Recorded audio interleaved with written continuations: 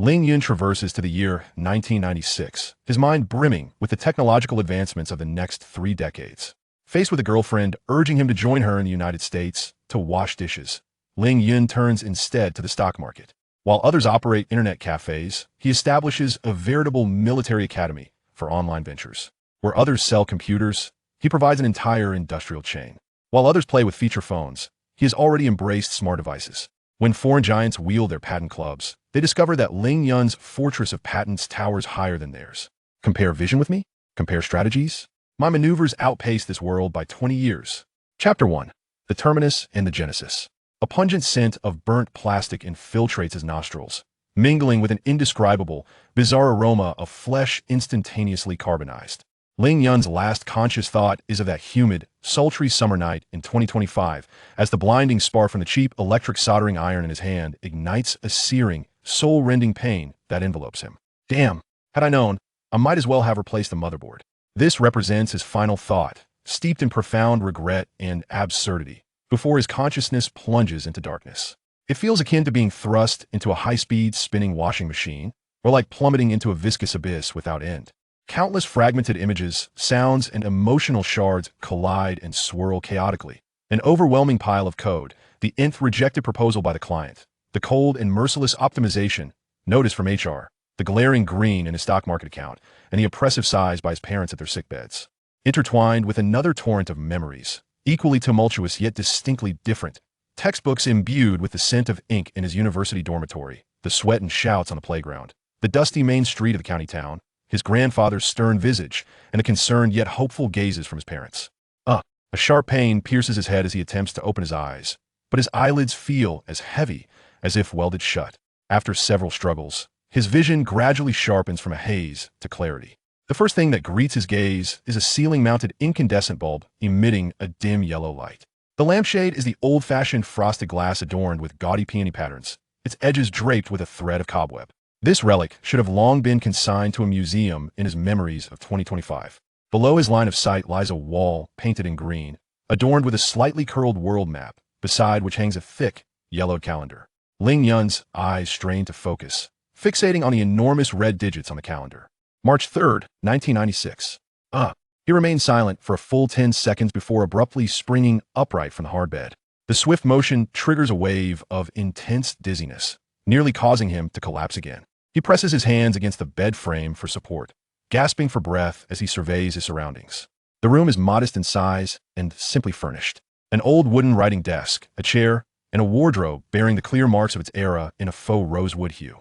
The desk is cluttered with towering stacks of books, the topmost being Principles of Marxist Philosophy, next to a white enamel mug emblazoned with the word Shandong University. Outside the window, a crisp ding-cling sound rings, a bicycle bell. Occasionally interspersed are the drawn-out shouts of street vendors in dialect. Sharpening scissors. Hey, cutting knives? The vendor calls from outside. Sharpening scissors and cutting knives? Is this craft nearing extinction? Ling Yun lowers his gaze to examine his hands. His skin is a healthy wheat color, fingers well-defined, brimming with youthful vigor. There are no calluses from years of coding, nor the slightest tremor from sleepless nights and anxiety. He throws off the heavy cotton blanket and stumbles toward the wardrobe's weathered mirror. The reflection reveals a slightly youthful, yet distinctly handsome face. His short hair stands erect, his eyes carrying the disorientation of just awakening, yet predominantly reflecting the sharpness of youth, unblemished by the grind of life. He appears taller than in his previous life, with broader shoulders. He touches his face, the sensation alarmingly real. This is not a dream. The unfortunate programmer Ling Yun, who met his demise in 2025 due to a self-inflicted electric shock while attempting to save money on computer repairs, has truly returned to 1996, transformed into another, yet still named Ling Yun, a senior student. What the? He murmurs to himself, his voice dry and trembling with disbelief. All the vocabulary accumulated over 37 years in his former life seems reduced to these two plain yet profound words. Absurd, bizarre, unbelievable, yet accompanied by an exhilarating joy that quickens his heartbeat and sends his blood racing. He pinches his thigh hard. Ouch! The sudden pain draws a sharp intake of breath, yet his lips cannot contain a wild grin. It hurts. It hurts like hell, but it feels so damn good. This is not a dream.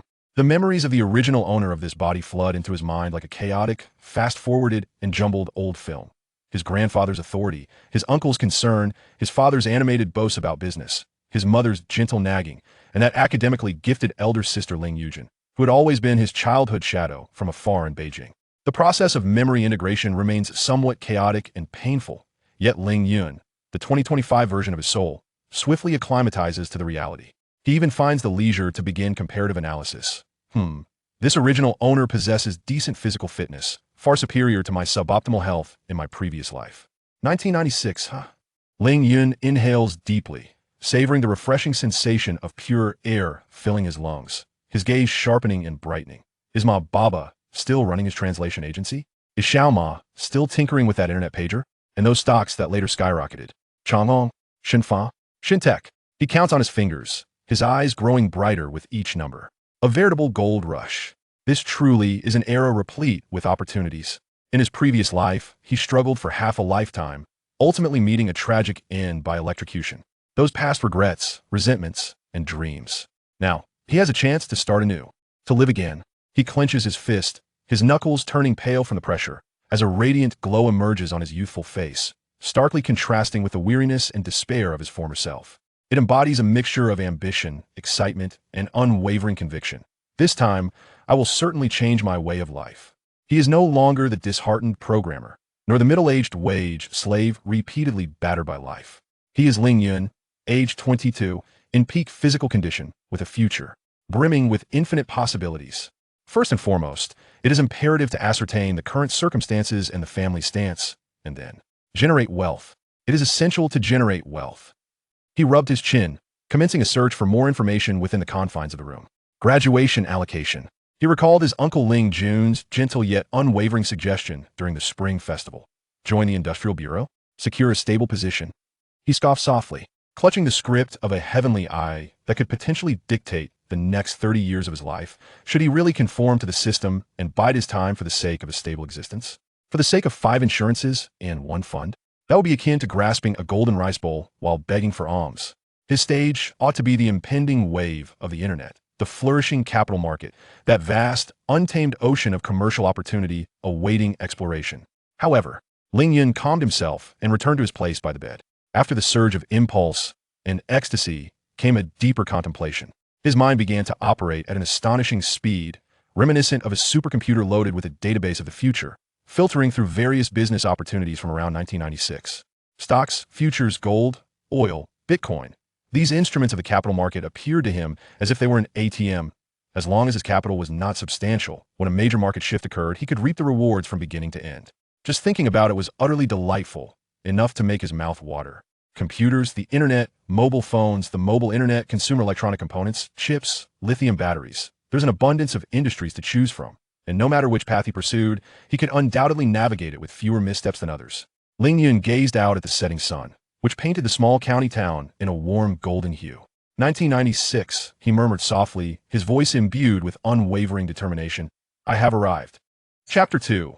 Family dinner. Ling Yun was still secretly contemplating the significant events that were about to unfold in the future, pondering from which occurrences he could derive benefits. Recent phenomena, such as the bull market in the A-shares, the Asian financial crisis, the bull market in U.S., tech stocks, and the 9/11 attacks. Suddenly, the telephone in the living room rang. Ling Yun swiftly made his way to the living room and answered the call, where his mother's voice resonated. Xiao Yun, your uncle is back today. We'll be heading to your grandfather's house for dinner tonight. Your father and I will go directly from the gravel plant. So you should go to your grandfather's house by yourself. Ling Yun acknowledged her while hanging up the phone. By evening, the air in his grandfather Ling Zhao's old-style unit house, once part of a tile factory, was permeated with the aroma of dishes being prepared. In a modest living and dining area, several people were already seated around the heavy round table. Upon entering, Ling Yun noticed his mother, Ding Ran, and his aunt, Huang Xian, emerging from the kitchen, carrying the last dish of vegetable and tofu soup. His father, Ling Min, was speaking loudly on the phone, discussing nothing but business related to the gravel plant, his black Motorola cell phone positioned conspicuously by his side, a symbol of status. Grandfather Ling Xiao sat upright in the main seat of a rattan chair, wearing reading glasses, engrossed in the evening newspaper he held, exuding an undeniable air of authority even at home. Ling Yun greeted his grandfather, uncle, aunt, father, and mother, his voice tinged with a slight sense of estrangement, as if he had only recently been reborn. His mother, Ding Ran, immediately looked over with pure concern in her eyes. Xiao Yun, You're back? Wash your hands and come eat. We've been waiting for you. Why do you look a bit pale? Are you coming down with something? Me fine, Mom. I was just a bit drowsy this afternoon and took a nap. Ling Yun replied with a smile, a warm current flowing through him. Grandfather set down the newspaper, his gaze sweeping over Ling Yun's face like a searchlight, yet he said nothing, only nodding slightly. Finally hanging up the phone, Ling Min, brimming with the pride of a businessman, turned to Ling Yun and raised his chin. You're back? Just in time. I just secured a big order with Director Liu from the cement factory. Our business is on the verge of soaring to new heights. His mother shot him a helpless glance, reproaching him softly. All right, enough about your business. The child just came back. Let us eat first. As everyone took their seats, dinner commenced in an atmosphere that seemed harmonious, yet was rife with undercurrents. The initial topics revolved around Uncle Ling Jun's work at the municipal committee and some trivial family matters, until grandfather, casually picking up some greens with his chopsticks, spoke up, instantly silencing the table. Xiao Yun, you're about to graduate. What are your thoughts on your distribution? A chill ran down Ling Yun's spine. He knew the moment of judgment had arrived. Swallowing the rice in his mouth, he carefully considered his words. Grandfather, I am still contemplating. Contemplating? Did I not mention during the spring festival that you should go to the Municipal Industrial Bureau? What are you hesitating about after half a month? Onkel Ling Yun insaschektel. It's good for young people to have ambitions, but they must also be grounded in reality. I've spoken with your grandfather. There's a position available at the Municipal Industrial Bureau this year. Although it's a public institution, it offers a decent platform, and your major aligns well. If you settle in for a few years and build up your credentials, there will be ample opportunities for development in the future. Ling Min scoffed at once, clearly dismissive of the suggestion.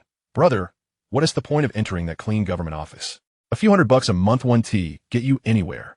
He turned to Ling Yun, his voice unconsciously rising, infused with a businessman's frankness and temptation. If I were you, I'd forget about that distribution. Come work in my gravel plant, and you can follow your old man. Let us not even talk about it. With your college degree, earning $30,000 or $50,000 a year would be a walk in the park. Ding Ran's brows immediately furrowed, and she gently poked her husband. Your gravel plant is nothing but a dusty place. What is so good about it? Besides, is that work suitable for a proper college graduate? Ling Yun opened his mouth, intending to use the excuse he had thought of earlier about needing time to consider, when the old-fashioned landline phone in the living room rang sharply, as if it had timed its intrusion perfectly. Aunt Huang Qian stood up to answer. Hello? Oh, Eugene is looking for your brother? Yes, she is here. She covered the mouthpiece and gestured towards Ling Yun. Xiao Yun, your elder sister is on the phone. She is looking for you. Ling Yun's heart sank. His elder sister, Ling Eugene, was the epitome of a model student since childhood. A top scholar from Peking University, a peak that no one among their generation in the family could surpass. Her concern often cut deeper than the direct pressure exerted by the elders. Taking a deep breath, he walked over to take the receiver. Hello, elder sister. On the other end of the line, Ling Eugene's cold yet penetrating voice rang out immediately. Even through the phone, one could sense the pressure emanating from her, causing the others at the dining table to instinctively lower their movements. Ling Yun, I heard from Mom that you are reluctant to accept the distribution and have your own plans. Didn't Uncle suggest you go to the Municipal Industrial Bureau? Her opening line was always so direct. Ling Yun responded vaguely with an MM. What exactly do you intend to do? Do you have a clear plan? As he grasped the receiver, he could feel the collective gaze of his family focused on his back. He steadied himself, not answering the question head-on, but instead replying with a tone more composed than usual. Sister, I want to enter the computer industry, starting with software development first, and then moving on to hardware development after I have accumulated some experience. But I still need to conduct further research. Don't worry, I won't act recklessly. There was a brief silence on the other end, as if she were assessing the credibility of his words. Then, Ling Eugene's voice resumed, her tone unchanged. Think it through and go for it. Pass the phone to Uncle. I'd like to speak with him. Ling Yun turned to his uncle at the dining table. Uncle, my sister wants to talk to you. Uncle Ling Jun took the phone and communicated with Ling Eugene for a few moments before hanging up. Brother, what did Eugene say? Ding Ran asked with concern. Uncle Ling Jun cast a deep glance at Ling Yun, as if trying to see into his heart. He took a sip from his glass, his tone inscrutable. Eugene said that it is better to facilitate than to obstruct. Since you wish to give it a try, then try it. You have half a year until graduation. Just give it a shot. At most, if you're still unsure after a year, then you could go work at the Industrial Bureau. Okay, Uncle. On the surface, Ling Yun responded cautiously, but inwardly, he felt elated. At least he had been granted an opportunity for freedom. Ling Yun quietly continued his meal, savoring the rich flavor of the braised pork. Fully aware that this was merely the beginning, he had secured a preliminary autonomy, and next, it was time to take concrete actions to fulfill his elder sister's advice that facilitating was better than obstructing. Chapter 3. A difficult intruder dinner concluded in a nuanced atmosphere, devoid of explicit agreement, yet lacking the suffocating opposition as well. Grandfather S' ultimate stance was silence, while Uncle S, give it a try, felt more like a cautious permission. As for his parents, they expressed no strong objections, primarily because their authority paled in comparison to that of their sister, who was far away in the capital, with his parents staying at the gravel plant. Ling Yun opted to walk back to the teacher's housing complex, his mother's welfare housing, his childhood home. The gravel plant possessed its own self-built house with a large courtyard where the equipment was stored, and fearing theft of items, Ling Yun's parents had decided to reside there. Ling Yun chose to walk home, craving the solitude to cool down the residual tension from the dinner table confrontation, and to find an absolutely quiet space to clarify the cards he held in his hand and plan for the years ahead. In the early spring night of 1996, the chill had yet to dissipate in the county town. The streetlights flickered dimly, spaced widely apart, casting dull yellow halos on the pockmarked concrete road. Occasionally, a bicycle clattered by, its rider bundled in a thick cotton coat, quickly swallowed by the darkness. The air bore no scent of exhaust. Instead, it was filled with the faint aroma of burning coal stoves and the earthy smell of soil. This slow, almost stagnant rhythm stood in stark contrast to the bizarre and information-saturated world of 2025 that lingered in his memory. Ling Yun made his way to a small park in the center of the county town and settled onto a cold stone bench. In the distance, the neon signs of two dance halls flickered defiantly in the night, resembling the hazy eyes of desire in this era. He closed his eyes, beginning to clarify his thoughts and strategize his future. Regardless of the industry he would venture into, the pursuit of wealth was imperative. Only with money could one enjoy a better life. As a seasoned veteran of the stock market from his previous life, Ling Yun possessed an acute understanding of the A-share market. He realized he was on the cusp of a significant market upturn, reminiscent of the bullish trend leading up to May 12, 1997. His memory of this was vivid, as the Shanghai Composite Index had surged from 512 points, culminating in an increase of over 1,500 points, nearly tripling in value. The stocks that had soared in 1996 included Sichuan Changhong, Shenzhen Technology, and Shenzhen Development. In his prior life, he had meticulously studied reports on tenfold stocks, thoroughly analyzing their candlestick charts. To engage in stock trading, ample capital was essential. Reflecting on his modest savings, he recalled having over 300 in cash and around 2,000 in his bank book, a sum accumulated from years of lucky money. The initial capital was insufficient. Perhaps he could borrow some from his parents? Just the other day, they mentioned buying 2 loaders soon, having saved over 200,000. If he pressed them for a loan and borrowed a few thousand from his grandfather, it might suffice. Yes, it would be wiser to borrow discreetly. His parents would surely disapprove of his stock trading ambitions. Borrowing secretly carried risks, too. His mother could unleash his father's belt if she found out. This was not without precedent. Years ago, he had climbed a wall and ravaged a neighbor's persimmon tree, earning himself a thorough beating from his father's belt, leaving him unable to sit comfortably for 3 days. Once he had borrowed the money, he could return to school, and by the time his parents discovered the truth, he would hopefully have made a profit, rendering the loan inconsequential. With this in mind, Ling Yun rose and set off home to execute his borrowing plan. Soon, Ling Yun arrived home, retrieved a stool, and took down an old leather bag from atop the wardrobe. Inside, he found his bank book and household registration booklet. Upon opening the bank book, he gasped, over 270,000. It seemed his father's gravel factory had flourished in recent years.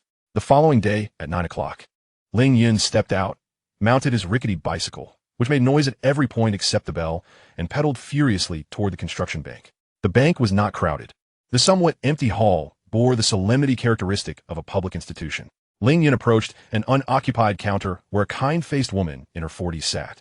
"Comrade, I'd like to open a bank card and transfer the money from this bank book to the new card," he stated, handing her the bank book. She took it, opened it, adjusted her glasses, and looked up at Ling Yun with mild surprise. "You want to transfer all of it?" The intensity of her gaze made Ling Yun feel as though needles pricked at his back, his facial muscles stiffening momentarily. "Ah, yes, all of it." "Oh, this is quite a sum. Where are your parents?" she inquired, her tone casual and professional as she began processing the transaction. "They're busy and don't understand how to operate this, so I'm handling it," he replied, feeling his lie was somewhat clumsy. The woman smiled, but did not probe further, proceeding with the necessary paperwork. Each second of waiting felt like an eternity. Ling Yun's gaze drifted unconsciously toward the entrance, his mind uncontrollably envisioning a scenario where his father burst in. In those days, bank cards were still a novelty, though large transactions had begun to gain traction. "All right, please fill out this form," she said, handing him an application. Ling Yun picked up a pen, forcing himself to remain calm as he meticulously filled in the information. Once he had completed the form and secured the card, he watched as the woman handed him a pristine, plastic-scented construction bank savings card along with a deposit receipt. "All set, young man. Take good care of this," she advised. Thank you, ma'am." Ling Yun accepted the card and receipt, cradling them as though they were priceless treasures or hot potatoes, swiftly tucking them into his inner pocket and pressing down tightly. As he stepped out of the bank, the afternoon sun warmed his skin. Ling Yun retrieved the savings card, examining it against the light. This thin piece of plastic felt immensely heavy in that moment. "Father, forgive me. Delay the purchase of that loader for a few months." With the funds secured, it was time to flee, as the new school term was commencing that day. Chapter 4. The Escape Back to School. Ling Yun returned home, replaced the bank book and household registration booklet, packed his belongings, and called his mother to inform her of his return to school. The journey from home to school took merely an hour, with a long-distance bus conveniently dropping him off at the school gate. Unlike the grand entrances of modern universities, the 1996 Shandong University gate retained a certain humble solemnity. The security guard, wrapped in a military coat, dozed at the entrance, indifferent to the late return of students. The air carried the chill of early spring evenings, mingled with the faint aroma of meals wafting from the dormitory and the distinctive scent of sweat and sneakers typical of the boys' dorms. This familiar atmosphere eased his racing heart somewhat. 306 dormitory. Ling Yun pushed open the green-painted door, which was cracked in the middle. A more potent sense of life rushed to greet him. "Wow, donkey brother, you're still alive?" exclaimed a voice thick with a northeastern accent. It was Zhao Weiguo, his roommate, occupying the upper bunk, sitting bare-chested in faded green military pants, displaying his muscular physique while gripping a pair of dumbbells, beads of sweat dotting his forehead. Donkey brother was a nickname Ling Yun had earned during the freshman football league, where, as a speedy winger, he had dragged an opponent along for over 10 meters after being grabbed, leaving the competitor's knee scraped. From that moment on, he was affectionately dubbed Wild Donkey. "Boss Ling, the missing person has returned. We thought you had been swept away by the campus beauty Zhang," chimed in Sun Peng from the lower bunk by the window, adjusting his black-rimmed glasses with a grin. He was the dorm's resident theorist, always speaking with a hint of literary jest. The dormitory was a standard 8-person room, with 4 sets of bunk beds aligned against the wall and 2 long wooden tables in the center, cluttered with books, enamel mugs, aluminum lunchboxes, and a few leftover steamed buns in a net bag. Several thermos flasks stood in the corner, one with a missing stopper stuffed with crumpled newspaper. This was the essence of a 1996 university boys' dormitory, crowded, chaotic, yet brimming with youthful exuberance and vitality. "I had some matters to attend to at home, which is why I returned late," Ling Yun replied, striving to keep his voice casual as he approached his lower bunk near the door.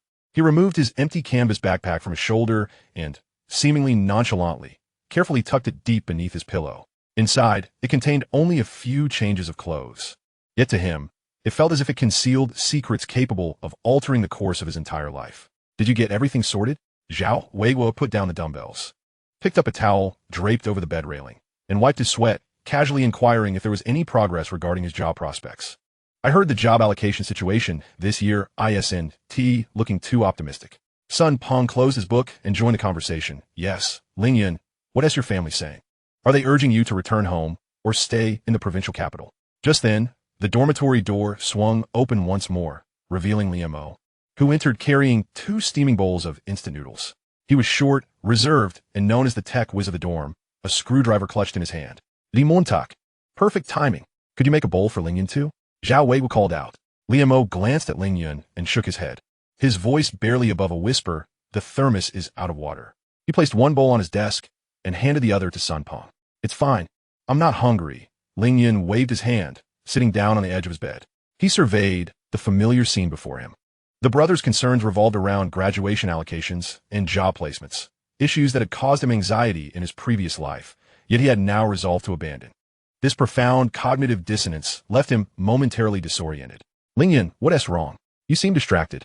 Zhao Weiguo, with his forthright demeanor, leaned in closer, scrutinizing the expression on his face, which appeared rather unsettling. "Is everything well at home?" No issues. Ling Yun's heart tightened as he forced a smile. Perhaps it was merely the fatigue from the journey. He instinctively pressed his hand against the left inner pocket of his coat. The reassuring weight offered him a modicum of comfort. Is everything truly fine? Sun Peng observed him closely, urging, if you require financial assistance or face any difficulties, do not hesitate to confide in us. Liu Mo, though silent, cast a look of inquiry his way. Taking a deep breath, he compelled himself to regain his composure. Donning the languid smile he usually wore, everything is perfectly fine.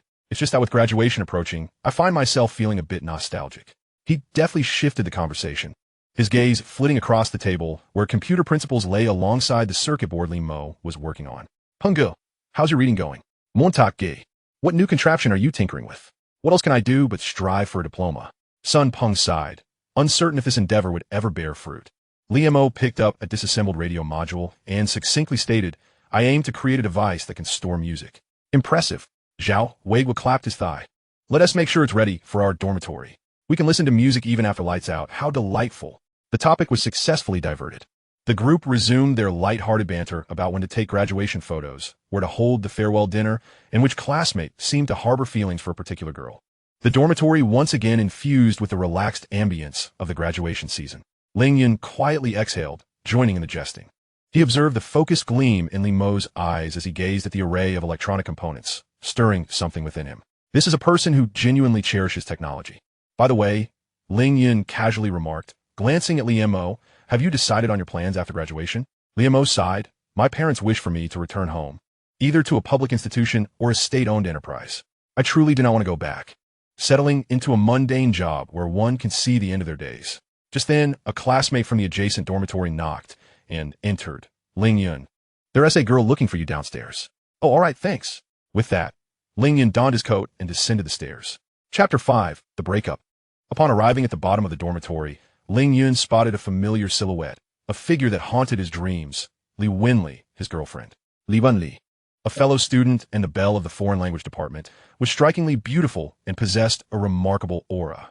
They had been a couple since their sophomore year, admired by many on campus.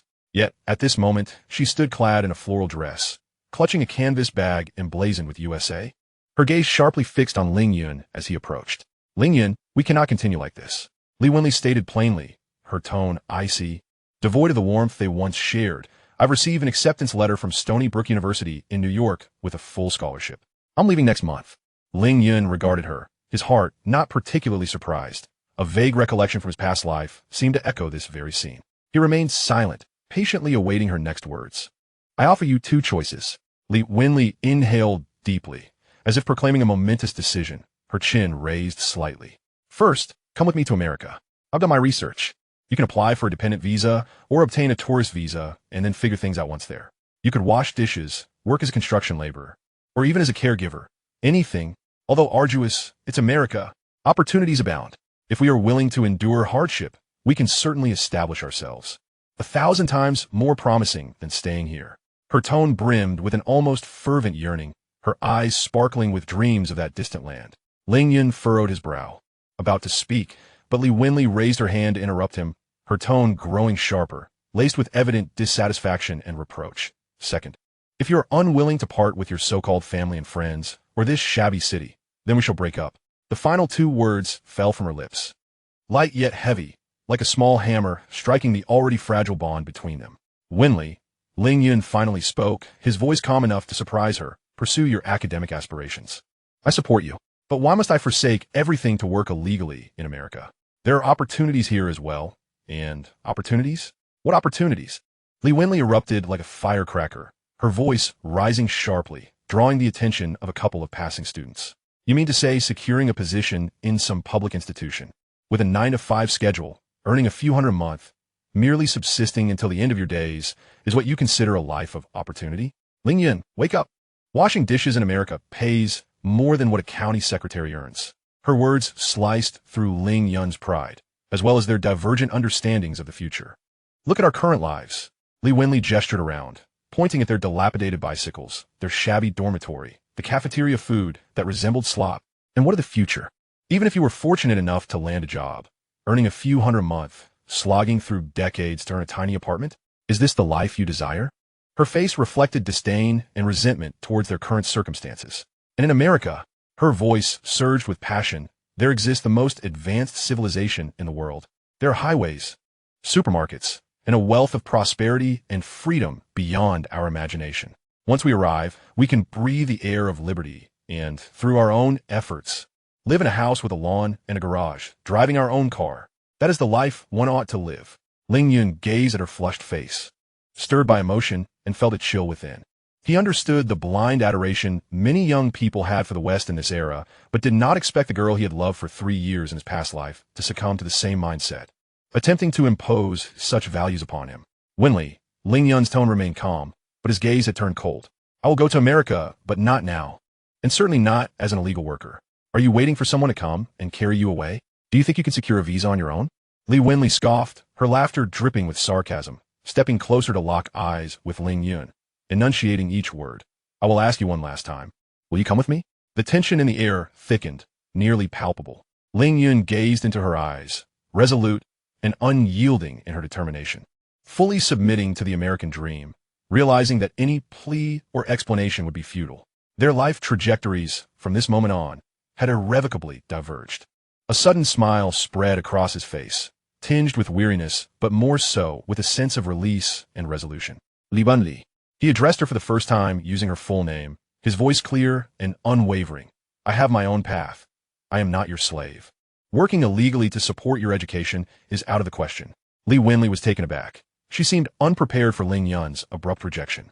She gazed into his suddenly profound and unfamiliar eyes, parted her lips as if to say something, but ultimately exhaled a resentful huff instead. You will regret this, Ling Yun. You will undoubtedly regret the choice you made today.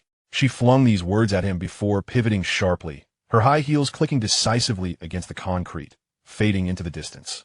Ling Yun stood rooted in place, watching her disappear at the end of the tree-lined path, witnessing her irrevocably exit his life. Ling Yun was disinclined to argue with Li Winley or reason with her. She was merely the former girlfriend of his past self, and he felt no emotional connection to her. Such a woman would inevitably pay for her beliefs, eventually devoured by the merciless society of America.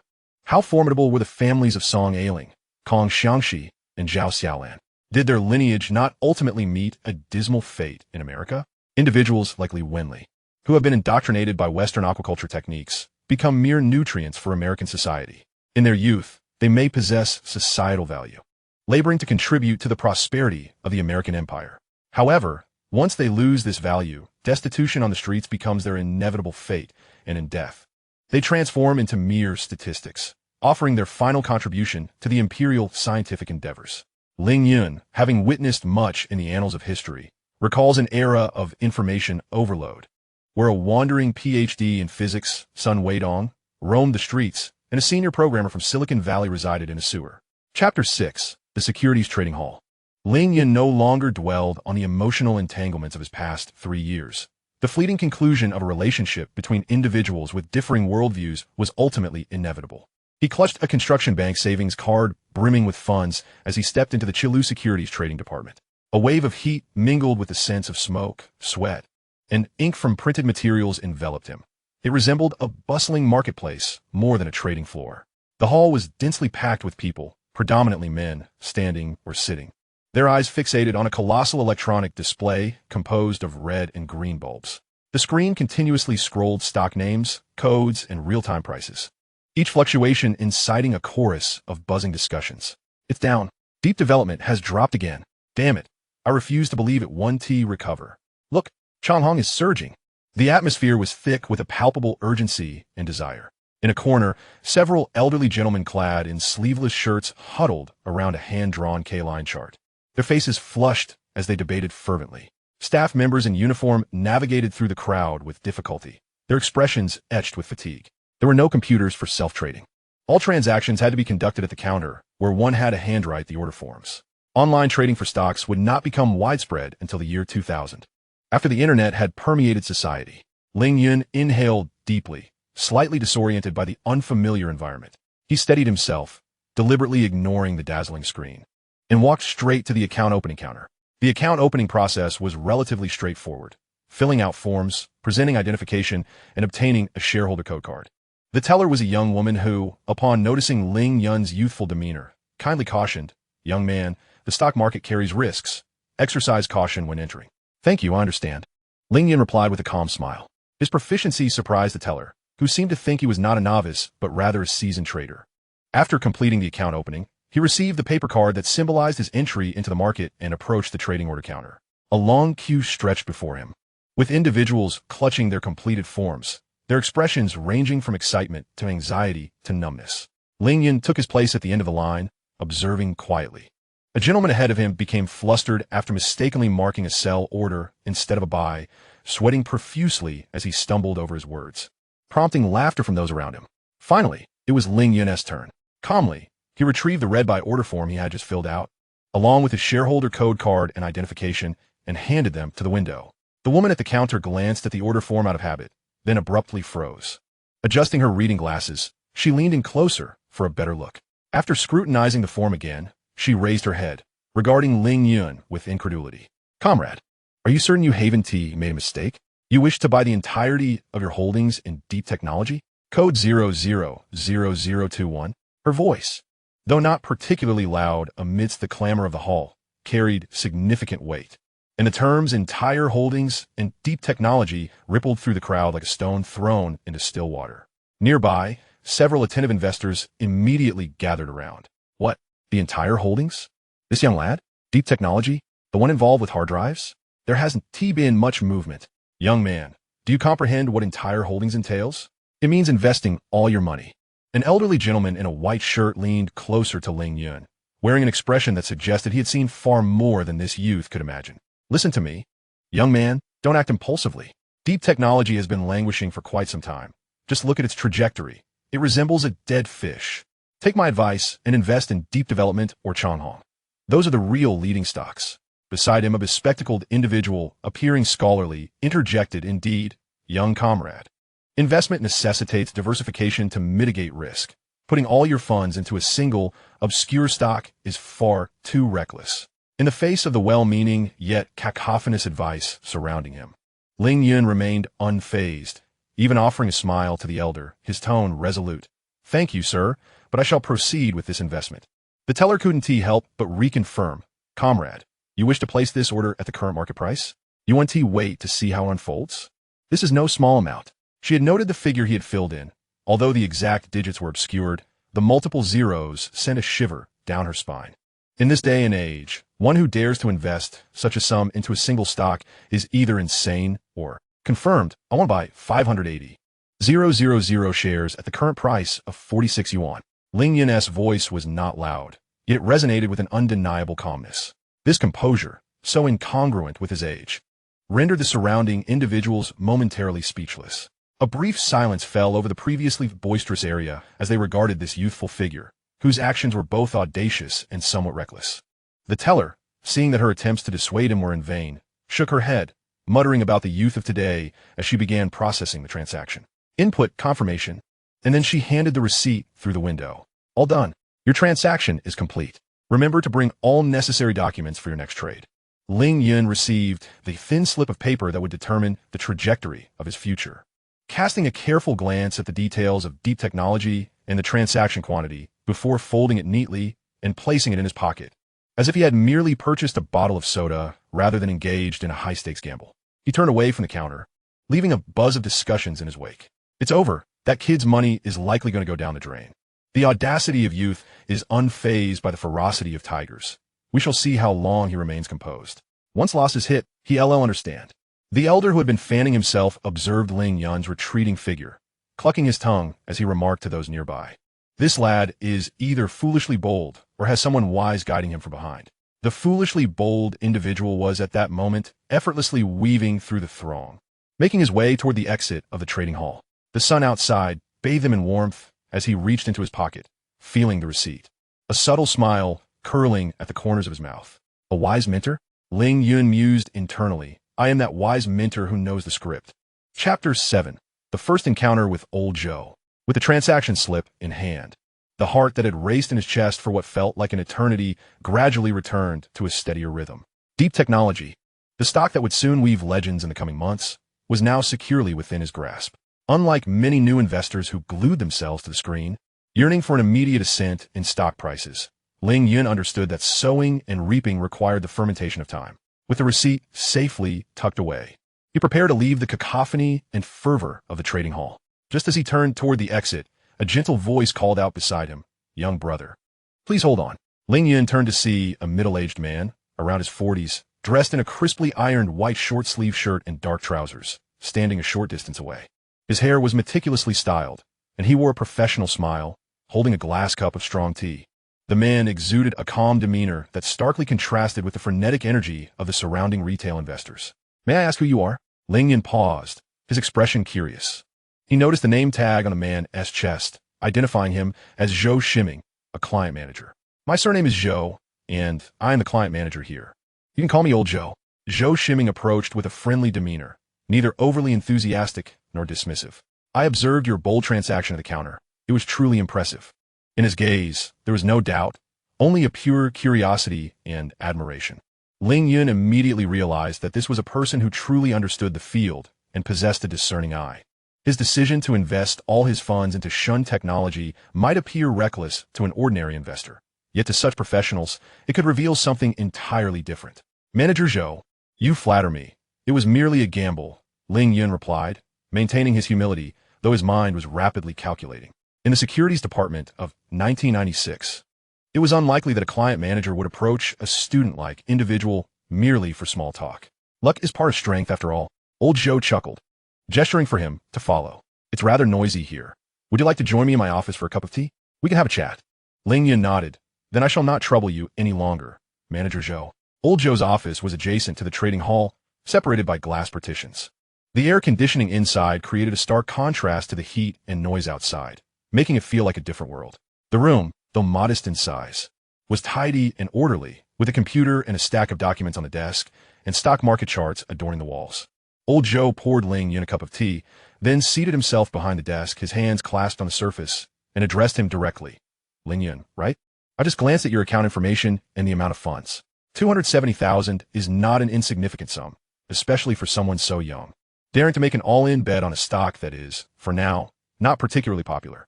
I have been in this industry for some years, and such youthful investors are indeed rare." As he spoke, his gaze remained calm, scrutinizing Ling Yun with an air of subtle probing. Ling Yun raised the teacup, gently blowing away the steam, unfazed by the disclosure of his financial standing. "The funds are supported by my family for a small business. I believe the stock market presents better opportunities, so I decided to give it a try." He offered a vague, yet reasonable explanation, neither revealing weakness nor boasting. "Trying it out with all your capital? That hardly seems like a tentative approach." Old Zhou leaned slightly forward, lowering his voice to a conspiratorial whisper. "Ling Yun, I can see that you're not an ordinary individual. Your composure and decisiveness do not resemble a novice. There must be reasons behind your choice of Shin technology. Here, I have some services that might make your trial even more intriguing." The pivotal moment had arrived. Ling Yun remained composed. "Oh, what does Manager Zhou refer to?" "Two things." Old Zhou raised two fingers. "First, the large investor room. Currently, you are in the bustling hall, where information is chaotic and muddled. Our second-floor large investor room offers a tranquil environment, equipped with independent computers and dedicated phone lines, allowing access to more timely and detailed data. Additionally, the individuals there are seasoned investors. Exchanging insights could yield more valuable information than what is available outside." Ling Yun nodded, as this was within his expectations. In 1996, the large investor room indeed symbolized status and resources. As for the second, Old Zhou paused, observing Ling Yun's reaction, and continued slowly, "Capital. Would you like to use more funds to pursue greater returns? Leveraged financing?" Ling Yun immediately grasped the crux of the matter. This term would later be subject to strict regulation, yet in the mid-1990s, such informal and semi-official stock financing ventures were thriving and were the catalyst for many rags-to-riches tales. A glimmer of surprise flickered in Old Zhou's eyes, quickly transformed into deeper admiration. "Clever. That is precisely the point. It seems you are quite knowledgeable." He dropped the pretense, stating, "Based on your current funds, I can assist you with operations at a ratio of 1:3, even 1:5. 1:5? Ling Yun felt a jolt of excitement. This meant that his 270,000 could instantaneously become over 160,000 in operational capital. The potential profits would be exponentially magnified, though the risks would grow as well. "What about the interest?" Ling Yun directly inquired, asking the critical question with a calmness akin to inquiring about the price of vegetables. The monthly interest is 3.5%, old Joe stated, calculated based on actual usage days. Your principal and profits can be settled and withdrawn at any time. Of course, we will establish a margin call line. If losses reach a certain threshold, we will enforce a forced liquidation to safeguard your capital. A monthly interest of 3.5% was considered standard practice at the time. It was not low, but entirely acceptable given the immense potential profits at stake. Ling Yun paused for a moment, lightly tapping his fingers on the table, mentally calculating the relationship between Shin Technology's future price increase and the cost of financing. The conclusion was that it was worth the risk. The significant leverage could elevate his initial capital to a completely new magnitude in a very short time. He lifted his gaze and looked at old Joe, a genuine smile breaking across his face for the first time since entering the office. Manager Joe, the terms are quite fair. However, I need some time to consider the 1.5 leverage and would like to see a more formal agreement. Upon hearing this, old Joe felt not disappointment, but rather increased satisfaction. A partner who could be easily swayed and blindly impulsive was far less reliable than a calm individual who understood risk management. Of course, we have a standard template for the agreement, completely legitimate. Old Joe beamed. Now let us have you experience the environment of the large investor room. I will arrange a temporary seat for you. If you find it suitable, we can discuss the specifics of the financing further. How does that sound? Then, thank you. Manager Joe. Ling Yun stood and extended his hand. Just call me Old Joe, he replied, patting Ling Yun on the shoulder, his tone becoming more familiar. In the future, I might even learn a thing or two from you. With that, he gestured for Ling Yun to follow him to see his seat. Ling Yun followed old Joe out of the office, heading toward the stairs leading to the second floor. He understood that this step was not merely a change of environment for observing the market, but a true entry into the realm of capital games of this era. Chapter 8. Finalizing the financing. Ascending to the second floor alongside old Joe, he pushed open a heavy wooden door, and the clamor from below was abruptly muted, as if silenced by a button. A refreshing, subtly fragrant mix of tobacco and tea enveloped him. The side of the large investor room was a stark contrast to the chaos below. The space was illuminated with soft, gentle light, adorned with clean carpets. The area was cleverly divided into several zones, unlike Ling Yun's preconceived notion of individual rooms for each investor. Several spacious redwood tea tables and genuine leather sofas were strategically placed, with a few individuals seated upon them, most dressed impeccably and appearing to be in their 30s or 40s. They engaged in quiet conversations or savored their tea, exuding a calm demeanor in stark contrast to the restless investors downstairs. Each person had an independent computer monitor beside them, displaying a cascade of green numbers and curves. This was a real-time synchronization of the information from the large screen below, yet clearer and more private. Several telephone sets stood in the corner, evidently designed for direct communication with the trading counter downstairs. Manager Joe, someone greeted as old Joe entered, nodding in acknowledgement, their gaze shifting to Ling Yun, laced with subtle scrutiny and curiosity. The presence of such a youthful face in this room was indeed striking. Old Joe smiled and nodded in return, guiding Ling Yun to a sofa by the window. Please sit. The view is excellent and it's quiet here. Ling Yun settled down, relishing the softness and support of the leather sofa. On the tea table before him, aside from an ashtray and teacups, lay a handwritten notebook and several pens of different colors, clearly meant for recording market trends and insights.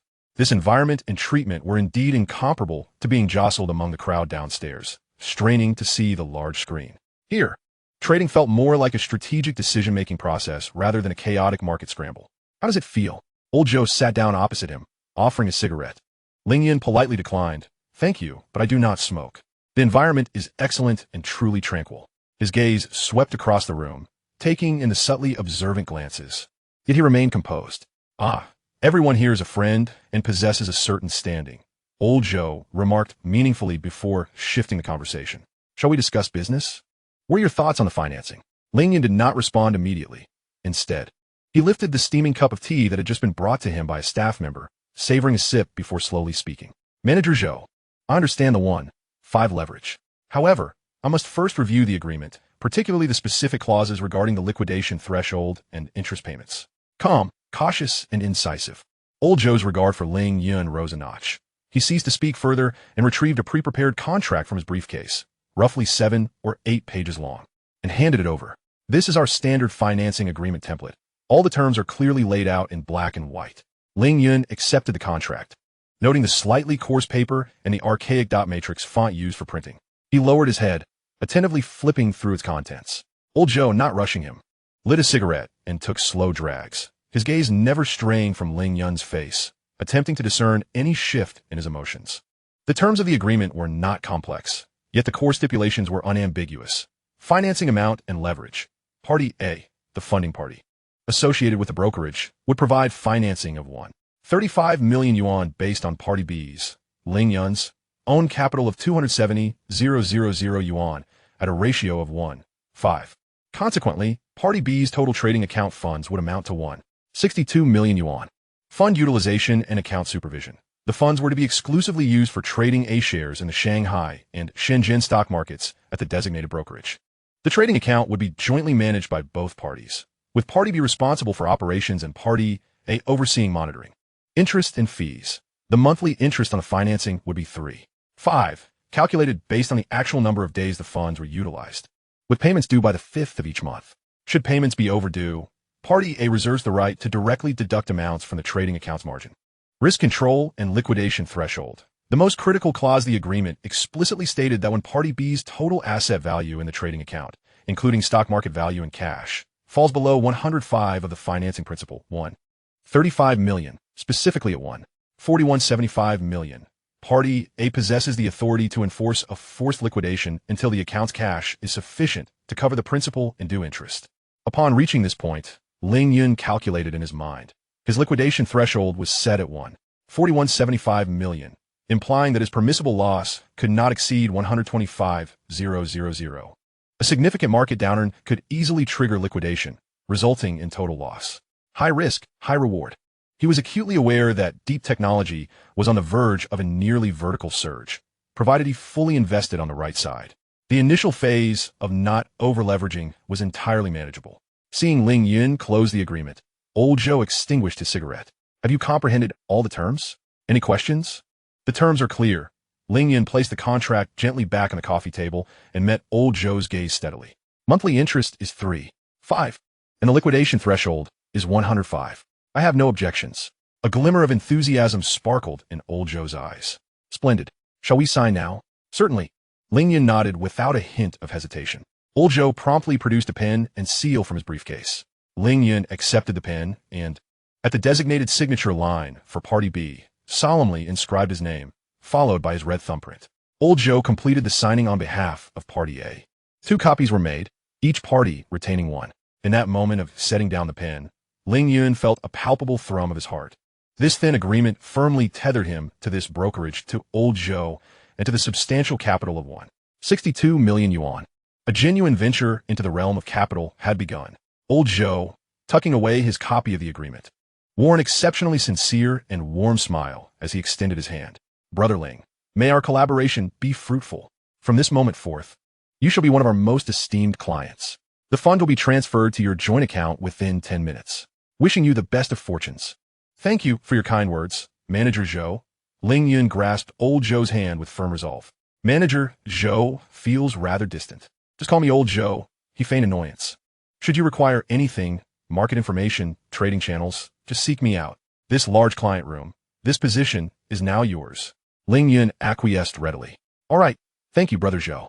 I look forward to your continued support. Chapter 9. A glimpse of brilliance in the stock market in the large client room. The air conditioning silently dispensed warmth, effectively isolating the chill of early spring from the outside. The atmosphere was imbued with the scent of mahogany furniture, freshly brewed Longjing tea, and an intangible aura of capital mingling in the air. Ling Yun reclined on his spacious leather sofa, leaning slightly forward, his gaze fixed on the 17-inch monitor before him. The green numbers and curves danced against the dark background, resembling a capital's electrocardiogram. Below in the lobby, retail investors craned their necks to observe the large screen, their emotions swayed by every minute fluctuation. In stark contrast, Ling Yun's expression remained composed. Minor fluctuations could not sway his emotions. On the coffee table before him lay an open notebook with a leather cover, adorned with simplistic candlestick charts and volume bar graphs drawn in various colors. This was his own handiwork, crafted from memory and recent data, a requisite skill in an era devoid of sophisticated trading software. 62 million. This figure weighed heavily on his trading account, with $35 million being the financed amount at a monthly interest of 3.5. It was akin to affixing a powerful yet volatile booster to his account. Profits could be magnified fivefold, but so too could risks. The 105 liquidation threshold loomed above him like a Damoclean sword, ever present and threatening.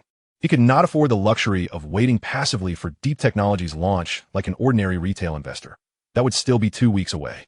He must proactively seize every fluctuation to swiftly grow his capital, all the while ensuring the safety of his principal. Upon reviewing today's market trends and trading volumes, everything aligned seamlessly with Ling Yun's technical analysis. The long lower shadow on February 9th had formed a single pin bottoming pattern, and leading up to the Spring Festival, there had been a steady increase in volume, consistently holding above the 5-day moving average, with all moving averages beginning to tilt upwards. Today, an extraordinary volume was released, with a high opening and oscillating movements, peaking at a staggering 98 volatility. This indicated that the main force was shaking out recent profit takers through strategic fluctuations. The main force's cleansing would not conclude abruptly. It would be followed by a volume contraction, exorcising the wavering retail investors to prepare for future surges, preventing a cascade of selling during the ascent due to profit-taking or stop losses. After meticulously analyzing a series of technical indicators, Ling Yun resolved to increase his position. When the stock price once again wavered back down to around 46 yuan, he notified his trader via phone to add 142,000 shares. Following this adjustment, Ling Yun held a total of 200,000 shares in Deep Technology, with an average cost of 46 yuan, resulting in a holding value of 9.2 million yuan and a cash balance of 700,000 yuan. Today's operations concluded here. With leveraging in play, caution was paramount. He could not recklessly invest all his capital, for he was uncertain whether tomorrow's market would surge then correct, or correct before surging. A surge was inevitable, designed to attract retail investors before correction, leading to a point where drained retail investors, having lost patience after a month of stagnation, would exit at a loss. This would be when the main force would begin its significant upward thrust. When the market closed at 3 in the afternoon, Ling Yun finally exhaled, taking a moment to rest on the sofa. Deep Technology ultimately closed at 48.9 yuan, bringing his holding value to 9.78 million yuan, yielding a profit of 580,000 yuan.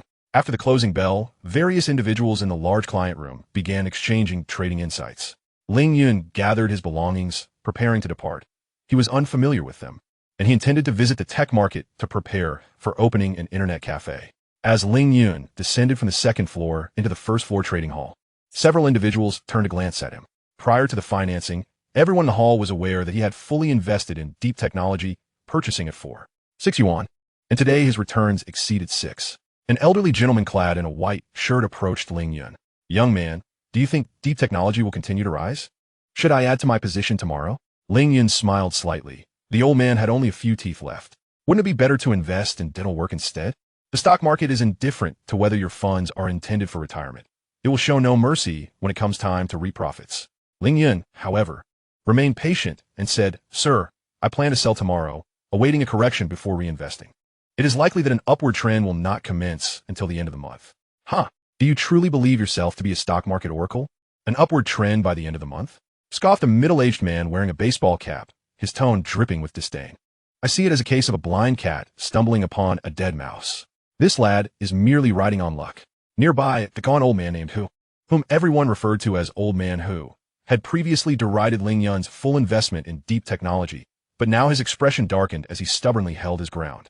"One day does not signify much. Who knows, it might plummet again tomorrow," someone added with a sour tone, unfazed by the remarks around him. Ling Yun wore a placid expression, casting a calm glance before preparing to leave the brokerage. Yet, his serenity was interpreted by some as silent arrogance. The stock market sage, are you so proud after earning for just one day?" Old man whose voice, laced with sarcasm, rose first, deliberately loud enough for those around to hear.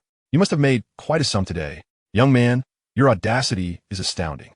Ling Yun paused momentarily, but chose not to respond, continuing on his path. However, the winds of discontent would not relent. Another hefty man, who had previously joined in mocking Ling Yun, crossed his arms and sneered, "Humph, you've merely caught a favorable wind. Even a pig can soar." Trading stocks relies on experience and insight, not mere recklessness. Today's gains could easily turn into tomorrow's losses. This approach will eventually come back to haunt you. The remark pierced sharply. laden with an unmistakable malediction. Ling Yun halted completely, turning to face the rotund man with a tranquil gaze. Sweeping his eyes across old man whose smug expression and the onlookers whose gazes were a mixture of curiosity, envy, and schadenfreude, he understood that in this realm, where silent wealth is revered, perpetual yielding would only render one a target. If he did not confront this malevolent atmosphere today, such voices would only multiply in the future. He let out a soft, humorless chuckle, devoid of warmth, yet tinged with clear derision. As for you, my esteemed elder, he directed his words toward old man who with an unhurried tone, each word resonating clearly, you previously labeled deep technology a dead fish, urging me to invest in Changhong and Xinfa, claiming they were the true leaders. May I inquire, how much has Changhong risen today? And what about Xinfa? Old man who faltered, his face flushing crimson. He was well aware that the two so-called leaders had performed lackluster today, their gains far surpassed by deep technology. He opened his mouth to retort, but found himself at a loss for words. Ling Yun seized the moment, his gaze shifting to the hefty man, and his words sharpened, akin to a drawn dagger. And you, who assert that my success is mere fortune, a pig riding the wind? I must ask, did you, as someone who prides themselves on experience and insight, notice the unusual activity in deep technology yesterday, with consecutive small gains indicating accumulation? And today, the early trading volume broke through the previous resistance level? Did you perceive these technical signals? He paused, intensifying the sardonic undertone. Do you merely believe that when stock prices fluctuate, it is the operators manipulating the market, and every correction signals the apocalypse? Apart from chasing trends and offering snide remarks, what else has your experience taught you? You're talking nonsense. The hefty man blushed with indignation, his body quivering with rage. When I was trading stocks, you were still in diapers. Ling Yun let out a derisive laugh, his gaze sharp as a blade. You have been trading for so many years, yet remain in this first-floor lobby, unable to secure a position in the large client's room. What audacity do you possess to speak so grandly here? If I were you, I would be too ashamed to even approach the stock market. Such words were ruthless. They tore through the comforting illusions many harbored. A heavy silence enveloped the space, as everyone was left stunned by Ling Yun's unrelenting, incisive remarks. Old man who trembled with rage, pointing at Ling Yun, you are arrogant, disrespectful, uncultured. Respectful? Ling Yun raised his chin slightly, the essence of a future information age emanating from him, rendering him dismissive of such feudal patriarchal authority. In this market, there are only winners and losers. To earn respect, let your account's profits speak for you, rather than parading your credentials and empty rhetoric here. With that, he turned away from the speechless crowd, their faces pale, and strode directly toward the exit. Behind him, old man whose furious roars echoed, you insolent brat. You know not the heights of heaven or the depths of the earth. Just wait. There will come a time when you will weep. And the hefty man, in a fit of humiliation, cursed, just because you made a little money. You think you can act so high and mighty. I'll see how long you can maintain this arrogance. Ling Yun cared not for the enmity he had stirred. He understood that the path to success is perpetually littered with skepticism and obstacles. Sometimes, displaying a suitable edge and assertiveness is indeed the best means of self-protection and reducing future troubles. Chapter 10. The Technology Market. Upon exiting the brokerage, Ling Yun pushed his bicycle into the technology market, instantly enveloped by the cacophony of music from various shops, promotional shouts, and the din of haggling. Lenovo computers. The latest Pentium 100, multimedia configuration, only 13,800 yuan. Compact original machine, American brand, quality guaranteed. On either side of the corridor, CRT monitors flickered with the Windows 32 interface, the beige or gray cases both familiar and foreign to Ling Yun. He paused before a seemingly larger shop, his gaze falling upon a branded machine showcased at the entrance. Looking for a computer? The latest Lenovo model. A young salesperson in a wrinkled shirt promptly approached him. It features a Pentium 100 CPU, 8 megabytes of memory, a 12 gigabyte hard drive, and a 14-inch flat monitor pre-installed with Windows 32 and WPS. Ready for use. What is the price for this configuration? Ling Yun inquired casually. 13,800 yuan. If you're genuinely interested, I can let it go for 13,000, the salesman quoted skillfully. Ling Yun quickly calculated in his mind. The branded machine's price evidently included brand premiums and the cost of pre-installed software.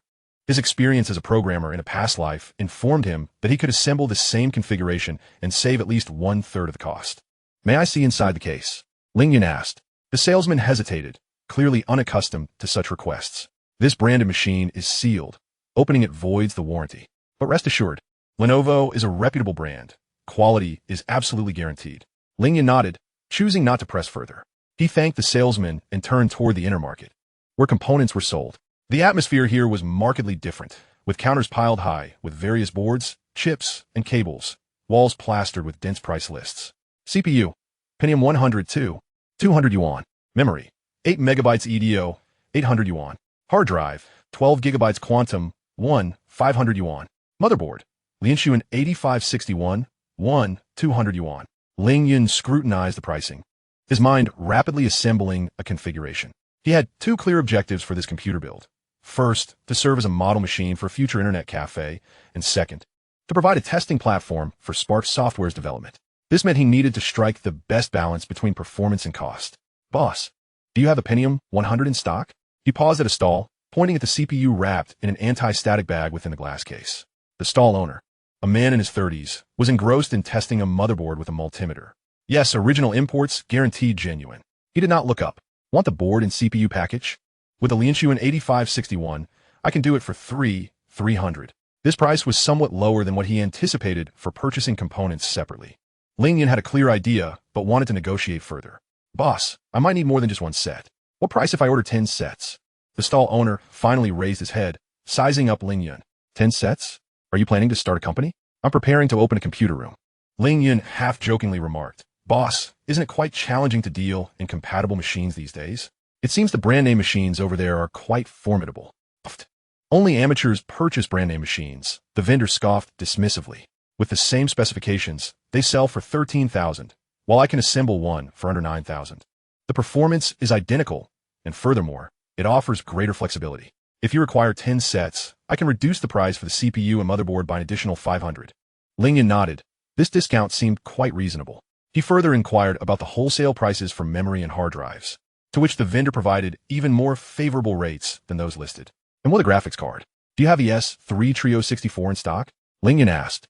Indeed, this is currently the mainstream choice, with unparalleled 2D effects, the vendor replied, retrieving a box from beneath the counter. However, for 3D gaming, you'll have to wait for the Voodoo. That piece is currently expensive, and it requires 2 graphics cards. Ling Yun was well aware of the Voodoo, but in 1996, it commanded a price of 3,000 to 4,000 yuan, and it was not yet widely adopted. He waved his hand dismissively, not for now. Let us stick with the S3. What about the sound card? Do you prefer a high-end model or a standard one? The premium option is the Creative AWE32, renowned for its sound quality, yet it comes at a steep price. The ESS 688 will suffice for general use, being both affordable and adequately performant. Let us go with the ESS 688 then, Ling Yun pragmatically decided. He understood that in the cacophony of a bustling computer room, the subtle nuances of sound quality would go unnoticed by most users.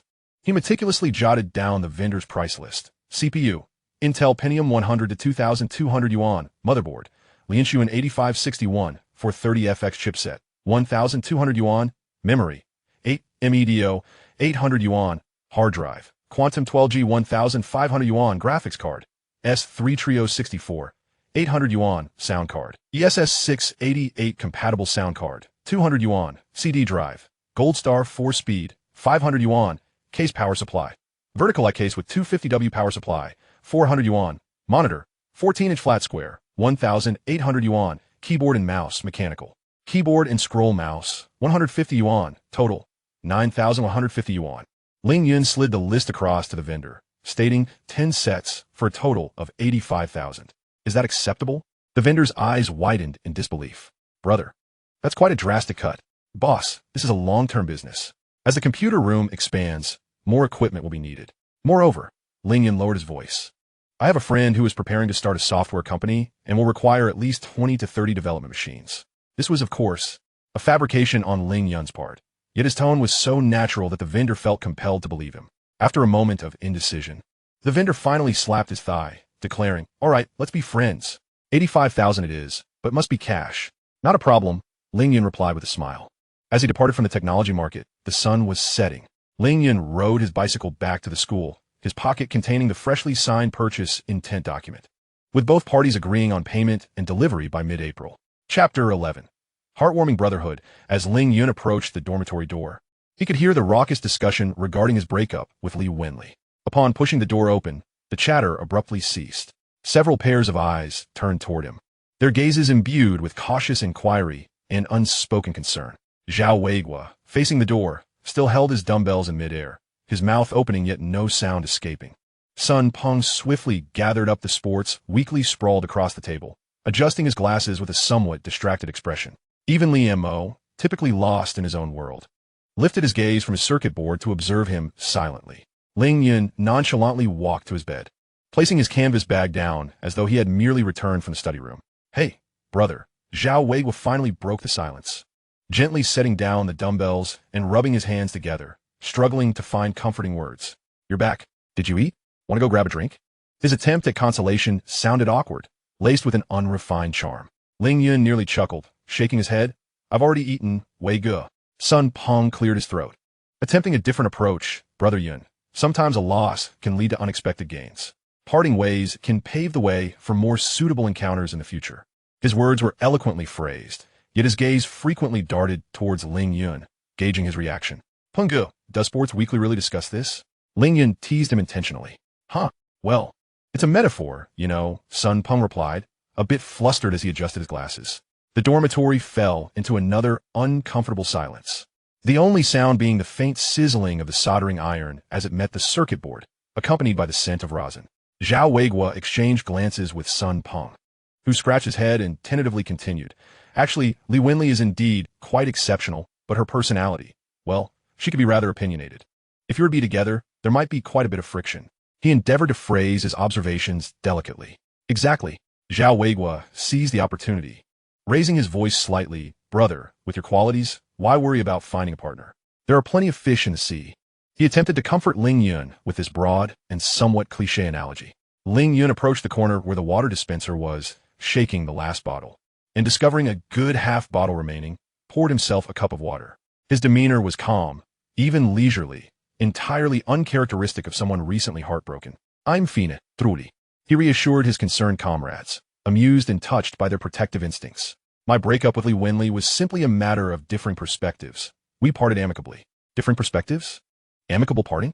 Zhao Weigua was taken aback by Ling Yun's choice of words. "Didn't Tishi suggest you go to America to wash dishes?" "I'm telling you, brother, you mustn't go. She's manipulative and greedy. Once she finds you of no use, she'll definitely kick you to the curb." Sun Peng quickly chimed in. "Exactly, Ling Yun. The nation is developing rapidly, and as computer science students, we have ample opportunities to excel right here. There's no need to work illegally abroad. Think about it. How could working illegally ever be a promising path? Li Wenli is just using you to support her university education." His words hit the nail on the head. Li Montak, who had remained silent until now, suddenly set down his soldering iron, quietly retrieving a cardboard box from beneath his bed. After rummaging through it, he produced an item wrapped in old newspaper and walked over, placing it in Ling Yun's hands. Ling Yun paused, unwrapping the newspaper to reveal several pieces of chocolate, meticulously wrapped in oil paper, adorned with beautiful patterns, imported delicacies, a rarity during this era. "My aunt sent these from Shenzhen," Li Mo succinctly stated before returning to his circuit board, as if nothing had transpired. Holding the chocolate, Ling Yun felt a gentle warmth from his clumsy, yet sincere gesture. He gazed at the familiar faces around him. Zhao Weigua, exuberant; Sun Peng, scholarly; and Li Mo, quiet and introspective. They were all cautiously safeguarding his fragile pride in the best way they knew how. "Brothers," Ling Yun's voice softened, laced with genuine gratitude. "Thank you. I truly am okay. Matters of the heart cannot be forced. She wishes to pursue her own aspirations, and I too have my own path to follow. If we VE parted, it's no great tragedy." His tone was exceedingly calm, and his gaze so clear that it left Zhao Weigua and Sun Peng feeling uncertain. They exchanged glances, both pondering. Could it be that Ling Yun is merely putting on a brave face after being excessively hurt? "Are you really all right?" Zhao Weigua asked again, his concern palpable. "Absolutely," Ling Yun affirmed with a nod, even managing a smile that was more genuine than gold. He approached his desk, beginning to organize his belongings. His demeanor relaxed and movements fluid, revealing no trace of disarray or despair. Zhao Weigua and Sun Peng exchanged glances, momentarily at a loss for words. Their attempts at consolation felt as futile as fists striking cotton, with the other party refusing to engage. Although the atmosphere in the dormitory had relaxed somewhat, it was permeated by a subtle awkwardness, as if they were prepared to offer solace that was unneeded. Ultimately, Zhao Weiguo patted Ling Yun on the shoulder and awkwardly remarked, "All right, as long as you're fine. We're men, we can take it and let it go.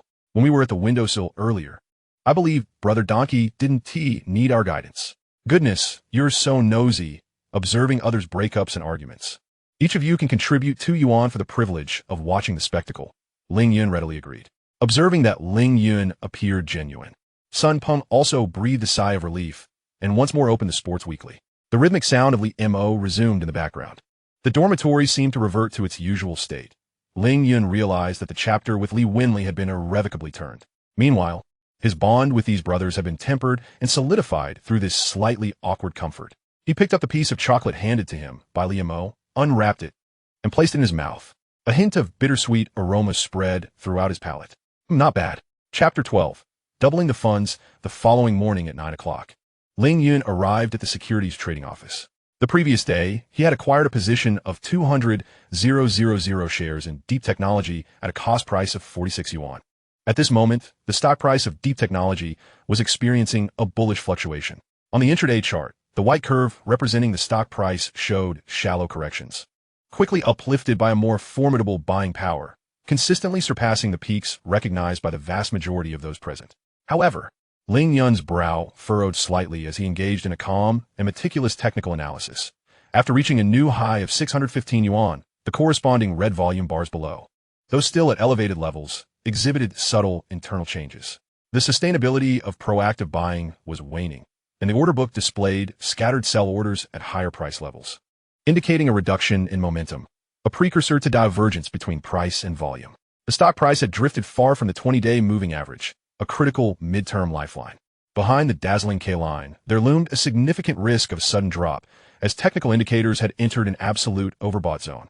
The numbers flashing on the screen, representing over 300,000 in floating profits, felt like a searing flame, scorching Ling Yun's rationality. The primal urge of greed echoed in his ears, such a strong trend. The leader 1T peak. Perhaps it could even reach 65, or even 70. Just wait one more day, or even an hour longer. Yet, Ling Yun was someone who had returned from the era of information overload, having witnessed countless bubbles form and burst. His investment philosophy was imbued with a deeper fear of uncertainty and systemic risk than that of others. He incessantly reminded himself, discipline. The essence of trading is discipline, not prediction. Never attempt to catch a falling knife, nor fantasize about selling at the highest point. Time pointed to 1:18 p.m. Under the scrutiny of countless eager eyes, the stock price of Deep Technology audaciously surged past 618 yuan, even reaching as high as 620 yuan. The trading room erupted with muffled cheers and gasps of astonishment. It's broken through. It's broken through again. Good heavens. Deep Technology is soaring to the skies. Mr. Wong, the balding gentleman, exclaimed, pounding his thighs in excitement. His face flushed. Even the usually composed old Joe could not refrain from taking a deep drag from a cigarette, casting a complex glance toward Ling Yun. Yet, Ling Yun remained fixated on the trading screen. At the 625 yuan mark, a sell order exceeding 50,000 hands suddenly materialized. Although this order was swiftly absorbed by the onrush of buying power, propelling the stock price upward momentarily. The appearance of such a massive sell order signaled the unmistakable signs of distribution by the main players. A chilling voice erupted in his mind. This was the final warning signal. Without a moment's hesitation, Ling Yun straightened his posture, grasped the red internal phone receiver with his left hand, while his right index finger pressed the speed dial on the trading desk. "This is Ling Yun, account." His voice, transmitted through the receiver, carried no hint of emotional fluctuation, as if issuing a directive detached from himself. Deep Technology, code 000021, all positions, 200,000 shares. Market order at 618 yuan, sell. He did not gamble on the elusive 620 yuan, nor did he wait for the potentially fluctuating 619 yuan, but instead directly placed the order at 618 yuan, the price that had just been breached, imbued with significant psychological support. What he sought was certainty, speed. He repeated the order. Deep Technology, 618 yuan, 200,000 shares. Market sell, confirm. The voice from the counter carried evident shock and tension. Confirm. Ling Yun's voice was resolute, exuding an undeniable decisiveness. The call ended. Transaction completed. 618 yuan, 8,000 shares. Transaction completed. 619 yuan, 15,000 shares. Transaction completed. 618 yuan, 22,000 shares. Ling Yun gradually leaned back into the sofa, even leisurely closing his eyes. He no longer gazed at the screen that captivated the hearts of countless individuals, instead using his ears to keenly capture each confirmation of the transactions.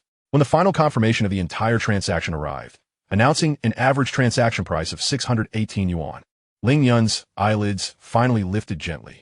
It's over. A flawless short-term operation has concluded. He spoke into the receiver, his tone calm and unruffled. Received. Thank you. Placing the receiver down, he picked up the cup of long-cold Longjing tea on the table, savoring it as if it were the sweetest nectar. Gulping it down in one go, the icy bitterness instantly awakened all his senses, and a profound sense of lightness and control, akin to shedding a heavy burden, enveloped him. There was no need for complex calculations. Cost, 46 yuan. Selling average, 617. 5 yuan, 200,000 shares. Großprofit, 617,546,200,000,315,000 yuan. After deducting a small amount for transaction fees and stamp duty, the net profit exceeded 300,000. This meant that his initial capital had undergone astonishing growth in this 2-day trading venture. What? You sold it all? My goodness, over 300,000. The silence was shattered. Various gasps of disbelief and incredulous murmurs reverberated. Before long, the intraday line began to turn downward. Retail investors who had chased high prices today could only watch helplessly as the stock price returned to its accelerated rising position. The harsh reality of T1 trading leaving them powerless to avert losses. Old Joe exhaled a long breath of stale air, approached, produced a box of white elephant cigarettes, handed one to Ling Yun, and personally lit it for him, his own hand trembling slightly. Brother Ling, he said, his voice tinged with a gravelly seriousness. I am in awe, truly in awe. Your decisiveness is formidable. Nearby, Mr. Wong stood with his mouth agape, as if one could fit an egg inside. His gaze fixed on Ling Yun, filled with overwhelming astonishment, envy, and a hint of respect he was scarcely aware of. He murmured, you sold at the peak of 618. This is truly. Other prominent traders gathered around, their tones infused with complex emotions. Brother Ling, your insight is remarkable. The youth is indeed formidable. We old-timers have wasted so many years. This profit is equivalent to what my small factory earns in several years. Their gazes converged on Ling Yun, interweaving admiration, jealousy, respect, and curiosity. Ling Yun accepted the cigarette, igniting it with old Joe's flame. He took a deep drag, allowing the spicy smoke to swirl within his lungs before slowly exhaling. The white smoke obscured his youthful, yet remarkably composed countenance. He gazed at the array of successful individuals before him, a faint smile finally gracing his features. Merely luck, he mused, dismissing the breathtaking moments as trivial. Yet, all present were acutely aware that the term luck could scarcely encapsulate the truth. It was an unerring vision, extraordinary patience, unwavering discipline, and, most importantly, the inevitable result of having perfectly surmounted the frailties of human nature. The current trading room still lacked sufficient privacy, devoid of independent operation spaces, requiring traders to communicate via telephone, rendering confidentiality non-existent. Ling Yun paid no heed to the surrounding clamor, as he would not return to the brokerage for the next fortnight. He intended to abstain from participating in the forthcoming turbulent decline. Instead, he aimed to prepare for his ambitious internet cafe venture. Chapter 13. From renting to purchasing, the morning air in Jinan still bore a hint of chill, yet the sunlight had grown bright. Ling Yun pedaled his jingling bicycle through the alleys near the north gate of Shandy University, his eyes scanning the rows of street-side shops in search of a suitable target. Eventually, his gaze settled upon a 2-story building facing the street. The structure appeared somewhat weathered, with patches of white paint peeling away under the sun and wind, revealing the red bricks beneath. However, its location was splendid, situated close to the university's north gate, bustling with foot traffic and offering a broad view. On the adjacent white wall, the word for rent was scrawled in red paint, accompanied by a string of phone numbers. A spark ignited in Ling Yun's eyes as he halted his bicycle, advancing closer to peer through the crevice of the doorway. The interior was vast. The first floor was a large open space, albeit covered in dust, with high ceilings and minimal partitions. An exterior cement staircase led to the second floor, which appeared to be of comparable size. At least 500 square meters, he murmured to himself, excitement glimmering in his eyes. This was precisely the vision he had for his internet cafe. He noted the phone number and used a public phone at a nearby grocery store. The voice on the other end belonged to a boisterous middle-aged man with a slight local accent, introducing himself as Sun Yun. Upon learning of Ling Yun's interest in the property, he promptly arrived on his motorcycle. Sun Yun, approximately 50 years of age, donned a brown leather jacket. His hair slicked back, and his demeanor exuded the shrewdness of a businessman. "Young man, are you here to view the property?" Sun assessed Ling Yun, who, despite his youth, seemed determined. He produced a set of keys and unlocked the rusted padlock. "Come on in. This place is spacious. It used to be a supply and marketing cooperative for the street office, but it has been vacant since it went under." As Ling Yun followed him inside, a musty scent of long-settled dust enveloped him. Unperturbed, he meticulously examined every corner. The building structure was indeed solid, constructed of red bricks with prefabricated concrete floors. Although the interior required comprehensive renovation, there was no sign of structural damage. Ling Yun even began mentally arranging the bar's location, the alignment of computers, and how to partition the second floor into an office area and a VIP zone. "Mr. Sun, what are the rental terms for this property?" Ling Yun brushed off the dust from his hands and inquired directly. Sun Yun offered him a cigarette, which was politely declined, before lighting one himself and exhaling a thick cloud of smoke. "To be honest, young man, I would prefer to sell this property." He paused, gauging Ling Yun's reaction. "Renting is just too cumbersome, and I need the cash." "Sell?" Ling Yun raised an eyebrow in surprise. Although he had just reaped over $300,000 in profits from the stock market and was financially comfortable, his initial plan had been to rent, not purchase. The returns from the market were still significant. "Yes, indeed. Just look at this location, right at the north gate of Shanda. It will undoubtedly become a prime spot in the future.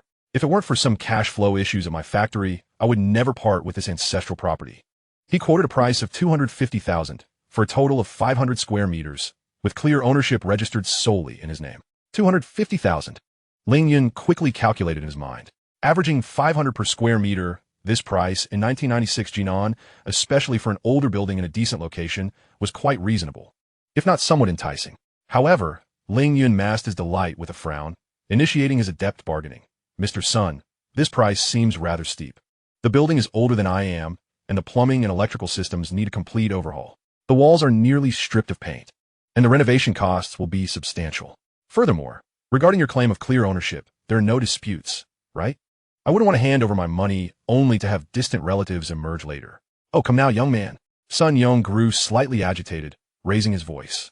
"The ownership is absolutely clear. I possess both the property deed and the land certificate, all in my name. You can check with the housing authority at your convenience. And as for renovation, who buys a property without renovating it? At this price, you won't find a second property like this in all of Jinan." 20,000. Ling Yun countered. "Impossible. 24,500, the lowest." 21,000. "Mr. Sun, I genuinely want this, but my funds are limited." 24,000. "I truly cannot go lower. This is already a sacrifice." After several rounds of intense negotiation, the price ultimately settled at 22,000. "Deal." Ling Yun extended his hand, shaking firmly with Sun Yun. He sensed that, despite Sun's apparent reluctance, there was a noticeable relief in his demeanor, indicating that his factory's financial predicament was indeed pressing. "However, Mr. Sun," Ling Yun's tone shifted to one of seriousness, "we must adhere to proper procedure. First, we need to visit the housing authority to verify the ownership is clear, with no liens, mortgages, or disputes. Second, we will draft a formal real estate sales contract that includes all necessary clauses. Third, the payment and transfer of ownership must occur simultaneously. I need to see my name on the new property deed before you receive the full payment." Sun Yun was taken aback, clearly unprepared for such legal acumen from the young man. He had anticipated a simple agreement, perhaps even a cash transaction. "No problem. We will proceed, as you say." Sun Yun, conduct business with integrity. In the ensuing days, Ling Yun tirelessly navigated the city, accompanied by Sun Yun. He visited the Jinan Real Estate Management Bureau on Jingqi Road. The lobby was somewhat dim, with few patrons present, and the staff leisurely sifting through paper files. The results of their query emerged swiftly. The ownership was indeed clear, registered under Sun Yun's name, with no other rights attached. Observing the red stamp property ownership certificate and state-owned land use certificate, Ling Yun felt a wave of relief. Subsequently, he sought out a law firm to draft a comprehensive real estate sales contract. The agreement meticulously outlined the details of both parties, the property's location, area, sale price, payment method, transfer timeline, tax liabilities, and breach of contract responsibilities. He even included a clause emphasizing the property's clean title, ensuring no potential disputes existed. On the day of signing, they reconvened at the real estate transaction hall. Ling Yun transferred the deposit via bank transfer. Watching his name alongside the substantial figure on the contract made Sun Yang's hands tremble, while Ling Yun remained remarkably composed. The transfer process proved more intricate than anticipated, requiring the submission of identification, existing property and land documents, the sales contract, and payment of deed tax. However, Ling Yun was meticulous in his preparations, ensuring every detail was attended to, and all procedures progressed smoothly. When the final stamp was affixed and the staff informed him that the new property deed would be issued in a month, Ling Yun knew that the deal was sealed. Once again, Ling Yun found himself alone before the empty, two-story building. This place would serve as the harbor from which his dreams would set sail. The sign of the Starry Sky Internet Cafe is about to illuminate this place. The code of Spark software is on the verge of being struck. Chapter 14, Painting a Grand Vision for Brother Mo. With the house secured, Ling Yun returned to the dormitory, humming a cheerful tune. Observing Ling Yun's exuberance, Zhao Wei quipped, "Brother Donkey, did you stumble upon a fortune today?" Ling Yun chuckled and replied, "I am happier than having found money." He turned to Li Mo and inquired, "Brother Mo, what are you busy with?" Li Mo, hunched over, nearly buried behind the somewhat cumbersome CRT monitor, was typing furiously on a keyboard, the screen displaying lines of scrolling green code. Beside him lay an old keyboard, disassembled and greasy, with several keycaps removed, revealing the gray-white mechanical switches beneath. Nearby, a multimeter, soldering iron, and a small pile of electronic components rested. Brother Mo, still grappling with that keyboard? Ling Yun pulled over a creaky wooden chair and sat beside Li Mo. Li Mo barely raised his head, offering a grunt in acknowledgement, his gaze still fixated on the screen and the remnants before him. He carefully touched a solder point on the keyboard's mainboard with the soldering iron, his brow furrowing in concentration. Ling Yun, undeterred, watched him work. He understood Li Mo's nature. When absorbed in his technical realm, external distractions were mere nuisances. After a while, once Li Mo completed a phase of debugging and relaxed slightly, Ling Yun spoke again. "What is wrong? Is the keyboard malfunctioning again?" Ling Yun gestured towards the pile of components. Only then did Li Mo lift his head, his tone tinged with the characteristic frustration and resignation of a technician. "The rubber dome has aged, resulting in a sticky feel and sluggish response. These cheap keyboards all suffer from this flaw." He held up a rubber component extracted from the keyboard, resembling a small bowl, his voice laced with disdain. "And this membrane circuit? Short lifespan, prone to moisture, utterly devoid of tactile feedback." Ling Yun nodded in understanding. He recalled the year 1996 when personal computers became widespread, but the accompanying peripherals, especially keyboards and mice, were still in a rudimentary stage. The mainstream keyboards were either the membrane types Li Mo mentioned or older mechanical variants, with stiff feedback, excessive noise, and questionable durability. Mice, too, were often the outdated ball types, lacking precision, prone to dirt, and frequently stalling. Indeed, Ling Yun concurred, picking up a keycap that Li Mo had removed. "Look at the keyboards available today. They either jam or register multiple key presses. Typing feels like banging on a wooden board. The mice are similarly dreadful. Drawing a straight line can turn into a chaotic heartbeat on the screen. And yet, they don't come cheap. The slightly better ones are all foreign brands, priced exorbitantly." Li Mo seemed to have found a kindred spirit, his words flowing more freely. "Yes, there are good options, like the mechanical keyboards from Cherry in Germany, utilizing their proprietary MX switches. The feel, lifespan, and responsiveness are in a league of their own compared to these inferior products." A glimmer of yearning flickered in his eyes, quickly dimming as he continued. "But they are prohibitively expensive, and the patent barriers are insurmountable. Domestic production is simply out of the question." "Cherry MX switches," Ling Yun repeated, his eyes gradually lighting up. He realized they had found their entry point. Leaning slightly forward and lowering his voice as if sharing a grand secret, he said, "Brother Mo, what if we could create something better, mechanical keyboard superior to the Cherry MX switches, more affordable, with an enhanced tactile experience?" "What happened?" Li Mo abruptly turned his head, gazing at Ling Yun as if he were mad. "Create our own? Break Cherry's patent monopoly? Ling Yun, do you have any idea how difficult that is? Materials, structure, molds, navigating around patents is utterly impossible." He shook his head repeatedly, convinced that Ling Yun had been driven to madness by sleepless nights spent watching stocks. "Impossible?" Ling Yun smiled, a confidence Li Mo had never witnessed radiating from him. "Brother Mo, Do you remember when we first enrolled and thought owning our own 486 computer was a distant dream? Look at us now. Technology is evolving. Barriers exist to be shattered. He launched into his persuasive pitch, his tone filled with fervor. Consider the abysmal state of the peripherals we currently use. It is an affront to technology. Yet here we are, studying computer science, destined to change the world, and we cannot even produce decent foundational tools for interaction. Does that make sense? He picked up the dilapidated keyboard. Why can't we establish a company dedicated to this? Let's start by developing our own mechanical switches. Cherry's MX switches employ a classic cross-shaped structure. Can we not design a smoother, more responsive switch structure? We need not even follow their path. Liam opened his mouth to counter, but Ling Yun didn't afford him the opportunity, his words flowing even faster, his gaze more fervent. The keyboard is merely the first step. What about the mouse? The ball mice are archaic. I've heard that foreign countries are already researching optical mice. Why can't we catch up? We could develop more precise optical sensors and design ergonomically superior grips. What we aim for is not imitation, but transcendence. Imagine this, Brother Mo. Ling Yun's voice carried a hypnotic allure, envisioning a future where all computers in the nation utilized high-quality keyboards and mice of our own design and manufacture. No longer would we endure these shoddy peripherals or pay exorbitant prices for foreign brands. We shall name it Starfire Peripherals. A single spark can ignite a conflagration. We shall use our technology and products to ignite the flames of domestic peripherals. Ling Yun fixed his gaze on Liam O, presenting the ultimate temptation, the grandest vision. At that time, we will not just be earning money. We will be the pride of domestic goods, a national enterprise breaking the foreign technological monopoly. You, Liam O, will be our chief technology officer, one of the founders of Starfire. Your name will be etched in the annals of the development of domestic peripherals. This is 1,000 times more meaningful than any stable job you could secure. The pride of domestic goods breaking the monopoly, Liam O murmured, his breath becoming involuntarily heavier.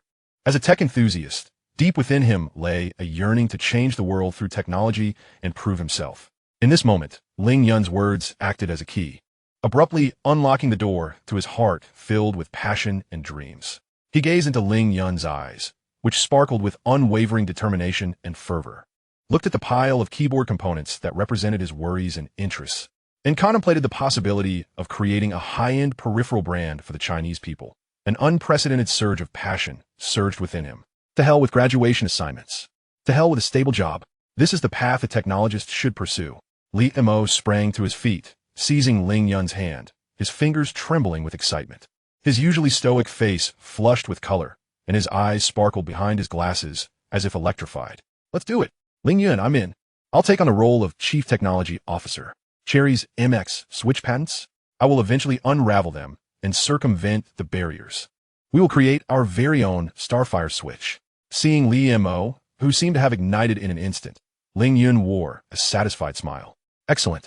Ling Yun firmly grasped Li Montake's hand. Welcome aboard, Brother Mo. Our journey begins with the stars and the sea.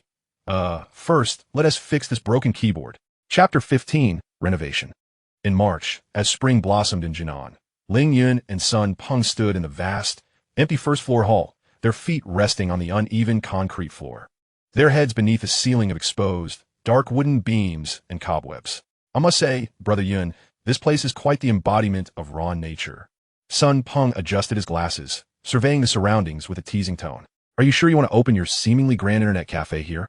The investment in this renovation is certainly not a trifling sum. Ling Yun chuckled, expressing that his concern was not in expenditure, but rather in achieving the desired effect. Son Peng thumped his chest confidently, assuring him, you need not worry. Our family is deeply rooted in construction. My father is well acquainted with the capabilities of every renovation company. He has promised me that he will find someone of exceptional skill. As they conversed, a middle-aged man, clad in blue work attire with a sun-kissed complexion, approximately in his early 40s, arrived on a bicycle and parked it deftly at the entrance. He promptly set up his bike, wielding a measuring tape and an old leather bag, and strode inside with purpose. Which of you is Boss Ling? He boomed, his voice resonating with the characteristic straightforwardness of a Shandong native. I'm Wang Defa, a renovation specialist, introduced by Mr. Sunday. Hello, Mr. Wang. I am Ling Yun. He replied, extending his hand. Wang Defa's grip was firm, his palm as coarse as sandpaper. Boss Ling, you're indeed young and accomplished, he remarked, sizing up Ling Yun and then glancing around the desolate, dilapidated hall, a flicker of doubt crossing his eyes. Nonetheless, he maintained his enthusiasm, stating, "Mr. Sun has informed me that you have a significant project." Ling Yun, after some pleasantries, solemnly produced a meticulously crafted blueprint from his canvas bag. This was no ordinary sketch with mere simplistic floor layouts. Rather, it was a design he had painstakingly delineated over several sleepless nights, utilizing his memories from a past life. Employing a T-square, triangle ruler, and drafting pen to outline a futuristic starry-themed internet cafe. As the blueprint unfurled across the makeshift old desk, both Wang Defa and Sun Peng leaned in closer. A mere glance caused Wang Defa's brow to furrow deeply. Boss Ling, he pointed at the expansive, nearly uninterrupted space on the first floor, his tone laced with confusion. "Are you suggesting this entire area remains open? No partitions, no private rooms? This doesn't resemble a dance hall or a restaurant." The renovation philosophy of 1996 still clung to the notion that the more partitions there were, the more functional and sophisticated the space appeared. Ling Yun patiently elucidated, "Mr. Wang, this establishment is an internet cafe. The essence lies in computers and connectivity. I require an open space that fosters a sense of transparency and eases movement." He gestured toward the area near the entrance on the blueprint. "This will be the reception area, constructed with a steel frame, encased in acrylic panels, with embedded light strips that, when illuminated, emit a soft blue glow reminiscent of a starry sky." Acrylic? Light strips? Wang Defa's eyes widened. These terms were somewhat foreign to him. "Boss Ling, those materials are not inexpensive, and the effects. You need not worry about the effects. That is precisely the ambience I desire," Ling Yun asserted firmly, continuing to indicate the blueprint. "The entire wall behind the reception should not be brick. Rather, it will feature a metal grid and deep gray fireproof panels for the backdrop, with a design that is both simple and angular." Wang Defa inhaled sharply. "A metal grid on the wall? This is unprecedented in my decade-long career in renovations." Ling Yun did not pause, his finger gliding toward the main hall's flooring. "The entire floor will be polished smooth and treated with self-leveling epoxy resin, in a deep gray shade that is durable, easy to maintain, and slightly reflective." Self-leveling? Wang Defa felt as if his understanding was being continuously challenged. "Boss Ling, simply laying down terrazzo or high-quality tiles would suffice. Trust me, Mr. Wang." Ling Yun smiled, continuing his progressive vision. "The old wooden beams on the ceiling will remain, but all electrical wires and network cables must be neatly arranged within metal conduits, painted deep gray. We will forego a drop ceiling in favor of an industrial-style exposed ceiling, installing adjustable track lights to illuminate each computer station." Industrial-style? Track lights? Wang Defa felt as though he were listening to a foreign language. He glanced helplessly at Sun Peng, who mirrored his confusion with a shrug. "And these areas," Ling Yun pointed to sections delineated by dashed lines on the blueprint, "will feature soundproof zones separated by tempered glass with slightly elevated flooring. This section will be the esports area, designed for a more exhilarating gaming experience, with specially customized chairs that have armrests, rotate, and offer breathability." He nearly slipped by mentioning the term ergonomic chair. "Glass partitions for the esports area?" Wang Defa's hand trembled slightly as he held the blueprint, his throat clearing nervously. "Boss Ling, your ideas are exceedingly avant-garde. To be frank, some materials like acrylic panels, track lights, and self-leveling resin, I will need to inquire further about, as they may be hard to source in Jinan and won't come cheap." He retrieved a notebook and a pen, beginning to estimate each item. "For your 500 square meters, just for what you proposed, industrial-style treatment, walls, flooring, ceiling, materials plus labor, I estimate the cost at this figure." He inscribed a 4 on the page, indicating 40,000 yuan. "Electrical renovations will require a high standard. Network and telephone lines must be properly installed, with numerous sockets and dedicated lines, which will cost an additional 20,000. The reception, backdrop wall, glass partitions, and custom chairs, these special projects will not come under 30,000. He rattled off calculations, ultimately lifting his head with a serious expression. "Boss Ling, if we proceed according to your blueprint, the total will be at least 95,000 yuan. 95,000.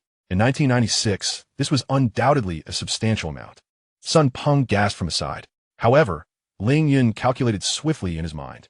Given his progressive designs and material requirements, this price was not unreasonable for 1996, and might even be lower due to Wang Defa's unfamiliarity with some new materials. His initial budget was between 100,000 and 120,000. Yet, he maintained a composed demeanor, initiating negotiations. "Mr. Wang, the price seems a bit steep. Considering the extensive work, while the materials may be novel, The quantities are substantial, so there should be room for adjustment. How about 88,000 for luck? 88,000? 20 days? Wang Defa shook his head vehemently. Boss Ling, your bargaining is quite aggressive. With such a tight timeline, this is unfeasible. Mr. Wang, Ling Yun shifted his strategy. Painting a vision, think about it. Once my starry internet cafe is completed, it will undoubtedly be the first of its kind in Jinan, with crowds flocking to it. Hu Wen-ti praised the grandeur and sophistication of this renovation. This is effectively free advertising for you. Future similar projects will surely come your way. Wang Defa hesitated, contemplating the unprecedented designs on the blueprint. His mind began to shift, realizing that if this project were executed well, it could indeed become a landmark. After several rounds of intense negotiation, they ultimately settled on a price of 90,000 yuan and a timeline of 30 days. Deal. Ling Yun extended his hand once more. Mr. Wang, please keep the blueprint safe. We can discuss details at any time. I have but one demand, quality. The effects must adhere strictly to my designs. Wang Defa grasped Ling Yun's hand, glancing at the extraordinary design once more, and resolutely declared agreed. Boss Ling is a person of ambition. I, Old Wang, will ensure that this internet cafe exceeds all expectations. After bidding farewell to Wang Defa, Sun Peng surveyed the empty factory space and could not help but inquire, Brother Yun, do you think this renovation is too forward-thinking? Is it worth such an expenditure? Ling Yun gazed at the dust-laden, yet full of infinite potential space. His eyes ablaze with vision. Peng Ge, what we are creating is neither a dance hall nor a mere computer room. We are defining a futuristic ambience. While others compete over the number of partitions, we will focus on who can provide the most comfortable space and the most advanced experience. This 90,000 yuan is not merely for renovation. It is an investment in setting industry standards. Chapter 16. Deep Technology in Full Warehouse. In the ensuing days, Ling Yun spun like a top, bustling between the securities trading office to monitor the market and the construction site to oversee the renovation crew. After breakfast around 8 in the morning, he would head to the securities office to keep a close watch on the stocks.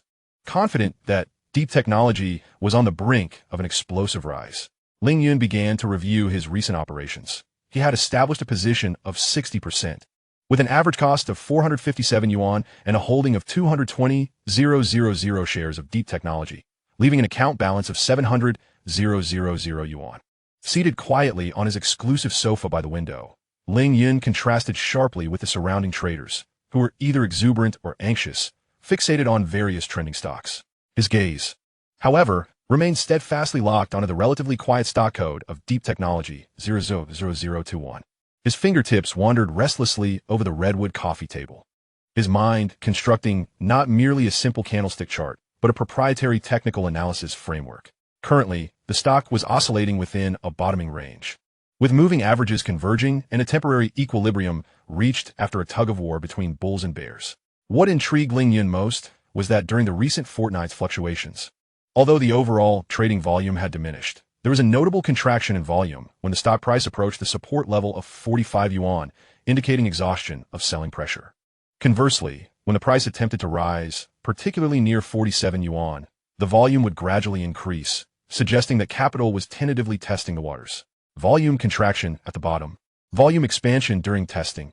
Ling Yun silently mused, his eyes sharp. The main force was indeed in motion, albeit not yet at full strength. Ling Yun's inner calm remained unshaken, devoid of any impatience. He understood that at such critical technical junctures, patience was more precious than gold. Premature heavy buying might erode both confidence and capital through protracted fluctuations. Conversely, entering too late would incur exorbitant costs and substantial risks. As the market opened, Deep Technology's stock price remained lukewarm, hovering around 465 yuan. At 9:45 a.m., the stock price dipped again, reaching a low of 458 yuan, inching perilously close to the lower boundary of the range and the 30-day moving average. The trading volume shrank to recent lows. The market displayed sparse selling pressure and even fewer buyers, imparting a sense of stagnation. Within the large trader room, someone shook their head. Deep Technology is truly a lost cause. It's hopeless. Old Joe strolled over, glancing at Ling Yun's screen, and offered a friendly reminder. Ling, this stock has been stagnant for too long, with low investor interest. Perhaps you should consider other options? Ling Yun merely smiled, offering no response.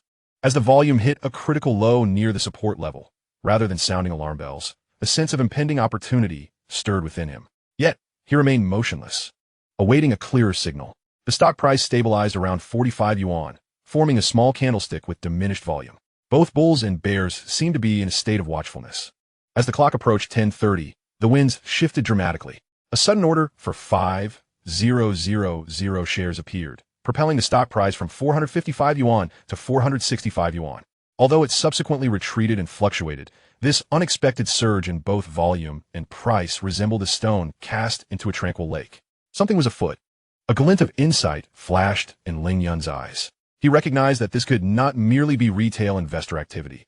It was the main force testing the upper selling pressure.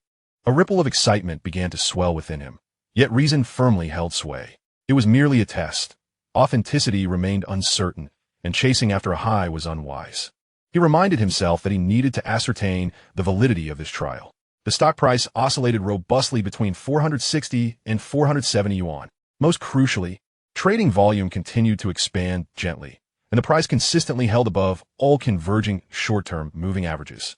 Breaking through the resistance of the moving averages with sustained volume confirmed the validity of the test. The scales of decision within Ling Yun's mind tipped decisively. The moment to hunt had arrived. He hesitated no longer, resolutely picking up the red internal phone.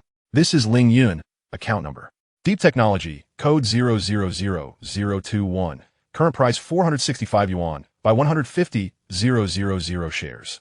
He did not quibble over the few cents of price difference. The moment the trend was established, he chose the most aggressive and decisive approach to invest his entire position. The voice on the other end confirmed the transaction. Setting down the receiver, Ling Yun exhaled a long, slow breath, releasing pent-up tension. He leaned back against the sofa, closing his eyes, savoring the vigorous rhythm of his heartbeat in that moment. Positioning complete. From the initial phase of calm observation and patient waiting, to the subtle ripples upon discovering clues, and finally to the decisive strike following confirmation of the test. Every psychological shift mirrored the evolution of technical signals on the trading floor. At this moment, his account quietly held 370,000 shares of Deep Technology at a cost of 460 yuan. All chips were now in place. By 3 o'clock in the afternoon, Deep Technology's closing price soared to 485 yuan, firmly breaking through the resistance level.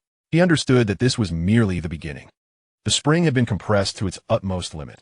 What followed would be the release of all kinetic energy, a moment of soaring ascent. And he was securely seated atop this rocket poised for takeoff. Ignoring the surrounding clamor, Ling Yun lifted his now slightly cool teacup and took a gentle sip. The layout was complete.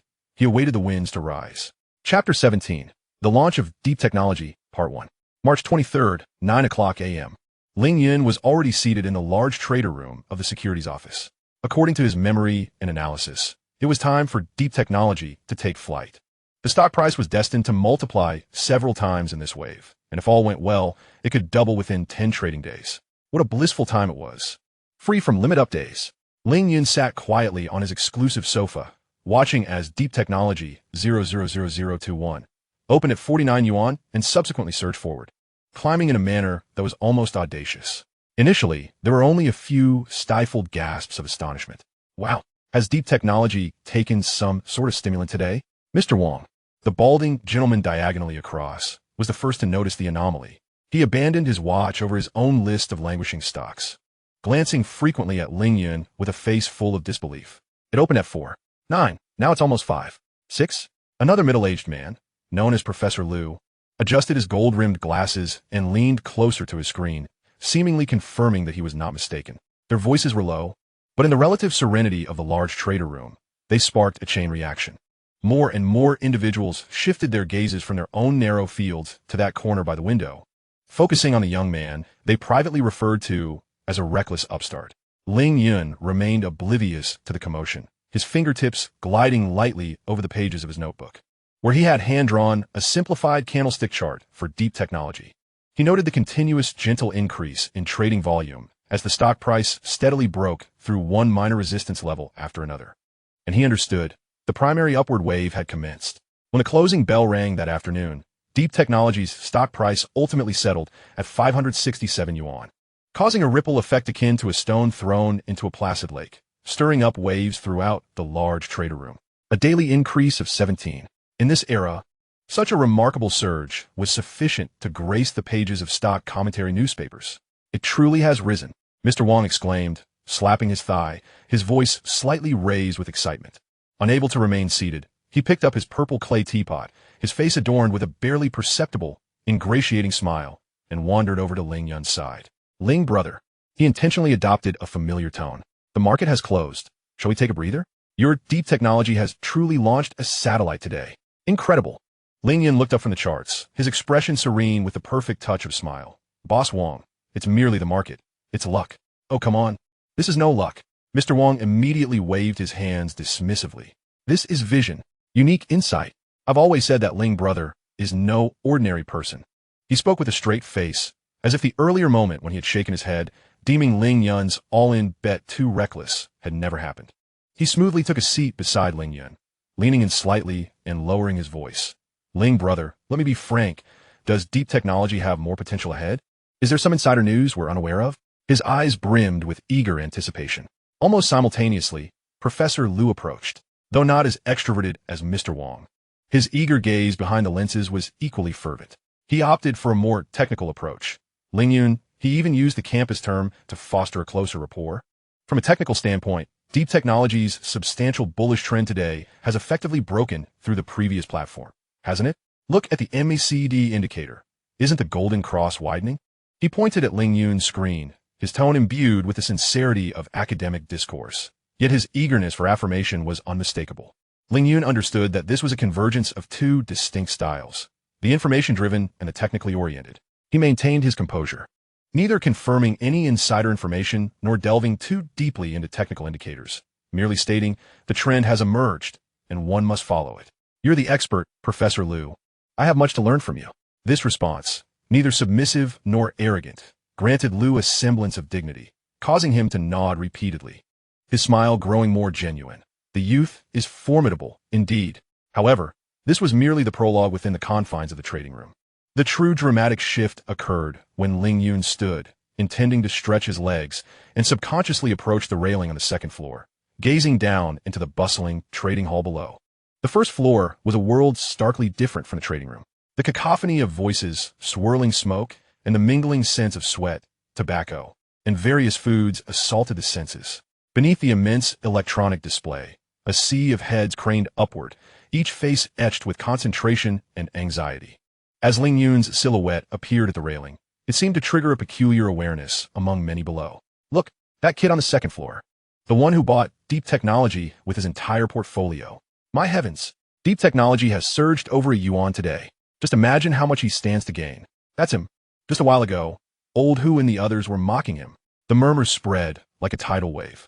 Numerous gazes, laden with a plethora of complex emotions, converged upon a youthful figure on the second floor, who now appeared to them as if cloaked in a golden halo.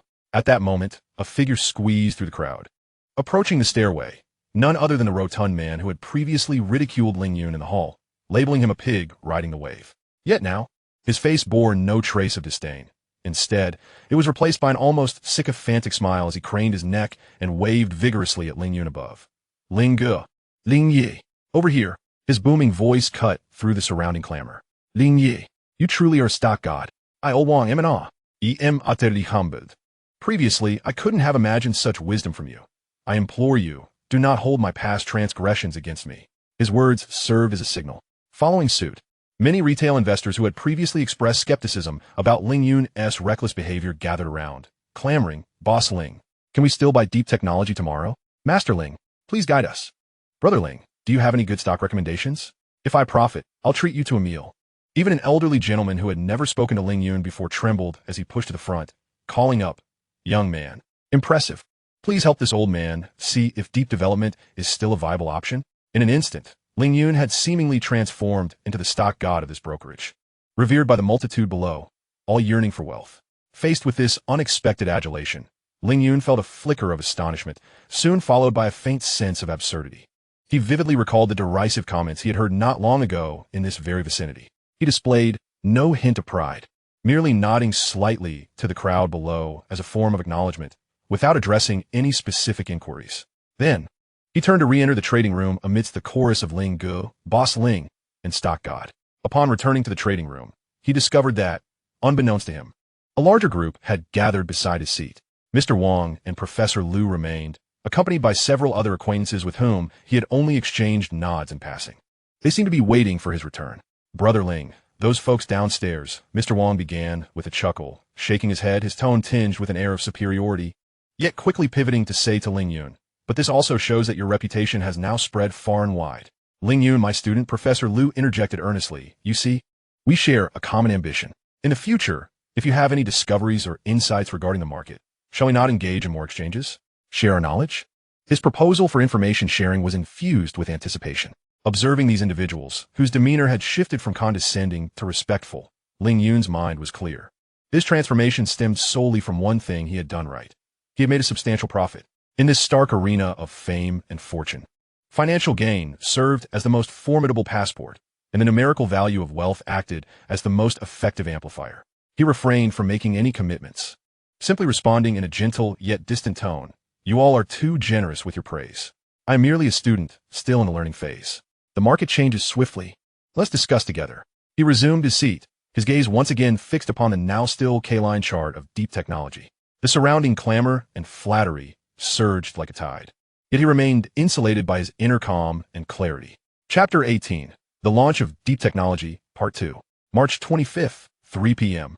As the stock price of Deep Technology 000021 ultimately settled at a closing price of 709 yuan, the atmosphere in the brokerage's trading room felt oppressively heavy, as if breathing required extra effort. For 2 consecutive days, following yesterday's March 24th, opening at 579 yuan, surging to a close of 64 yuan. With a single-day increase exceeding 10, today it opened with an almost audacious jump to 698 yuan, and after a day of fierce contention, ultimately settled at 709 yuan. A historic high. In just 2 days, it had skyrocketed from less than 58 yuan to over 700. The cumulative increase surpassed 22. This was no ordinary rise. It was a revelry of capital, igniting the rationality of every onlooker. And at the eye of this storm sat Ling Yun, calmly positioned by the window. If yesterday, those who had gathered were still tinged with a hint of caution and flattery, attempting to bridge the gap through indirect means, today, as this steeper bullish candlestick emerged, the last vestiges of insincere pleasantries and restraint were incinerated by the fear of missing out. Within 10 seconds of the closing bell, Ling Yun's sofa was enveloped by a throng. The first to rush over was still the bald Mr. Wang, clutching a brown notebook tightly, his knuckles pale from exertion. The previous air of superiority vanished from his face, replaced by sheer urgency and an almost pleading expression. "Boss Ling, Brother Ling, my dear brother." He leaned forward, his voice tinged with an imperceptible tremor, speaking rapidly like a machine gun. "We can't wait any longer. Truly, we can't. Please, give me a clear answer. Can we still invest in deep technology now?" He even omitted the more tactful inquiries regarding future market trends, directly voicing the question that resided in everyone's heart. Could they still buy? "What is your hurry, old Wang?" Another businessman in a gray jacket, surnamed Li, shoved past Mr. Wang, sweat beading on his forehead, disregarding any need to wipe it away, his eyes fixed intently on Ling Yun. "Ling Zong, don't listen to him. Is there some major good news we're unaware of that hasn't been disclosed? Is there an impending surge in profits? Or perhaps an asset restructuring? Just drop a hint. I, old Li, have my fortune and life prepared." His words were starkly direct, almost coercively pressing for insider information. Before the immense, visibly enticing profits, the so-called commercial secrets and barriers of information were forcefully penetrated by their eager gazes. Professor Liu had lost his former elegance. His gold-rimmed glasses were askew, his tie loosened, and instead of holding a technical analysis book, he clutched a piece of paper filled with calculations. He squeezed the front, his voice hoarse with excitement. "Ling Yun, the technical indicators, all of them have been utterly corrupted. No, they are in a state of distraction. Look at the RSI. It has been over 90 in the overbought zone for 3 consecutive days. The KDJ's J value has long surpassed 100. This is entirely inconsistent with technical norms. This can only be attributed to the fierce manipulation of major players. Do you know where their target price lies? 8 yuan? 10 yuan? Or even higher?"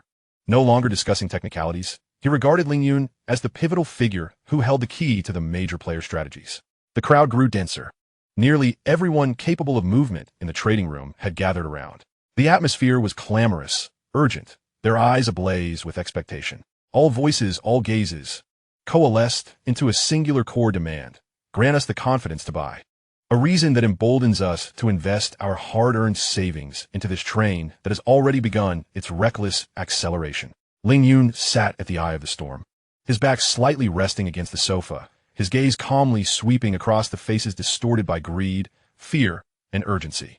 He could distinctly hear their labored breaths. Observe Mr. Wang's eyes twitching involuntarily from tension, and sensed the confusion masked by Professor Liu's frantic attempts to sound scholarly. He understood their desires. They sought not analysis, nor logic, nor even the truth. What they craved was merely a tranquilizer, a statement from the sole apparent victor that it was still a good time to buy, or a resolute glance that would compel them to plunge in without hesitation. Ling Yun lifted the cup of tea that had long since cooled, taking a gentle sip. The icy liquid coursed down his throat, sharpening his mind dulled by the fervent atmosphere surrounding him. Amidst the almost overwhelming chorus of urgent inquiries, he slowly set down the teacup. He refrained from confirming whether it was a good time to buy or disclosing any so-called target prices. I have no channels for information. According to my own technical analysis, it should rise tomorrow and possibly accelerate further, but the market's fluctuations are unpredictable. I possess sufficient profits to withstand the risk of a pullback. You will only be able to sell the day after you buy, and I cannot assure you that tomorrow will still be a good time to purchase. His voice was not loud, but in the cacophony, it resonated with an undeniable calm authority. His words fell like a bucket of ice water over the fervent expectations of the crowd. There were no answers they yearned for. No promises, no guarantees, only a brutally calm risk warning. In an instant, the gathered throng fell into a brief silence. The urgency on each face froze, morphing into bewilderment, and even a hint of anger born from perceived dismissal. Mr. Wang inquired again, "Will you be selling tomorrow?" Ling Yun shook his head, offering no reply. The surrounding tumult temporarily cooled in response to his composed demeanor, yet the latent, greater anxiety simmered beneath the surface, merely suppressed, awaiting its next eruption point. Ling Yun understood that for some, even the clearest explanations would not resonate, and for others, comprehension would not guarantee action. Some who acted would not adhere to the rules. He knew this was merely the beginning. As the stock price continued to ascend, the urgent, pressuring inquiries would only grow more frequent and overt until that final moment arrived. And he, amidst this increasingly fervent vortex, must maintain absolute clarity, awaiting his singular departure signal. This focus of public attention was not an easy burden to bear. Chapter 19, Deep Technology Rocket Launch, Part 3, on the morning of March 26th, Friday. As the heavy glass door of the securities trading department was pushed open by the staff, a dense throng of people, akin to a flood breaching a dam, surged inside, instantly filling every corner of the first-floor trading hall. The air was thick and foul, a cacophony of sweat, tobacco, the greasy aroma of breakfast buns, and a scent named greed, all mingling to stimulate every individual's nostrils and nerves, regardless of their identities or the magnitude of their funds. All eyes were fixated on the electronic display screen on the wall that had yet to begin its rhythmic dance. More accurately, they were locked onto a particular code, Deep Technology 000021. The previous day's closing price was 709 yuan. But where would it head today? In the trading room, the atmosphere was equally tense, albeit with an added layer of feigned calm. Ling Yun remained seated in his usual spot, his notebook open before him, yet he knew that today, no one would genuinely care for technical analysis. Everyone's hearts were tethered to the impending numbers about to be unveiled. Mr. Wang, balding, paced restlessly near his seat, like a caged beast, chain-smoking one cigarette after another, oblivious to the ash dropping onto the carpet. His bloodshot eyes betrayed a sleepless night. After the market closed yesterday, he had nearly pleaded with Ling Yun for some certainty, only to receive a stark risk warning that left him in torment. "Old Wang, sit down and take a break." Someone could no longer refrain from suggesting. "Take a break."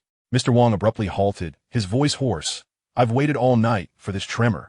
Professor Liu sat rigidly at his position, paper and pen before him, yet his fingers, gripping the pen, turned pale from exertion, and not a single word was inscribed on the sheet in front of him. He occasionally adjusted his gold-rimmed glasses, casting furtive glances at Ling Yun before quickly averting his gaze, the internal battle evident upon his visage. At 9:25 a.m., the collective bidding commenced. On the display screen, the numbers next to Deep Technology's code began to jump and flicker wildly. 720, 735, 748. Ultimately, as the clock struck 9:30 a.m., a vivid, almost magical number solidified. Opening price, 748 yuan. A significant surge, an increase of nearly 55. It opened at 7:48. The first floor hall detonated like a bomb, reverberating with disbelief. A surge this substantial. Insanity. Truly madness. In the trading room, Mr. Wong's body jolted, and with an agility unfitting his age, he dashed to his seat, snatching up the telephone receiver. His fingers trembled as he pressed the speed dial for the trading counter, roaring with all his might. It's me, Wong Degui. Account. Deep technology. Current price. 7:48. Put in my entire position. Whatever amount, buy it all. Hurry. He shouted until his voice was hoarse, veins bulging at his neck. As if not engaging in a transaction, but participating in a life-and-death gamble. After hanging up, he slumped in his chair, gasping, cold sweat beading on his forehead. Yet his eyes burned with a near-manic excitement. At that moment, he had plunged his entire investment into the market. Almost immediately after Mr. Wong hung up, Deep Technology's stock price, like a beast unshackled from its final restraint, began to surge skyward. 755, 768, 782, 800, breaking through the 8 yuan integer barrier. In less than 10 minutes, Mr. Wong watched as the time series line shot nearly vertically upward and the transaction prices updated incessantly. He abruptly sprang from his chair, fists raised, letting out a tremulous, ecstatic laugh. Ha ha, it's rising. It's truly rising. The wrinkles on his face unfurled, glistening with oil, as his earlier anxiety evaporated, replaced by the euphoric high of a gambler who had hit the jackpot. He even contemplated rushing over to embrace Ling Yun, but was halted by Ling Yun's calm gaze, forcing him to instead slap his thigh vigorously and spin in place. Meanwhile, Professor Lu's complexion grew increasingly pale. He observed the line that blatantly disregarded any technical resistance, watched Mr. Wong's ecstatic expression, and listened to the thunderous cheers from below. Internally, reason and greed engaged in a final, desperate struggle. Madness. This is utter insanity. The RSI has surpassed 95. This defies all logic, he muttered to himself, attempting to shield his mind with the armor of academia. Yet, the stock price mercilessly shattered his perceptions.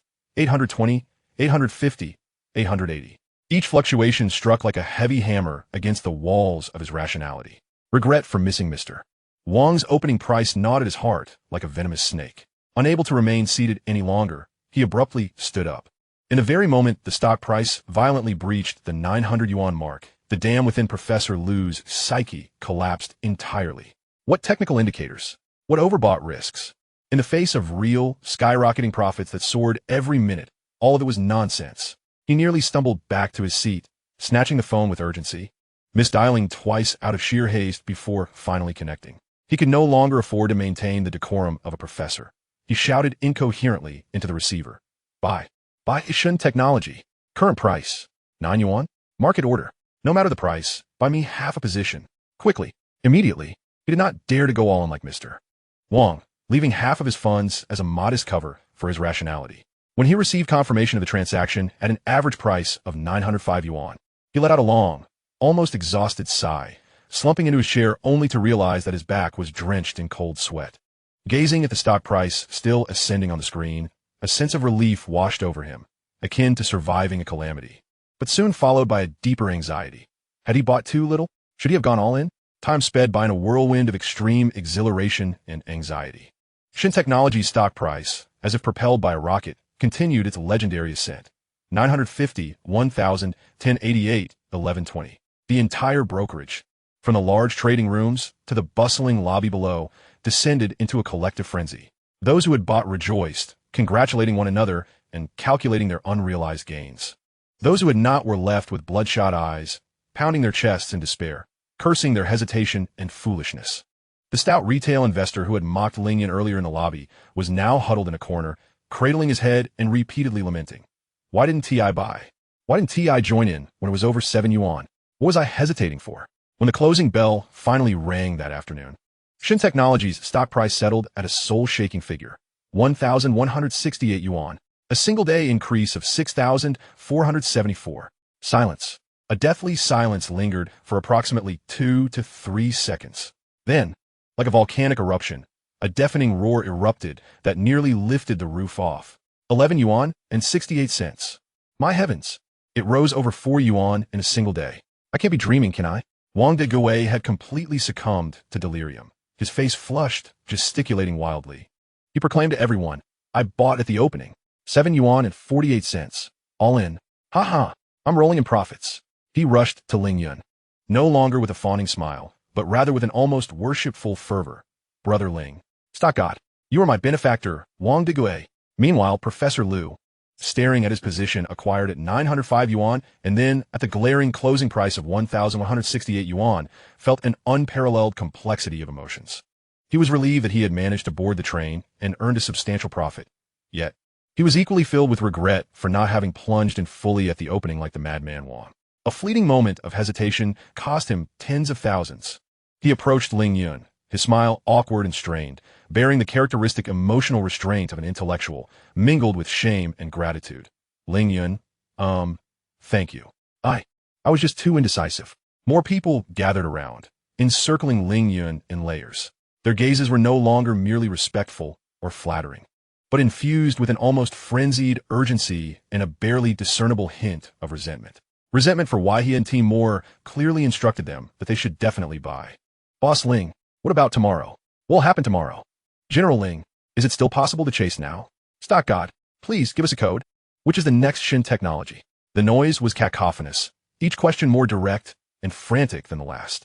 They seemed to regard Ling Yun as a deity capable of turning stone into gold, eagerly hoping to receive the next oracle from him.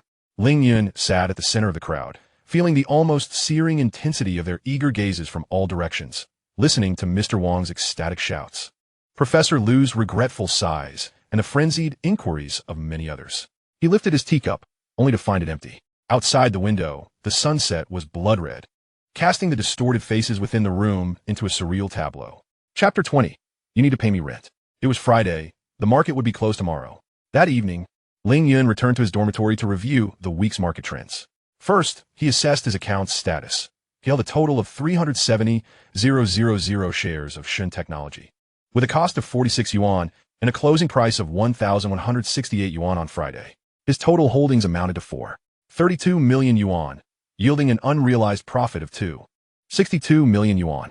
Wait, he also spent 220,000 yuan on a small building, so he had earned 284 million yuan this month, with an unrealized gain of 262 million yuan for the week. If there were no one around, Ling Yun would have danced a celebratory jig, shedding his clothes in the process. Suppressing his inner elation, he began to analyze Shin Technology's technical trends for the week. On March 23rd, the trading volume was 203 million hands, with a turnover of 11.03 million. On March 24th, it was 358 million hands, with a turnover of 21.70 million. On March 25th, it was 486 million hands, with a turnover of 34.39 million.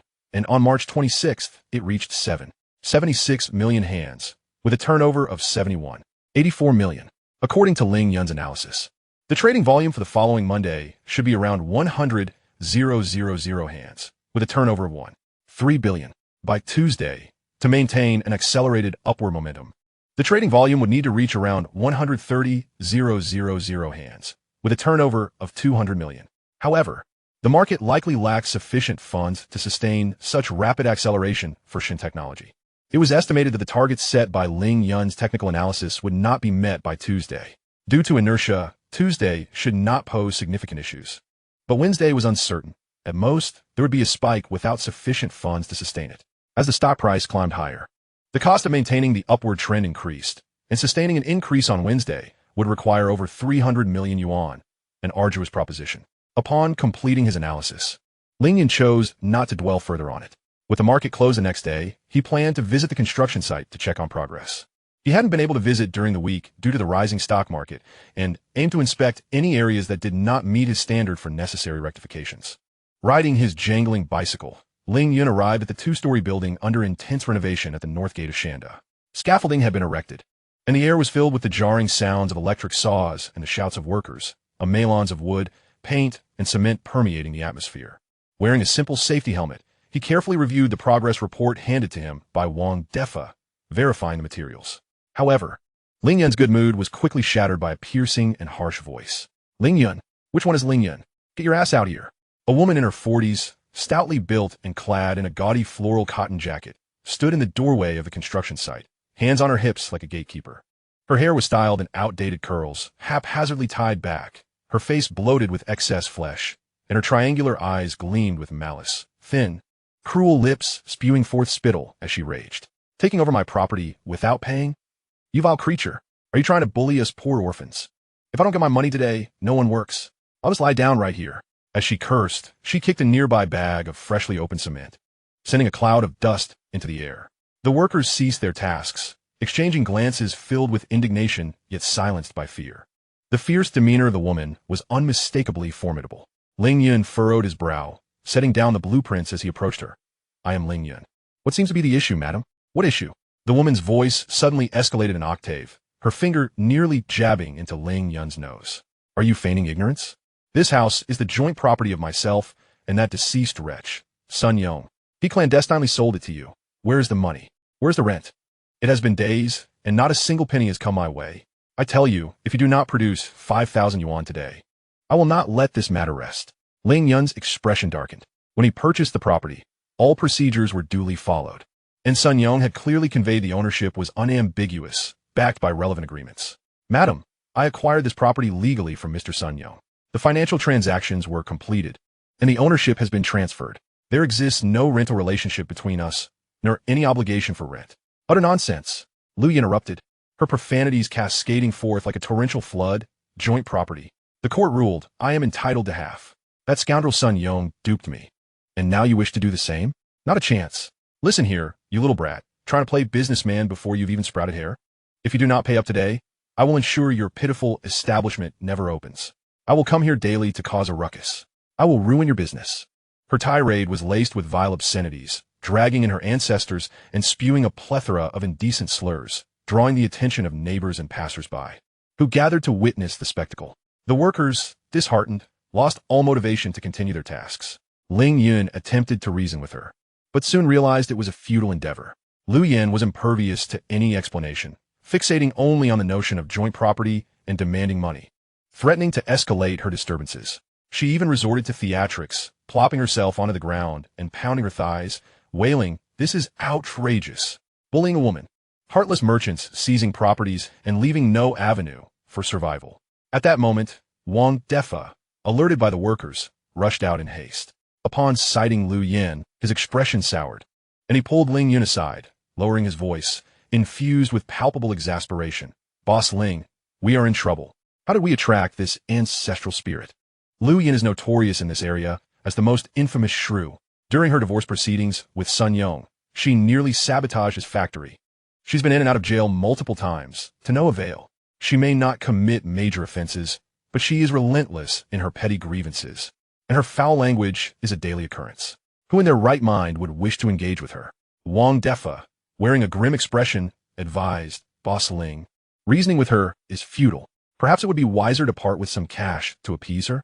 I could call my brother, who knows people in this vicinity experienced in handling such troublesome matters. It would likely cost around 2,000 yuan, but I assure you, it would guarantee she won't dare to stir trouble again. He made a suggestive gesture. Ling Yun observed Lu Yan, who was sitting on the ground, howling while casting furtive glances to gauge his reaction. A wave of annoyance washed over him.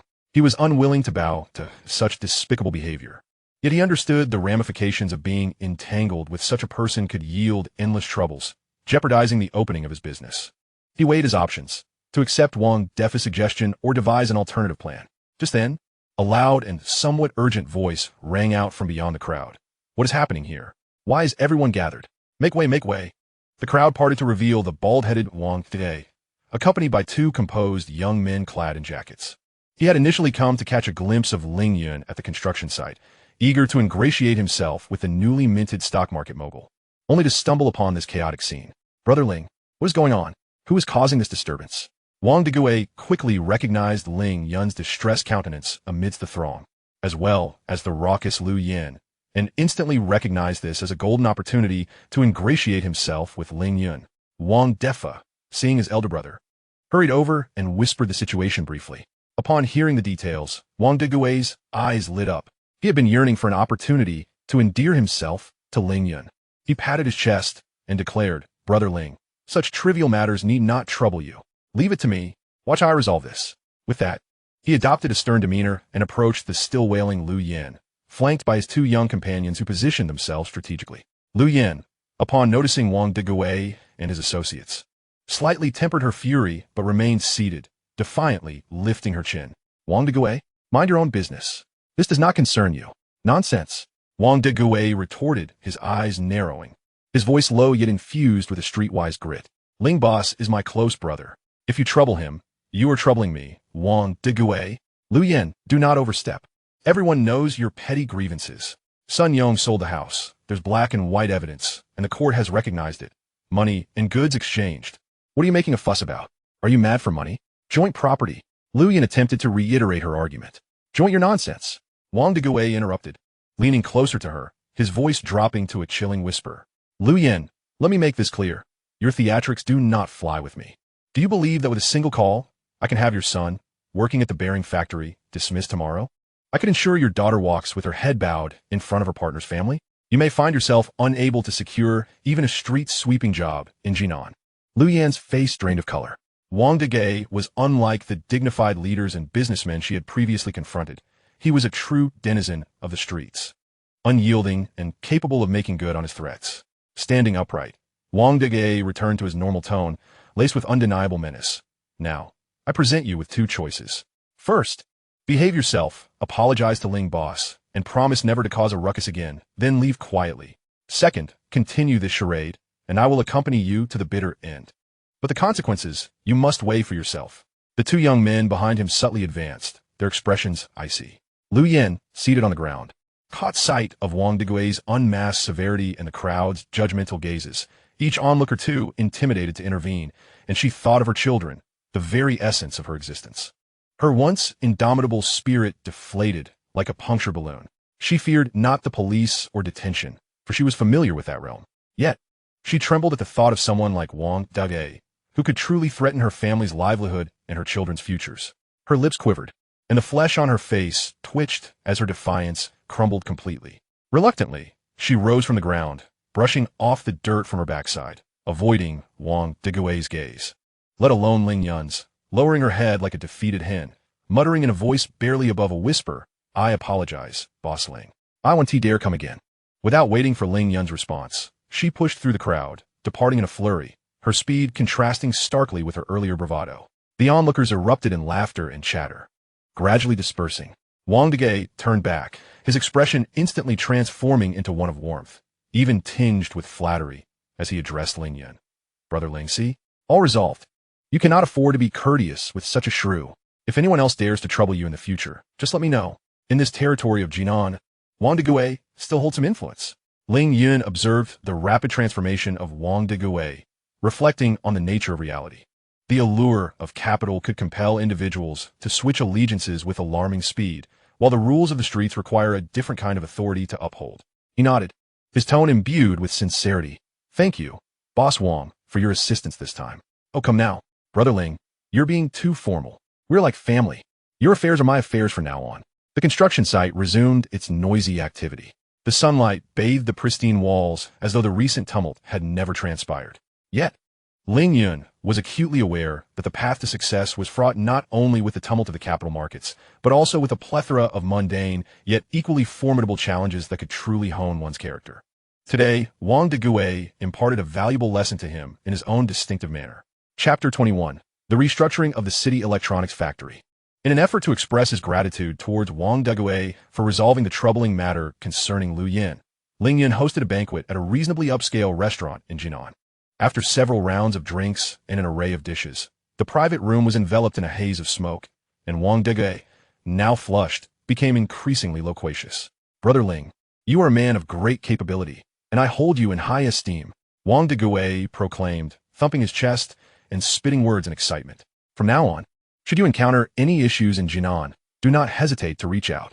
Lowering his voice conspiratorially, he added, without boasting, my channels of information are rather considerable. Intrigued, Ling Yun seized the opportunity to inquire, Brother Wang, being so well informed, might you know of any suitable electronics-related factories nearby? I am looking for a place to manufacture computer components. Wang Deguai squinted, picked up a piece of 9-turn intestines, chewed thoughtfully, and replied ambiguously, a factory? You've posed quite an intriguing question. I've heard, merely whispers, mind you, that the city electronics factory may soon undergo some changes. He set down his chopsticks and tapped his greasy fingers on the table. There are rumblings from above about restructuring, aiming to downsize.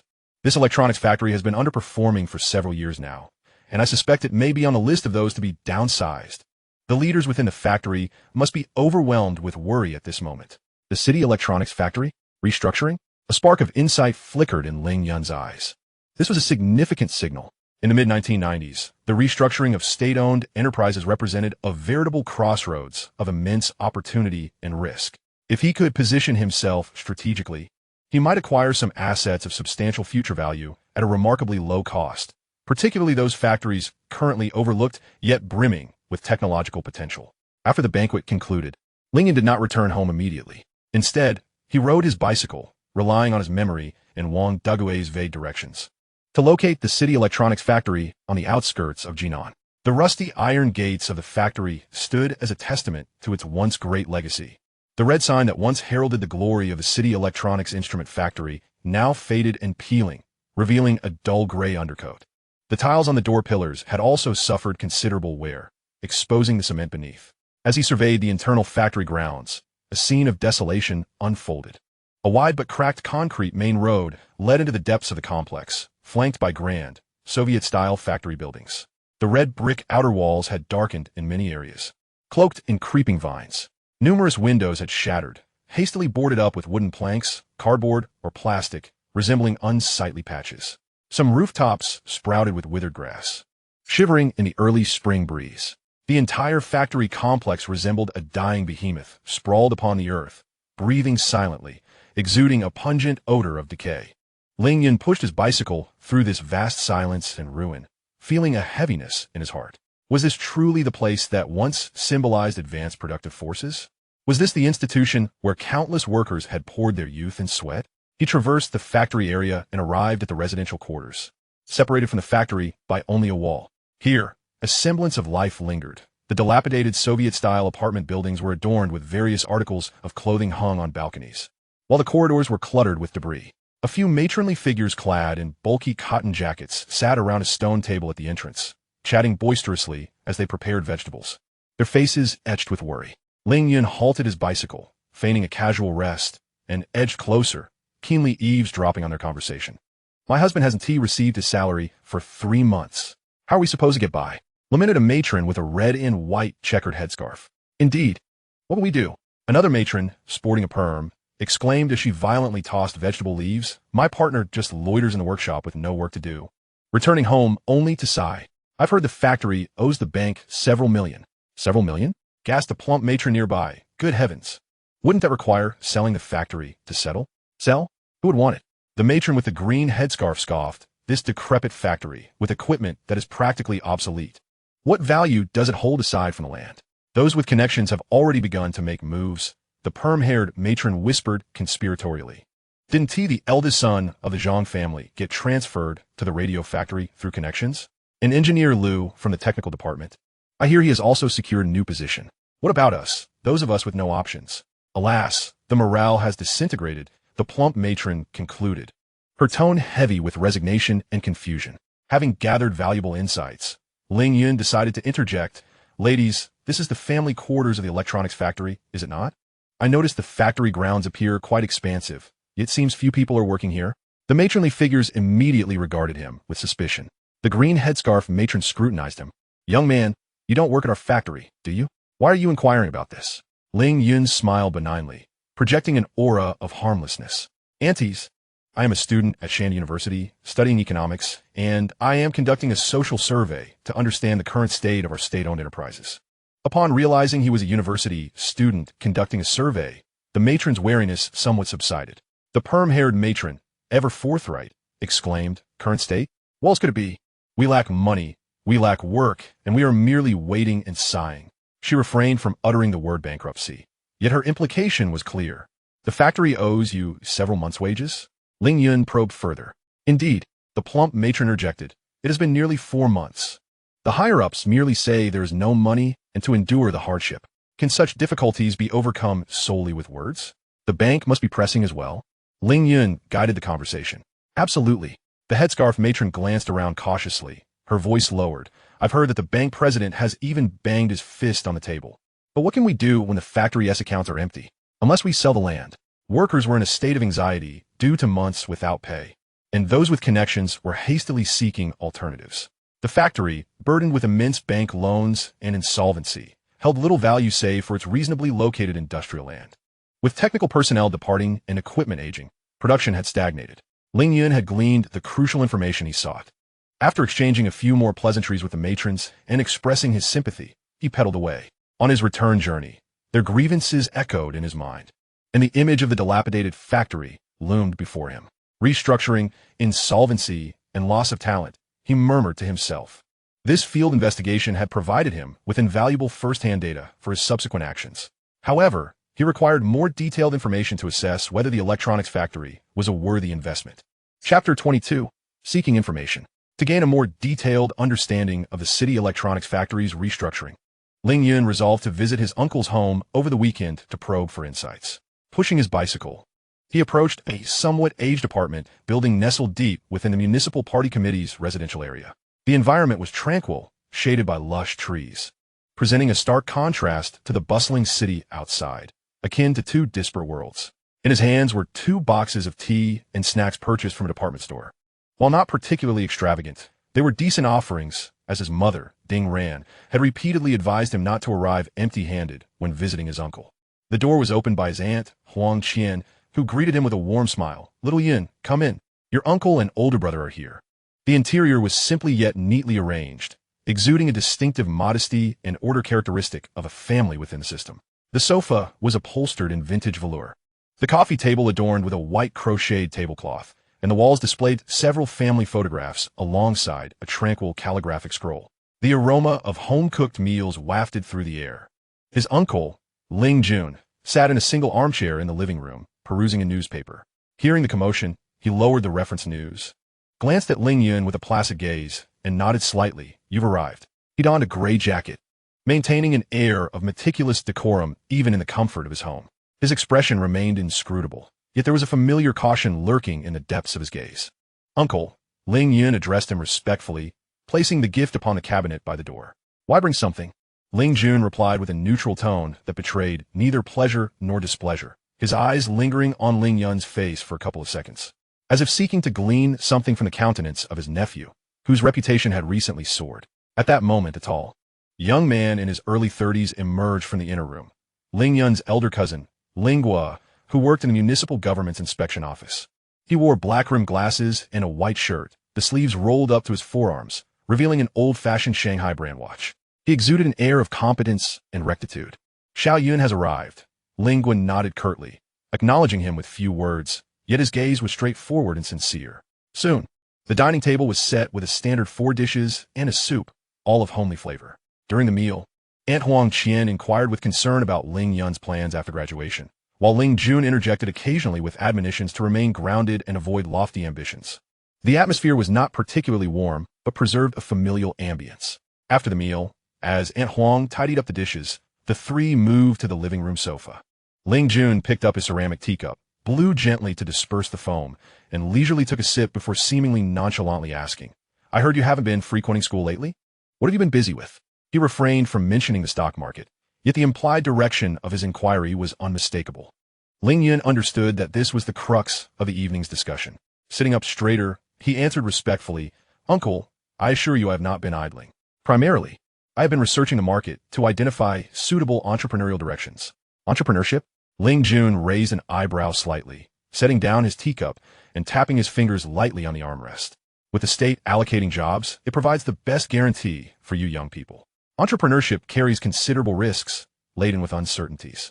His words bore the inherent scrutiny of institutional perspectives toward instability. "I understand your concerns, Uncle," Ling Yun replied with measured composure. "That is why I wish to conduct some research to identify potential synergies with existing resources. For instance, I have recently heard that the city's electronics factory seems to be encountering some difficulties." He cautiously broached the subject, his gaze keenly observing Ling Jun's reaction. Ling Jun responded with mild indifference. "Oh, the electronics factory? There are more than a few enterprises in the city facing difficulties. As reform delves deeper, it inevitably encounters growing pains. The city is certainly considering a comprehensive approach." His words acknowledged the issue, yet revealed no specific information. Ling Yun felt a pang of disappointment. realizing it would be challenging to extract valuable insights from his uncle. Just as he pondered how to approach the matter indirectly, Ling Yun, who had remained silent until then, suddenly spoke up. His straightforward nature made him ill at ease with such nebulous dialogue. The electronics factory? The inspection office just collaborated with the audit bureau last week to scrutinize their assets and liabilities. Ling Yun adjusted his glasses, his tone adopting a report-like seriousness. The situation is quite grim.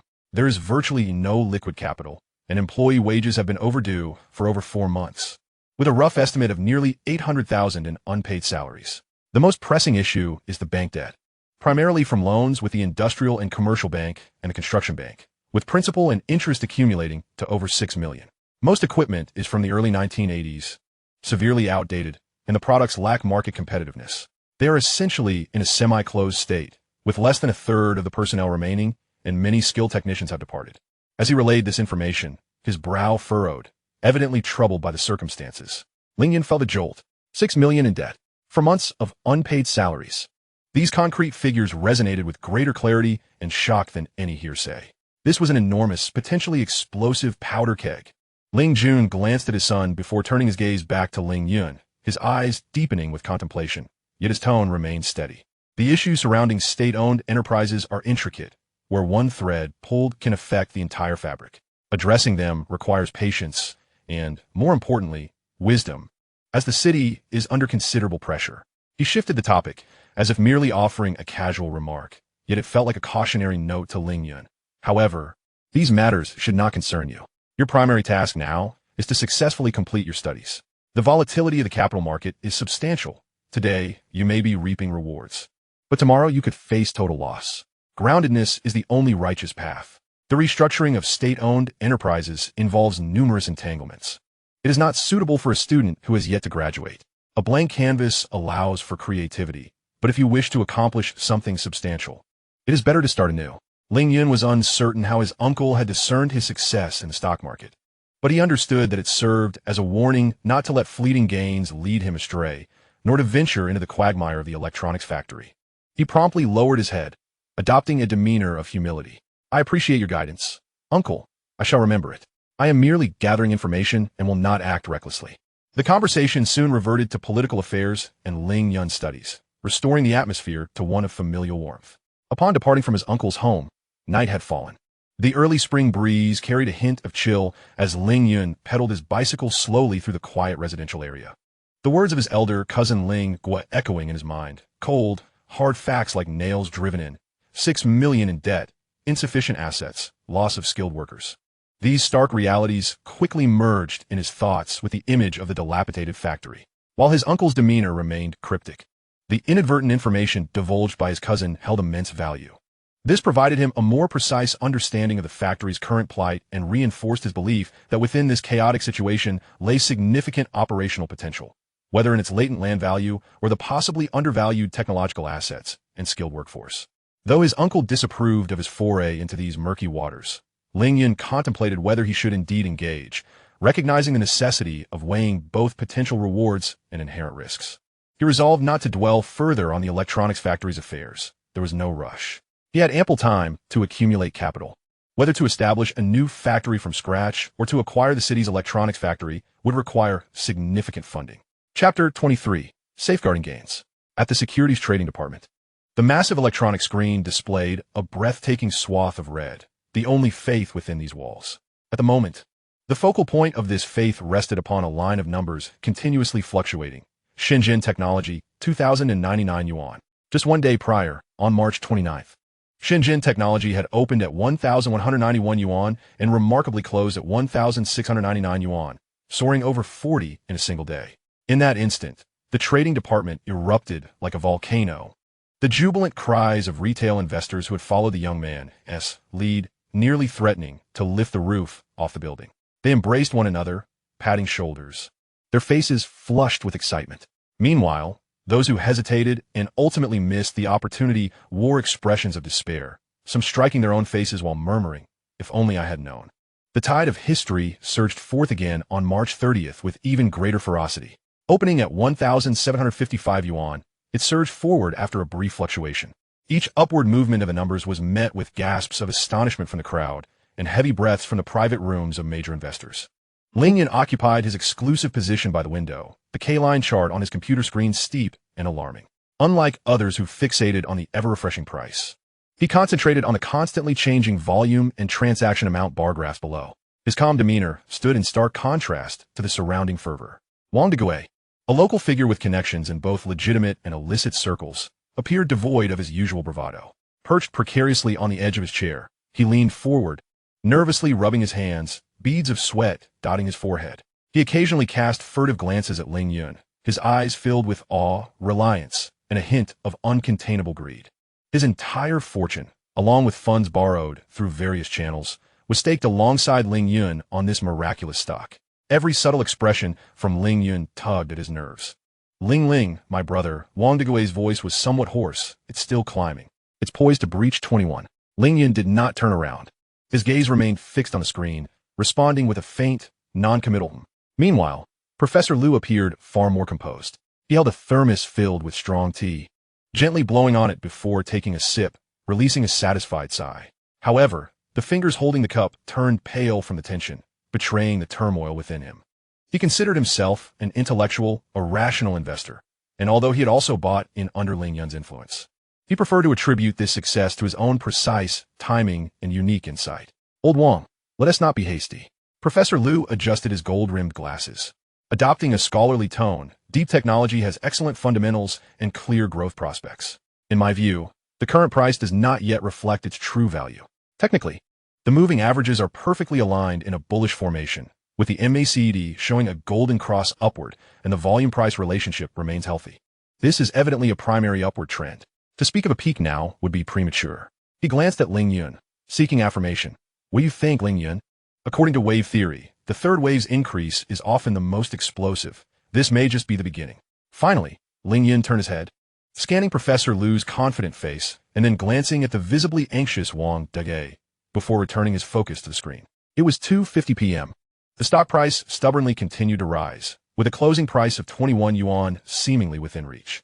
Yet, Ling Yun discerned that the volume bars, indicating the strength of funds, were quietly diminishing.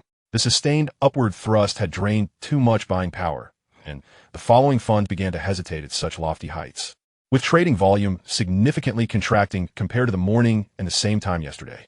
This was a sign of exhaustion. Liquidate, Ling Yun instructed as he picked up the phone and called the trader. Current price 2085, sell all. Instantly, the holding information on the screen refreshed.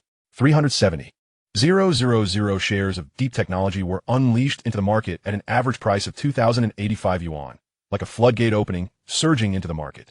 The massive sell orders swiftly overwhelmed the buy orders at several price levels beneath, causing subtle ripples and fluctuations in the market. The transaction was completed, and 71 million arrived in his account. Ling Yun leaned back in his chair, exhaling softly. The entire process took only a few seconds, yet it felt like the conclusion of a thrilling journey. Wang Degui gaped at Ling Yun, then abruptly turned to the screen, where the stock price lingered around 2,099 yuan. His facial muscles twitching. The immense profit and the tantalizing prospect of further gains battled fiercely within him. But merely seconds later, his almost blind trust in Ling Yun overshadowed everything. Damn it, I'm in, Wang Degui growled, as if to bolster his own courage, rushing for his phone, flustered as he began to execute trades while muttering, close out, all out, trust Ling, and you'll live forever. In stark contrast to Wang Degui's decisiveness was Professor Liu's indecision. The calmness on his face evaporated, replaced by confusion and struggle. He observed Ling Yun's unflappable profile after the liquidation and fixated on the still rising red candlestick on the K-line chart, alongside the incessantly scrolling favorable rumors and tidbits about deep technology. Ling Yun, isn't this a bit too cautious? Professor Liu's voice carried urgency. Once a trend forms, it won't easily change. Look at this closing price, firmly standing at 20.99. The bullish momentum is overwhelming. Selling now would mean missing out on the greatest profits. He attempted to persuade Ling Yun and himself, using more professional jargon.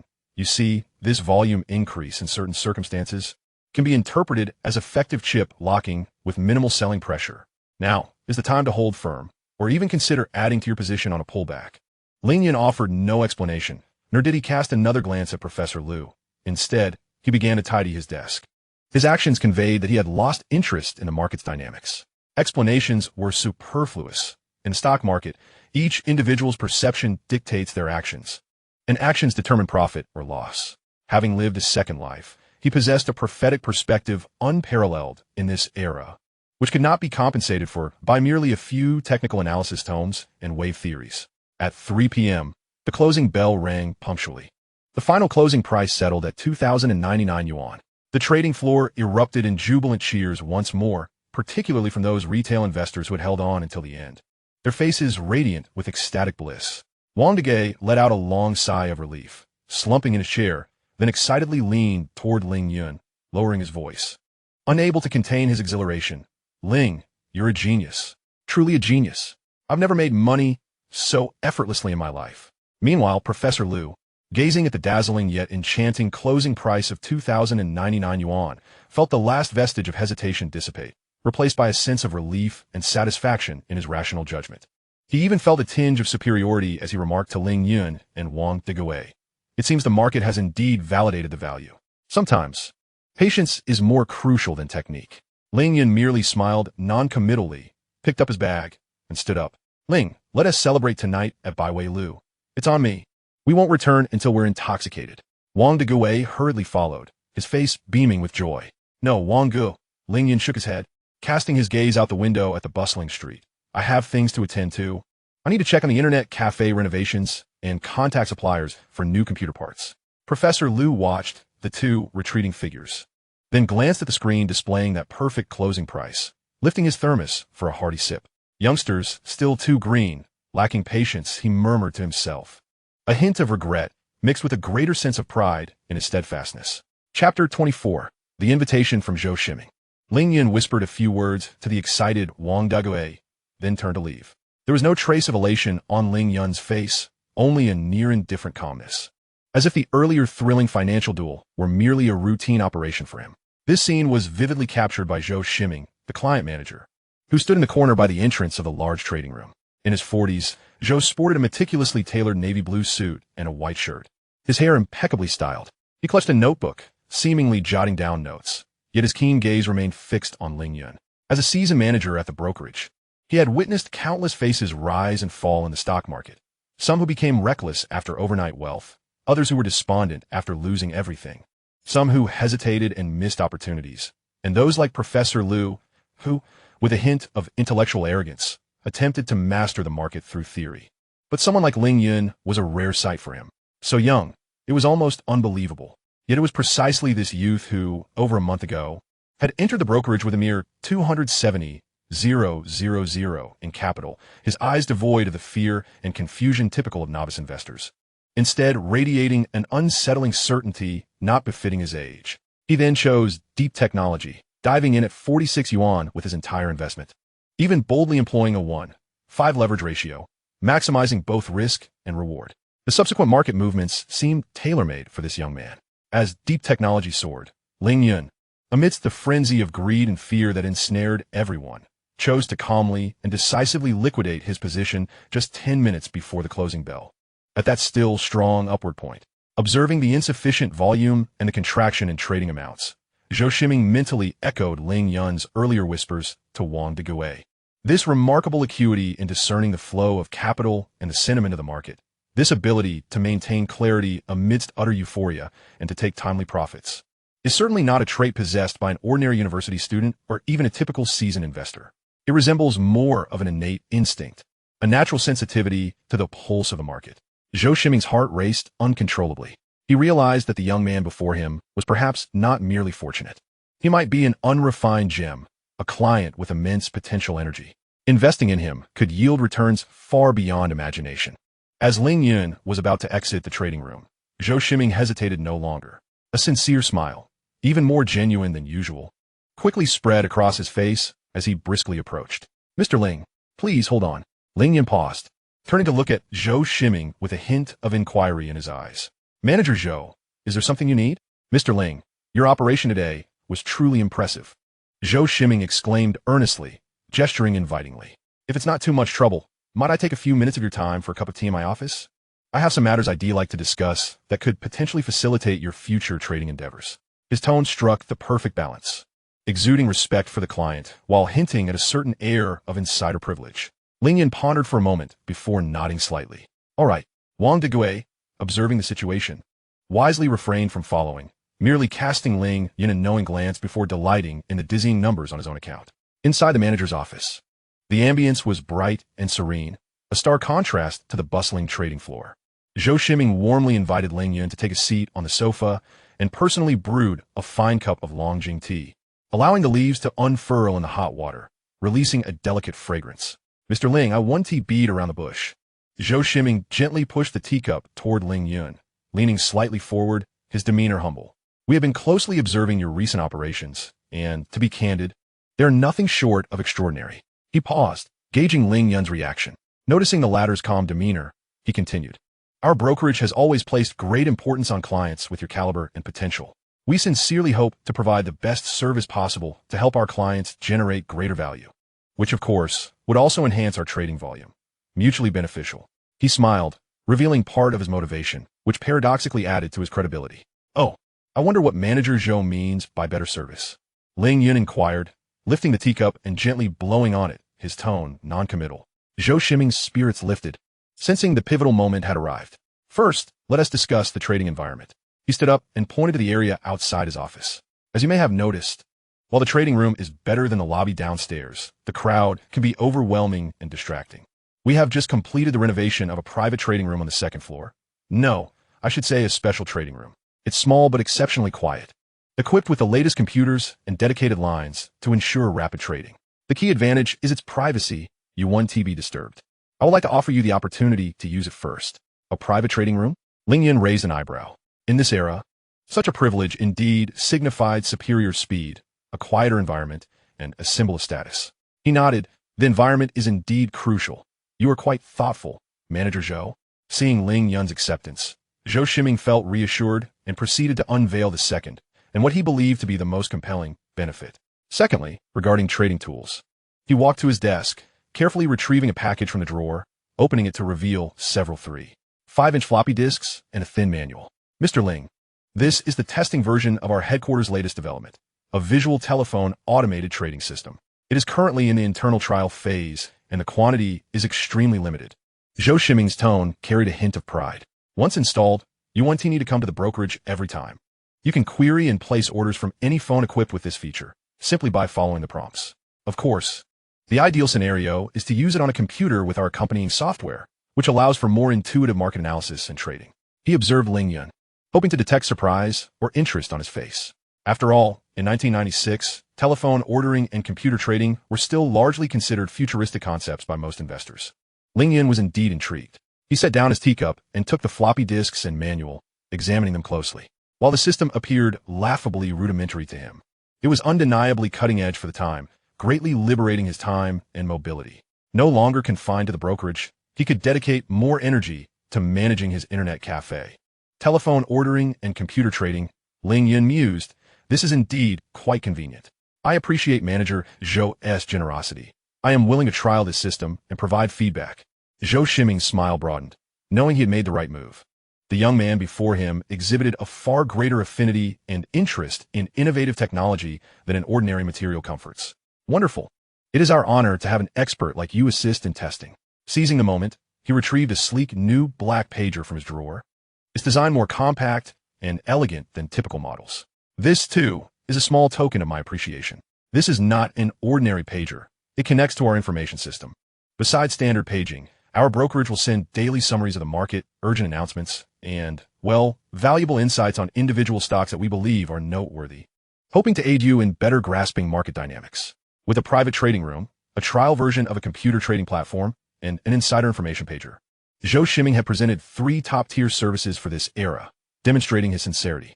His intentions were clear, to bind this immensely promising young man with the best resources, securing his loyalty to the brokerage, thereby generating more trading commissions while simultaneously enhancing his own performance and judgment. Ling Yun regarded the 3 items on the desk with a clear understanding. He accepted Zhou Shiming's investment with ease. It would indeed save him considerable time and provide ample convenience. As for what the brokerage sought in return, they were both aware of the unspoken agreement, mutual benefit. With such generous offerings from Manager Zhou, it would seem ungracious to decline. Ling Yun smiled slightly, gathering the floppy disks, manual, and pager. I am genuinely interested in these items, especially the trading system. I may need to trouble you more in the future. Not at all. It's no trouble. Zhou, shimming. Seeing Ling Yun's full acceptance, felt a great weight lift from his heart, his smile radiant. It is my honor to serve you, Mr. Ling. I will have the special trading room cleaned and organized immediately. You can come in and use it directly tomorrow. Should you encounter any issues with the system installation, please don't hesitate to reach out to me. I will arrange for a technician to assist you. After exchanging a few more polite words, Ling Yun rose to take his leave. Zhou, shimming, personally escorted him to the office door. Watching the young man's upright and composed figure disappear at the end of the corridor, only then did he exhale deeply, his expression a blend of excitement and anticipation. He sensed that the decision he made today could very well be the most astute investment of his career. As Ling Yun stepped out of the brokerage, the cool evening breeze brushed against his face. He touched the floppy disks in his satchel and the pager in his pocket, a faint smile playing at the corners of his lips. Chapter 25. Wang Degui's Possessions. Outside the securities brokerage, the crowd gradually dispersed, their faces reflecting a spectrum of emotions ranging from euphoria to despair. Just as Ling Yun finished his discussion with Manager Zhou and prepared to head to the internet cafe renovation site, a sturdy hand landed heavily on his shoulder. The pressure affectionate, yet impossible to refuse. Ling, my dear brother, you finally emerged. I've been waiting for you. Wang Degui's face, glistening with excitement, leaned closer, exhaling a cloud of heavy smoke. Today, I must give my brother some face. At Byway Tower, I've secured a private room. We must indulge in a hearty meal together and not return until we're intoxicated. Ling Yun furrowed his brow slightly, discreetly easing away from his grasp, and replied calmly, Brother Wang, I appreciate your sentiment. However, I do have matters to attend to this evening at the internet cafe. Oh, my dear Ling brother, Wang Degui interjected eagerly, his face a mask of earnestness. No matter how busy one is, a meal must be had, right? What could be more important than celebrating between brothers? He lowered his voice, leaning in closer to Ling Yun, shrouded in mystery. Moreover, I have some inside information regarding the municipal electronics factory. Things are rather murky over there. It's perfect timing. Let us discuss it over dinner. I assure you it will be beneficial. The municipal electronics factory? Ling Yun's gaze flickered, his footfall halting. He had been struggling to obtain concrete intelligence about the factory, as his uncle had been tight-lipped, unwilling for him to get involved. And the inquiries he made in the factory's residential area yielded only superficial information. Wang Degui, a local with a web of connections, might indeed possess some key insights. Noticing Ling Yun's interest, Wang Degui seized the opportunity, half pushing, half leading him towards a brand-new Santana parked by the roadside. Come on, let us talk in the car. Just a meal. It won't delay your important business. Ling Yun pondered for a moment before nodding. All right, I shall bother you then, Brother Wang. Huh. Now that is more like it. Wang Degui beamed, personally opening the car door for Ling Yun, his actions almost servile. Inside the best private room at Byway Tower, the banquet table was lavishly spread with an array of dishes, clearly arranged well in advance by Wang Degui. He waved off the waiter, filled Ling Yun's glass with Wuliangya, and then raised his own cup, his face flushed and brimming with enthusiasm. Ling brother, for this first cup, I must toast you. His voice boomed with heartfelt gratitude. To be honest, by following your lead this time, I not only made up for my previous losses, but also turned a handsome profit. He wiggled his chubby fingers, refraining from disclosing the exact figure. Yet his excitement spoke volumes. I, Wang Degui, have mingled in society for many years and have never bowed to anyone. But to you, Ling brother, I truly admire. Your insight is sharp, your actions precise, and your mindset steady. I am in awe. With that, he tilted his head back, downing the drink in a few gulps, causing him to grimace from the burn, yet he laughed heartily.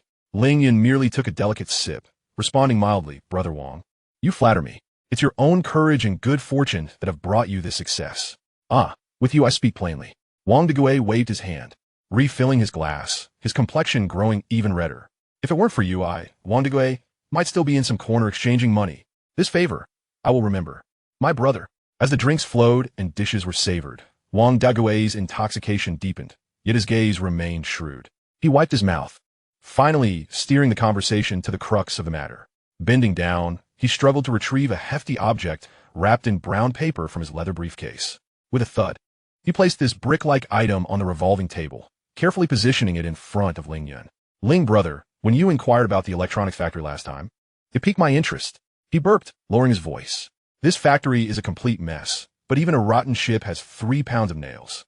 The inner workings are intricate. Mere inquiries 1T suffice. He gestured toward the package, a smirk of pride on his face. Here. I managed to obtain a copy of some documents from a colleague in the factory who handles archives. It's absolutely genuine. Far more detailed than what is circulating in the market.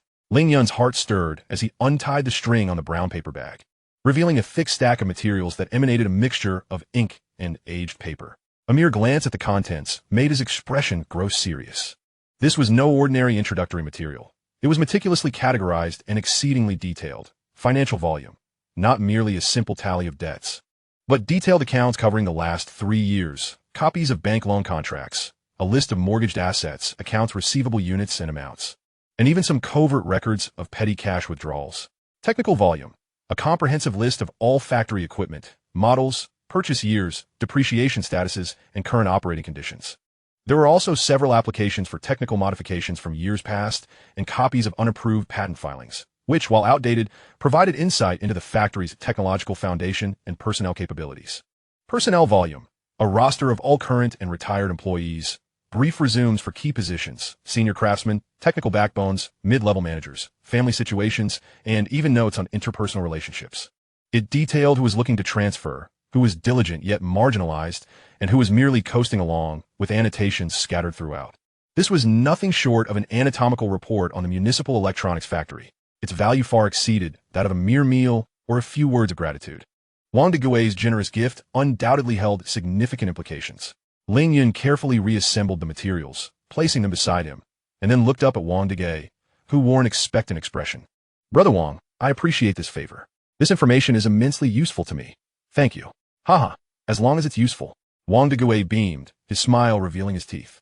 What is there to be polite about between brothers? Ling Yun pondered briefly. He did not wish to owe a favor to someone like Wang Degui, a man steeped in the ways of the world. Debts of gratitude are the hardest to repay and can easily sow the seeds of future troubles. It would be wiser to repay him with what he coveted most, thus clearing the debt on the spot. Lifting his wine glass, he gently swirled it and casually inquired, Brother Wang, now that you've made a profit, what are your plans? Will you continue to invest heavily? Wang Degui, upon hearing this, momentarily tempered his excitement. A flicker of concern crossing his features. Ling brother, to be honest, the profits are exhilarating, but I'm uncertain how to make them grow.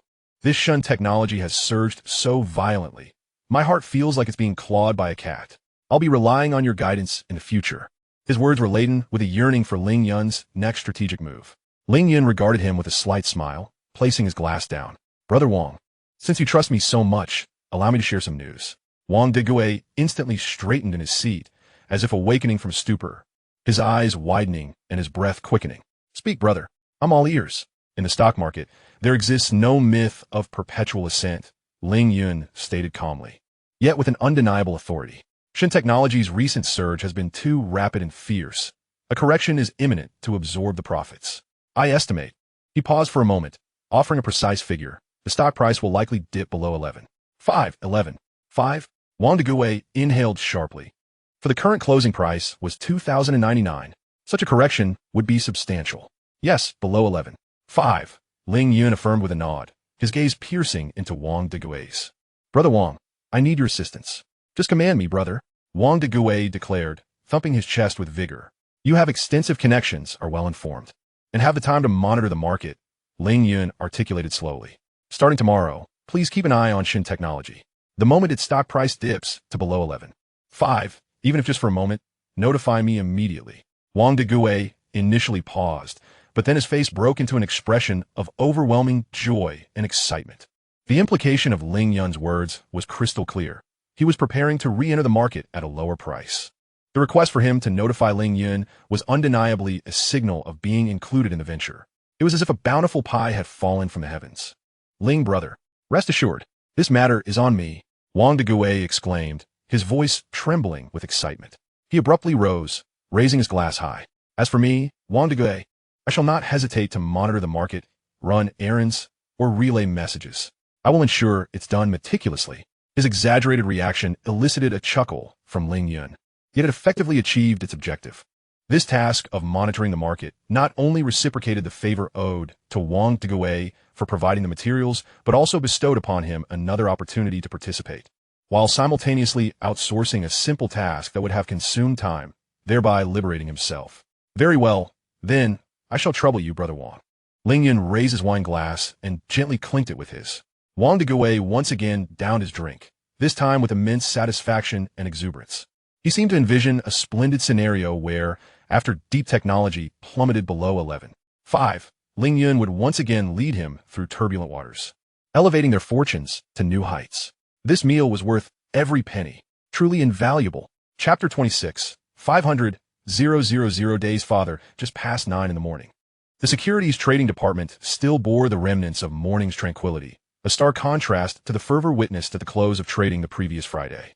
Zhou Shiming had just brewed a cup of strong tea and was preparing to commence his day's work when he observed that familiar figure strolling with composure into the manager's office. Ling, my younger brother? So early? Zhou Shiming expressed his surprise, hastily rising with a habitual warm smile gracing his face. He noticed that Ling Yun carried a black briefcase, noticeably bulging. Good morning, Manager Zhou.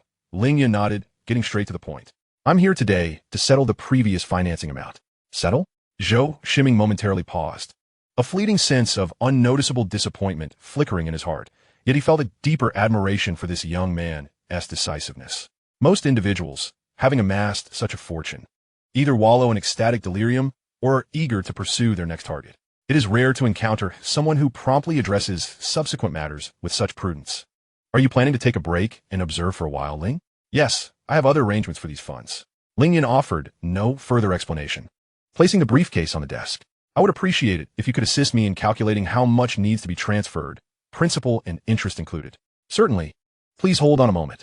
I will calculate it immediately. Zhou Shiming promptly grabbed the calculator and the dedicated ledger, his expression focused. The office filled with the rhythmic sounds of calculator keys and the rustle of paper. After a brief moment, he lifted his head and announced an accurate figure. Ling, your previous principal for the financing was 1.35 million. Calculating based on the agreed interest rate and duration, the interest amounts to 43,700 yuan. In total, 1,393,700 yuan needs to be transferred from your account. That works. Ling Yun expressed no objections, retrieving his passbook and relevant documents from the briefcase. Let us proceed with the transaction now. The process unfolded swiftly. In this nascent era of financial digitization, although transferring large sums of money required manual operation and multiple signatures, everything flowed seamlessly under the direct supervision of a manager at Zhou Shiming's level. Watching the staff return the receipts, confirming that the 1.35 million principal along with the interest had been detached from Ling Yun's account, Zhou Shiming felt a sense of reflection. Although the duration of this financing business was brief, the commission income it brought to the trading department and the potential rewards for him personally were quite substantial. More importantly, through this collaboration, he had tethered an immensely promising client. Ling, the paperwork is all completed. Zhou Shiming handed the final receipt to Ling Yun, his tone carrying a hint of testing. I've kept that special account room for you, and the trading system has been installed and debugged. You can come by to use it at any time. Thank you. Manager Zhou, I will reach out again when I need to execute a transaction. Ling Yun accepted the receipt, examined it carefully, and after confirming its accuracy, placed it cautiously in the inner layer of his briefcase. With the financing settled, Ling Yun's account now boasted a pure profit amounting to a staggering 6.3 million. In an age where workers earned a mere 400 to 500 yuan monthly, this represented a fortune that could drive one to madness. He did not linger in the trading department, nodding a farewell to Zhou Shiming before turning towards the adjacent industrial and commercial bank savings office. The savings office was sparsely populated, and Ling Yun walked directly to the remittance counter, requesting a wire transfer receipt. He picked up the old-fashioned dipping pen from the counter, filled it with ink, and in the remitters section inscribed his name and account number, meticulously writing his father's name and the family's passbook number in the recipient section. Remittance amount, 500,000 yuan. The transfer fee was substantial. Yet Ling Yun did not bat an eye. After completing the procedures and holding the remittance receipt, he approached the orange IC card telephone in the corner of the savings office, inserted his card, and dialed his father's workplace. Hello, who is this? His father's familiar, slightly hoarse voice came through, accompanied by the typical metallic clatter of a factory workshop in the background. Dad, it's me. Ling Yun spoke calmly. Xiao Yun? His father's voice paused, seemingly taken aback. Is there something going on? Running low on money? A typical paternal concern, direct and unadorned. No, Dad. I just transferred some money into the family passbook. You might want to check it at the credit union in the next couple of days. A remittance? Where did you get the money? His father's voice rose an octave, laced with confusion and a hint of wariness. Not much, just 500,000. Ling Yun interrupted his father. On the other end, there was an instant silence. Even the background noise seemed to vanish in shock at this figure. After a full 7 or 8 seconds, his father's voice returned, filled with disbelief. How much? 500,000. Ling Yun, say that again. Where on earth does a student who hasn't even graduated find 500,000? After the shock came an explosive outburst of anger and panic. You scoundrel! Are you involved in some illegal activities? I tell you, Ling Yun, you better clarify this right now. His voice reverberated, making the phone receiver buzz. Ling Yun held the receiver a bit further away from his ear, waiting for his father's tirade to subside before speaking leisurely, unleashing the bombshell he had prepared. Dad, do you remember that 270,000 passbook at home? The passbook? What passbook? His father instinctively replied. Then suddenly, as if struck by lightning, his voice halted. Following that came a surge of furious wrath. One could almost visualize his flushed face and wide eyes through the phone line. Ling Yun, did you steal the money meant for buying the loader? You little rascal. That was our entire family's fortune. His father stammered in anger. You wait. You just wait there at school. I'm coming right over. I will break your legs. Listening to his father's furious tirade, even hearing the sounds of him rummaging as if preparing to leave, Ling Yun couldn't help but curl his lips into a resigned smile. Dad, feel free to come. Ling Yun's tone remained calm, even tinged with a hint of assurance. But think it through before you arrive. If you come to beat me up, I can only return you 450,000 of that 500,000. A beating costs 50,000. Do you think that's a fair deal? The other end fell into an eerie silence once more. 50,000. In this era, that was enough to buy a decent house in the county. Just like that. Gone after a beating? The arithmetic was clearly in the red. His father was evidently choked by this shameless threat, his heavy breathing audible, momentarily at a loss for how to respond. Ling Yun seized the opportunity, softening his tone. Dad, the money is clean. I earned it through my own efforts in the stock market. That 270,000, consider it borrowed principal. I'm returning it along with interest to you and Mom. You're wanting to buy a loader, right? If you need more money, just let me know. He paused. I understand your concerns. Rest assured, your son is well aware of his path. Everything is above board. A prolonged silence enveloped the line. His father's heavy breathing gradually steadied, replaced by a complex mix of shock, bewilderment, and perhaps a flicker of unspoken pride. After what felt like an eternity, his father's voice finally broke the silence again. His anger still simmering, but clearly lacking conviction, even laced with a hint of caution. You rascal. You really haven't done anything wrong? Absolutely not. Ling Yun replied firmly. You little brat. His father cursed, but the tone had softened considerably. So you gone bold, huh? Daring to take money from the family. And now you're even threatening your old man. He mumbled, seemingly striving to maintain his authority as a father. Yet the weight of the 500,000 had left him somewhat dazed. Just wait until you return. I'll deal with you then. Ling Yun understood that the storm had passed. He smiled lightly. All right, I shall be back in a couple of days. As for Mom, please speak to her gently. Don't frighten her. Feel free to spend the money, and if it runs short, just let me know. The act of secretly taking money from the savings book was now behind them, and Ling Yun thought to himself that his father had managed to escape this beating, a faint smile gracing his lips. Chapter 27. The May 4th Basketball Tournament. After days of rushing between the securities department, construction sites, and various social gatherings, Ling Yun finally found a moment of leisure. Dressed in a simple tracksuit and worn basketball shoes, he was dragged by his roommate, Zhao Weiguo, to the East District basketball court. Come on, if you don't get out and move, you'll grow spiderwebs. Zhao Weiguo exclaimed, clutching a somewhat worn basketball, his voice booming. Every day, you vanish like a dragon. One would think you were engaged in some secretive work. Ling Yun chuckled, offering no further explanation. Indeed, his days since the rebirth had felt like a wind-up toy, with the stock market battles and future plans filling every moment. As he walked along the familiar tree-lined path of the campus, listening to Zhao Weiguo chatter about departmental anecdotes, his tense nerves began to ease. The basketball court was bustling, with several games fervently underway. Just as the two found an empty hoop to warm up, they noticed a makeshift wooden table near the entrance, surrounded by a few students. A figure was slightly bent over, writing something on a large poster. She wore a common white collared shirt and fitted blue straight-leg jeans, her feet adorned with clean white canvas shoes. Her long, glossy black hair was tied back in a simple ponytail, exposing her smooth forehead and graceful neck. The afternoon sun poured over her without reservation, as if draping her in a soft halo. She was engrossed in her writing, her profile softly defined, her nose delicately upturned, and her long eyelashes fluttering occasionally. Standing tall, she emanated a serene, scholarly aura, yet the lively atmosphere around her added a vibrant touch. Hey, ISNT, that in Shiyu from the student council? Zhao Weiguo nudged Ling Yun with his elbow, lowering his voice with a teasing undertone.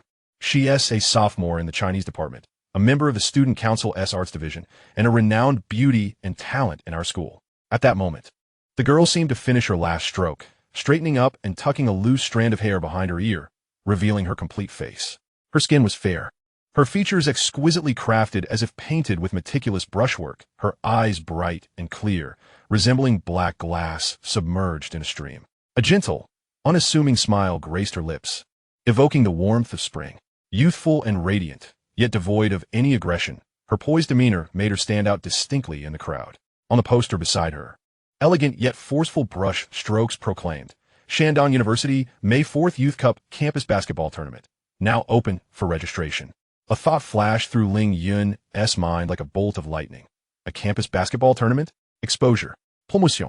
Was it his Starry Sky Internet Cafe in need of such a vibrant promotional opportunity that resonates with students? Almost instinctively, Ling Yun approached the table, prompting Zhao Weiguo to follow suit. And Shiyu was smiling as she handed out registration forms to an inquiring male student, her voice clear and gentle. Yes, teams must register by department, and the deadline is next week. After addressing the inquiries, she lifted her head and caught sight of Ling Yun and Zhao Weiguo standing before the table. Her gaze lingered for a moment on Ling Yun's face, a flicker of surprise passing through her beautiful eyes, which then transformed into a warm smile. Ling Yun? She called out, her tone confirming familiarity, yet also tinged with pleasant recognition. Ling Yun was taken aback. He was certain he had no prior connection with this talented girl from the Chinese department. Noticing the look of confusion in his eyes, and Shiyu smiled gently and explained, during last year's May 4th Cup, I was cheering on the sidelines for the semifinals between the computer science and our literature department. Your buzzer-beater three-pointer at the corner made sure our department didn't make it to the top four. Her words bore no hint of resentment, but rather appreciation. The computer science department ultimately took second place, and your performance as a core shooting guard was quite remarkable. Ling Yun understood, chuckling, so you're a defeated rival. How fortunate to meet you. He made a light-hearted jest, his gaze sweeping over the registration forms and promotional posters. This year's tournament seems quite substantial. Indeed, and Shiyu replied, handing him a promotional flyer with a fluid motion. The school is very supportive, hoping to enrich everyone's extracurricular life. Your computer science department is the reigning runner-up. You must be a strong contender for the championship this year. Her eyes glinted with a hint of expectation. Ling Yun took the flyer, quickly perusing its contents, and the vague idea in his mind crystallized into clarity. The tournament indeed presents a wonderful opportunity, he said, meeting in Shiyu's clear gaze, his tone growing earnest and sincere. However, do you not think that with such an excellent event, the promotion and logistical support could be enhanced for greater appeal?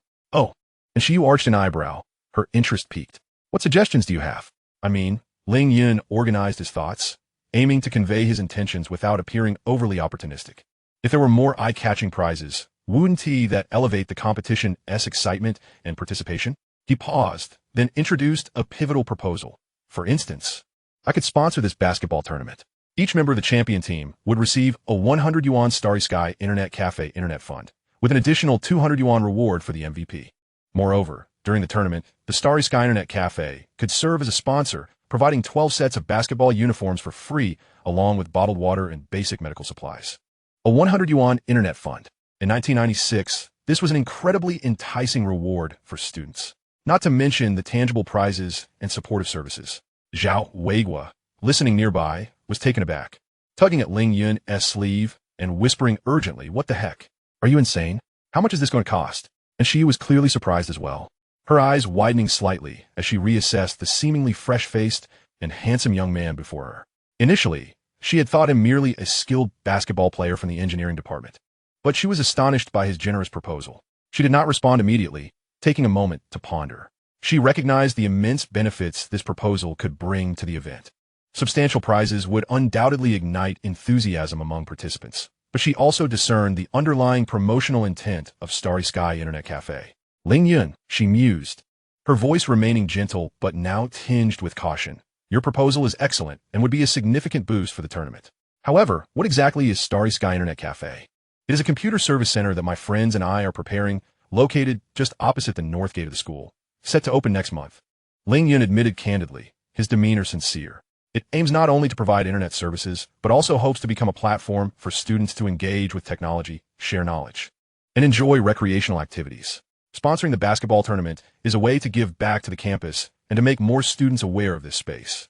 Of course, all promotions will occur within the framework recognized by the Student Council, ensuring no impact on the tournament itself. His honesty helped Xiyu lower her guard.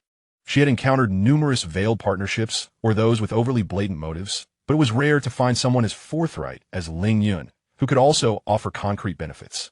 She gazed at him, noting the maturity and confidence that transcended his years, alongside a genuine support for the tournament itself, and her resolve was quietly formed. She broke into a radiant smile, her expression akin to the gentle ripples stirred by spring waters, warm and enchanting. It sounds like a mutually beneficial proposal, she remarked. However, given the significance of this collaboration, I must report to the Student Council and our supervising teacher. Could you provide me with a more detailed sponsorship proposal? Specifically, I need the exact amounts, the services included, and some basic information about the Starry Sky Internet Cafe. Absolutely, Ling Yun thought to himself, confident that they were already halfway toward success. I will have the detailed plan ready for you by tomorrow. All right, I will await your update, and Xiyu nodded, retrieving a blank registration form from the table. On the back, she adeptly pinned down a series of numbers, the duty phone for the Student Council office, where she could typically be found after 4 in the afternoon. Or, she paused, lifting her gaze to meet his, a glimmer of subtle vivacity in her eyes. You could always come directly to the girls' dormitory of the Chinese department and call for me. This last remark carried a delightful playfulness, perfectly suited to her youthful demeanor. Ling Yun accepted the note adorned with her elegant handwriting, returning her smile. Rest assured, I will ensure you are not put in a difficult position. The proposal will undoubtedly satisfy the council and the teachers. With their initial objective accomplished, Ling Yun opted not to linger. He bid farewell to Xiyu and pulled the still-dazed Zhao Weigua towards the basketball court. After taking a few steps, he instinctively glanced back. Xiyu had already immersed herself in her registration duties, slightly turned to the side as she patiently elucidated something to another student. The sunlight sculpted her earnest profile, while her ponytail swayed gently with her delicate motions. Graceful and poised, youthful and radiant, yet undeniably astute. Ling Yun turned away, bouncing the basketball in his hands, his demeanor becoming relaxed and lively once more. Old Zhao, stop daydreaming. Come on, let's play some one-on-one. Huh? Oh, I'm coming. Zhao Wei was snapped back to reality, hastening to catch up, unable to resist casting one more glance at the charming figure at the table. He murmured to Ling Yun, you, my friend, are simply irresistible to fortune. Ling Yun dribbled the ball, offering no reply, merely allowing a barely perceptible smile to play at the corners of his mouth. Chapter 28. The basketball tournament ignites the campus. The door to the Student Council office was ajar, with low murmurs of discussion emanating from within. Ling Yun knocked gently. Come in, came Shiyu's melodious voice from inside. Ling Yun pushed the door open, entering the modest office wherein Xiyu was busy organizing documents alongside 2 other Student Council officers. Upon seeing Ling Yun, a flicker of surprise crossed her features, quickly replaced by a warm smile. Ling Yun, you prepared everything so swiftly? She inquired, setting aside her materials to approach him. Dressed in a light blue sweater that accentuated her fair complexion, with her ponytail neatly secured, she radiated an aura of youthful intelligence. Once I have an idea, I act on it promptly for efficiency, Ling Yun replied with a smile, producing a file from his bag and handing it over. Here is the preliminary sponsorship proposal. Please review it to see if it meets your expectations. And Xiyu accepted the file, noting its substantial weight. She invited Ling Yun to sit on a nearby wooden bench while she returned to her desk to peruse the document meticulously. The other 2 student officers leaned in curiously. The office was enveloped in silence, punctuated only by the sound of paper rustling. Dust motes danced in the beams of sunlight streaming through the window, and Xiyu read intently, her delicate brows occasionally furrowing, then relaxing. The proposal far exceeded her expectations. It was not only well-structured but also remarkably thorough. When she reached the prominent figure of 20,000 yuan in the budget section, her fingers instinctively tightened around the paper, and she looked up, her eyes betraying her astonishment. 20,000? She echoed reflexively, her voice laced with disbelief. For student activities, this amount was astronomical. Previous sponsorships usually range from hundreds to thousands, often in the form of goods rather than cash. Such a substantial monetary contribution was unprecedented. The two officers beside her gasped in unison, their gazes towards Ling Yun shifting dramatically. Ling Yun maintained an unperturbed expression, as though merely stating an inconsequential figure, and Xiu quickly flipped to the detailed budget breakdown. Team uniforms for participating teams, 500 sets budgeted at 10,000 yuan, noted. Uniform design featuring the May 4th Youth Cup logo and the slogan Starry Sky Internet Cafe supports youth dreams, to be retained by team members post-event. Prize money, 2,000 yuan for the champion, runner-up, third place, and MVP awards. Event materials, large bottled water, first aid supplies, promotional posters, banner production, etc. Budgeted at 3,000 yuan. Starry Sky Internet Cafe Internet Fund, 3,000 yuan, in the form of internet access cards, to be distributed as participation prizes or rewards for specific segments. Every expenditure was judiciously justified, significantly enhancing the event's prestige and appeal while cleverly embedding the Starry Sky Internet Cafe's brand exposure. Particularly, those 500 team uniforms, once distributed, would serve as moving billboards throughout the competition and beyond, permeating every corner of the campus. The sophistication and professionalism of this proposal caused Xiu to momentarily overlook Ling Yun's status as a student. Suppressing her inner tumult, she regarded him with newfound seriousness. Ling Yun, this proposal is exceptional and thoroughly considered. I believe it will greatly enhance the promotion and participation of the event. However, the amount is indeed substantial. I must report it immediately to the student council and the supervising teacher. Understood. That is the procedure, Ling Yun nodded. I will await your update. And Xiu, known for her decisiveness, promptly took the proposal and left the office. The other two officers eagerly poured Ling Yun a glass of water, their words imbued with curiosity and admiration. The wait was surprisingly brief. Within half an hour, and Xiu returned, accompanied by the student council president and a young teacher from the youth league. All wore expressions of excitement and a hint of incredulity. Ling Yun, the student council president, a tall boy with glasses, spoke first, his tone animated. Your sponsorship proposal has been unanimously approved by the student council and the youth league teacher. Thank you so much. This is undoubtedly the most significant sponsorship in the history of our university's basketball tournament. The teacher insisted that we must execute this event splendidly and honor your support. The youth league teacher also smiled as he approached, patting Ling Yun on the shoulder. Ling Yun, you certainly have ambition. I heard from Xiu that you are also starting a business? An internet cafe? Excellent. Applying your knowledge practically is commendable. The school fully supports you. This collaboration marks a fantastic beginning. The outcome was unexpectedly smooth, yet entirely within the realm of possibility. 20,000 yuan in cash, coupled with an impeccable win-win proposal, was sufficient to eliminate most procedural obstacles in this day and age. News of the sponsorship spread like wildfire across the campus. Have you heard? The basketball tournament has a wealthy sponsor. 20,000 yuan. Every participant gets a free uniform. The champion's prize is 1,000 yuan. My goodness. Starry Sky Internet Cafe. Where is that? It's not even open yet. And they're so generous. In no time, the campus radio, bulletin boards, and departmental notifications were saturated with announcements about the impending May 4th Youth Cup basketball tournament. The name Starry Sky Internet Cafe, along with terms like 20,000 sponsorship, free uniforms, and substantial prizes, made its grand entrance into the consciousness of the university's students. A long queue formed at the registration point. Sports heads from various departments found their phones nearly overwhelmed with calls, as even those with little interest in basketball began to assemble teams.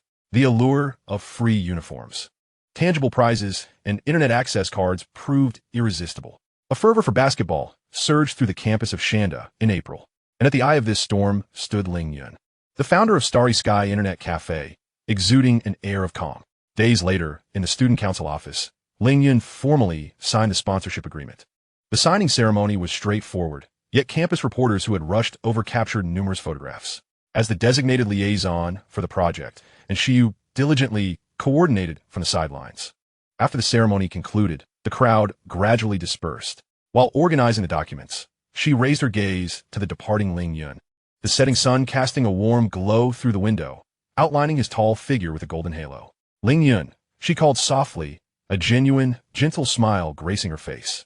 Thank you. This competition has truly transformed, thanks to your support. She paused, her eyes sparkling with curiosity and inquiry. Your internet cafe has yet to open, yet it is already renowned throughout the school. Ling Yun turned back, meeting her gaze.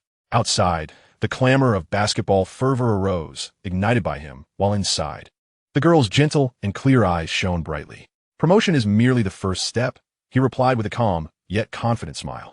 Once we open, I welcome you to experience it. I believe that the starry sky itself will be more persuasive than any advertisement. And she observed his resolute demeanor, a flicker of understanding stirring within her. She seemed to grasp why this young man could so swiftly stir the tides. All right, I will definitely be there on opening day. She smiled, nodding seriously. Chapter 29. The Starry Sky Internet Cafe is about to open. Ling Yun stood across from the north gate of Shandy University, where a once slightly dilapidated two-story building had been rejuvenated. The weathered wooden door had been replaced with a heavy aluminum alloy door embedded with frosted glass, and a large sign boasting Starry Sky Internet Cafe in white letters on a blue background hung above. As the key turned in the lock with a crisp click, Ling Yun pushed open the door, and even though he had mentally prepared himself, a flicker of satisfaction illuminated his eyes. The design matched almost perfectly with the blueprints he had provided to the renovation team, those peculiar styles from 1996 now appearing remarkably fitting. The entire space embraced a palette of cool tones. The walls were painted a soft gray, the ceiling adorned with a black grid, embedded with softly glowing recessed lights rather than ordinary incandescent or fluorescent tubes. These lights, arranged thoughtfully, delineated different functional areas, creating a serene and focused atmosphere. The reception desk served as the visual focal point of the entire space.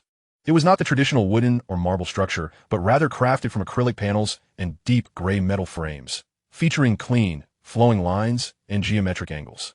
With a luminous blue LED strip embedded beneath the counter, Ling Yun meticulously inspected the details. The walls were smooth, and the paint was evenly applied.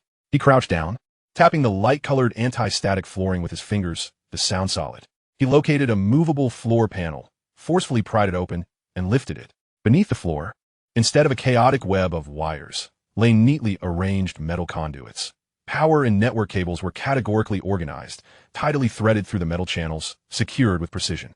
The reserved interface positions were accurate, and the edges of the conduits were smooth, devoid of any burrs.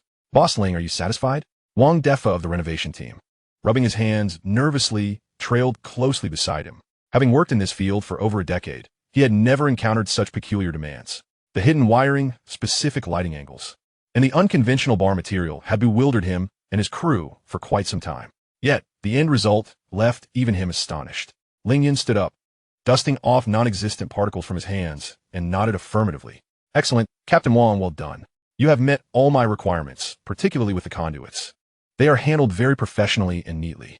Captain Wang immediately breathed a sigh of relief, a broad smile spreading across his face. As long as you are satisfied. To be honest, we initially struggled to comprehend your blueprints, but seeing it all come together, wow, it's truly impressive, like something out of a science fiction movie. Ling Yun smiled slightly and settled the final payment. After bidding farewell to the grateful Captain Wang, he remained alone in this space that had been entirely shaped by his vision. The empty hall was only filled with futuristic decor and the soft blue lights. Without lingering, Ling Yun locked the door and headed straight to the technology market.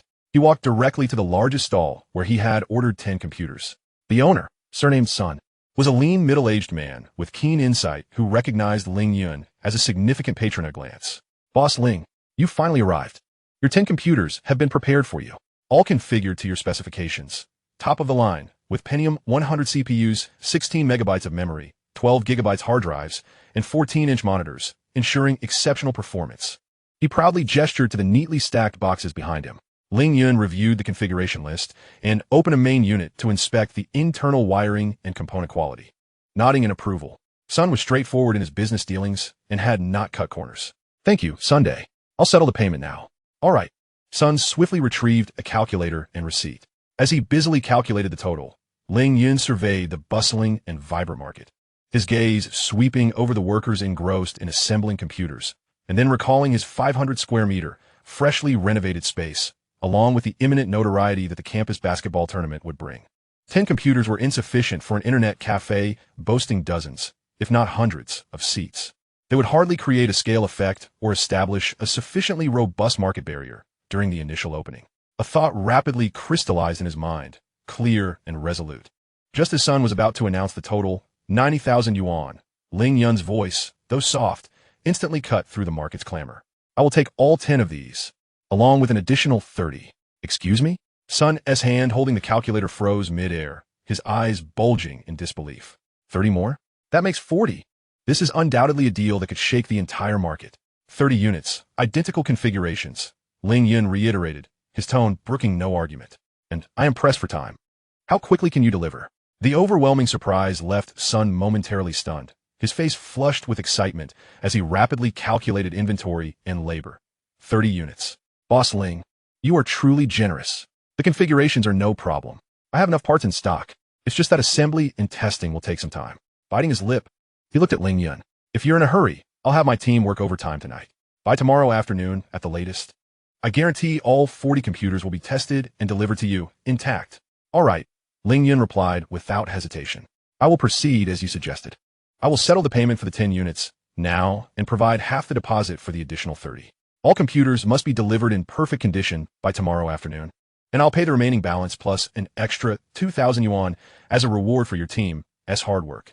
Sun was invigorated by the magnitude of the order and Ling Yun's straightforwardness. He pounded his thigh in excitement. Rest assured, Boss Ling, if I delay you even for a minute, I will no longer belong in this market. I'll go arrange it right away. He nearly sprinted off to rally his crew, igniting an energetic atmosphere throughout the stall.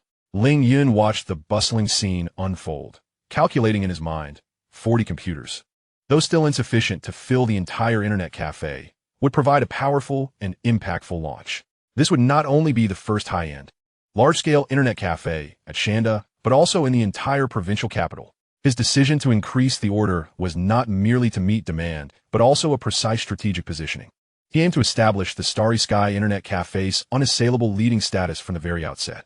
Chapter 30, The Hassles of Running Errands. Inside the Starry Sky Internet Cafe, across from the north gate of Shanda University, 40 brand new computers stood in neat rows, illuminated by blue LED strips reflecting off the gray and white walls. In a space brimming with futuristic promise, awaiting the final breeze, the network culture operation permit that would grant them permission to open. Ling Yun rose early in the morning, meticulously reviewing a thick stack of materials he had prepared.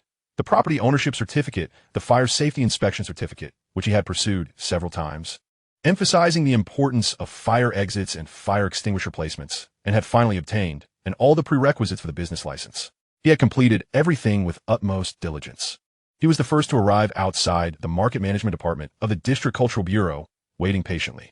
The corridor was permeated with the musty scent of old newspapers and dust, and the long wooden bench, with its peeling paint, felt icy to the touch.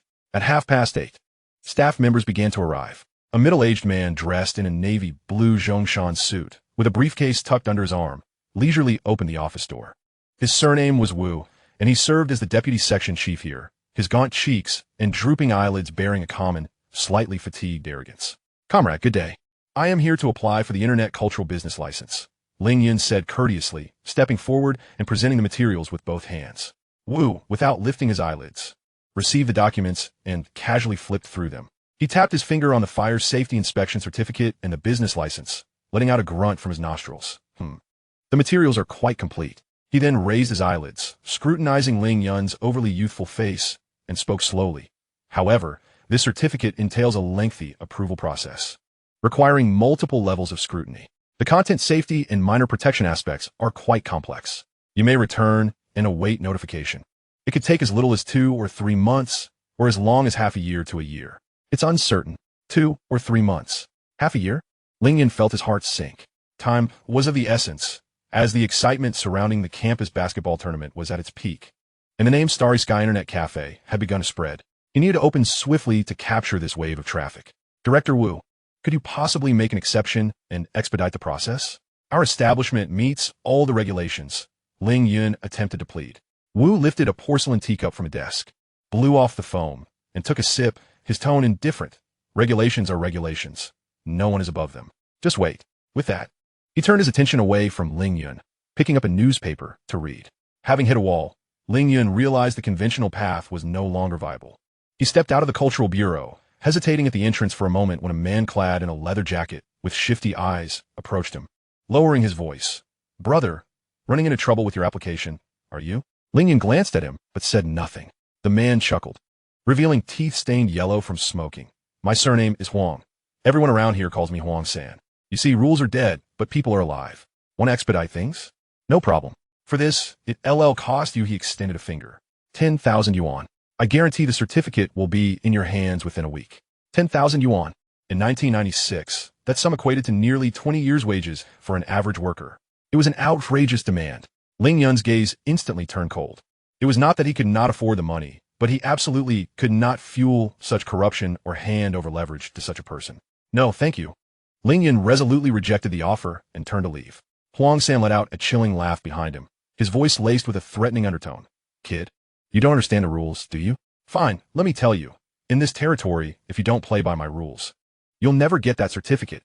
Even in your next life? We'll see. Ling Yun did not look back.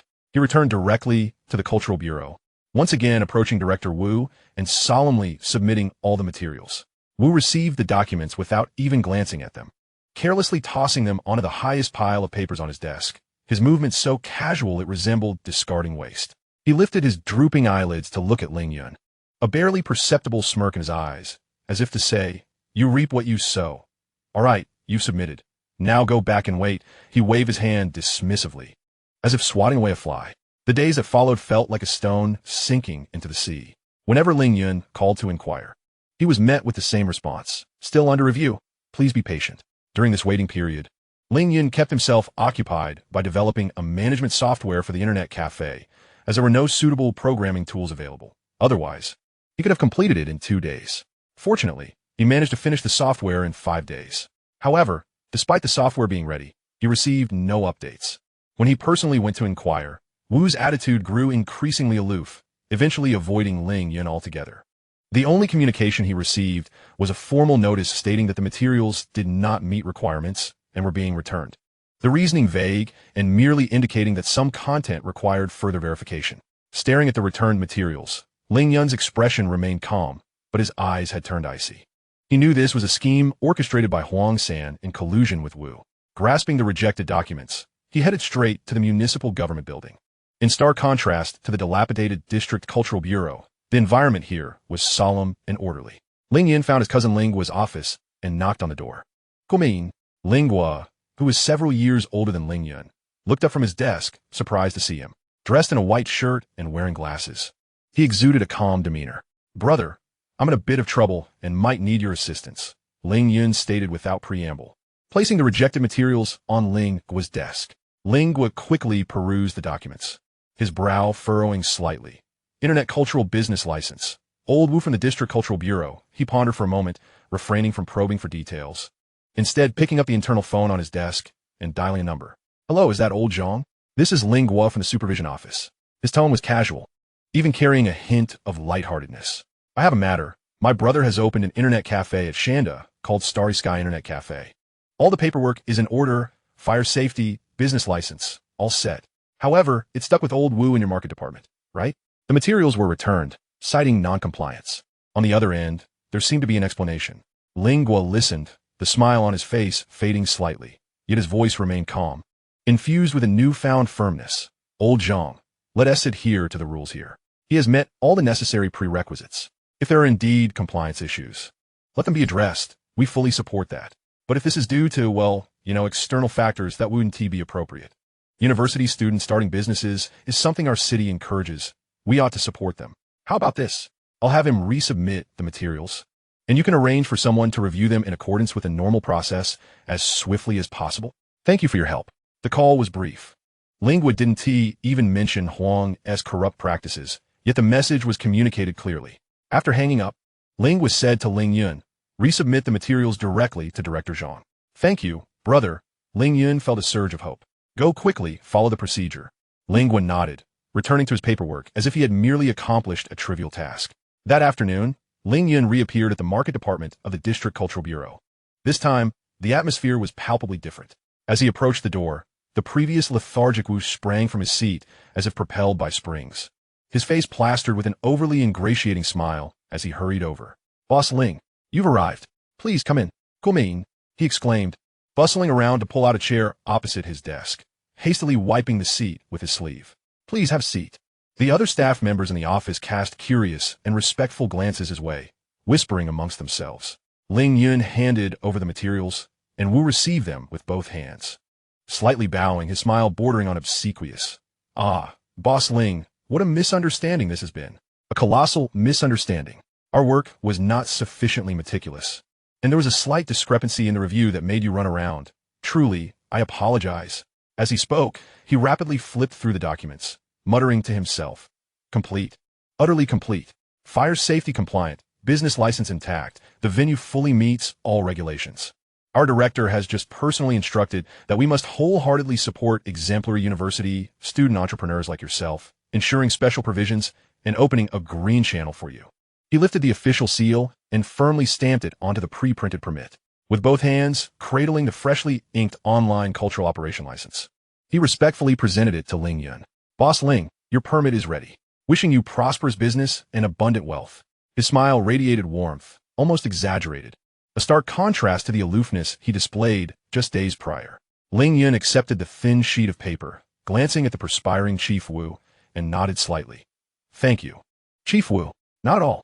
It's our duty to serve you. Chief Wu insisted, repeatedly gesturing as he accompanied Ling Yun to the office door. His posture not yet fully upright. Stepping out of the Cultural Bureau, the afternoon sun was somewhat blinding. Ling Yun carefully stowed the permit away. Chapter 31. The grand opening of the Internet Cafe on April 12, 1996, Saturday, directly across from the North Gate of Shandy University. The once inconspicuous two-story building had transformed into the focal point of the entire university area. A massive red silk drape covered the sign, and the entrance was adorned with a multitude of congratulatory flower baskets, extending to the edge of the sidewalk. The air was tinged with the faint scent of firecrackers, infused with a palpable, almost visible, fervor of curiosity and anticipation. Dressed in a brand-new, casual outfit, Ling Yun stood at the entrance, flanked by the bustling Zhao Weiguo. Sun Peng and Liemo Zhao Weiguo, the loudest among them, was tasked with maintaining order. Sun Peng, meticulous and observant, handled guidance and cash collection, while Liemo anxiously monitored the computers he had helped set up, fearing any potential mishaps. A throng of people surrounded the entrance, forming layers of eager students, nearby youths, and even some well-dressed onlookers who had come out of sheer curiosity. All eyes were fixated on the closed glass doors and the conspicuous price list affixed to the entrance. Internet usage fee, 20 yuan per hour. My goodness, 20 bucks an hour? That is highway robbery, exclaimed a bespectacled young man, realizing his monthly allowance barely reached 200. Indeed, that's exorbitantly priced. How much does it cost to read in the library for a day? Someone chimed in. Yet, despite the grumbling, none of them budged. The promise of connected computers, the information superhighway, and the international internet, terms imbued with magic in 1996, held them captive like a magnet. The price created a barrier, yet simultaneously heightened its perceived value and allure. Old Ling, there are simply too many people. Zhao Weiguo squeezed beside Ling Yun, wiping sweat from his brow. His expression a mix of excitement and concern. Are 40 machines enough? Scarcity breeds value.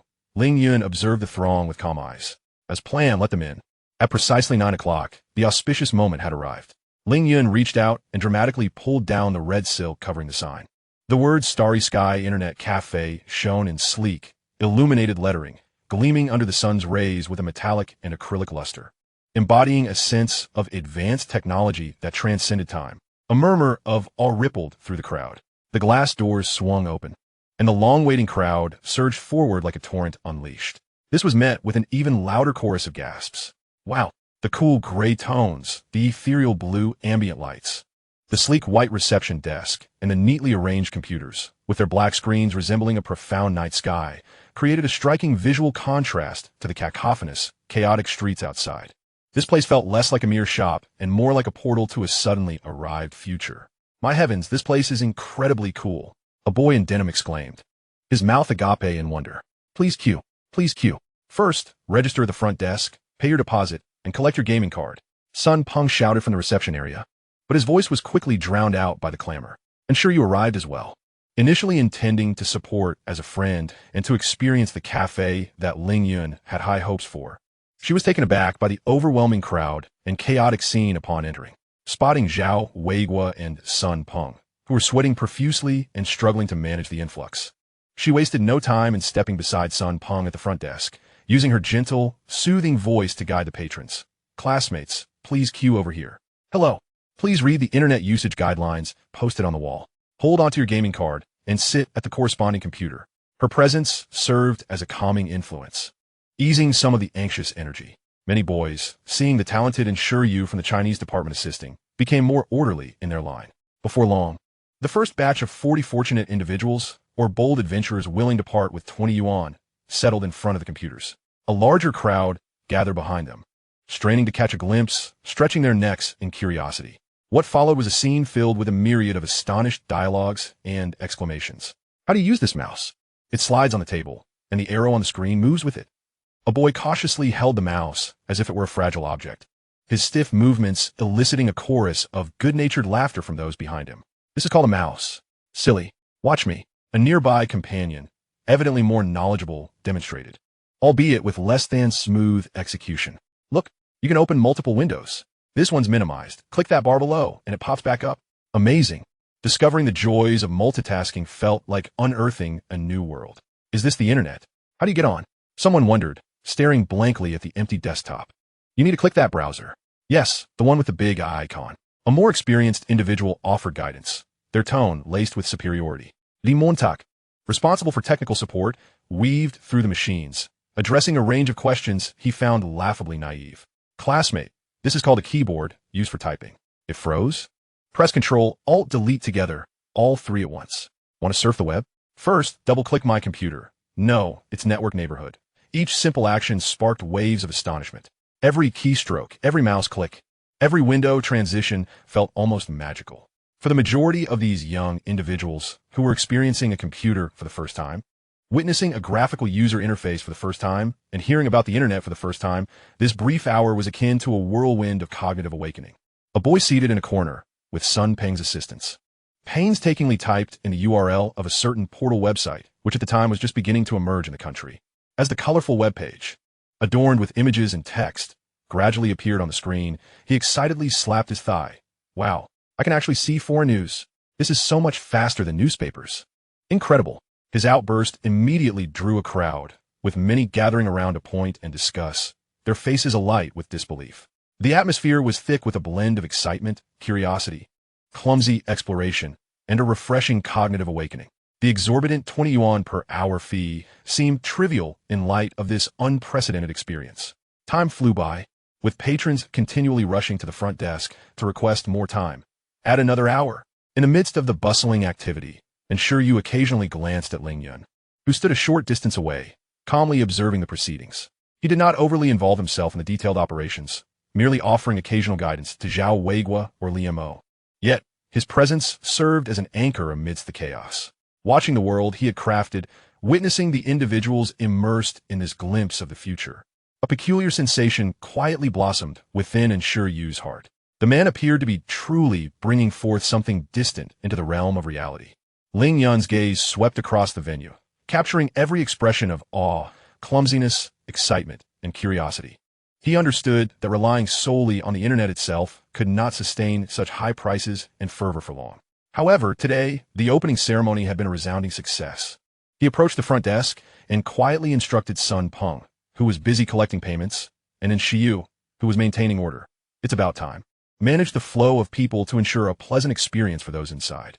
For those waiting outside for over half an hour, distribute a 5 yuan voucher for their next visit. His voice, though soft, resonated with unmistakable authority. Inside the internet cafe, the sounds of keyboards, mice, gasps of astonishment, and animated discussions melded into a harmonious symphony. Outside, throngs of people eagerly awaited.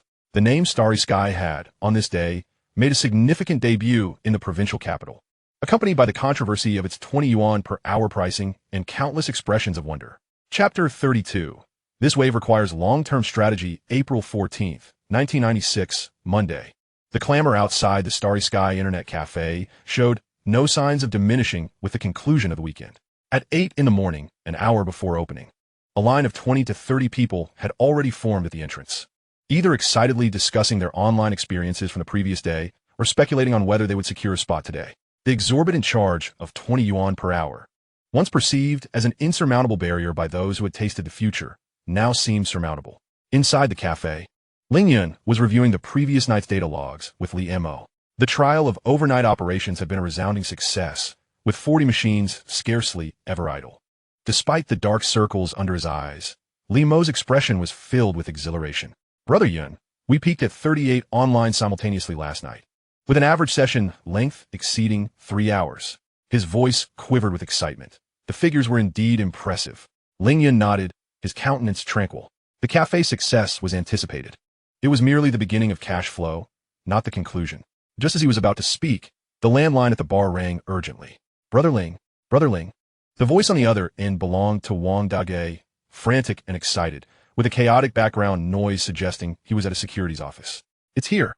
It's here. Deep technology. It opened at 11:50. Exactly 11:50. Wang Dague's voice, tinged with excitement and a deliberate attempt to lower his volume, sounded almost piercing, as if reporting a top-secret military update. Ling Yun's eyes sharpened suddenly, akin to a concealed leopard that had detected prey. His grip on the phone was as steady as a rock, his tone unwavering. Are you certain it opened at 11:50? Absolutely. I didn't even blink. It's currently fluctuating around 11:50. Wang Dague's voice brimmed with uncontainable enthusiasm. Understood. I'm on my way, Ling Yun said decisively, hanging up the phone. He turned to Li Mo, speaking rapidly. Li Mo, this is in your hands along with Wei Guo and the others. I have urgent business to attend to. Handle any technical issues according to our pre-rehearsed plan. Brother Yin, don't worry. Li Mo immediately straightened up. Without further ado, Ling Yun grabbed the black bag, casually left at the front desk, pushed open the glass door, and strode confidently towards the roadside. Under the curious gazes of the students in line, signaling for a yellow taxi. To Chilu Securities, quickly. The taxi merged into the morning rush hour traffic. Outside, the city was just awakening, the sound of bicycle bells ringing in unison, newspaper stands displaying the day's headlines, everything imbued with the unique vibrancy and rawness of 1996. However, Ling Yun's mind had already soared to the battlefield of numerical gambles. At the entrance of the securities office, Wang Dague paced anxiously like a cat on a hot tin roof. Upon seeing Ling Yun alight from a cab, he rushed over like a man who had found salvation. Brother Ling, you're here.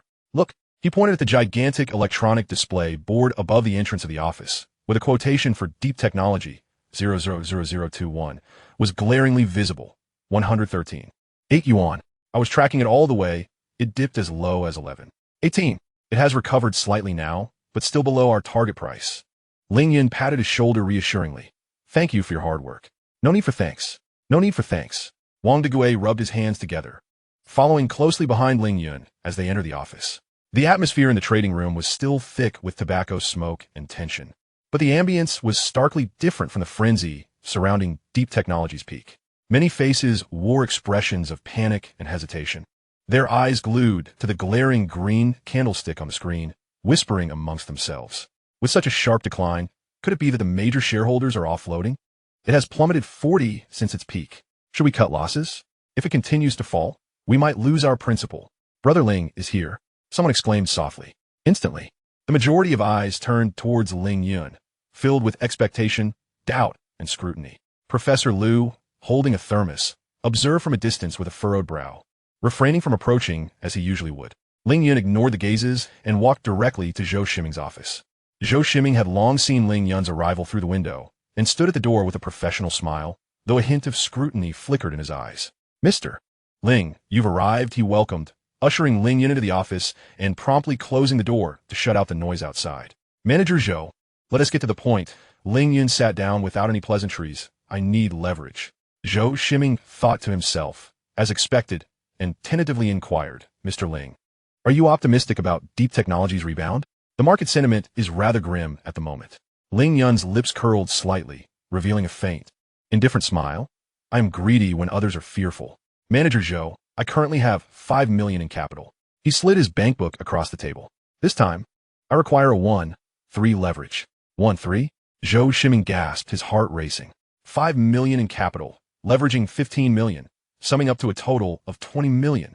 In this era, this was undoubtedly a sum substantial enough to astonish even the branch manager.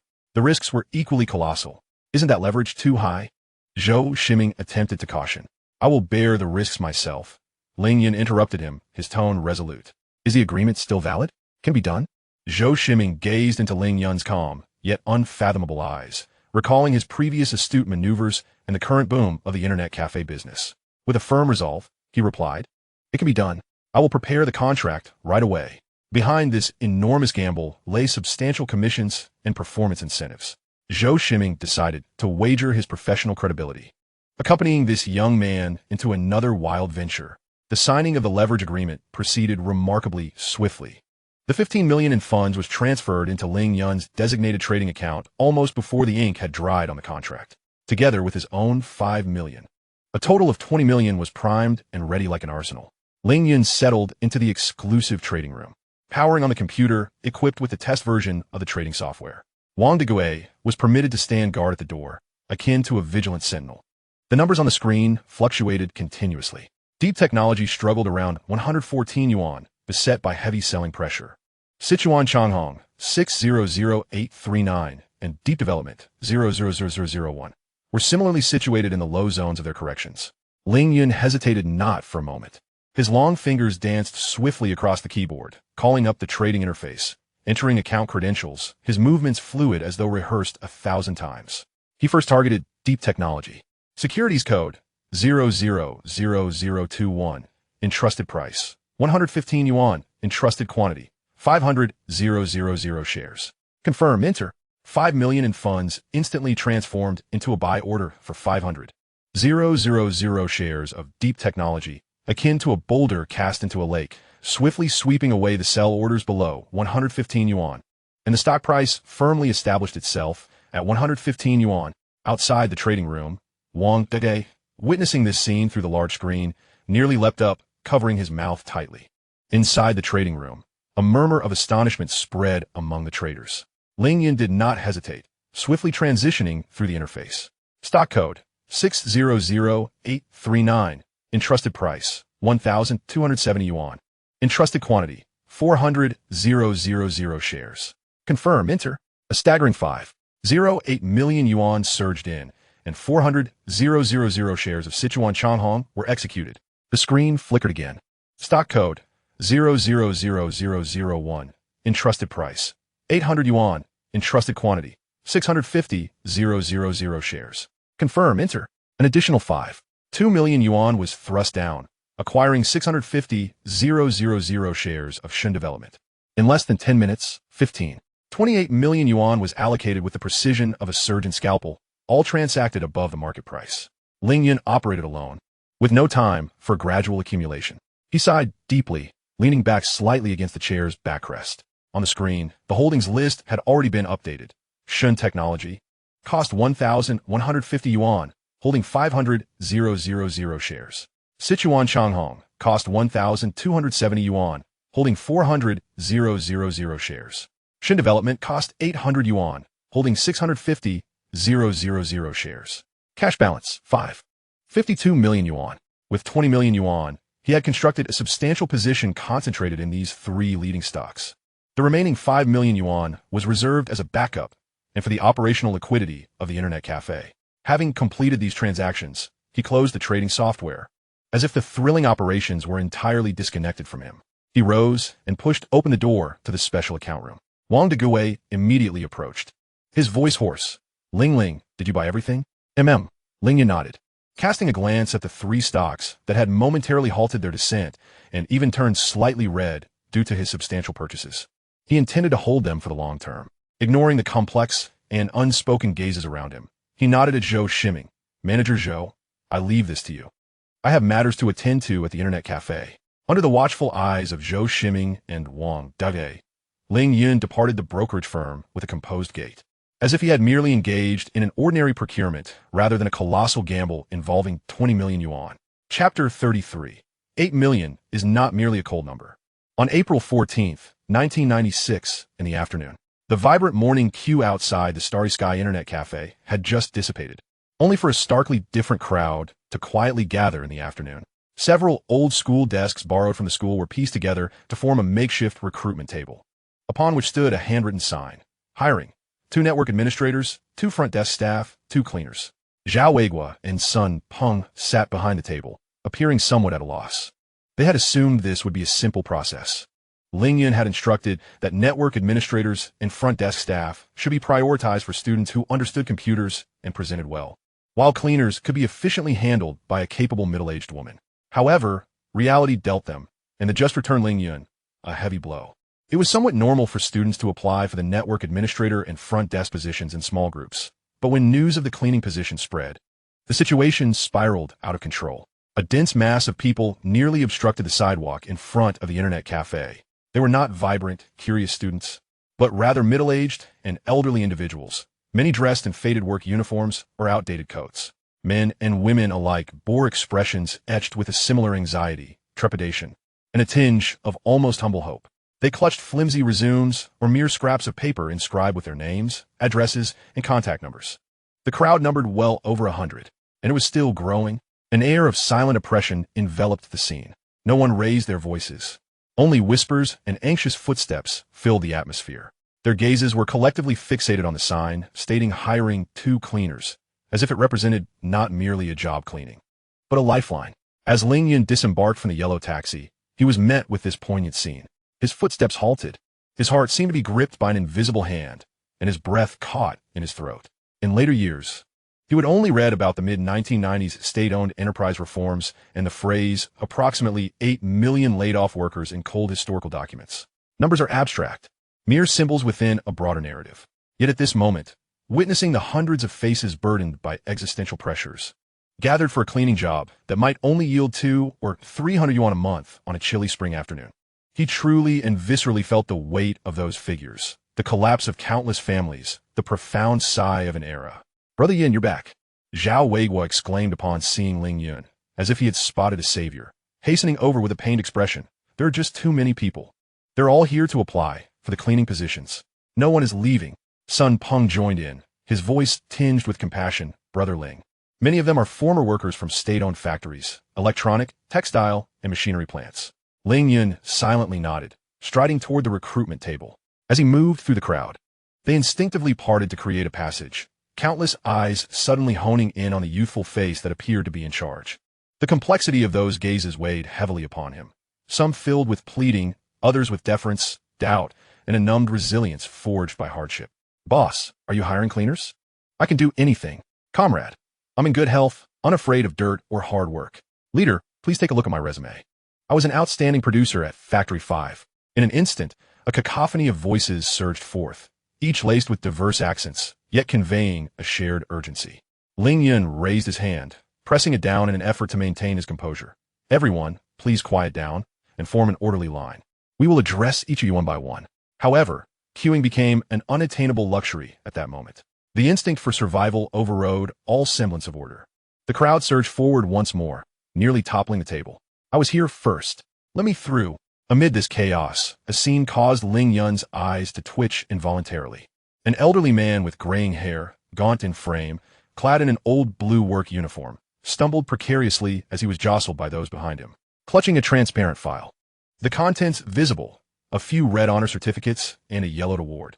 He steadied himself without complaint, instead adopting a tone almost pleading as he addressed Sun Peng behind a recruitment table. I'm sorry, young comrade. I didn't mean to. My name is Ma Baohua. I used to be at the Municipal Electronics Factory. I was a workshop director, a model worker. I guarantee I can clean well."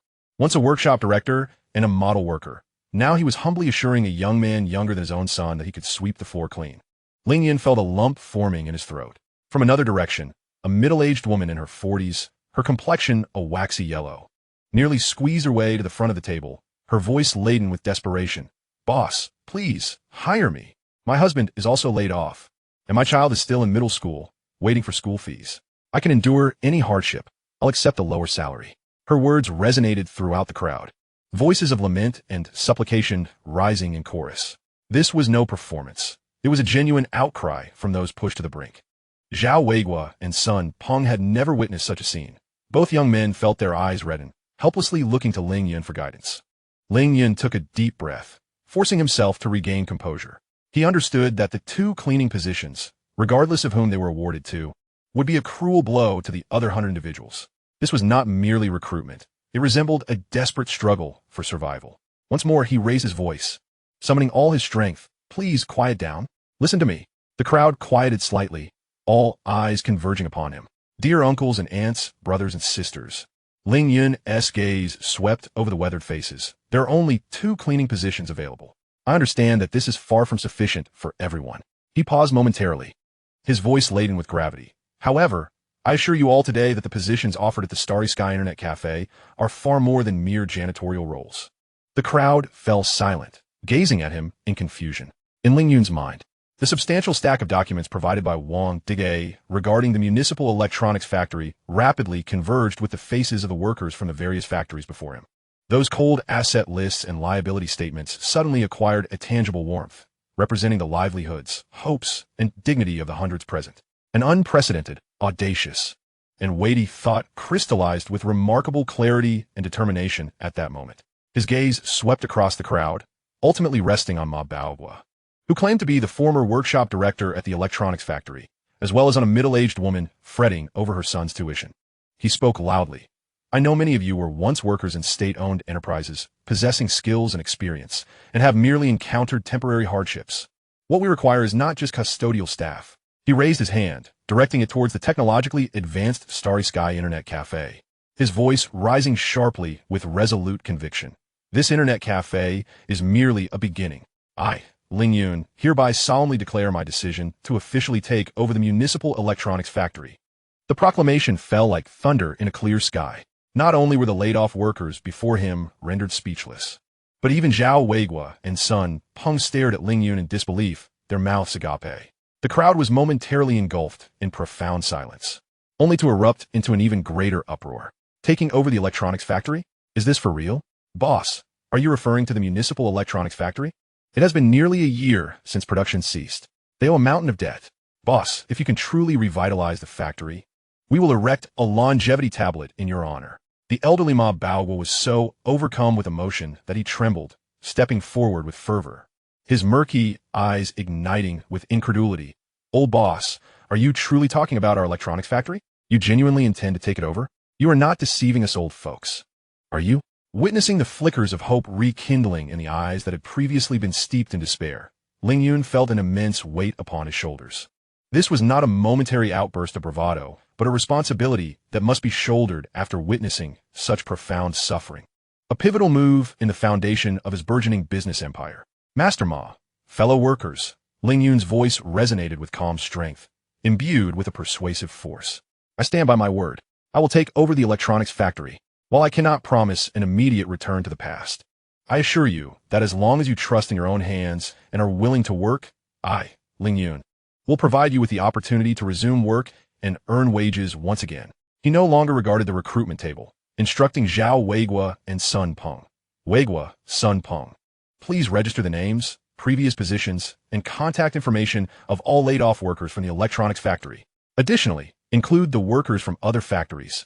Having spoken, he turned and strode directly towards the entrance of the Internet Cafe. Behind him surged a tide of grateful voices, tinged with sobs of gratitude and inquiry. The elderly Ma Baohua bowed deeply to his retreating figure. Entering the Internet Cafe, he was enveloped in silence, insulated from the clamor outside.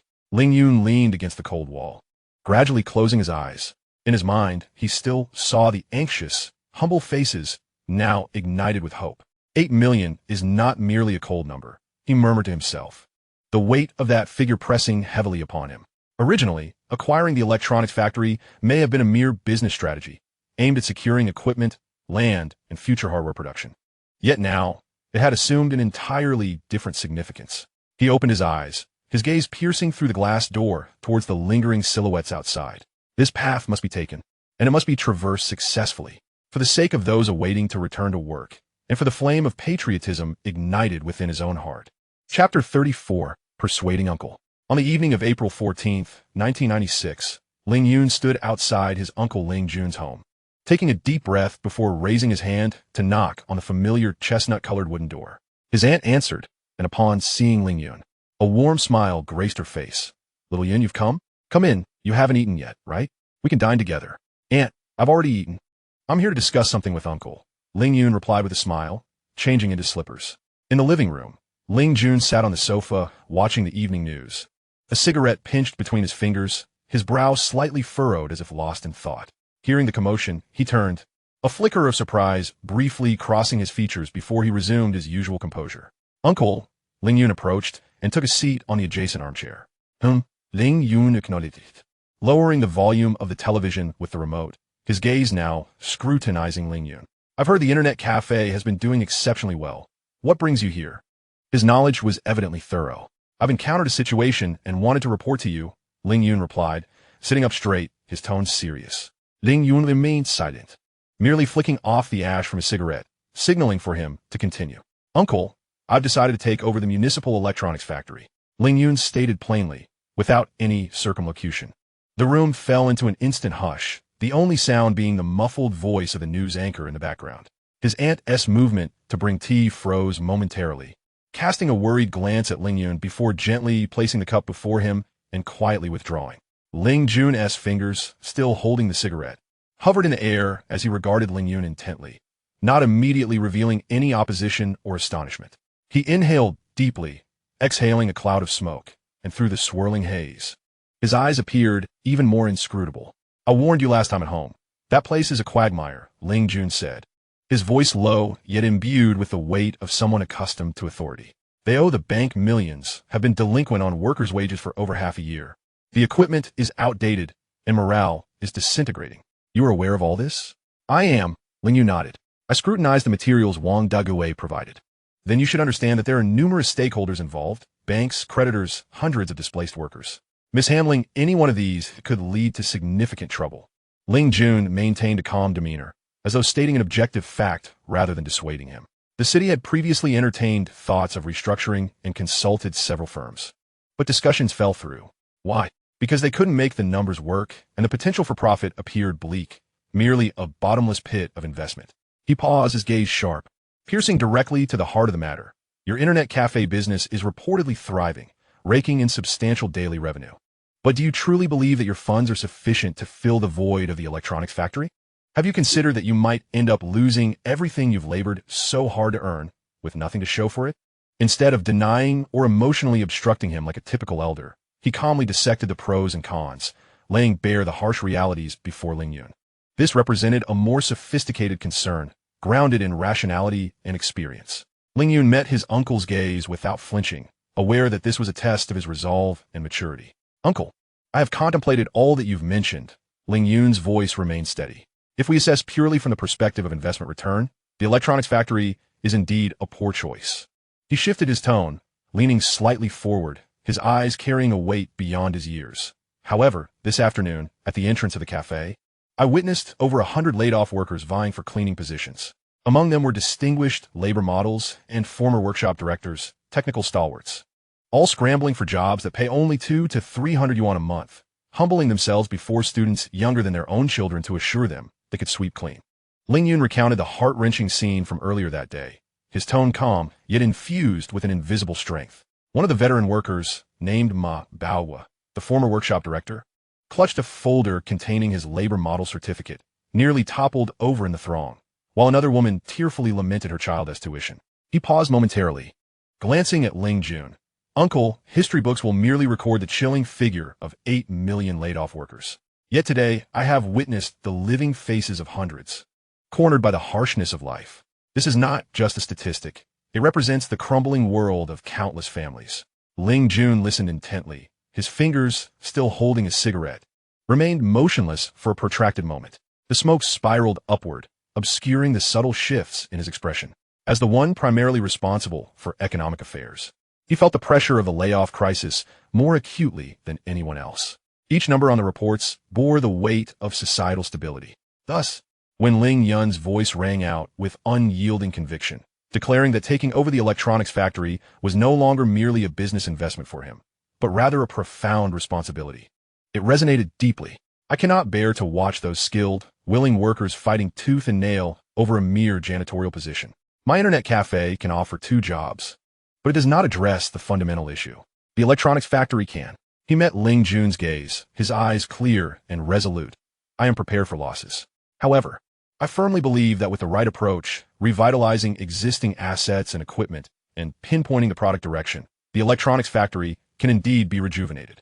At the very least, I can get some machines operational and ensure that a portion of the workers receive their wages. Silence enveloped the living room once more. Ling Yun extinguished his nearly spent cigarette in the crystal ashtray, his movements deliberate and forceful. He lifted his head, scrutinizing his nephew anew. He had initially perceived Ling Yun as a young entrepreneur with a hint of cleverness and a penchant for risk. Yet at this moment, he recognized a deeper quality within him, a sense of responsibility that transcended personal gain, an acute awareness of the era's growing pains, and a proactive response to them. This was no longer a nephew needing his guidance to shield him from the storms of life, but a descendant beginning to possess his own independent will and sense of social duty. After a lengthy pause, Ling Yun finally broke the silence. What do you propose to do? He did not question Ling Yun's certainty, but rather shifted directly to the operational aspects. This in itself represented a shift in attitude. Ling Yun felt a surge of certainty. He knew he had crossed the most critical threshold. He promptly replied, I hope the city can support a debt acquisition of the municipal electronics factory by my company, Spar Technology. I will draft a comprehensive reform plan as soon as possible, including debt management, employee placement, property rights definition, and future development strategy. He required official endorsement to provide him with a legitimate identity and operational platform. Ling Yun pondered for a moment, his fingers lightly tapping on the armrest of the sofa. He fixed a sharp gaze on Ling Yun. The reform plan is no trifling matter. What you need to create is a proposal that can be comprehended and accepted by the city leaders, the banks, and hundreds of workers. This necessitates thorough research and rigorous validation. I understand, Ling Yun affirmed with a nod. I will engage a team of professional accountants and lawyers to ensure the plan is lawful, compliant, and feasible. Good. Ling Yun finally nodded, his tone conveying a sense of endorsement and entrustment. Prepare the plan and ensure it is robust. Present it to me for review. While he made no explicit promises, the simple directive indicated his willingness to open a door for Ling Yun within the confines of the established rules, providing him with an opportunity. Thank you, uncle. Ling Yun stood, his gratitude heartfelt. Ling Yun waved his hand, rising as well, approaching Ling Yun to pat his shoulder. His gaze profound. The path you choose is yours to walk to the end. Remember, in business, especially when taking over such an old factory, both economic viability and social stability must be prioritized. If you encounter difficulties, feel free to consult me, but how to proceed ultimately rests on you. I will remember, uncle. Ling Yun felt the weight of his uncle's reassurance on his shoulder. As he departed from his uncle's home, the night had already descended. The evening breeze brushed against his face, bringing a chill that could not extinguish the fervor within Ling Yun's heart. The path within the system had been pried open ever so slightly by his uncle's assistance.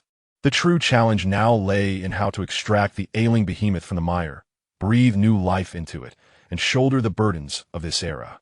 He cast one last glance at the small building, now illuminated by warm lights against the night, before turning to stride boldly into the city's neon embrace. His battlefield was about to shift to the long-dormant municipal electronics factory, where he would find the industrial foundation he required and the weight he must bear for this age. Chapter 35. Report on the reform of the municipal electronics factory. Starry Sky Internet Cafe had bid farewell to the last group of reluctant night customers, the shutter halfway drawn, isolating them from the external clamor. Inside, only the faint glow of blue LED strips illuminated the 40 computers that seemed to be in slumber, and the 4 young men seated in the front desk area. Ling Yun's gaze swept across the faces of his 3 roommates and initial partners. Zhao Weiguo still bore the exhilaration of a night spent awake, while Sun Peng diligently verified the day's financial documents. Liu Mo, cradling a disassembled computer case, wore a furrowed brow, evidently preoccupied with some hardware optimization issue. Brothers, Ling Yun began, his voice resonating clearly in the tranquil space. The Internet Cafe has established a preliminary foothold, but our journey is just beginning. The 3 pairs of eyes instantly focused on him. Next, we must standardize the daily operations of the cafe to ensure a stable cash flow. Ling Yun commenced assigning tasks with clarity. Weiguo, your extroverted nature and strong communication skills make you the ideal candidate for the role of network administrator. Your responsibilities will extend beyond merely solving technical issues. You must also maintain order and atmosphere within the cafe and manage customer relations. Should any challenging situations arise, contact me immediately. Zhao Weiguo puffed out his chest and nodded vigorously. Rest assured, Brother Yun, I got this. Sun Peng. Ling Yun turned to the meticulous Sun Peng. You will oversee the front desk and financial matters. Your duties will encompass not only collecting payments, but also streamlining the membership system, usage records, and daily revenue. I intend to develop a more optimized management software that facilitates card-based access, automatic billing, and reduces the potential for human error. You will be responsible for following up and learning. Sun Peng adjusted his glasses, his expression earnest. Understood. I'll familiarize myself promptly and ensure the accounts are clear. Ling Yun finally addressed the technical cornerstone. Your primary battlefield will be hardware maintenance and network security. Additionally, we cannot afford to halt the keyboard design process.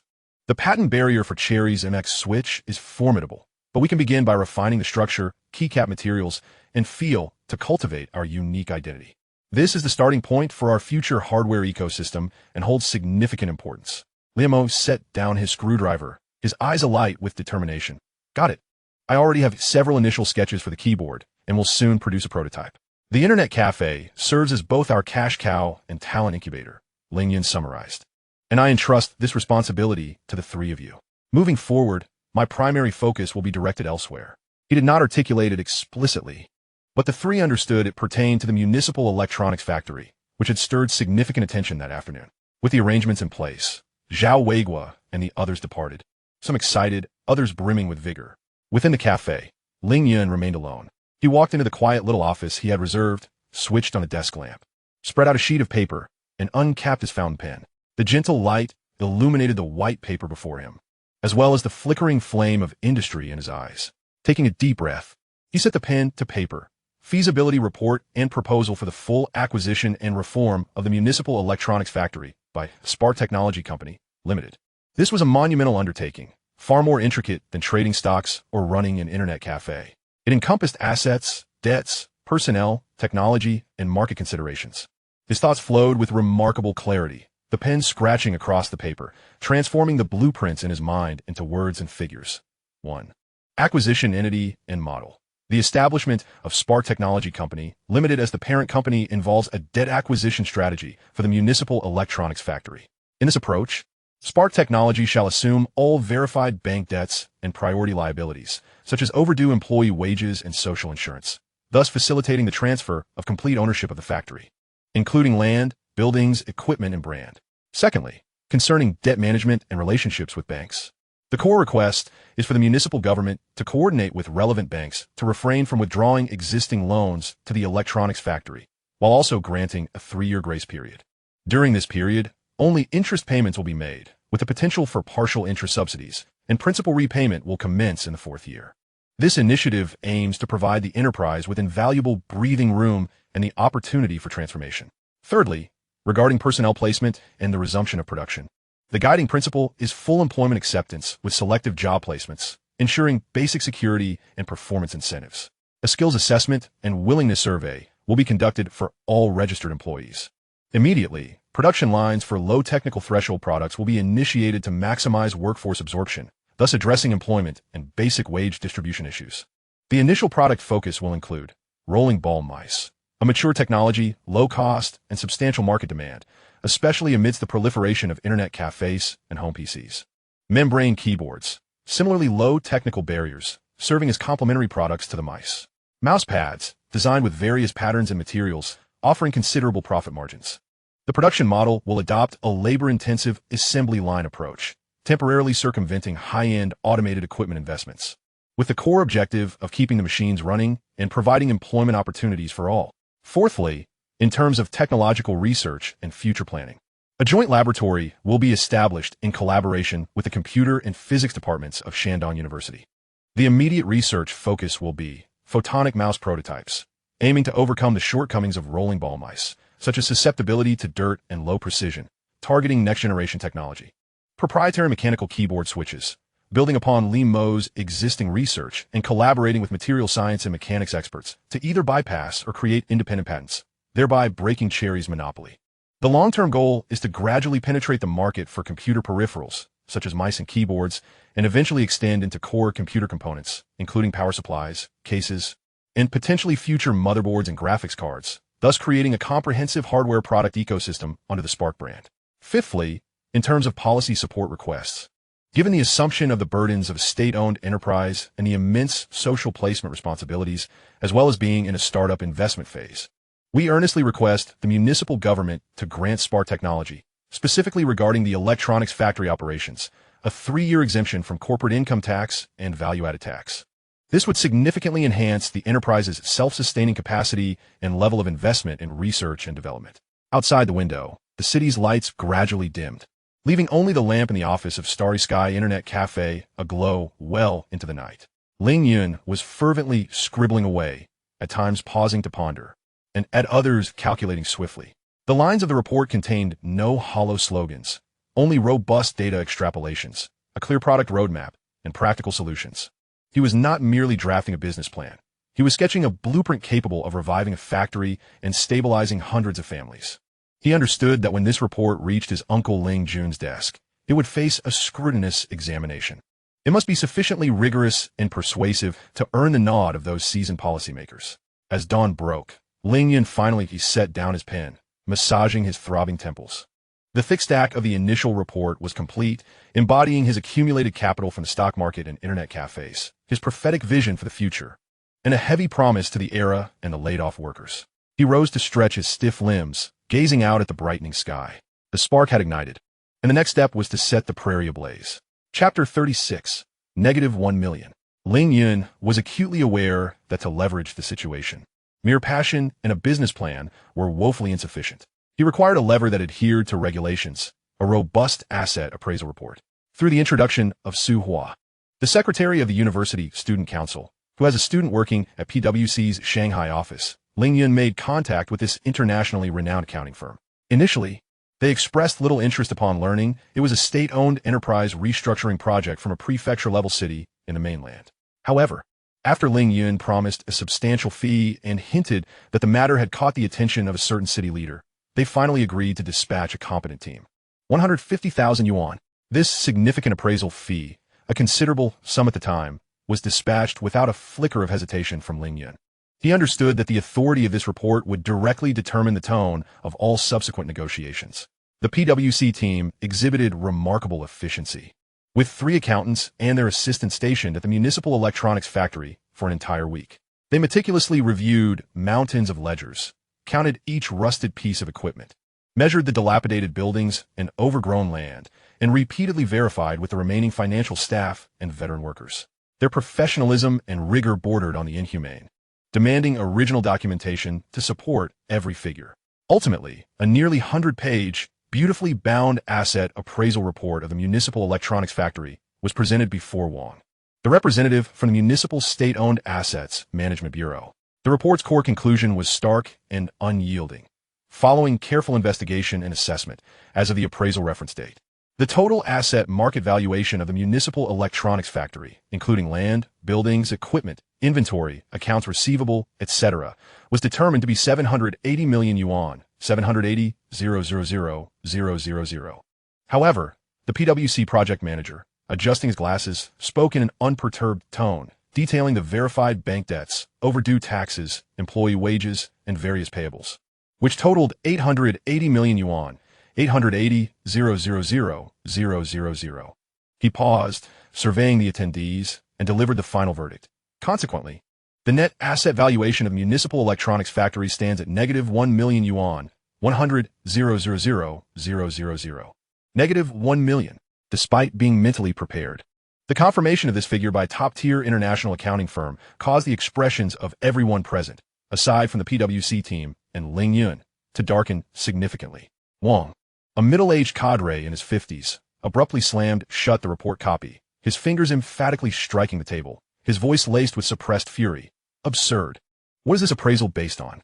The electronics factory occupies such a vast expanse of land on the outskirts of the city, with immense future appreciation potential.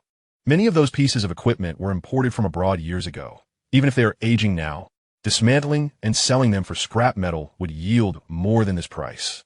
And the raw materials and semi-finished products in inventory, are they worth nothing? 7 million in assets? I would argue it's worth at least 10 million.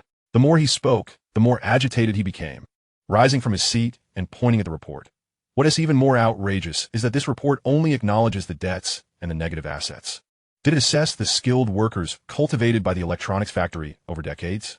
Did it consider the intangible assets of the well-established municipal electronics brand? Nothing at all. You think you can define an otherwise viable state-owned enterprise as a negative asset based on these cold, hard figures? I cannot sign this. The State-Owned Assets Bureau will never accept this result. Wang's reaction was entirely anticipated by Ling Yun. The night before, after showing the restructuring report and the asset appraisal report to his uncle, he had been informed that while the professional report accurately assessed the municipal electronics factory, he would undoubtedly struggle to secure the factory, as no one would dare sign off, fearing the risk of state asset loss. The atmosphere in the office froze instantly. The PwC project manager remained expressionless, maintaining a professional yet distant tone. Director Wang, our assessment is based on the principles of market value and generally accepted accounting standards. The land value was referenced against recent industrial land transaction cases in the vicinity. The equipment assessment accounted for depreciation, functional obsolescence, and economic depreciation. Accounts receivable were provisioned for bad debts based on aging and recoverability. Regarding the skilled workers and brand value you mentioned, I must apologize. Under the current assessment criteria, they cannot be reliably quantified and included in the net asset evaluation. Cannot be quantified? That indicates a flaw in your standards. Director Wang stood his ground firmly. In our Chinese context, workers are the most invaluable asset of a company. This wealth is something you foreigners fail to comprehend.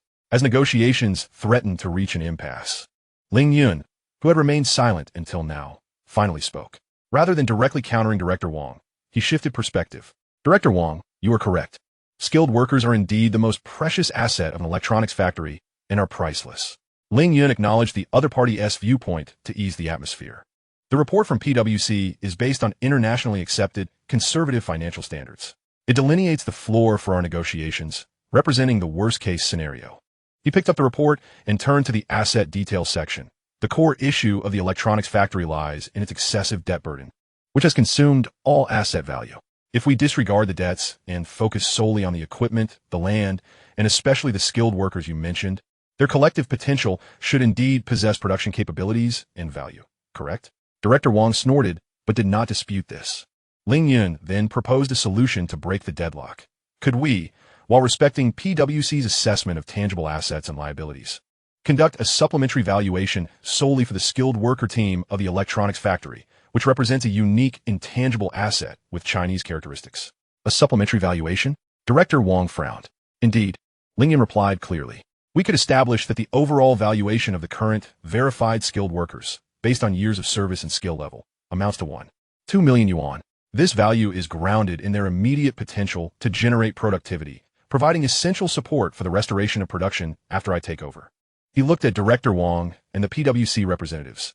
Thus, the total value of the electronics factory and the final acquisition price could be adjusted to PwC's assessed tangible net assets of -1 million, plus the value of the worker team at 1.2 million, resulting in a final net worth of 200,000 yuan. My Xingho technology will pay this 200,000 yuan as formal compensation for state-owned assets, fully acquiring all ownership rights of the city's electronics factory and assuming all debts. Director Wang fell into contemplation. This proposal cleverly circumvented the political landmine of transferring state-owned assets at a loss. Although the final recovery of 200,000 yuan was minuscule compared to historical investments, it at least ensured that state-owned assets were transferred at a positive value, preserving the bottom line. The valuation of 1.2 million for the workers, though somewhat illusory, aligned with the politically correct notion of the working class as the rightful owners, making it easier to present during reports. The representatives from PwC exchanged glances. Although they did not explicitly state their agreement, their expressions revealed a hint of approval. This supplementary proposal did not compromise the independence and professionalism of their original report, but was merely a commercial agreement reached outside of it. After a lengthy pause, Director Wang slowly raised his head, looking at Ling Yun with a complex gaze. 200,000. Comrade Ling Yun, you are quite astute. However, your supplementary explanation is not entirely unreasonable. Workers are indeed our greatest treasure. His tone had softened. Nonetheless, he emphasized, this is merely my preliminary opinion. Such a significant matter must be reported to the leadership of the Bureau and may even require approval from the municipal authorities. I need to take your proposal for the supplementary valuation of the workers back for reporting. Understood. That is the proper procedure, Ling Yun acknowledged, knowing that the most critical step had been taken. The following days unfolded as a silent game of strategy and layers of approval. Director Wang brought Ling Yun's proposal back to the State-Owned Asset Supervision and Administration Commission, where it reportedly underwent several rounds of intense discussion. Some insisted that 200,000 was too low, while others expressed concerns about subsequent risks. Ultimately, facing the hot potato of the electronics factory and the increasingly severe pressure of layoffs, coupled with Ling Yun's firm commitment to cover all debts and ensure the placement of all employees and the political safety of the 200,000 transfer price, the proposal was eventually approved. When Ling Yun received the document stamped with a bold red seal, granting permission for Xingho Technology to acquire all ownership rights of the city's electronics factory for 200,000 yuan, he realized he had obtained the key to unlock a heavy shackle. Chapter 37. The new boss arrives. They're here. The new boss has arrived. So young? Is he reliable? Boss, when will we get paid? We're already several months behind. Just talking about taking over. When can we get back to work? The cacophony of voices surged like a tide, drowning Ling Yun in a sea of various accents. The crowd pressed forward, nearly crowding him. A few burly, seasoned workers stood at the front, their eyes scrutinizing. Behind them, some female workers wore expressions of deep concern, their gazes filled with a longing for their wages. Everyone, quiet down. Let me speak. Ling Yun raised his voice, but amidst the din, it sounded slightly feeble. Quiet down? Let us first discuss how to handle the owed wages. A dark-skinned, boisterous man shouted, his neck craned defiantly. Instantly, several people around him echoed, yes. Let's talk about the money first. Exactly, who can't talk big? Let us clear the old debts first. Don't think you can fool us. We've seen this before. Doubt and dissatisfaction began to spread through the crowd, and some started to stir up trouble, creating an atmosphere that threatened to spiral out of control. The dark-faced man even attempted to push forward, applying pressure on Ling Yun. Faced with this chaotic, distrustful, and somewhat hostile environment, Ling Yun's mind raced. He understood that any personal explanations at this moment would be utterly ineffective. He needed to place everyone in a setting that was public and transparent. Suddenly, he raised his hand, not to quell the crowd, but to point toward the relatively open concrete area in the center of the factory, previously used for meetings. Summoning all his strength, his voice pierced through the clamor. Comrades, masters, please hear me out. The crowd quieted for a fleeting moment, their gazes following the direction of his finger. I know what everyone is most concerned about. Wages. Work. Ling Yun seized this brief opportunity, his voice steady and powerful, leaving no room for doubt. We need to clarify this. Everyone now, immediately, gather over there in the open space. We will hold a general staff meeting. All questions will be answered clearly before everyone today. A general meeting? What does he want? The crowd murmured with curiosity, some hesitating. At that moment, an elderly man with graying hair, slender build, yet bright eyes, pushed his way to the front. It was Ma Baohua, the former workshop director whom Ling Yun had encountered outside the internet cafe. He took a deep breath, turned to the workers, and with a hoarse voice laced with authority, declared, "Stop the noise. What kind of behavior is this? Now that the new boss is here and willing to talk to us face to face, this is a good thing. Follow the instructions and gather over there. Let's see what the boss has to say." Ma Baohua evidently held considerable sway among the older workers. His call, combined with Ling Yun's undeniable presence, prompted the restless crowd to begin moving towards the open area. 10 minutes later, a dense throng of several hundred people gathered in the open space, seated on the ground in front with those in the back standing. All eyes focused on a makeshift wooden crate that Ling Yun stood upon. He carried no notes, his gaze sweeping over the weathered faces filled with anticipation and doubt. Comrades, skilled workers. My name is Ling Yun. His opening statement was straightforward and direct. From today onwards, the City Electronics Factory is officially taken over by my Xingho Technology Company, Limited. A stir rippled through the crowd, but no one interrupted. I know the factory has been shut down for so long, and everyone is most concerned about two things. Ling Yun raised two fingers. First, what will happen to the owed wages? Second, will we be able to work again, and how will the wages be distributed? He cut straight to the heart of the matter, and the crowd fell silent. Regarding the issue of back wages, Ling Yun's voice resonated clearly across the vast expanse of the factory grounds. I am here to make a solemn promise to all of you. Every penny of the unpaid wages owed to you will be recognized by the new company, Xingho Technology, and rest assured, it will be dispersed. A wave of excitement surged through the crowd, their hopes ignited by the long-awaited promise of overdue salaries. However, Ling Yun raised his hand to quell the fervor, asserting disbursement must adhere to certain principles. Funds cannot be dispensed indiscriminately. His gaze sharpened as he continued. This money represents historical debts. For it to be released, it must be under the premise of legitimacy. That premise being those willing to stay, to place their trust in me, Ling Yun, and in Xingho Technology, must sign a new formal employment contract with us. He paused, allowing the workers to digest this statement. What does this mean? It signifies that once you sign a new contract and become a formal employee of Xingho Technology, we become a family.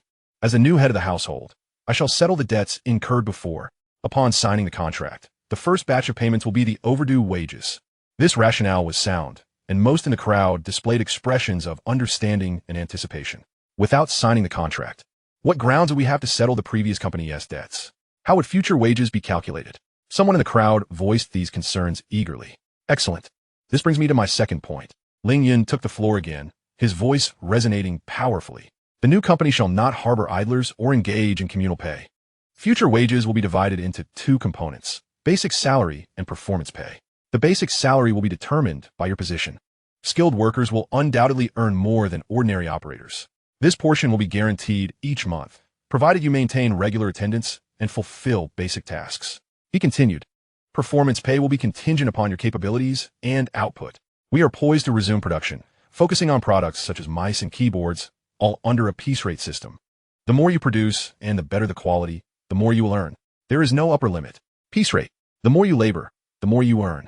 This concept struck like a boulder thrown into water, creating ripples of excitement. Some individuals' eyes lit up, envisioning the prospect of earning a living through their skills. Others, however, wore expressions of concern, fearing they might earn less due to slower work pace. Tomorrow, Ling Yun offered no time for further doubts, directly announcing the next course of action. Tomorrow morning at 8, we will reconvene here. I will publicly display the detailed list of everyone's overdue wages. Please examine it carefully, and once confirmed, sign and submit it. This would serve as the basis for calculating the unpaid wages and for signing the new contracts. Ensuring accuracy is essential for the accountability of both parties. Simultaneously, we will commence job registrations and skills assessments. Those willing to stay, we welcome. For those with better opportunities, we will not compel you to remain. The logic was clear, the steps defined. First, verify the old accounts, then sign the new contracts, followed by the disbursement of overdue wages, and simultaneously initiate production according to the new rules. Ma Baowa, standing below, gazed at the young figure atop the wooden crate, whose articulate and resolute words resonated deeply. His previously anxious heart felt considerably lighter. This new boss was unlike the previous leaders who merely shouted slogans. He truly understood the industry and was genuinely intent on making progress. The previously disruptive figure in the crowd, the dark-faced man, opened his mouth to speak again, but was swiftly restrained by those nearby. Ling Yun had laid out the terms clearly. Any further disruption would only appear unreasonable. Comrades, Ling Yun surveyed the gathering, his voice imbued with an undeniable determination. I shall refrain from empty rhetoric. Let's observe the actions. Tomorrow, we shall review the details. Subsequently, we will witness production and see the paychecks in our hands. Whether I, Ling Yun, can ensure that we all have food on the table, perhaps even a good meal, remains to be seen. With that, he descended from the crate, refraining from further words, and strode towards the office building. Behind him, hundreds of workers engaged in fervent discussions and complex calculations. Hope, doubt, speculation, and anticipation intermingled in the air. Yet, regardless of the emotions swirling, a reassuring promise had already nestled in the hearts of most, accompanied by the clarity of the proposed wage plan.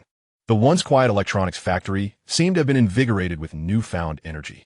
The true resurgence would commence with the meticulous wage verification scheduled for the morrow. Chapter 38. You should speak to the police. April 16, 1996, morning. The expanse of concrete at the city electronics factory was even more bustling than the previous day. Nearly all registered workers had arrived, including several family members who had come upon hearing the news. The air was thick with an amalgamation of anticipation, anxiety, and unrest.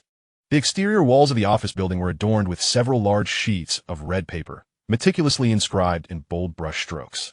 This was the public disclosure of wage arrears at the city electronics factory. Each name was followed by the months of unpaid wages, the original salary, and a critical figure highlighted in red, the pending wage payment amount, calculated at 60 of the original salary. The crowd gravitated toward the announcement, fingers anxiously searching through the dense list for their names, murmuring calculations to themselves. Wang Jiangwo, owes 7 months, original salary 285, pending payment 171, sound about right. Li Shiying, owes 8 months, original salary 243, pending payment 1458, rounding to 146. A sigh of resignation escaped some lips. Well, if we can receive anything, that's better than nothing. 60 is better than none. After careful verification, most workers displayed expressions of complex but generally accepting sentiments. After all, given the prolonged halt in operations, the new boss's willingness to acknowledge and disburse a significant portion of overdue wages had exceeded many expectations. However, not everyone shared the sentiment. Why only 60? A thunderous roar erupted from the crowd, instantly drowning out all discussions. It was Han Zhuang, the dark-faced man who had instigated chaos the day before, who boldly pushed his way to the front of the announcement board. Slapping his palm against the red paper with a resounding crack, he turned crimson, veins bulging in his neck as he spat. I've worked here for over a decade, pouring sweat and effort into this place. The factory's downfall is due to your incompetence. Why should my hard-earned money be withheld? If you promise overdue payments, they should be disbursed in full, down to the last cent. He turned to face the crowd, his arms raised in a rallying gesture, inciting fervor. Comrades, we cannot be soft targets. This newcomer seeks to default on our dues. If he dares to offer 60 today, he'll dare to offer 30 tomorrow. We must unite to demand our full payments. Otherwise, we will not sign this agreement or recognize him as our boss. A ripple of unrest swept through the crowd. Some were swayed by his words, showing hesitation, while others frowned, reluctant to stir up trouble. At that moment, a middle-aged man in a worn blue Zhongshan suit, wearing glasses and exuding an air of gentility, squeezed into the fray. He was Liu, the former head of the third workshop. With his customary plastered smile, he first addressed Han Zhuang. Master Han, let us not be too agitated. Let us discuss this calmly. He then turned to Ling Yun, who stood calmly beside the announcement board. Mr. Ling, it seems Master Han has a point. Everyone's situation is indeed challenging. Families are depending on these wages. Is it possible to apply to the higher-ups for a better payout? Even 70 or 80 would make a difference. Everyone would appreciate your efforts. His words, though seemingly conciliatory, subtly shifted the pressure onto Ling Yun, implying a lack of empathy for the workers and carrying undertones of moral coercion. Ling Yun observed the interplay between the two men, a flicker of coldness crossing his eyes. He recalled the hefty stack of documents Wang Deguei had handed him, which included not only financial and technical data, but also notes regarding particular personnel situations. It was clearly stated that Han Zhuang was Liu's brother-in-law. Taking advantage of their connection, they had brazenly engaged in embezzlement during the factory's final operational days, stealing copper materials and electronic components to sell, their actions nearly public knowledge, leading to considerable discontent among the workers. However, the chaotic management at the time had precluded any serious inquiries. He initially intended to stabilize the situation before gradually eliminating these pests. To his surprise, the opposition was so impatient to jump out, attempting to exploit the workers' urgent need for unpaid wages to manipulate public sentiment for their own gain, even challenging his authority. Director Liu continued to drone on about the hardships everyone faced, while Han Zhuang exhibited an obstinate demeanor, ready to cause a scene if his demands were not met. Some workers, unaware of the truth, began to be swayed, and the atmosphere on site grew tense once more. Ling Yun slowly raised his hand, halting Director Liu's words. Without looking at Liu, his gaze, sharp as a blade, was fixed directly on the still bellowing Han Zhuang. Han Zhuang, Ling Yun's voice, though not loud, carried a chilling, penetrating force that instantly silenced the chaotic scene. You claim the factory is failing due to the incompetence of those in power. This statement held a kernel of truth. He pivoted his tone sharply, the severity of his words as frosty as ice. But who has drained the lifeblood of the factory? Those pests who, in the final months before the shutdown, took advantage of the disarray in management to pilfer copper materials and electronic components. Filling their own pockets, do they bear no responsibility? This declaration struck like a thunderbolt, landing heavily upon Han Zhuang and Director Liu. The two turned pale instantly. Han Zhuang, as if his throat were being squeezed, abruptly silenced, his eyes flashing with a hint of terror. You speak nonsense. You're slandering. Han Zhuang managed to react, his voice trembling with false bravado, but it was clear his confidence was dwindling. Director Liu hastily interjected. Ling, you can't say such things. We need evidence. Evidence? Ling Yun scoffed, pulling out a brown paper folder from his briefcase, giving it a gentle pat. You can take this to the police. He did not display any specific documents, yet his gesture and words exuded a formidable psychological intimidation. The informed workers began to murmur, pointing fingers at Han Zhuang and Director Liu. So was them. No wonder the warehouse was always short on supplies during that time. Stealing while on duty, and still daring to instigate unrest? Unforgivable. Public opinion turned in an instant. Ling Yun no longer allowed the two any room for argument. He directly instructed a newly hired administrative staff member, a relatively upright young man from the former factory office, call the police. Inform them that there are individuals here suspected of embezzling and stealing collective property, with substantial amounts involved, and that we have witnesses and evidence. Request an investigation. Yes, Ling. The young man immediately ran towards the factory office building. Han Zhuang was now utterly panicked, attempting to flee, but was intentionally obstructed by several senior workers who had long harbored ill feelings towards him. Director Lu's face turned ashen, trembling all over, murmuring, "It's over. It's over." The police arrived swiftly. After briefly listening to Ling Yun's account and reviewing some of the materials he provided, they promptly handcuffed the pale Han Zhuang, who was slumped to the ground, and the disoriented Director Lu, escorting them out of the factory area. Throughout the entire process, Ling Yun remained expressionless, his gaze cold and stern. The once uproarious factory grounds were now eerily silent. All the workers were struck dumb by this thunderous scene. They looked at the young new boss with eyes filled with awe, even a touch of fear. Ling Yun slowly walked to the center of the open space, his gaze sweeping across the crowd. His voice regained a calmness, yet bore an undeniable authority. "Comrades, I, Ling Yun, am a man of my word. What is owed to you shall not be a penny less. The overdue wages will be disbursed at 60% as publicly announced. This is a fair scheme based on the current situation and regulations, and I will fulfill it." He paused, his tone abruptly turning icy, like the crash of glacial ice. "However, anyone who seeks to treat the factory as a feast to be devoured at will, who wishes to pocket our collective interests for themselves while inciting unrest and disrupting production order, Han Zhuang and Lu Ming, you shall be the next to face the consequences. I took over the electronics factory to lead everyone to earn a decent living, not to harbor pests, nor to engage in compromises and muddled dealings. Now, those willing to verify and sign, those willing to stand with me, Ling Yun and Xingho Technology, to improve this factory, stay. Those unwilling may leave immediately. I will not make it difficult for you." The crowd fell silent for a moment. Suddenly, Master Ma Baohua was the first to step forward to the registration table before the announcement board, picking up a pen and neatly signing his name, pressing down his red thumbprint. "I, old Ma, trust Ling. I will follow Ling." With a leader emerged, it was as if a dam had burst. The workers surged forward, orderly forming a line to verify, sign, and leave their thumbprints. No one questioned the fairness of the 60%, nor did anyone dare entertain thoughts of causing further mischief. Ling Yun stood aside, observing this orderly scene with no ripples in his heart. He recalled his uncle Ling Jun's seemingly casual yet profoundly meaningful advice: bear a compassionate heart, but wield thunderous methods. At this moment, he truly comprehended the weight of those words. To the hundreds of workers eager to return to work, he offered employment and wages. This was the compassionate heart. To a few pests and troublemakers, he acted without hesitation, employing thunderous measures to swiftly eliminate them, cleansing the environment. Without the latter, the former's promises could not be guaranteed and might even become a weakness to be exploited. Managing a company, especially one like this fraught with turmoil, requires that benevolence be anchored in sufficient strength and an iron-fisted approach. He lifted his gaze towards the towering yet dilapidated factory building. He understood that the first step towards rejuvenation, the most stubborn obstacle entrenched in the hearts of the people, had been thoroughly cleared away by his unrelenting strike today. Chapter 39. Membrane Keyboards.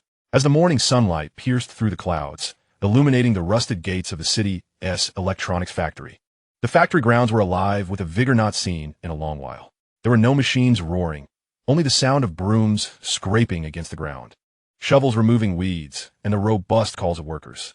"Over here, clear this pile of waste over here. Wash that water room a few more times. It's thick with mud. Old Zhang, lend a hand and help take down this dilapidated shed." Ling Yun stood on the steps of the factory office building, surveying everything. His first official directive was simple and straightforward: a thorough cleaning of the factory. This was not mere formalism. He understood well that the environment shapes mentality. A person working amidst garbage and decay finds it hard to harbor confidence and respect for their work and future. He needed to sweep away not just years of dust and overgrowth, but also the pervasive atmosphere of despondency and despair that lingered in the factory. Initially, the workers were somewhat puzzled, but soon they immersed themselves in the task. Led by Master Ma Baohua and others, everyone pitched in. Sweat soaked their work uniforms. Dust coated their faces, yet every individual's gaze shone with a newfound brightness compared to the previous day. Watching the mountains of rubbish being cleared away, the mottled walls washed clean to reveal their original colors, and the disordered open spaces becoming neat, a long-lost feeling of hope seemed to quietly sprout within everyone's hearts. In just one morning, the entire factory area was revitalized. Although the equipment remained outdated and the buildings still shabby, at least it appeared to be a place ready to commence operations rather than an abandoned wasteland. At 1 o'clock in the afternoon, in the largest conference room on the second floor of the factory office, the long conference table was filled with people. Besides Ling Yun, there were several temporarily appointed leaders, Ma Baohua, responsible for overall coordination and production scheduling, a few elderly masters from the technical department, their hair grayed yet eyes focused, the original heads of the purchasing and finance departments, who, upon initial observation, seemed capable and previously quite principled, and the administrative staff responsible for logistical support. The conference room was filled with swirling smoke, the atmosphere serious yet tinged with urgency. Everyone, Ling Yun wasted no time on pleasantries and directly got to the point. The factory has been cleaned up. Next, we need to get it operational. His gaze swept across the crowd. Our first step is survival to generate cash flow. Therefore, our first product must have a low barrier to entry, a large market, and be able to be launched swiftly. He picked up a piece of chalk and turned to inscribe 4 bold characters on the small blackboard behind him. Membrane keyboard. The technical department. Ling Yun glanced at the senior engineers present. This was the preliminary design and production process diagram that engineer Li Mo and I had drafted together. He slid a stack of blueprints to the center of the table, stating, "Your task now is to thoroughly comprehend these. Based on this foundation, optimize the production process by leveraging our factory's existing equipment capabilities and design our own production fixtures and assembly line. The objective is to achieve stable and reliable production at the lowest possible cost. Are there any questions?" The senior engineers of the technical department immediately picked up the blueprints, huddling together with their expressions sharpening and focusing, akin to seasoned hunters spotting their prey. They traced the lines on the blueprints with their fingers, quietly exchanging technical terms, quickly immersing themselves in the task. The structure is not complicated. Stamping and injection molding are key. The material for the keycap can be reconsidered. No problem, General Ling. Give us 3 days, and we guarantee a feasible process plan. Good. Ling Yun nodded, his gaze shifting to the head of the procurement department, Old Chun. Once the technical department finalizes the material list, you will follow up immediately. Procure the necessary raw materials, ABS plastic pellets, silicone, membrane circuits, and ensure the prices for keycap character ink are minimized, quality is controlled, and supply remains stable. I will provide you with a short list of alternative suppliers. You will negotiate. Understood, General Ling. I will definitely keep costs to a minimum. Old Chun quickly took out his notebook to jot down the details. Director Ma. Ling Yun turned to Ma Baohua. The organization of production and personnel allocation is entrusted to you, based on the final process flow determined by the technical department. Plan the production line layout in advance and organize worker training before they start.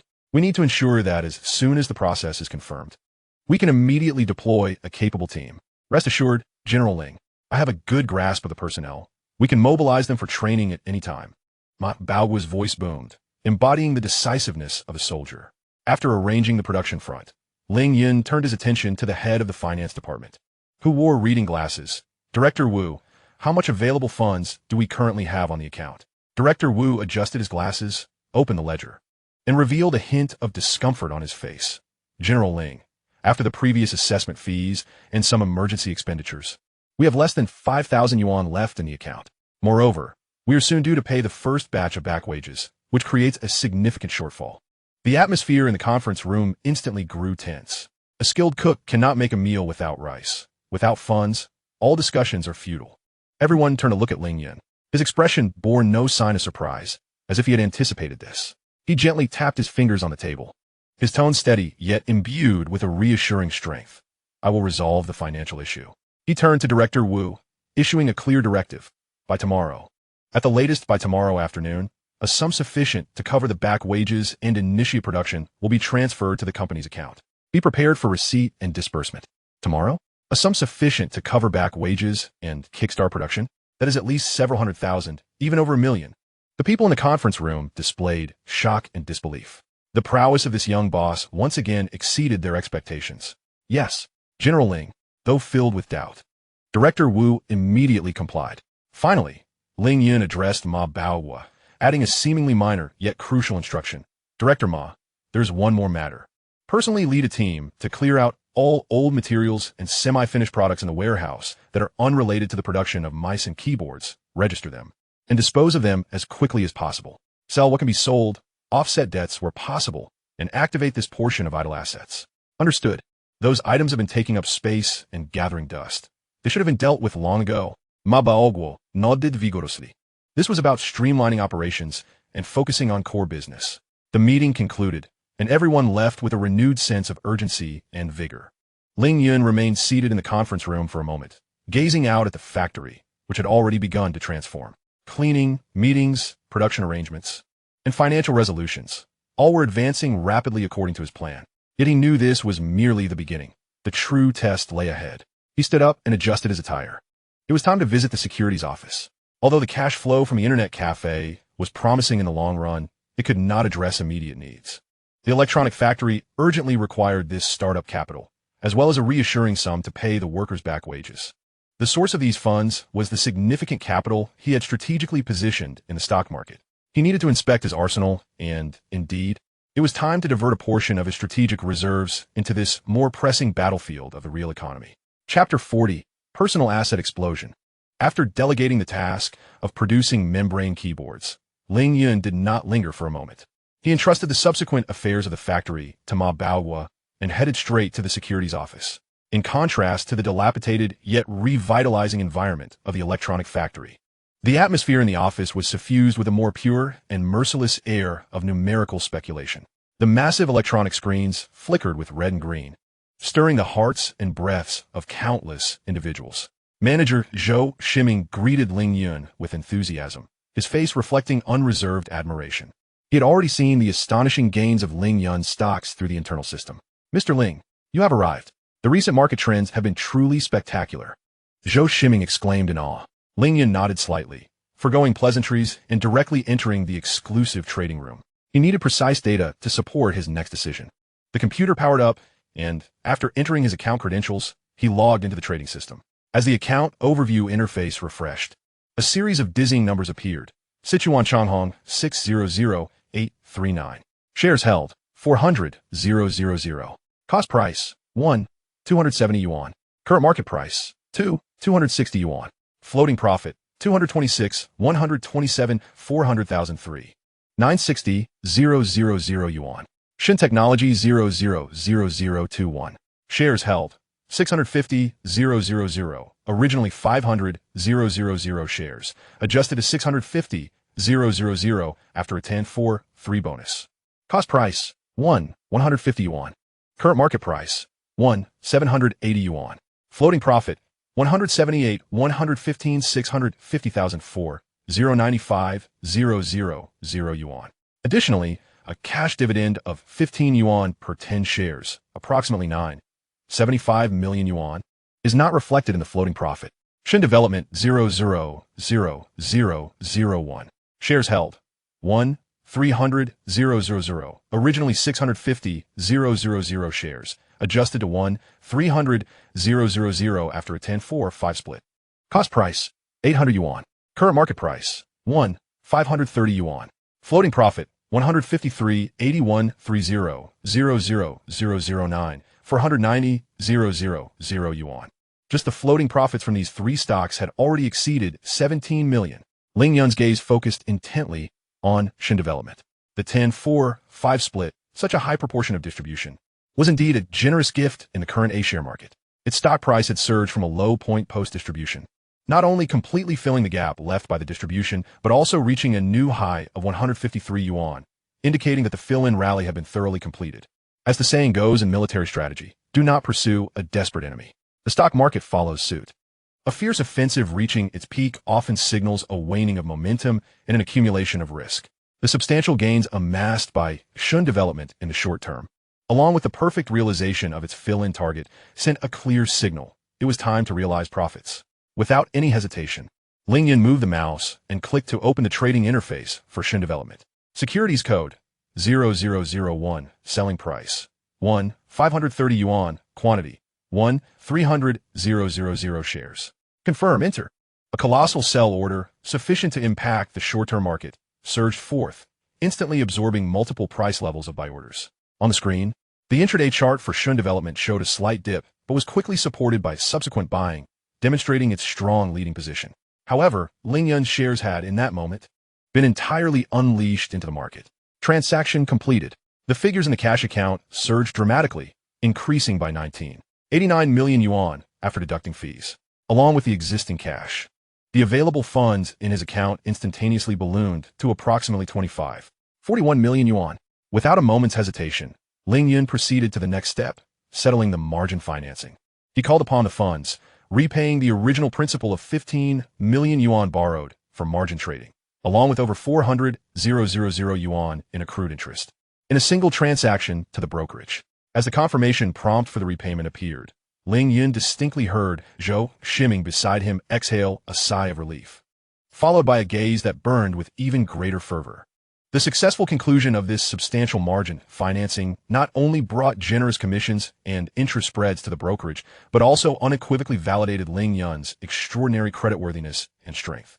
At that moment, Ling Yun's account was devoid of any leverage, leaving him with a pure profit, completely his own, along with the initial principal, amounting to over 10 million yuan.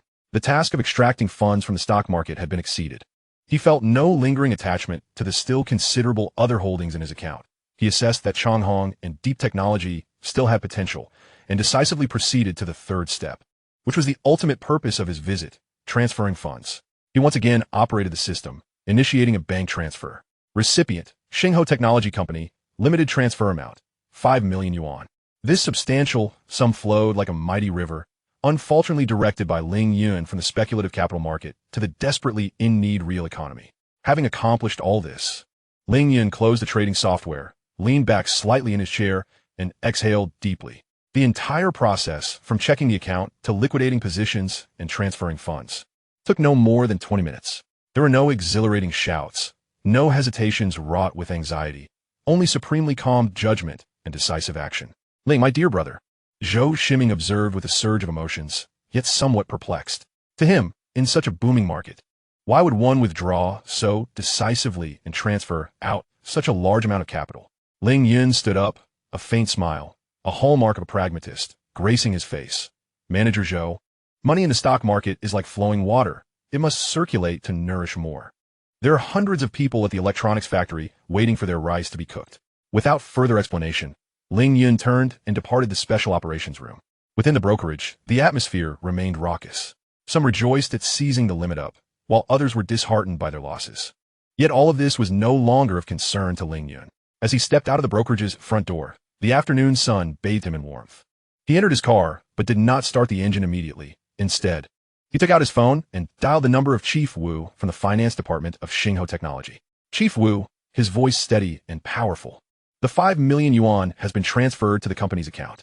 Please check. The voice on the other end trembled with excitement. I've received it. Mr. Ling, I see it. 5 million. That's wonderful. I'll arrange it immediately. After hanging up, Ling Yun gazed out the car window, as if piercing through the city's buildings, envisioning the factory area that had already begun clearing, soon to resonate with the roar of machinery. The ephemeral nature of finance and the tangible essence of industry were, at that moment, intricately intertwined through his actions. The liquidation of Deep Development was not an end, but a new beginning. The colossal profits garnered from the capital market would nurture a struggling physical enterprise, pay the long overdue wages of hundreds of families, and ignite the spark of independent manufacturing. This, indeed, was the endeavor he aspired to pursue in his renewed life. He started the car and drove away from the vortex of wealth speculation, racing towards the tangible battleground that needed him more and could better accommodate his dreams. Chapter 41. Disbursing cash to employees.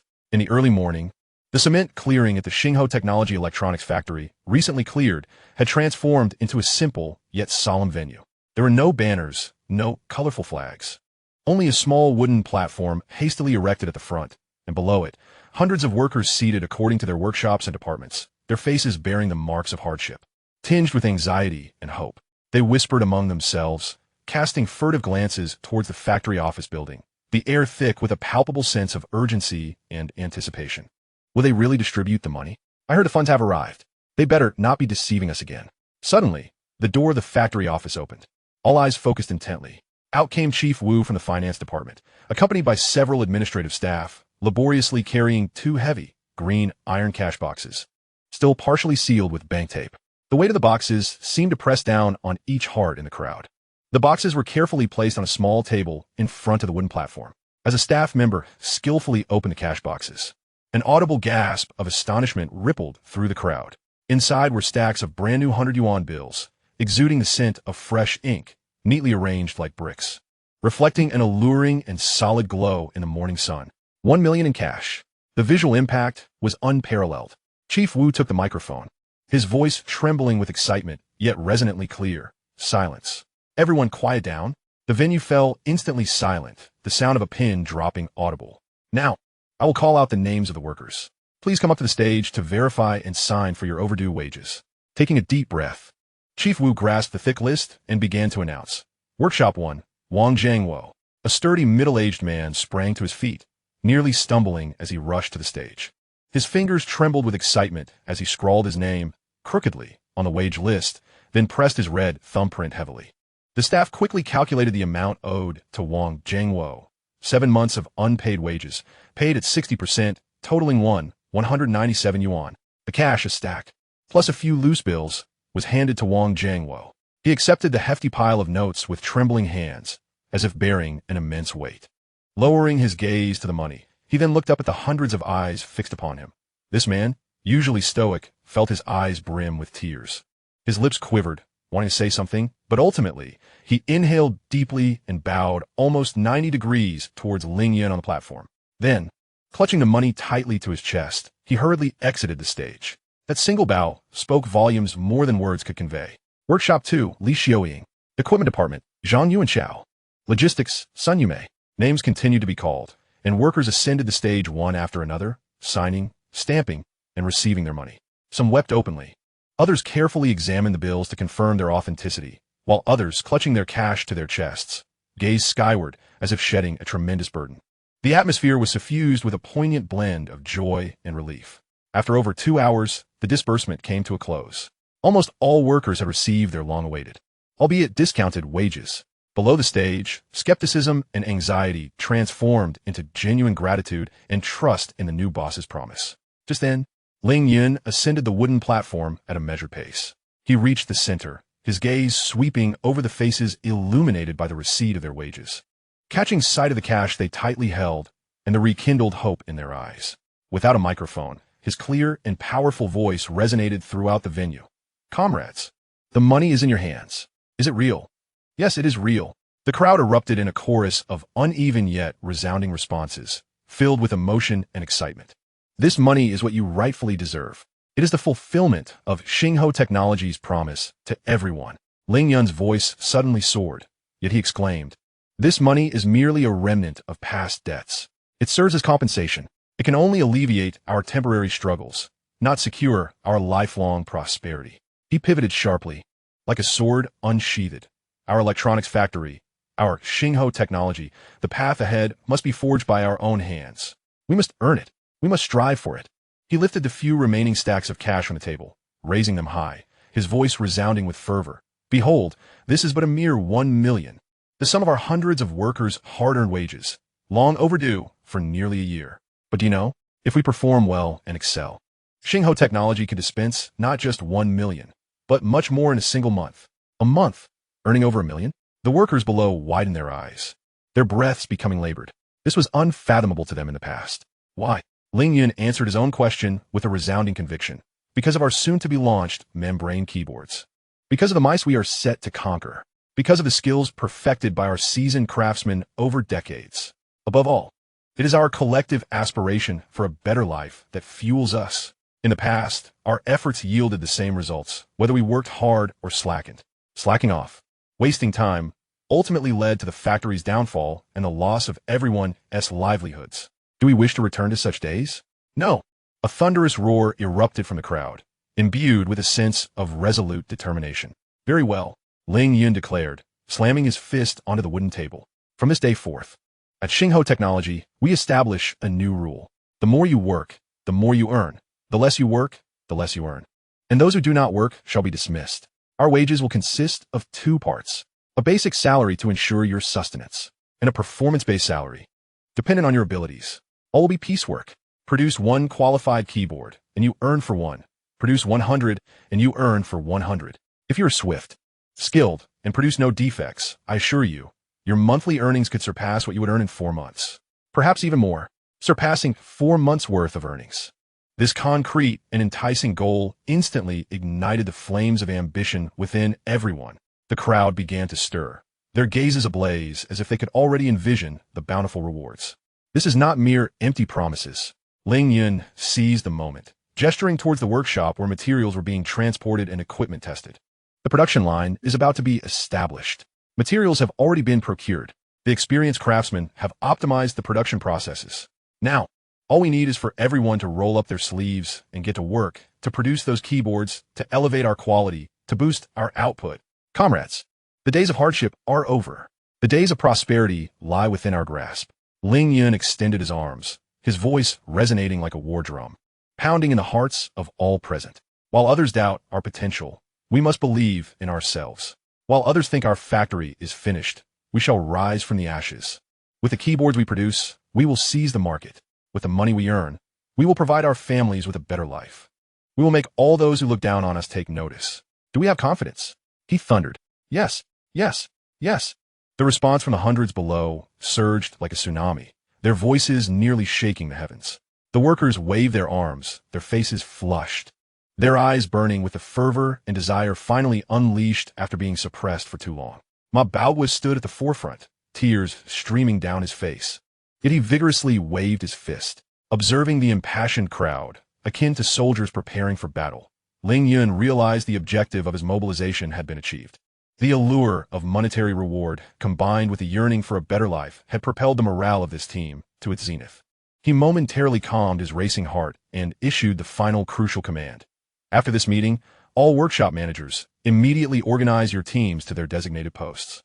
To finalize the equipment and environment preparations, awaiting the production process documents. Moreover, he directed his gaze toward a few young employees he had specifically summoned, Zhang Bin, Li Li, and Wang Haitao. You three, prepare yourselves. We depart tomorrow. President Ling, what is the mission? The leading Zhang Bin asked eagerly. Business reconnaissance. Ling Yun's gaze sharpened, as if he could already envision the battlefield ahead. You will split into 3 groups and head to Beijing's Zhongwankan, Shanghai's Zhujiaoui, and Guangzhou's Tianhe Computer City. The task is singular. Uncover every keyboard and mouse brand, model, price, and sales data you can find. Identify which brands are performing well, and report back with detailed records.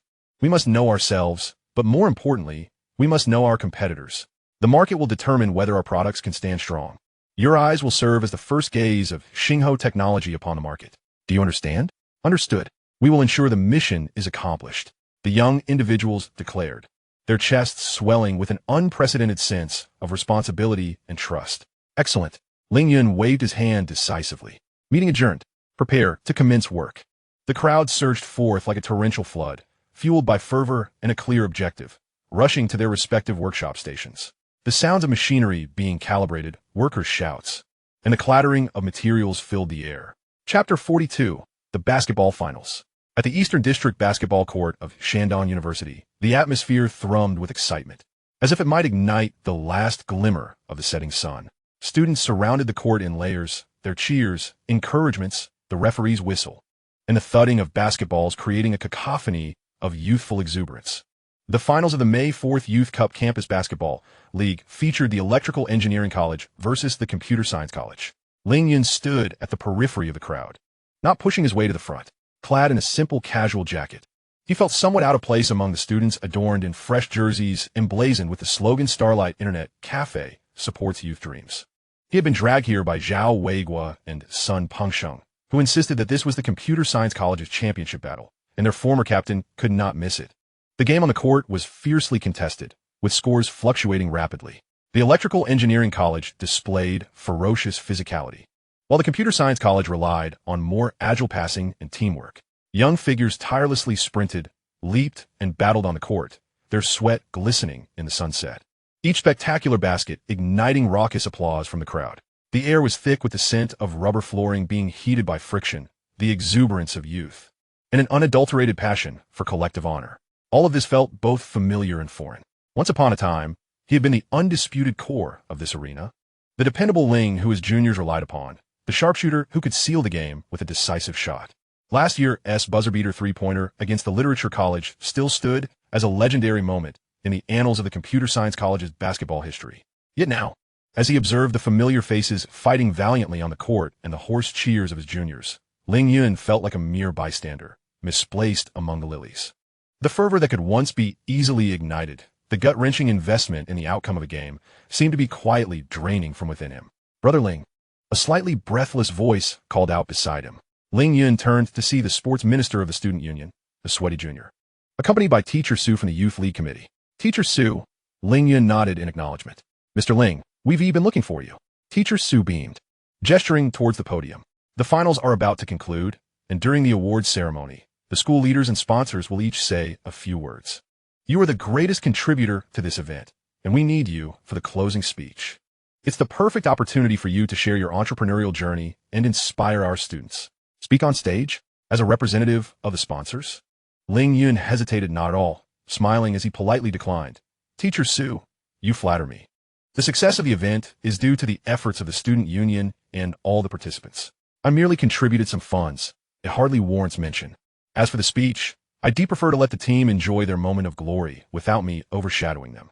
Professor Su was momentarily taken aback, clearly not expecting Ling Yun to refuse so decisively. In his view, this was a tremendous honor and an opportunity for a student to shine. He contemplated urging Ling Yun further, but upon noticing the calm determination in his eyes, he swallowed the words that were on the tip of his tongue, ultimately managing a sheepish smile and saying, "Well then, it seems Ling is being overly modest." At that moment, the final whistle blew.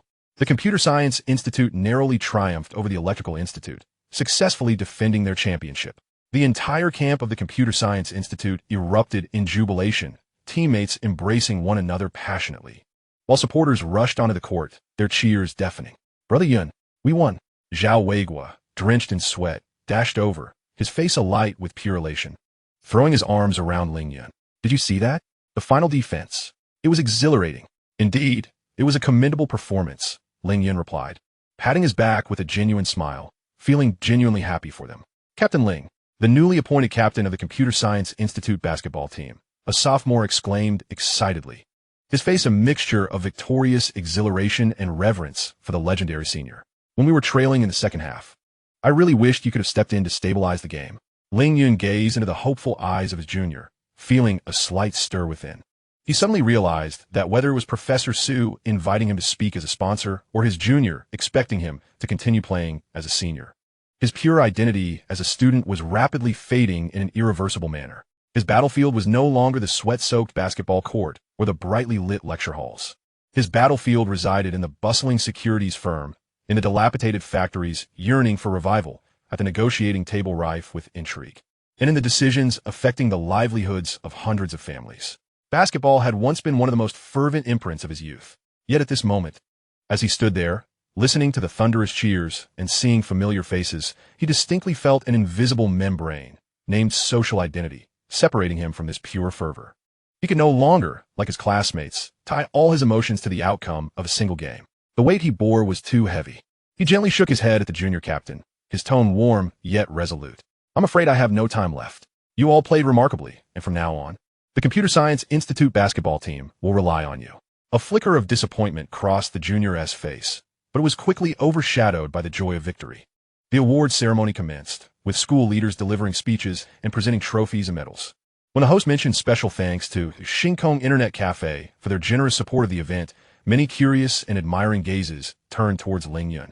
Standing at the periphery of the crowd, he quietly watched the players lift the championship trophy, admiring their new team uniforms sponsored by him, and observing Shiyu, as a staff member, smiling while presenting the MVP with a 200 yuan internet card from Shinkong Internet Cafe. Everything was connected to him, yet he deliberately chose to remain in the shadows.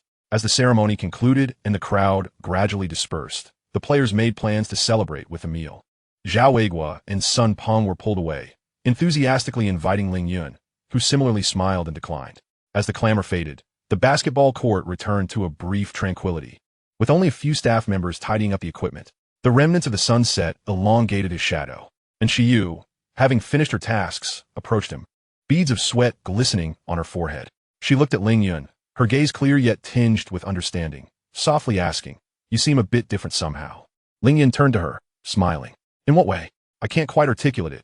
And Shiyu tilted her head thoughtfully. It's just a feeling. Although you stand here, it seems your thoughts have drifted far away. When Professor Su asked you to speak, and you refused, I sensed it. Ling Yun fell silent. And Shiyu's perceptiveness was always strikingly acute. Perhaps, he mused, gazing at the now empty court. In a month or two, once I complete my thesis defense and receive my diploma and degree, I will likely bid farewell to my identity as a student. His voice was calm, as if stating an established fact. Yet the complex emotions contained within caused Shiyu to pause momentarily. She observed the young man beside her. His profile, outlined by the setting sun, appeared particularly distinct, his maturity far exceeding his years, and the occasional display of detachment from his surroundings became especially pronounced at that moment. He was no longer the simple student running on the court and attending classes. He was the owner of Xingkong Internet Cafe, the captain of Xingho Technology, and the executive who had taken over the city's electronic factory, bearing the hopes of hundreds. The transformation of his identity had long been completed unknowingly. Today's basketball match felt like a belated farewell ceremony, allowing him to see this clearly. Let us go. Ling Yun withdrew his gaze, smiling at Shiyu, his expression imbued with relief and a hint of determination for the new journey ahead. This place belongs to them now. We must return to our battleground. He turned, leading the way out, his steps steady and resolute, without looking back. And Shiyu watched his retreating figure before casting one last glance at the court filled with countless youthful memories, seemingly coming to an understanding. She hurried to catch up, walking alongside him as they merged into the bustling night outside, illuminated by the glow of streetlights and the flow of traffic. The student Ling Yun was soon to become a vestige of the past. Chapter 43. Establishing the R&D laboratory. Ling Yun and Shiyu walked side by side on their way back to Xingkong Internet Cafe, the evening breeze carrying a hint of coolness, dispersing the heat and stirring a subtle, indescribable change in their emotions. The familiar, streamlined, illuminated sign of the cafe stood out prominently against the night. Upon pushing open the heavy glass door, the anticipated cacophony of voices and the clattering of keyboards washed over them, but simultaneously a previously unexperienced aroma, mingling the rich scent of coffee beans with a hint of tea, wafted into their nostrils. Ling Yun paused slightly, his sharp eyes scanning the side of the hall. He noticed that an originally sparse corner had been transformed, now featuring a small yet exquisite bar. The bar, crafted from white fireproof boards and metal frames, harmonized with the cafe's modern aesthetic. On the counter sat a semi-automatic coffee machine with blinking lights, a rack filled with various tea canisters, and a transparent refrigerator stocked with an array of bottled sodas and juices. Zhao Weiguo was busily engaged behind the bar, his movements a delightful blend of clumsiness and enthusiasm. He occasionally fumbled with the coffee grounds or handed a chilled bottle of cola to a customer, beads of sweat dotting his forehead. Yet his face radiated the excitement of creating value. Here you go, sir. You're by Luo Chun. Be careful, it's hot. The coffee will be ready shortly. Just a moment. The cola is 3 yuan. I'll give you 2 yuan back. Before many students engrossed in their online activities, there appeared not only computers, but also steaming cups of beverages or chilled bottles of drinks. This small tea area had evidently become a new focal point in the cafe, brimming with vitality and a social atmosphere. What is this? And Shiyu also noted the change, her beautiful eyes reflecting surprise and admiration. Ling Yun's lips curled into a slight smile, already aware of the situation. Approaching the bar, he greeted, "You're back." Zhao Weiguo, upon spotting them, immediately grinned widely, shoving 2 cups of freshly brewed, aromatic instant coffee toward them. "Try it. I made it. It's really popular now." "You've moved quickly." Ling Yun accepted the coffee, his tone filled with approval. He had indeed suggested considering the addition of simple refreshments to enhance customer experience and increase the average spend. But he had not anticipated Zhao Weiguo's execution to be so efficient, taking the initiative to implement it without fuss. Zhao Weiguo scratched his head. "I noticed everyone was getting thirsty from sitting at the computers for so long, and it wasn't too convenient to keep running out for drinks. So I thought I'd whip up some simple beverages. The coffee grounds, tea leaves, and these sodas all come from the wholesale market, which keeps costs low, yet sales thriving. The revenue is nearly on par with that of a dozen computers." His tone was imbued with a sense of accomplishment. This ability to identify issues, devise solutions, and generate benefits in real time is precisely what Ling Yun hopes they will cultivate. "Excellent." Ling Yun patted him on the shoulder, affirming his thoughts. "Let's proceed with this approach. Be mindful of cost control and hygiene, and over time, we can gradually expand our offerings." "Understood." Zhao Weiguo responded with great enthusiasm.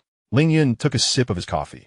Although it was a cheap instant product in the aroma-filled internet cafe, the warmth and richness it offered provided a remarkable sense of comfort and modernity. He noticed in Shiyu also sipping delicately, her gentle gaze observing this bustling and vibrant corner of life. This small innovation rendered the internet cafe's functionality more multifaceted and indirectly validated the thriving patronage in Zhao Weigua's growth. However, Ling Yun's thoughts did not linger on this for long. The internet cafe's operations had already stabilized and could self-optimize, allowing him to focus more intently on the next strategic high ground. He turned his attention to another area, where Liam O was crouched in front of an open computer case, diligently replacing the mouse, which happened to be one of the prototypes of the rolling mouse that Xinghe Electronics was preparing to produce. Ling Yun approached, and once Liam O finished, he, along with Shiyu, retreated to a quiet office. Closing the door effectively shut out the external clamor. On the internet cafe side, Weigua and Sun Peng were already managing well. Ling Yun got straight to the point, addressing Liam O. Your stage should not be confined to merely maintaining these several dozen computers. Liam O adjusted his glasses, his gaze focused, awaiting further elaboration. On the Xinghe Electronics side, the production line for membrane keyboards would soon be operational, and the rolling mouse would keep pace.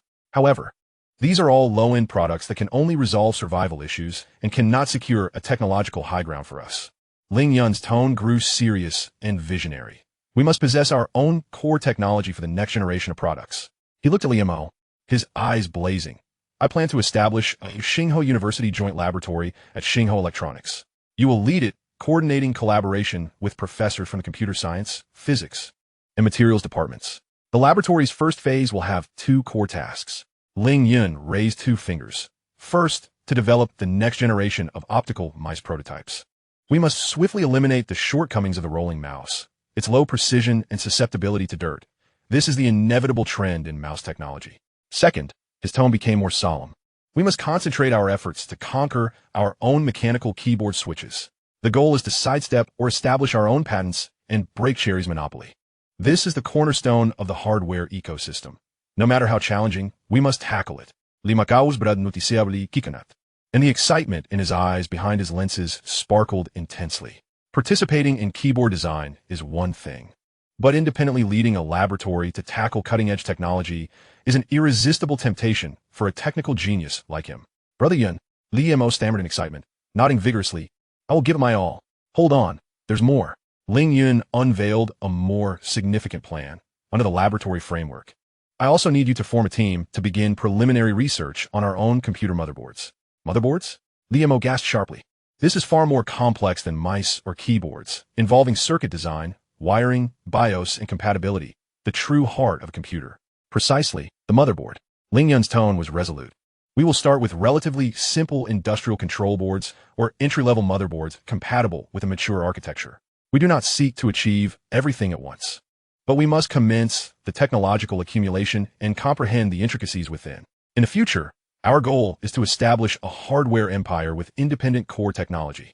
A grand blueprint unfolded before Liam O, leaving him exhilarated to the point of dizziness. Transitioning from computer repairs to peripheral design and now to core motherboard development was a monumental leap, yet the profound desire for technology within him was ignited. Understand, technological accumulation is key. I will promptly draft a proposal for the laboratory's establishment and a technological roadmap. Limo's voice was somewhat hoarse from excitement, yet brimming with unprecedented determination. Excellent. Ling Yun nodded in satisfaction. Gradually hand over the internet cafe responsibilities to Weigua and immerse yourself in the laboratory as soon as possible. I will manage the funding, resources, and coordination with the school. He turned his head and found Shiyu quietly observing him, her gaze clear, imbued with a hint of curiosity and gentle admiration. She had remained silent throughout, simply listening to how Ling Yun orchestrated the situation to guide a technical genius towards broader horizons. What is on your mind? Ling Yun inquired. It's nothing. And Shiyu smiled faintly, her expression warm and enchanting under the soft office lights. I just feel that your envisioned future sounds very distant, yet somehow very close. Ling Yun chuckled lightly, offering no response. He picked up the cup of now slightly cooled coffee and drank it in one go. The taste was somewhat bitter, yet invigorating. Chapter 44, Be My Girlfriend. Upon leaving the internet cafe, they did not head to a high-end restaurant, but instead opted for a small eatery along the roadside that appeared clean and tidy, enjoying a simple dinner. Their conversation revolved around amusing anecdotes from basketball games, the recent changes in the internet cafe, and various rumors circulating within the school. After dinner, Ling Yun and Shiyu strolled side by side along the moat. The river's surface reflected the scattered lights from the opposite bank, gently swaying with the breeze. The air was infused with the damp scent of grass and earth, occasionally accompanied by the faint chirping of insects. It's hard to imagine, and Shiyu paused, resting her hand on the cool stone railing as she gazed at the dark river, her voice soft. Just a few months ago, you were fiercely defending a shot on the court, and now you're already planning the future of an electronics factory, discussing how to break the foreign technological monopoly. Her profile appeared exceptionally delicate in the dim night, exuding a tranquil grace unique to those from scholarly backgrounds. Ling Yun stood beside her, also gazing at the river. Sometimes, I feel as though I am dreaming. Yet once the steps are taken, there's no turning back. He paused, his tone deepening. Seeing those laid-off workers desperately competing for a cleaning position makes me feel that someone has to do something. And Shiyu turned her head, her clear eyes glimmering in the darkness. Is that why you were so determined to take over the electronics factory? Not for profit. The financial industry is far more lucrative than manufacturing. Ling Yun replied candidly. Money is important, but it is merely a tool, devoid of meaning. The electronics factory, those workers, the operational equipment, they hold significance. Only production can create real value, and money is but a cog in that operational wheel. He spoke calmly, lacking fervor, yet exuded a form of idealism grounded in reality. And Shiyu listened quietly, her gaze reflecting acknowledgement and admiration, almost overflowing. She had encountered too many boastful young men, but had seldom met someone like Ling Yun, who, despite engaging in monumental endeavors, spoke with such pragmatism and expansive vision. And you? Ling Yun turned to her. What are your plans after graduation? With your achievements and abilities, staying in school, or entering government, or a media outlet should be quite easy. And Shiyu gently tucked a strand of hair blown askew by the wind behind her ear, her gaze shifting back to the distance. I think a steady course is just fine. Finding a stable job, perhaps marrying a suitable partner, raising children, and living a simple life. She smiled slightly, a hint of self-deprecation in her expression. Does that sound unambitious? Everyone has different definitions of success. Ling Yun shook his head. Living a stable life in itself is not wrong. Indeed, and Shiyu replied softly, but since meeting you, I seem to have glimpsed a different possibility. A life that is more magnificent and also more authentic. Observing how you amass wealth from the stock market, establish an internet cafe, confront the skepticism of workers, and decisively eradicate corruption. Her voice, though not loud, resonated with exceptional clarity in the stillness of the night, as if articulating a conclusion long contemplated. Ling Yun felt a stirring within him. He was acutely aware of the choices and pressures faced by women in this era, particularly those like Shiyu, who hail from distinguished backgrounds and possess remarkable talents. The fact that she could utter such words indicated a profound transformation within her. And what about you? And Shiyu turned her head once more, her gaze piercing as it locked onto him. What does the future look like to you? What is it that you desire? This was a question that struck at the very core. Ling Yun fell silent for a moment, carefully organizing his thoughts. He could not claim to have returned from the future, yet he could share insights drawn from prophetic judgment and personal ambition. The future I envision, he began slowly, his voice deep and resonant, is one where information technology irrevocably transforms human life and production methods. Computers will become commonplace in every household. Mobile phones will be as ubiquitous as watches are today. People will access information, communicate, and conduct transactions through the internet. China will not remain merely the world as factory. We shall possess our own core technologies and world-class brands, securing a significant position in the tide of globalization. He paused, gazing intently at Shiyu, his expression earnest. What I aspire to be is one of the catalysts of this wave, not merely an observer. I wish to actively partake in creating technologies and enterprises that will transform lives and strengthen this nation. This endeavor is destined to be fraught with thorns, perhaps even perilous. Yet it is worth it. The river breeze wafted gently, imbued with a chill, yet it could not disperse the growing clarity of attraction and resonance between the two. And Shiyu regarded him, observing this young man standing tall in the night, his gaze sharp as the stars, yet tranquil as water. His ambitions were not driven by a lust for power or greed for wealth, but rather an almost instinctive yearning for creation and change. This desire resonated profoundly with her own deep-seated aversion to mediocrity. Such grand dreams, and Shiyu murmured softly, a gentle smile gracing her lips. It sounds arduous, yet undeniably intriguing. Indeed, it is quite fascinating, Ling Yun replied with a smile. Thus, I seek a companion who can comprehend this intrigue, perhaps even share in this experience. He took a small step forward, closing the distance between them, his gaze unwavering upon Shiyu's face. Shiyu, his voice clear and earnest, rang especially melodious by the quiet riverside. I like you. This is not a mere whim, but a sentiment grounded in our time together, in our shared perspectives on numerous issues, in the resilience and wisdom I see within you. Would you consider being my girlfriend? There were no grandiloquent phrases nor contrived romantic preambles, only the most direct and sincere confession, reflecting his style, precise, decisive, and cutting to the core.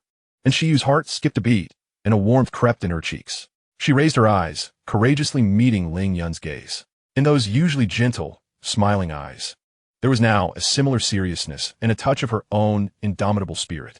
She exhibited none of the typical shyness or coyness of a young girl, merely tilting her head slightly, a hint of mischievousness in her smile, as she countered, "To be your girlfriend, Ling Yun, does that mean I must accompany you in late-night vigils over financial reports, listen to you expound on technical parameters I scarcely comprehend, and occasionally worry about what audacious decisions you might make next?" Ling Yun was taken aback for a moment, then burst into laughter. That may well be the case. Moreover, it could be quite busy. There won't be much time for movies or leisurely strolls. It sounds rather unbalanced, and Shiyu feigned contemplation, though the mirth in her eyes was unmistakable. Yes, it is somewhat unbalanced, Ling Yun agreed, nodding in harmony. He then extended his hand, palm upward, exuding an air of irresistible anticipation. So, are you willing to bear this slight disadvantage? The contemplative expression on her face melted away, transforming into a radiant, warm smile. Without a moment's hesitation, she gently placed her hand in his palm. Very well, her voice chimed like crystal, imbued with a sweet, soft tone. Given your sincerity and how cool your dreams sound, I shall accept this slight disadvantage. The coolness of her fingertips met the warmth of his embrace, and Ling Yun grasped her hand tightly, as if holding a rare treasure. In that instant, the void in his heart concerning emotions was quietly filled. He realized he had found not just a romantic partner, but a confidant and comrade who could understand and support him on this arduous journey. The river flowed silently, bearing witness to the tranquility and beauty of this moment. They exchanged smiles, and everything remained unspoken. Hand in hand, they continued along the riverbank. Chapter 45, The Spark Mountain Laboratory. On April 26th, in the administrative building of Shandong University, a solemn and elegant conference room was arranged. On either side of the oval redwood conference table sat two distinctly different factions. One side was led by Ling Yun, representing the Spark Technology team, a small group consisting only of him and Li Mo, who had been specially invited for technical discussions. Both were dressed in tailored shirts, exuding professionalism and focus. The opposing side comprised representatives from Shandong University, the vice president in charge of research, the dean of the computer science department, the head of the physics department, along with leaders from the asset management and legal departments, a truly formidable assembly. The meeting was presided over by the vice president for research, who, with a warm smile, made an opening statement, praising Ling Yun for his contributions as an outstanding alumnus and his support for scientific endeavors. After the pleasantries, the discussion swiftly transitioned into substantive negotiations. Ling Yun eschewed unnecessary small talk, opening the prepared project proposal and stating directly, "Esteemed leaders and faculty, Spark Technology aspires to establish a collaborative laboratory at Spark Mountain, with a clear goal aimed at pioneering the core trends in computer peripheral development over the next 5 years, focusing on forward-looking technological research and breakthroughs." His gaze swept across the academic leaders present, his tone steady and self-assured. "We plan to invest an initial R&D fund of 2 million RMB. 2 million in 1996. This was undoubtedly a substantial sum for a university laboratory." The department heads exchanged glances, and the mutual astonishment and eagerness were palpable in their eyes. "This 2 million will be primarily directed towards 2 key areas," Ling Yun continued, his details lucid and objectives clear. "First, the optical sensing system for mice. We need to completely eliminate the mechanical structure of current rollerball mice and develop a core sensing module based on optical imaging and digital signal processing to achieve higher precision and lower failure rates. This is the inevitable path for the evolution of mouse technology." The dean of the computer science department nodded slightly, clearly in agreement with this direction. Secondly, Ling Yun raised his voice slightly, introducing a more visionary concept, the short-range wireless transmission system. "Our goal is to research low cost, low power, and highly reliable wireless connectivity technology suitable for peripherals like keyboards and mice, laying a solid technological foundation for achieving a truly wireless desktop in the future. Wireless mouse and keyboard? The head of the physics department adjusted his glasses, his face revealing a keen interest. This concept was cutting edge, currently only in experimental phases internationally. The challenges posed by radio frequency technology, coding and decoding, and anti-interference were formidable. It was precisely because these challenges were daunting that top-tier academic expertise needed to be closely integrated with industrial demands to tackle them. Ling Yun seized the opportunity to elaborate. His tone resolute. We shall not engage in mere appropriation. We aim to explore solutions with independent intellectual property rights from the foundational protocols and core chip design. Even though the initial performance may lag behind the world's leading standards, the technological advancements, experiences, and patents accumulated during this process are invaluable. His profound emphasis on long-term vision and foundational significance moved all the scholars present. They had witnessed too many enterprises fixated solely on short-term gains, and companies like Ling Yun, willing to invest heavily in fundamental technological research and development, are indeed rare gems. The subsequent negotiations primarily focused on the finer details. Initially, the university hoped to establish the laboratory entirely on campus under its management. However, Ling Yun insisted that the laboratory must be situated within the confines of the Xingho electronics plant. Implementing a dual-director system with Li Mo serving as the corporate director, while the university would appoint a senior professor as the academic director. The direction of research and project management would be led by Xingho Technology, while the academic research and publication of papers would be overseen by the university. The laboratory needed to be closely aligned with the production line. Ling Yun argued vehemently that researchers must hear the roar of the machines and promptly understand the pain points in production, ensuring that research outcomes could be rapidly validated for engineering applicability. Isolated development would yield no truly competitive technologies. After several rounds of discussions, the university ultimately acknowledged Ling Yun's perspective, agreeing to the proposal of situating the laboratory within the plant and granting the corporate side sufficient authority in project management. Regarding the allocation of funds, Ling Yun proposed an innovative milestone-based disbursement plan. Funds would not be allocated in a lump sum, but rather distributed in phases based on the achievement of key milestones in the project, such as principal validation, prototype development, and small batch trial production, ensuring that every penny was effectively utilized while also promoting research progress. This efficient and responsible proposal received high praise from the university's assets office. The issue of intellectual property ownership became another focal point of negotiation. Naturally, the university aimed for a dominant stake. Ling Yun, however, stood his ground, with Xingho Technology fully funding the research and determining the research direction based on market demands. The resulting patents, patent application rights, and trade secrets rightfully belonged to Xingho Technology. His tone left no room for doubt. However, the university would retain the right to authorship, allowing relevant researchers to apply for awards and professional titles based on this work. All academic papers published based on the laboratory's outcomes would be unrestricted by Xingho Technology. With the company offering support, he looked at several leaders, providing an irrefutable addition. Furthermore, I promise that for all technological achievements produced by the laboratory that achieve industrialization and generate profits, Xingho Technology will allocate no less than 5% of its net profits annually as a sustainable research fund to benefit the relevant academic disciplines at Shandong University. This condition safeguarded the core interests of the enterprise while fully respecting and rewarding the university's academic pursuits, a truly comprehensive arrangement. After a hushed exchange of opinions among the vice president and several deans, they ultimately nodded in agreement to this proposal. The negotiations lasted nearly 3 hours. And when the secretaries from both sides placed the final revised document of the agreement on the joint establishment of the Xingho Mountain Grand Laboratory between Shandong University and Xingho Technology on the table, everyone sighed in relief, their faces reflecting satisfaction. Signatures and seals were affixed. The sound of the pen gliding across the paper resonated sweetly at that moment. With the agreement signed, representatives from both sides stood and shook hands firmly.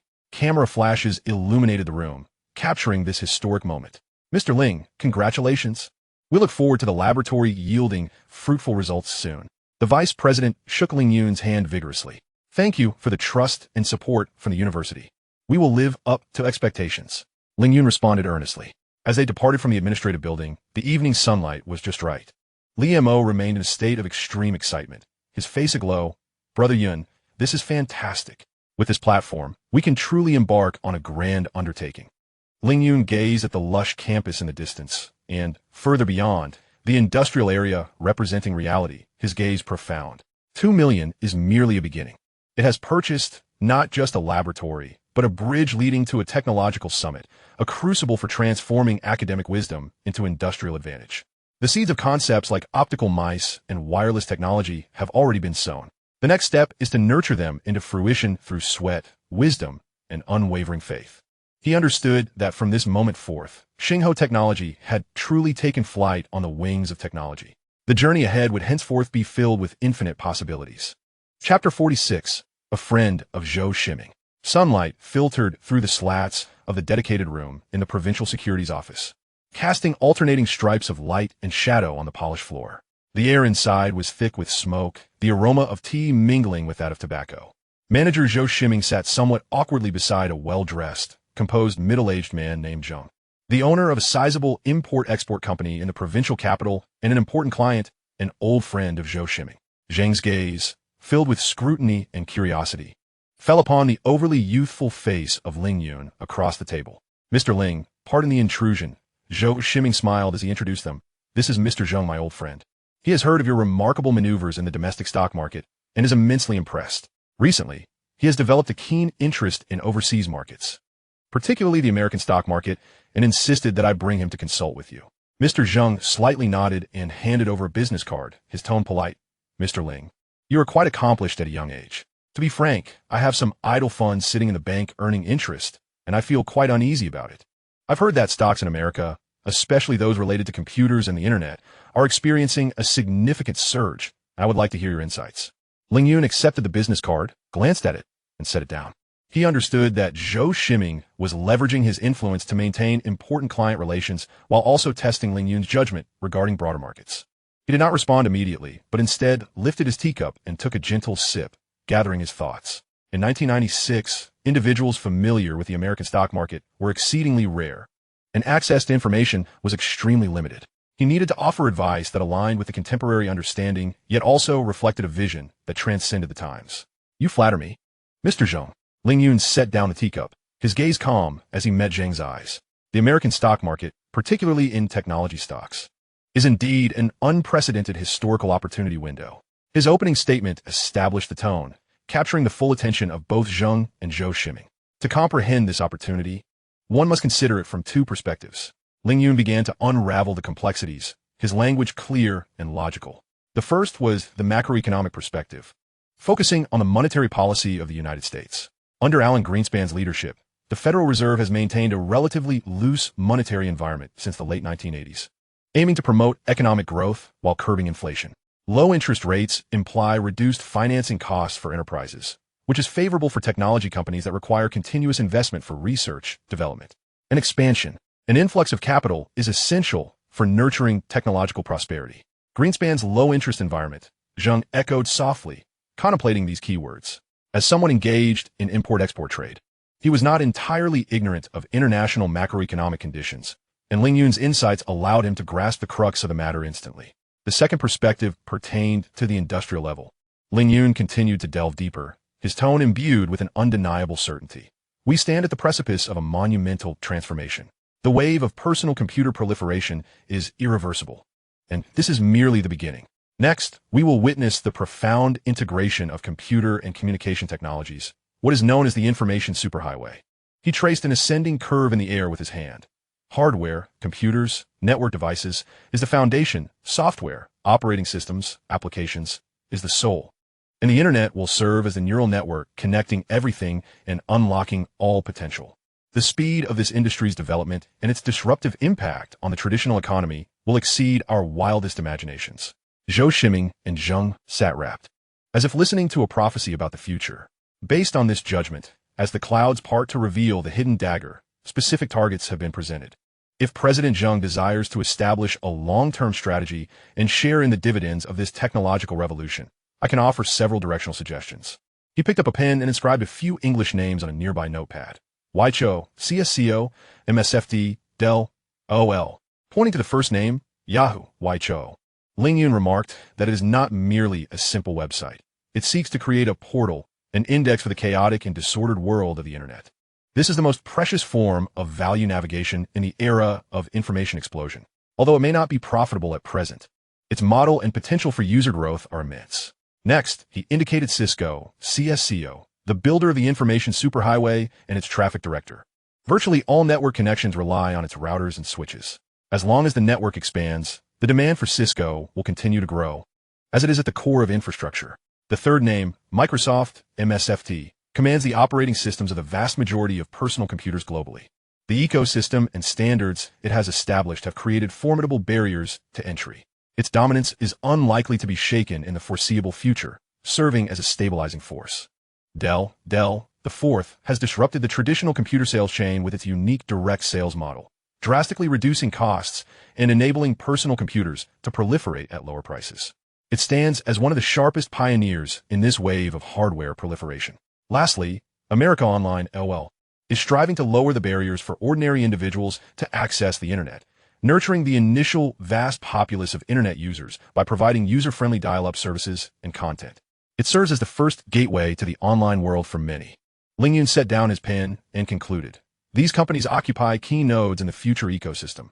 Information entry points, Yahoo, America Online, infrastructure, Cisco, core systems, Microsoft, and hardware channels, Dell. They represent trends and directions. President Zheng gazed at the notepad, his eyes gleaming yet tinged with doubt. Mr. Ling, your analysis is profound. However, aren't these stock prices already quite high? Would buying in now mean chasing the peaks? Ling Yun smiled gently and shook his head. President Zheng, when evaluating such growth-oriented technology companies, one cannot simply rely on traditional metrics like price-to-earnings or price-to-book ratios. What you must consider is the vast potential of their respective markets, the explosive growth in their user numbers, and the heights of profitability they may achieve in the future. The true risk lies not in purchasing at a high point, but in missing out on an entire era. Leaning slightly forward, his tone became grave. My advice is to refrain from attempting to time the market. Do not let short-term fluctuations induce anxiety. Once you have made your selection, hold steadfastly for the long term. Ignore the ups and downs along the journey. Your goal is to share in their future growth dividends. When should one sell then? Zhou Shiming interjected, unable to contain himself, as this was a question of utmost concern for all investors. Ling Yun's gaze deepened, imbued with a calm understanding of cycles. When everyone is frantically rushing into the market, when taxi drivers and barbers are eagerly discussing which tech stocks they VE invested in and how much they VE profited, when the valuations of these companies soar to levels completely detached from their current or even future earnings potential, and when such narratives dominate the media, that is when we must begin to exercise caution and consider a gradual exit. He paused briefly before adding, of course, that may be many years down the line. Until then, what you require is patience and conviction. The room fell into a brief silence. President Zheng lowered his gaze to the notepad inscribed with the 5 company codes, as if holding the key to a future of wealth. Ling Yun's analysis was devoid of mystical K-line techniques or insider information. It was founded on a grand historical backdrop, clear industrial logic, and profound corporate value judgments. This dimensional insight completely captivated him. Listening to your insights is worth more than a decade of study. President Zheng exhaled deeply, solemnly folding the notepad and tucking it into his suit pocket. Mr. Ling, your kindness is beyond words. I now know what to do. Zhou Shiming, overwhelmed with emotion, reaffirmed that this young man's perspective and vision had long transcended the confines of the A-share market, indeed surpassing national borders. After bidding farewell to the grateful President Zheng and Zhou Shiming, Ling Yun remained alone in the private room. He contemplated a trip to the United States. The tide of the internet was already unfolding there, and he needed to position himself within certain industries and acquire companies with promising technologies, while also taking advantage of the market to reap some benefits from imperialistic ventures. Chapter 47, Brand Strategy, Part 1. In the conference room of Spark Electronics, the air was thick with the pungent aroma of poor-quality tea mingled with cigarette smoke. The long conference table was filled with attendees. Ling Yun sat at the head, his expression calm. Ma Baoguo's face was flushed, bearing the stubbornness of an old worker. Several seasoned technicians wore furrowed brows. The heads of procurement and finance appeared somewhat anxious. Liamo also attended, his notebook spread open before him. Scattered across the table lay several research reports faxed from Beijing, Shanghai, and Guangzhou, rough paper with somewhat blurred handwriting. Yet the data and information within burned like a fire, igniting the nerves of everyone present. Ling Yun surveyed the room and tapped the table. Everyone is here. Zhang Bin, you all have worked hard running around. Please share the situation with everyone in detail. No embellishments, just the facts. Zhang Bin, responsible for the Beijing team, cleared his throat and began, his voice still tinged with travel fatigue. General Ling, everyone, the situation in Zhongwankan is quite clear. The high-end market is predominantly controlled by Logitech and Microsoft. Logitech's mice retail between 200 to 400 and keyboards 300 to 600, capturing about 20% of the market thanks to their quality and brand.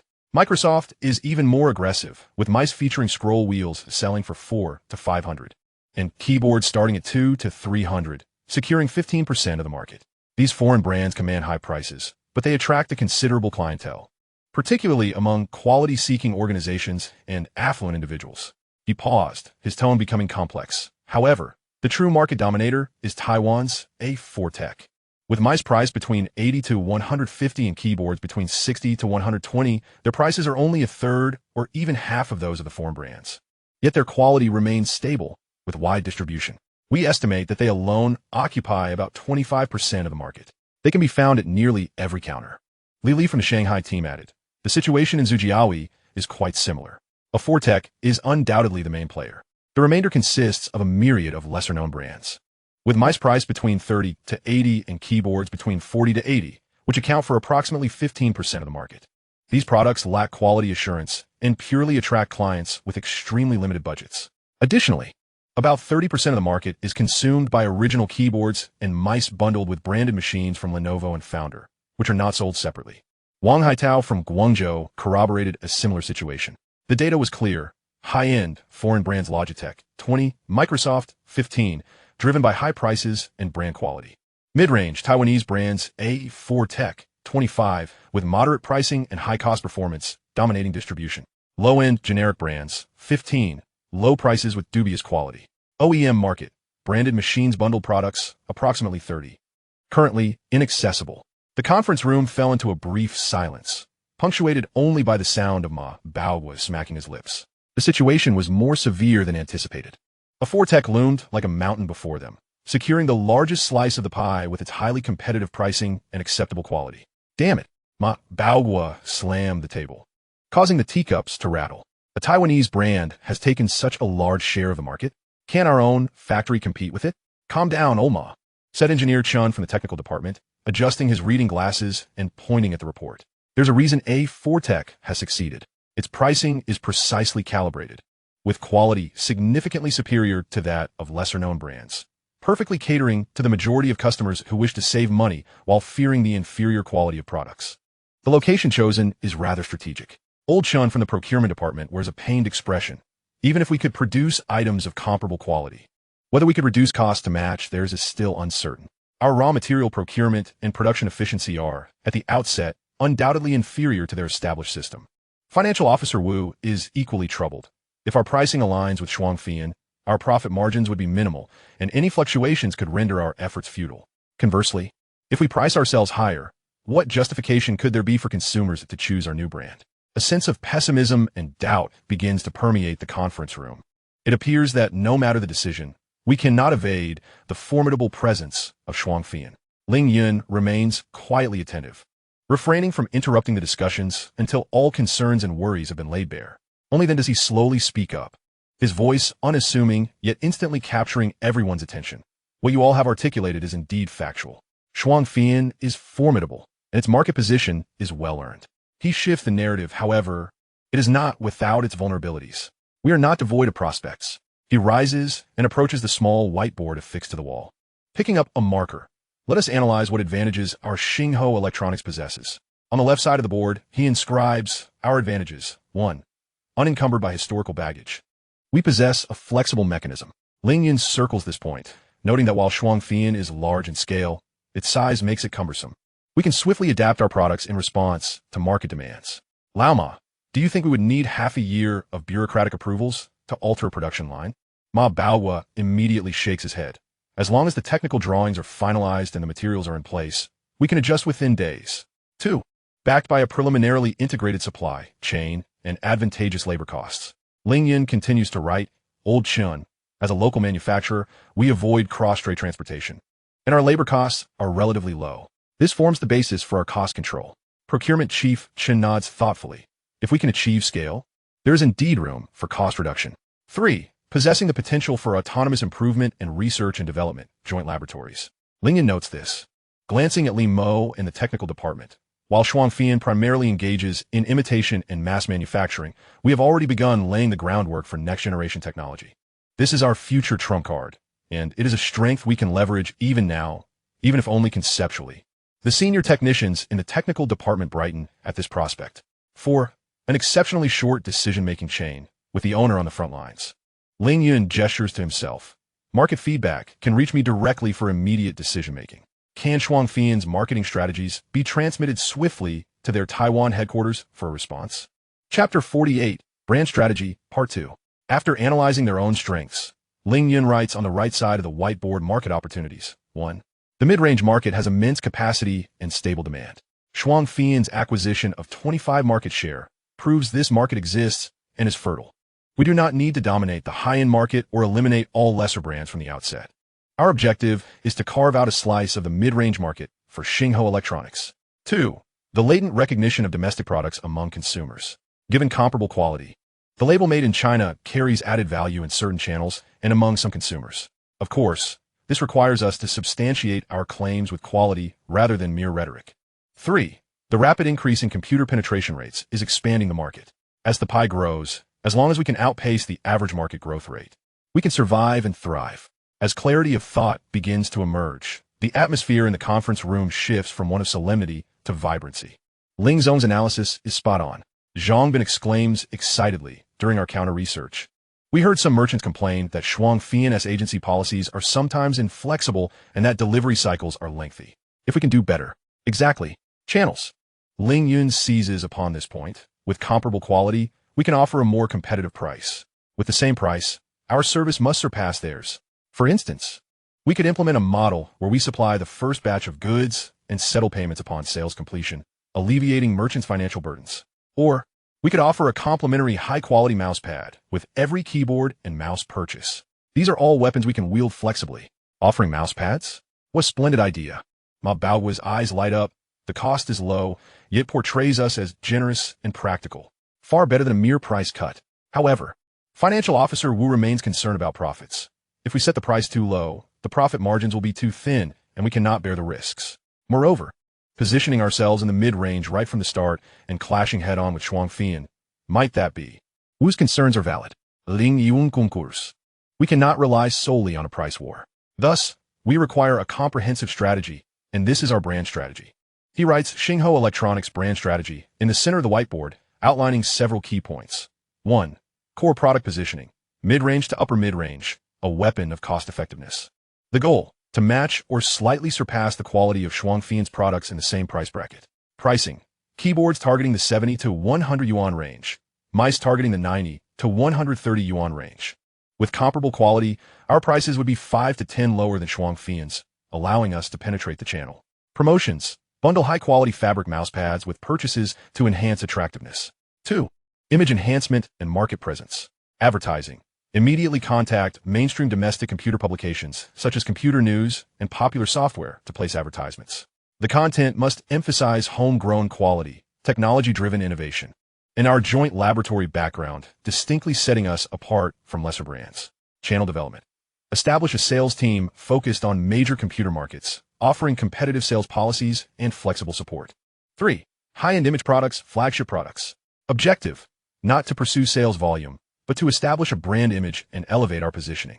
Products, Li Mo and the technical department.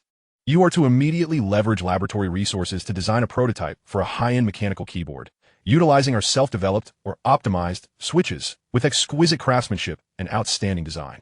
Additionally, design a high-precision, ergonomically designed trackball mouse to lay the groundwork for optical mice. Pricing. The keyboard can be set above 300 yuan, while the mouse can be priced above 200 yuan.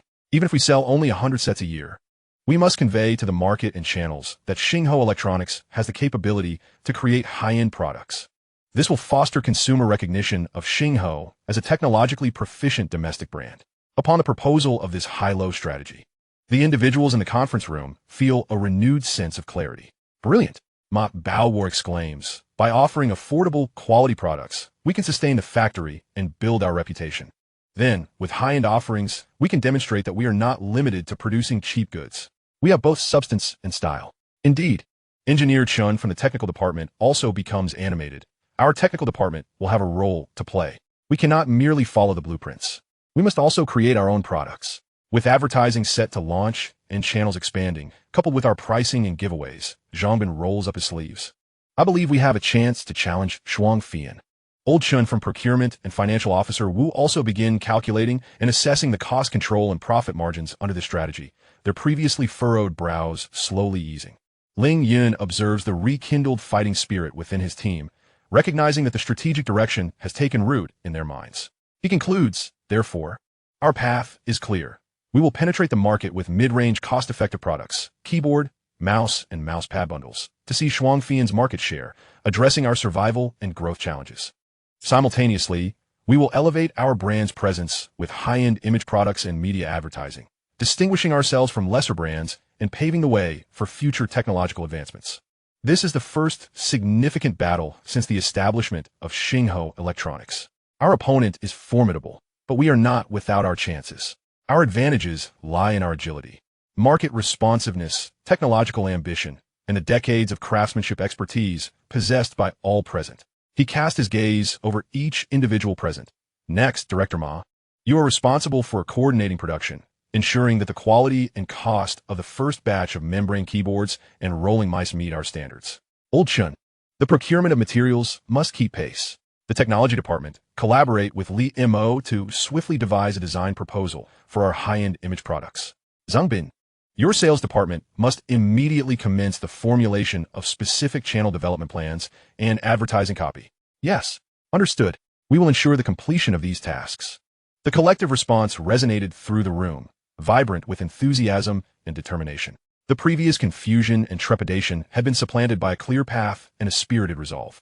As the meeting concluded, the attendees departed with well-defined responsibilities, hurrying away. Ling Yun remained alone in the conference room, gazing at the somewhat hasty yet clearly outlined strategic diagram on the whiteboard. This strategy, combining the sharp edge of competitive pricing, the finesse of channel management, and the momentum of brand power, represented the entirety of Ling Yun's available arsenal. This endeavor must succeed, for it was the inaugural battle of Xinghe Electronics, a battle for survival. The clarion call for Xinghe Electronics to conquer the market had been sounded. Chapter 49, Expansion of Xinghe Internet Cafe. On the evening of May 28th, in the modest office of Xinghe Internet Cafe, Ling Yun, Zhao Weiguo, and Sun Peng gathered around an old desk cluttered with ledgers, receipts, and drafts. Outside, the bustling Internet Cafe was alive with voices, the sound of keyboards striking akin to a torrential downpour. Yet the trio inside was wholly absorbed in the astonishing figures before them.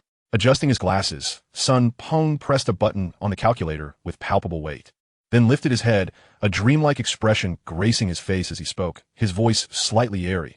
Boss Ling, Weiguo, he calculated it clearly. We are essentially raking in money. He inhaled deeply, striving to regain his composure, pointing at the summarized data in the ledger. From our opening on April 12th to yesterday, May 27th, a full 45 days. After deducting all costs, electricity, internet fees, rent, employee salaries, component losses, and taxes, our net profit has reached 387,600 yuan. 387,000 in just a month and a half. Despite being mentally prepared, Zhao Weiguo gasped audibly at the revelation, slamming his fist on the table. No way. His face flushed with excitement, leaving him momentarily speechless. Ling Yun, maintaining a relatively calm demeanor, felt a flicker of sharpness in his eyes. This pace was even swifter than he had anticipated. Sun Peng continued his report. Our primary source of income is the usage fee. The average fee per session remains around 195 yuan, with 40 machines averaging over 10 hours of effective daily use. Our gross income from usage fees alone approaches 8,000 yuan daily. He presented another sheet. The beverage bar managed by Weiguo has exceeded expectations. The gross profit from coffee, tea, and drinks has totaled 42,000 yuan over these 45 days. This nearly covers the salaries of all our current staff, network administrators, front desk, and cleaners. Hearing this, Zhao Weiguo felt a swell of pride, his chest puffing up. The major expenditures were primarily for hardware repairs and component replacements. Sun Peng flipped to the expense page. noting that mice showed the most where keyboards were also damaged and 2 hard drives had failed. This portion accounted for about 15% of total income. Calculating at our procurement cost of 9,000 per computer, Ling Yun finally spoke, his tone steady. That is 20 yuan per hour. 200 yuan per day for 10 hours. Theoretically, in 45 days, that totals 9,000, effectively recouping the hardware costs of each machine. The total profit calculated by Sun Peng, after covering all subsequent operational costs, still yielded nearly 390,000 yuan. This demonstrated that our model is not only viable, but remarkably robust. He turned to Zhao Weiguo and Sun Peng. This signifies that from today onward, every penny earned from the usage fees of these 40 machines, after deducting variable costs, will be pure profit. Moreover, the machines themselves remain, constituting our fixed assets. A brief silence enveloped the office, broken only by the distant clamor from the hall. Zhao Weiguo and Sun Peng absorbed this conclusion, their breaths growing heavier. This was not merely a matter of making money. It had opened a veritable fountain of wealth. Brother Yun, Zhao Weiguo was the first to emerge from his stupor, his eyes ablaze with ambition. This business is extraordinarily lucrative. We must expand. Immediately, we need to open a branch. Sun Peng readily concurred, presenting a rudimentary market research note he had prepared in advance. I agree with Weiguo. Moreover, I've observed that the student population near our university is no less than that of Shanda, yet there are only a couple of shabby internet cafes nearby. With poor conditions and outdated machines, still relying on dial-up connections, excruciatingly slow. If we could establish a new store of the same caliber as Xingho next to the university, business would undoubtedly flourish. Indeed, there is a vacant street-level building just outside the north gate of the university. I inquired about it last time, Zhao Weiguo added, showcasing his networking skills. The branch plan was almost effortlessly brought to the forefront. I concur with opening a branch. Ling Yun nodded, affirming their thoughts. Replicating the model and seizing prime locations is indeed the inevitable choice for rapid expansion. Weiguo, you will follow up on the university location and finalize it promptly. As for the new store's decor and machinery procurement, adhere to the standards of Xingho and consider even surpassing them. Fantastic. Leave it to me, Zhao Weiguo exclaimed, eager to sign contracts immediately. However, Ling Yun shifted his focus to the bustling hall visible through the window while we pursue the branch. We cannot remain complacent in our current stronghold at Shanda. He tapped the table thoughtfully.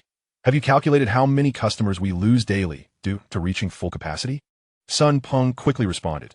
Rough estimates suggest we lose at least 30 to 40% of potential clients during peak times.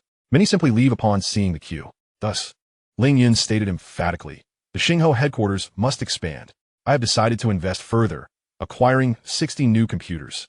We will increase our total number of machines to 100, creating economies of scale and solidifying our monopoly in the Shanda area.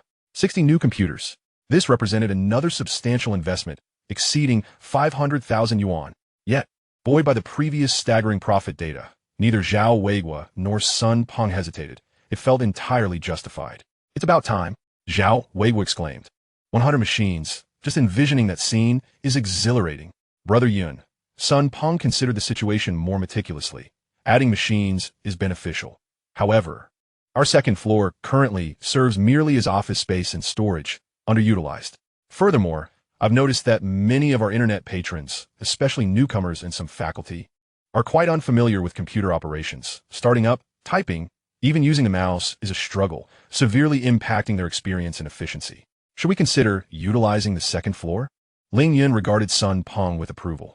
He had noted this issue as well. In the nascent stages of computer proliferation, even basic computer proficiency was a rare skill and a pressing need. Peng Ge has hit upon an excellent idea. Ling Yun took the lead, proposing a further plan. The 100 machines we expand with will primarily cater to seasoned users for internet access and gaming. As for the second floor, we can create simple partitions to convert it into several small classrooms. Small classrooms? For what purpose? Zhao Weiguo was momentarily perplexed. To conduct computer training courses. Ling Yun clarified, targeting university students and members of the community, offering foundational computer operation classes, teaching them how to start and shut down computers, utilize keyboards and mice, navigate the Windows operating system, employ WPS for typing, and even basic internet browsing. The more he elaborated, the clearer his vision became. The training courses can be charged by the hour at an affordable rate. This not only opens a new, stable revenue stream, but also, more importantly, He surveyed his two companions, his gaze piercing.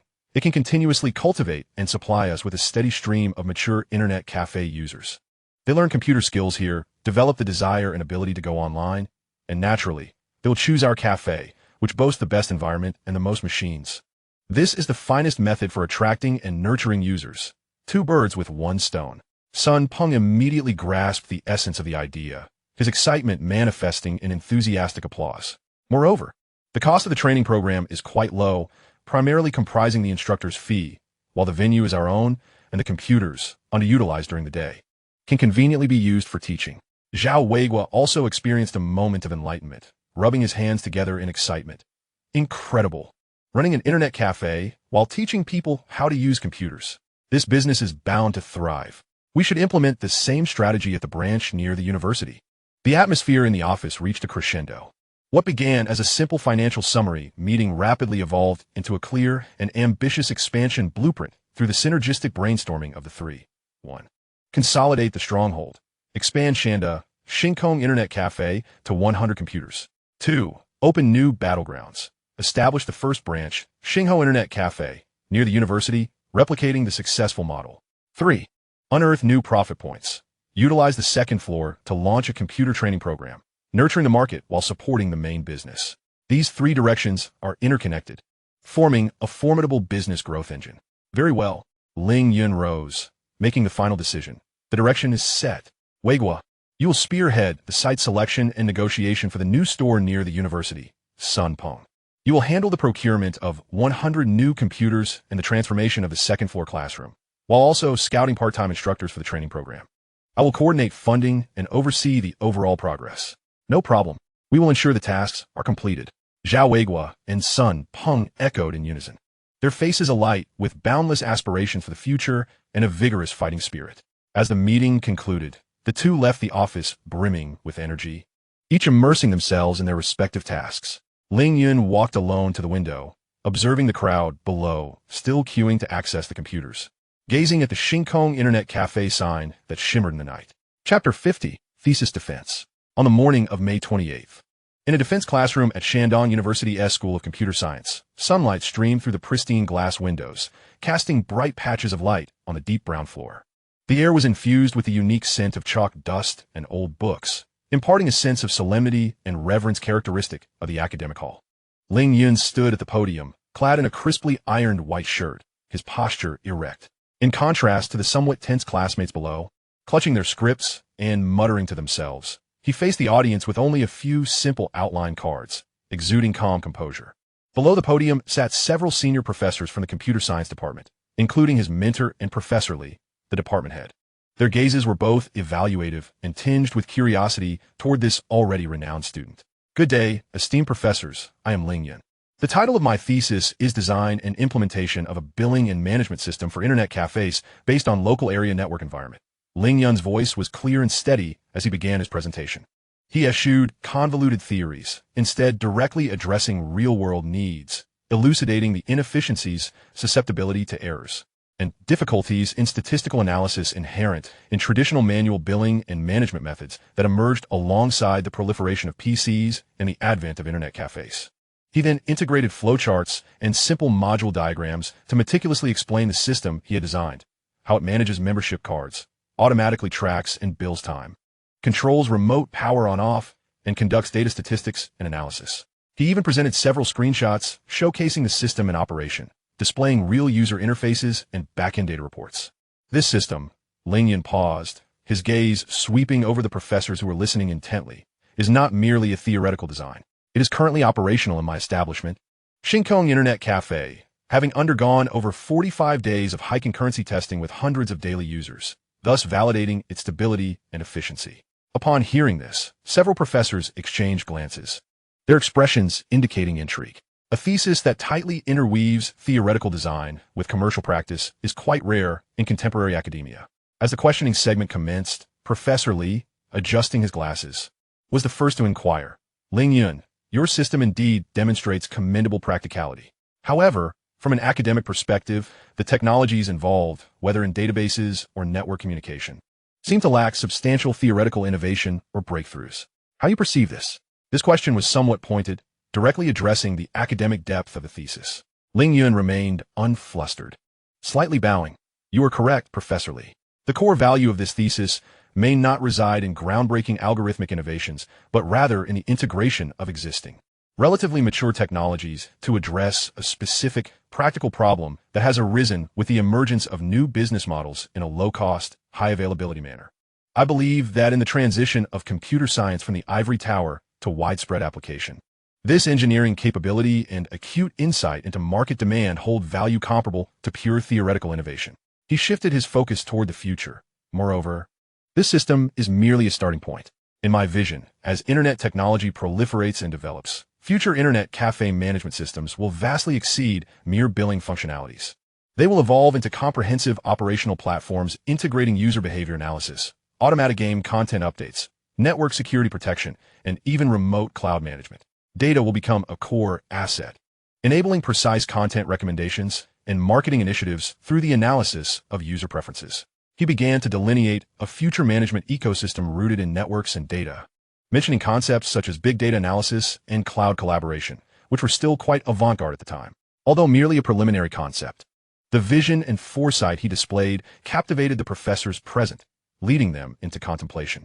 His mentor wore a satisfied smile, timely adding, "While there may be room for improvement in the theoretical depth of Ling Yun's thesis, its strong practical orientation, clear engineering mindset, an accurate grasp of industry development trends are indeed commendable. I believe this aligns with our objective of cultivating applied, interdisciplinary talents." In the ensuing questions regarding technical details and implementation challenges, Ling Yun answered with aplomb, showcasing his solid technical foundation and rich practical experience. Following the defense, Ling Yun, alongside his classmates, anxiously awaited the results outside the classroom. When his mentor emerged with the results list and announced that Ling Yun had achieved excellence, he felt little emotional upheaval, as though he had simply completed a necessary procedure. He approached his mentor and several professors to express his gratitude. Professor Lee regarded him with admiration and a hint of complexity in his gaze. "Ling Yun, your mind has long since departed from the campus, has it not? Your internet cafe is thriving. This thesis seems more like a summary of a stage for you." Ling Yun candidly acknowledged, "You see clearly, Professor. The campus has imparted foundational knowledge and thinking skills, but the broader world lies beyond. This thesis serves as my account of the 4 years spent at university and the initial phase of my entrepreneurial journey." His mentor patted his shoulder. "Go forth. The world outside is far more splendid. Remember to visit the school often. The joint laboratory you established still requires the support of the university." "Absolutely. Thank you, Professor." Stepping out of the teaching building, the May sun was somewhat blinding. Ling Yun inhaled deeply. The completion of the thesis defense marked the official conclusion of his college life. The diploma and degree certificate were about to punctuate this segment of his life journey. However, his steps did not falter. A more distant destination was already vividly etched in his heart: America. He needed to embark on a personal journey to witness firsthand the nation on the brink of the largest technological bubble in history, to feel the pulse of Silicon Valley, to observe closely the companies he had recommended to General Zhang, and even to explore opportunities to engage with some yet-to-be-discovered technological seedlings or teams. The research and development of the optoelectronic mouse and wireless technology at Spark Laboratory necessitates an awareness of the most cutting-edge trends. With this thought in mind, he retrieved his phone and dialed General Manager Zhang's number. "Mr. Zhang, it's me, Ling Yun." "Mr. Ling, greetings. I was just about to express my gratitude. Following your advice, I had someone procure those stocks you mentioned in the United States, and it hasn't been long since. Their value has risen significantly. That's splendid. Holding them for the long term is advisable." After exchanging pleasantries, Ling Yun steered the conversation toward the matter at hand. "Mr. Zhang, I would like to trouble you with something. I am planning a trip to the United States soon, primarily to assess the situation in Silicon Valley and the computer industry. Given your frequent business interactions there, I wonder if you might have any reliable channels for handling visa arrangements and itinerary planning. It would certainly alleviate some of the hassle." "You are heading to the United States?" Zhang's voice instantly elevated, brimming with surprise and the thrill of finally seizing an opportunity. "What a coincidence. I also have some business to attend to over there, and I've long desired to visit Wall Street and Silicon Valley myself. Mr. Ling, if you trust me, I will take care of everything. I can provide the business invitation letter, arrange your itinerary, and I have connections with the visa officials to ensure everything is managed impeccably. We can travel together. It would be beneficial to have each other's support, and I have much to learn from you." Zhang's enthusiasm was almost irresistible. Ling Yun pondered for a moment, then acquiesced. Having Zhang, a seasoned player who frequently traverses between China and the United States, would indeed save him a great deal of unnecessary trouble. Very well, I appreciate your assistance, Mr. Zhang. I will cover the related expenses. Mr. Ling, you are being too formal. It is my honor to accompany you. Do not concern yourself with the costs. I will handle everything. I will have my secretary prepare the materials immediately so we can submit the visa application as soon as possible. After hanging up the phone, Ling Yun gazed up at the azure sky. The conclusion of his thesis defense felt like a period, yet also like a colon leading to a broader horizon. The domestic situation had begun to open up. Internet cafes were thriving, electronics factories were commencing, and laboratories were being established. It was time to cast his gaze across the ocean, to the epicenter of technology and capital, to engage directly in the pursuit of the next crucial piece for his technological empire's blueprint. A trip to the United States was imperative. Chapter 51. Preparations before departure on June 3, 1996, with summer approaching, having completed his graduation formalities. Ling Yun's journey to the United States was rapidly being organized under Zhang's efficient coordination, affording him a rare moment of relative leisure. He consciously slowed his pace, dedicating more time to Enshiyu. Their interactions transcended the confines of campus and internet cafes. They strolled along the moat at dusk, watching the sun melt into a golden hue, casting warm orange tones upon the water. They visited a newly opened bookstore, where he perused the latest computer magazines and business biographies while she lingered among the literary shelves, occasionally sharing intriguing excerpts. They even shared simple meals in the school cafeteria, where he listened to her recount amusing tales from the student council or insights from a book she was reading. Though devoid of grandiose romance, their companionship brimmed with a gentle, enduring warmth. Ling Yun endeavored to fulfill his role as a devoted boyfriend, while Enshiyu relished the tranquil moments stolen amidst their busy lives. She sensed Ling Yun's impending journey, but wisely refrained from probing, channeling her feelings of reluctance and concern into a more attentive interaction. Yet, Ling Yun's thoughts never strayed far from his business ambitions. After accompanying Enshiyu at the library for a spell, he conjured an excuse to return to the familiar special account room at the Provincial Securities Office. As the computer screen illuminated, his account information became clear, compared to the peak moment a month prior when he had liquidated his holdings in Shun Development. Now the asset structure had undergone a significant transformation. Cash balance, a glaringly low figure, nearly approaching zero. Holdings, Sichuan Changhong, 400,000 shares, current market price 2. 300 renminbi, market value 9. 2 million renminbi. Shin Technology, 650,000 shares, current market price 1. 650 renminbi, market value 10. 72 million renminbi. Though the total market value of his holdings still approached 20 million, his available cash was almost depleted. Ling Yun gazed at these figures with a tranquil demeanor. The flow of funds vividly flashed through his mind. 5 million renminbi infused into Spark Technology's electronics factory to settle overdue wages, procure materials, and initiate production. 2 million renminbi allocated to the Spark Mountain United Laboratory as initial research and development funding. 1 million renminbi directed towards Spark Internet Cafe, new stores and expansions for renovations, equipment procurement, and second-floor modifications.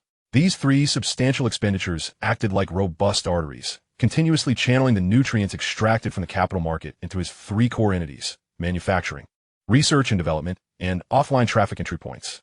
This ability and decisiveness to swiftly convert financial capital into industrial capital was precisely what set him apart from the vast majority of his contemporaries.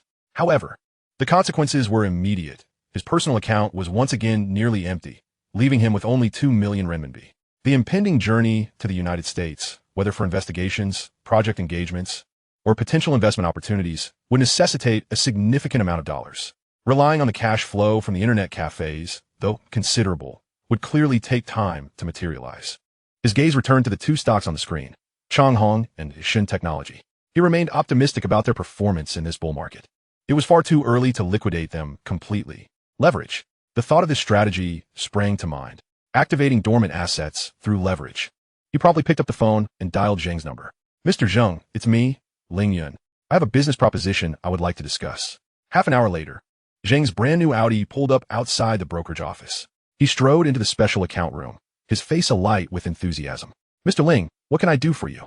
Zhang greeted with a smile, his eyes casually scanning the enticing figures displayed on the computer screen. I require a sum of cash in US dollars for the expenses of my trip and potential investment opportunities. Ling Yun stated directly. I plan to use the market value of my holdings as collateral for an exchange at the current rate. Zhang's eyes narrowed slightly as he swiftly shifted into a business mindset. How much? $2 million, Ling Yun replied.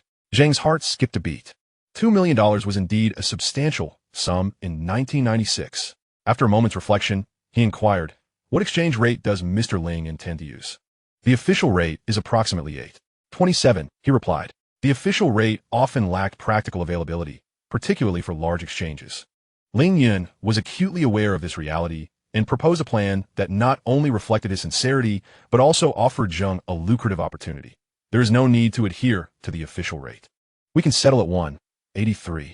I will use the equivalent market value of my stocks as collateral, which translates to approximately 16.6 million renminbi worth of stocks.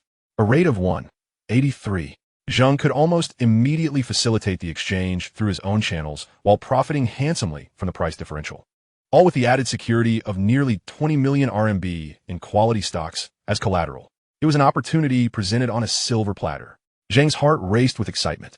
Suppressing his exhilaration, he confirmed, Mr. Ling, are you certain? At 1.83? Using stocks as collateral? Absolutely, Ling Yun responded calmly. I will sign the collateral agreement, and the stocks will be frozen under the supervision of Manager Zhou from the brokerage until I return the $2 million and agreed-upon interest. You will have the right to manage these stocks. Should I fail to repay in a timely manner upon our return, you retain the right to sell the pledged stocks on the market to recover your funds. The terms were clear, the risks manageable, and the profits substantial. Zhang had virtually no reason to refuse. Taking a deep breath, he stood up and extended his hand to Ling Yun. Mr. Ling, let's finalize this deal. I shall promptly arrange the funds, no later than the day after tomorrow, a sum of $2 million, whether through cash remittance or international account transfer. I assure you it will be in place before your departure. Two hands clasped tightly together. Having successfully completed this pivotal financial operation, Ling Yun felt a sense of calm settle within him. Yet he was acutely aware that the considerable favor owed to Mr. Zhang could not merely be repaid through interest alone. Mr. Zhang's readiness was motivated by far more than a trivial exchange rate and interest. He gazed at Mr. Zhang and proactively offered the very return he desired. Mr. Zhang, during my trip to America, besides conducting inspections, I will also be on the lookout for some short-term trading opportunities. Should you be interested, you may participate in the operations. Upon hearing this, a radiant smile blossomed on Mr. Zhang's face, as if he had just heard the most exquisite promise. He vigorously shook Ling Yun's hand. Mr. Ling, with your assurance, this trip to America is truly worthwhile. Invaluable. I shall heed your arrangements. He understood well that the potential gains from the short-term trades Ling Yun had promised would likely far exceed the risks and profits he had relinquished to assist with the currency exchange. After bidding farewell to the thoroughly satisfied Mr. Zhang, who was nearly humming a tune, Ling Yun remained alone in the special account room. Outside the window lay the summer streets of Jinan in 1996, ordinary yet filled with the ambience of life. He once more leveraged his position, trading on the dormant stock market value to secure the precious $2 million in ammunition. This sum would accompany him across the ocean, to that land brimming with opportunities and risks, in search of the next chance to spark a conflagration of success. Chapter 52. America, Here I Come. On the afternoon of June 8, 1996, a Boeing 747 roared down at Los Angeles International Airport. Through the porthole, Ling Yun could see the area near the Al check-in counter, where a shooting incident had occurred 2 months prior. This tense atmosphere was in stark contrast to the brilliant Californian sun, reminding him that his journey in America would not be without its challenges. Zhang Bin adjusted his suit and gazed out the window at the airport. Los Angeles, we have finally arrived. Mr. Ling, this is our first stop on our gold rush. At the exit, a young man holding a sign with Mr. Zhang's name waved at them. He was Xiao Wang, a representative from Zhang Bin's American branch, who had been working in Los Angeles for 2 years. On their way to the hotel, Xiao Wang drove while sharing insights. Los Angeles has seen considerable investment from Taiwan and Hong Kong lately. I hear someone just purchased the largest hotel in the city. Zhang Bin listened with keen interest, probing for details, while Ling Yun quietly noted this piece of information in his mind. They checked into a hotel in the city center. During the check-in process, Ling Yun observed numerous Asian faces bustling in the lobby, with fragmented financial terminology drifting through the air, everything corroborating Los Angeles' status as a gateway for Asia-Pacific capital in 1996. The following day, Xiao Wang took them on a trip to Silicon Valley. As they drove along Highway 101, he explained, from 1994 to last year, Silicon Valley added 200,000 jobs, but only 38,000 housing units. Outside the window, the architectural marvels of Silicon Valley shimmered under the sun, yet the commute to San Jose was sluggish, with travel times potentially extending to 25 hours. They visited the tech company district surrounding Stanford University. Xiao Wang pointed to several office buildings, stating, "The commercial vacancy rate here is only 4, and the average annual salary for software engineers reaches up to 85,000. Behind the prosperity of Silicon Valley lies an average salary of 75,400 in the semiconductor industry." While the income of electronic production line workers had declined by 6 between 1991 and 1996, the next day, Ling Yun, accompanied by Zheng Bin and Xiao Wang, arrived at Goldman Sachs' San Francisco office. The account opening process was both professional and efficient, with the account manager presenting various leverage options. Stock trading offered up to 10 times leverage, while index futures could reach as much as 30 times. Zheng Bin's eyes lit up at the mention of 30 times leverage, but Ling Yun calmly opted for the 10 times leverage, sufficient to amplify returns without excessive risk. Over the following week, Ling Yun and Zheng Bin engaged in trading on the U.S. stock market from their hotel room. Ling Yun did not trade frequently. Instead, he spent most of the time observing market trends, occasionally advising Zheng Bin, "When the market is favorable, do not let excitement cloud your judgment." Ling Yun prepared to trade shares of Cisco and AOL, as their current trends were promising. With the weekly MACD showing a golden cross and prices above the 20-week moving average, indicating an upward trajectory. The timing of his trades was precise, with strict position control, and he never allowed any trades to extend overnight. Zheng Bin followed Ling Yun's lead, buying when Ling Yun bought, selling when Ling Yun sold. Although Zheng Bin did not need to analyze the market himself, he could feel his adrenaline surging, with each round of buying low and selling high yielding substantial profits. He gradually became desensitized, like a machine executing stock transactions mechanically. A week later, Zheng Bin reviewed Ling Yun's trading records, a 100 success rate with a 30 return. Zheng Bin exclaimed, "Mr. Ling, with your capabilities, why should we engage in any real industry? We could become billionaires solely through trading." In just 5 trading days, Ling Yun's profits exceeded $6 million, while Zheng Bin also earned over $2 million.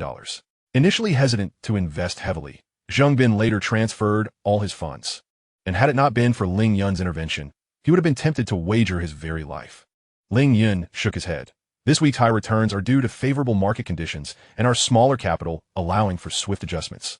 With larger funds, such returns would be unattainable, and a 100 success rate could not be sustained indefinitely. The primary reason for my success is that I am a reborn individual.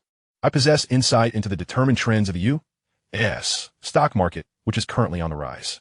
Any pullback to the 20-day line presents an opportunity to enter.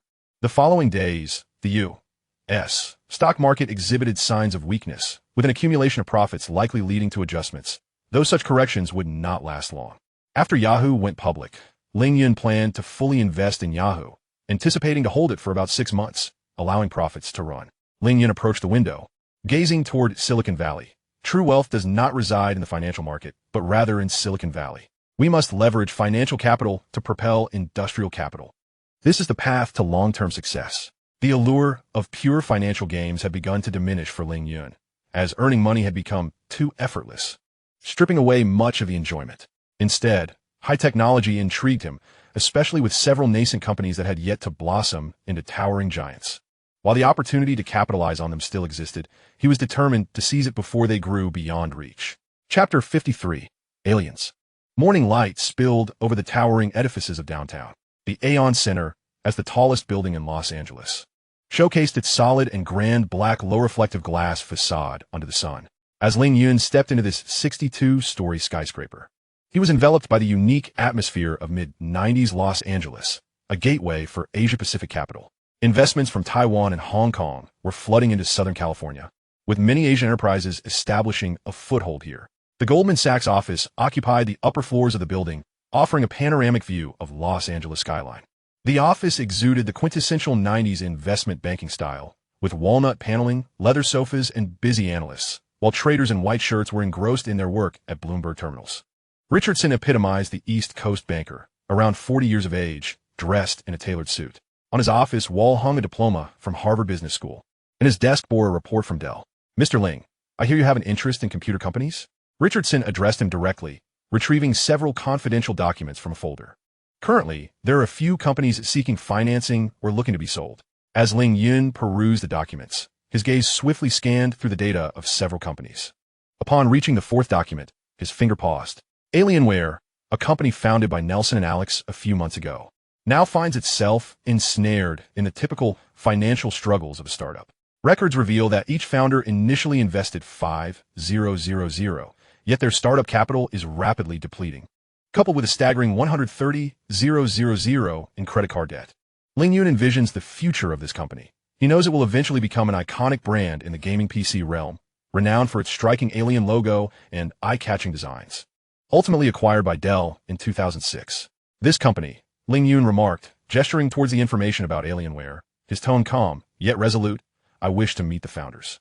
Richardson appeared somewhat taken aback. "Are you certain?" "They operate on a modest scale, primarily assembling PCs in a garage, hoping to sell 50 to 100 units a month. It is precisely such niche-focused companies that possess potential," Ling Yun replied. "They cater specifically to gamers, a forward-thinking positioning." Without hesitation, Richardson picked up the phone and dialed Alienware's number on speaker. A youthful yet weary voice answered on the other end. "Mr. Nelson, this is Richardson from Qualcomm. An investor is interested in your company." "An investor?" Nelson's voice conveyed surprise. "To be honest, our maxed-out credit cards have us $130,000 in debt, and we're struggling to purchase a new batch of cooling fans." Ling Yun interjected, "I have reviewed your product vision. Producing high-performance PCs for gamers is indeed the right direction. Games like Flight Simulator and Doom necessitate superior hardware support. You play Doom?" Nelson's tone instantly brightened with excitement. "What intrigued me more is your vision for the future," Ling Yun responded. "Innovations like water cooling and those sci-fi-inspired designs. You require not just funding, but a global market perspective." There was a brief silence on the other end before Nelson spoke again. "Alex and I founded this company because we believed gaming PCs represent an untapped niche market. Yet, the reality is that, apart from devoted gamers like us, most people do not comprehend this. Let's meet in Los Angeles," Ling Yun proposed. "I will have Richardson arrange it. Bring your product prototypes. I wish to see the computer known as Blade firsthand." After hanging up, Richardson curiously asked, "Why are you so interested in this small company?"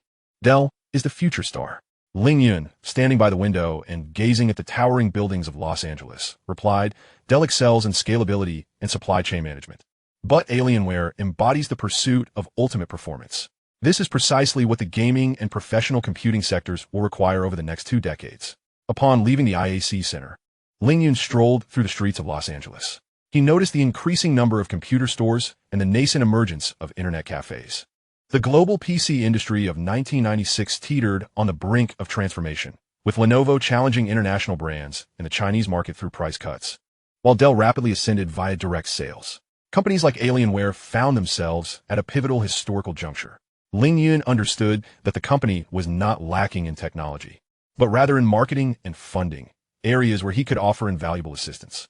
Back at his hotel, Ling Yun stood by the window of his room, contemplating the upcoming meeting as he gazed at the illuminated skyline of Los Angeles.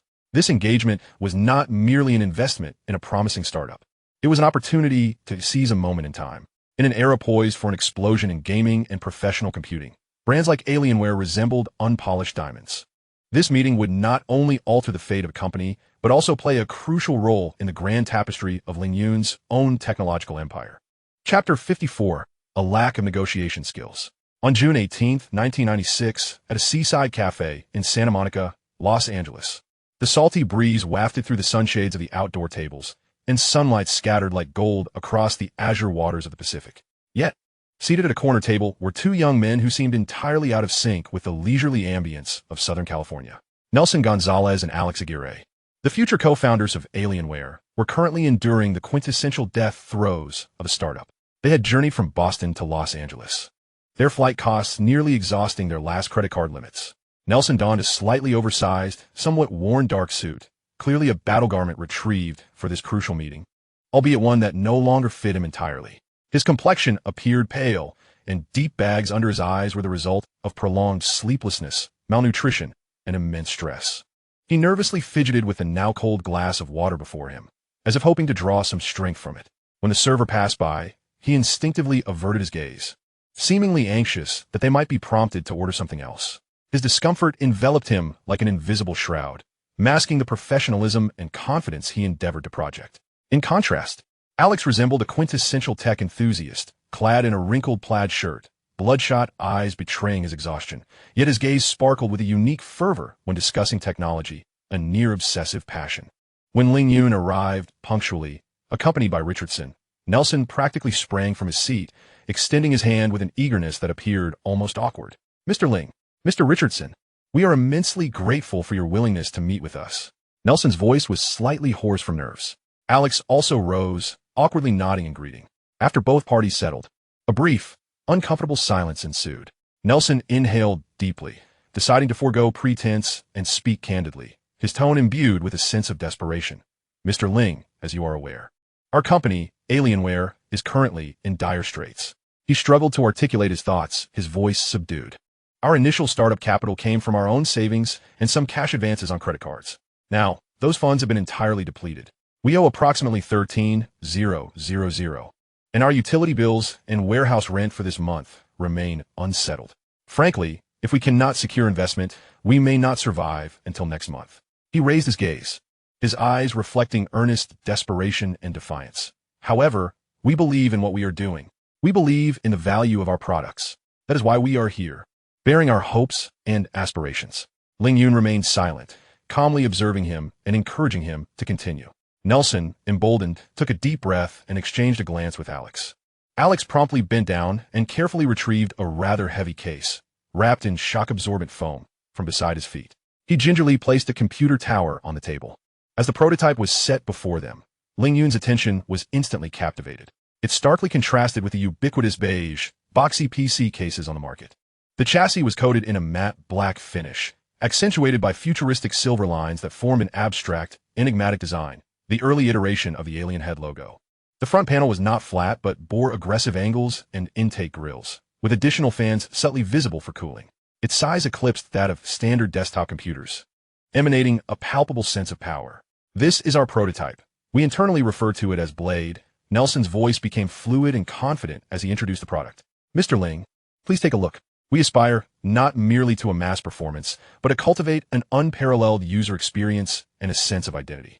We cater to hardcore gamers, graphic designers, and technology enthusiasts who are dissatisfied with the ordinary performance of standard PCs."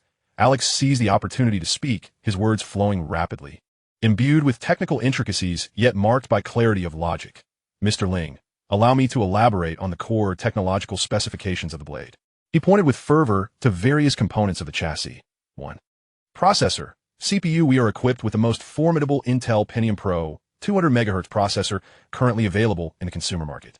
In comparison to the standard Pentium, its core architecture is decidedly more advanced, particularly adept at handling complex 32-bit applications and the multitasking environments that are destined to become mainstream, which are crucial for high-end gaming and professional graphic rendering.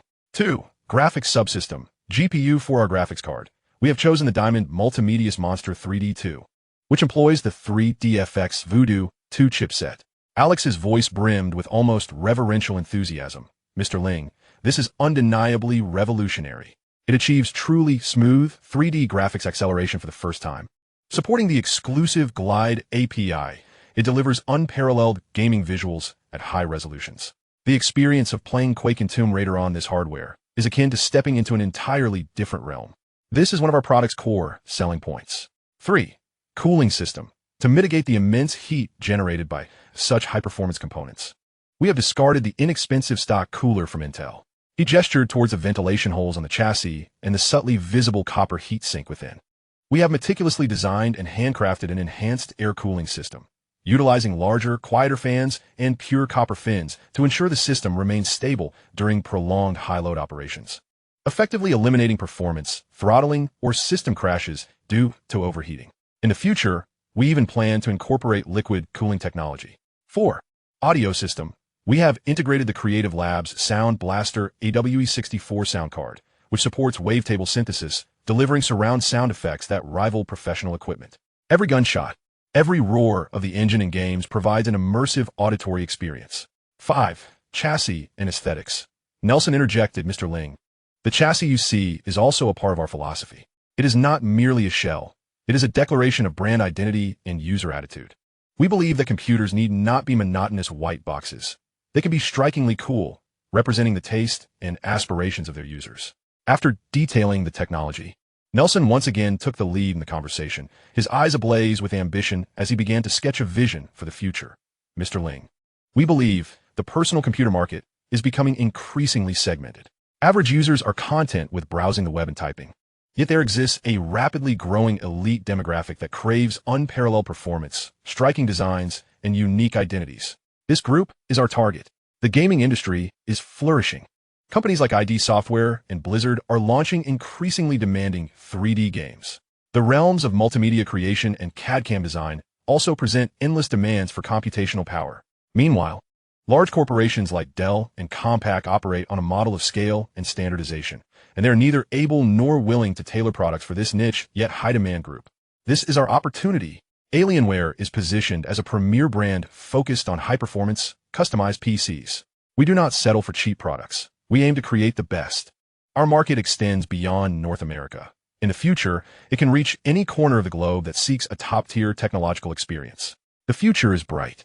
The only thing we lack is the fuel to make it all operational. Having concluded, Nelson exhaled deeply, as if he had expended every ounce of his strength. Both he and Alex fixed their gaze intently on Ling Yun, their eyes reflecting a blend of yearning, anxiety, and a final determination. The sea breeze wafted through the cafe, accompanied by soft music. Yet, in this corner, time appeared to stand still. Two young men from Boston, on the brink of despair, had staked their entire future on this meeting, entrusting it to the calm, composed young man before them from the east.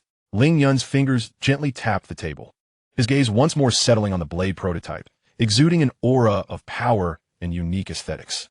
He glanced up at the two men, realizing that a lack of negotiation skills had led them to this desperate juncture despite possessing such remarkable technology. Chapter 55. I am buying your company and you. The Pacific breeze remained salty and humid. The sun continued to shine brightly, yet the light now cast upon Nelson Gonzalez and Alex Aquila bore a distinctly different warmth. Moments ago, it had illuminated their despair and desperation. Now, it seemed infused with hope. After attentively absorbing their technical exposition regarding the blade prototype and their market outlook, Ling Yun paused thoughtfully. His fingers softly drummed the table, his gaze transitioning from the imposing black chassis to the slightly tense faces of the two founders. Nelson, Alex. Ling Yun finally spoke, his voice steady and imbued with an undeniable decisiveness. I trust your vision and your technological fervor. I'm even more convinced that the high-end, customized PC market is an uncharted blue ocean that is yet to be genuinely acknowledged by the giants. He paused, observing the sudden spark in their eyes, and boldly declared his decision. I have decided to invest. Not merely a simple infusion of capital, but a full acquisition of your fledgling company, which has been established for less than 6 months and has yet to generate any stable revenue, with its assets primarily comprising design schematics and this prototype. Nelson and Alex's breaths hitched, their hearts nearly leaping from their chests. The acquisition price is $300,000, Ling Yun stated clearly. $300,000. This figure struck Nelson and Alex like a bolt of lightning. They exchanged incredulous glances, each seeing the other's eyes alight with ecstatic disbelief. $300,000.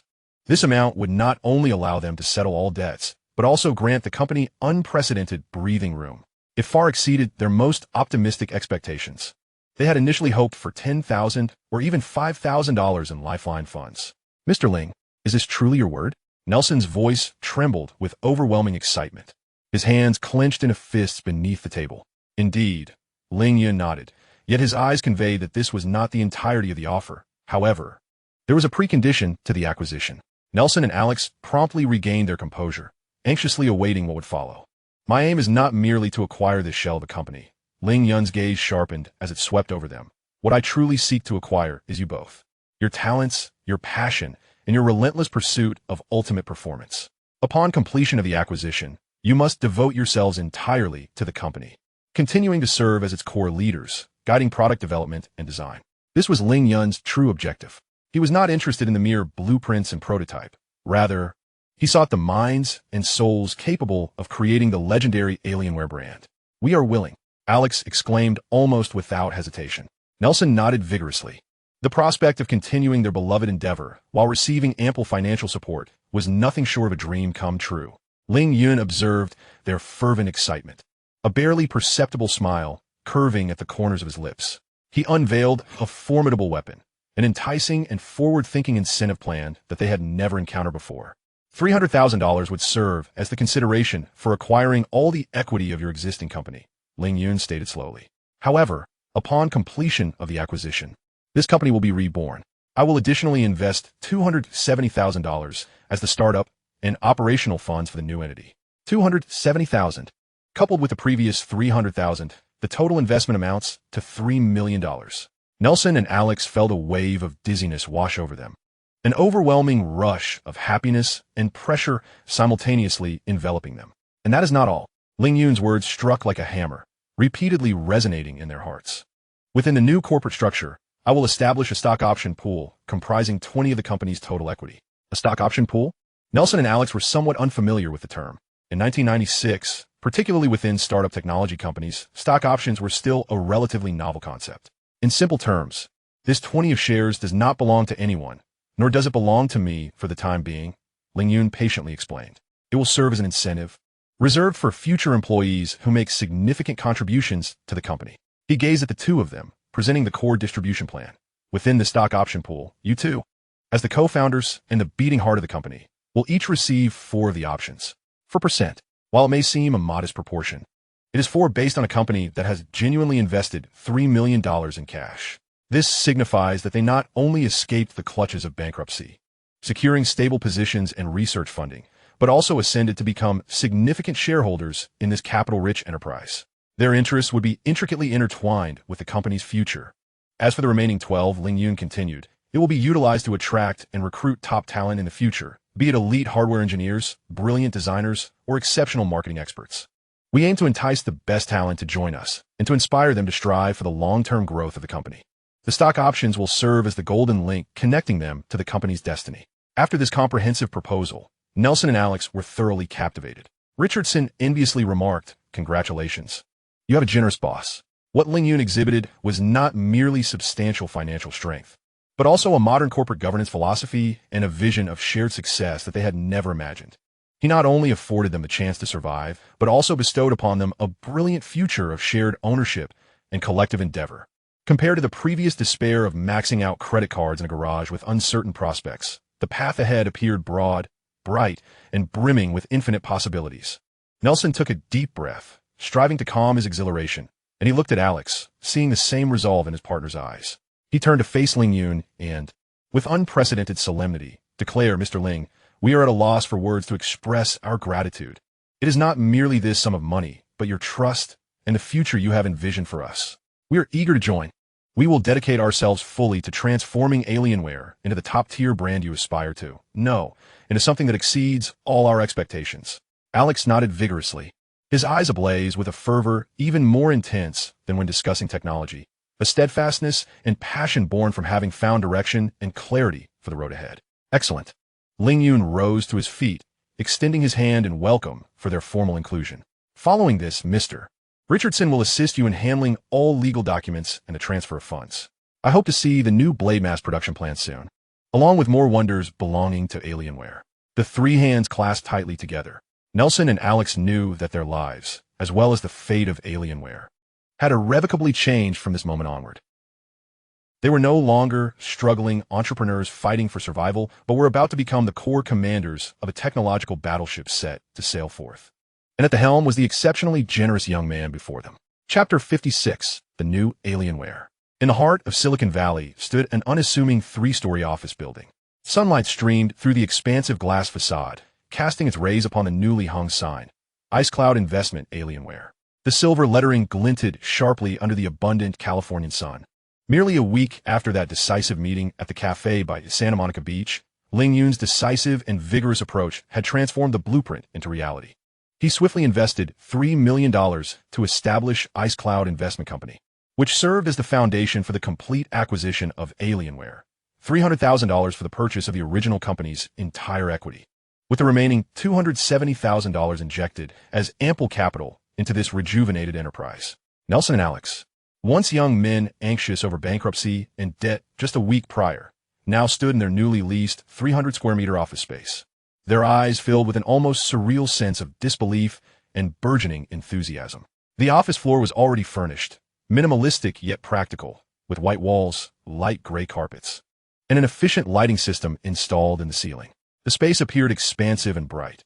Although still lacking in foot traffic, it possessed the skeletal structure of a modern company. Unbelievable, Nelson murmured, his fingers gliding over the smooth wall surface. Just a week ago, we were in that Boston garage, struggling with the only blade we had, where the heating barely worked. Now this is our battlefield, Nelson. Alex excitedly chimed in, eagerly envisioning the corner area as his extreme performance testing zone. With funds quickly secured and office space confirmed, the next step was to bring this new machine to life. The trio wasted no time and immediately delineated their responsibilities. Ling Yun would oversee the central operations, orchestrating the entire strategy. In a temporary glass-walled office, he began to structure the initial framework of Ice Cloud and Alienware. His primary task was to recruit the non-technical core personnel essential for the company's operations. Soon, fresh faces began to appear in this office building. Ling Yun personally conducted interviews, offering salaries above market averages and highly attractive stock option promises from that 20 option pool, swiftly securing several key roles. A capable administrative and human resources manager with experience in large tech firms, responsible for establishing company policies, compensation structures, and subsequent hiring processes.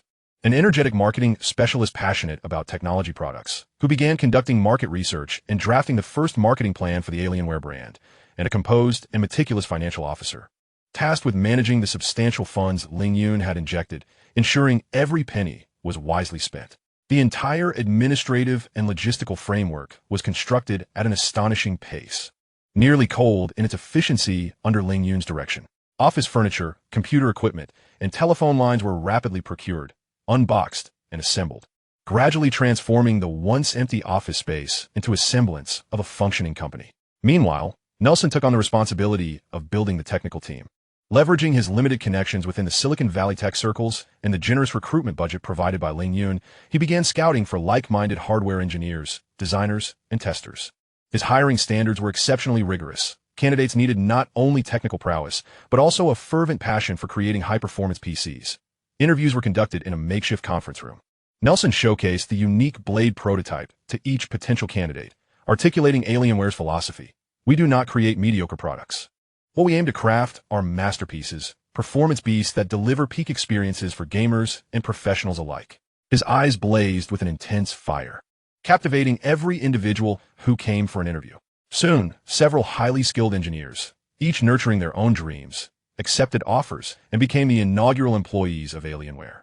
Meanwhile, Alex remained wholly immersed in his realm of technology. In the new, more spacious office environment, he was afforded a dedicated workstation and testing area. The blade prototype was connected to an array of monitoring instruments. His task was to further optimize the system architecture, extract the maximum potential from the hardware, resolve thermal bottlenecks, and prepare for mass production. Alongside newly recruited hardware engineers, he tirelessly adjusted BIOS parameters, tested the efficiency of various cooling solutions, and meticulously recorded performance data under a variety of extreme conditions. The rhythmic clatter of keyboards, the whirring of fans, and their fervent discussions over technical challenges composed the symphony of the technical zone. Within a mere 2 weeks, this formerly vacant and tranquil office floor had undergone a complete transformation. In the office area, newly hired administrative and marketing personnel acclimated to their surroundings. The ringing of telephones began to resonate, printers churned out documents, and the air was infused with the mingled scent of new computers and furniture, imbued with the vibrant energy characteristic of a burgeoning startup, bustling with hope. The technical area resembled a laboratory brimming with geek spirit. Several prototypes were in the process of assembly and testing, with exposed cables, various models of cooling fans, and disassembled graphics cards and motherboards scattered about. The whiteboard was filled with intricate diagrams of technical architectures and airflow schematics. Alex and his small team frequently engaged in heated debates over technical minutiae, only to celebrate with high fives upon resolving particular issues. Nelson navigated between the two areas, occasionally discussing recruitment progress and product planning with Ling Yun, and at other times delving into the technical zone to monitor R&D advancements. Though busy, his face no longer bore the signs of the previous embarrassment and anxiety. Instead, it radiated a sense of responsibility and unprecedented fulfillment. Ling Yun would occasionally step out of his cubicle, standing at the center of the office area, quietly observing the unfolding scene. He watched as the administrative staff efficiently managed their tasks. Marketing specialists passionately debated branding slogans, and the technical team immersed themselves in a fervor of creation. The sounds around him intertwining into a slightly chaotic, yet vividly dynamic symphony. His $3 million acted as the most effective catalyst, not only salvaging a dying concept, but also, in a remarkably short span, birthing a vibrant tech startup with a clear structure and defined objectives. Here, there was no bureaucratic bloat or inefficiency typical of large corporations, only speed, passion, and a relentless pursuit of a common goal.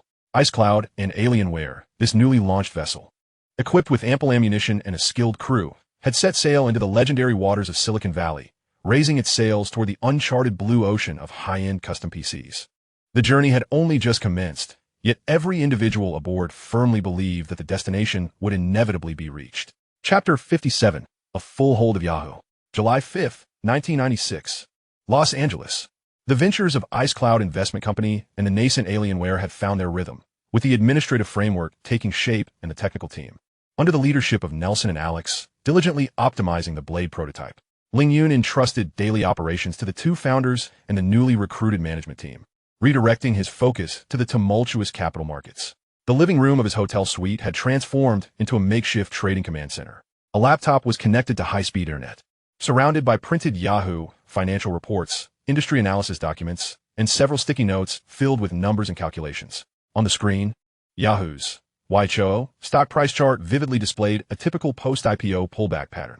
This internet portal pioneer, which had debuted on the Nasdaq at 13 per share on April 12, had experienced a brief frenzy before its stock price steadily declined, with trading volume dwindling.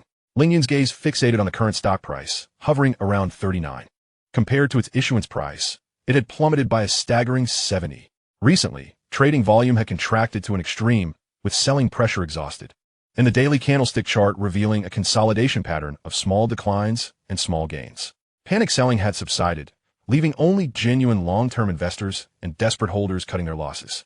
Ling Yun murmured to himself, his eyes sharpened like an eagle's. This is precisely the extreme contraction I seek. He quickly calculated in his mind. Through currency exchanges facilitated by Mr. Zheng and some short-term profits from U.S. stocks, he had approximately $5 million at his disposal, with a tenfold leverage privilege in his Goldman Sachs account. This meant he could command a purchasing power of $50 million. A bolder plan began to take shape in his mind.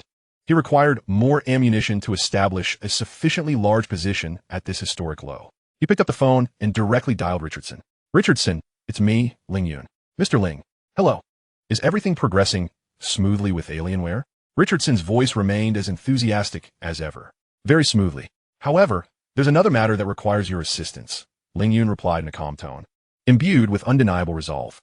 I believe the time to establish a position in Yahoo has arrived. I need to add an additional $30 million in leverage to my existing allocation.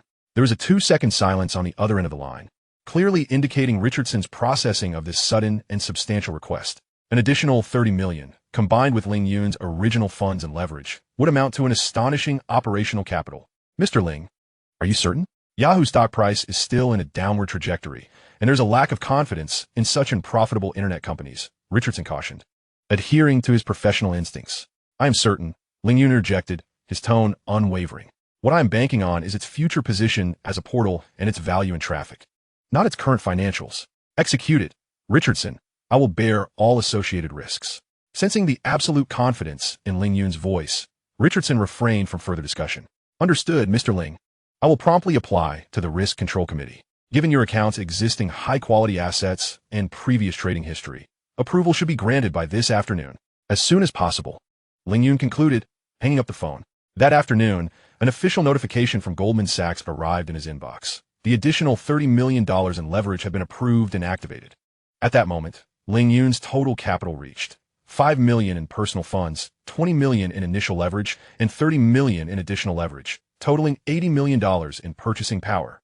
After reserving some funds and considering the need to control his position, he planned to deploy approximately $50 million for this stock acquisition. The target was Yahoo, with a cost to be kept below $4. On July 5th at 1 p.m., the U.S. stock market opened. Ling Yun did not choose to enter blindly with a market order. Such an approach would not only make cost control impossible, but could also inadvertently drive up the stock price due to large orders flooding in.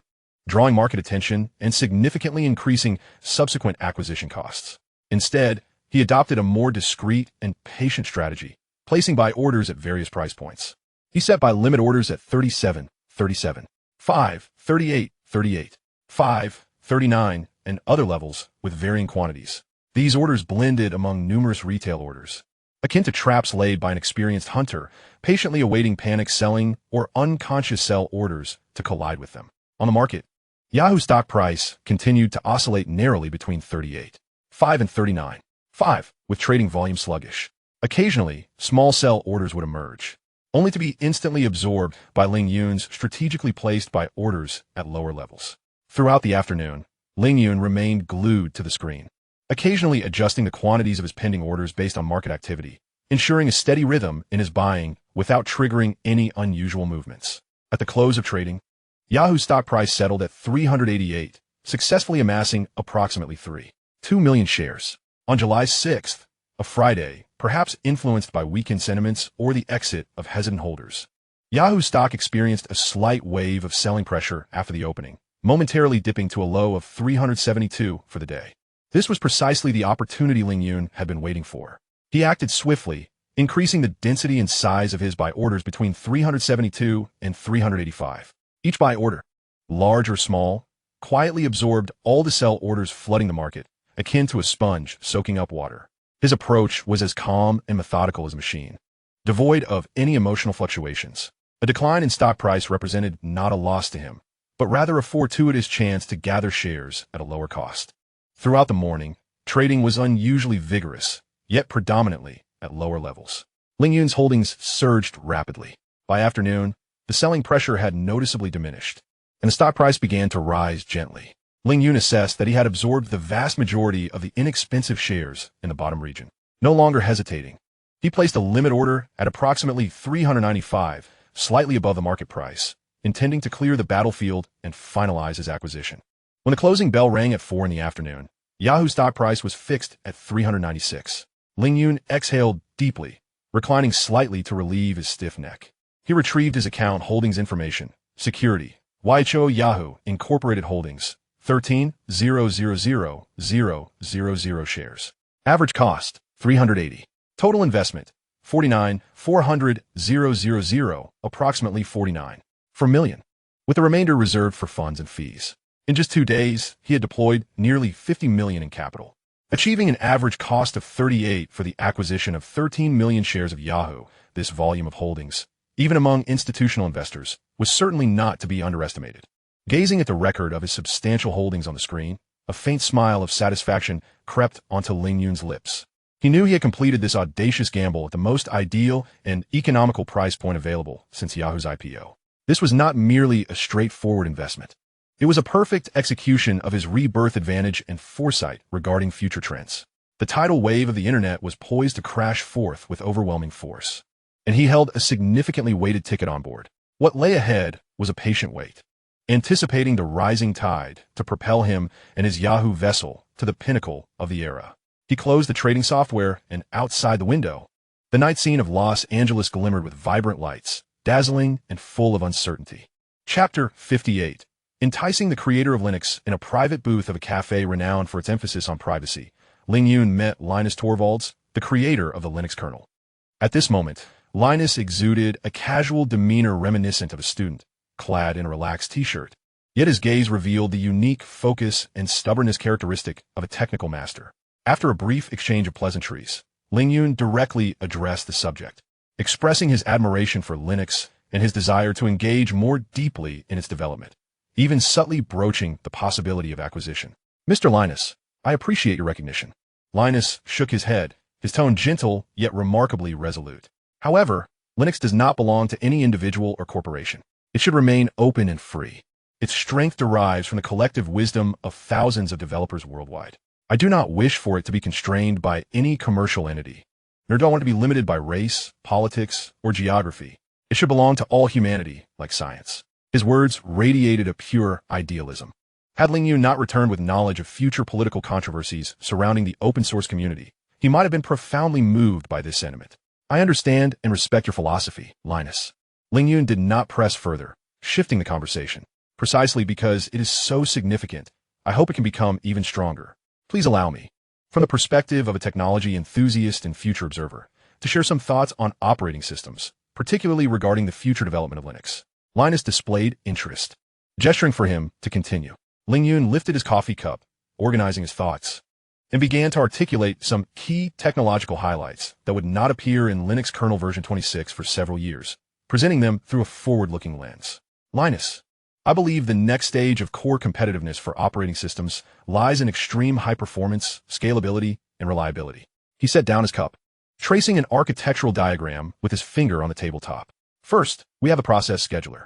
Currently, the scheduling algorithm becomes a bottleneck when confronted with numerous concurrent processes. I am contemplating a concept for an O1 scheduler, where regardless of the number of running queues or processes in the system, the time complexity for task switching remains constant. This could greatly enhance the server's responsiveness under heavy load. Linus's previously relaxed expression shifted slightly, his posture instinctively straightening. O1 complexity? This concept is remarkably advanced, directly addressing the core pain points of the existing scheduler.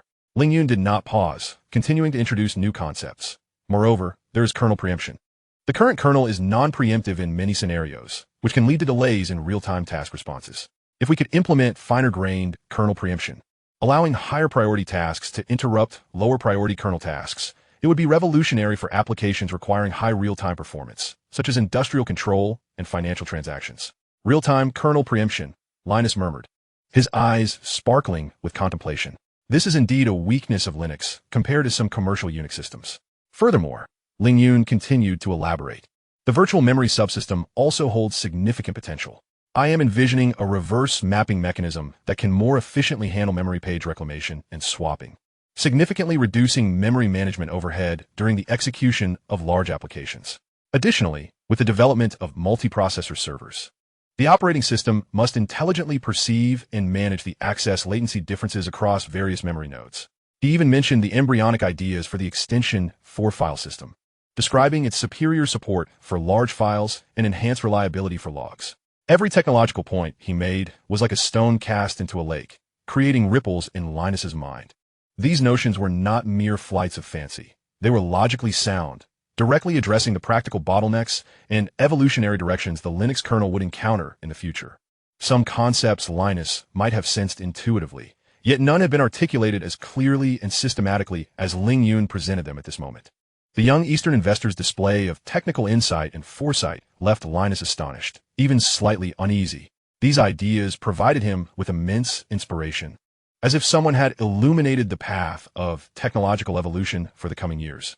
Mr. Ling, Linus inhaled deeply, his tone taking on an unusually solemn note. Your ideas are astonishing and highly enlightening.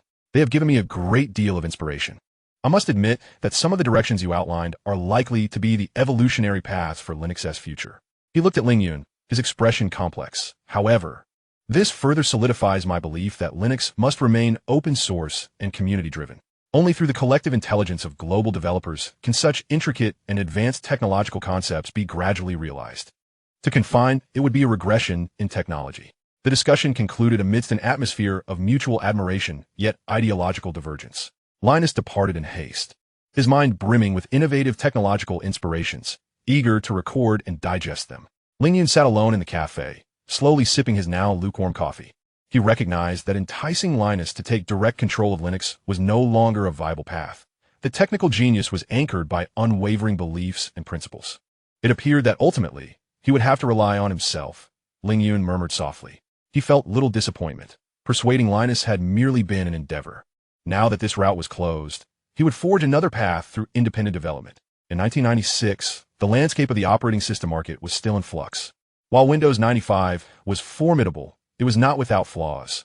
Linux was still in its infancy, and various Unix variants each held their own territories. Everything was still burgeoning. Ling Yun was acutely aware that creating a mature operating system ecosystem from scratch would be a daunting challenge. However, his goal was not to vanquish competitors in the short term.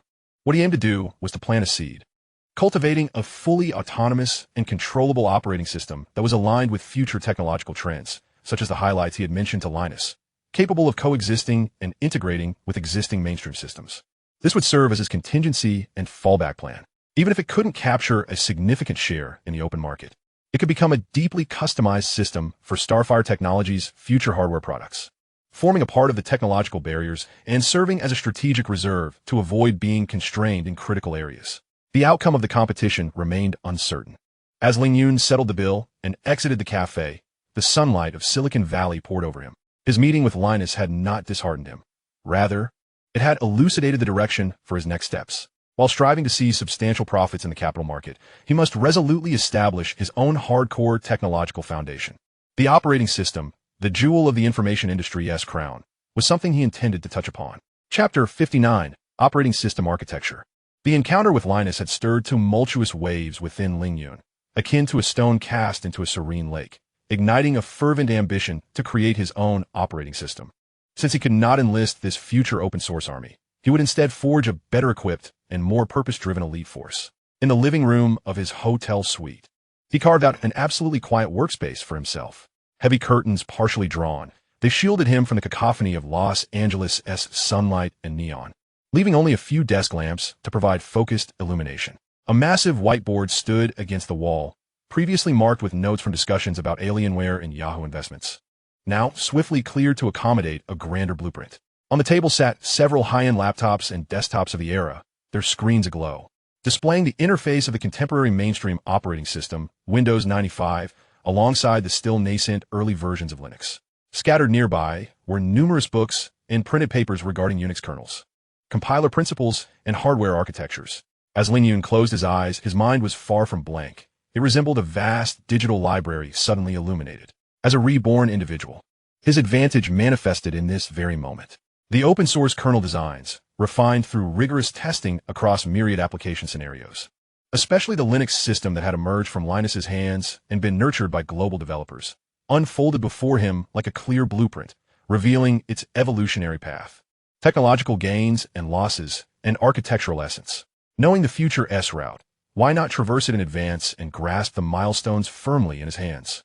A complex smile played upon Ling Yun's lips as he envisioned the day Linus discovered that the evolutionary direction he had painstakingly contemplated had been preemptively patented and copyrighted by someone years earlier, likely inciting a torrent of expletives. Regaining his focus, Ling Yun commenced the substantive architectural design. He opted not to start from scratch, for it would be too slow and fraught with the risk of becoming mired in unknown technical quagmires. Instead, he chose the most efficient path, standing on the shoulders of giants, specifically giants of the future. His initial target was the core architectural highlights of Linux kernel 2.6, a version that was not slated for release for several years in the original timeline and represented a pivotal step in Linux's maturation for server and high-performance computing domains. With a marker in hand, he inscribed on the left side of the whiteboard star kernel core architecture, then began to outline 1.01 scheduler. He meticulously illustrated the multi-priority queue and active-expired queue diagrams, annotating the core advantage of its constant time complexity, ensuring that even amidst hundreds or thousands of concurrent processes, scheduling delays remain controllable and predictable. 2. Kernel preemption. He emphasized this point, noting that it would grant the system the potential for true hard real-time capabilities, meeting the stringent response time requirements of industrial control and communication devices. 3. Reverse mapping and enhanced NUMA support. He drew complex block diagrams in the virtual memory management area, elucidating how reverse mapping could swiftly locate all processes referencing a particular physical page, as well as how to optimize performance under a non-uniform memory access architecture. 4. Forward design of the Extension 4 file system. He listed the principal improvements of Extension 4 over Extension 3, scalability, journal reliability, delayed allocation, and preemptively conceived mechanisms for addressing future massive data storage needs. These essences derived from the future Linux 2.6 were skillfully integrated, optimized, and interwoven with Ling Yun's understanding of system architecture, forming a solid and efficient foundation for Star Kernel. However, Ling Yun's ambitions stretched beyond this. His gaze turned toward a more distant future, the era of mobile internet. He understood that a successful operating system was not solely defined by a robust kernel. It also hinged upon the application framework and runtime environment built upon it. Thus, on the right side of the whiteboard, he pinned Nebula Framework. Here, he began to draw inspiration from the wisdom of another future titan, the Android framework layer. He particularly focused on two critical components: anonymous shared memory. Ashmum Ling Yun meticulously designed this mechanism, allowing processes to efficiently share large volumes of data without complex serialization and copying operations. This was paramount for graphical buffers and multimedia data streams, significantly enhancing performance, especially in future graphical interfaces and gaming. Binder Inter-Process Communication, IPC, mechanism. Ling Yun sketched the architecture diagram of the binder driver on the whiteboard, including context managers, service registration and querying, and reference-counted cross-process object references. He understood that a set of efficient, secure, and user-friendly IPC mechanisms would be the cornerstone of constructing complex modular system services. The client-server model and permission management capabilities of Binder far surpassed the conventional socket and pipe IPC methods, promising improved stability and security for the system. He aimed to deeply integrate the concepts of Ashmum and Binder with Star Kernel, aspiring to create a system foundation where the underlying drivers and upper-level services could collaborate efficiently. For an entire week, Ling Yun scarcely stepped outside. Within the room, the whiteboard bore an intricate tapestry of notes, erased and rewritten countless times. The computer screens brimmed with a myriad of architectural diagrams, data structure definitions, and drafts of API interfaces, and printed design documents piled ever higher. He resembled a time-traveling architect, seamlessly integrating exceptional design blueprints from various validated futures, meticulously distilling the essence while embedding a multitude of technological patents and software copyrights at critical junctures. These patents encompassed vital domains such as scheduling algorithms, memory management optimization, and efficient inter-process communication mechanisms. A week later, Ling Yun set down his pen, gazing at the substantial stack before him. The preliminary architectural design draft of the Star OS system, characterized by clarity in structure and richness in detail. It had evolved from a nebulous concept into a blueprint for an operating system endowed with a lucid technological trajectory and formidable competitive edge. It absorbed the quintessence of the future Linux kernel while preemptively incorporating advanced framework features akin to Android, with aspirations directed towards high-performance computing, embedded devices, and the mobile intelligent terminals of the future. He understood that this was merely the first step of a long march. The subsequent implementation of code and ecosystem development would pose even more formidable challenges. Yet, armed with this avant-garde architectural design, nearly a decade ahead of its time. As his guide, he was assuredly ahead at the starting line. Ling Yun approached the window, drawing back the curtains to reveal the enchanting nightscape of Los Angeles. His gaze was sharp and resolute. Linus had his open-source ideals, while Ling Yun harbored ambitions of a commercial empire and technological autonomy. He had officially entered the battlefield of operating systems, determined not just to be a participant, but a redefinition of the rules. Time would reveal the victor. Chapter 60, Operating System Development Department. Los Angeles, IceCloud Investment Company Office.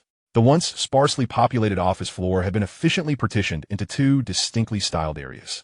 One side housed the Alienware team, a sanctuary of performance, where exposed hardware, flickering indicator lights, and fervent technical discussions reigned supreme. In contrast, the newly established Operating System Development Department exuded an atmosphere of absolute tranquility, even tinged with a scholarly ambience. Thick carpets absorbed most footsteps, while 30 brand-new desks were neatly arranged, each equipped with the latest high-end development machines. Large whiteboards adorned the white walls, filled with complex algorithm flowcharts, data structure definitions, and module interface drafts, evidence of Ling Yun's intensive week of solitary innovation, marking the initial architecture of the Star OS system. 30 newly recruited programmers had taken their positions.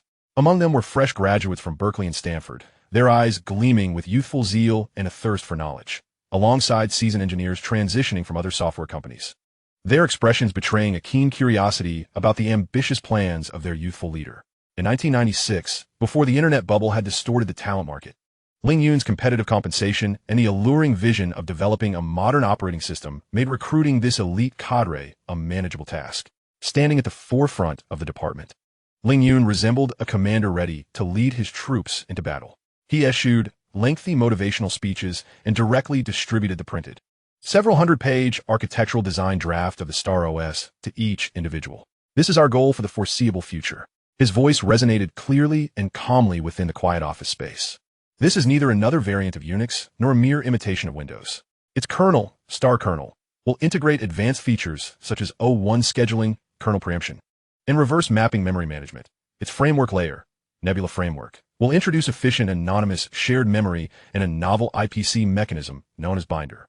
He briefly elucidated several core concepts. prompting a low murmur of astonishment and whispered exchanges among the attendees. These ideas were so forward-thinking that they even challenged their established perceptions. I understand this may sound daunting. Ling Yun surveyed the crowd, but this is precisely why we are gathered here. We will transform the architecture on paper into executable code. This will be a long, tedious, and potentially painful process, but I urge you to maintain reverence for every line of code and strive for excellence in every design detail. With no further ado, the development work commenced. Ling Yun took on the roles of chief architect and core technical decision-maker. He divided the team into several core groups: kernel group, memory management group, process communication group, file system group, and driver framework group. Day after day, the rhythm within the office grew simple and pure. In the mornings, team members arrived in succession, engaging in brief morning meetings to synchronize progress and address issues. During the day, the office was predominantly filled with the rapid tapping of keyboards and occasional hushed discussions regarding technical challenges. The air was saturated with the aroma of caffeine and focus. Ling Yun traversed the various groups, often merely glancing at the code to identify potential design flaws or performance bottlenecks. His profound technical insight and expansive vision swiftly won over these prideful programmers. It was as if he already knew the correct path. Their work resembled a grand-scale, code-filling exercise along the blueprint he had delineated. In the evenings, overtime became the norm. The architectural diagrams on the whiteboards were continuously refined and corrected, while the submission records in the code repository grew steadily. Occasionally, to resolve a particularly stubborn concurrency bug, core members would convene deep into the night. Time slipped by quietly amid the increasing line counts of code. Outside, the Los Angeles sky transitioned from the intense blue of midsummer to a hint of the crisp clarity of early autumn. Under Ling Yun's almost exacting guidance, the Star OS project was advancing steadily yet laboriously, evolving from an abstract concept to the initial pulse of life. Until one afternoon in mid-September, Ling Yun was engaged in a discussion with members of the kernel group regarding a detail related to reference counting synchronization in the binder driver when the Motorola phone on his desk abruptly rang, shattering the tranquility of the office. He frowned slightly, initially intending to hang up, but a glance at the caller ID revealed an international call from the Xingho Electronics factory in Jinan, China. He signaled for the meeting to pause and stepped into the quiet corridor with the phone. "Hello, this is Ling Yun. Mr. Ling." The familiar yet urgent voice of factory director Ma Baowa resonated from the other end, accompanied by some background noise. "Director Ma, what is it?" Ling Yun inquired, his tone grave. "Mr. Ling, there's an urgent matter requiring your decision." Ma Baowa spoke rapidly. "A few businessmen from Hong Kong have arrived, and they found us through our advertisement in the computer news. They were very satisfied with our Xingho brand mouse and keyboard samples. They immediately requested an initial order of 50,000 sets of mice and 50,000 sets of keyboards. They intend to distribute them in Hong Kong and Southeast Asia. 50,000 sets of mice and 50,000 sets of keyboards. Even if calculated at Xingho Electronics mid-range pricing, this constituted a substantial order worth millions of RMB. For the fledgling Xingho Electronics, striving to establish a market presence, this was undoubtedly a timely boon, a shot of adrenaline. "This is excellent news, Director Ma." Ling Yun's tone remained calm, not betraying any significant surprise. "Were there pricing and payment terms?" "The pricing meets our expectations, even slightly exceeding what we offer to domestic agents. Considering it includes export tax rebates." They agreed to a 30 prepayment, with the remainder paid upon delivery to the port, Ma Baowa reported, then shifted his tone to convey a sense of difficulty. "However, Mr. Ling, they have high demands. They are very strict regarding packaging, labeling, and quality consistency, exceeding our current standards. Moreover, they wish to commence staggered deliveries next month. The magnitude of this order is overwhelming, encompassing decisions regarding raw material procurement, production line expansion, and quality control upgrades. I find myself hesitant to make a decisive call." The representative from the opposing party has explicitly expressed a desire to discuss the details face-to-face with the decision-maker. In that instant, Ling Yun comprehended the gravity of the situation.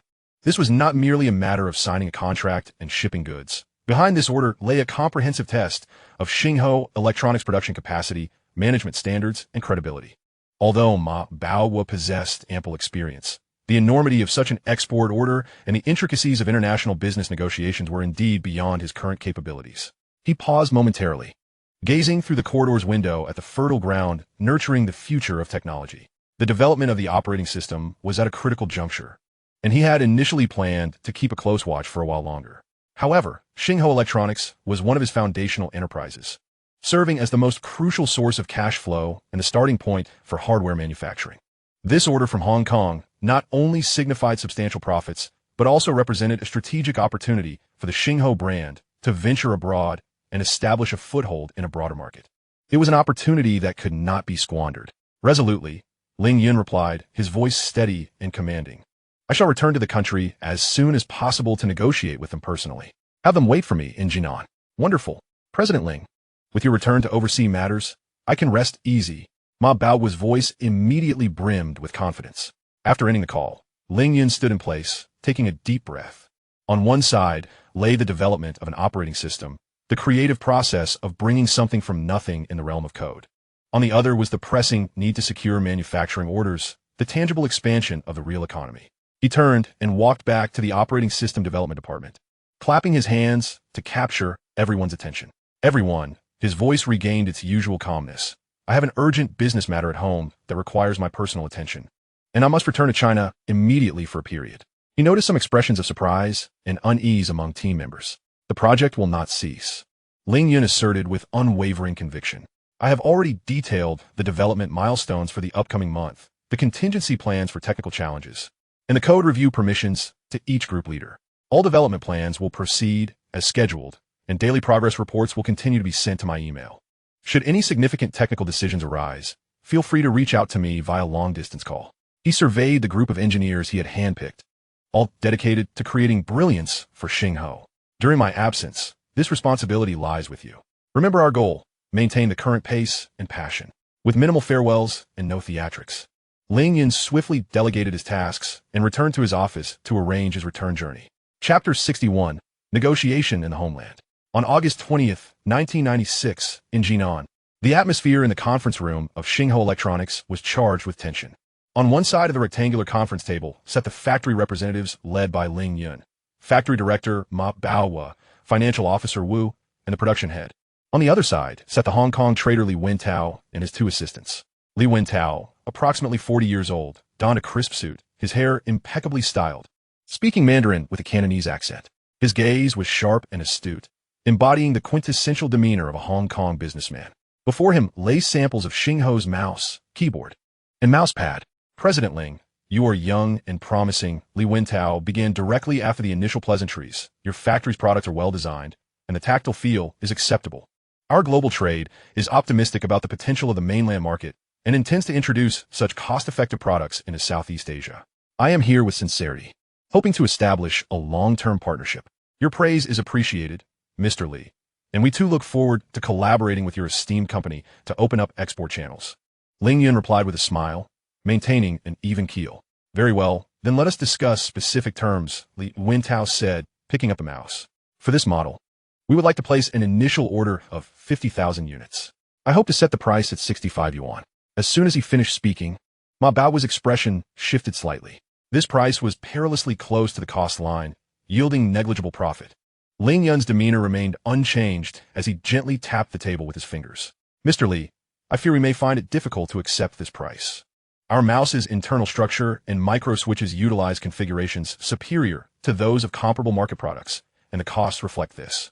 Moreover, the custom mousepad we are providing incurs nearly 3 yuan in production costs alone. Our sincere offer is 85 yuan. 85? Li Wentao Chocolat, shaking his head as he glanced at his assistant. Achong, show President Ling the quotes we received from Shenzhen.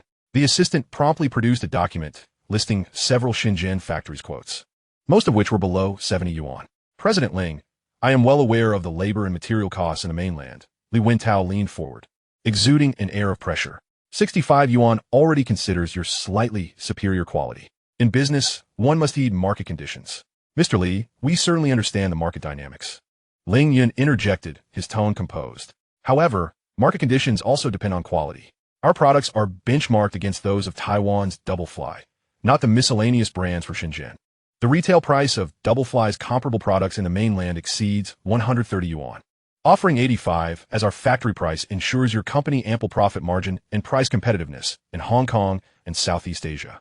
If we pursue only the lowest price at the expense of quality, we ultimately harm both our brands and long-term interests. He paused before adding, furthermore, we can agree to print exclusive supplier of global trade on the packaging as per your request, which, in itself, serves as a brand endorsement for your channels. Li Wintao pondered for a moment, tapping his fingers on the keyboard. What about the keyboard? The keyboard is priced at 110 yuan, Ling Yun stated. Too high. Li Wintao immediately countered. 95 yuan.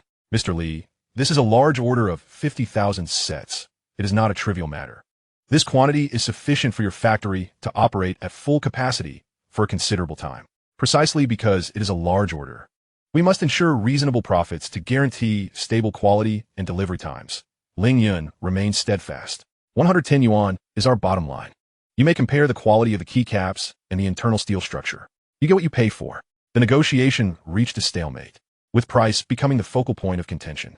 The conference room filled with smoke as tea was replenished repeatedly. Li Wintao alternated between emphasizing the scale of the order and hinting at the flexibility of other suppliers, while Ling Yun consistently defended the product's value, quality assurance, and the prospects for long-term cooperation. After nearly 2 hours of intense exchanges, both parties recognized the necessity of compromise. Very well, Li Wintao sighed deeply, conceding for the mouse. 80 yuan. For the keyboard, 100 yuan. This is the highest price I can accept. As for the mousepad, we will go with your suggestion, pricing it at 5 yuan, included in the package. Although this price was slightly lower than Ling Yun's initial offer, it fell within a range acceptable to Xingho Electronics, one that allowed for reasonable profit. Ling Yun exchanged a quick glance with Ma Baohua and Wu, both nodding slightly. All right, since Mr. Li is so sincere, we shall set the price as you proposed, Ling Yun decisively confirmed. With the price negotiations concluded, the focus swiftly shifted to payment terms. We hope for full payment within 30 days after the goods arrive in Hong Kong for inspection, Li Wintao stipulated. This time, Ling Yun's stance was remarkably resolute. Mr. Li, it is simply not feasible. He directly rejected the proposal. To fulfill this order, we require substantial funds up front to procure raw materials and expand production. Payment upon delivery places too great a financial strain and risk on us. We must receive a 30 advance payment to initiate production. After shipment, upon receipt of the bill of lading copy, payment of 95 is required. The remaining 5 will serve as a quality guarantee and will be paid in full 1 year after the goods are received, provided there are no bulk quality issues. The advance payment percentage is too high. Li Wintao's assistant interjected, unable to contain himself. This is a fundamental condition to ensure the production of a large-scale order. Ling Yun's tone remained firm. Without an advance payment, we cannot trust the sincerity of your order, nor can we place orders with our raw material suppliers. Mr. Li, as this is our inaugural collaboration, trust must be founded on solid ground. The advance payment and quality assurance deposit serve as the bedrock of our mutual integrity. After yet another round of vigorous discussion and deliberation, Li Wintao ultimately consented to the payment proposal put forth by Ling Yun. He understood that in order to procure products of superior quality and stable supply, it was essential to provide manufacturers with a certain level of financial support. This is the industry norm. As all terms were finally confirmed and the legal teams from both sides commenced drafting the formal contract, the tense atmosphere in the conference room gradually began to ease. The finalized procurement contract stipulated products and prices: Xingho brand mouse, unit price 80 yuan, keyboard, unit price 100 yuan, mousepad, unit price 5 yuan, each purchasing 50,000 sets. Total contract amount: 80,50,000, 100, 50,000, 550, 0,009, 250, 000 yuan, 9,250,000 yuan. Payment method: 30 advance payment, 775,000 yuan. Upon contract signing, 95 of the total contract amount, 6,043, 750 yuan, payable upon shipment, with a copy of the bill of lading. The remaining 462, 500 yuan, to be held as a quality assurance deposit, payable 1 year after the goods are received and accepted. As the contract was signed, and Li Wintao hurried off to his next appointment, Ma Baohua rubbed his hands together in excitement. President Ling, over 9 million in orders. Our factory is truly revitalized. A satisfied expression graced Ling Yun's face. This order not only promised nearly 10 million in revenue and considerable profit, but more importantly, it opened the doors of the international market for Xingho Electronics, significantly enhancing brand confidence. Director Ma, mobilize immediately, Ling Yun commanded. Upon receipt of the advance payment, we must procure raw materials with utmost effort.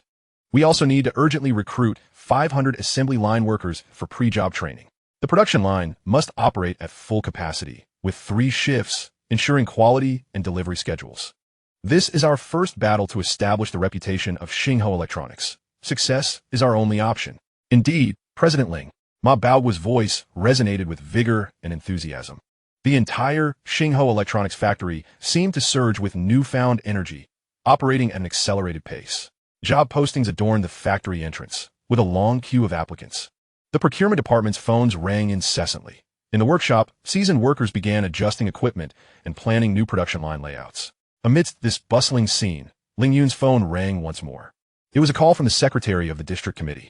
President Ling, I need to inform you that Secretary Zhang of the district committee is aware of your factory securing a substantial export order to Hong Kong, which has resolved numerous employment issues, and he places great importance on this. Tomorrow morning, Secretary Zhang will lead a team to inspect and research at Xingho Electronics.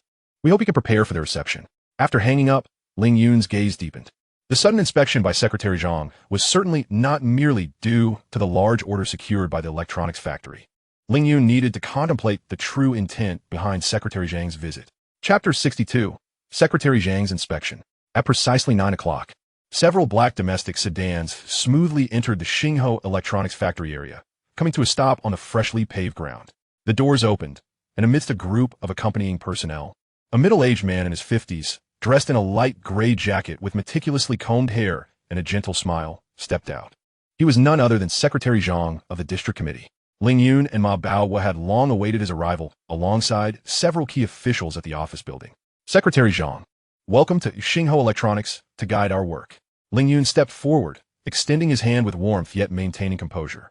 Comrade Ling Yun, hello. You are indeed a promising young leader. Secretary Zhang firmly shook Ling Yun's hand, his keen eyes scanning the revitalized factory area. I have heard that your factory is thriving and has secured a significant order from Hong Kong, providing re-employment for many laid-off workers in our district.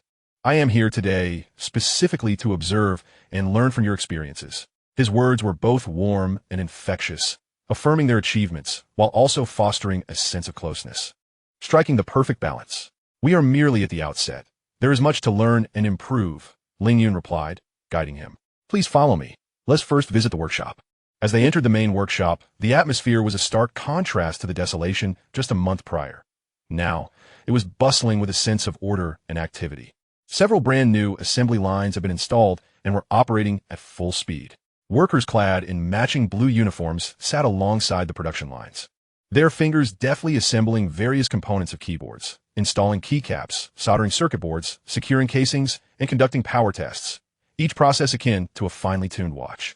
Interlinked and resonating with a rhythmic humming sound, the air was infused with the distinct aromas of new plastic and solder. At the end of the production line, neatly packaged keyboards were arranged in boxes awaiting storage. It was a scene brimming with vitality and determination. Secretary Zhang nodded frequently, a genuine smile spreading across his face. Excellent. Truly remarkable. This is how a factory should operate. Full of energy. He strolled over to one of the production lines, pausing to observe. A middle-aged female worker, engrossed in installing keycaps, noticed the secretary's presence and appeared somewhat nervous, her pace slowing. Dear lady, please do not be anxious, Secretary Zhang spoke gently, his tone reminiscent of casual conversation. What is your surname? Are you accustomed to working here? Hello, Secretary, the worker replied, a bit flustered. My surname is Wang. Yes, I am quite accustomed to it. Where did you work previously? Secretary Zhang inquired with genuine concern. I was at the National Cotton Mill No. 3, but the factory's profitability declined, and I was laid off for over a year. Thanks to President Ling's takeover of the electronics factory, we older workers have been able to secure jobs again. Is your salary paid on time? How does it compare to your time at the cotton mill? Secretary Zhang pressed on to the critical question. As soon as the subject of salary arose, Wang's eyes lit up, her speech becoming animated. Yes, it's always on time. President Ling keeps his word. Now we have a base salary plus piecework pay. If we work quickly and are willing to do overtime, we can earn over $400 a month. That's more than I made at the cotton mill. And the food in the canteen? She added, lowering her voice slightly with a satisfied smile. Chef Liu really knows how to cook. The portions are generous. And we often have meat at lunch, better than what I eat at home. Oh, the canteen's food, is that good? Secretary Zhang chuckled, glancing at Ling Yun. Absolutely. Our workers labor hard, and it's important that their nutrition is adequate, Ling Yun humbly responded. Secretary Zhang continued to inquire about several workers, receiving similar responses, satisfaction with their work. Salaries in the canteen. The genuine expressions of contentment and hope radiating from the workers were unmistakable. Secretary Zhang observed this with approval. Recognizing that reemployment for laid-off workers is one of the most pressing social issues today, and the success of Xinghuo Electronics undoubtedly serves as an exemplary model. After inspecting the workshop, they toured the warehouse and the newly expanded canteen, observing the clean environment of the canteen and the affordable menu displayed in the bulletin board. Secretary Zhang nodded in appreciation once more. As lunchtime approached, Ling Yun seized the opportunity to extend an invitation. Secretary Zhang and esteemed leaders, it's mealtime. Why not join us at our canteen to sample the chef's culinary skills? This was a customary gesture, a chance to express respect and strengthen relationships. However, to Ling Yun's surprise, Secretary Zhang smiled and waved his hand, unexpectedly declining. There's no need for a meal. I wouldn't want to impose.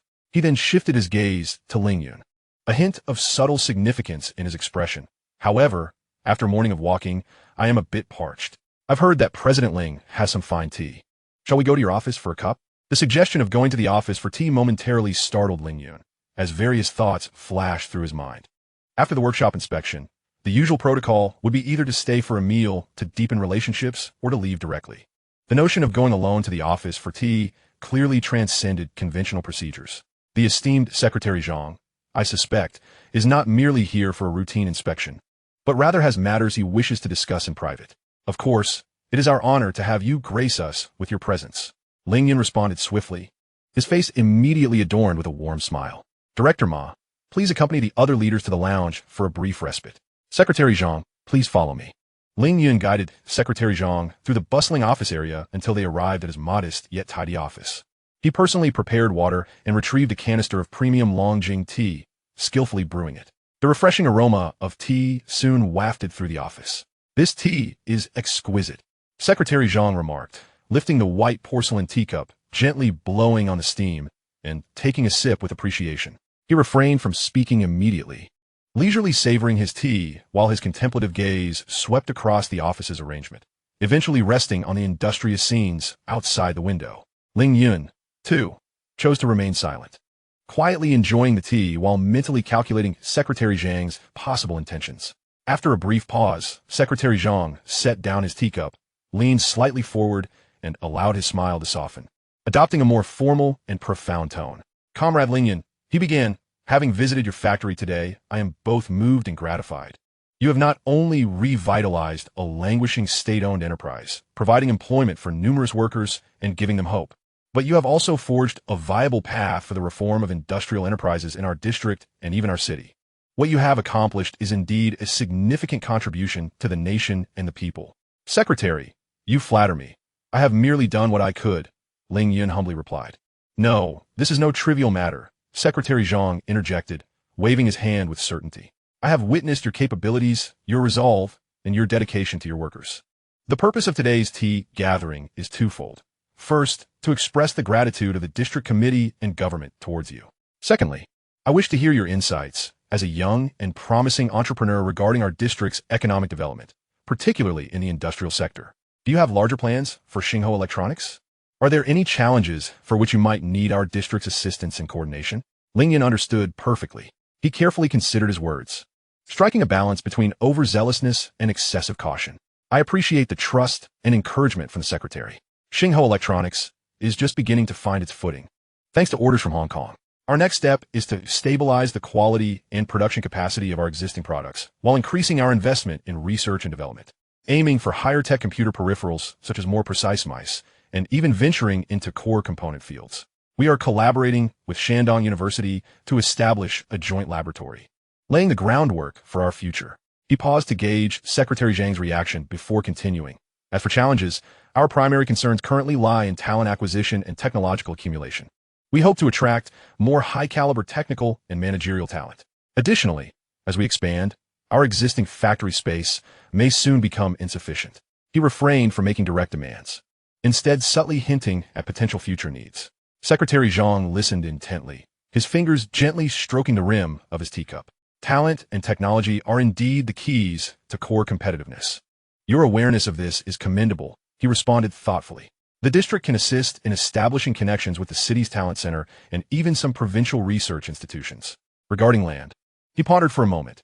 if you develop successfully and truly become a major contributor to our district's tax revenue and a star enterprise. The district will naturally prioritize support for you. After all, supporting vibrant and promising enterprises like yours is tantamount to supporting the development of our district. Though his words were not exhaustive, the promise and expectation were palpable. I am profoundly grateful for your support, Secretary. Ling Yun expressed his gratitude at the opportune moment. Keep up the good work. Secretary Zhang stood, patting Ling Yun on the shoulder, his tone filled with anticipation. Ling Yun, you're still young, and the road ahead is long. I hope you remain humble and diligent, growing your enterprise into a robust entity that aspires to become a flagship for our district and indeed our city's industrial sector. Secretary Ling has high hopes for you. After bidding farewell to Secretary Zhang and his entourage, Ling Yun stood by the window of his office, watching the convoy depart. He understood that while Secretary Zhang had spoken at length, it was the final sentence that bore the most significance. Chapter 63. Uncle's guidance. The Soviet-style buildings of the Municipal Party Committee's residential compound appeared particularly tranquil in the night, with only a few windows still aglow. Ling Yun, carrying gifts brought back from America, knocked on the door of his uncle Ling Jun's home. The door was opened by his aunt, who greeted Ling Yun with a warm smile. Little Yun, is that you? Come in, your uncle is in the study. Inside the study, the lighting was soft. Ling Yun, wearing reading glasses, was reviewing documents under the lamp, a cup of strong tea, and an open copy of selected works of Mao Zedong beside him. Upon seeing Ling Yun, he removed his glasses, rubbed his brow, and offered a weary yet gentle smile. You're back. How was your trip to America? Uncle. Ling Yun placed the gift aside and settled into the rattan chair opposite the desk. It was quite fruitful, and I am eager to provide you with a detailed report. He did not hold back, recounting the primary arrangements made during his visit to America. The establishment of IceCloud Investment Company in Silicon Valley, the strategic acquisition of Yahoo stocks, the purchase of the financially troubled yet promising Alienware while retaining its founding team, and most importantly, the initiation of research and development for an operating system. An operating system? Ling Jun's previously fatigued gaze sharpened suddenly, leaning slightly forward. Please elaborate. Ling Yun then shared the details of his unsuccessful meeting with Linus and his decision to embark on a clandestine endeavor to develop the Star OS. He emphasized the significance of possessing core technology and its strategic implications in the future of the information industry. Ling Yun listened intensely, his fingers unconsciously tapping lightly on the pages of selected works of Mao Zedong until Ling Yun concluded. A brief silence enveloped the study. To possess the operating system in your own hands, Ling Jun slowly echoed, fixing his deep gaze on Ling Yun. This idea of yours is indeed bold and visionary. From our country's perspective, and from the standpoint of our own security, I fully agree. Mastering core technology ensures we are not beholden to others. Ling Yun's heart soared with joy. Receiving recognition from his uncle at this level was profoundly significant. However, Ling Jun's tone shifted, becoming grave and incisive as he posed a question Ling Yun had not contemplated deeply. But, little Yun, consider this from another angle. You believe that what you control is safe and reliable. So, from the perspective of the American government and those capital giants in Silicon Valley, would they feel secure about you, a company with Chinese ties, possessing a core technology for an operating system that could have far-reaching implications? Ling Yun was taken aback, as if struck by lightning, rendered momentarily speechless. He had always contemplated how to overcome technological hurdles, how to build ecosystems, how to capture markets, and how to avoid being stifled by foreign giants. Yet, he had never truly viewed the matter of his control over the operating system from the perspective of the American government and capital, considering the alarms and reactions it might provoke. Ling Jun, not rushing for a response, lifted his teacup, blowing away the froth, and continued to guide Ling Yun thoughtfully. You yourself are hesitant to fully rely on Linus's Linux because of your own lack of confidence. So, why would Americans trust you? Why would they allow an operating system closely tied to Chinese capital to potentially infiltrate their critical domains or even the global market? Look at Linus. Ling Jun gestured with his chin towards the distant Finland. His approach may appear idealistic, but it embodies a wisdom of survival and development in a tight spot. He made Linux entirely open source, attracting global developers to participate, allowing the technology to transcend borders, races, and political barriers, transforming it into a project for all humanity. Consequently, it becomes exceedingly difficult for any singular nation, including the United States, to swiftly extinguish or appropriate it entirely, for its roots have proliferated across the globe. He meaningfully added, of course, your mention of his somewhat controversial actions underscores the intricate interplay between ideals and reality. Open source technology, serves as his finest shield, as Finland cannot safeguard him, nor can it protect Linux. Ling Yun fell into deep contemplation. His uncle's words acted like a key, unlocking a door in his mind that had never been opened. He realized that while technology itself may be devoid of borders, its wielders and the context in which it is applied are deeply imprinted with the marks of nations and capital. His prior plans had been predominantly framed from commercial and technological perspectives, lacking a higher dimensional political and strategic consideration. Ling Yun lifted his gaze. A mixture of confusion and inquiry reflected in his eyes. How should we respond if we are suppressed? In our nation, the prevailing philosophy emphasizes the importance of discretion and patience. Ling Yun's voice was low yet laden with significance as he advised. Focus on developing the economy. Refrain from being the first to expose yourself, and do not proactively challenge the existing international order. In this overarching context, it is improbable that you will receive substantial overt official support, especially in such a sensitive domain as operating systems. Everything must be forged through your own endeavors. With a keen sense of moderation, observing the flicker of contemplation and a subtle hesitation in Ling Yun's eyes, he gently pushed a copy of selected works of Mao Zedong towards him. If you find yourself wavering, uncertain of the path to take, immerse yourself in this book. Ling Yun's finger lingered heavily on the 5 words emblazoned on the cover. Make friends with the many, make enemies with the few. This is sagacious advice. Your operating system need not be entirely open source like Linux. That is Linus's path.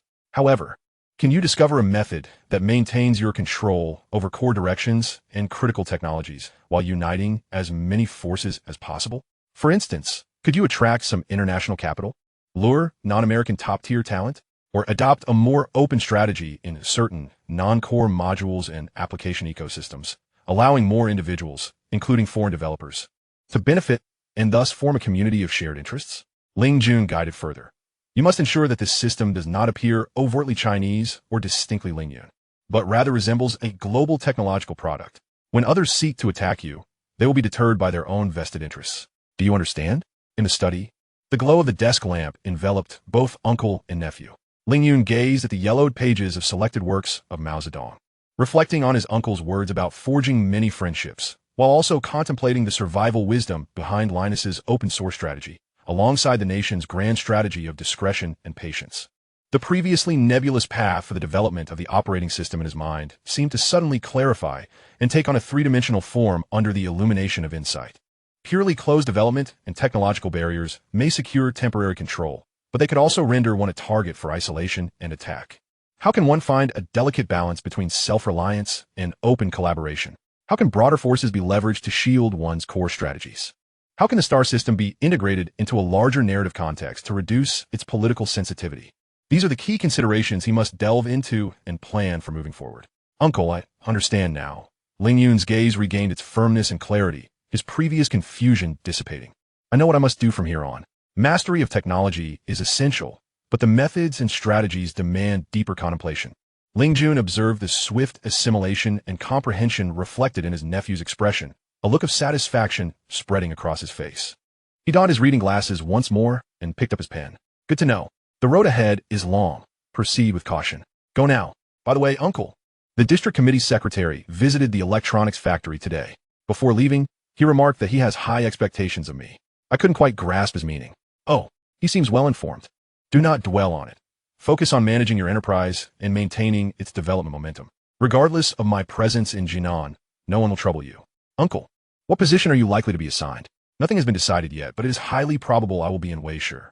Take this copy of selected works of Mao Zedong back and study it thoroughly. Understood, Uncle.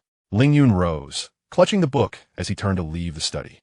The night breeze was cool against his face, yet it invigorated Ling Yun's mind. The future arrangements for the operating system had crystallized into a clearer and grander vision within him. This was not merely a battle of technology, it was also a contest of strategy and wisdom. Chapter 64, All is Well.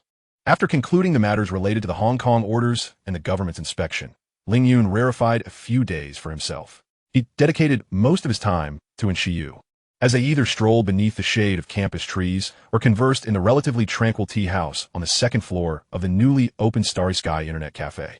Enshiyu did not pry into the details of his experiences in the United States. She simply provided quiet companionship, soothing the fatigue accumulated from his recent endeavors with her warmth and understanding. Occasionally, Ling Yun would share anecdotes from Silicon Valley, discussing the passionate founders of Alienware, which would light up in Shiyu's eyes, genuinely delighting in his achievements. Subsequently, Ling Yun returned home to his parents, laden with gifts. Upon seeing him, his mother expressed surprise, quickly followed by a half-hour of concerned admonition. "Oh, so you didn't know how to come back? Huh." While peeling apples, she chattered incessantly. "Have you grown wings? Just up and left for America, hardly any calls. You vanished for half a year. Do you know how worried your father and I were?" The newspapers are filled with reports of gun violence and robberies in the U.S. Why abandon your studies to run a factory? And now you've gone abroad. What's become of you? His father sat on the sofa, reading the newspaper through his reading glasses, occasionally glancing over the top, grunting. Young people should have ambition, but do not forget where your roots lie. Though few in words, his concern was equally evident. Ling Yun maintained a patient smile, attentively listening to his mother's remonstrations, handing her the peeled apple, and engaging with his father about the factory situation and the national economy. During his 2 days at home, he purposefully set aside all work, accompanying his mother to shop for groceries and listening to his father's amusing stories, as if returning to the simplicity of his student days. This mundane warmth provided a momentary respite for his taut nerves. However, this state of relaxation lasted merely 2 days. By the third day, his mother began her refrain. "Such a big boss, lounging around at home. What's that about? Is there nothing to do at the factory? What about the internet cafe?" His father would also hint that he should prioritize his career. Ling Yun understood. His parents were fundamentally traditional, desiring their children to stay close while fearing they might neglect their responsibilities. Sensing the beginnings of annoyance, he promptly acquiesced and made his exit. He first visited the Xingho electronics factory. Inside, the machines roared, and the atmosphere buzzed with activity. The newly hired 500 workers had undergone brief training and were now proficiently engaged in their tasks along the assembly line. Boxes of Xingho-branded keyboards and mice were being loaded onto trucks bound for Hong Kong. Factory manager Ma Baowa, albeit with slightly darkened circles under his eyes from late nights, exuded vitality as he delivered a clear and structured report, effortlessly recalling various data points. "Rest assured, Mr. Ling, the production schedule is on track, and I am personally overseeing the quality. We will not tarnish the Xingho name," Ma Baowa proclaimed confidently. Ling Yun observed the orderly workshop and the motivated workers. Feeling a sense of gratification, Ma Baowa, the seasoned factory manager, was indeed competent, managing production with precision, allowing Ling Yun to entrust domestic operations to him without concern. After leaving the electronics factory, he proceeded to the Starry Sky Internet Cafe at the north gate of Shanghai University. Even on a weekday afternoon, the cafe was bustling with patrons. To his great surprise, the computer training classes on the second floor were bustling with activity. Several small classrooms were filled with eager learners, comprising both students and seemingly employed individuals, all attentively absorbing the instructor's teachings on basic Windows operations and WPS word processing. Sun Peng noted that since the inception of the training program, enrollment had surged dramatically, already extending into the next month. Not only was it proving to be a lucrative venture, but it was also ushering in a wealth of potential long-term clients for the internet cafe. Zhao Weiguo and Sun Peng had become fully capable of independently managing the cafe and the training business, both thriving under their stewardship. Observing the scene before him, Ling Yun finally set aside his last lingering concerns. The foundation in the domestic market had been firmly established. The internet cafe was reliably generating revenue, while the electronics factory, buoyed by orders from Hong Kong, was gaining momentum and opening up channels for export. Relationships with the government had also begun on a positive note. Everything was unfolding according to his plan, even more robustly than anticipated. It was time. On August 28, 1996, at Jinan Airport, Ling Yun carried nothing but a simple backpack as he passed through security and made his way to the boarding gate. He had not asked anyone to see him off, neither his parents and Shiyu, nor any subordinates from the company. He preferred this light and unencumbered mode of travel, coming and going with ease. Seated by the window on a Boeing 757, he watched as the familiar landscape of Qilu gradually receded from view, his gaze calm and resolute. The brief respite and inspection concluded. He left behind the gentle embrace of his hometown and the burgeoning industrial landscape. Ahead lay Los Angeles, a realm of broader battlefields and formidable challenges. The investment landscape for Ice Cloud required deepening. Alienware's products needed to penetrate the market. Yahoo stock demanded vigilant oversight. And most crucially, the development of the star system awaited his return to the helm. He closed his eyes, his mind already mapping out the initial steps upon his arrival in Los Angeles. The engines roared to life, and the aircraft surged skyward, carrying with it his ambitions and dreams as it once again traversed the vast Pacific, heading towards a new world brimming with infinite possibilities and fierce competition. Chapter 65. I Can Help You Overcome the Crisis. On August 30th, 1996 in Los Angeles. The plane landed smoothly at LAX, the warm, somewhat humid air of Southern California enveloping him. Without a moment's pause, Ling Yun drove directly from the airport to the Ice Cloud Investment Company office located in Silicon Valley. As he pushed open the door to the Operating System Development Department, he was greeted by a markedly different atmosphere, one far more concentrated and refined than it had been just over a month prior. The sound of keyboards clacking was still fervent, yet the initial din of discussions had given way to a greater sense of composure and efficiency. 30 programmers remained steadfast at their posts, each bearing the unique expression of exhaustion mixed with exhilaration that accompanies a project entering its critical phase. The project's technical lead, Robert, a seasoned systems architect recruited from Berkeley, promptly approached him. "Mr. Ling, you are back." "Yes, how's the progress?" Ling Yun inquired as he made his way to his temporary workspace. "The foundational functional modules of the kernel, star kernel, have all been developed, including the O1 scheduler you emphasized, support for kernel preemption. The memory management module optimized based on the concept of reverse mapping, and the initial versions of the Binder IPC driver and Ashmum anonymous shared memory." The architect spoke rapidly, with the precision characteristic of technical personnel. "We are currently in the first round of integration testing and stability stress testing." He led Ling Yun to several testing machines connected to various instruments. The screens no longer displayed architectural diagrams, but were instead filled with rolling logs of information in a command line interface. "We are simulating extreme scenarios with high concurrency and large memory loads." The architect pointed to the rapidly refreshing data on the screen. "The scheduler's response latency aligns closely with the theoretical expectations of O1, demonstrating remarkable stability. The memory management module exhibits efficiency markedly superior to traditional methods when handling vast amounts of inter-process shared data. The Binder driver has preliminarily realized cross-process calls, although several edge cases still require addressing." Ling Yun scrutinized the testing logs, occasionally posing incisive questions that pinpointed blind spots in test coverage and potential performance bottlenecks. His technical insight garnered quiet admiration from the engineers present. "Excellent, the foundation is solidly laid." Ling Yun ultimately affirmed the team's efforts, but this was merely the beginning. The forthcoming challenges would include driver compatibility, system security modules, and most critically, the graphical user interface, GUI, and foundational application ecosystem. Testing must be more rigorous, pushing the system to its limits and exposing all issues at their nascent stages. Having grasped the steady advancement of the star system, Ling Yun felt a sense of reassurance. The seeds of technology had been sown, taking root and flourishing according to the blueprint he had envisioned. However, there remained another vital objective for his return to the United States. The name that now shone brightly in the internet realm, yet, in his view, was fraught with peril: Netscape. Upon returning to his office, Ling Yun picked up the phone and directly dialed the main line of Netscape Communications. After several transfers, the call was answered by a seemingly busy administrative staff member. "Hello, Netscape Communications. How may I assist you?" The woman's tone exuded an air of efficiency. "Greetings. I am Ling Yun from Ice Cloud Investment. I wish to schedule a 30-minute meeting with either Mr. Jim Clark or Mr. Mark Andreessen to discuss some ideas that may benefit Netscape's future strategic development," Ling Yun said calmly. There was a brief silence on the other end, followed by an almost unrestrained laugh. "Sir, you wish to schedule a meeting with Mr. Clark or Mr. Andreessen?" The administrative staff's tone brimmed with skepticism, as if she had just heard an absurdity. "I'm afraid Mr. Clark and Mr. Andreessen's schedules are extremely tight.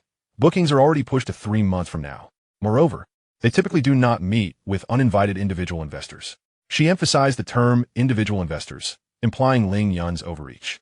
In 1996, the Netscape Navigator commanded over 70% of the market share, having recently gone public and achieved miraculous stock performance, basking in unparalleled glory. Countless individuals attempted to reach out to its founders, and an obscure entity like Ice Cloud Investment was unlikely to garner attention. Ling Yun was not taken aback by this rejection. He had anticipated that seeking a meeting during their peak would be exceptionally challenging. It was time to present something of genuine weight. His voice remained calm, yet his tone bore an undeniable conviction. "I understand. However, please be sure to convey a message to Mr. Clark for me." He paused, enunciating each word. "Please tell him that I possess a means to assist Netscape in confronting the existential threat posed by Microsoft. If he believes that Netscape's brilliance can endure indefinitely, he may disregard this message. Once more, silence enveloped the line, this time extending longer. The administrative staff was evidently taken aback by his words. In her eyes, Microsoft's Internet Explorer was merely a joke, its sole purpose to download Netscape's browser. At this moment of splendor, someone had audaciously pointed out the lurking survival crisis facing Netscape. Sir, what do you mean by that? The administrative voice now carried a hint of displeasure. Simply relay my exact words. Ling Yun replied without elaboration. I trust Mr. Clark will comprehend. I await your response. With that, he hung up the phone. At Netscape's headquarters, the administrative staff held the receiver, momentarily stunned by the abrupt disconnection.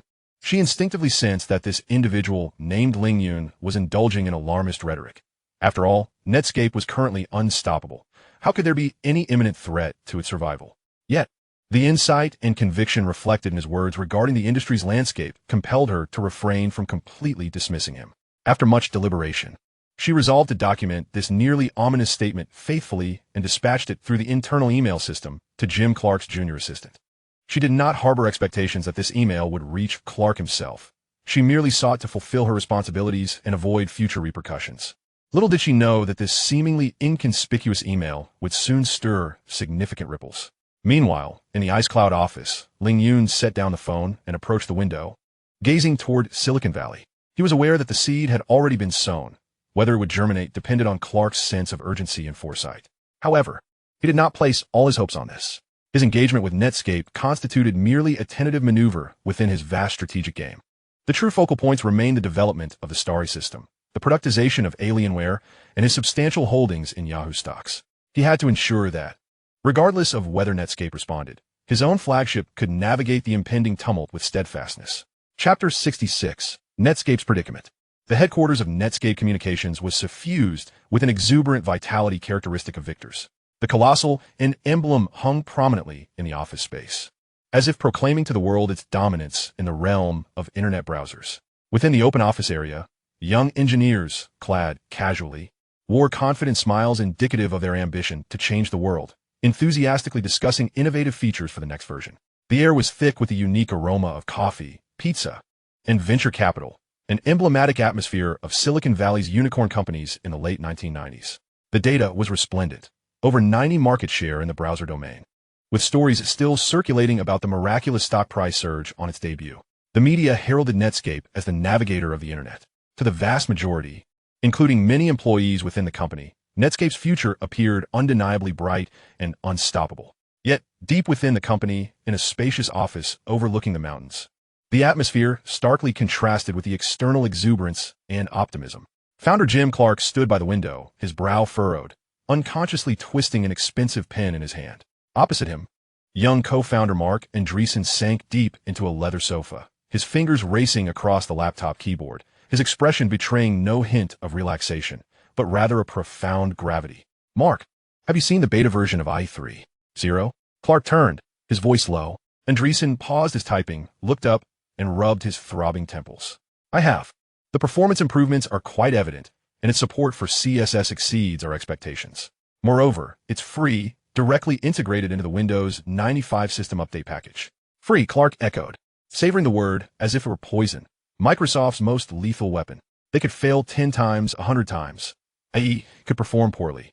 But as long as it was silently installed on users' desktops with every sold Windows system, they would forever remain at a disadvantage. This was their deepest concern, a cold and brutal reality obscured by external grandeur. Everyone saw Netscape's strength, witnessing users willingly downloading and installing Netscape Navigator. In the eyes of many ordinary users and investors, Microsoft's Internet Explorer, bundled with the system, seemed merely a means to download a superior Netscape browser. Yet Clark and Andreessen, as the stewards atop the wave, clearly perceived the massive iceberg lurking beneath the surface, drawing nearer. Our technology is indeed superior at the moment, Andreessen conceded begrudgingly. But how long can that technological advantage last? Microsoft possesses nearly limitless resources to invest. They can imitate, improve, or even outright plagiarize. Most critically, they control the operating system entry point. Clark approached the whiteboard, forcefully inscribing the phrase operating system bundling, then striking through it with 2 harsh lines. This is the crux of the issue. His tone bore a suppressed anger and helplessness. We are competing in a marketplace with users, while Microsoft competes against us, wielding their monopolistic operating system platform as a weapon.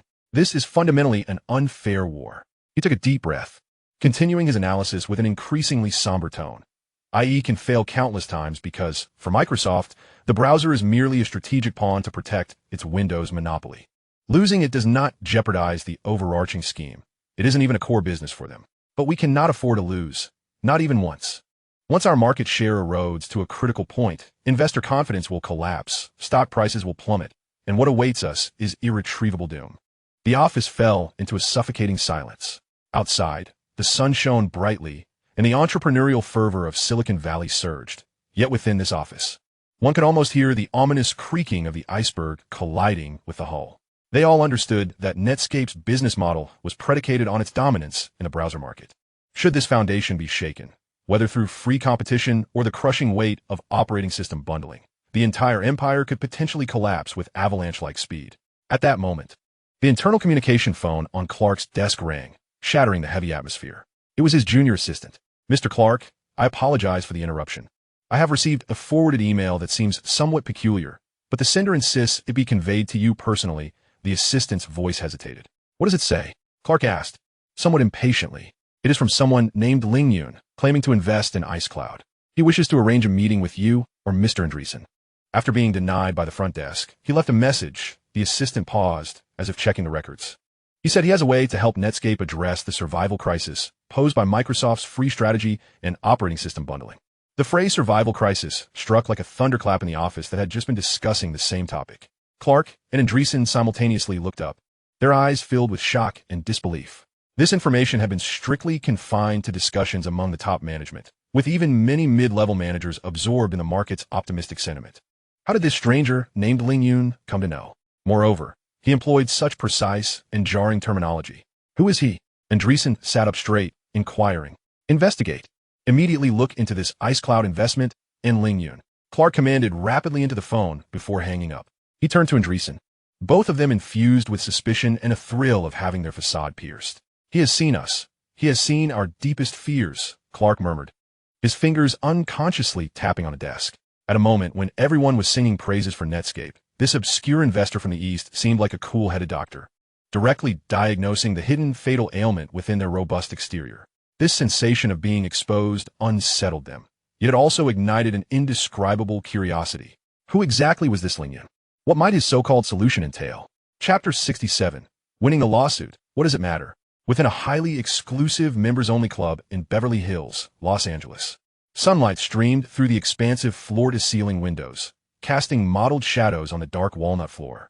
The air was imbued with the rich aroma of premium coffee and the faint scent of cigars. Clark arrived a few minutes earlier than the agreed time, selecting a tranquil corner by the window to settle down. Clad in a casual polo shirt and khaki trousers, he endeavored to appear at ease. However, the persistent furrow of his brow and the occasional glance towards the entrance betrayed the turbulence within. Moments later, Ling Yun appeared punctually, guided by the waiter. He remained attired in a simple shirt and long trousers, walking with poise, a humble smile gracing his face. Yet the tranquility and conviction in his gaze stirred something within Clark, a seasoned entrepreneur well acquainted with the vicissitudes of the business world. "Mr. Clark, thank you very much for your invitation." Ling Yun extended his hand, his tone neither subservient nor arrogant. "Mr. Ling, please take a seat," Clark responded, shaking his hand and signaling to the waiter for coffee. "Your message was quite special." He cut to the chase, scrutinizing Ling Yun with a sharp gaze. Merely stating an obvious fact that most choose to overlook, Ling Yun replied with a slight smile, lifting the coffee the waiter had brought and gently stirring it. "Obvious?" Clark raised an eyebrow. Currently, Netscape commands over 90% of the market share, and our technology is at least a generation ahead of Microsoft. To most, Netscape's future is exceedingly bright. Indeed, the data is impressive.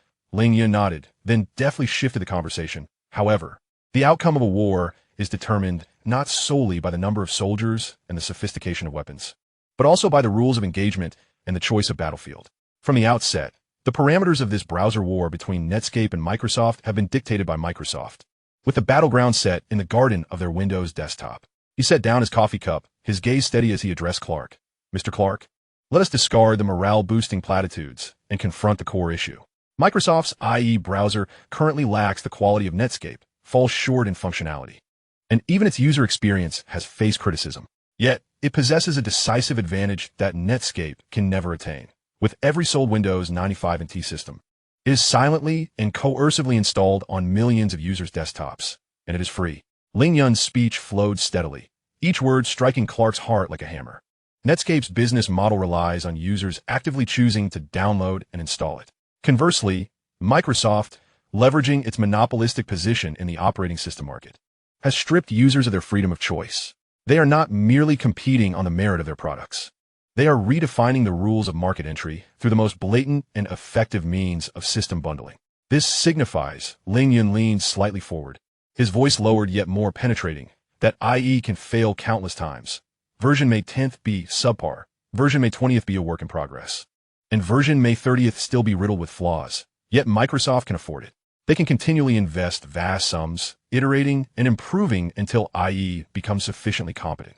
In this process, each sale of the Windows system and every system update pushes a massive, nearly costless installation base for IE.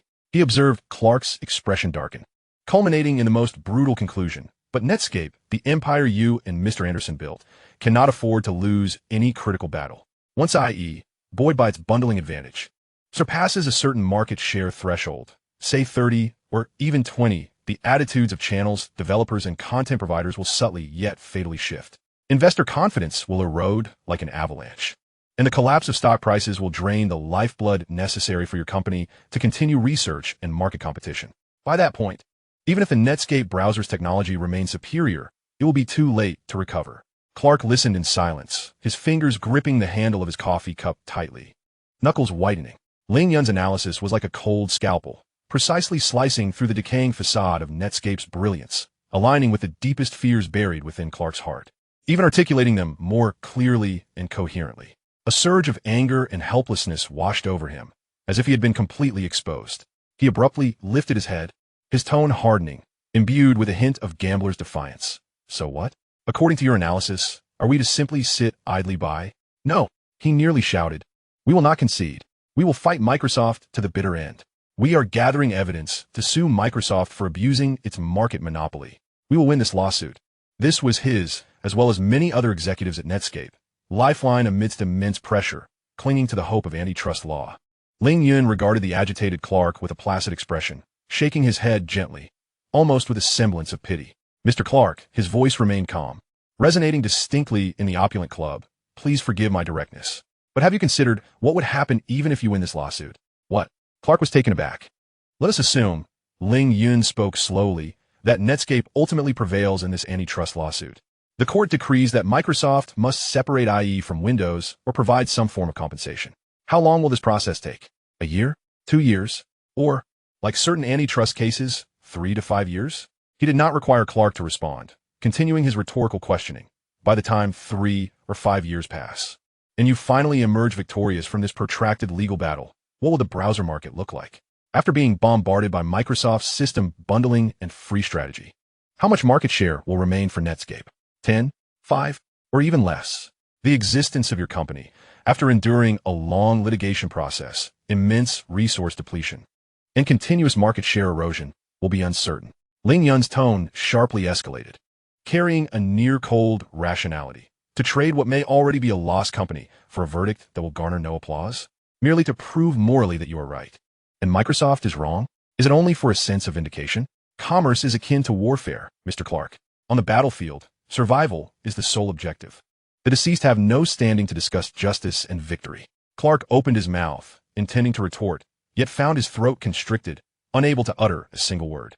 Ling Yun's words cascaded over him like a bucket of ice water, chilling him to the bone and awakening him from the self-deception that legal battles could resolve issues. Indeed, winning a lawsuit while losing the market, or even the company, renders victory meaningless. Is it merely to etch a tragic legacy of a victim in the annals of history? He gazed at the exceedingly youthful figure before him, for the first time truly grasping the frightening depth of the other's reasoning. This individual was not fixated on transient gains or legal ethics, but rather on the fundamental, ruthless logic underpinning commercial competition, survival, and growth. The melodious background music in the club continued, yet Clark felt as though he could hear the ominous grinding of his company's fate beneath the weight of harsh reality. Ling Yun remained silent, sipping his coffee quietly, allowing this internet pioneer the time to digest this potent medicine. He understood that only by thoroughly dismantling the other's unrealistic fantasies could he potentially guide them toward contemplating genuinely valuable solutions. Chapter 68. The Walls and the Rockery. The aroma of coffee lingered, and after enduring a nearly brutal dissection of the realities surrounding the antitrust lawsuit, Jim Clark fell into a brief silence. His expression entwined with the discomfort of being seen through and the helplessness of facing a dire situation. The coffee before him had grown cold, yet he felt no inclination to drink it. Ling Yun did not continue to press the point about the futility of the lawsuit. He realized that merely shattering old illusions was insufficient. A new, viable direction must be proposed. His gaze drifted towards the shimmering pool in the club's courtyard, basking in sunlight. And he suddenly shifted the conversation, pointing outside.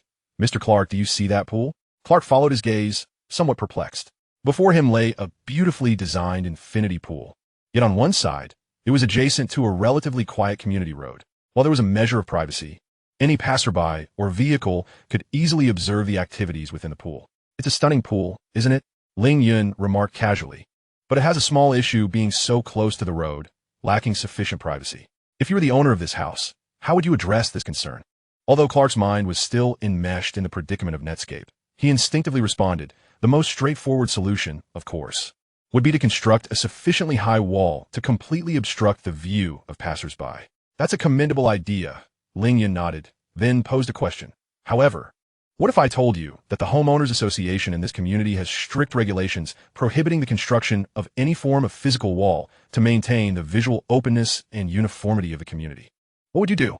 Clark furrowed his brow, instinctively resistant to such restrictions as someone who usually favored direct solutions. "Prohibited? That's utterly absurd. This is my property." "Rules are rules, Mr. Clark," Ling Yun calmly stated, as if merely presenting an objective fact. "Much like Microsoft's monopolistic bundling of browsers with its operating system. An absurd and unjust practice in your view, but a reality of the current market.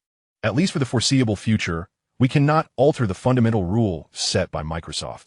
It does not allow you to erect walls that obstruct its view on its territory." He paused, observing Clark's reaction, then gently guided him. "Since erecting a wall is not an option, what is our objective? To block the view of others and protect privacy. Correct?" "Indeed." Clark seemed to grasp a glimmer of insight. Ling Yun leaned forward slightly, his voice imbued with an inspirational force. "If we cannot build a wall, why not construct a rockery or a dense grove of bamboo?" He gestured with his hands in the air. "A beautifully designed rockery, surrounded by verdant plants, or a thick wall of landscape trees.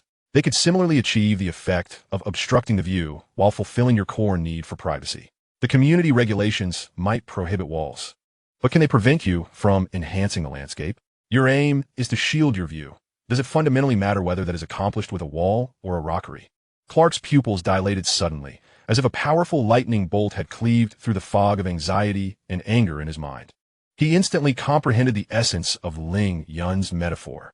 Microsoft's bundling of IE, tightly guarding the gateway to the operating system, resembled that community regulation which forbade the construction of walls, an unalterable harsh reality. Netscape had been attempting to build walls, either by technically defeating IE or through legal action to dismantle the bundling, seeking to alter community regulations. In Ling Yun's view, both paths were exceptionally arduous and fraught with little hope. The suggestion of constructing a rockery was a clever route that bypassed the rules, directly targeting the core objective. "Are you implying," Clark's voice was hoarse with excitement, "that we should no longer cling to the futile struggle against IE at Microsoft's desktop entry? That we should build our own rockery? A new entrance that bypasses the Windows desktop and directly reaches the user?" "Precisely," Ling Yun affirmed with a sharp gaze. "Microsoft's binding of IE serves to choke the main artery to the internet. They will not relinquish this entry. Just as the community will not permit you to build walls, this fact cannot be changed in the short term. So why cannot Netscape, leveraging its early brand advantage and technological accumulation, carve out a new scenic avenue?" He began sketching the blueprint for this rockery. "Rather than passively watching IE gradually erode your market share of browser clients due to system bundling, why not shift the strategic focus from defense to offense?" Ling Yun's thoughts became increasingly lucid, his pace quickening. "Directly assault Microsoft's foundational operating system. Does it matter which system users employ to enter the Netscape browser?" Clark was utterly astounded. He stared blankly at Ling Yun, his mind racing to digest this profoundly disruptive strategic shift. This notion redirected Netscape from a seemingly insurmountable defensive battle to a broader, more imaginative new battlefield. Defense to offense. Clark murmured, the extinguished light in his eyes reignited with the thrill of discovering a new direction. Ling Yun observed his expression, aware that the seed had been sown. He added, Mr. Clark, the most astute competition does not involve defeating your opponent within the rules they have set. Rather, it entails altering the dimensions of competition so that the advantages you possess become the deciding factor in victory or defeat. Collaborating with our developing star system would allow you to disregard Microsoft's regulations. With that, Ling Yun lifted his now-cold coffee, taking a symbolic sip. Chapter 69, Disruptive Innovation. In the courtyard, sunlight streamed through the gaps in the palm trees, creating a bright beam between Ling Yun and Clark. When Ling Yun proposed the audacious strategy of attacking the operating system, Clark's inner shock had yet to subside. Mr. Ling, Clark inhaled deeply, attempting to comprehend this radical notion. I concede that directly challenging the operating system is indeed a bold thought. However, even if Netscape is determined to invest, this will be a protracted and brutal war. Are you suggesting that Netscape could invest in or collaborate with your developing star system? He naturally assumed that the so-called collaboration merely entailed pre-installing and deeply integrating Netscape's browser into Ling Yun's operating system, akin to Microsoft's bundling of IE. As a means of counteracting Microsoft, while this was easier than developing from scratch, it essentially mimicked Microsoft's approach. Ling Yun regarded Clark, a mysterious smile gracing his face, gently shaking his head. Mr. Clark, you misunderstand. The collaboration I envision is far more than mere built-in binding. His voice was steady, yet imbued with a disruptive force. That mindset remains tethered to an outdated era, merely circling within the confines established by Microsoft.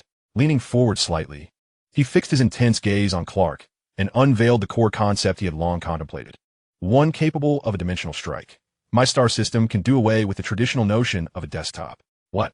Clark was taken aback, struggling to grasp what not having a desktop meant. Hadn't graphical user interfaces, GUIs, and desktops become the standard for personal computers since the success of Macintosh and Windows? Ling Yun did not keep him in suspense, continuing to clearly articulate his revolutionary design. My vision is that once users power on their devices, the system will directly boot and enter a highly customized, powerful Netscape browser interface in full screen. He gestured on the table as if outlining a virtual screen. This browser interface will be the entire world users see. It serves not merely as a window for browsing the web, but is, in essence, the shell of the operating system, the sole front end through which users interact with their computers. Clark's eyes gradually widened, his breathing becoming more rapid. He seemed to grasp something, yet hesitated to believe it. Ling Yun continued to paint this future vision. Within this unique browser shell, we can not only place shortcut links to web pages, such as direct access to Yahoo News or Amazon Shopping, but more importantly, we can also position icons for local applications on this browser interface.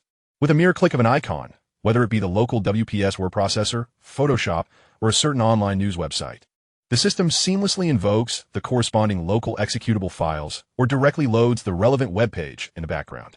Throughout this entire process, the user is not required to first encounter a desktop akin to Windows, search for My Computer, double-click the IE browser icon, or input lengthy URLs into the address bar. Imagine, upon powering on the computer, being immediately transported into the familiar Netscape interface, with a powerful voice resonating in the background. To the left are the icons of your frequently used local software, Calculator, Paint, Document Editor, and to the right are your bookmarked website links along with real-time news summaries. Wishing to compose a document? A simple click on the WPS icon instantly launches the local application. Yearning for online shopping? A mere click on the Amazon icon brings the web page to life. In this interface, the boundaries between local and networked experiences blur. The user experience is unified, and operations are simplified to an extraordinary degree. Clark's mouth fell agape, as if thunder had erupted in his mind. He fully comprehended Ling Yun's intention. This was far beyond a mere collaborative binding.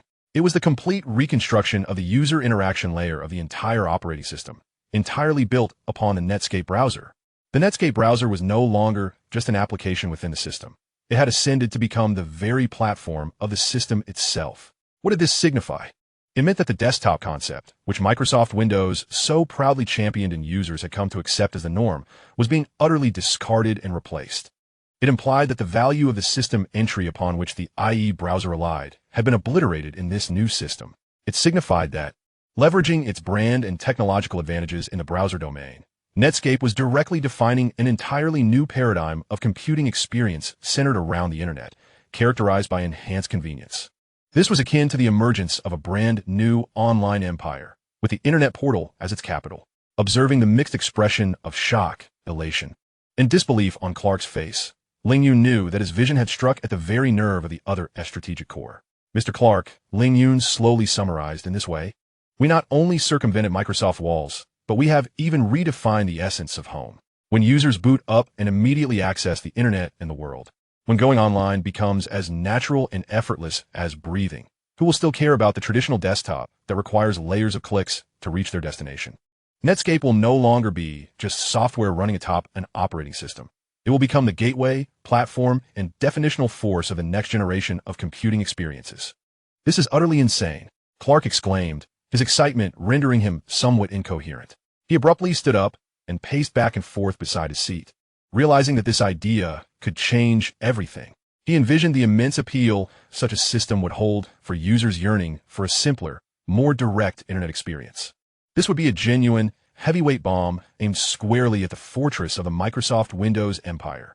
A storm capable of overturning the entire industry landscape had been officially ignited by Ling Yun's brief remarks. Clark's gaze towards Ling Yun was imbued with unprecedented seriousness, even a trace of reverence. This young man not only recognized the crisis, but also held a genuine trump card capable of reshuffling the deck. Chapter 70. The Internet plays by different rules. In that quiet corner, the storm within Clark was far from quelled. Rather, it surged with even greater intensity due to Ling Yun's successive disruptive concepts. After experiencing a roller coaster of thought, from the ineffectiveness of antitrust lawsuits to aggressive maneuvers in the operating system realm, culminating in the notion of a browser as the shell of the operating system, Clark's mind, operating at high speed, finally began to decelerate. Honing in on the most pressing question, how could the exhilarating concept of a browser as desktop be transformed into reality? He took a deep breath, forcing himself to regain composure, his gaze sharpening with practicality as he looked toward the ever-calm Ling Yun. Mr. Ling, Clark's voice bore a note of seriousness befitting a negotiation. Your concept is truly astounding, even revolutionary. I confess, I am persuaded. Netscape requires this entirely new track. So, how shall we commence? What are the specific modalities of cooperation? Ling Yun recognized that the critical moment had arrived. He needed to present a concrete and actionable plan rather than mere abstract concepts. Cooperation could be initiated on 3 immediate levels. Ling Yun articulated clearly, his fingers tapping rhythmically on the table. First, the technological foundation. I will completely open source the core part of the star system. Open source? Clark raised an eyebrow slightly. In an era where Linux had yet to showcase its vast commercial potential, open sourcing was still a decision that required careful consideration for a commercial entity. Indeed, open source, Ling Yun affirmed with a nod. As I mentioned earlier, this will help unite more developers and foster an ecosystem. We will open source the core, attracting global developers to participate in its enhancement and porting, thereby ensuring its stability and compatibility. Our core competitiveness and control will reside in the upper graphical environment and the system shell we collaboratively create based on the Netscape browser. He paused before adding, of course, as a deeply cooperative partner, Netscape will hold advisory rights on the direction of core development and priority for adaptation. Clark pondered this. The proposal seemed feasible, opening up the foundational, heavily invested aspect, while focusing efforts on the more differentiated and user-perceptive upper layer. Second, Ling Yun continued talent and knowledge transfer. In the initial phases of the project, I can serve as a special technical consultant for Netscape, periodically training your engineering team on the design philosophy, technical challenges, and implementation pathways of this novel browser-as-platform architecture. Simultaneously, I will arrange for core engineers from my operating system, RD team, to engage deeply with Netscape's browser team for collaborative development, ensuring seamless integration between the underlying system and the upper shell browser. This meant that Ling Yun would not only contribute ideas, but also provide the crucial technology and talent necessary to actualize those ideas, significantly bolstering Clark's confidence. Third, Ling Yun elaborated. Product advancement. Netscape must promptly initiate and complete the development of the next generation of browsers based on this new architectural concept. Ling Yun looked at Clark. This browser must transcend being a mere web page browsing tool. It must embody high performance, high stability, and extensive customization, capable of shouldering the responsibilities of an operating system as front-end. Perhaps we could codename it the Navigator OS shell? Navigator shell? Clark repeated the name, his eyes sparkling with excitement. It perfectly encapsulated the essence of the project. Excellent. Clark, no longer hesitating, decisively extended his hand. Mr. Ling, let us proceed as you suggest. Netscape will immediately assemble a dedicated team, and IceCloud will commence technical integration without delay. I will have the legal department finalize the details of the cooperation agreement with you as soon as possible. The two hands clasped firmly together, marking the preliminary establishment of a technological alliance aimed at challenging Microsoft's hegemony.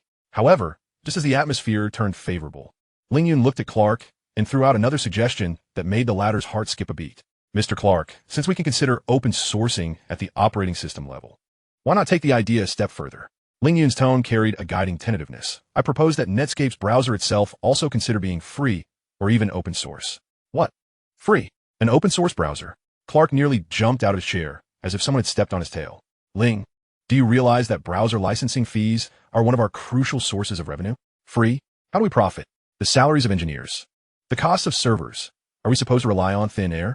His reaction was entirely within Ling Yun's expectations. In 1996, selling software was an unassailable business model. Ling Yun refrained from directly contradicting him. Instead, he calmly posed a counter-question. Mr. Clark, how long do you believe the licensing revenue from Netscape's browser can endure under the onslaught of Microsoft's free bundling of Internet Explorer? A year? Perhaps two? This single query swiftly quelled Clark's fervent emotions, akin to being doused with a bucket of cold water. Indeed, as the free and continuously evolving IE flooded the market with each new computer, who would still be willing to pay for a similarly functional browser? The licensing fee model, in the face of Microsoft's gratuitous strategy, was inherently fragile. However, Clark's voice grew subdued, tinged with confusion. The profit model necessitated a paradigm shift.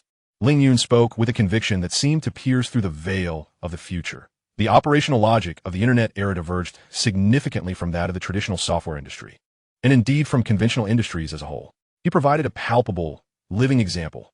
Take Yahoo, for instance. Is it currently profitable? Does it charge users for searching or browsing news? Clark shook his head. Yahoo indeed does not charge ordinary users. Was it lacking in funds? Is its valuation in the capital market low? Ling Yun continued. The answer was evidently in the negative.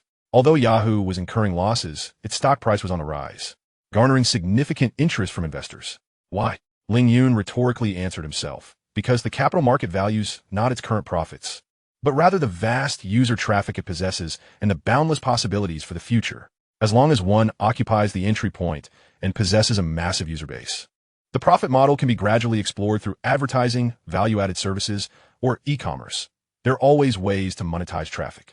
He redirected his focus to the browser. What is a browser? It is the gateway to the internet, the conduit for traffic. If Netscape's browser insisted on charging fees, it would effectively erect a toll booth at its own gateway, relinquishing a vast number of users to the free IE. Conversely, if Netscape's browser were offered for free, or even as open source, it could rapidly proliferate, capturing every corner of the market. Ling Yun's tone became profoundly serious. The paramount task at present is not to quibble over the gains and losses of individual territories, but rather to ensure survival, to seize the strategic high ground, and to prevent Microsoft from monopolizing the browser market, thereby controlling the entire entry point to the internet. As long as Netscape's browser maintains a substantial market share and a vast user base, it will possess the capital to contend with Microsoft and the infinite possibilities to explore various profit models in the future. First, there must be users. Only then can there be business. This is the new rule of the internet era. Clark fell into complete silence. Leaning back in his chair, his brow furrowed. He engaged in a fierce internal struggle. Ling Yun's words had opened a crack in his established commercial cognitive barriers. Free, open source. This was in stark contradiction to the business instincts he had cultivated over many years. Yet, on the other hand, he could not deny Ling Yun's sharp and precise analysis of the situation, especially the example of Yahoo, which stood vividly before him. The pressure from Microsoft was a tangible reality, and the decline of browser licensing fees was foreseeable. Perhaps it was indeed time to adopt a different approach. Free and open source. Clark murmured, casting a complex gaze at Ling Yun. Your ideas are always so disruptive. I need time, and I must discuss this matter thoroughly with Mark and the board. Of course, Ling Yun nodded in understanding. The shift in perspective is not a matter of a single day, particularly when it concerns the core business model of the company. Although the determination of whether the browser should be free and open source remains unresolved, a new strategy centered around an open source operating system kernel and a browser as the desktop has quietly begun to take shape within this club. Chapter 71, Training. In early September 1996, Silicon Valley, Netscape Communications Corporation. When Jim Clark personally issued the directive to assemble a specialized team to collaborate with an obscure investment firm, IceCloud, on a so-called disruptive project of a browser as an operating system shell, skepticism and confusion permeated the company, especially when it was revealed that the key figure from the other party, a young man named Ling Yun, would be coming to train Netscape as top engineers. This sentiment reached its zenith. Are we to listen to an outsider lecture on operating systems? Clark must have thought, a browser shell booting directly into a browser? This contravenes the fundamental principles of GUI design. Perhaps this is just another charlatan peddling concepts in Silicon Valley. The first day of training was held in a moderately sized conference room within the office building. The attendees primarily comprised the core members of the browser development team, about 20 in number, who had been compelled to participate in this project. They sat scattered, harboring a mix of scrutiny, skepticism, and even a hint of resistance. Engaged in hushed conversations, the atmosphere far from enthusiastic. Ling Yun arrived punctually. He carried no voluminous manuscripts, only a few cards inscribed with key points and a portable whiteboard. Dressed simply, with a serene demeanor, he approached the front of the conference room, his gaze sweeping over the sea of doubtful faces. Greetings, everyone, I am Ling Yun. His opening remarks were straightforward and direct. I understand you may have reservations. Let us bypass unnecessary pleasantries and conceptual debates, and delve directly into the matter of constructing a novel computing experience centered around the web and the browser. He did not commence with grand visions. Instead, he took a marker and sketched a simplified operating system architecture diagram on the whiteboard, marking a large cross where the traditional desktop shell would be. What we must first do is deconstruct the conceptual shackles imposed by the desktop. He began with the most fundamental and crucial element, the kernel scheduler. He eschewed theoretical musings, diving straight into the specifics of the O1 scheduler implemented in the star kernel, detailing the multi-priority queue design, the switching mechanism for active and expired queues, and the principles behind achieving constant time complexity. He elucidated why such a design could ensure that while the browser functions as the foreground shell requiring high responsiveness, numerous background local service processes would still receive fair and efficient handling. Initially, there was a modicum of restlessness and disbelief among the audience. However, as Ling Yun's explanations deepened, those engineers who had initially crossed their arms and leaned back in their seats gradually straightened up, their expressions of disdain giving way to focus and astonishment. This young man was not here merely to expound concepts. His profound understanding of the operating system kernel and the ingenuity of his proposed design ideas surpassed all expectations. He was not engaging in idle talk. Rather, he presented hardcore technology with a clear path to implementation and solid theoretical support.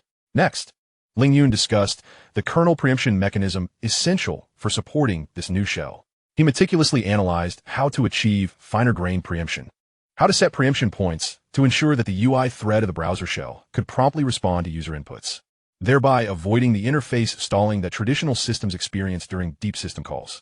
He even touched upon optimizing interrupt handling to better serve the real-time reception of network data packets. Then came memory management. He articulated how the memory management module, optimized based on the concept of reverse mapping, could more efficiently handle the recovery and exchange of shared memory among numerous processes, such as graphic buffers and network data caches, typical in a browser environment, thereby mitigating the impact of memory thrashing on the front-end experience. He also provided a detailed account of the implementation of the binder inter-process communication, IPC, mechanism within his system, encompassing driver design, context management, and how to leverage binder to facilitate secure and efficient communication between the browser shell and local application services, such as file management and printing services. Moreover, the anonymous shared memory, ASHMEM, serves as a crucial facilitator for the efficient transmission of graphical and multimedia data between processes. Ling Yun's elucidation not only informs engineers about the intricacies of the system, but also unreservedly expounds upon the rationale behind such designs and the advantages they confer. He embodies the essence of a seasoned architect, presenting not merely grand blueprints, but meticulously dissecting the mechanical principles of every load-bearing column and the intricacies of the firing processes for each brick, laying them bare for all to comprehend. By the conclusion of the first day of training, an unusual silence enveloped the conference room. No longer did hushed whispers fill the air. Instead, each individual's countenance bore the marks of profound contemplation and a measure of astonishment. They recognized that this young man possessed genuine knowledge, far exceeding their preconceived notions of substantive expertise. News spread like wildfire within the Netscape engineering community. Have you heard? That Ling Yun from Ice Cloud delivers lectures of exceptional caliber. His understanding of the kernel is profoundly deep. Many of his ideas are unprecedented, yet entirely coherent in logic. The O1 scheduler and binder IPC he speaks of seem to herald a technological advancement light years ahead of our current methods. On the second day, the conference room brimmed with attendees. Many engineers not directly involved in the project flocked to hear him, even some members of management discreetly occupying the back rows. The corridors overflowed with eager listeners. By the third day, the conference room could scarcely accommodate the swelling crowd. The influx of attendees severely disrupted the normal office routine, as the space outside became a cacophony of discussions and inquiries, resembling a veritable technological celebration. Witnessing this fervent, even somewhat chaotic scene, Ling Yun furrowed his brow. Recognizing that such a state could not persist, during a brief intermission, he approached the coordinating project manager at Netscape and expressed, "This is significantly impeding everyone's regular work.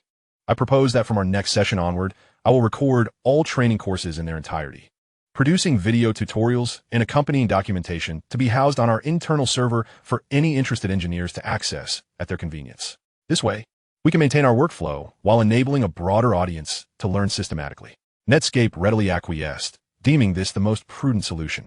Thus, over the ensuing fortnight, Ling Yun stood before the camera, delivering a thorough, comprehensive, and profoundly insightful series of training sessions. He expounded upon the core architecture he designed for the star system, encompassing every critical module, from the kernel to the framework, from process scheduling to memory management, from IPC to the driver model, elucidating his design philosophy, code structure, and the pros and cons of each aspect with unreserved detail. His explanations were both profound and accessible, merging a lofty architectural vision with meticulous implementation details. He not only shared his successes, but also candidly analyzed the technical pitfalls he had previously encountered and the detours he had navigated. These recorded sessions rapidly became the most sought-after educational resources within Netscape. Engineers devoured the content, engaging in discussions and practical applications. Ling Yun's name transitioned from that of a skeptical outsider to a highly esteemed technical maestro within the Netscape community. The concept he championed, that a browser could serve as the shell of an operating system, gradually evolved from a fanciful idea into a grand project deserving of earnest investment. Supported by these robust technologies, through this fortnight of unreserved knowledge sharing, Ling Yun not only established a solid technical foundation for the collaborative project, but also garnered vital respect and trust within the proud halls of Netscape, paving the way for his subsequent strategic endeavors. Chapter 72. JavaScript is abysmally inferior. Within the office, Ling Yun was diligently implementing the open-source strategy for the star system. He envisioned an official website, intended not only as a portal for showcasing and disseminating the source code and image files of the star system kernel, but also as a nexus for uniting the intellect and passion of developers globally. A fully functional technical exchange forum was a pivotal component of this plan. However, as he endeavored to utilize the cutting-edge web technology of the time, primarily the JavaScript supported by the Netscape browser, to construct the forum's dynamic interaction features, he encountered the most significant setback in his technical journey since his rebirth. The sensation was akin to a race car driver, accustomed to soaring down highways in a supercar, suddenly being thrust into an antiquated vehicle, its steering sluggish and its throttle response akin to a lethargic beast. This was nothing short of a Stone Age tool. Ling Yun stared at the scant and feeble JavaScript code on the screen, his brow furrowing in frustration. He needed to implement user registration, posting, replying, and dynamically loading a list of posts, functions that seemed rudimentary in modern web development. Yet, the tools at his disposal were those of the 1996 Netscape browser and its rudimentary JavaScript. The first challenge, a dearth of debugging tools. As he penned the code, the outcomes deviated from his expectations. Without a console or breakpoint debugging, a simple logical error could consume half a day to pinpoint through a multitude of alerts. The second challenge, DOM manipulation, was exasperatingly cumbersome and fragile. The code became lengthy and unwieldy, and different versions of the Netscape browser exhibited inconsistent behavior. The third challenge, event handling, was clumsy. Binding click events to reply buttons necessitated writing a plethora of code to detect browser discrepancies. Event delegation? This concept was virtually non-existent at this juncture. He could only bind events manually to each dynamically generated button, a management nightmare. The fourth challenge, the absence of asynchronous interaction. He aspired to implement a simple loading indicator, but at that time, there was no XML HTTP request, and the standard asynchronous interaction model had yet to be established. resulting in a dismal user experience. The fifth challenge, the inherent weakness of the language itself. JavaScript then resembled more of a toy language, lacking modular support and possessing a weak error handling mechanism. A single script error could incapacitate the entire page's functionality. With an exasperated gesture, Ling Yun finally succumbed, forcefully striking the Enter key on his keyboard, leaning back in his chair, closing his eyes, and rubbing his throbbing temples. A wave of intense irritation surged within him. This feeling was akin to an engineer accustomed to piloting high-performance vehicles, being crammed into a rusted, disheveled antique car, yet being required to conduct a precision technical demonstration with it. Netscape's JavaScript was woefully inadequate. The development experience was nothing short of torturous, rendering him despondent.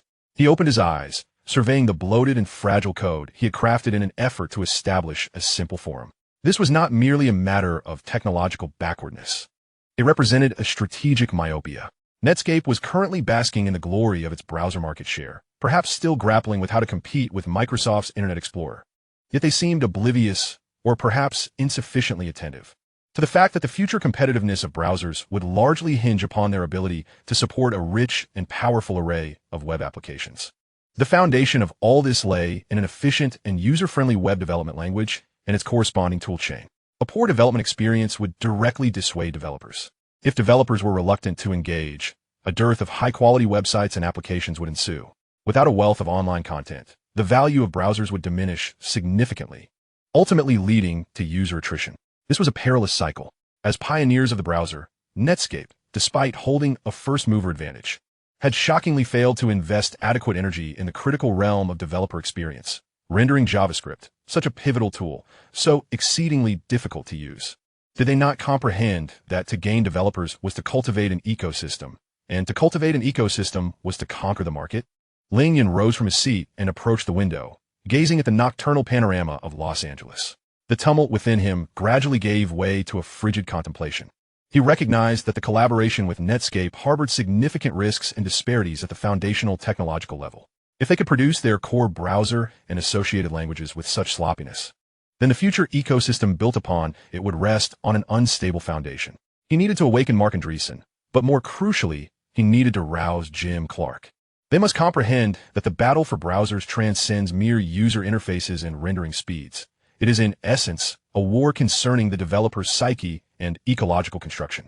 Microsoft lurked in the shadows, and if Netscape continued to bask in past accolades, neglecting the concerns of developers and failing to prioritize the enhancement of the development experience, their demise would be all but assured. He returned to his desk and closed the forum code file that had been a source of his frustration. He resolved that he could not remain idle, nor could he confine himself to mere complaints. A lesson plan was imperative, one that would sufficiently alert Clark and Andreessen. He needed to convey to them clearly, to excel in browser development, a plethora of functional websites is indispensable. To cultivate a multitude of effective websites, they must provide developers with adequate tools, an impressive, user-friendly JavaScript, and a comprehensive suite of development instruments. Netscape, must you not invest more effort in this regard? This dismal development experience acted as a fuse, igniting not only Ling Yun's dissatisfaction with Netscape's technological state, but also solidifying his resolve to seize the initiative in the realms of browsers and web standards. Relying on others, particularly a partner whose vision for the future seemed murky, posed an enormous risk. He came to a stark realization. The war for browsers is not merely a conflict over the browsers themselves, but rather a battle encompassing the entire development ecosystem and user experience. Should developing web pages based on Netscape's browser prove a torturous endeavor, developers would naturally vote with their feet, gravitating towards more congenial platforms. With this thought, Ling Yun could no longer remain seated. He decided that he must immediately impart a crucial lesson to Clark. He shut down the frustrating code editor, picked up the phone on his desk, and prepared to call Clark, ready to deliver a scathing rebuke. Chapter 73, Microsoft's Challenge. Just as Ling Yun simmered with rage over the dismal experience with JavaScript, preparing to call Jim Clark for a stern lesson, his desk phone rang urgently, preempting him. The caller ID indicated it was Netscape headquarters. Ling Yun pressed the answer button, and before he could utter a word, Clark's voice, laced with anxiety and anger, surged through the receiver, nearly soaring with urgency. Ling, have you heard? Microsoft. They just released JScript. This thing they claim is fully compatible with the ECMA script standard, the core of JavaScript. What the hell are they trying to do? Upon hearing this news, Ling Yun's pupils constricted slightly, yet his face bore a little surprise. What was meant to come had finally arrived. He had intended to address Clark about the issues surrounding JavaScript itself, but he had not anticipated Microsoft's swifter maneuver, presenting an even more formidable dilemma. Clark, calm down. Ling Yun's voice remained steady, starkly contrasting with Clark's agitation. I was just about to reach out to you. It seems we are on the same wavelength. I am heading to Netscape right away. Without further ado, Ling Yun quickly drove to Netscape headquarters. The atmosphere in Clark's office was tenser than it had been during his last visit. Mark Andreessen was present as well, his youthful visage now shrouded in clouds of concern, his fingers restlessly tapping on the desk. Scattered across the surface were press releases and technical documents regarding JavaScript. Ling, you see this, right? Clark exclaimed, immediately seizing a document as Ling Yun entered. Microsoft is blatantly plagiarizing. No, it's worse than plagiarism. They concocted JavaScript, claiming it is compatible with our JavaScript. What are they up to? Andreessen looked up, his tone grave as he added. This means that all JavaScript web pages written for the Netscape browser theoretically require no modifications, or only minimal adjustments, to function properly on IE. Ling Yun approached the desk, but refrained from sitting. His gaze swept across the document, his tone cool and analytical, akin to someone dissecting a dispassionate business case. Clark, Mark, this is not merely a matter of plagiarism or compatibility. What Microsoft is executing is a tactic of leveraging existing advantages, or more precisely, a strangulation through standardization. He picked up a pen and sketched two circles on the whiteboard, one labeled NS and the other IE, prior to the emergence of JavaScript. Web developers had essentially only one option for client-side scripting, to write JavaScript for the Netscape browser. This inadvertently constructed a technological moat around the Netscape browser, increasing the cost for users to switch to IE. He drew a wavy line outside the NS circle, representing the moat. However, with Microsoft's introduction of JavaScript, boldly proclaiming its compatibility, Ling Yun inscribed JavaScript beside the IE circle. What did this signify? It indicated that Microsoft no longer needed to cultivate an entirely new scripting language ecosystem from scratch. They could directly capitalize on the market that Netscape had painstakingly developed and the developers they had educated over the years. Scripts that previously could only run on the Netscape browser could now also run on IE. Why would developers expend effort optimizing specifically for Netscape? They could simply write standard JavaScript and cater to both platforms. Microsoft, with minimal effort, dismantled the moat that Netscape had laboriously built and leveled the battlefield to a position starkly advantageous to itself, bundling with the operating system and default settings. He looked at Clark and Andreessen, his gaze piercing. This is not merely a follow-up on features. It is a challenge delivered directly to your doorstep. Microsoft's intent is crystal clear.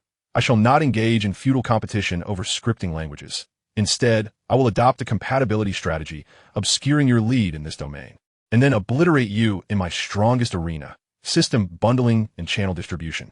This maneuver fundamentally undermined the unique advantages that Netscape's browser possessed to attract developers and users. Andreessen gritted his teeth as he articulated the crux of the matter. Exactly. Ling Yun nodded emphatically. Once Netscape's JavaScript morphs into something resembling a universally supported variant of JavaScript, the scripting language will cease to serve as Netscape's barrier. The determinants of browser market share will revert to the most primal and brutal dimension, whose browser can more conveniently, more defaultly reach the user's desktop. And in this regard, Ling Yun did not continue. Yet both Clark and Andreessen understood implicitly that in this respect, Microsoft, with its monopoly on Windows, possessed an overwhelming advantage that Netscape could not contend with. The office fell into a deathly silence. Microsoft's compatibility strategy, seemingly benign, was in truth insidiously malicious, striking precisely at Netscape's vulnerable core. Clark slammed his fist on the table, causing coffee cups to rattle. What should we do? Shall we simply watch them do this? Certainly not. Ling Yun interrupted, his voice remaining calm, yet imbued with a latent power that compelled the agitated Clark and Andreessen to fall silent and turn their attention to him. Microsoft has made its move. We must respond in kind. Ling Yun approached the window, gazing at the vibrant campus of Netscape, contemplating how it sought to leverage our resources for its own gain. If it wishes to borrow our chicken for eggs, we must ensure that this chicken becomes less accessible, even to the point of turning against Microsoft. He turned around, his eyes ablaze with determination. Firstly, we must solidify and lead the standards. Netscape must actively advocate for the evolution of the JavaScript ECMAScript standard. We should propose more intricate, robust, and developer-friendly features and APIs. ISN, Team Microsoft, claiming compatibility? Very well, let them keep pace with our rhythm. We shall accelerate the evolution of the standards to a point where JavaScript will only be able to scramble to keep up, unable to establish genuine, stable compatibility. We need to re-establish a dynamic, continuous advantage on the technological front. Secondly, Ling Yun raised a second finger, this being the core issue he had intended to discuss with Clark, the importance of enhancing the developer experience. Clark, I was just about to express this. Our current JavaScript experience is nothing short of a disaster. The tools are lacking, debugging is arduous, and the API design is crude. Even if Microsoft JavaScript were 100% compatible with us, what if it offered superior development tools, clearer documentation, and a more stable runtime? Who would the developers choose? He gestured to a note he had brought, detailing the myriad pains he encountered during his time on the development forum. The browser wars are not merely a contest of features. They are a battle for the developer ecosystem. We must immediately deploy significant resources to enhance the JavaScript engine's performance, develop powerful debugging tools, and provide comprehensive documentation and examples, transforming the process of developing applications for Netscape into an enjoyment rather than a torment. Thirdly, a wry smile crept across Ling Yun's lips. We will turn the tables and use their strategy against them. Since Microsoft seeks to muddle the waters and render JavaScript a generic tool, we shall embrace this momentum. At the appropriate time, we might consider adopting a more open stance, even promoting a degree of open sourcing or broader standardization of JavaScript-related technologies, uniting as many allies as possible, including hardware manufacturers and software developers who are uneasy about Microsoft's monopoly, positioning Netscape as the defender and leader of open web standards. Meanwhile, Microsoft will find itself in the awkward position of a follower and a disruptor of monopolies. Ling Yun's trio of strategies served as three clear directives, instantly dispelling some of the fog and panic swirling in Clark and Anderson's minds. Clark took a deep breath, observing the young man who consistently remained calm and constructive during crises, and nodded emphatically. I understand. Ling, you are correct. We must not falter. Microsoft's approach is a blatant strategy, and we must respond. He turned to Anderson. Mark immediately convened the technical committee. We need to reassess our JavaScript strategy and development toolchain. Furthermore, the standards committee must also spring into action. A storm ignited within Netscape, triggered by Microsoft JavaScript. And Ling Yun, this consultant from the East, once again illuminated the path forward for this great vessel navigating through turbulent waters, indicating the next direction for a full-throttle sprint. The smoke of the browser war thickened with the advent of JavaScript. Chapter 74. The Inertia of History. At Netscape headquarters, in Clark's office. Having confronted the sudden onslaught of Microsoft's JavaScript and tentatively established a strategic direction to solidify standards and enhance the developer experience, the focus of discussion naturally returned to the Netscape browser itself and the priorities for upcoming development. The office was shrouded in smoke, the atmosphere still taut. Ling Yun looked at the strategic analysis chart still visible on the whiteboard and turned to Clark and Anderson, solemnly presenting his prophetic core suggestion. Clark, Mark, regarding the development of the next-generation browser, I believe our current strategic focus should lie in two areas. First, the utmost support and optimization of existing web standards, HTML, CSS, and the JavaScript ECMA script we are advocating. Second, elevating the software stability, performance, and security to unprecedented heights.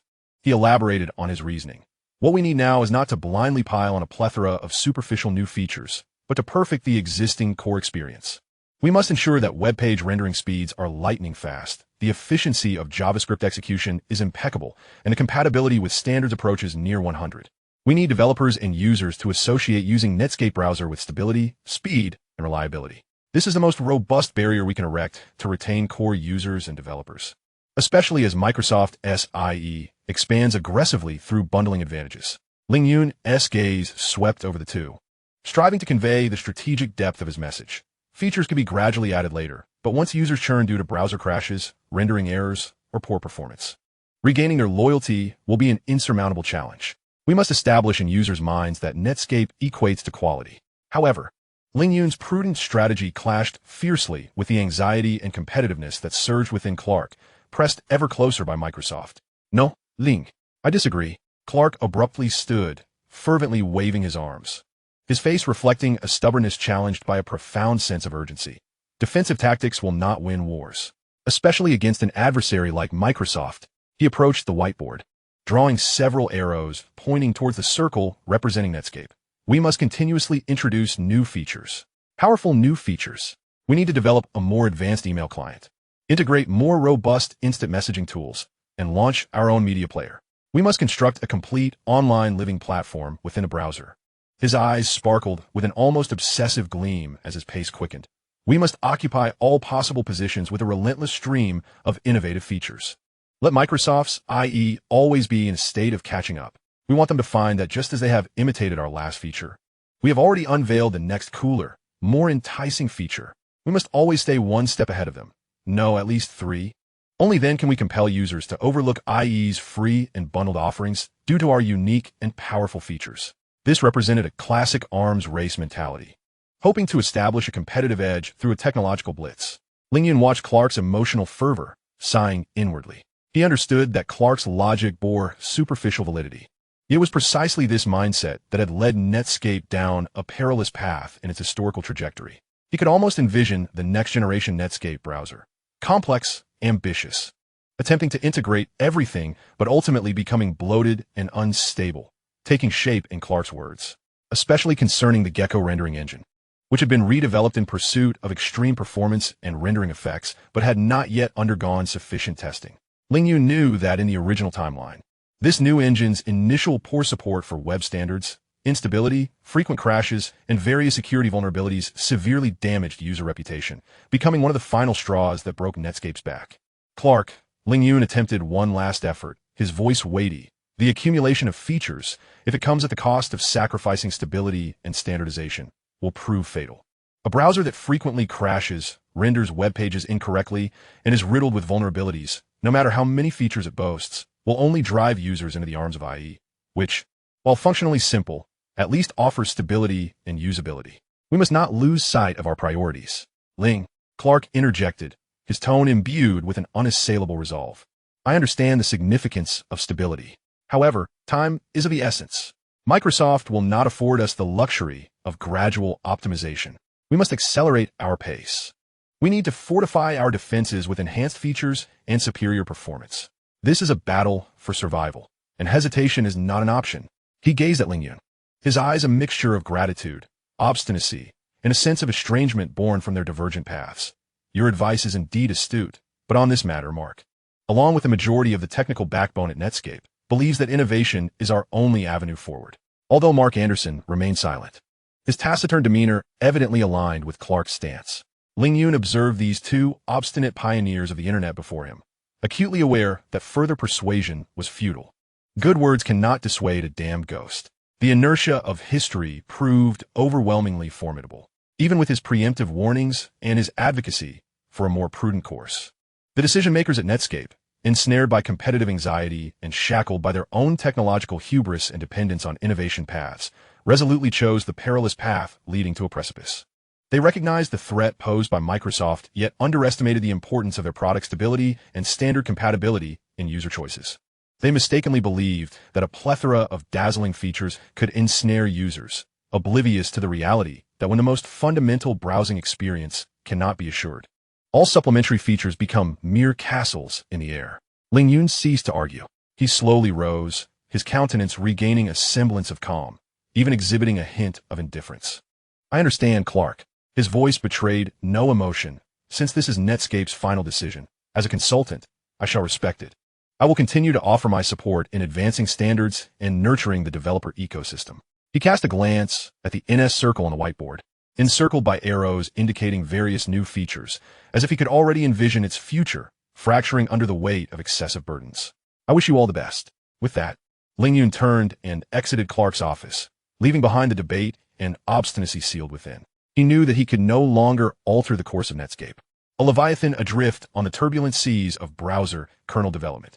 The gears of Netscape's fate appeared to be inexorably rotating along a predetermined trajectory, heading toward that well-known tragic conclusion. Meanwhile, Ling Yun remained a calm observer and another architect of a different game.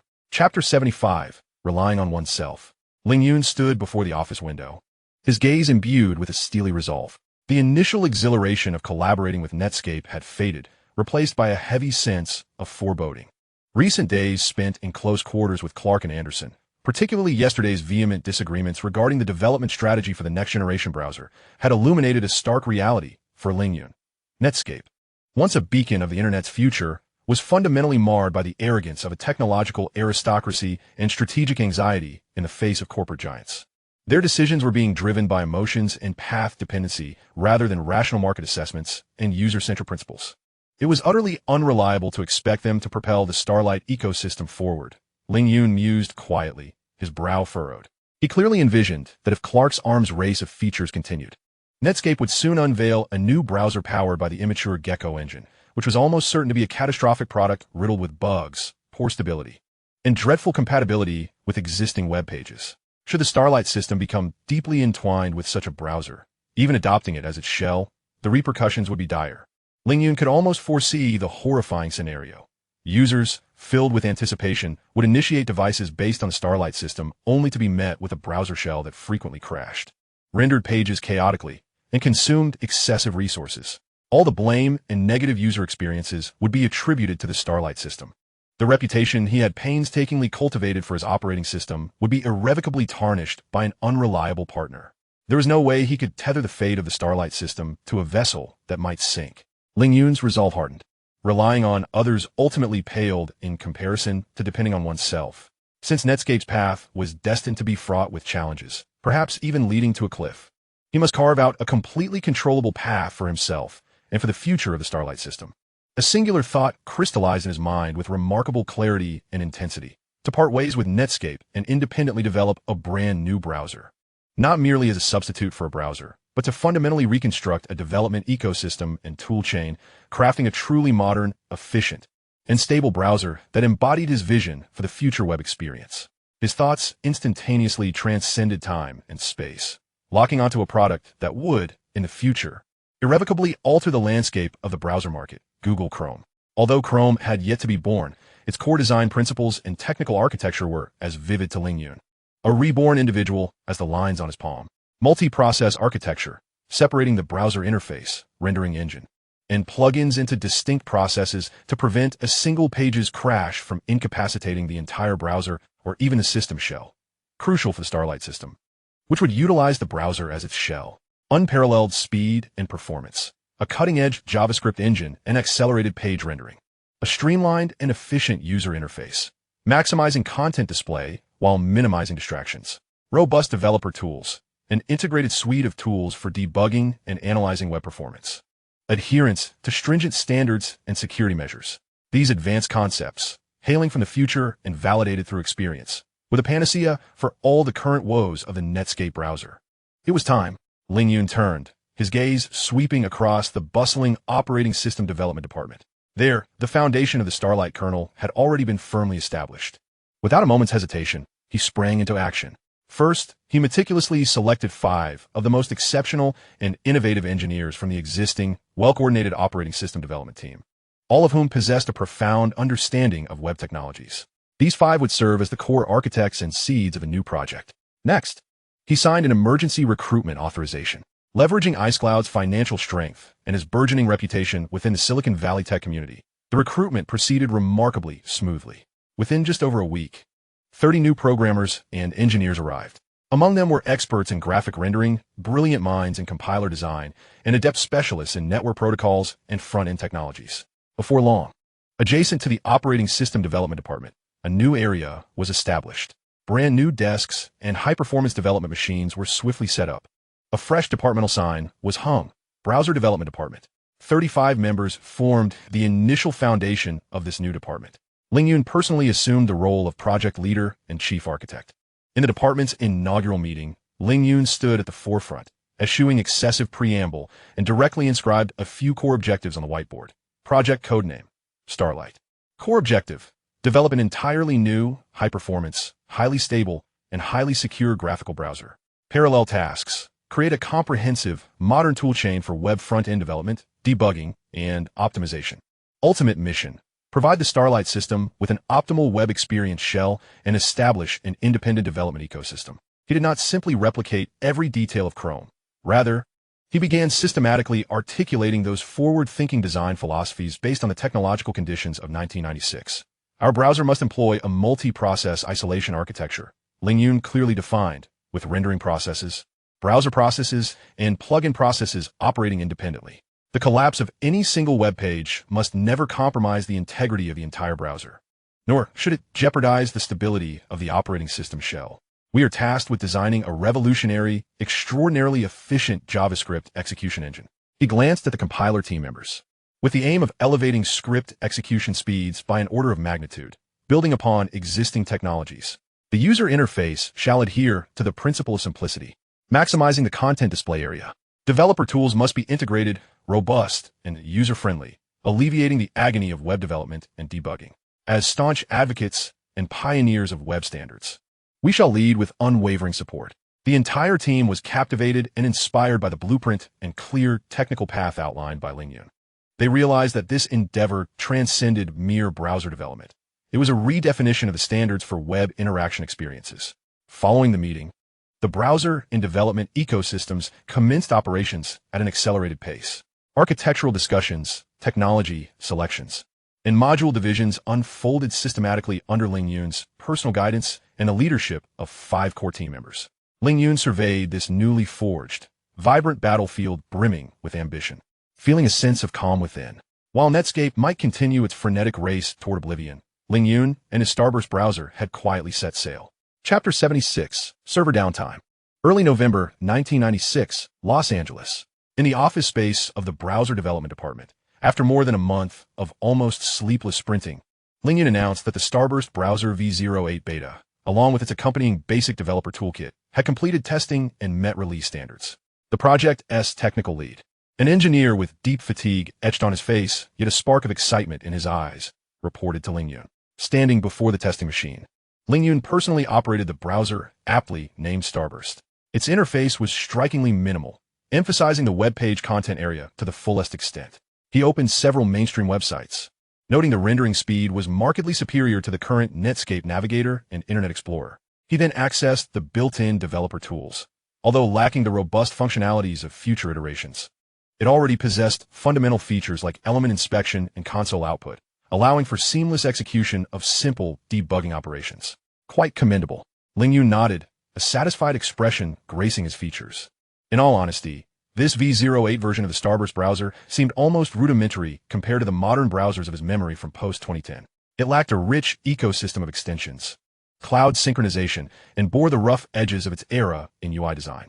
However, its intrinsic framework drew upon the multi-process architecture concepts of the future, optimized JavaScript execution efficiency, and stricter adherence to HTML CSS standards, endowing it with the potential to outclass all existing browsers in 1996.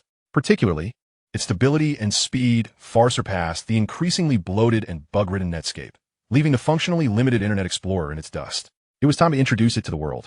Ling Yun promptly ordered the packaging of the Starburst Browser v08 beta alongside a minimal runnable kernel image of the StarOS, uploading them to the already prepared StarOS official website for all tech enthusiasts, developers, and curious users to download, trial, and provide feedback. Once the upload was complete, he gazed at the newly appeared download link labeled Starburst Browser v08 Beta StarOS minimal image on the website.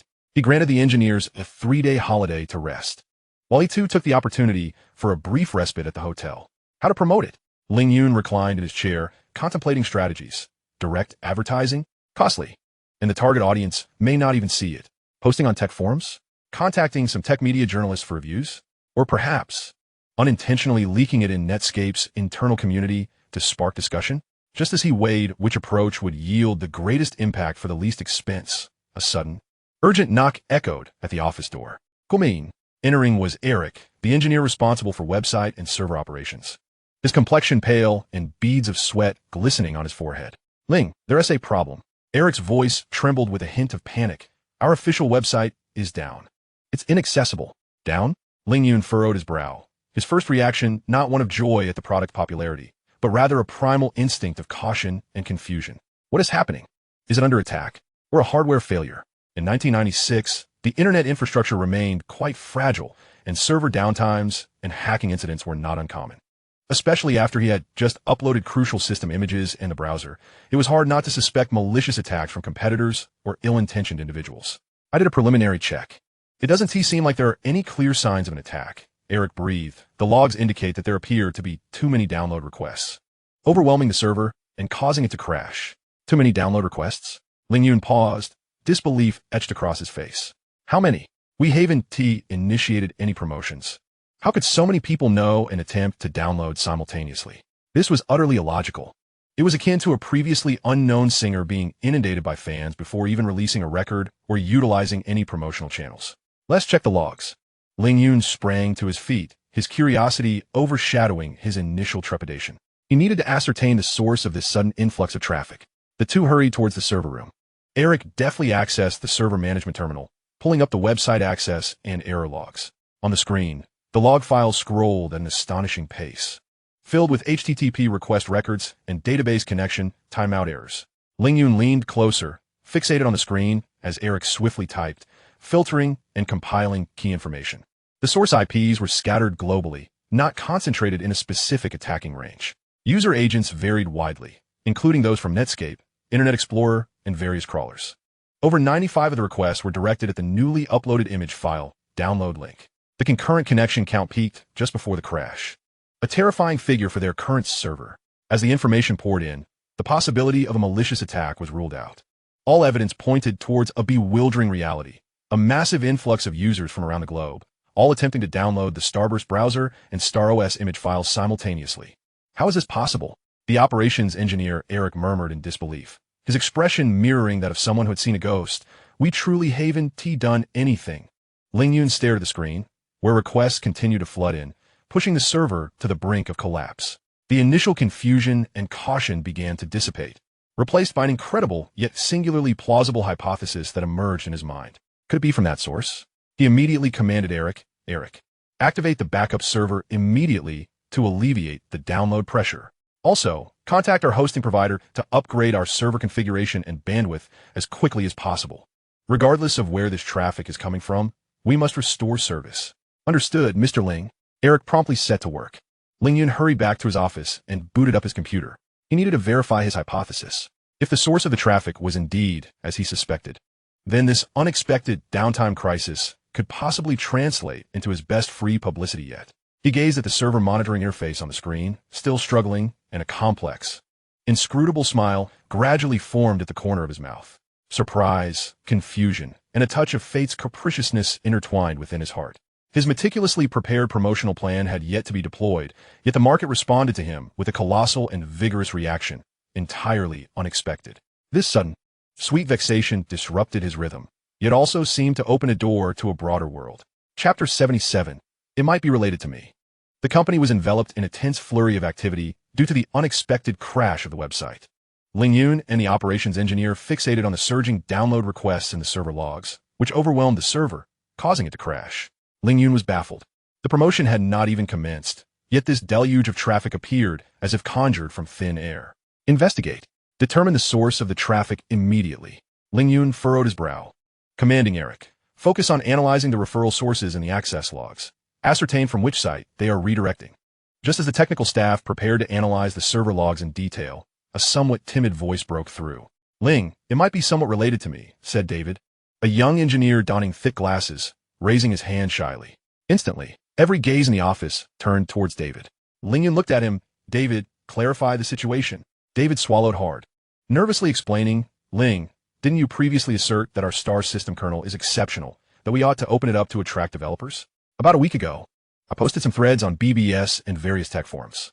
As he spoke, David approached his computer, pulling up the posting records. The screen displayed a post titled, The Mysterious Open Source Operating System StarOS Emerges. Avant-garde architecture, performance beast, featuring the new Starburst browser. I briefly introduced the design philosophy of the Star operating system in the post, like the O1 scheduler you mentioned, as well as the binder inter-process communication, emphasizing the modular design that allows users to trim unnecessary modules, ensuring smooth operation even on older machines. I also introduced our Starburst browser, showcasing our sleek UI design and super-fast parsing and rendering speed, and I included a link to our official website at the end of the post. As David scrolled, the replies beneath the post were overwhelmingly numerous. Is what the OP said true? This system looks too sci-fi. Downloaded, testing in a virtual machine, and indeed, the startup speed is impressive. Goodness, the rendering speed of this Starburst browser is more than twice as fast as Netscape. I've examined their kernel code. It's a genius design. The scheduling concept is incredibly brilliant. Hats off to the Star team. More technical details, please. Can we have the link again? The link above is broken. It won't open at all.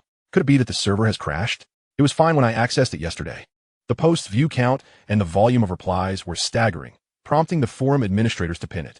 The Star operating system had evidently stirred a sensation within the geek circles and developer communities, with early adopters of the internet flocking to the Star official website in droves, eager to download and experience it.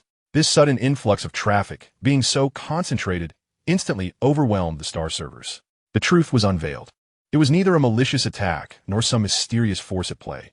Rather, it was the unintended consequence of a company's engineer that ignited a topic of discussion within the tech community, leading to this fortuitous crash. Ling Yun observed the fervent discussions beneath the post, witnessing the awe of tech enthusiasts regarding the system's performance and the speed of the browser. Momentarily uncertain whether to laugh or cry, he patted David on the shoulder. "Well done, David. I must reward you. Your contribution is worth a whole promotional team." Eric. Ling Yun swiftly regained his composure. Now was not the time for reflection. The situation was clear. It was normal traffic. Proceed with the plan. Activate the backup servers and divert the load. Restore the download service as quickly as possible. Simultaneously, contact suppliers for urgent expansion. Understood? Just as Ling Yun was becoming flustered by the unexpected traffic, thousands of kilometers away in Redmond, Washington, another tech giant was also captivated by the sudden emergence of the Star operating system. At Microsoft's headquarters, in a spacious conference room, several senior executives and core technical personnel sat around a rectangular table. The atmosphere was serious, starkly contrasting the chaos over at Star. A technical assessment report jointly produced by the operations and testing departments lay quietly on the table, titled Preliminary Technical Analysis and Market Evaluation of Star OS and Starburst. A manager responsible for technical analysis addressed the attendees, including several vice presidents. "Gentlemen, while monitoring some core developer communities for unusual activities, we noticed the Star operating system and Starburst browser. We downloaded them and conducted preliminary tests on their performance." He opened the report, pointing to the data graphics. "The conclusions are shocking, even somewhat unsettling." The manager's tone adopted a weighty seriousness. Its operating system kernel demonstrates design concepts in scheduling efficiency and memory management that we have never encountered before. These concepts are exceedingly effective. He paused, emphasizing, "In our benchmark tests, the beta version of the Starburst browser outperformed our currently promoted IE30 in terms of page loading speed and JavaScript execution efficiency, surpassing even Netscape by 50. Moreover, its stability is exceptional. Even the market leader, Netscape, cannot match its performance." A murmur of hushed discussions arose in the conference room, and the IE team leader's expression darkened. Unfazed, the testing department manager added, "More importantly, based on feedback from the tech community and our initial analysis, this system advocates an open-source philosophy, with its kernel code already open-sourced. This will facilitate rapid attraction of developers, fostering an ecosystem that, combined with a high-performance browser, poses a formidable challenge to our established ecosystem, which we've cultivated over many years. Our advantages could soon be surpassed." He refrained from elaborating further. Yet everyone present understood the underlying implication. Although this was merely a trivial project at present, its potential for technological advancement and development posed a fundamental conflict for Microsoft, with the potential to disrupt their dominance. Thus, this report found its way to the desk of Microsoft's overlord Bill. Chapter 78. Microsoft's Acquisition Intentions. Afternoon sunlight filtered through the blinds, casting alternating stripes of light and shadow across the office floor. Ling Yun had just concluded a meeting with the browser development team, finalizing the optimization direction for the new browser based on a multi-process architecture and V8 engine. At that moment, he received a call from the front desk. "Mr. Ling, a Mr. Ballmer wishes to see you. He has no appointment and claims to be from Microsoft." The receptionist's voice carried a hint of uncertainty. Ling Yun's grip on the receiver faltered slightly. The moment had indeed arrived. The rise of Star on the BBS had not escaped the notice of the tech giants. He merely had not anticipated it would come so swiftly. Taking a deep breath, Ling Yun composedly replied, "Please direct him to the small conference room. I will be there shortly." In the small conference room, before Ling Yun could fully enter, Ballmer practically leapt from his chair, extending his broad palm, his face adorned with an infectiously enthusiastic smile. "Mr. Ling, I have long admired your reputation. I am Steve Ballmer." His voice boomed with vigor, and his handshake was robust, as if he intended to instill all his enthusiasm directly into Ling Yun. "Mr. Ballmer, welcome." Ling Yun responded with a smile, gesturing for him to take a seat. He scrutinized the future CEO of Microsoft, who at this moment was in the prime of his life, his eyes gleaming with a hunter's intensity. "May I call you Ling?" Ballmer leaned forward, resting his arms on the table, speaking in a remarkably congenial manner, treating Ling Yun, this relatively unknown individual, without a hint of superiority. I have already experienced your Starry system. It is absolutely remarkable. It discards the traditional desktop interface in favor of a browser-based system, exhibiting great creativity. Your anonymous shared memory technology and binder inter-process communication technology significantly enhance system efficiency. Thank you. Ling Yun nodded, refraining from further comments. Fully aware of the reason behind Ballmer's warmth, Microsoft has always been committed to promoting the proliferation and advancement of computer technology. We appreciate all innovative ideas and talents. Ballmer's tone shifted. Microsoft hopes to acquire Starry, including the entire team and technology. We will offer you an irresistible price. He directly extracted a document from his briefcase and slid it across the table towards Ling Yun. It was a draft of a letter of intent, with Microsoft's logo prominently displayed on the cover. Ling Yun did not open it. Instead, he placed his palm on the emblem. Mr. Ballmer, I am flattered by Microsoft's interest. His tone softened, speaking calmly. However, I regret to inform you that Starry has no current plans to sell, nor are we seeking financing at this time. Ballmer's smile dimmed slightly, yet his enthusiasm remained undiminished. Ling, do not rush into a decision. Take a look at the figures inside. They are sufficient to grant you and your team financial freedom, allowing you to enjoy life or pursue new research that interests you. The battlefield of operating systems is fraught with challenges. Merely building an ecosystem requires immeasurable resources and time. Beyond that, there is market promotion. For Starry to reach the world, the current momentum is insufficient. With Microsoft's backing, Starry could advance at a remarkable pace, serving billions of users. Ling Yun met Ballmer's gaze. Our dreams and corporate culture at Starry dictate that we are not aligned with Microsoft. We are an open ecosystem, accessible for anyone to use, learn from, or even commercialize. Ling, this is merely your personal idealism, Ballmer remarked, slightly furrowing his brow and leaning back in his chair. Let us set aside such lofty notions for now. Business is business, and you're not running a charity. Windows has been firmly established in the market for many years. Our ecosystem, our partner vendors, software developers, none of these can be easily breached. Any attempt to challenge us would be akin to throwing an egg against a stone. Ballmer's words carried an air of inherent dominance, reflecting the confidence of the current Microsoft empire. Ling Yun smiled faintly. Starry has never sought to challenge Microsoft, nor do we aspire to compete with Windows. Our original intention is to embrace the internet and transform lives. What we aim to provide is a gateway for users to connect with the world. We lack the funds and resources to build an ecosystem akin to Microsoft's.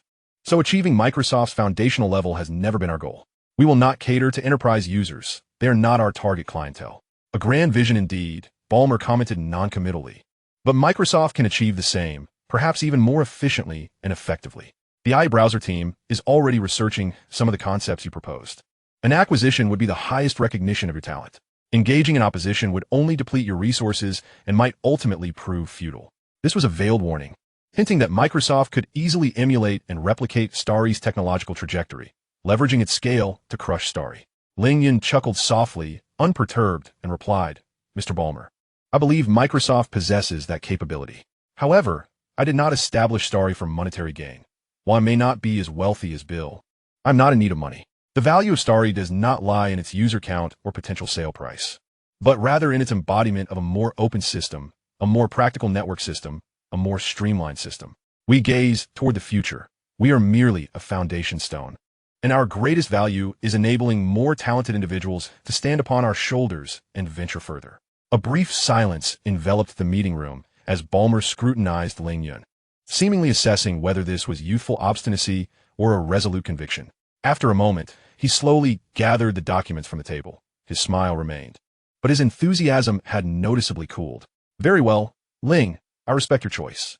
Microsoft's door will always be open to you, not solely for Starry, but for you personally. Both Bill and I admire your vision and expertise. Should you reconsider, do not hesitate to contact me. Thank you for your kindness. Ling Yun stood and shook Ballmer's hand once more. Upon returning to his office, he contemplated the depth of Ballmer's intentions and the extent of Microsoft's wariness towards him. A gentle knock at the door interrupted Ling Yun's thoughts. Come in. Eric entered with a broad smile. Boss, I heard Ballmer from Microsoft came by. Yes. Ling Yun replied, rather dismissively. Yet Eric seemed oblivious to his boss's disinterest. Did he have a purpose for visiting our company? Is it a declaration of war? Did our system astonish them? Preparing to acquire Starry, and then promote you. Ling Yun shot him a sidelong glance. Is that true? Eric's face lit up with excitement. Indeed, Ballmer intends to elevate you to a leadership position. Eric appeared momentarily speechless, as if caught off guard, and timidly responded, Boss, I am the most loyal to you. Chapter 79. Bill's reaction as Ballmer pushed open the heavy wooden door to Bill's office. The customary warmth of his smile was replaced by a somber expression. He held a moderately thick, yet substantial, important folder. Bill was seated behind his desk, which was cluttered with technical documents and files. His gaze was fixed on the computer screen, his fingers flying over the keyboard. He gestured for Ballmer to take a seat and said, Please wait a moment. Ballmer settled into his chair, patiently waiting while mentally organizing the details he would soon report. After hitting the enter key, Bill turned to Ballmer and adjusted his glasses. All right, let us discuss our young friend from China. Did he decline? His tone was calm, as if not particularly surprised by the outcome. Yes, Bill, he declined. Ballmer rose, placing the folder in front of Bill's desk, and he rejected it quite decisively. It was not a matter of negotiation. He did not even glance at the offer we presented. He stated that he did not establish Starry for financial gain and claimed to be financially secure. Financially secure? Bill raised an eyebrow, reaching for the folder but not opening it immediately. Yes, however, our colleagues in China have conducted thorough investigations. He owns an electronics factory with meager profits, 2 small internet cafes, and some stocks valued at $3 to $4 million. He also carries a debt of $200,000 from friends prior to coming to America. These funds are insufficient for sustaining his company over time. Bill listened quietly, his fingers unconsciously tapping the folder's cover. He remained silent, merely signaling for Ballmer to continue. Due to his prior earnings in the stock market, I had someone investigate his activities since arriving in America. It was discovered that he opened an account in the U.S. stock market, leveraging $2 million at a tenfold margin, engaging in short-term trades within 10 transactions, and earning over $6 million. He then leveraged $50 million to purchase 13 million shares of Yahoo stock at a cost of $38, now yielding over $65 million in unrealized profits. Thus, he is indeed not lacking in funds. Bill's brow furrowed even deeper as he finally turned the pages of the document. The initial sections contained a technical assessment of the Starry OS and the Starlight browser, which he skimmed through rapidly, having previously acquainted himself with the information. The latter pages detailed Ling Yun's personal background. The office fell into a profound silence, punctuated only by the sound of Bill's fingers turning the pages. After a considerable pause, Bill slowly leaned back in his chair and gently closed the file. He removed his glasses, his gaze momentarily vacant, as he pinched the bridge of his nose, evidently engaged in a swift digestion of the information. Merely offering cash was evidently insufficient to sway this ambitious young man, who was not lacking in resources. His demeanor suggested a person imbued with extreme confidence and remarkable execution capabilities. Bill seemed to be analyzing the situation for Ballmer, yet also muttering to himself. What are your thoughts? Bill inquired, turning to look at Ballmer. This young man is exceptionally talented and has sailed through life without encountering significant setbacks, which has rendered him both confident and obstinate. Thus, persuading him will prove to be a daunting task, Ballmer replied with a hint of resignation. His open-source strategy will undoubtedly pose challenges for us in the future. The more formidable his capabilities, the greater the potential losses for us. Bill, I believe we must eliminate this threat before he gains traction and deny him the opportunity to flourish. No, Ballmer, you must understand that this is our territory. Even if Starry grows, it may not escape our grasp. A Chinese company seeking to expand will find no opportunity without our endorsement. However, we require such a company to silence critics who incessantly accuse us of monopolistic practices. If he becomes a threat, how challenging will it be to deal with a company under Chinese control? Bill remarked with a subtle smirk. Of course, we must also afford this young man some opportunities. If we can draw him into our circle, it would be most advantageous, providing him with a controllable platform that benefits everyone. Bill continued with a smile. I will invite him to the Internet Entrepreneurs Gala organized by Mondrian. Very well. I shall send him an invitation, Ballmer promptly responded.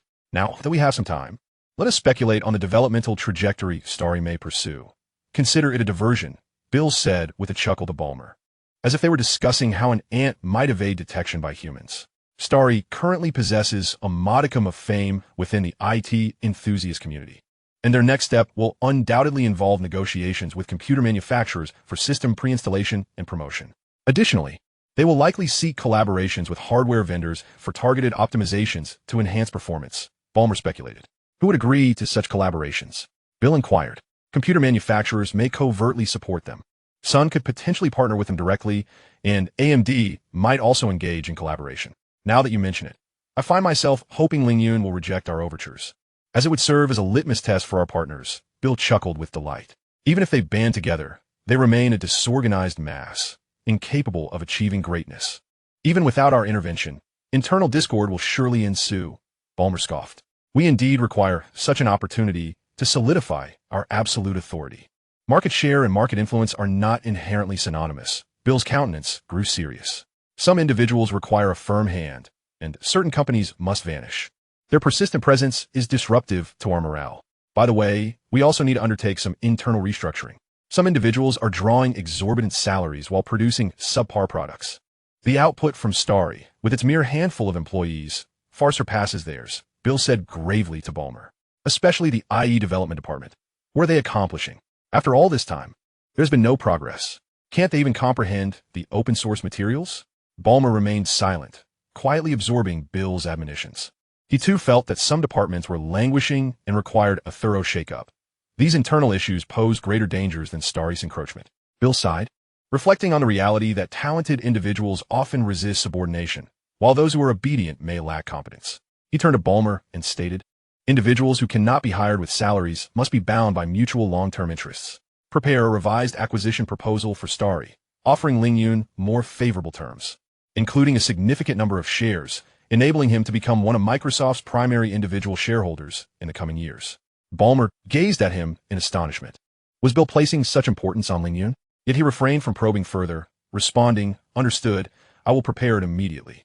As Ballmer exited Bill's office, Bill stood by the window, lost in thought for a long while, having resolved to secure this young talent at any cost. Chapter 80. Bill's invitation. The sunlight outside poured in unobstructed. Yet beneath its brilliance, Ling Yun sensed an unsettling stagnation. He stood by his office window, his gaze fixated on the street below, his fingers unconsciously tapping against the window frame. It had been half a month since he had declined Ballmer's overtures, over 10 days since. The anticipated storm of patent litigation, public pressure, technical barriers, and even more direct commercial tactics had yet to materialize. To his astonishment, this colossal beast, known as Microsoft, had fallen silent. This was exceedingly unusual. Ling Yun was acutely aware of Microsoft's modus operandi within the industry. While they might disregard an insignificant ant, they would not overlook a rabbit capable of inflicting pain. Ballmer's direct involvement indicated a degree of seriousness, yet their subsequent inaction defied logic. What were they waiting for? Ling Yun turned to Liu Mo, who was seated on the sofa perusing technical documents. What do you think? Is it possible their internal processes are too convoluted for swift decision-making? Ling Yun shook his head. Unlikely. Either they perceive us as no threat worth addressing. He paused. Even he found this possibility hard to believe. Or, Ling Yun continued slowly, they're preparing something entirely different, a strategy we have yet to conceive. This uncertainty drained his energy. He felt like a battle-ready soldier, nerves taut as he awaited an enemy charge, only to discover that his adversary had vanished into the fog. This waiting was more tormenting than direct confrontation. At that moment, a gentle knock resounded at the office door, and the administrative assistant peeked in. Mr. Lin, you have received correspondence. A substantial envelope was handed to him, devoid of any extraneous information save for a Redmond return address. Ling Yun, puzzled, opened the wax-sealed envelope, revealing a remarkably simple invitation. The paper was crisp, adorned with elegantly embossed text. You are cordially invited, Mr. Ling Yun, to attend an IT gathering on Sunday, December 1st, 1996 at 6 o'clock p.m. at the estate located in Mondrian. Sincerely yours, Bill Gates. The closing bore the familiar, authoritative signature. Ling Yun held the thin sheet of paper, feeling its weight surpass that of any commercial document. Liu Mo leaned in for a glance, his eyes widening in disbelief. Bill Gates? He personally invites you? Indeed, Ling Yun replied, gently placing the invitation on the desk, leaning back into his chair. The riddle had been unveiled in another manner. Microsoft had not reinforced their forces on the battlefield, but had instead sent forth a royal summons to a courtly banquet. Will you attend? Liu Mo's voice quivered with barely contained excitement and anxiety. Yes, Ling Yun answered without a moment's hesitation. Why not? To see the Emperor's palace. To hear what he has to say is far preferable to our endless speculation here. Receiving this invitation is, in itself, a validation of our status. He cast a glance at the bustling traffic outside the window, then stole a sidelong look at the elegantly worded invitation letter resting on the table. A rather pragmatic concern emerged. The matter of transportation needed to be addressed, Ling Yun mused. Since his arrival in America, he had devoted most of his time to the company and technology. His travels had relied either on hastily rented vehicles or, on occasion, the weathered Ford F-150 belonging to Eric. While practical, that vehicle was notoriously noisy and bore an interior that had seen better days. Entering Mondrian Manor in such a car could very well result in being turned away by security. This was not merely a matter of comfort. It pertained to stature and dignity. In the forthcoming meeting, he could not afford to appear weak in any regard. It's high time you purchase one. Li Montauk chimed in. Given your current status, it's truly inappropriate to be seen driving that old clunker. How about I accompany you to look for a new car? No need. Ling Yun waved his hand dismissively. Focus on the lab's progress. I'll handle this myself. He required solitude to process the impact of Bill's invitation and contemplate his strategy in response. The process of selecting a vehicle might indeed aid in clarifying his thoughts. Instead of heading directly to a dealership, he approached a map of the city. His gaze flitted past the well-known automotive brand showrooms. Acquiring a respectable vehicle was imperative. It could not be rushed. He recognized that a car was not merely a mode of transportation. In the impending meeting, it would serve as a silent business card, conveying the owner's taste, strength, and position. Eric, come to my office, Ling Yun said, placing the phone down. Shortly after, there was a knock at the door, and Eric entered the office. Ling Yun displayed the invitation letter to Eric and inquired, Bill's invitation, a networking event. I need to purchase a car. Do you have any recommendations? With enthusiasm, Eric replied, Boss, you should consider the Rolls-Royce Ghost. Such a car would befit your stature. Exquisite and prestigious. Eric continued, many young executives in the IT sector are fond of sports cars. Do you have a particular preference for them? Ling Yun had no special fondness for sports cars. With 2 lifetimes combined, he had long surpassed retirement age and had no desire to race down the streets. Principal Wang's words resonated with him. Sports cars are a privilege one either possesses from birth or is unlikely to acquire later in life. It was either a lack of means or a lack of desire. Let us go for something more businesslike. I prefer to keep a low profile, Ling Yun replied. In that case, let us opt for the Ghost. Discreet yet luxurious and sophisticated. There's a Rolls-Royce dealer in Beverly Hills. I could drive you there, Eric said, his face alight with excitement. Is it really necessary to make such a fuss over buying a car? Ling Yun found Eric's enthusiasm somewhat bemusing. Boss, I've never even been inside a Rolls-Royce showroom. I'm afraid I'll be kicked out. I want to seize this opportunity to broaden my horizons, Eric said, a hopeful expression on his face. You're just looking for a chance to show off to your friends and colleagues, aren't you? Ling Yun remarked, fully aware of Eric's intentions. Work hard, and when the company goes public, your options will enable you to buy dozens of ghosts with ease. Ling Yun painted a vivid picture for Eric. With a look of confusion, Eric asked, Boss, what would I do with so many ghosts? Just imagine a row of ghosts cruising down the highway, weaving into an S shape and then a B shape. It would be the epitome of flaunting, Ling Yun said, a benign smile on his face. Indeed, you're right, boss. I not only want to form an SB, but also a grand SB, Eric replied solemnly. Well then, strive for your grand SB dream. Let's go see some cars now. Ling Yun suppressed a laugh. Chapter 81, The Ghost. Eric gripped the steering wheel of his dilapidated Ford, the F-150 emitting a dull roar. Boss, are you certain we should drive this old thing to buy a Rolls-Royce? We might get turned away, he said, patting the creaking wheel. Ling Yun didn't even lift his eyelids. Just drive in and find a place to park.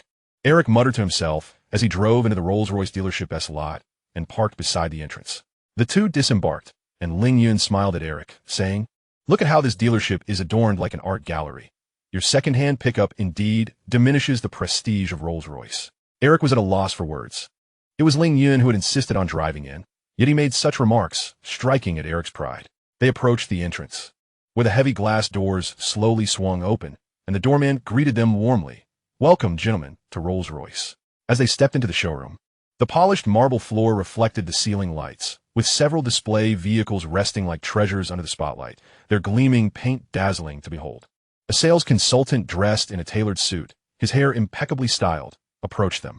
His gaze swiftly and professionally assessed the two, Eric in a wrinkled checkered shirt and jeans, while Ling Yun donned a simple jacket and casual trousers. James, the consultant, revealed no sign of surprise, merely inclining his body slightly. Good afternoon, gentlemen. Welcome to the Rolls-Royce Beverly Hills dealership. I am James, your sales consultant. What can I assist you with today? His voice was deep and melodious, nervously clearing his throat. Eric prepared to speak, but faltered. Ling Yun calmly interjected, We'd like to see the ghost. A flicker of surprise crossed James's eyes, but he quickly regained his professional demeanor. Very well, gentlemen, please follow me. He led them to the powerful black sedan at the center of the showroom. Eric nearly tiptoed over, fearful that the dust from his shoes might tarnish the mirror-like floor. He circled the ghost, his mouth slightly agape, wanting to touch the smooth paint, but hesitating halfway, awkwardly rubbing his nose. My God, he whispered in awe, circling the vehicle, his gaze fixated on the Spirit of Ecstasy hood ornament. Is that truly made of silver? James maintained his smile. Indeed, sir, the ornament has been polished to perfection. He gracefully opened the car door. Please, feel free to experience it. As if afraid to shatter a precious gem, Eric cautiously settled into the driver's seat. His palm glided over the smooth walnut wood trim, his fingers tracing the cool metal air vents, sinking into the leather seat. Boss, this is even more comfortable than my sofa at home, he whispered excitedly to Ling Yun, gesturing animatedly. Boss, touch the wooden trim. Inhale this aroma. My heavens. This is simply extraordinary. Ling Yun merely smiled faintly, though he had never owned such a luxurious vehicle in his past life. He recognized that the craftsmanship of this era could not measure up to that of the future. The boxy, rectangular shape of the car's body simply couldn't compete with the sleek designs of the future. The paint's texture and the quality of luxury vehicles to come were incomparable. The only advantage was the powerful engine, free from the environmental burden of exhaust emissions. Interrupting James, who was meticulously detailing the vehicle's specifications, Ling Yun inquired, Do you have any cars in stock? In black or gray? James hesitated slightly. We have one in silver gray available, with a full array of features. He then quoted a price, $280,000, sir. How much? Eric shot up from the driver's seat, nearly hitting his head on the roof. 280,000? He looked at Ling Yun, his eyes wide as saucers, his mouth agape. Ling Yun ignored his reaction, simply nodding at James. That's fine. Please expedite the paperwork. I'd like to drive it away shortly. James's smile became even more genuine and enthusiastic. Certainly, sir. Please relax in the VIP lounge. We will process everything as swiftly as possible. Do you have a preferred license plate number? I can assist you with that. WOC A911. Ling Yun provided the number to James for processing. In the VIP lounge, Eric sat stiffly on the sofa, watching Ling Yun sign documents and authorize bank transfers. Before him lay an array of exquisite delicacies and champagne, yet he felt no appetite, only a racing heartbeat. Boss, that's 280,000. Just like that? Eric's voice trembled. How many high-performance computers could that buy? Ling Yun took a sip of water and glanced at him. It's just a car. No need to be so alarmed. The formalities were swiftly completed, and when the sleek silver Rolls-Royce Silver Ghost came to a stop at the most conspicuous spot outside the store, Eric gazed at the lustrous body of the car, feeling a sense of unreality. James handed a classic key to Ling Yun. Ling Yun opened the car door and settled into the driver's seat. Eric hurried to get in, but Ling Yun smiled. Are you not keeping your Ford? Boss, perhaps I can drive it tomorrow instead? Eric replied, his face eager to please. I have other matters to attend to. You can drive it another day. As he spoke, Ling Yun started the vehicle. Heartless boss, just like that, you've left me behind, Eric lamented, his face falling. Don't be ridiculous. I have no interest in men. Keep it up, and I'll dock your pay. Ling Yun retorted through gritted teeth. Eric dared not respond, and quickly dashed off to retrieve his Ford. After leaving Beverly Hills, Ling Yun prepared to purchase an appropriate outfit for the evening's banquet. Casual or athletic would not suffice. As he turned a corner, he spotted an unassuming shop with several Zhongshan suits elegantly displayed in the window. Ling Yun parked and approached the storefront, where a sign read Zhang's Tailoring in Chinese. He pushed open the glass door, causing a bell to chime melodiously. The shop was modest in size, but neat and orderly.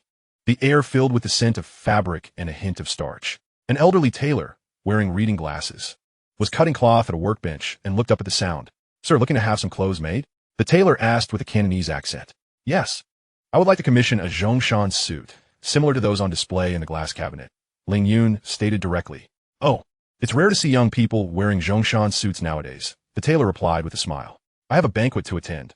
Formal suits are too stiff, and casual attire is too laid back. A Zhongshan suit would be just right, Ling Yun explained. I have a splendid idea. A traditional Zhongshan suit with a windbreaker button down the front, which gives it a serious look when fastened. The tailor gestured to the collar and placket. I could slightly redesign it to create a hidden button feature. It will maintain the stand-up collar when buttoned. And if you wish for a more relaxed appearance, simply unbutton it to expose the collar, paired with an inner shirt, creating a look akin to a jacket. Ling Yun's eyes lit up. This minor adjustment perfectly aligned with his vision. Very well. Let us proceed as you suggested. Ling Yun nodded. The tailor retrieved a selection of substantial fabric samples. Take a look at these materials and choose one that pleases you. Ling Yun carefully selected a thick, deep gray woolen fabric. The tailor began to take his measurements, the tape deftly gliding over his shoulders, arms, chest, waist, and legs while recording the data in a small notebook. Your right arm and shoulder are noticeably more muscular. I practiced javelin throw throughout high school. My right arm is more developed, Ling Yun chuckled. You can collect it in 3 days. I guarantee a perfect fit. You won't be disappointed, the tailor said with a gentle smile. Leaving the tailor's shop and sitting back in his car, Ling Yun's mood settled completely. He felt prepared for his meeting with Bill. Not a pilgrimage, nor a plea for collaboration, but rather an equal dialogue. Chapter 82, Mondrian's Banquet. The silver Rolls-Royce glided silently along the impeccably arranged private driveway, its tires crunching softly over the gravel. Ling Yun, clad in a deep gray Zhongshan suit, alighted from the vehicle while Eric, acting as the chauffeur, parked the car. Ahead, a structure with clean, modern lines and expansive windows emanated a warm glow, casting shadows of moving figures within. As Ling Yun entered through the doors, a wave of warmth and noise enveloped him. It was a fusion of a modern art gallery and a technology showcase. The lofty hall was spacious, adorned with large abstract paintings and quirky sculptures in the corners. Guests clustered together in small groups, with gentlemen dressed in casual suits or polo shirts, while the ladies displayed a more diverse array of attire. Among the crowd were many youthful faces, exuding the distinctive pride of Silicon Valley elites. Bill Gates stood at the center of the hall, engaged in conversation with several individuals. He wore a light gray V-neck cashmere sweater over an open-collared shirt, appearing effortlessly relaxed. Soon, he noticed Ling Yun entering. After exchanging a few words with those beside him, he approached Ling Yun, wine glass in hand. Ling, welcome. It's a pleasure to have you here. Bill extended his hand, his face adorned with a warm smile, his gaze sharp and discerning as it swept over Ling Yun. Thank you for your invitation, Mr. Gates, Ling Yun replied, shaking his hand. Ling, considering your brief time in the U.S., you likely don't know many acquaintances. This is a perfect opportunity to meet fellow professionals, which will benefit your future endeavors. Bill gently placed his hand on Ling Yun's shoulder, guiding him into the throng. Ling Yun smiled and replied to Bill, Thank you, Bill. I enjoy making friends, especially with those who share similar interests. It doesn't take long for us to become good companions. Bill said no more, and they first approached a young man wearing round glasses. This is Mark Andreessen, co-founder of Netscape. Ah, I know. The Netscape browser was a pioneer in the field. Ling Yun greeted Andreessen with a smile. However, Andreessen responded somewhat stiffly. Pioneers still face the pressures of real-world competition, casting a glance at Bill, clearly implying something. Bill seemed oblivious to the subtext, smiling as he turned to another middle-aged gentleman, slightly plump and affable. This is Nathan Mervold, Microsoft's chief technology officer and a source of many of our wild ideas. Ling, it's a pleasure to finally meet you. Mervold greeted Ling Yun warmly, his handshake firm and robust. I've seen your concept regarding the multi-process architecture of browsers. It's fascinating.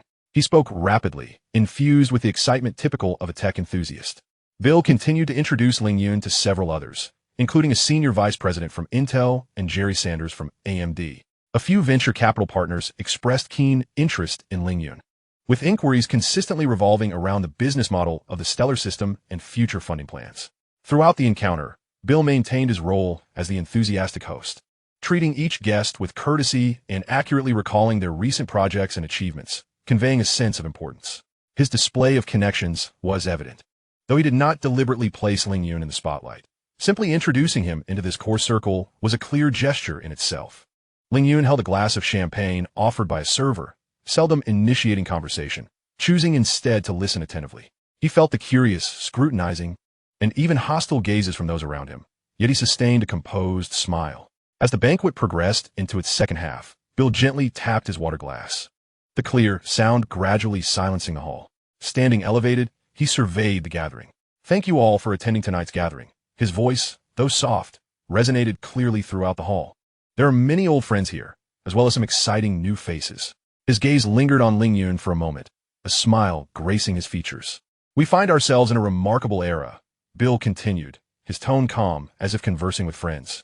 The pace of chip development is doubling every 18 months, and the internet is weaving the world ever closer together. The technologies we discuss today may radically transform countless lives in mere years.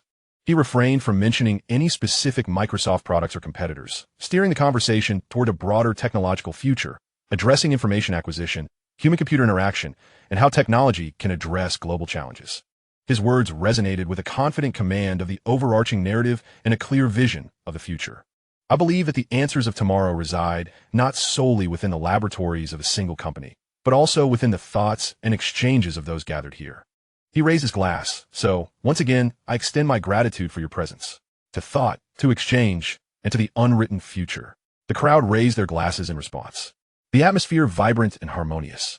As the toast concluded, the dialogue flowed more freely. Some continued to discuss a point Bill had just raised, while others approached Ling Yun for conversation. An increasing number sought Ling Yun to explore the specifics of the Star Core's open-source initiative, eager to understand its business model. A core secret Ling Yun would surely disclose sparingly. Ling Yun appeared more as a technological idealist, extolling the virtues of open source, its impetus for technology, and its benefits for human progress. Yet he steadfastly avoided any mention of profit models. When pressed, he cited Yahoo as an example, asserting that a lack of immediate profitability was inconsequential. The future would inevitably reveal opportunities. The absence of profits had not hindered Yahoo shareholders from becoming billionaires. Laughter erupted, with some jesting that Ling Yun resembled less a technological idealist and more a masterful charlatan. Ling Yun moved through the crowd, engaging with various individuals and exchanging business cards. He deliberately sought out Jerry Sanders from AMD for a brief discussion, arranging a future visit to AMD. He noted that although Bill conversed with many, his gaze occasionally swept across the room, seemingly observing something. Bill did not approach Ling Yun again, as if the previous introduction had fulfilled his intent. As the banquet drew to a close, guests began to bid their farewells. Ling Yun too made his way towards Bill, preparing to say goodbye. Bill, thank you for this evening's hospitality. It was a splendid gathering, and I gained much from it. Ling Yun expressed his sincere gratitude. I'm delighted to hear that, Ling. Bill extended his hand once more, his smile unwavering. If you have time, perhaps we could find a quiet place to converse, privately shortly, certainly. Ling Yun nodded, refraining from further inquiries. Chapter 83, I returned to Washington a week later. The banquet's lively chatter gradually receded like a receding tide. Guests departing with a pleasant buzz and business cards in hand. The spacious hall was left with only the silent waitstaff tidying up the remnants. A well-dressed assistant approached Ling Yun quietly. Mr. Ling, Mr. Gates would like to invite you to his study for a cup of coffee. Ling Yun nodded. Very well. He followed the assistant through several quiet corridors, arriving at a heavy wooden door. The assistant gently pushed it open, gesturing for him to enter. The interior of the study starkly contrasted with the modern style of the banquet hall. Dark wooden bookshelves stretched from floor to ceiling, filled with books and folders. The air rich with the distinctive scent of old books, leather, and freshly brewed coffee. Bill Gates had shed his cashmere sweater, now clad only in a shirt. Seated behind a spacious desk. On the desk, alongside a computer and a stack of documents, sat 2 steaming cups of coffee. Ling, please take a seat. Bill gestured to the chair opposite him, his tone more relaxed than before.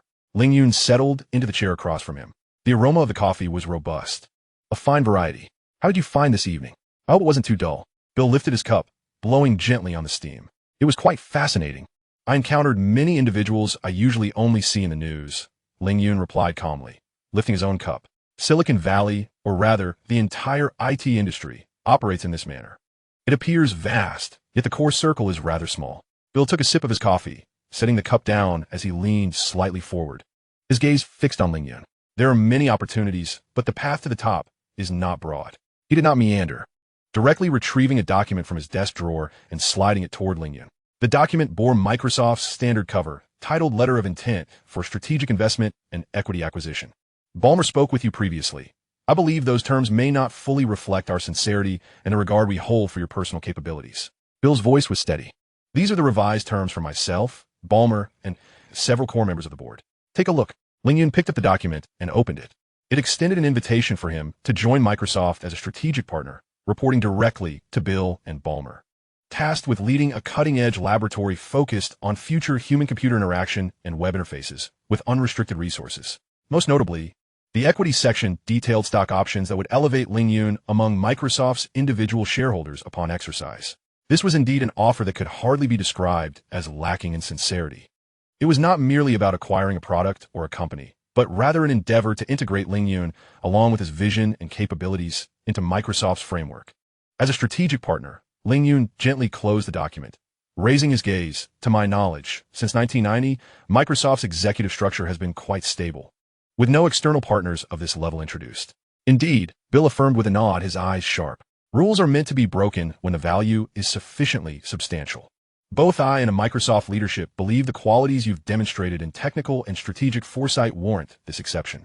We value not only the star system, but also you as an individual. On the Microsoft platform, your ideas can be actualized more swiftly, impacting hundreds of millions of users. This is far more efficient than starting from scratch. He looked at Ling Yun, his tone imbued with a sense of inevitable certainty. Ling, in the IT industry, you'll ultimately discover that technology alone does not dictate success. At least, it is not the sole determining factor. Capital, connections, established channels, and robust ecosystems are the keys to bringing technology to market and creating barriers. Countless technological prodigies and excellent products emerge from Silicon Valley each year. Yet the majority fade into obscurity. It is not that their technology is inferior or that their products lack a market. Rather, they cannot outlast the game of capital, failing to reach the moment of victory. Occasionally, a few products succeed, yet they inevitably succumb to acquisition by larger corporations. Surviving independently and growing to influence the landscape is exceedingly difficult. He paused, allowing Ling Yun time to absorb his words, then continued. Microsoft can provide you with these: limitless capital, a global network of top-tier connections, worldwide sales channels, and a powerful ecosystem already in place. Here, you can avoid unnecessary consumption and focus on what you do best, innovation. It is a win-win situation.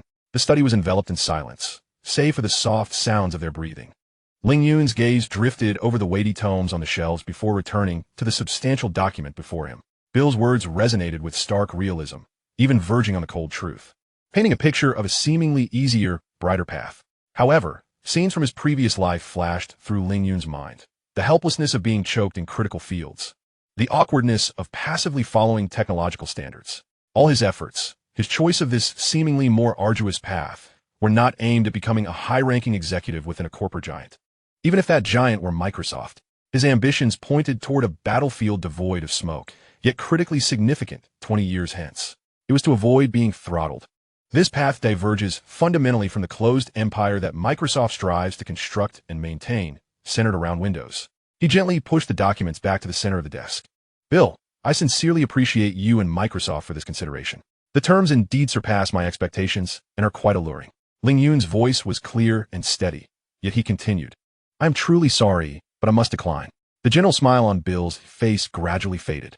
He leaned back in his chair, interlacing his fingers in front of him, scrutinizing Ling Yun with a hint of bewilderment, even a barely perceptible flicker of irritation. May I inquire as to your reasons? Bill asked, his tone still restrained. Or do you believe that the prospects of independent development surpass the platform Microsoft can offer? It is not a matter of better or worse prospects, Ling Yun met his gaze, but rather a divergence in paths. My aspirations may fundamentally conflict with Microsoft's core strategy for the future. Even if I were to join, this divergence would inevitably lead to disagreements. Rather than parting on unfriendly terms later, it is wiser to maintain independence now. Fundamental divergencia? Bill furrowed his brow slightly. Do you think Microsoft's direction is erroneous? No, it is simply a different path, Ling Yun reiterated. Microsoft's success is built upon control and integration, operating systems, application software, ecosystems. I believe certain future domains may require a more open and decentralized model. The endeavors of Starry Sky are merely an exploration in this direction. Bill fell silent for a moment, then slowly shook his head, a look of almost wistful regret crossing his face. Ling, you are immensely talented, but perhaps overly idealistic. The notions of openness and decentralization often crumble in the face of capital and reality. I have witnessed too many exceptional young individuals like you ultimately dulled by reality. Rejecting Microsoft's olive branch is, in the eyes of many, an act of folly. He rose and walked to the window, gazing out into the inky night. The IT industry is not a utopia of technology. It is a jungle of commerce. Here, survival does not always favor the most capable technologists, but rather those who comprehend the rules and adeptly manipulate them. He turned to face Ling Yun, issuing a final ultimatum. This agreement remains valid for 1 week. I will be in Los Angeles for 7 more days before returning to Washington next week. Should you reconsider, do not hesitate to seek me out. This was nearly a final ultimatum, laced with a touch of condescension and warning. Ling Yun also stood. I understand. Thank you for the coffee and your counsel. He made no promises. The two men shook hands once more, though this time Bill's grip felt somewhat perfunctory. Ling Yun turned and exited the study, the heavy wooden door closing softly behind him, sealing off the atmosphere laden with temptation and pressure. He retraced his steps, his stride steady, settling into the sleek silver car. Silence enveloped him. He did not immediately start the engine. Bill's words echoed in his mind. Folly, idealism, the jungle of commerce. He realized that from this moment forth, Microsoft would no longer be a potential acquirer or competitor, but rather a clearly defined adversary aware of their divergent paths, poised to act at any moment. He started the engine, the headlights slicing through the darkness of the estate. A week as time, he did not require it. His course had been set from the very beginning. Chapter 84. The Simulation of Confrontation.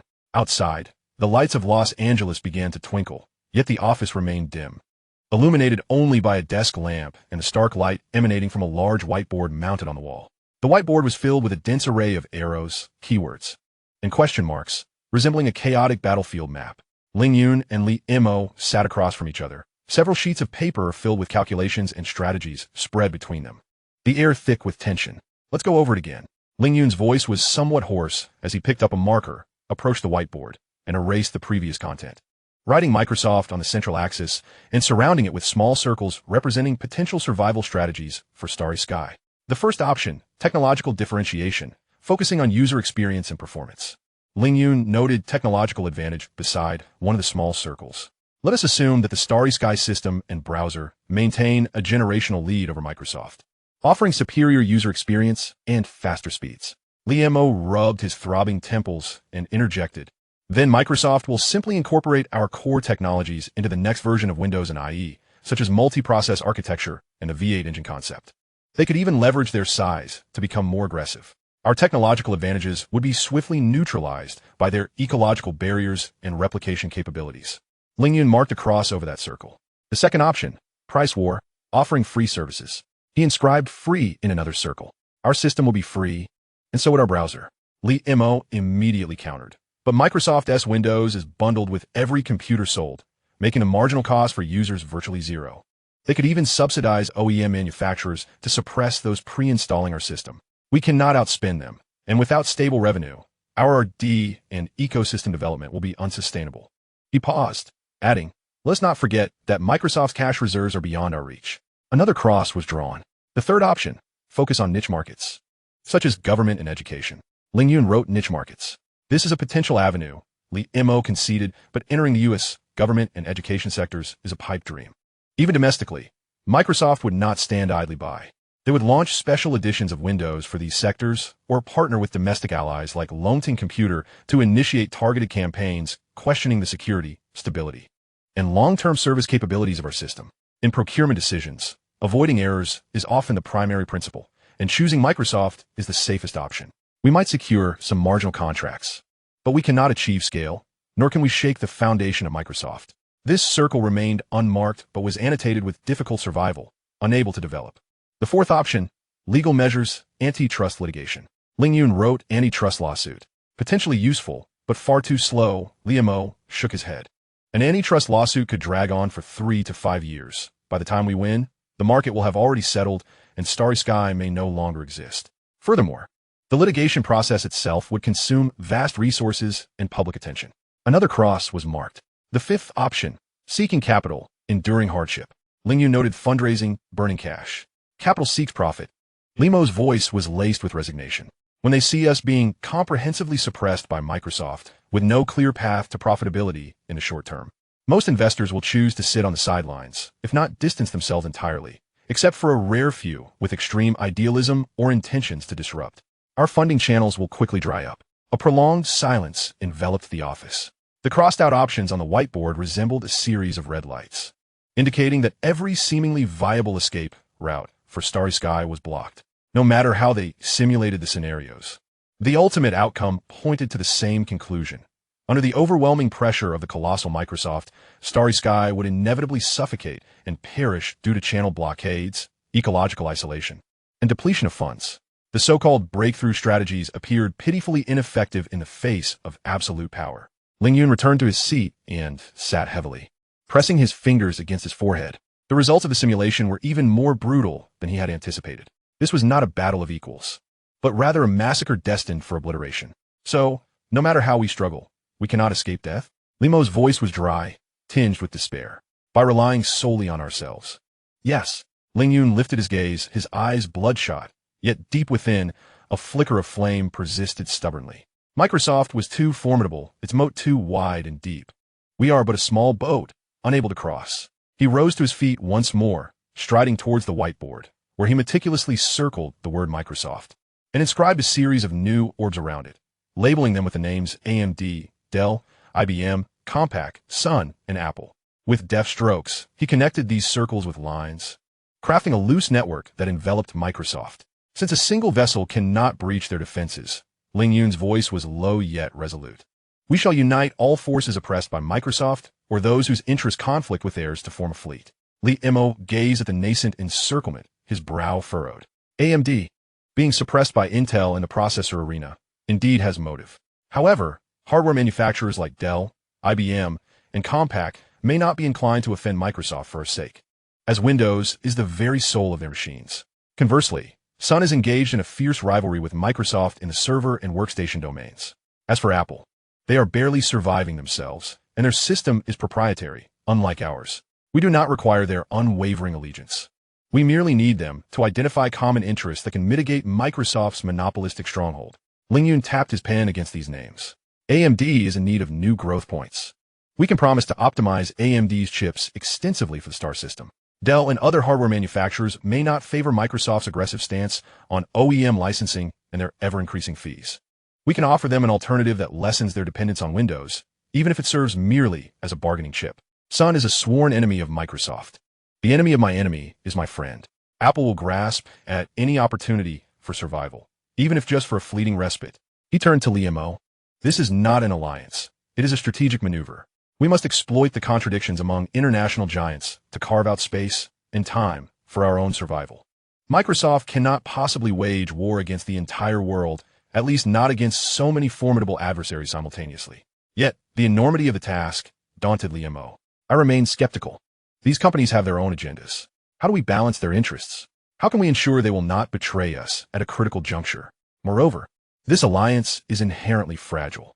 I understand the difficulty. Ling Yun's gaze sharpened, but this may be our only lifeline, however faint the hope may be. We are not merely seeking survival. We are fighting for our very existence. Even if this alliance ultimately falters and the star system falls, we must ensure that Microsoft bears a significant cost for this onslaught, making it clear that challengers will perpetually emerge. He seized his pen and, at the heart of the encirclement, inscribed the word star system with vigor. Though diminutive, it was directed by numerous arrows towards the central Microsoft. Prepare yourself. Ling Yun commanded Li Mo, his tone brooking no argument. We must initiate our offensive. First, contact AMD and Sun. They're our most promising avenues for breakthrough. Next, Dell. Even if this endeavor proves futile, we must ensure that this battle resonates loudly. The harsh realities of the simulation did not induce retreat. Rather, they ignited a fierce resolve within him. If gentle resistance is destined for extinction, then let us choose the most vigorous approach, uniting all possible forces to launch an assault against the giant that will undoubtedly leave us battered. Chapter 85. A visit to Jerry Sanders. The architectural style of AMD's headquarters diverged from Microsoft's modern opulence and the minimalism of the star system, embodying the pragmatic and somewhat antiquated industrial essence of a venerable semiconductor company. Guided by a secretary, Ling Yun entered Jerry Sanders' office. To his surprise, Sanders' office was somewhat disordered, cluttered with technical documents, chip samples, and industry reports, while the walls adorned with abstract paintings and a large map depicting AMD's global business distribution. Sanders himself stood by the window, engaged in a phone conversation, his voice resonant and imbued with an undeniable authority. I care not for their excuses. Our K6 processor must be delivered to Compaq on schedule. Inform them that if they fail, their project manager ought to resign immediately. He terminated the call with a decisive slam of the receiver, turning to face Ling Yun, his expression still tinged with the intensity of corporate warfare, yet swiftly transforming into a robust warmth reminiscent of their earlier encounter at the banquet. Ling, welcome to AMD. Sanders strode over, clasping Ling Yun's hand firmly, his palms solid and strong.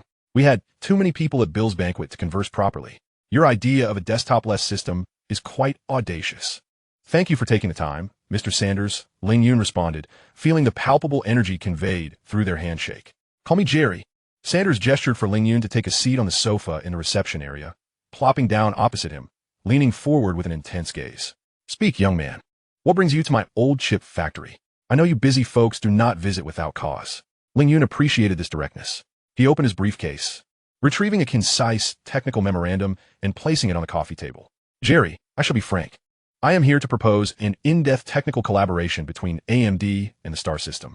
Sanders raised an eyebrow, refraining from touching the memorandum, merely gesturing for Ling Yun to continue. The next significant version of the Star System is undergoing foundational optimizations for multimedia processing and future network applications, Ling Yun elucidated. This necessitates superior performance from the processors in floating-point calculations, data prefetching, and specific instruction sets. We aspire to conduct system-level deep optimizations for AMD's forthcoming K6 processor and its future architectures. He paused, gauging Sanders' reaction before presenting the core proposition. This entails AMD granting us access to certain unpublished details of the processor architecture and instruction set documentation, allowing our kernel and compiler teams to engage in targeted development and refinement. In return, we will prioritize and optimize the AMD platform in the development guidelines for Star Systems drivers and applications. Sanders leaned back into the sofa, his hands clasped across his abdomen, his expression sharpening as if assessing the risks and rewards of an investment.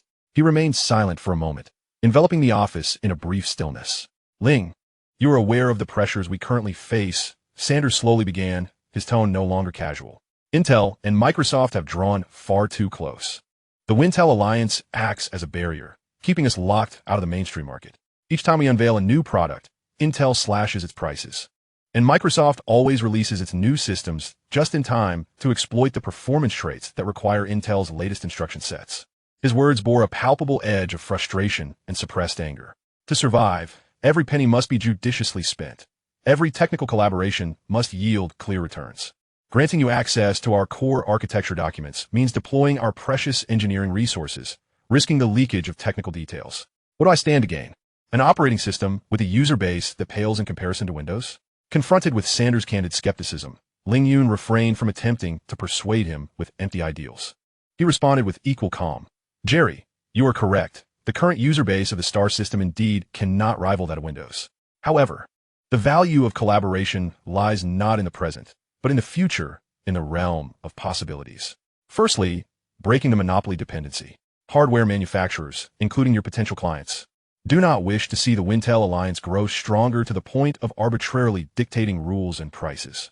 The existence of the Star System, coupled with its deep association with AMD, presents an alternative to the market. This, in itself, holds strategic value, enhancing your negotiating position against Intel and Microsoft. Secondly, a technological testing ground.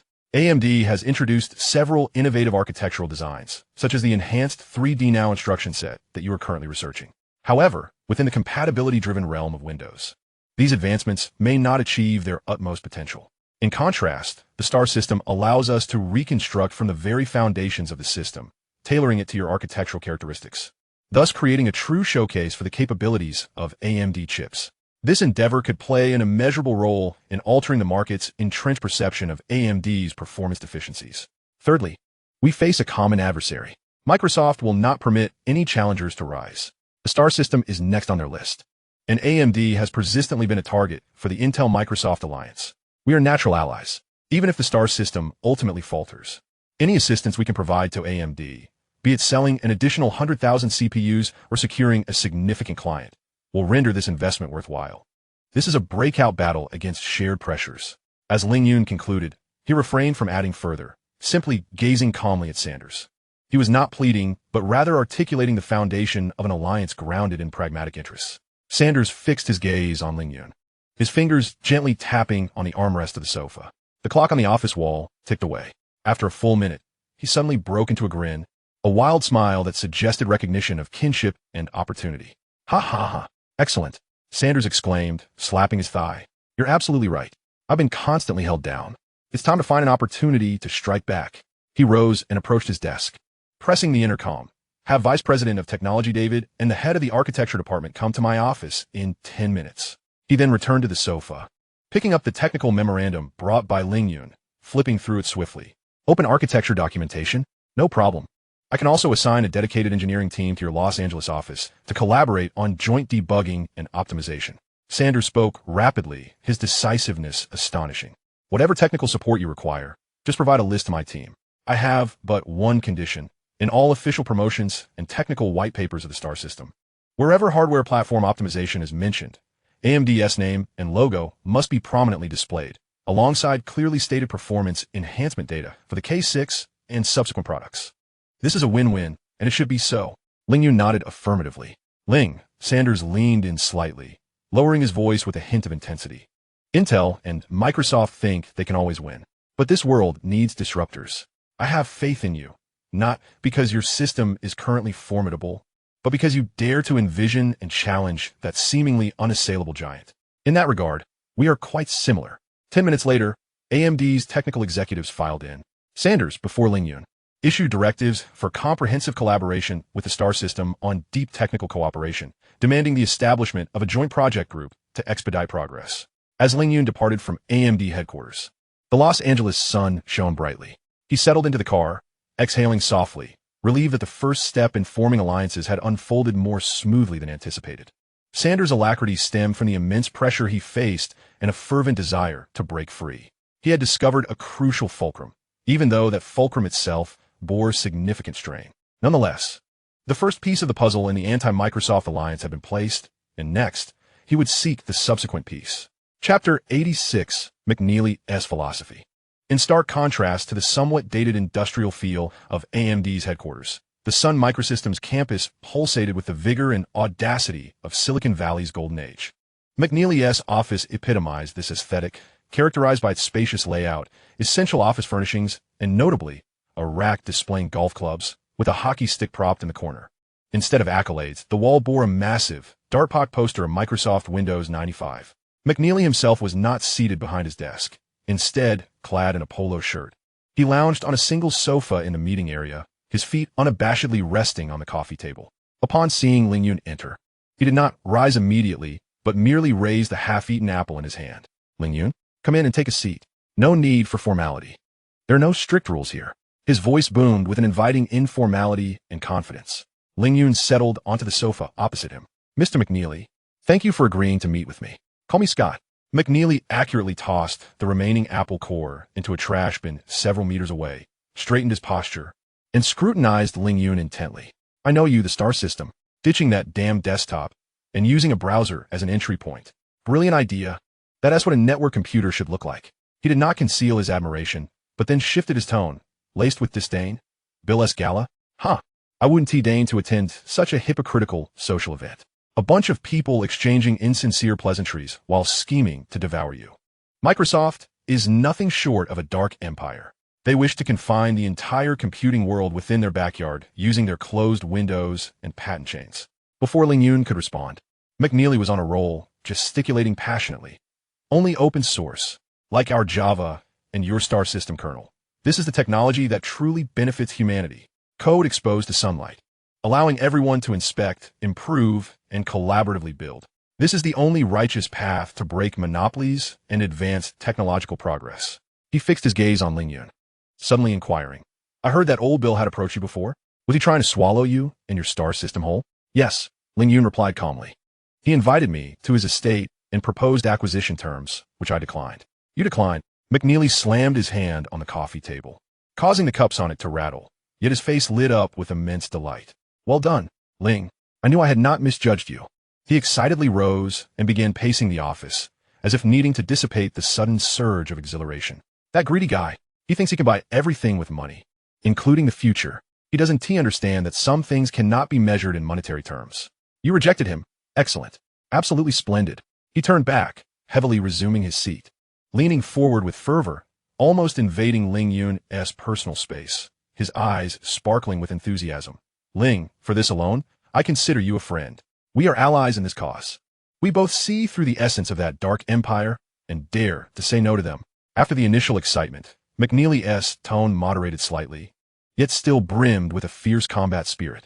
You know, we at Sun are ready and soon to formally sue Microsoft. Ling Yun was not surprised. He was aware of this historical context. About the compatibility issues with Java? Exactly. McNeely's eyes gleamed with intensity. Microsoft's Java virtual machine deliberately deviates from standards, concocting their own version, undermining the promise of write once, run anywhere. They aim to fracture the Java community, turning it into a vassal of Windows. We shall never allow that. He emphatically waved his arm, as if commanding a battle. So now is the time to choose sides. And I, Scott McNeely, stand unequivocally with you, with the star system. Before Ling Yun could articulate specific collaboration requests, McNeely proactively offered his commitment. Listen, Ling. Sun will wholeheartedly support the star system. Our Java technology will undergo deep optimization specifically for the star system. I will ensure our engineering team collaborates with your system team, guaranteeing Java operates more smoothly and efficiently on the star system than on any other platform. As he spoke with increasing enthusiasm, he painted a vivid picture of the future. We shall transform the star system into the premier platform for global Java developers. Just imagine a robust open-source, cloud-native operating system, combined with the versatility of Java, which allows for write once, run anywhere functionality. This is the most formidable arsenal in our campaign against the closed empire of Windows. McNeely rose from his seat, approached his desk, and, almost shouting, commanded through the internal phone. Have the head of the Java division and the chief architect report to my office immediately. Right now. After hanging up, he turned to Ling Yun and said for specific details, your technical team will liaise directly. Resources, documentation, and technical support. Sun will provide full access. This unambiguous and decisive support, grounded in a shared ideology and a common adversary, imbued Ling Yun with a sense of strength that starkly contrasted with his previous experiences collaborating with AMD. Sanders was a shrewd businessman, forming alliances based on mutual benefit, whereas McNeely resembled a warrior, fervently brandishing the torch of idealism, filled with passion and resolve to combat the darkness of the empire. Scott, I genuinely appreciate your support. Ling Yun said earnestly, a robust Java ecosystem is vital for the star system. It will help us attract a multitude of developers and swiftly construct an application ecosystem. Indeed, it is crucial. McNeely gestured emphatically. We must collectively demonstrate that an open and collaborative model is far more vibrant and capable of shaping the future than a closed monopoly.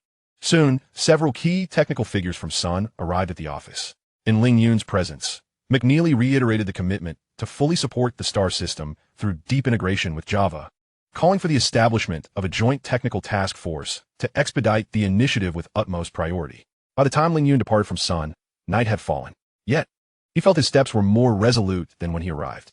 Although McNeely's support bore a strong personal emotional hue, its determination and intensity were undeniable. The influence of Java within the developer community would serve as a critical weapon for the star system in its battle against Microsoft's application ecosystem barriers. The second piece of the anti-Microsoft alliance, characterized by its distinctive style and unwavering resolve, was now in place. The next objective was to engage those hardware giants who, under the Wintel alliance, were both dependent on and discontented with their current situation. Chapter 87. The mindset of computer manufacturers, the IBM headquarters exuded the unique composure of a seasoned giant. After waiting 15 minutes, Ling Yun was ushered into the office of CEO Louis Gerstner. Gerstner's office was spacious and uncluttered, devoid of superfluous decoration, everything meticulously organized. He sat behind a massive mahogany desk, dressed in a dark suit and tie, his expression grave and his gaze piercing, resembling a general surveying the battlefield. Without pleasantries, he gestured for Ling Yun to take a seat. Mr. Ling, my assistant has briefed me on the purpose of your visit, Gerstner stated in a steady voice, devoid of emotional inflection. IBM is undergoing a transformation. Our future lies in services, software, and, most importantly, servers and enterprise solutions. The personal computer business is no longer a strategic core.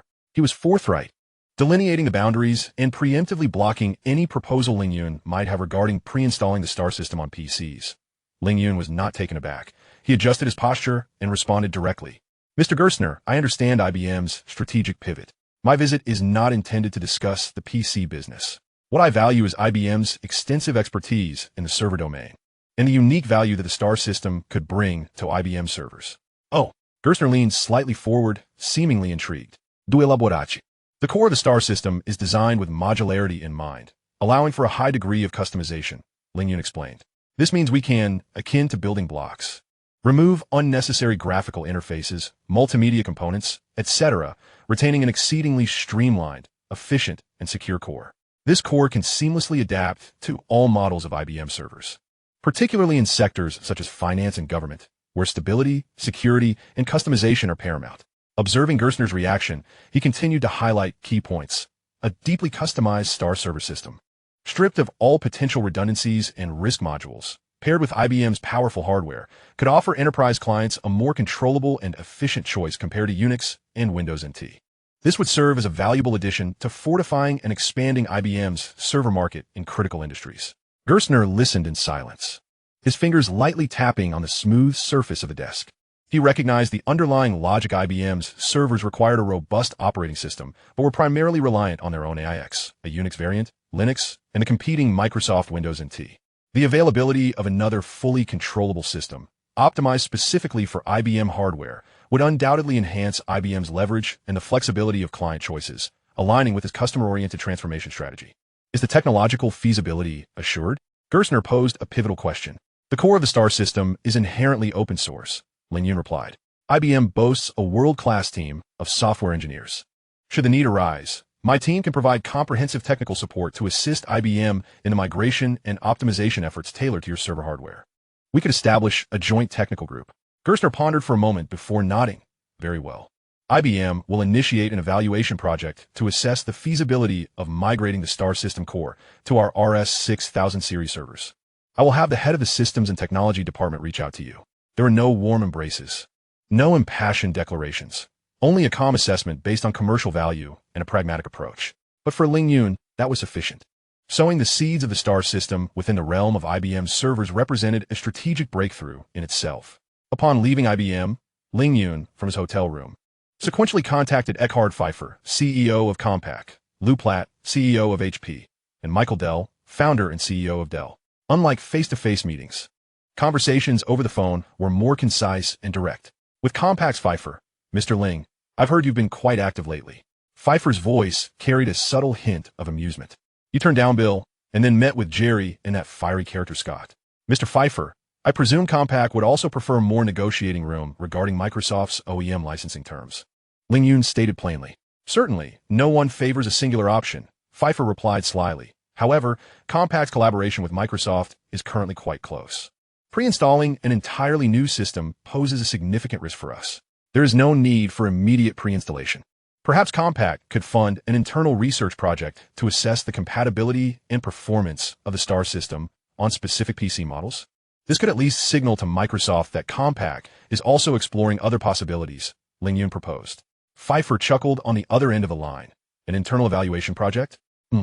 That cost is manageable. Very well, I will have the technical department follow up. Mr. Ling, I wish you luck. You indeed possess commendable courage. With HP's Platt, Mr. Ling, HP has always supported technological innovation and the healthy development of the industry. A diverse ecosystem of operating systems benefits the entire sector. If HP, in its leadership position, could extend some attention to emerging systems, it would serve as a significant force against monopolies and promote competition. Ling Yun endeavored to elevate the discourse. Haha, well said. Platt's laughter was rather formal. HP could, under the guise of technical collaboration, open up certain hardware driver interface specifications to the STAR system, facilitating your adaptation efforts. Certainly, this is confined to the realm of technical communication. This has proven to be immensely beneficial. Thank you, Mr. Platt. Ling Yun understands that this represents the utmost support that a company of HP's magnitude can provide in uncertain circumstances, a low-risk, high-reward stance of cautious observation. In contrast, there is Michael Dell of Dell, the youngest and most pragmatic of the lot. Ling Yun, I have observed a demonstration of your system, and its startup speed is remarkably swift. This bodes well for cost control. The essence of the Dell model lies in efficiency and cost-effectiveness. If a system could further assist in reducing licensing costs or merely serve as a bargaining chip, Ling Yun has touched upon Dell's core. I comprehend your point. Michael Dell interjected swiftly. As of now, Dell will not pre-install the STAR system. However, I can authorize you to sell certified PCs featuring the STAR system on the open market using some of Dell's generic drivers. Additionally, our official website can offer a consultation page for alternative operating systems, albeit it may not attract much traffic. This arrangement is virtually a no-cost transaction, but for Ling Yun, obtaining Dell's driver compatibility support and appearing on their website even if merely in a corner, constitutes a substantial endorsement. A fair deal, Mr. Dell. Within a single day, traversing from the East Coast to the West, from the steadfast giant to the agile king of direct sales, Ling Yun engaged in a whirlwind of diplomatic maneuvering. The outcome was evident. No hardware manufacturer was willing to immediately align themselves overtly with Star and confront Microsoft head-on. They were all pleased to witness a steadfast challenger like Ling Yun prod at Bill's vulnerabilities, regardless of success. It would divert Microsoft's attention and provide them with an advantage, explicit or implicit, in the forthcoming OEM licensing negotiations with Microsoft. Their support was meticulously calculated, grounded in technical assessments. The driver interfaces and links on the official website required minimal tangible investment while potentially yielding substantial strategic returns. Ling Yun hung up the phone, massaging his temples. He was not disheartened. This had been anticipated. The formation of an anti-Microsoft alliance could not be achieved overnight. AMD and Sun, driven by their urgent need for survival and growth, were the vanguards.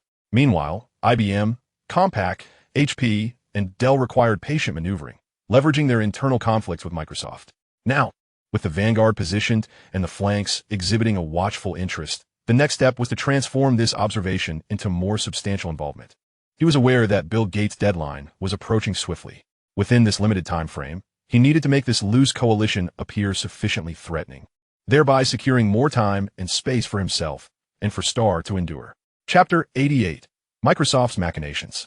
Steve Ballmer practically burst through the door of Bill's office. His broad face flushed not with excitement, but with suppressed fury. Clutching a freshly received briefing, he resembled a man gripping a piece of searing coal. "Bill, look at what that Chinese kid is doing." Ballmer's voice thundered, reverberating through the quiet office. He did not even wait for Bill to lift his gaze from the computer screen before slamming the briefing onto the mahogany desk. Bill slowly turned his swivel chair towards him, his expression neutral, his gaze calmly resting on the scattered papers. "He rejected our final terms, and what then?" He immediately embarked on his tour. Ballmer spoke at a rapid pace, jabbing his finger emphatically at the contents of the briefing. "Jerry Sanders from AMD, that old gambler, has allied with him. Scott McNeely from Sun, that lunatic obsessed with the Dark Empire, has taken him as a confidant. Now he is off to New York to meet with Lou Gerstner." He panted heavily, pacing the office like a bear trapped in a cage. "He is assembling his little club, en anti-Microsoft alliance.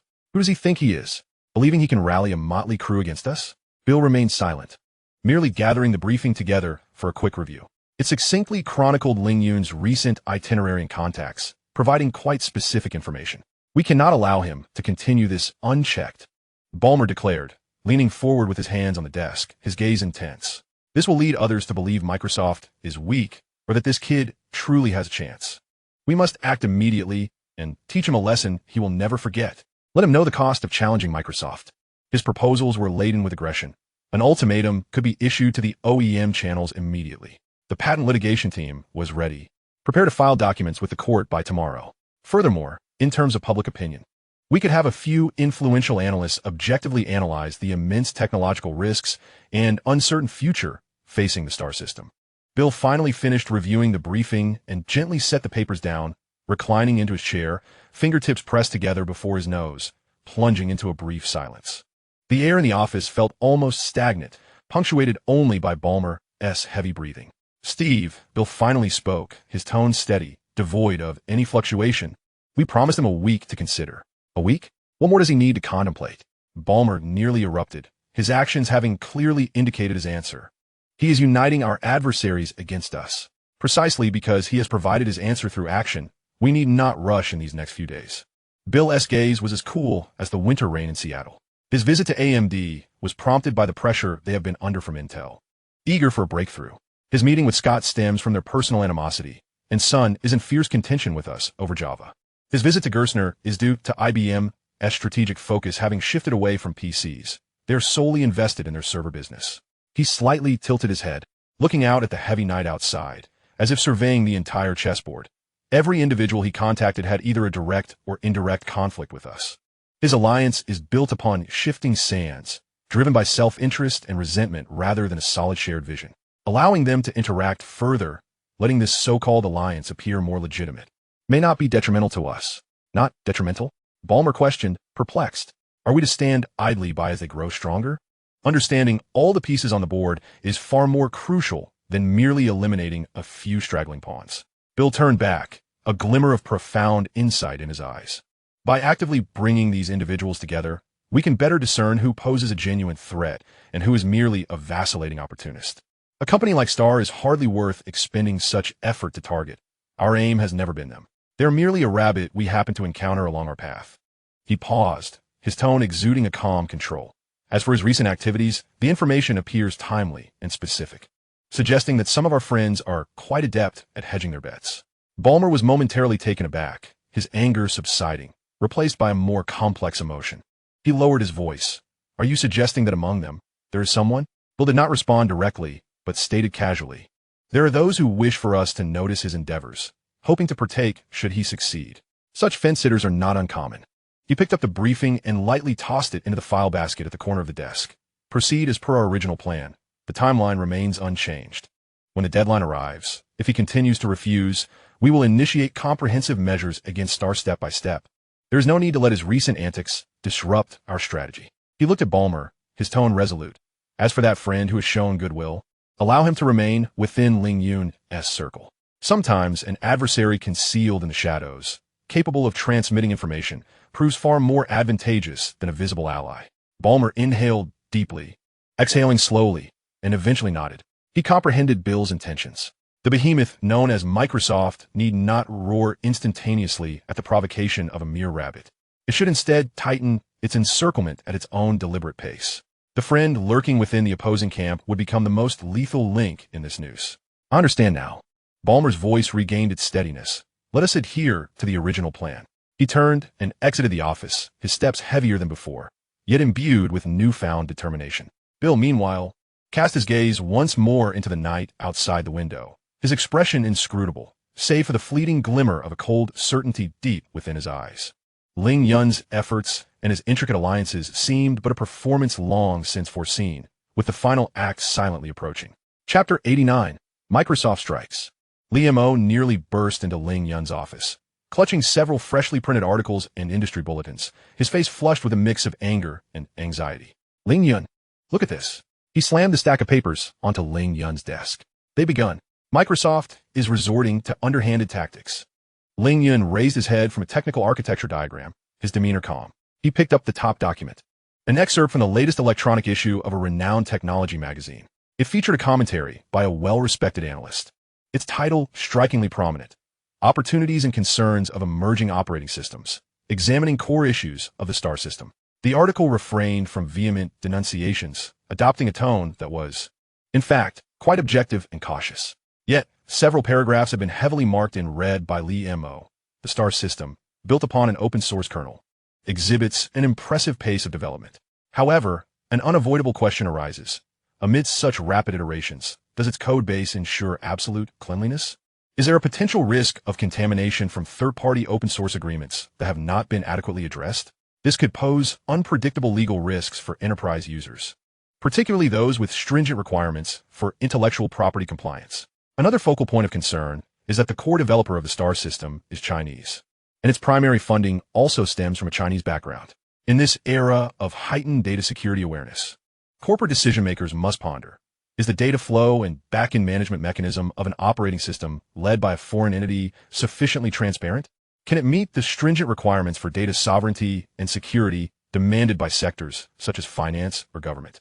Finally, we must rationally assess the long-term viability of Star Company. The barriers to entry in the operating system market are exceedingly high, with Microsoft Windows holding absolute dominance.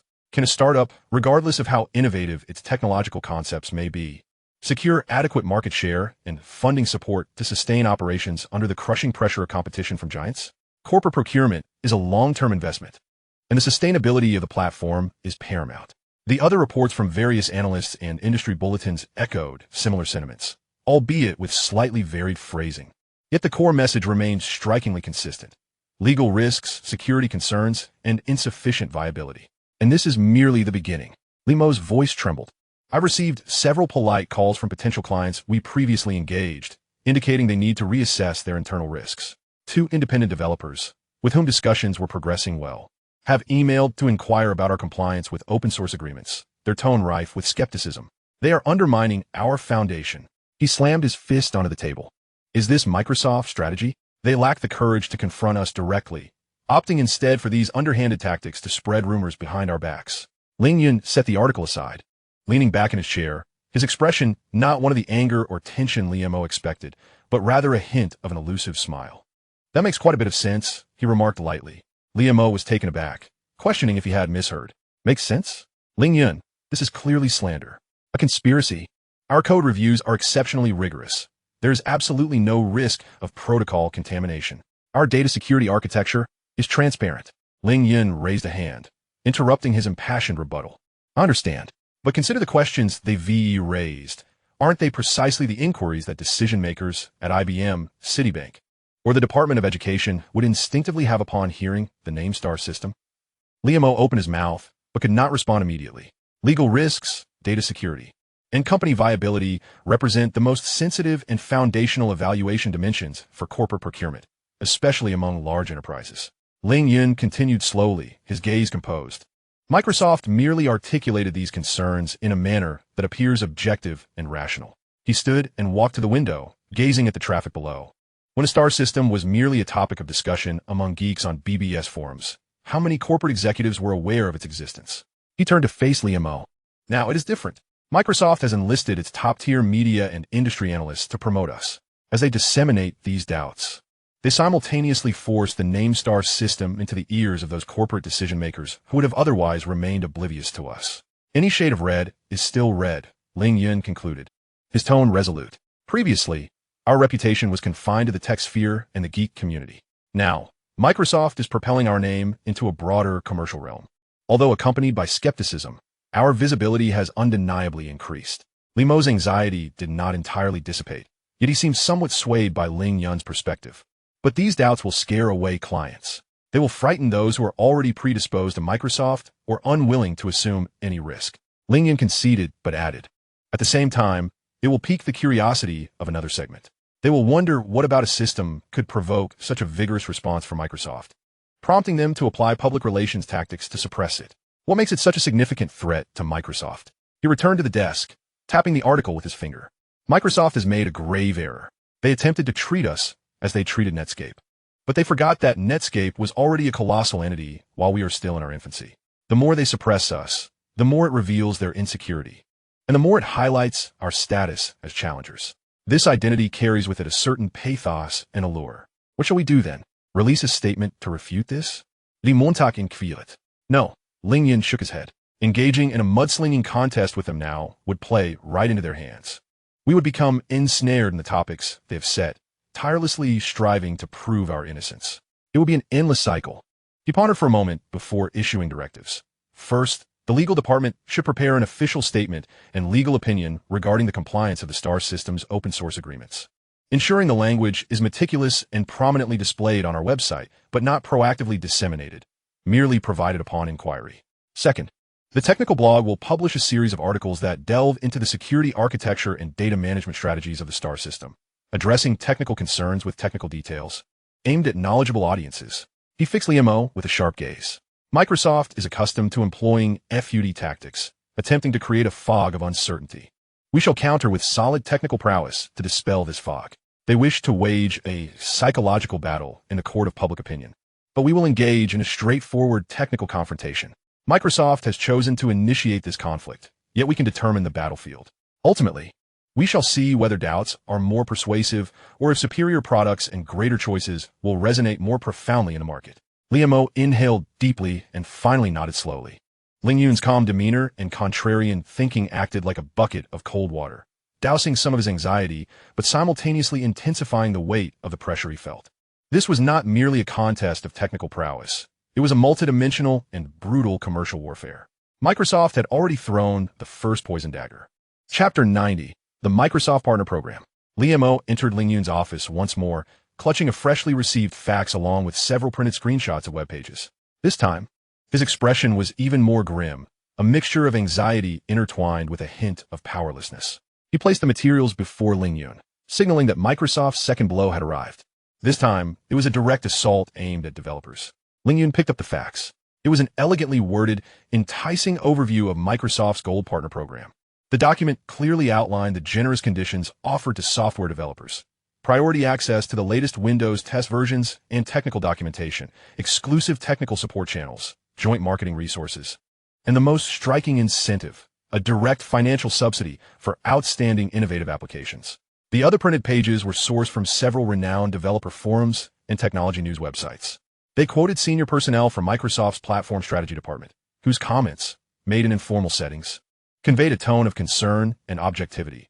We have observed that some developers are exploring multi-platform strategies, which reflects the vibrancy of technology. However, from the perspectives of return on investment and risk management, developers must carefully assess the long-term value of allocating resources to new platforms. Certain platforms have yet to establish a stable user base and a clear technological roadmap, posing compatibility risks and uncertainties for the future. Concentrating core resources on the Windows platform, which boasts billions of users and a mature ecosystem, is undoubtedly the more prudent business choice. These statements struck like invisible ice picks, precisely targeting the most sensitive nerves of developers. Would their investments yield returns? Could the platform suddenly collapse? We have received emails from several promising development teams we had previously engaged with. Ling Yun's voice trembled with suppressed anger, though he maintained a polite tone. They are temporarily adjusting their development priorities to focus solely on the Windows version. Additionally, a small company that had previously agreed to port our Office software has announced an indefinite postponement of the project. He took a deep breath, attempting to compose himself. They're creating a chilling effect. There is no need for explicit threats. Simply hinting at risks and uncertainties is sufficient to deter most developers who rely on the market for their livelihood. This is cutting off our roots. Without applications, the system is merely a hollow shell. Ling Yun listened silently, his fingers unconsciously tapping lightly on the tabletop. Microsoft's maneuver was indeed more ruthless and direct than their previous FUD tactics. FUD influenced enterprise procurement decision-makers at the market level. This time, however, the attack was aimed at the cornerstone developers of the ecosystem, the supply side. It struck at the most vulnerable yet crucial link for Xingchen. Microsoft understood how to leverage its advantages. Ling Yun stood up and walked to the whiteboard displaying the development roadmap for the Xingchen system. They knew that, in the face of absolute numerical superiority, any discourse concerning ideals and the future would seem pale. Developers are pragmatic. They need to make a living, see users, and mitigate risks. He turned to Liam O. But, Liam O., do you remember why we initially decided to develop our own browser? Die Montag pauset. Caught off guard, because Netscape might not be reliable. Precisely. We cannot place our hopes entirely in the hands of others, especially when those others hold interests fundamentally opposed to our own. Ling Yun's gaze sharpened. Microsoft's strike was indeed precise, but it further underscored the necessity of our commitment to possessing our core technologies and ecosystem. Their aggressive tactics only revealed their fear of an alternative emerging, fear of developers being truly diverted. He returned to the desk, his eyes sweeping over the Gold Partner program. They could entice with resources and money, intimidate with risk, but they could never completely stifle the demand for innovation, nor could they fulfill the ambitions of all developers. There would always be some developers weary of the fierce competition on the Windows platform, and some applications inherently suited to a more open, network environment. What do you mean? Liam O seemed to grasp a glimmer of direction. Change our strategy, Ling Yun declared resolutely. First, adjust our promotional tone. Stand firm and confront head-on. Second, launch developer tools with comprehensive free trials. Third, accelerate the development of our proprietary core applications. Ling Yun paused, his tone particularly firm. Office suites, media players, and even some utility software, we cannot forever rely on third parties. We must produce a suite of killer applications from Xingchen that can fulfill users' basic needs and uphold the system's reputation. Furthermore, we need to create an explosive application. Only then can we instill confidence in developers and prove that this platform is capable of retaining users. Liam O listened intently, quickly jotting down notes. Ling Yun's thoughts were clear. Yet each point demanded immense resources and effort, especially the development of proprietary applications, which would require the rapid reconstruction of a streamlined version of Microsoft's application ecosystem. This will require substantial funding and manpower, Liam O cautioned. I am aware, Ling Yun nodded. I will devise a solution for the funding. As for personnel, we will recruit en masse. The more Microsoft suppresses us, the more discontented and idealistic technical talents will take notice of us.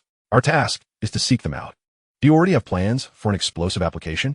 Liam O asked, bewildered. Allow me to keep you in suspense. When the product is unveiled, it will undoubtedly astonish you. Ling Yun replied with a mysterious smile. He glanced at the calendar. Only a few days remained until the joint press conference with AMD and Sunday. Microsoft aimed to undermine our foundation before we revealed our allies. Therefore, we must ensure that at the press conference, we not only showcase our technology, but also grandly unveil our developer incentive program, publicly affirming our commitment to ecosystem development. Ling Yun prepared to confront this arduous ecological battle with more flexible tactics and steadfast long-term investment. He understood that this was merely the beginning. A contest for the minds and loyalty of developers had already commenced. Chapter 91. The Joint Technology Press Conference. On the grand backdrop, the logos of AMD, Sun Microsystems, and Star OS were displayed side by side, with every seat in the audience occupied and the stage illuminated by flashing lights. This was not simply a technology press conference. It was a declaration of the establishment of a united front within the industry. After a brief introduction, Jerry Sanders strode confidently onto the stage. He did not rely on a script. Instead, he placed both hands on either side of the podium, surveying the audience like a general poised to launch an attack. Ladies and gentlemen, his voice reverberated through the microphone, carrying the audacity of AMD's challengers. For many years, you have only heard the same narrative. What type of hardware must be paired with what type of software? They have attempted to convince you that this is a one-way street, devoid of alternatives. Everyone in attendance understood precisely who they referred to. But today here, we shall tell a different story, Sanders exclaimed, gesturing to the logo behind him.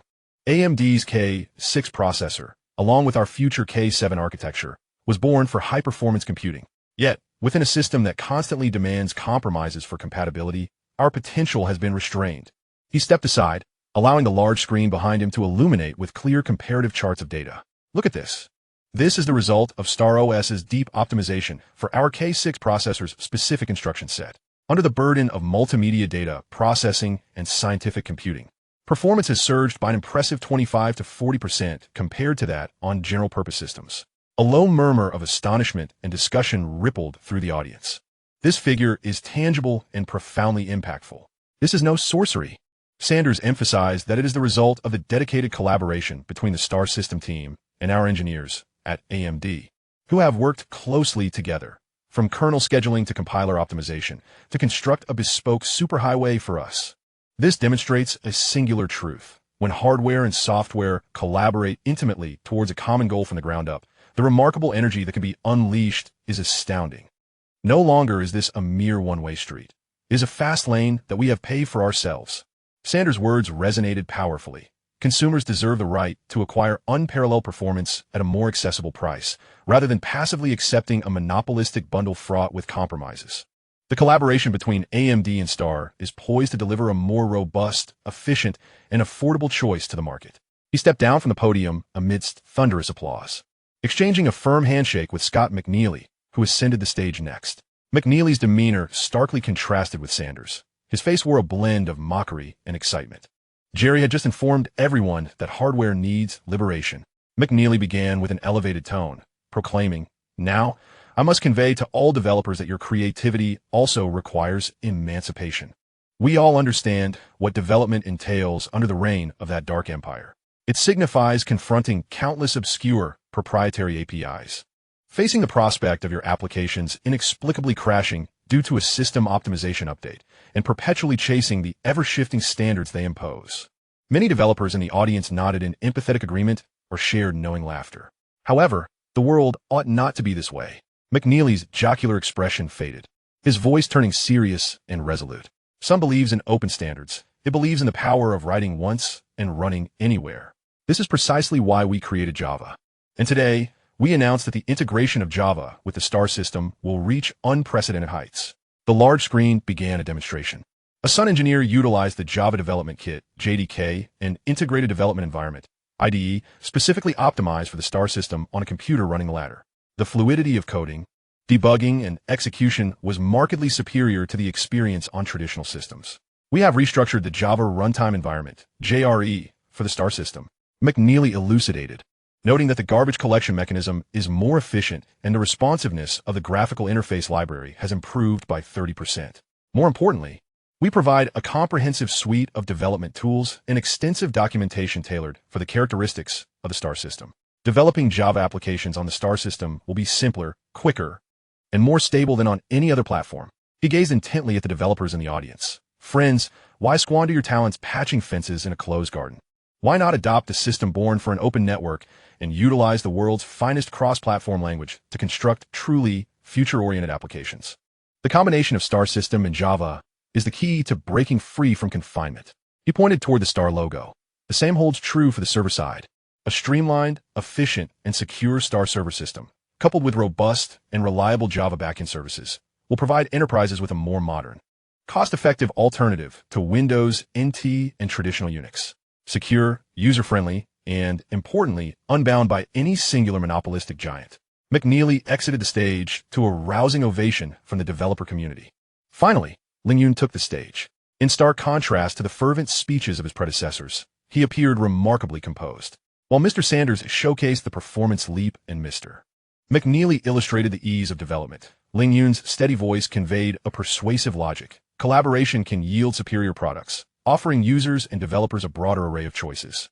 He refrained from amplifying sentiments of opposition, instead redirecting the focus to the technology itself and the concrete value that collaboration brings.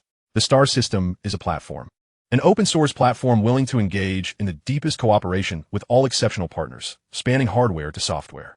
We believe that only through openness and collaboration can technological innovation advance at the swiftest pace. He concluded, today AMD, Sun, and Star have taken a solid step forward. We have demonstrated that through close collaboration, we can deliver more powerful hardware performance, a more efficient development experience, and more reliable server solutions. This is merely the beginning. We eagerly anticipate more partners joining us to collectively build a diverse and vibrant computing ecosystem. As the press conference concluded, the atmosphere in the venue was electric. Journalists surrounded the three CEOs with inquiries, while attending developers and corporate representatives congregated to fervently discuss the revelations they had just witnessed. Although the path ahead remains fraught with challenges and the shadow of Microsoft looms large, this time, Star is no longer alone. The performance evidence from AMD and the developer ecosystem support from Sun act as two sharp wedges, forcefully driven into the seemingly impenetrable barrier of the Wintel Alliance. A war surrounding operating systems and the entire computing ecosystem has emerged from the undercurrents and is now prominently on display. Mr. Ling Yun, I am a reporter from CNN.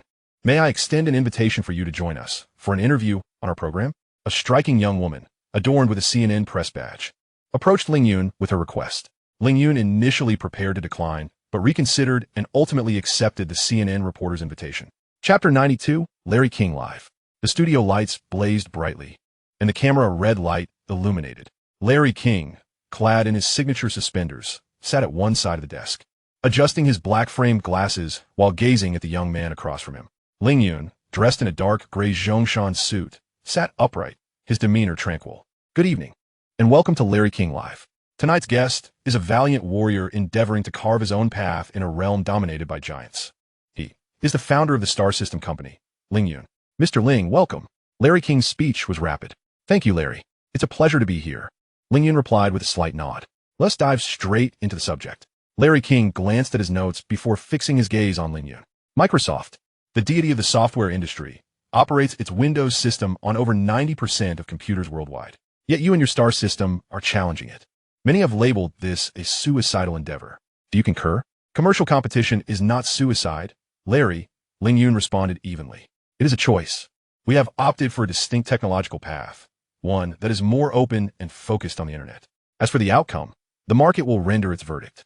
A different path? Larry leaned forward. Your system kernel is open source, meaning anyone can view and modify your code. In contrast, Microsoft's Windows is closed, their most core asset. Are you not concerned that this may undermine your competitive advantage? Or, as some analysts suggest, is there a risk of open source license contamination that could embroil your company in legal disputes? Open source does not equate to a loss of advantage. Ling Yun shook his head. On the contrary, it belongs to the world's finest programmers. Anyone can contribute to the Star System, discovering and rectifying vulnerabilities. This collective wisdom and strength is unparalleled by any closed company. Regarding legal risks, we maintain a stringent kernel code review process to ensure that every line of code adheres to open source protocols. Fear arises from the unknown, whereas open source casts everything into the light. Larry King did not linger, swiftly pivoting to the next incisive question. Let us discuss reality. Your system is open source. How does the company generate profit? How can a company that does not turn a profit survive? Is it simply a matter of seizing market share through open source and then charging customers once a sufficient user base is established? The trap laid by Larry King was rather simplistic. Ling Yun smiled gently, responding, "The star system will forever remain open source and free. Our primary revenue model is based on enterprise customization. Star is a modular system with a compact core that can be adapted to various hardware environments. It is not limited to computers. In the future, it will extend to televisions, audiovisual devices, mobile devices, and other scenarios. Imagine a future where computers serve as the nucleus, complemented by peripheral devices, leading to a digital and internet-centric existence. Digital products will permeate every facet of life. A decade is ample time to realize this vision." Larry King immediately shifted the topic. "The future may be promising, but the present is undeniably harsh. Microsoft possesses nearly limitless resources, a vast user base, and a solid network of partnerships. I have learned that they recently launched a series of initiatives aimed at developers and have expressed concerns about the long-term viability of the star system through certain channels. Frankly, Mr. Ling, how likely is your company, your system, to survive in this lopsided battle? Do you foresee the possibility of failure?" The studio fell silent, punctuated only by the faint hum of the camera. This was an exceedingly direct, even somewhat brutal, query. Ling Yun paused for 2 seconds, maintaining eye contact with Larry King, and candidly replied, "It is significant. The power of Microsoft is indisputable. Star is a startup, and we are engaged in an extraordinarily challenging struggle. We are at a clear disadvantage in terms of funding, channels, and ecosystem. Yes, I foresee the possibility of Star failing, and the Star system may not become mainstream. It might even become unsustainable at some point. This is the reality of business, and I cannot deny it." His honesty momentarily caught Larry King off guard, and a ripple of murmurs swept through the audience. Typically, guests would vigorously extol their advantages and unshakable confidence in victory. "That was quite forthright," Larry King remarked, swiftly following up, "Then, if, as you say, Star may fail, why do you persist? Is it to validate a point? Or merely out of unwillingness to bow to Bill Gates?" "I persist because I believe in the future I envision." Ling Yun's voice rose slightly, imbued with an undeniable conviction. "Larry, you ask me who will emerge victorious in this operating system war? If I were to speak from the perspective of the CEO of Star, I must concede that our chances of winning are slim." He shifted his tone, as if his gaze penetrated the lens to behold a more distant future. "However, if I consider a broader temporal dimension and view it from the angle of technological evolution, I may lose, but Star will not." "What do you mean?" Larry King pressed. "If the company fails and the system disappears, how can that be seen as a victory? Because of open source, sharing, and collaboration. These are the prevailing trends of our world." Ling Yun's tone grew resolute and powerful, especially in the context of the internet era. "Larry, consider this. The future is not merely millions, but billions of people connected through the internet, communicating, collaborating, entertaining, and creating. The world is becoming increasingly open, flat, and free. Barriers of information are being dismantled." He paused slightly, allowing the audience to absorb his words, then continued, "In the face of this grand tide, any attempt to monopolize information and technology through closure, control, or self-centered paradigms will ultimately prove unsustainable. They may shine brilliantly for a time, but will inevitably be eroded and replaced by forces that are more open, free, and aligned with the spirit of the internet. The star system is merely a concrete practitioner and explorer within this grand trend." Ling Yun summarized, his voice steady. "Even if Star were to fall, the open source principles we uphold, the code we contribute, and the technological directions we explore have already become part of this trend. They will persist on the internet, inherited, improved, and expanded by others. Today there exists one star. Tomorrow, there may be many more illuminating various corners of the world. Closed systems may win battles, but open ideals will ultimately win the war." Larry King regarded Ling Yun in silence for several seconds, seemingly processing this somewhat avant-garde discourse. Finally, he spoke slowly. "So, you mean to say that your perspective on this competition transcends the success or failure of the company and product, evolving into a contest of ideals?" "That is a fair interpretation," Ling Yun nodded. "We are fighting for a possibility of the future. Even if we fall, we will do so on the path toward a more open future. And this path will not vanish due to our downfall. It will only become clearer through our exploration." The interview concluded in a somewhat somber atmosphere. Ling Yun did not offer grandiose proclamations of certain victory. Rather, he candidly acknowledged the potential for failure. Yet, he elevated this competition to the realm of ideals and the currents of the era, imbuing a potential commercial failure with a different significance. As the studio lights dimmed, Larry King approached Ling Yun, extending his hand. A very unique perspective, Mr. Ling. I wish you luck. Thank you, Larry, Ling Yun replied with a smile. He understood that this interview would not alter Microsoft's overwhelming advantage, but might plant a seed of openness and future possibilities in the hearts of some. Chapter 93, Personal Website Building Tools. Isolated from a cacophony of external public opinion battles and business negotiations, a certain floor within the Star Company's Research and Development Center fell into a different form of tension. Lights burned brightly day and night. The whiteboard was filled with intricate symbols and architectural diagrams, and the air was thick with caffeine and concentration. Ling Yun declared a state of closed-door operations, personally leading the browser development department in a critical initiative codenamed Web Weaving. The core objective was clear, not only to make the Star browser faster and more stable, but also to fundamentally transform the experience of web development, providing developers with a suite of tools powerful enough to disrupt existing workflows. JavaScript is too slow and too weak. At the project kickoff meeting, Ling Yun was forthright, pointing to the pain points listed on the whiteboard: sluggish dynamic interactions, convoluted business logic that was difficult to organize, and code reuse reliant on mere copy-pasting. We must change this. He did not need to persuade the team. They experienced these pain points daily. The plan was broken down into several clear stages. Phase 1. Restructuring the JavaScript engine. Ling Yun drew inspiration from the core concepts of the future V8 engine, spearheading the reconstruction of the JavaScript engine. The team focused on several key directions. 1. Asynchronous processing. Prototype of Promises introduced a callback-based asynchronous task handling mechanism, avoiding the so-called callback hell, making network requests and file read-write operations clearer in code. 2. Enhanced regular expressions. Achieved a more complete and efficient Perl-compatible regular expression engine, meeting the demands of complex text processing. 3. JSON support. Incorporated JSON as a native data structure for parsing and serialization, establishing a standard for data exchange between front-end and back-end. 4. Module system. Designed a simple syntax for module import and export, allowing developers to split code into independent, reusable files. 5. Class and object enhancements. Provided syntax sugar closer to traditional object-oriented programming on top of the prototype chain, facilitating the construction and management of complex applications. This was an exceedingly arduous process. Each line of low-level code optimization, each introduction of a new feature, was accompanied by countless tests, crashes, and debugging sessions. With the knowledge acquired from his previous life, Ling Yun provided crucial design concepts and algorithmic directions, thereby steering the team clear of unnecessary detours. However, the actual implementation still required painstakingly writing out the code, line by line. Phase 2. Constructing the development toolchain.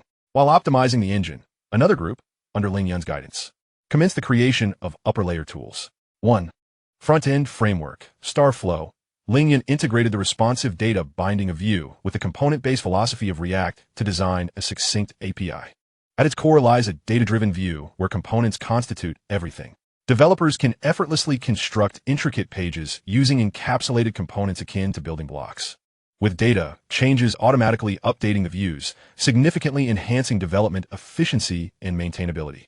2. Package management tool, Star Package. Inspired by the principles of NPM, Ling Yun's team developed a command line tool that permits developers to publish, share, and install JavaScript modules, packages crafted by others. This initiative aimed to establish a shared code repository ecosystem centered around the Star browser and Starflow framework. Phase 3. Practical validation and community incubation. The theoretical and technical foundations must undergo rigorous practical testing. Ling Yun resolved to personally engage in the process, employing all these novel technologies and tools to develop a Star Technology Exchange forum. The endeavor itself became the finest form of testing. Utilizing the Starflow framework to construct the front-end interface, component-based development facilitated astounding collaboration and rapid functional iteration. By leveraging enhanced JavaScript to manage user interactions, form validations, and dynamic content loading, the fluidity surpassed that of contemporary web applications. By incorporating his own library of utility functions through Star Package, redundancy was eliminated. The backend employed the Star Server system and Java technology stack, demonstrating the collaborative capabilities of the entire product line. Once the core functionalities of the forum were completed, Ling Yun personally crafted a teaching section named Spark Academy within the forum. This section included detailed exposition of new JavaScript features, covering everything from asynchronous processing to modularization, replete with numerous runnable code examples. From novice to expert in Starflow framework, a step-by-step tutorial on how to construct a complete single-page application using a component-based approach. Star Package User Guide, instructions on how to search for, install, publish, and manage code packages. These tutorials were articulated in straightforward language, directly addressing the essentials while eschewing academic complexities, focusing solely on practical execution. Upon the forum's launch and registration opening, it swiftly created a seismic impact within the developer community. The results were instantaneous. Experienced programmers discovered that by following the tutorials, they could genuinely grasp the core concepts of the StarFlow framework and begin practical application within 3 to 5 days. Even more astonishing was that, with this suite of tools, the workload and time required for an individual to independently complete a functionally complex, smoothly interactive website were drastically reduced. Personal website creation was no longer an unattainable dream, nor confined to rudimentary static pages. A developer, equipped with the powerful development tools provided by the Star browser, along with the StarFlow framework and shared resources from Star Package, could independently craft websites featuring dynamic data interactions, rivaling desktop application experiences. While the outside world continued to discuss the titanic rivalry between Star and Microsoft, a silent revolution was unfolding within the realm of code. Through this period of seclusion, Ling Yun not only forged a cutting-edge front-end development toolchain, but, more importantly, ignited a spark to demonstrate to the broader developer community that a more efficient and liberated method of web development existed. This spark began to quietly spread throughout the developer community, carried by the forum and code packages. Chapter 94. The spark of stars can ignite a prairie. Liam pushed the door open, finding Ling Yun engrossed before 2 monitors. One screen was densely packed with code, while the other displayed the back-end data panel of the newly launched Star Technology Forum. The ashtray was filled with cigarette butts, and the coffee cup was already empty. Still working on this forum? Liam pulled up a chair and sat down, his voice tinged with unmistakable confusion and a hint of anxiety. Ling Yun, we're almost being suffocated by Microsoft out there. Their partner program has caused almost all the development teams we previously contacted to retreat. Are you really dedicating so much energy alongside our core browser team just to optimize a scripting language and develop a forum along with these small tools for individual developers? He brandished a few printed pages of the StarFlow framework API documentation. I don't understand. Microsoft is luring in those capable of developing software on the level of Office and Photoshop with real money and resources. And here we are, trying to appease these scattered individuals? Can this truly help us stand against Microsoft? Ling Yun lifted his gaze from the screen. Fatigue etched across his face from nights of toil, yet his eyes remained bright. Rather than refuting directly, he pointed to a steadily rising curve on the data panel. Look, the number of registered forum users and unique IPs. Although the growth is slow, it is indeed increasing, and the activity level is notably high, especially in the Spark Academy section. And so what? Even if there are a few hundred independent developers interested, what can they accomplish? Liam questioned, perplexed. Ling Montak. Ling Yun leaned back, attempting to soften his tone. Do you think we have a fighting chance in competing against Microsoft for those large software companies, like those developing graphic processing or major business software? Almost none, Liam replied succinctly. They rely on Windows' vast user base and are hesitant to take risks. Moreover, the conditions Microsoft offers, we simply cannot match. Precisely. Thus, we cannot contend with Microsoft for the regular army, Ling Yun affirmed. That is their stronghold. Our manpower and resources are vastly inferior. A direct assault would lead to our demise. He stood and sketched 2 diagrams on the whiteboard. On the left, a grand fortress labeled the Microsoft Wintel ecosystem, surrounded by a few squares representing large software companies, firmly connected by robust roads. On the right, a seemingly barren expanse of open land. Microsoft's model is to erect high walls and build standardized highways leading to the fortress. All legitimate armies wishing to enter must traverse their roads and abide by their rules. The road is wide and stable, but the tolls are exorbitantly high. He pointed to the right side of the open land. We, however, are not constructing such highways. What we are doing is equipping the guerrilla fighters, those independent developers, small studios, and resource-limited programmers, with sharper tools, lighter tents, and more accessible sources of water. He gestured towards the code. A faster JavaScript engine means they can achieve more with less code, resulting in smoother effects and reduced server load.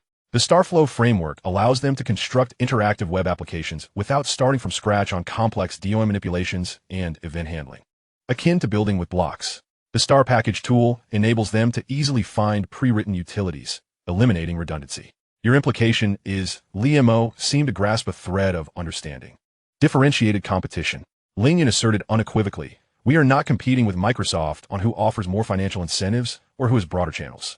Our competition lies in whose platform is more developer-friendly, whose development tools are more efficient, and who can simplify creativity while minimizing costs." He returned to his seat and pulled up several trending posts from the forum to show Li Mo. "Look at this post. A developer named David utilized Starflow over a weekend to create an online ordering website for his wife's flower shop, complete with product displays, a shopping cart, and a contact form. In this one, a group of university students is employing it to develop an online collaborative drawing experiment. These applications are regarded with disdain by Microsoft, and major software companies tend to overlook them. Yet, this is the essence of the internet's future, its diversification, catering to countless nuanced and personalized demands." Ling Yun emphasized that the number of independent developers is vast and brimming with creativity, and their smaller scale allows for greater agility. Unlike large corporations burdened by cumbersome legacies, they are more receptive to new technologies and platforms. "I understand your perspective," Li Mo nodded thoughtfully, recognizing the potential of these independent developers. Although each individual may wield limited power, collectively, they can amass significant influence. They utilize our tools to create a myriad of applications. Even if each one attracts only a few hundred or thousand users, the cumulative impact is substantial, greatly enriching the content of our app store. Moreover, Ling Yun continued, his gaze penetrating, this is a positive feedback loop. The more developers we have, the more applications are created, which in turn strengthens the ecosystem. A robust ecosystem attracts even more users and developers. As our tools become increasingly advanced, the difficulty and cost of development decrease, accelerating this cycle. He gestured towards the lively discussions on the forum displayed on the screen. "What we're doing now is igniting the initial spark of this cycle. We aim to let the first batch of developers taste success, transforming them into catalysts, while Microsoft maintains its conventional forces through traditional means of enticement. We will launch a people's war, supported by innumerable guerrilla fighters across the expansive landscape." Li Mo observed the vibrant IDs and the incessant stream of new posts on the screen, his earlier confusion and anxiety gradually supplanted by a new train of thought. He realized that Ling Yun was not merely fixated on immediate gains or losses, but was strategically laying the groundwork for a more fundamental, future-oriented ecosystem.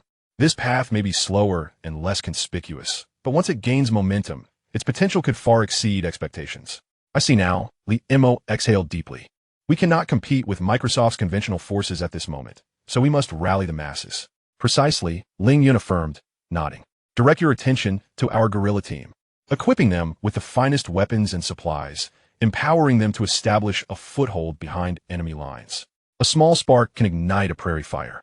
If Uncle Ling Yun were present, he would undoubtedly remark, "The works of Mao Zedong have not been in vain."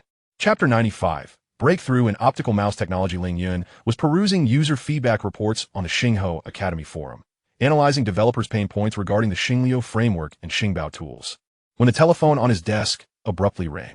He promptly picked up the receiver. "This is Ling Yun." On the other end, Li Mo's voice was tinged with excitement and a hint of fatigue, the background noise somewhat chaotic. "Ling Yun, good news. The prototype of the optical mouse at the Shanda laboratory is a success." Ling Yun's spirits soared, and he instinctively straightened his posture. "Please elaborate."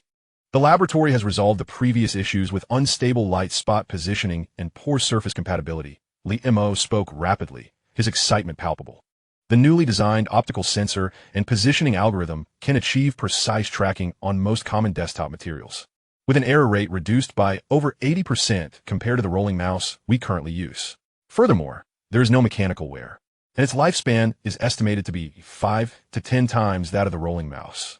"Have the samples been tested?" Ling Yun inquired, seeking critical details. "Preliminary tests have been passed," Li Mo confirmed. "It ran continuously for 72 hours without any frame drops or stuttering. The precision is adequate for graphic design and everyday office needs, and it can even handle some action games quite well." His enthusiasm was infectious. "The professors and students in the lab are buzzing. We may have genuinely created something world-leading." Ling Yun's voice carried a rare excitement as he instructed, "Li Mo, listen carefully. We need to do 2 things immediately." He quickened his pace, articulating clearly. "First, patent application. Prepare the materials right away to apply for utility model and invention patents domestically. Simultaneously, initiate the International Patent (PCT) application process, focusing on protecting the optical positioning algorithm, sensor structural design, and signal processing flow." This matter is of utmost priority and must be expedited. Understood. The patent materials are already being organized. I will oversee it personally, Li Mo replied promptly. Second, Ling Yun continued with his directives. Coordinate with the Xinghuo Electronics Factory to set up a small trial production line immediately, producing 100 to 200 engineering samples. We need to conduct broader practical scenario testing, gather user feedback, and refine our processes for subsequent mass production. Got it. I will prepare the patent matters right away. I will also coordinate the trial production with the Xinghuo Electronics Factory, Li Mo assured him. He then shifted the conversation. Ling Yun, there are numerous tasks to handle regarding the engineering, optimization, and trial production of the optical mouse, and I am considering returning to Jinan as soon as possible. Additionally, I believe several motherboard design schemes from Alienware are quite promising, and I plan to produce a few sets for testing. While they may not meet the efficiency expectations of high-end machines, they're sufficient for regular computer devices. He paused before continuing. The pressure from Microsoft is escalating, and I am concerned about you managing it alone while also attending to the browser and developer ecosystem. Furthermore, the collaborative project with AMD and Sun requires ongoing attention. Before I return, there is someone I would like to recommend to you. Li Mo's tone grew serious. I think you should come to Los Angeles to assist you. Who? Ling Yun inquired. Jiang Feng. Do you remember him? The young man from the Xinghuo Internet Cafe, a prodigy from the Science and Technology University, currently pursuing his master's at Shanda, and has been involved in our project. Ling Yun instantly recalled a quiet yet exceptionally focused young face, primarily responsible for maintaining and optimizing the management system of the Xinghuo Internet Cafe. Him? I remember him. He possesses solid technical foundations, though he is not very talkative. Not just solid. Li Mo's tone brimmed with unreserved admiration. This kid is a genius. He found the original management system of the Internet Cafe too rudimentary, with members using physical cards that were easily lost, and the data was poorly compiled. Without consulting anyone, he utilized his spare time, referencing books on database principles, and diligently crafted a rudimentary database system in C language. He created a database by himself? Ling Yun expressed his surprise. In 1996, this was not a task easily accomplished by a graduate student. Indeed, while the functionalities are basic, it enables the storage, retrieval, and modification of member information. He has developed a new client for the Internet Cafe, allowing members to log in using their usernames and passwords, eliminating the need for cards. The backend can track each member's usage time and spending records, facilitating our activity analysis and targeted marketing, Li Mo detailed. The system has been running stably at the Shanda Internet Cafe for over a month without any issues. I reviewed his code. It is well-structured, logically sound, and highly efficient. As Ling Yun listened, he gently tapped his fingers on the desk. A young individual capable of independently designing and implementing a functional database system is indeed a rare find in this era. Though he is somewhat young and still in graduate school, his technical skills are solid, and he has a particularly agile mind, learning swiftly and maintaining focus, Li Mo concluded. I believe he is a valuable asset worth nurturing. Are we not in dire need of foundational technical talent? Browsers, app stores, backend services, all rely on data storage and management. Bringing him on board could lead our database efforts. Ling Yun pondered for a moment. The company indeed urgently requires the development of its core technology stack, with databases being paramount. Rather than hiring someone externally who may not resonate with the culture and technical direction of Xingchen, it would be more beneficial to cultivate a promising internal talent. Jiang Feng possesses practical experience, and with Li Mo's strong recommendation, he is highly credible. Agreed, Ling Yun resolved. Have him prepare for the transition and expedite the necessary paperwork to come to Los Angeles. Upon arrival, we will establish a small database team under his leadership, optimizing the Internet Cafe system as a trial for our internal non-core database.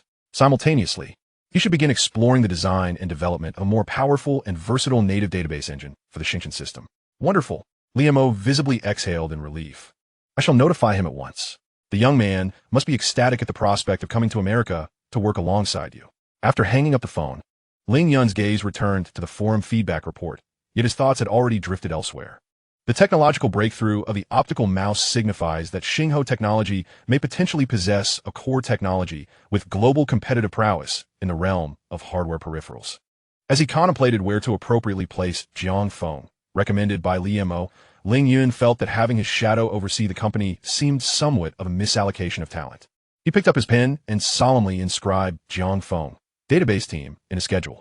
The arrival of Jiang Feng heralds the planting of a new seed in the foundational architecture of software. Chapter 96, Dell's interest in investment. The sun cast a gentle glow upon the verdant golf course as Ling Yun, dressed in comfortable athletic attire, gripped his golf club.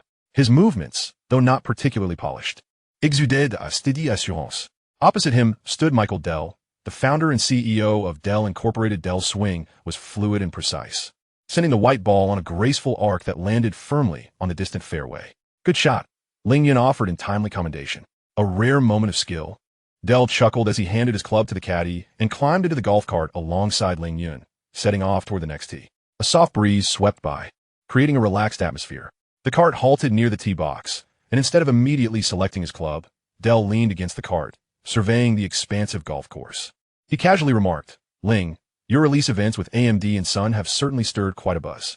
There has been substantial discussion regarding your new tools within the developer community. One must take action. Idleness is not an option," Ling Yun responded, standing beside him with his gaze also directed toward the horizon. "Indeed." Dell turned to Ling Yun, his tone becoming slightly more formal. "The essence of the Dell model is efficiency and directness, to minimize intermediaries and provide the most valuable products to customers. I shall be straightforward. Dell is considering the option of pre-installing the STAR system on select consumer models." Ling Yun's heart stirred, yet his expression remained impassive as he listened intently.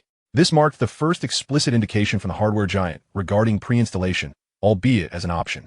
Dell continued, "Specifically, we could offer a pre-installation option for the STAR system at the time of customer orders, with Windows remaining the default choice. Additionally, we can include an installation disk for the STAR system with every Dell computer packaging." This condition exceeded Ling Yun's expectations. Not merely an option, but directly providing the physical medium of the STAR system to each Dell user, a monumental breakthrough in distribution channels.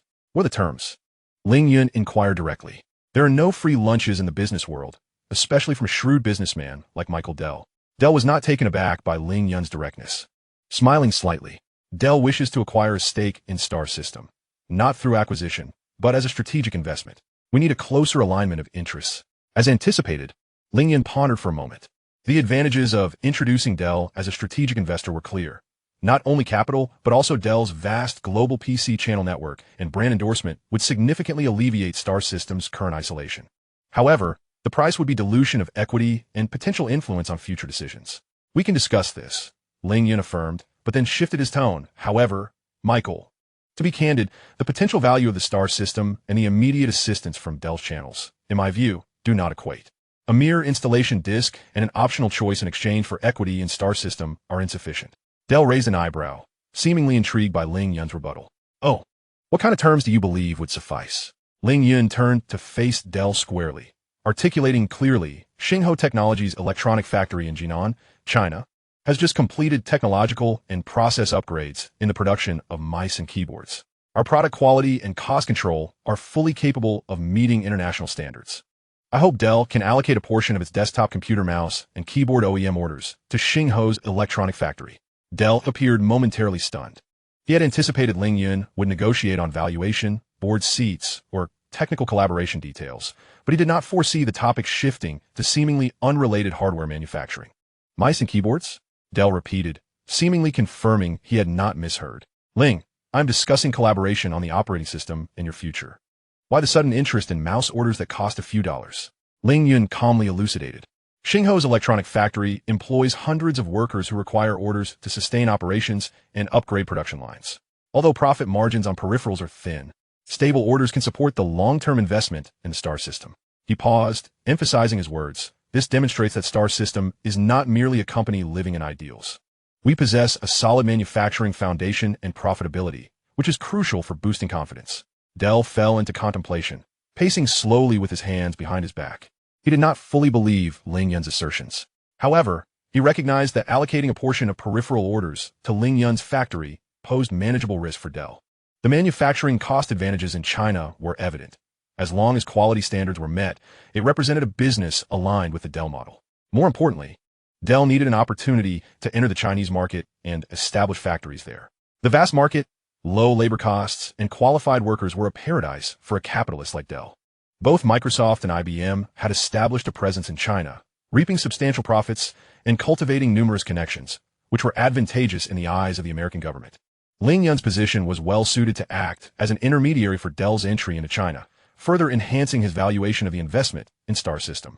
He halted, gazing at Dell. The order volume will not be substantial at first, perhaps only 5 to 10% of our demand. Additionally, the pricing must be sufficiently competitive, and quality must pass Dell's stringent quality inspection standards. Naturally, I will also look after my friends.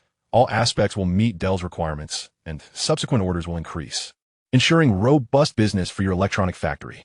Then I shall first express my gratitude for Dell's friendship. Xingho's electronic factory will establish a dedicated project team to ensure compliance with all Dell's requirements, Ling Yun confidently replied. Then, in principle, I agree, Dell extended his hand. Dell's investment team will reach out to you promptly to discuss the specific details and valuation of the stake in Star System. Simultaneously, our procurement team will send representatives to assess your electronic factory and evaluate the qualifications for OEM orders. If all goes smoothly, we can proceed in tandem. Ling Yun grasped Dell's hand firmly. Excellent. I will ensure our domestic team fully cooperates with the assessment. I look forward to a deepening collaboration with Dell. Their hands clasped together. A brief dialogue on the golf course had preliminarily established a complex framework for a transaction involving capital, hardware, and software channels. Both men understood that the specific negotiations were just beginning. The stakes, valuations, and specific prices and terms for OEM orders would all be subjects of intense bargaining. Chapter 97. New Corporate Structure. As the night deepened outside, only the desk lamp illuminated Ling Yun's office. Beneath its glow lay several sheets of paper filled with sketches of organizational structures and equity relationships. The agreement reached in principle with Dell brought not only hopes of funding and channels, but also unprecedented challenges to control. Ling Yun recognized that he must complete a reconfiguration of the company's assets before finalizing the formal investment agreement. He picked up his pen and inscribed 2 new corporate entities on a blank sheet. 1. Alien Corporation. 2. Star Technology Corporation. This represented a clear strategy for division. Alien Company. Our focus will be entirely on hardware design, development, and brand operation.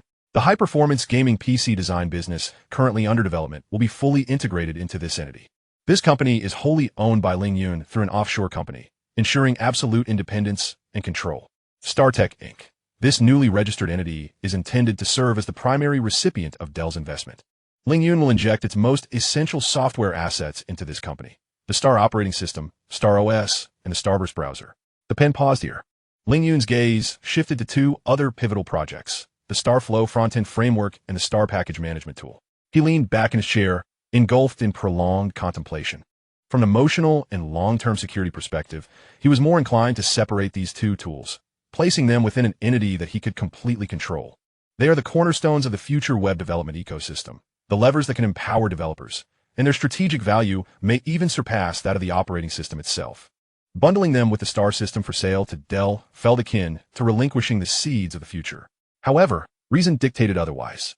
Dell is no fool, nor are its investment and legal teams. Their assessment of StarTech's value extends far beyond the current market share of the operating system and browser. They're investing in the ecosystem and future possibilities. An operating system devoid of robust development tools, a platform incapable of attracting and retaining developers, would, in Dell's eyes, significantly diminish in value.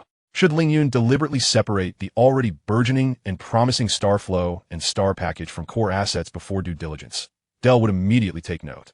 This would not only jeopardize the investment negotiations, but also severely undermine the fragile trust just established between both parties. Dell would perceive Ling Yun as lacking sincerity or as planting the seeds for future discord. They must remain together, Ling Yun murmured to himself, making the difficult yet necessary decision. He included the StarFlow framework and Star package tools in the asset list of StarTech Incorporated. Only in this manner could the bundled operating system, browser, and development toolchain form a comprehensive and compelling ecological narrative, one that could uphold the valuation and resources Dell is willing to invest. However, this raises the most fundamental question: how to ensure his control over StarTech, particularly regarding these core ecological tools, amidst the dilution of equity upon Dell's investment? He cannot be ensnared by the short-term interests of capital, nor can he allow StarTech's developmental trajectory to deviate from the long-term path he has envisioned, centered around openness and developers. He began to outline possible defensive strategies on paper. 1. Equity structure design. This is fundamental. The AB share structure, or a similar dual-class stock design, must be upheld. The shares held by himself and the core management team must carry far greater voting power than their ownership percentage.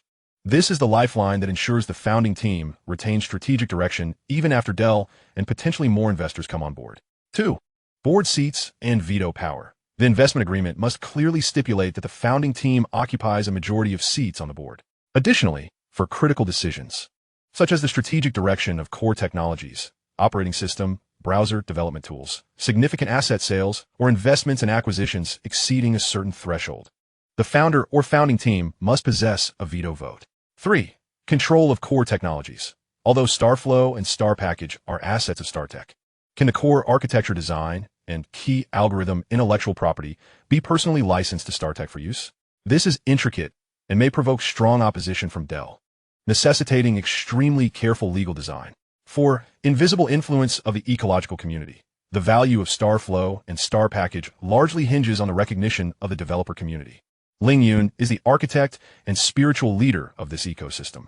Even without superior equity, his influence and charisma within the developer community serve as an intangible yet formidable counterbalance.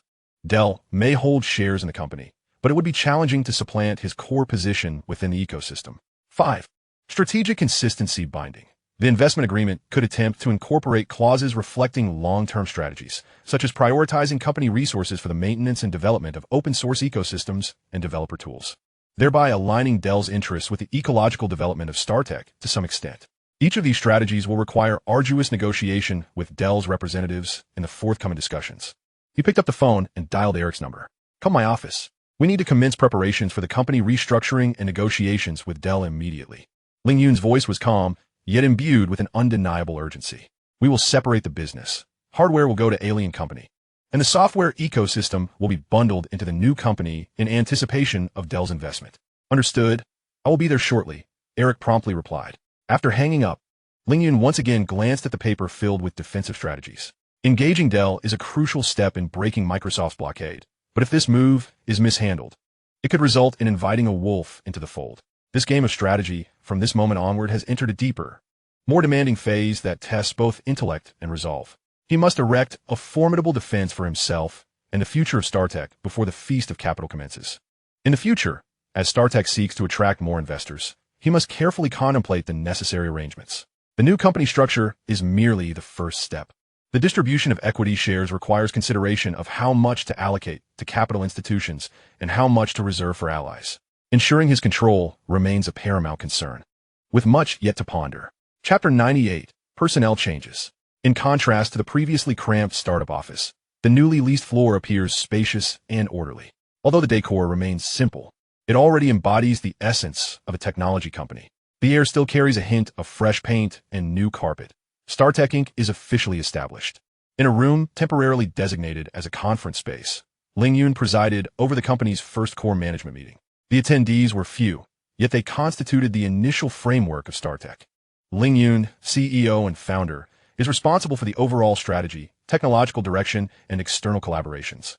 Eric, head of the Star Operating System Department, is one of the original founders of Alien Company, possessing solid technical expertise and a profound understanding of the underlying system. Elevated by Ling Yun to oversee the core operating systems development. David, head of the Starburst Browser Department, is a technical backbone of the original browser development team, demonstrating exceptional leadership and technical acumen during Ling Yun's leadership of the Network Construction Initiative. Carly, head of the Ecological Tools Department, is an experienced product manager formerly employed at a mid-sized software firm in Silicon Valley, recruited by Ling Yun to manage the StarFlow framework, StarPackage tools, and developer community operations. Emily, financial supervisor, comes from an accounting firm background, adept in cost control and capital operations, a crucial figure for the upcoming intricate negotiations with Dell. Mark, head of administration and human resources, is responsible for daily operations, logistical support, and personnel recruitment. Ladies and gentlemen, from this day forth, we are StarTech. Ling Yun's gaze swept across each face present, his tone calm yet powerful. Our objectives remain unchanged, yet the stage has expanded and the challenges have intensified. Eric, the release timeline for the next stable version of the operating system must not waver. David, accelerate the integration of the browser with the StarFlow framework. Carly, the vitality of the developer community and the utilization of tools are your core KPIs. Emily, prepare to welcome the Dell team for their due diligence. Mark, ensure that everyone's logistics are in order, particularly by promptly filling the vacant RD positions. He succinctly delegated the initial tasks. Finally turning to Carly with an added note. Carly, one more thing. Please expedite the recruitment of a CEO secretary. My responsibilities are escalating, and I require a capable individual to assist me in coordinating schedules, managing daily affairs, and filtering information. Understood, I will prioritize this. Carly promptly took notes. Following the conclusion of the meeting, this newly formed machinery of the company began to gradually engage, with each department enveloped in a bustling atmosphere infused with a blend of excitement and pressure. Carly's efficiency was remarkable. Merely 2 days later, she arranged for 3 secretary candidates to undergo final interviews, with Ling Yun personally making the decisions. The 3 women entered the office in succession. The first, Sophia, donned a standard professional suit and had a polished demeanor. Her resume revealed a bachelor's degree in literature and a 1.5 years of experience as an administrative assistant at a trading company. She answered questions with clarity and composure, showcasing commendable professionalism and organizational skills. She emphasized her meticulousness, reliability, and proficiency with office software. The second candidate, Fiona, wore a well-tailored dark suit that exuded competence and poise. Her credentials were even more impressive, a major in communications from the University of Southern California, with a minor in computer science and a 1 year of experience as an executive assistant at a renowned hardware company in Silicon Valley. She not only discussed schedule management and document handling, but also proactively inquired about the primary technical directions and challenges faced by StarTech, demonstrating her understanding of the industry and insatiable curiosity. Her demeanor was confident yet unassuming, and her logic was impeccable. The third candidate, Catherine, was strikingly beautiful, with blonde hair and blue eyes, and carried herself with grace. She boasted a dual background in music performance and business, having previously worked at an art gallery. She was adept at communication, her smile infectious. Yet when asked how she would handle multiple urgent tasks and prioritize them, her responses seemed somewhat vague and idealistic. Each candidate possessed distinct advantages. Sophia was a safe choice, with experience that matched the requirements and minimal risk of error. Catherine might offer added benefits in terms of public relations and image. However, Fiona left the most profound impression on Ling Yun. She not only possessed the skills requisite for a professional secretary, but also exhibited a remarkable capacity for learning, an interest in the technological realm, and a proactive quality amidst her composure, leading Ling Yun to feel that collaborating with her would be smoother, with potentially lower communication costs.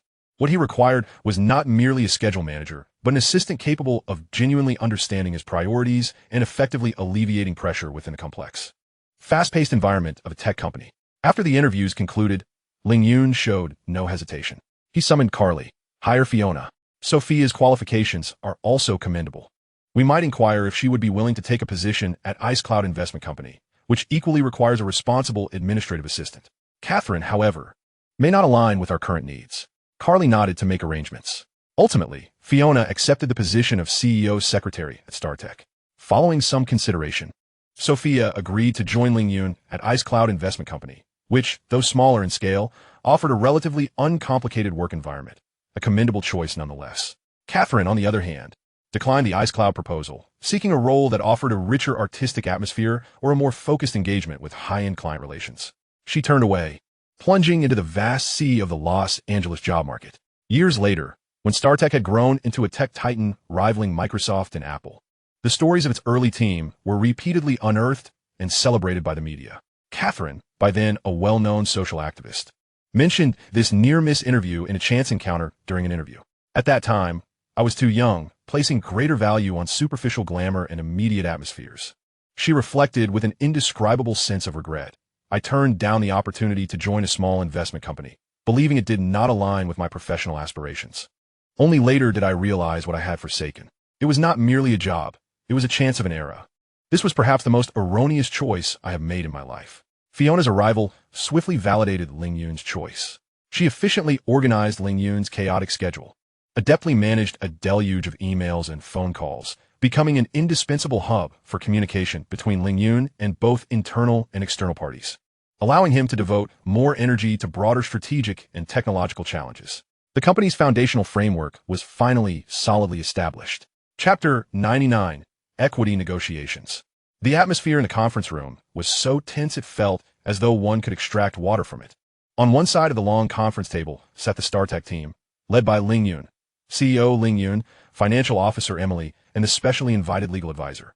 On the opposite side was a 5-member team led by Richard Laws, the Vice President of Investment from Dell, which included investment managers, legal counsel, and financial analysts. The negotiations commenced at 2 p.m., and had already stretched for 3 hours. The core focus was singular: the valuation of StarTech. Mr. Ling, Richard Laws, a meticulously groomed middle-aged man with sharp eyes, reiterated Dell's position. We must return to the basis of reality. The current active user count for the Star operating system, according to our third-party data, does not exceed 150,000. The number of browser users is slightly higher, yet has yet to achieve a scale effect. An operating system without a substantial user base has limited commercial value. He paused before continuing. Dell is willing to offer a valuation of $20 million, reflecting our sincerity based on your technical team and future potential. Emily immediately countered Mr. Laws, asserting that valuation cannot solely hinge on current user numbers. The value of StarTech lies in its comprehensive ecological architecture, the operating system, browser, and the crucial development toolchain, StarFlow and StarPack. This combination is rapidly attracting developers and constructing the future application ecosystem. That is the core asset. Before Hurley prepared financial models and market analysis reports, we believe that a pre-investment valuation of $50 million is reasonable, reflecting our growth potential and market scarcity. $50 million? That's utterly absurd, interjected a financial analyst from the Dell side, pointing to his laptop screen. Comparing the current valuations of software companies in the public market and recent funding cases of similar startups in Silicon Valley, asserting that this figure lacks support. We are investing in the future, not past financial statements. Finally, Ling Yun spoke, his voice calm, yet imbued with an undeniable strength. Richard, what Dell values is the potential for the Star system to disrupt the Wintel monopoly, providing you with strategic cushioning and new profit growth points. Isn't that worth something? If StarTech were merely another ordinary software company, we wouldn't be here today. Richard Laws furrowed his brow slightly. Ling Yun's words struck at the heart of his strategy. He slowed his tone. Certainly, we acknowledge the strategic synergy value, but $25 million is our ceiling. We have a responsibility to Dell shareholders. $40 million, Ling Yun countered firmly, refusing to yield. This is not merely a matter of money. Valuation represents Dell's recognition of StarTech's future standing. An excessively low valuation sends erroneous signals to the market, undermining the confidence of the developer community and potential partners. The negotiations reached an impasse, with a vast chasm between the two parties in terms of numbers. The atmosphere became somewhat strained. Perhaps we might consider an alternative perspective. Richard Laws mused after a moment of contemplation. Dell could accept a higher valuation, such as the $40 million you proposed, but we would require additional conditions. For instance, the performance clauses contingent on future outcomes, or the rights exceeding the equity ratio within the board of directors. Such demands are unacceptable. Ling Yun interjected firmly, his tone resolute. Xingchen Technology must maintain its strategic independence and managerial autonomy. This is the non-negotiable baseline for cooperation. There will be no contingent agreements. Board seats may be allocated according to equity stakes, yet the core decision-making authority must reside with the management team. He understood that conceding even a fraction of his control could lead to potential subjugation in the future. A silence ensued as both parties assessed each other's limits and resolve. $30 million. Richard Rouse offered once more, his gaze fixed intently on Ling Yun, asserting this as Dell's maximum concession. Concurrently, it must be unequivocally stated that the intellectual property of the Xingliu framework and the Xingbao tools must wholly belong to Xingchen Technology, with no room for ambiguity. He evidently had conducted his homework, aware of the significance of these tools. $35 million. Ling Yun met his gaze and declared his final figure, a pre-investment valuation of $35 million. Dell would invest $3.5 million, acquiring a 10% stake. This is our final stance. The intellectual property rights are clear, entirely resting with Xingchen Technology. Furthermore, in the market, it is either Microsoft or us. We possess a unique position. Aside from Xingchen, you have no other options. He provided a comprehensive proposal, leaving no room for negotiation. Richard Rouse leaned back, conferring quietly with his legal and investment managers. The price still exceeded their internal evaluations, yet had entered a negotiable range. Most critically, Ling Yun's unwavering stance on control issues made them realize this was an insurmountable red line. Continuing to haggle over valuation could jeopardize the negotiations, an outcome Dell, eager to establish a software foothold through this investment, would prefer to avoid. Richard Rouse scrutinized Ling Yun for several seconds, seemingly confirming his determination. Finally, he nodded slowly. $35 million pre-investment valuation, $3.5 million investment for a 10% stake. In principle, I can agree, but it ultimately requires Michael's approval. The tense atmosphere eased somewhat. Emily quietly exhaled in relief. So what about the equity structure? Queried Dell's legal team. Ling Yun had already prepared his response. Post-investment, the equity structure would be as follows. I personally hold 70%, Dell holds 10%, and the remaining 20% is held on my behalf as a future employee option pool, intended to attract and incentivize talent. This distribution ensures he retains absolute control, while also allowing for future profit sharing within the team. The Dell team raised no objections, acknowledging this as a common practice in Silicon Valley. Over the next 2 hours, both teams meticulously refined the investment agreement's specific terms: board observer seats, non-voting rights, information rights, anti-dilution clauses, and preemptive rights. Every detail brimming with negotiation. Ling Yun's legal advisor engaged in vigorous debate with Dell's legal team. By the time the final draft was tentatively approved, the outside world had transformed into a tapestry of lights, the night deepening. The clock approached 8 o'clock. Richard Rouse rose, adjusted his suit, and extended his hand to Ling Yun. Mr. Ling, here's to a successful partnership. The agreement text will be completed promptly and submitted to Michael. Ling Yun shook his hand, a hint of fatigue mingling with a relieved smile, looking forward to the formal agreement. Merry Christmas, Richard. Merry Christmas. After the Dell team departed, only Ling Yun and Emily remained in the conference room. We achieved 35 million. Emily sighed, her face radiating the joy of success intertwined with the exhaustion of negotiation. This is merely the beginning. Ling Yun gazed out at the Los Angeles nightscape, his eyes distant. Having secured funding and Dell's channels, the real test lay ahead. Microsoft would not stand idly by. This intense negotiation, which extended from the afternoon into the late hours, ultimately injected much-needed capital and formidable allies into Xingchen Technology, also solidifying its crucial early-stage capital structure. Ling Yun upheld the baseline of control, garnering further leverage in dealings with industry giants. The road ahead remained fraught with challenges. Yet at the very least, they had acquired a sturdier armor and weaponry. Chapter 100, The Shift at Netscape. Jim Clark stood before the office window, his desk adorned with the final version of the Netscape browser, freshly packaged to be compatible with the Xingchen operating system.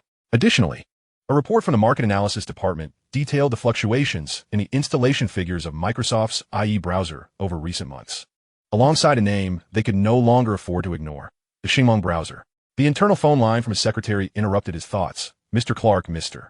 Anderson and the heads of the development team are in the conference room. I'll be right there. Clark took a deep breath, grasped the software and report, and proceeded to the conference room. The atmosphere within was somewhat subdued. Mark Anderson and several core executives, along with technical leads, were already seated. They all understood that the meeting's agenda extended beyond merely discussing the new version's release. It encompassed the future survival strategy of the Netscape browser. Gentlemen, Clark wasted no time. Directly placing the compatibility disk for the Xingchen system on the table, our special edition for Xingchen is ready. However, we must now decide how to launch it and determine our own path forward. He opened the analysis report, pointing to critical data. IE's market share is steadily increasing, bolstered by its bundling with Windows. In contrast, the Xingchen company's Xingmong browser, while still modest in user base, exhibits a steep growth curve, particularly within their developer community, where it enjoys an excellent reputation. A vice president in charge of marketing frowned. Our browser is a paid software. It's one of our primary revenue sources. If we abandon charging to compete with Microsoft and Xingmong, our financial reports will suffer greatly. Revenue? Clark scoffed, gesturing toward another technical brief. Look at this. The Xingmong browser is open source, and their optimized JavaScript engine outperforms ours by a significant margin. The Xingliu framework and Xingbao tools they've developed are currently highly popular within independent developer circles. If we cling to our outdated methods and rigid standards, we risk becoming an isolated island. His gaze swept across the room before settling on Anderson. Mark, we have discussed the possibility of offering free services before. The time has come, or rather, if we delay any longer, it will be too late. Anderson clasped his hands on the table, his expression serious. Jim, I understand your concerns, but going free necessitates a complete overhaul of our business model. What will we rely on? Enterprise services? Advertising? Survival first. Capture the market. Clark's voice intensified. Ling Yun has a saying that may be harsh but rings true. By the time we win the antitrust lawsuit, the market may be gone. We must ensure that people are using our browser. He lifted the technical documentation for the Xingmong browser. There's another critical point. The Xingmong browser is open source. Their optimized JavaScript standard is public. What does it mean if we adopt the same standard? The technical supervisor's eyes brightened. It means our two browsers will be highly aligned in core script engines and web standard support. Web applications developed using the Xingliu framework and Xingbao tools will run almost seamlessly on both our browser and the Xingmong browser, without requiring extensive adaptation. Exactly. Clark slammed his hand on the table. This is the ecosystem. We need not build a new set of development tools from scratch. We can directly leverage the rapidly growing developer ecosystem that Xingchen has already established. Our browser will naturally be compatible with applications produced by their framework. This presents a tremendous advantage in attracting developers to remain on the Netscape platform. This perspective plunged the attendees in the conference room into deep contemplation. This signifies that Netscape will, to a certain extent, relinquish the uniqueness of its technology and instead embrace a technology standard dominated by its competitors. However, conversely, this indeed serves as a swift avenue to enhance the developer experience and enrich the application ecosystem of the Netscape browser. If we offer our services for free and align ourselves with the technology standards of StarTech, Anderson began, his thoughts gradually crystallizing, we can concentrate our efforts on browser performance, user experience, and collaboration with enterprise clients. We can capture market share with a free personal version while simultaneously generating revenue through a paid enterprise version and support services. That is it, Clark asserted decisively. This is a war of alliances. Microsoft represents one faction, while we, alongside StarTech, are natural allies, at least in the realm of browsers and in our opposition to Microsoft. Adopting a shared standard will facilitate development and foster interoperability within the ecosystem, which is our most effective weapon against the Wintel Alliance. He turned towards the technical team. Prepare two things immediately. First, release the Netscape browser compatible with the StarTech system, and announce that it will be entirely free. Second, initiate a technical migration plan. The next mainstream version of the Netscape browser must fully adopt the JavaScript standard optimized and open sourced by StarTech, ensuring perfect compatibility with the Starstream and StarPack ecosystems. The technical director nodded. Understood. From a technical standpoint, this will significantly reduce redundant work and immediately allow our browser to benefit from their development tools. Go ahead, Clark concluded. The times are changing, gentlemen. We must either adapt or perish. We choose to adapt, and we will rally our allies to demonstrate to that fellow in Redmond the power of open standards and free offerings. After the meeting, the once mighty vessel of Netscape began its arduous yet resolute course correction. Days later, the Netscape browser compatible with the StarTech system was officially launched, accompanied by an announcement that the personal version of the Netscape browser would adopt a free model, along with a roadmap for the next version to fully comply with the technological standards of StarTech. This series of actions sent ripples throughout Silicon Valley, marking Netscape's formal embrace of a more open and pragmatic competitive stance, forging an informal yet significant alliance with the emerging StarTech company, united against the formidable pressure from Microsoft's Internet Explorer. Chapter 101. The Arrival of Jiangfeng. The International Arrivals Hall at Los Angeles International Airport was bustling with activity. Ling Yun, clad in an inconspicuous dark jacket, stood amidst the throng of greeters, his gaze calmly fixed on the exit. He held no placard, simply waiting in silence. Soon, a young figure clad in a somewhat bulky down jacket, sporting a backpack, came into view. It was Jiangfeng. Weariness from a long flight and a hint of bewilderment were etched on his face as he pushed a luggage cart, scanning the unfamiliar faces in search of someone familiar.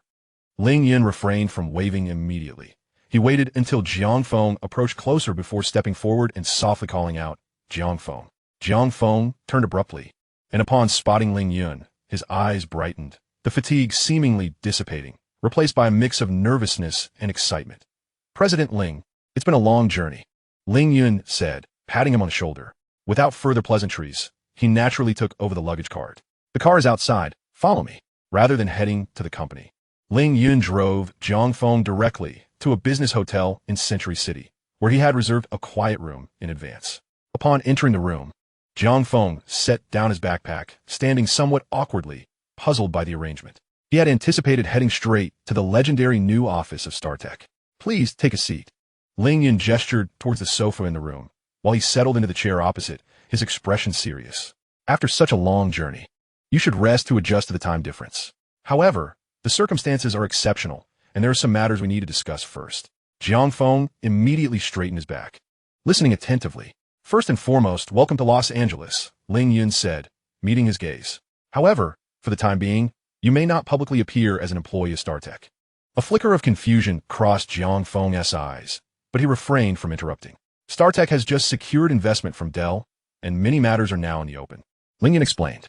"Microsoft is watching us closely, and future competition will be exceedingly complex and fierce. I need to establish certain strategies beyond their scrutiny. You, along with your forthcoming tasks, are part of my contingency plan. He paused, observing Jiang Feng's youthful yet composed face. Do you understand my meaning? You're a pawn in the shadows. Jiang Feng nodded earnestly. I understand, President Ling. Please direct me on what I need to do. Excellent. Ling Yun retrieved a thick, bound technical document from his briefcase and handed it to Jiang Feng. Your core task is to develop a brand new, lightweight, high-performance database system based on the core features of the StarTech system. Jiang Feng accepted the document.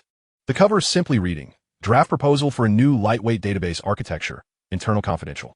As he opened the first page, he found architecture diagrams and descriptions of key algorithms meticulously sketched by Ling Yun himself. Although it was merely a framework and direction, the ideas were exceptionally clear and ahead of their time, transcending the current mainstream database design paradigms. Did you design this? Jiang Feng's voice was filled with incredulous astonishment. He had expected to engage in concrete coding tasks, not to be directly involved with top-tier architectural design. This is a preliminary concept. You will need to flesh out and optimize the implementation, Ling Yun replied calmly. Your first task is to thoroughly comprehend this architectural design, understand why it is structured this way, its advantages, and the potential challenges that may arise. Should you have any questions or superior ideas, feel free to discuss them with me. He gestured towards the hotel room. This will serve as your temporary office and residence. If you require any technical materials or reference books, compile a list, and I will have them delivered. The hotel can provide meals, or there are restaurants nearby. Until you receive further instructions from me, do your best to remain within the hotel premises to avoid unnecessary interactions. Jiang Feng clutched the document tightly, as if holding a precious treasure.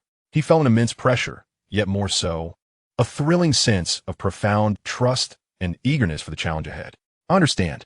President Ling, I will swiftly master this design. Jiang Feng's tone was resolute, leaving no room for doubt. This is not merely a technical task. Ling Yun observed him, his voice deepening. Once you have fully grasped the architecture and presented an initial viable prototype, I will establish a new company. This company will, in appearance, have no direct equity connection to StarTech. And you, Jiang Feng, will be the CEO of this new company. Jiang Feng's head snapped up, his pupils dilating in shock. Sigh. He was but a recent graduate. Though confident in his technical abilities, he had never envisioned bearing such a weighty responsibility. President Ling, I fear I may not be suited for a management position. He instinctively tried to decline. You will handle the technical aspects. Initially, I will arrange for personnel to assist you with financial and legal matters, helping you establish an administrative framework. Ling Yun interrupted him, his tone leaving no room for objection. What you need to do is lead a capable technical team to develop this database and ensure its technological superiority. This is an entirely new battlefield, and I require someone I fully trust and who possesses a profound understanding of the technological core to steer the ship. Liam O highly recommended you. I trust his judgment and your potential. He gazed at Jiang Feng, his eyes sharp. This will be a greater pressure than you've faced at StarTech, and it will be lonelier.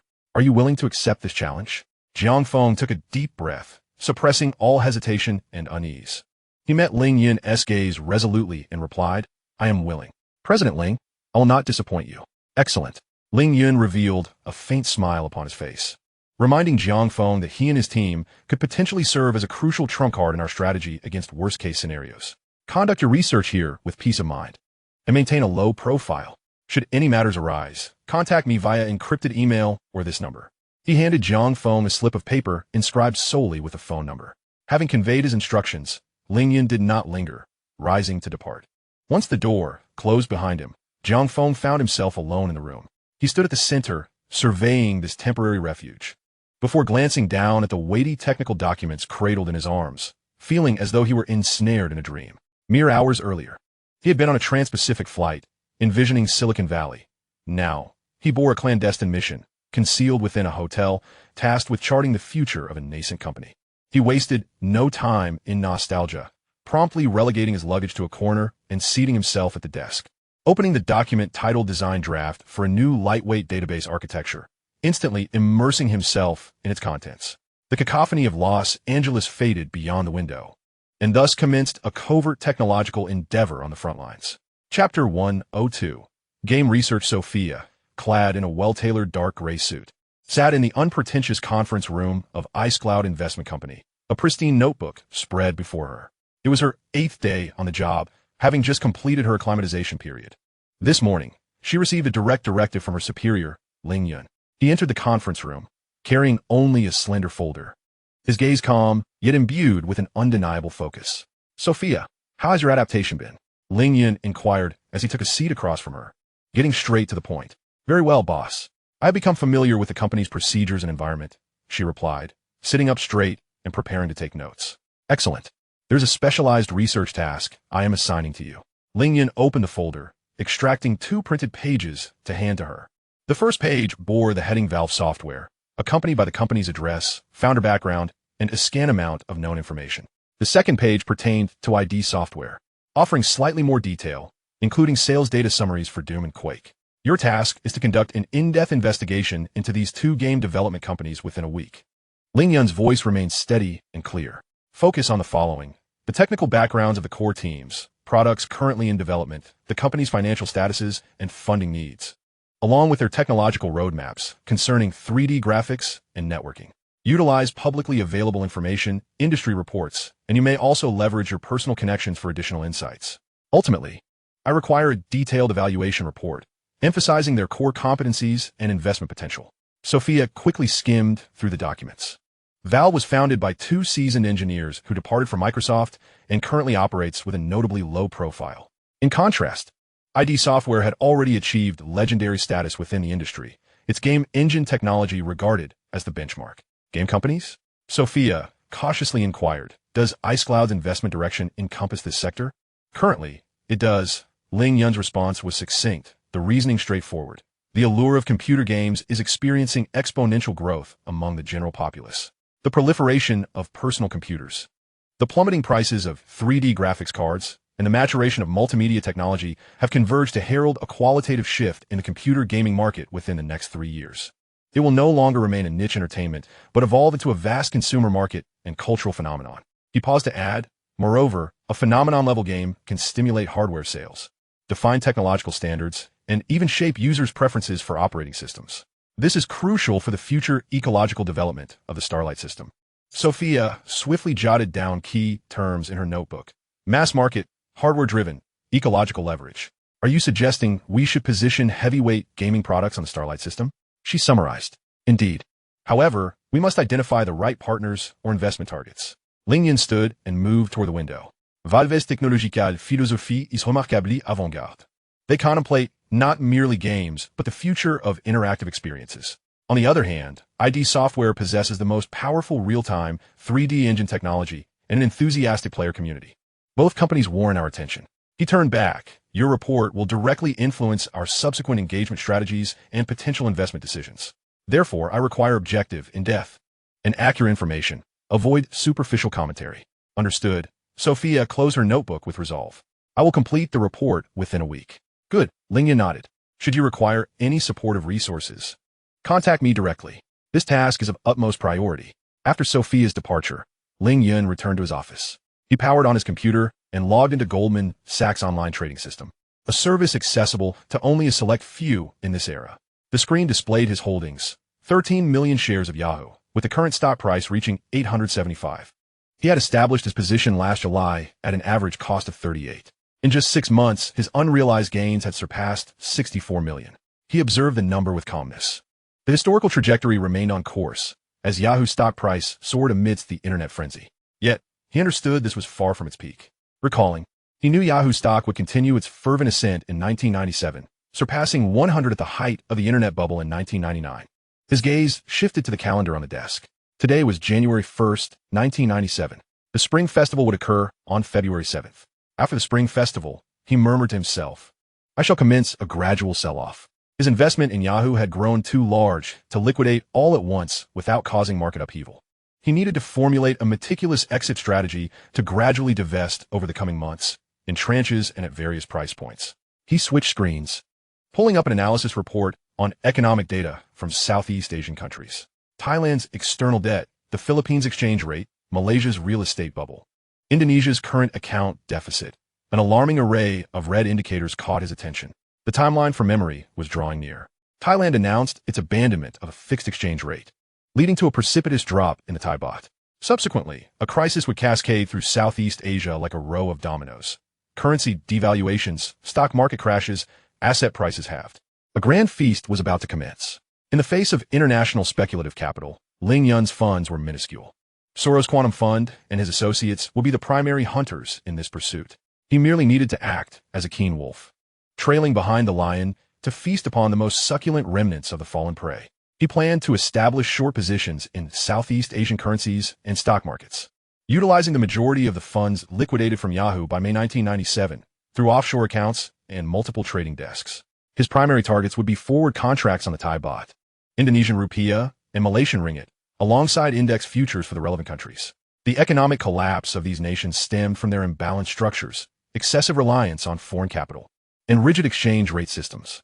International speculative capital merely served as the final straw, not the root cause of the issues. He was simply riding the wave, claiming his due share before the tide receded.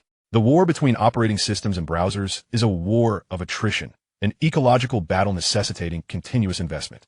The confrontation with Microsoft was only just beginning. Subsequent legal battles, public relations skirmishes, and talent wars would each require substantial financial backing. Dell's investment of $3.5 million was but a drop in the ocean. For him, the crisis in Southeast Asia represented a timely opportunity, a pivotal battle to raise funds for the impending technological warfare. He shut down the trading software and analytical reports, jotting down key milestones for the upcoming months in his notebook. The year 1997 would be critical for his strategic positioning. On one front, he needed to withstand the pressure from Microsoft in the software battleground of Silicon Valley, while on the other, he aimed to execute a precise harvest in the global financial markets, stockpiling ammunition for the future. Two-front warfare poses an exceptionally high risk, yet it is a path he must tread. Chapter 103, UHSB. At 10 o'clock in the morning, at the Oak Creek Golf Club on the outskirts of Los Angeles. The weather is splendid, with warm sunlight bathing the meticulously trimmed fairways. Ling Yun stands beside the first tee, accompanied by 3 guests. Michael Dell is the first to arrive, clad in a golf polo and khaki trousers, carrying his golf bag. Next is Eckhart Pfeffer, CEO of Compaq, followed by Lou Platt, CEO of Hewlett-Packard. All 3 are dressed in business casual attire, their faces adorned with the relaxed expressions befitting the first day of a new year. Gentlemen, Happy New Year. Ling Yun greets each of them with a handshake, expressing his gratitude for their presence. Ling, you've gathered us 3 for a reason beyond merely playing golf, Dell states directly, picking up a driver. What is the important matter at hand? Pfeffer and Platt also turn their gaze towards Ling Yun, their curiosity piqued. It is indeed unusual for a founder of a startup to convene with the CEOs of 3 major PC manufacturers. Let us discuss it after we finish the front 9. Ling Yun replies with a smile, retrieving his driver from his bag to warm up. The 4-take turns teeing off. Dell's shot is straight and far, landing in the center of the fairway. Pfeffer's ball veers slightly to the right, resting at the edge of the rough. Platt's shot is steady, landing on the left side of the fairway. Ling Yun's ball travels the farthest, but lands a bit off mark. As they walk towards a golf cart, Pfeffer speaks up. Ling, we know your collaboration with Dell has commenced. Is your intention in reaching out to us to promote your star system? If that is the case, I must be frank. Compaq's partnership with Microsoft runs deep, not just with the operating system. Ling Yun takes the driver's seat in the cart. I have something I would like to show you, he says. It could potentially revolutionize the landscape of PC peripherals. Platt raises an eyebrow in interest. New hardware? New standard. Ling Yun succinctly replies. They play through 4 holes, the atmosphere gradually relaxing as they discuss industry trends, fluctuations in memory prices, and expectations for Windows 97. Yet, the 3 can sense that Ling Yun is laying the groundwork for something significant. At the 5th tee, they arrive at a spacious rest area furnished with tables and umbrellas. Ling Yun halts here. That should suffice, he states. Gentlemen, please take a seat. I wish to present something. He retrieves a black hardshell briefcase from the side of his golf bag. The case is not large, approximately the size of a laptop, yet quite robust. The 3 gather around a round table as Ling Yun opens the briefcase. Inside, there are no complex devices, but rather a few items. A palm-sized circuit board integrated with several chips and interfaces, various metal interface samples of differing sizes, silver gray, and exquisitely crafted. A stack of technical documentation, and a modified IBM ThinkPad laptop featuring an unfamiliar interface on its side. What is this? Dell inquires, picking up one of the interface samples for a closer inspection. The interface is diminutive, much smaller than a parallel port, and even less than a serial port, with a metallic casing. The opening is an elongated oval shape, revealing a row of fine golden contacts within. Universal high-speed bus, Ling Yun states. I'm temporarily calling it UHSB. Universal High-Speed Bus. Pfeffer examines another interface sample, turning it over in his hands. It resembles Intel's newly launched USB, yet is even smaller. In this shape, can it be inserted either way? Indeed. Ling Yun nods. This is the first feature I designed, a foolproof design that does not depend on orientation. It can be inserted either way, eliminating the need for users to find the correct direction. Platt picks up the circuit board. What about the transmission speed? USB 10 claims to be 15 megabits per second, but achieves less than 1 megabit per second in reality. That's far too slow. The theoretical transmission speed of UHSB is 5 gigabits per second. Ling Yun calmly replies. A palpable silence envelopes the air for 3 seconds. What did you say? Pfeffer is the first to react. 5G? 5 gigabits per second? Are you certain of the unit? Absolutely, Ling Yun affirms, powering on the modified ThinkPad. This is a prototype validation machine. Allow me to demonstrate. The computer boots up swiftly, running the star system. Ling Yun connects a UHSB interface external hard drive, which is notably smaller, only half the size of standard hard drive, into the side port of the laptop. With a soft click, the magnetic design automatically secures the connection. There's no need for screws or excessive force. A prompt appears in the lower right corner of the screen. UHSB device connected. Storage device. Test disk.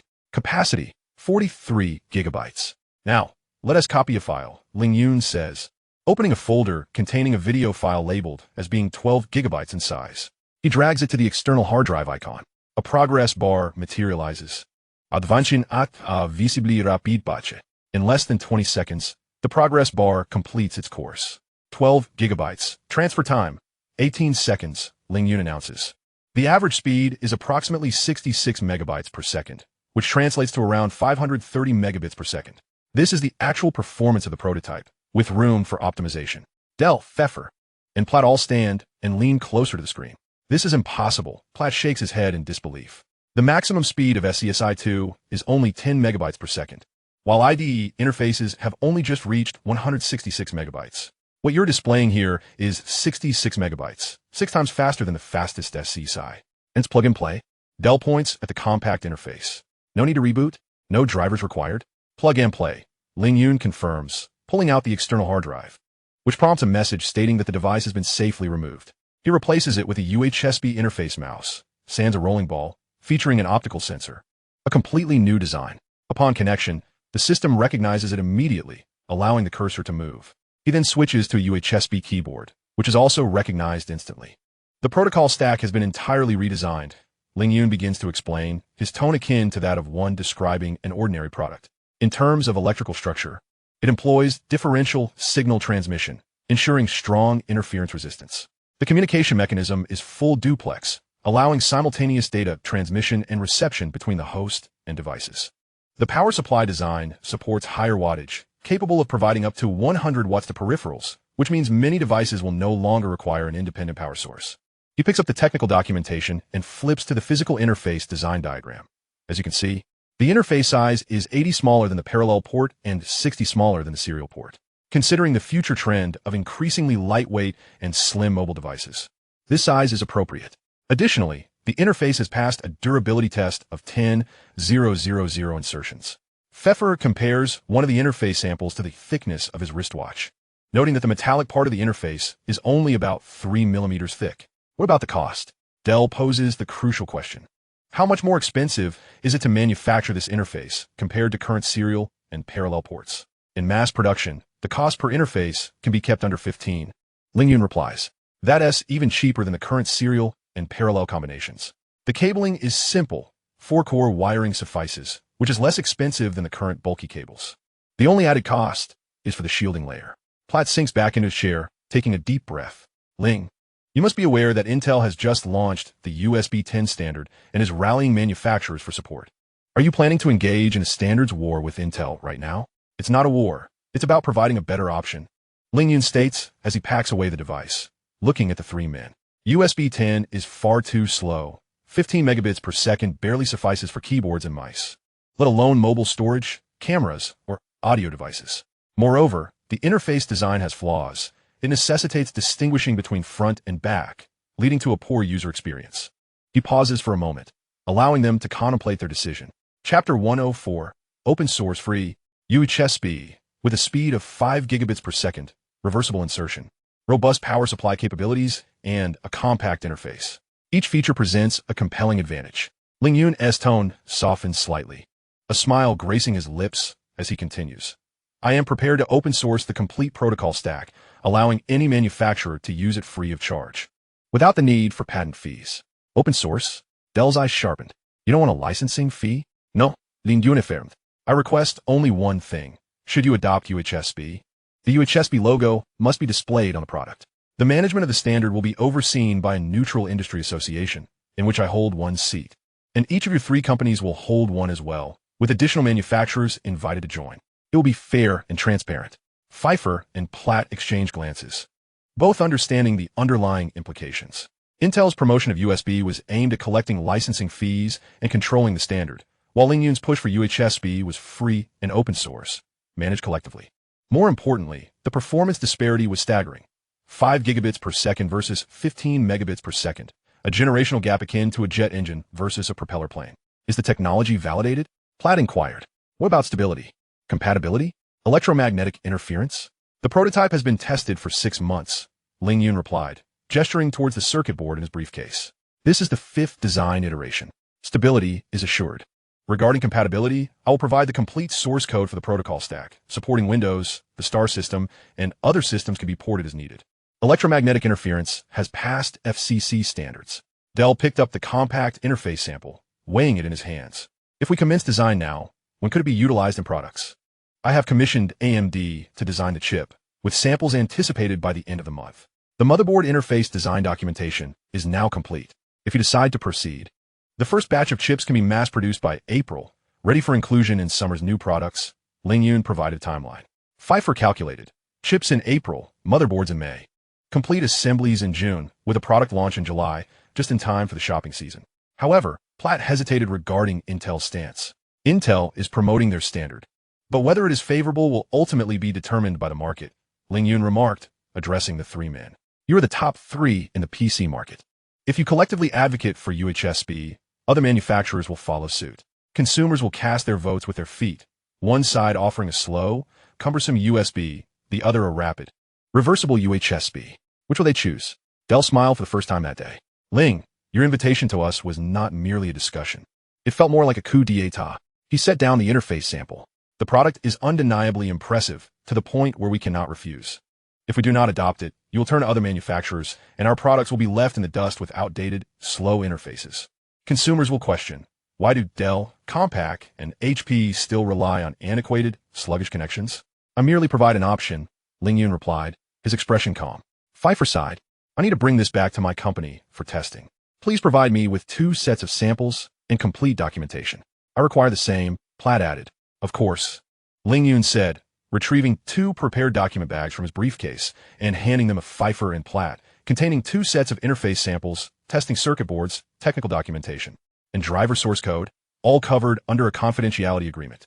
Dell did not require any. He had already decided to collaborate.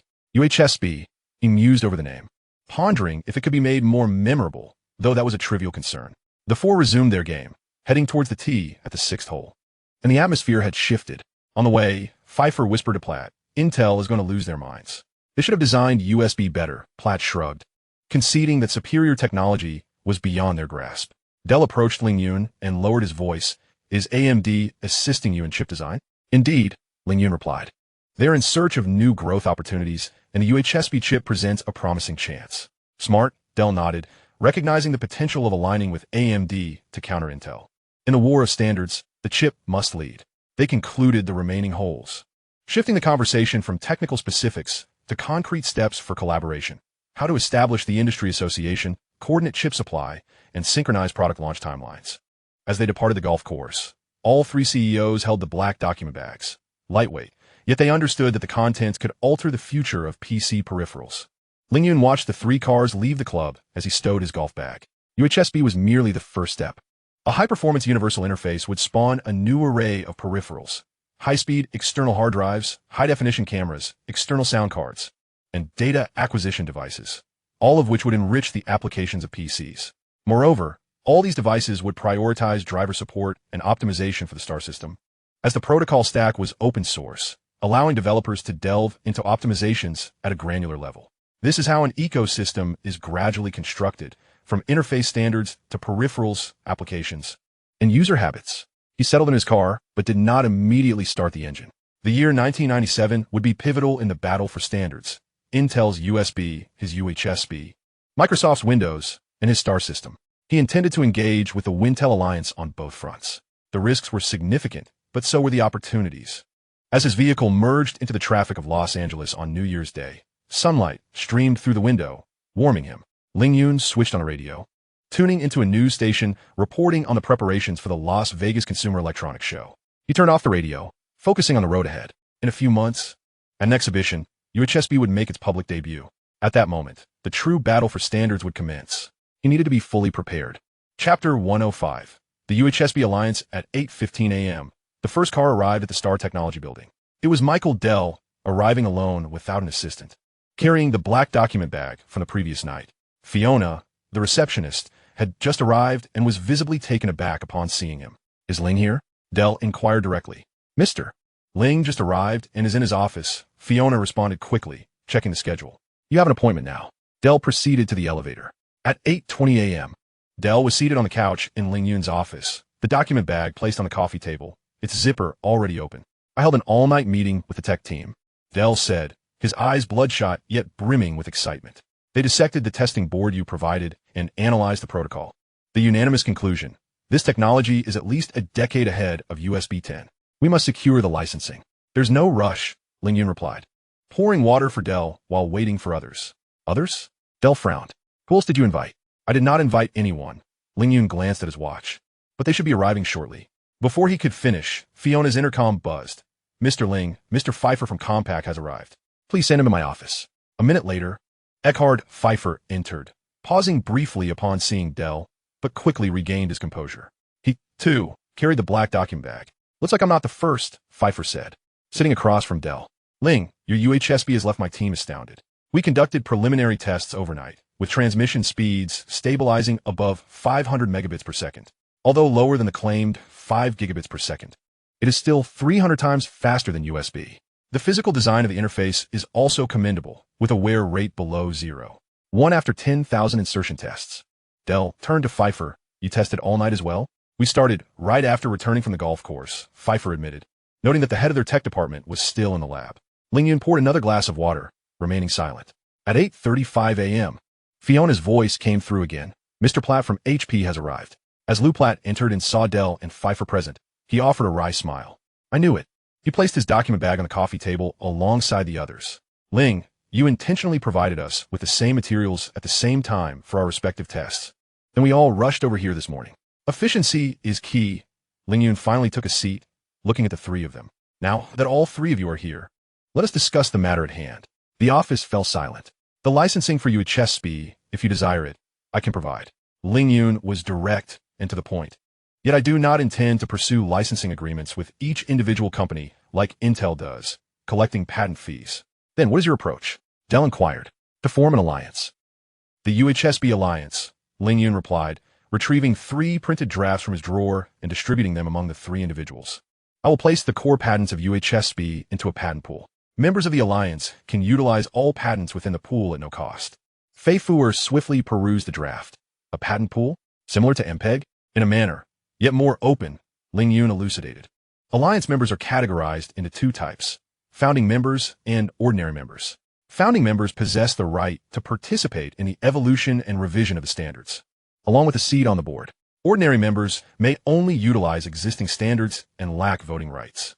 Plight noticed the terms outlined in the draft. Founding members are required to pay a one-time membership fee, while ordinary members are exempt. Indeed, Ling Yun confirmed.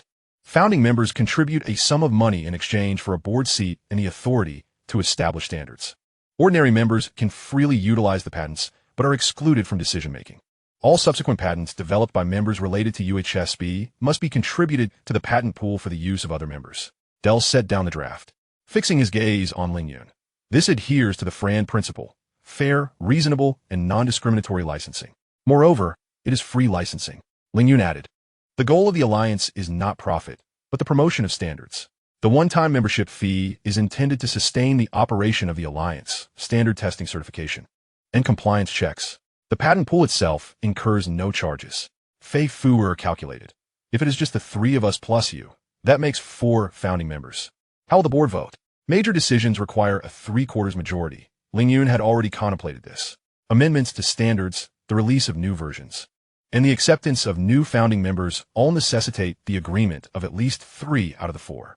Plight astutely identified the crux, so any individual member has the power to veto? Correct, Ling Yun acknowledged, including myself.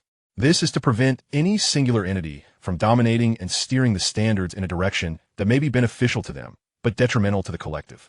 The veto power necessitates compromise and negotiation among all members. Dell fell silent for a few seconds before suddenly laughing. Ling, you are not selling technology. You are constructing a republic. The 4 founding members resemble 4 states, each possessing their own veto power, with significant decisions requiring a supermajority. An apt metaphor, Ling Yun remarked. The UHSB standard does not belong to any single company. It belongs to the alliance. The alliance is the property of all its members. This structure is the most equitable and is likely to be widely accepted. Fei Fuer and Plight exchanged glances, both grasping the brilliance of this design. Intel promotes USB, maintaining control over the standard, with other manufacturers merely as users. Ling Yun advocates for UHSB, with the standard governed by the alliance, granting all founding members a voice. More importantly, the free licensing means that small to medium enterprises can adopt UHSB without incurring costs, facilitating rapid dissemination. What is the membership fee for founding members? Dell asked pragmatically. $5 million, Ling Yun stated, a one-time payment. This sum will go into a non-profit fund for the alliance, allocated for, first, establishing a standard testing laboratory, second, implementing compliance certification programs, third, compensating the operational staff of the alliance, and fourth, funding the promotion of UHSB technology. $5 million, Fei Fuer mused, is not exorbitant. However, we need to ascertain who the other founding members are. Currently, it is just us 4, Ling Yun responded. AMD will be the 5th. They are in the process of designing the UHSB master control chip and require a founding member seat. Other chip manufacturers wishing to join may do so as ordinary members, utilizing the standards to produce chips or apply to become founding members, which requires unanimous approval from the existing founding members. Plight nodded. Stringently controlling the number of founding members ensures decision-making efficiency. Ordinary members can be open, promoting swift standard adoption. This balance is commendable. There's another question. Dell pointed out. What happens if a founding member exits or is acquired? Refer to Article 12 of the draft. Ling Yun flipped to the relevant page. Founding membership is non-transferable. If a company is acquired, the acquirer cannot automatically obtain the founding member seat. They must reapply, with the remaining founding members voting on the decision. If a founding member voluntarily exits, their board seat is permanently revoked, and no new seats may be created. Fais-vous scrutiniser Article 12 closely. This prevents large companies from seizing control through acquisitions. Precisely, Ling Yun affirmed, the stability of the alliance is paramount. We do not wish for the standard to waver due to corporate mergers. The trio continued to review the draft, the office resonating solely with the sound of pages turning. 10 minutes later, Dell was the first to set down the document. I will join, he declared, committing to the payment of $5 million to become a founding member. However, I need to confirm one matter. The subsequent evolution of the UHSB standard must be driven by technology, not coerced by any company for commercial gain. This is a core principle of the Alliance's charter, Ling Yun indicated, pointing to Article 3 of the draft. All standard revisions must be based on, first, technological necessity, second, backward compatibility, and third, member consensus. Any proposal that compromises the technical integrity or compatibility purely for commercial benefit can be vetoed by other members. Fei Fuer also set down the document. Compaq will join. However, I require some time to navigate our internal processes. The $5 million needs board approval. HP will also join, Plight succinctly stated, echoing a similar internal process that would take a few weeks. Understood, Ling Yun replied. We can first sign a letter of intent, which will be legally binding. The formal agreement can be signed once your internal processes are complete. He retrieved 3 copies of the intent letter, already printed, awaiting only signatures and dates. Dell took the pen and inscribed his name directly on the signature line. Dell can transfer the $5 million now. I have faith in this alliance. Fei Fuer and Plight also signed the intent letter. Chapter 106, the UHSB Alliance Plan, was leaked. With everyone having signed the intent letter, the alliance was officially established. What is the next step? Dell inquired. 4 tasks, Ling Yun replied, collecting the signed letters of intent. First, We shall establish a preparatory committee for the alliance, with 2 representatives from each of our 4 companies, to formulate detailed bylaws and operational rules.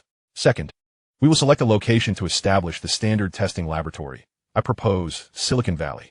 Third, we shall commence the formal documentation of the UHSB 10 standard. Fourth, we will prepare for a public announcement. What is the timeline? Polite questioned. The preparations will be completed in January. The laboratory will commence operations in February. The standard documentation will be finalized in March, and we will publicly announce the establishment of the alliance and the UHSB 10 standard in April. Ling Yun outlined the plan, while concurrently, the chip design at AMD would continue to advance, with tape out in February, samples in March, and mass production in April. 5 further calculated April announcement, allowing the market 3 months for preparation, and new products will launch in July. The timeline is tight, yet feasible. What about Intel? Dell queried. They have a developer conference in March and may strongly advocate for USB. Let them promote it, Ling Yun replied calmly. The theoretical speed of USB 10 is 15 Mbps. Our measured speed is 500 megabits per second. A difference of 300 times cannot be compensated by marketing. Once users connect a UHSB device, they will never wish to revert to USB. Plight stood up. I will ensure that HP's vice president participates in the preparatory committee. Next week for the inaugural meeting? Next Monday, January 6th at 10 a.m. Right here, Ling Yun confirmed the schedule. Bring your technical and legal representatives. The 3 departed in succession, with Dell being the last to leave. He paused at the door.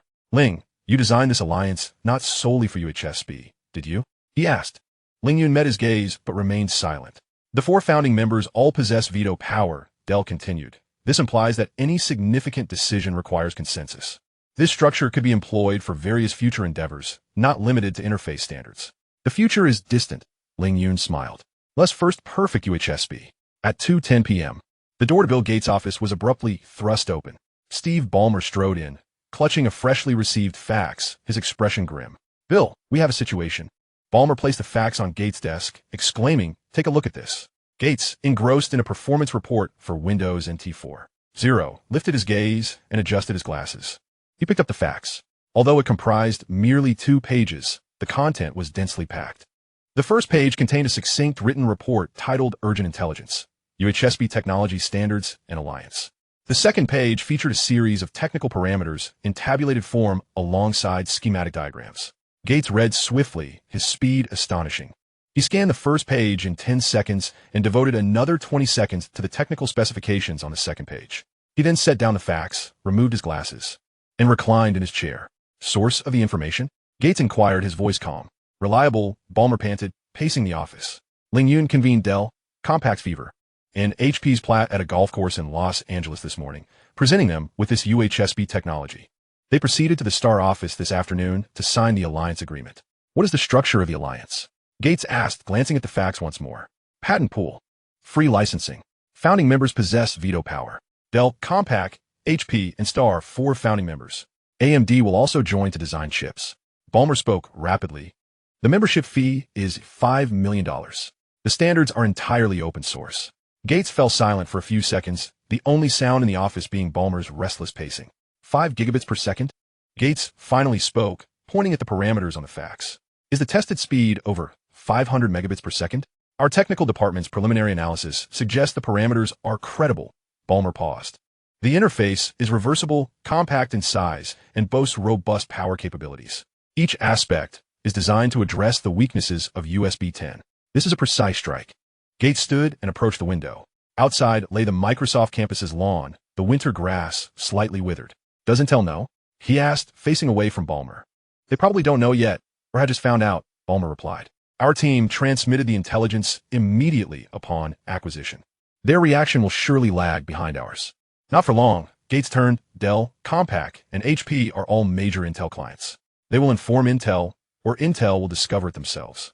He returned to his desk and picked up the fax once more, reviewing the technical parameters. 5 gigabits per second against 15 megabits per second. Reversible connection versus a directional one. Small connectors against large ones. Free licensing versus paid patents. With each comparison, Gates' tone grew colder. This is aimed at USB. It's also aimed at us, the Wintel Alliance. Ballmer gritted his teeth. Ling Yun is fighting on 2 fronts. The operating system challenges Windows, while the interface standard contests USB. He aims to drag us and Intel down together. Gates resumed his seat. his fingers tapping on the desk, a habitual gesture of contemplation. The alliance comprises 4 founding members, each possessing veto power. He analyzed. This implies that any significant decision requires consensus. It's challenging to bribe or divide them, at least in the short term. We can target Intel, Ballmer proposed, suggesting that Intel expedite the development of USB 2.0. If USB 2.0 can reach 480 megabits per second, it would approach UHSB's level. Time is insufficient. Gates shook his head. The USB 2.0 standard is still in draft form. Intel's roadmap indicates a release in 1999. Ling Yun's timeline is for a product launch this October. We are 2 years behind. Then we must strike from another angle. Ballmer's fist slammed onto the table. Patent war. UHSB must infringe upon some of our patents, or Intel's patents. We can file a lawsuit. The patent pool structure is designed to defend against this. Gates pointed to the relevant section on the facts. Alliance members share all patents. If we sue one member, the others will provide counterclaims. Moreover, the standards are open source, making it difficult to prove infringement. Ballmer inhaled deeply, forcing himself to remain composed. What then? Shall we merely watch them establish a new standard? If UHSB gains traction, PC manufacturers will pre-install UHSB interfaces. This will confer a hardware advantage to the STAR system. Users will opt for computers pre-installed with the STAR system to utilize UHSB devices. I understand. Gates' voice remained calm, but his gaze turned icy. Thus, we must act. Yet we must employ the right methods. Chapter 106. The UHSB Alliance Plan leaks. All parties have signed the letter of intent, and the alliance is formally established. What next? Dell inquired. For tasks, Ling Yun replied, tucking away the signed letter. Firstly, we will establish an alliance preparatory committee, with 2 representatives from each of our 4 companies to formulate detailed bylaws and operational rules. Secondly, we shall select a location to set up a standard testing laboratory. I propose Silicon Valley. Thirdly, we will commence the formal documentation for the UHSB 10 standard. Lastly, we will prepare for a public announcement. What is the timeline? Platt asked. Preparations to be completed by January, laboratory operational by February, finalization of standard documentation by March, and public announcement of the alliance's establishment and the UHSB 10 standard in April. Ling Yun outlined the plan. Simultaneously, AMD's chip design will progress. Tape out in February, samples in March, and mass production in April. If we announce in April, the market will have 3 months for preparation, with new products launching in July. Fever calculated. The timeline is tight, but feasible. What about Intel? Dell queried. They have a developers conference in March and may push USB. Let them, Ling Yun responded calmly. The theoretical speed of USB 10 is 15 megabits per second. Our tested speed is 500 megabits per second. A disparity of 300 times cannot be bridged by marketing. Once users connect a UHSB device, they will never wish to revert to USB. Platt stood. I will ensure that HP's vice president participates in the preparatory committee. Next week for the first meeting? Next Monday, January 6th at 10 a.m., right here. Ling Yun confirmed the timing. Bring your technical and legal representatives. The 3 departed in succession.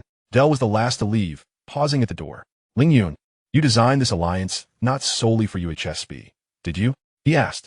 Ling Yun regarded him silently. All 4 founding members possess veto power, Dell continued. This means that any significant decision requires consensus. This structure could be utilized for more than just interface standards in the future. The future is distant, Ling Yun smiled. First, less perfect UHSB. At 2:10 p.m., the door to Bill Gates' office burst open. Steve Ballmer strode in, clutching a freshly received fax, his expression grim. Bill, there's trouble. Ballmer placed the fax on Gates' desk, reiterating, take a look at this. Gates, still engaged with the Windows NT 4.0 performance report, lifted his gaze and adjusted his glasses once more. He picked up the fax, a mere 2 pages yet densely packed with information. The first page bore a brief report titled Urgent Intelligence, UHSB Technology Standards and Alliance, while the second detailed technical parameters in tabulated and schematic form. Gates read with remarkable speed, finishing the first page in 10 seconds and the second in 20. He set down the fax, removed his glasses, and leaned back in his chair. Source of the information? Gates inquired, his voice steady. Reliable, Ballmer gasped, pacing the room. Ling Yun convened Dell, Compact's Fever, and HP's Platt at a golf course in Los Angeles this morning, showcasing this UHSB technology. They proceeded to the STAR office today to sign the alliance agreement. What is the alliance structure? Gates asked, glancing at the fax again. Patent pool. Free licensing. Founding members hold veto power. Dell, Compaq, HP, and STAR, 4 founding members. AMD will also be joining to design chips. Ballmer spoke rapidly. The membership fee is $5 million. The standards are entirely open source. Gates remained silent for a few moments. The only sound in the office being Ballmer's pacing. 5 gigabits per second? Gates finally queried, pointing at the parameters on the fax. Is the actual tested speed over 500 megabits per second? Our technical department's preliminary analysis indicates that the parameters are credible. Ballmer paused. The interface is reversible, compact in size, and possesses strong power capabilities. Each feature is tailored to address the vulnerabilities of USB 10. This is a precise strike. Gates finally spoke, gesturing towards the parameters on the fax, indicating real-world measurements exceeding 500 megabits per second. Our technical department's preliminary analysis suggests the parameters are credible. Ballmer halted his stride, noting the bidirectional interface, compact size, and robust power capabilities. Each feature was meticulously crafted to exploit the vulnerabilities of USB 1.0, representing a precise strike. Does Intel know? He inquired, turning his back to Ballmer. They probably don't know yet, or have only just discovered it, Ballmer replied. Our team transmitted the intelligence as soon as they acquired it. Intel's reaction will undoubtedly lag behind ours. Not for long. Gates countered. Dell, Compaq, and HP are all major clients of Intel. They will either inform Intel, or Intel will discover it themselves. The comparison of 5 gigabits per second to 15 megabits per second, bidirectional capability versus directional necessity, compact connectors against the larger counterparts, free licensing against paid patents. Each point made by Gates grew colder in tone, aimed squarely at USB. It was also directed at us, the Wintel Alliance. Ballmer gritted his teeth. Ling Yun was fighting on two fronts. The operating system was combating Windows, while the interface standard was countering USB. He would drag us down alongside Intel. The alliance comprises 4 founding members, each possessing veto power. Bill analyzed that this implies any significant decisions necessitate consensus. It is challenging to bribe or divide, at least in short term. We can approach Intel, Ballmer proposed, suggesting they expedite the development of USB 2.0. If USB 2.0 can achieve 480 megabits per second, it could approach UHSB levels.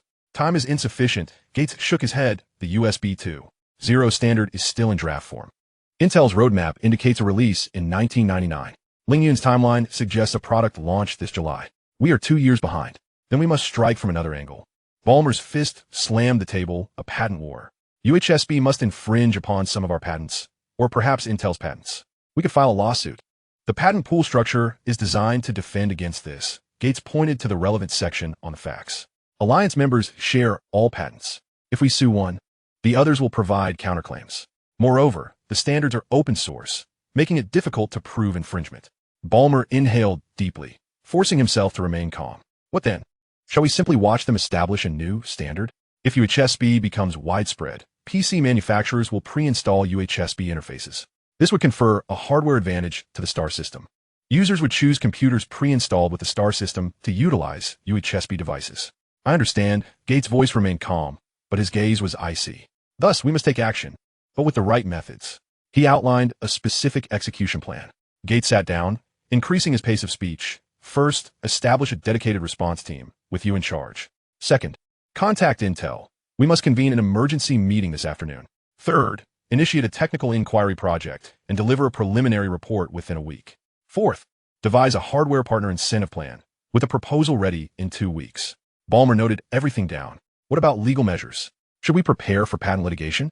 Prepare, but not necessarily utilize, Gates stated. Litigation is a last resort.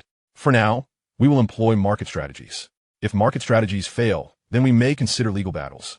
Ballmer picked up the fax. I will act immediately. The special team will be established within the hour.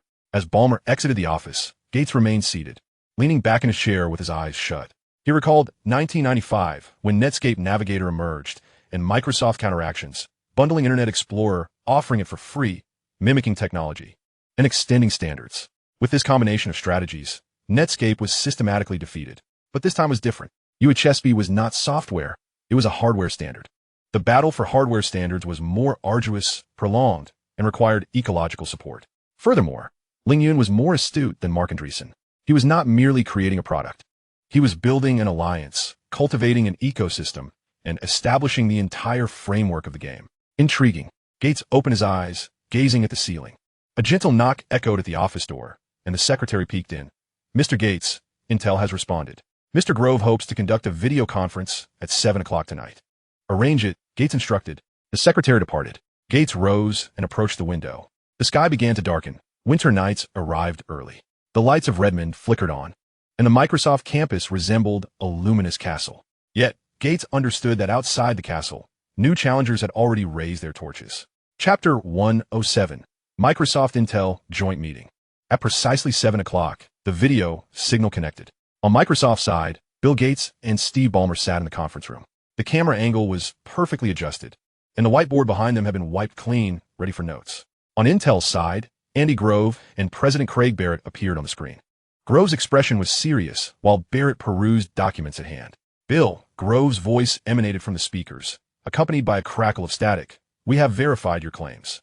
Dell, Compaq, and HP are indeed collaborating with that Chinese company on a new interface standard. Ballmer interjected. They have also brought AMD on board for chip design.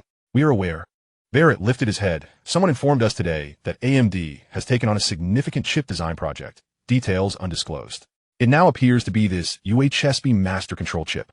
Grove rapped his knuckles on the table. Let us clarify first, is this UHSB technology legitimate?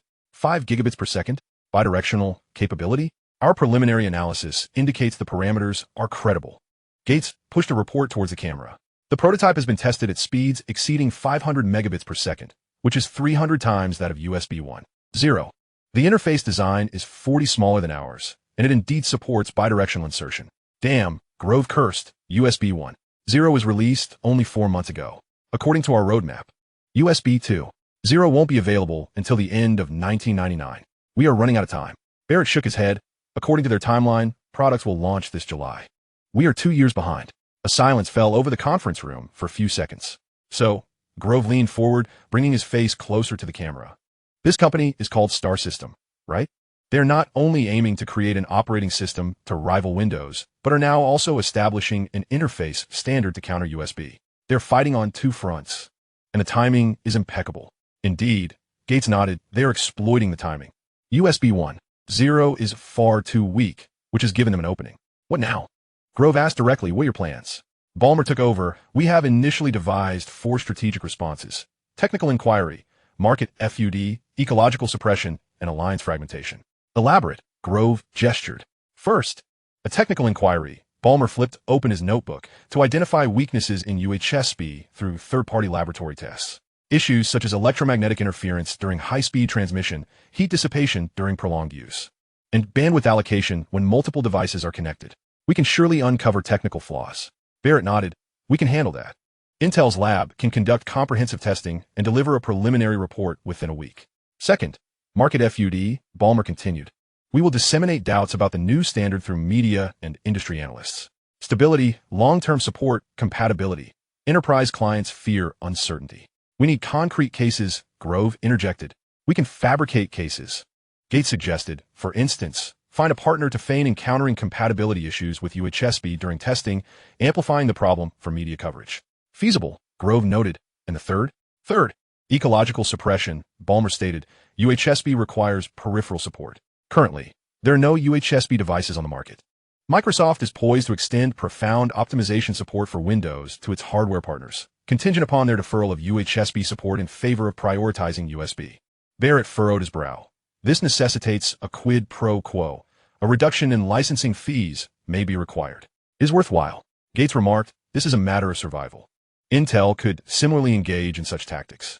Grove contemplated offering technical support to motherboard manufacturers, provided they abstain from reserving UHSB interfaces on their boards or relegating them to a secondary position.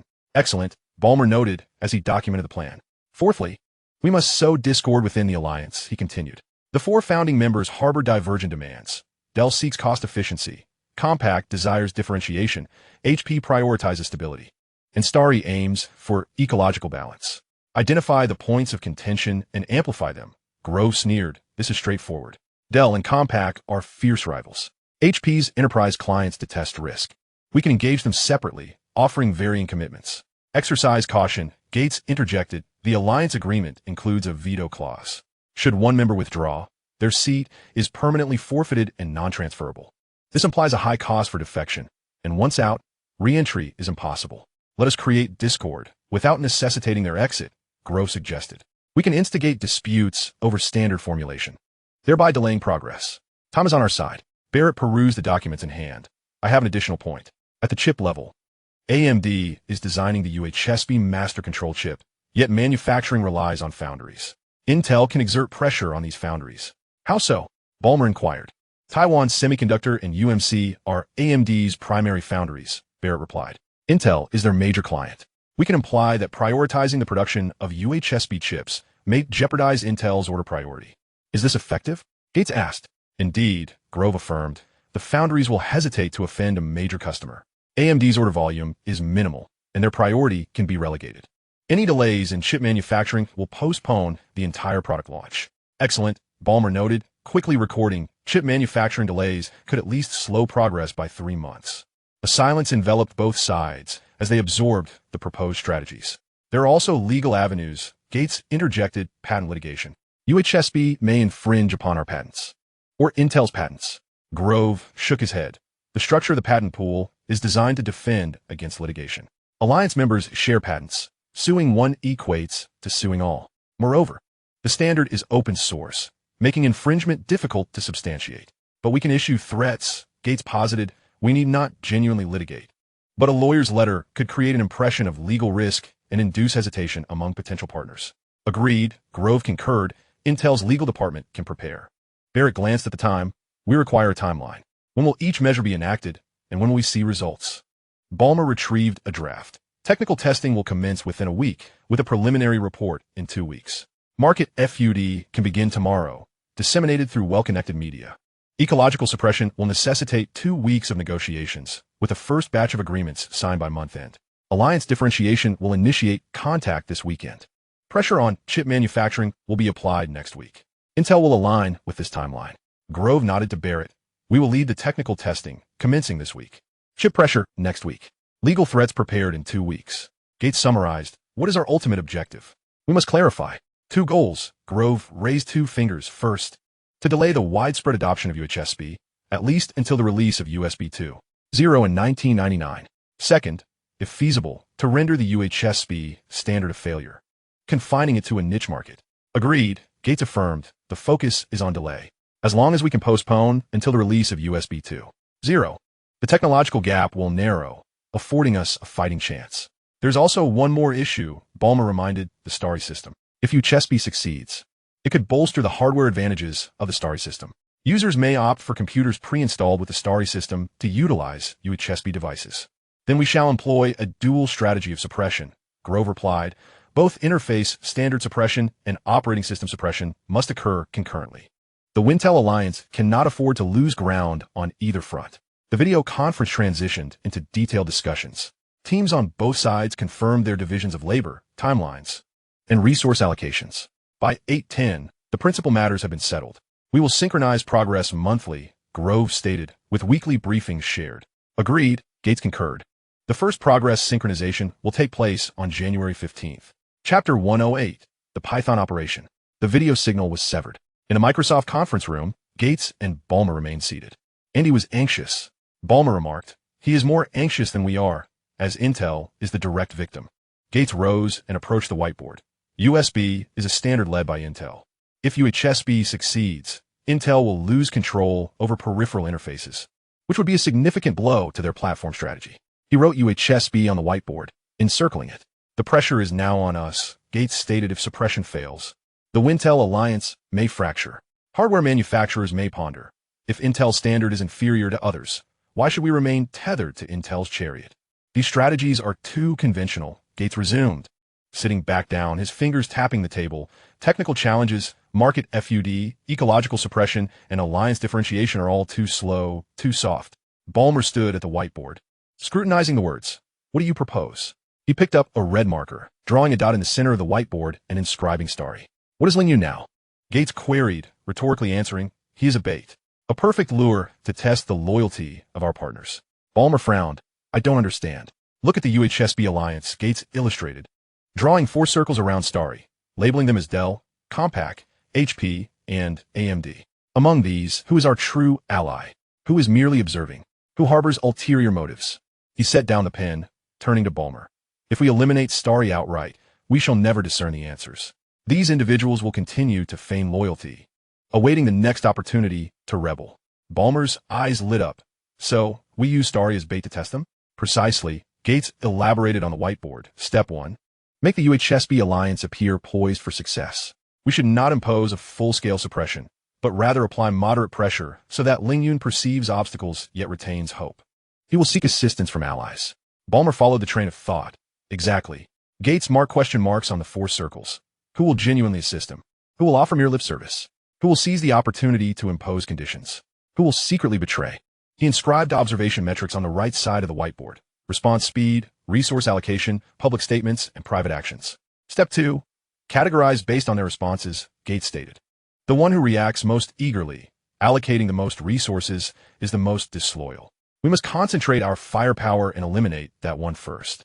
Ballmer grasped the concept to set an example. Not just that, Gates smiled. Step 3. Incite suspicion among the remaining parties. We can leak rumors that one party has secretly pledged allegiance to us, betraying the alliance. Let them engage in infighting. He drew intersecting arrows between the 4 circles. Once trust erodes within the alliance, it will disintegrate from within. At that point, we need not lift a finger. They will scatter of their own accord. Ballmer contemplated the intricacies of this plan. And then step 4, when the alliance is fragmented and Starry stands isolated, we can effortlessly sweep up the remnants. Furthermore, Gates added, throughout this process, we maintain the moral high ground. We do not attack Starry. We merely engage in normal commercial competition. The failures of those hardware manufacturers stem from their own misguided choices and investment failures, and are unrelated to us. What is the specific execution plan? Ballmer inquired.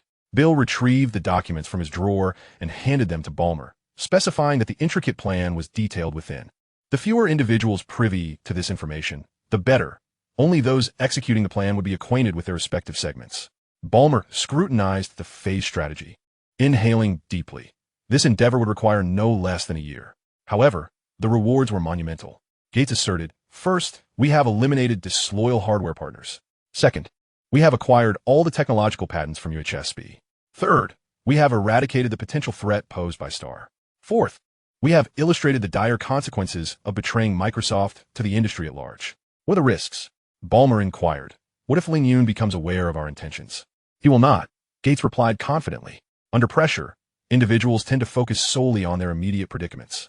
He will be compelled to incessantly seek assistance from allies, growing increasingly dependent on them. This is precisely what we desire, to consolidate all potential insurgents into one place, allowing us to ensnare them all at once. He approached the window, gazing out at the Microsoft campus enveloped in twilight. Steve, are you familiar with how a python hunts? Gates suddenly posed. They do not rush to attack. Instead, they encircle their prey, gradually tightening the noose. With each struggle, the victim becomes ensnared more tightly, until it ultimately suffocates. He turned around. We are that serpent. Star and its alliance are the prey. Initiate the plan, codename Operation Python. This time, we cannot afford to proceed as leisurely as we did with Netscape. The threat posed by UHSB is far more significant. Browsers are mere software, susceptible to bundling and imitation. Interface standards are hardware. Once an ecosystem is established, it is arduous to dismantle. Ballmer noted all the key points. I will form a dedicated task force by tomorrow, with personnel who are utterly trustworthy. One more thing, Gates interjected, our informant within Star has become increasingly vital. We need to ascertain when Ling Yun calls for help, to whom he appeals, and the nature of his requests. This information will dictate the timing and targets of our assault. Understood. I will arrange a secure, single-channel communication with the highest level of confidentiality. Gates cast one last glance at the diagram on the whiteboard, revealing a frigid smile. In a year, Steve, in 1 year, we shall convene in this room to celebrate the complete consolidation of the Wintel Alliance. And where will Ling Yun and his associates be? Notify the task force. There will be a meeting at 8 tomorrow morning, Gates instructed. Tonight, compile the meeting minutes and refine the action plan. Ballmer exited the conference room, leaving Gates standing alone before the whiteboard, contemplating the meticulously crafted web. He was suddenly reminded of 1980, when Microsoft leveraged IBM's licensing to ultimately emerge as the dominant force in the industry. At that time, IBM had been akin to him now, brimming with confidence in its ability to control everything. Yet now, the roles had reversed. He was the hunter, and Star was the quarry. Intriguing, Gates murmured to himself. He extinguished the lights and exited the conference room. In the corridor, only the green glow of the emergency exit illuminated his path. As the elevator descended, Gates recalled Ling Yun's remarks on the Larry King show. I may lose, but Star shall not. You will lose, Ling. Gates spoke to his reflection in the elevator mirror. And you will lose profoundly. For you are oblivious to the fact that your adversary desires far more than merely winning this round. As the elevator doors opened, Gates strode toward the parking lot. The night sky outside was clear, the stars distinctly visible. Yet to Bill Gates, these stars resembled mere pieces on a chessboard. And he was the one who dictated the rules of the game. Chapter 109. Intel's Series of Maneuvers, Part 1. At 9 o'clock in the morning, the third-party testing laboratory commissioned by Intel, SI, released a technical brief. The brief was titled Preliminary Analysis of Potential Issues with New High-Speed Interface Technology, seemingly neutral in tone, yet meticulously crafted in content. The key points of the brief included 1. Electromagnetic interference testing, during full-speed transmission at 5 gigabits per second. UHSB's electromagnetic radiation exceeded FCC Class B standards by 15. Testing environment, unshielded, low-cost cables. 2. Thermal issues, after 30 minutes of continuous large file transfers. The interface temperature rose to 72 C, testing conditions, enclosed chassis with no active cooling. 3. Compatibility risks, conflicts in power delivery timing with certain older power supplies, testing subjects, low-end power supplies from 5 years ago. The CEO of SI appended a seemingly objective commentary at the end of the brief. Any new technology requires thorough testing and iteration. Vendors are advised to cautiously evaluate the risks associated with large-scale commercial deployment. This brief was disseminated via email to 300 media outlets and industry analysts. By 11 o'clock, market reactions began to escalate. CNBC's tech correspondent was the first to report. Third-party testing reveals UHSB suffers from overheating and radiation issues. Experts urge caution regarding the new standard. The Wall Street Journal's technology section followed suit. Speed or stability? UHSB faces technological scrutiny. Corporate IT procurement departments indicated they would adopt a wait-and-see approach. 3 analysts closely affiliated with Intel released reports. Goldman Sachs hardware analyst. Investors are advised to maintain a cautious stance on UHSB-related concepts, at least waiting 6 months for more testing data. Morgan Stanley technology analyst. The adoption cycle for the new standard may take longer than anticipated. IDC industry analyst. If the issues are substantiated, UHSB's commercialization could be postponed until 1998. Michael Dell, upon reviewing the brief in his office, directly contacted the Vice President of Technology. What are our testing results? Our tests indicate that, under normal chassis conditions and standard cables, electromagnetic radiation is compliant, and temperatures remain below 55 degrees, the Vice President replied. Then send our testing report to the media and discreetly suggest that our testing conditions are more representative of real-world usage scenarios, Dell instructed. Eckhard Pfeiffer convened an emergency meeting. Intel has begun its offensive. He informed the team. This is standard technical FUD. Yet we must respond. The vice president of marketing inquired. Shall we issue a public rebuttal? No, Pfeiffer shook his head. We merely state. Compaq has always maintained a positive yet prudent stance toward new technologies. We will base our decisions on our own testing. This approach neither offended Intel nor abandoned UHSB. Lou Platt instructed his assistant to compile all reports. Have we received any feedback from corporate clients? He asked the sales director. A few major clients inquired whether UHSB truly has issues. They're concerned about the stability of their data centers, the director responded. Platt nodded. Notify the corporate sales team. The standard response should be, HP rigorously validates all new technologies, and UHSB is still in the evaluation phase. Jerry Sanders erupted in fury. This is Intel's underhanded tactic. Our chip design is flawless. He ordered the technical department to immediately prepare counterdata. But the public relations director cautioned, if we publicly refute this, it would mean direct war with Intel. Calming himself, Sanders replied, let us hold off for now. We'll wait for the alliance meeting to decide. Ling Yun observed the news roundup on his computer screen, with Fiona standing beside him. Intel is moving swiftly, Ling Yun remarked. Shall we respond? Fiona queried. Yes, but not just yet. Ling Yun contemplated. First, we need to unify our stance within the alliance. Arrange a video conference for tomorrow morning with the 4 founding members plus AMD. What materials do we need to prepare? Our complete testing data, FCC certification documents, and an analysis of SI's testing conditions to highlight their unprofessionalism. At 7 in the evening, Ling Yun received a private email from Dell. Ling, Intel has begun applying pressure. This was anticipated. Dell will stand by our testing results. I advise the alliance to quickly unify our response strategy. Additionally, Compaq's stance is somewhat ambiguous. Keep an eye on that. Michael, Ling Yun replied. Received. See you at the meeting tomorrow. The following morning, upon arriving at work, Ling Yun received Fiona's report, which detailed Intel's latest maneuvers. 1. Upgrading hardware partner plans. Intel has announced an upgrade to the Intel Preferred Partner Program, offering partners discounts on USB device chip procurement up to 15. A co-marketing fund, subsidizing one for each USB device sold, and priority technical support. The condition: partners must refrain from launching UHSB products in the next 6 months. 2. Pressure on motherboard manufacturers. Intel has notified major motherboard manufacturers, such as Asus, Gigabyte, and MSI, that if their designs include reserved UHSB interfaces, they will not qualify for Intel Design Ready certification. The lack of this certification will deter many OEMs from making purchases. 3. Lobbying by peripheral manufacturers. Microsoft has joined the pressure, informing Logitech, Microsoft Hardware Division, Canon, and HP's Printer Division that if they prioritize support for UHSB, the priority for Windows hardware compatibility testing, WHQL, will be diminished. Market response. Logitech has announced that in order to ensure user compatibility, their next-generation products will support both USB and UHSB. This may seem neutral, yet simultaneous support implies a delay in product release by at least 3 months. The CEO of Asus stated in a media interview that motherboard designs must balance new and old standards. While UHSB is an impressive technology, market acceptance will require time, hinting at a potential postponement of UHSB interface motherboard launches. Analyst reports are beginning to follow. Ecosystem support is crucial for the success of a new standard. Currently, major peripheral manufacturers exhibit caution towards UHSB, which may affect its initial adoption speed. After reviewing Fiona's organized report, Ling Yun expressed satisfaction with her proactive and thorough approach. Fiona had done well, providing detailed and clear content to be shared with others during the upcoming meeting. Chapter 110.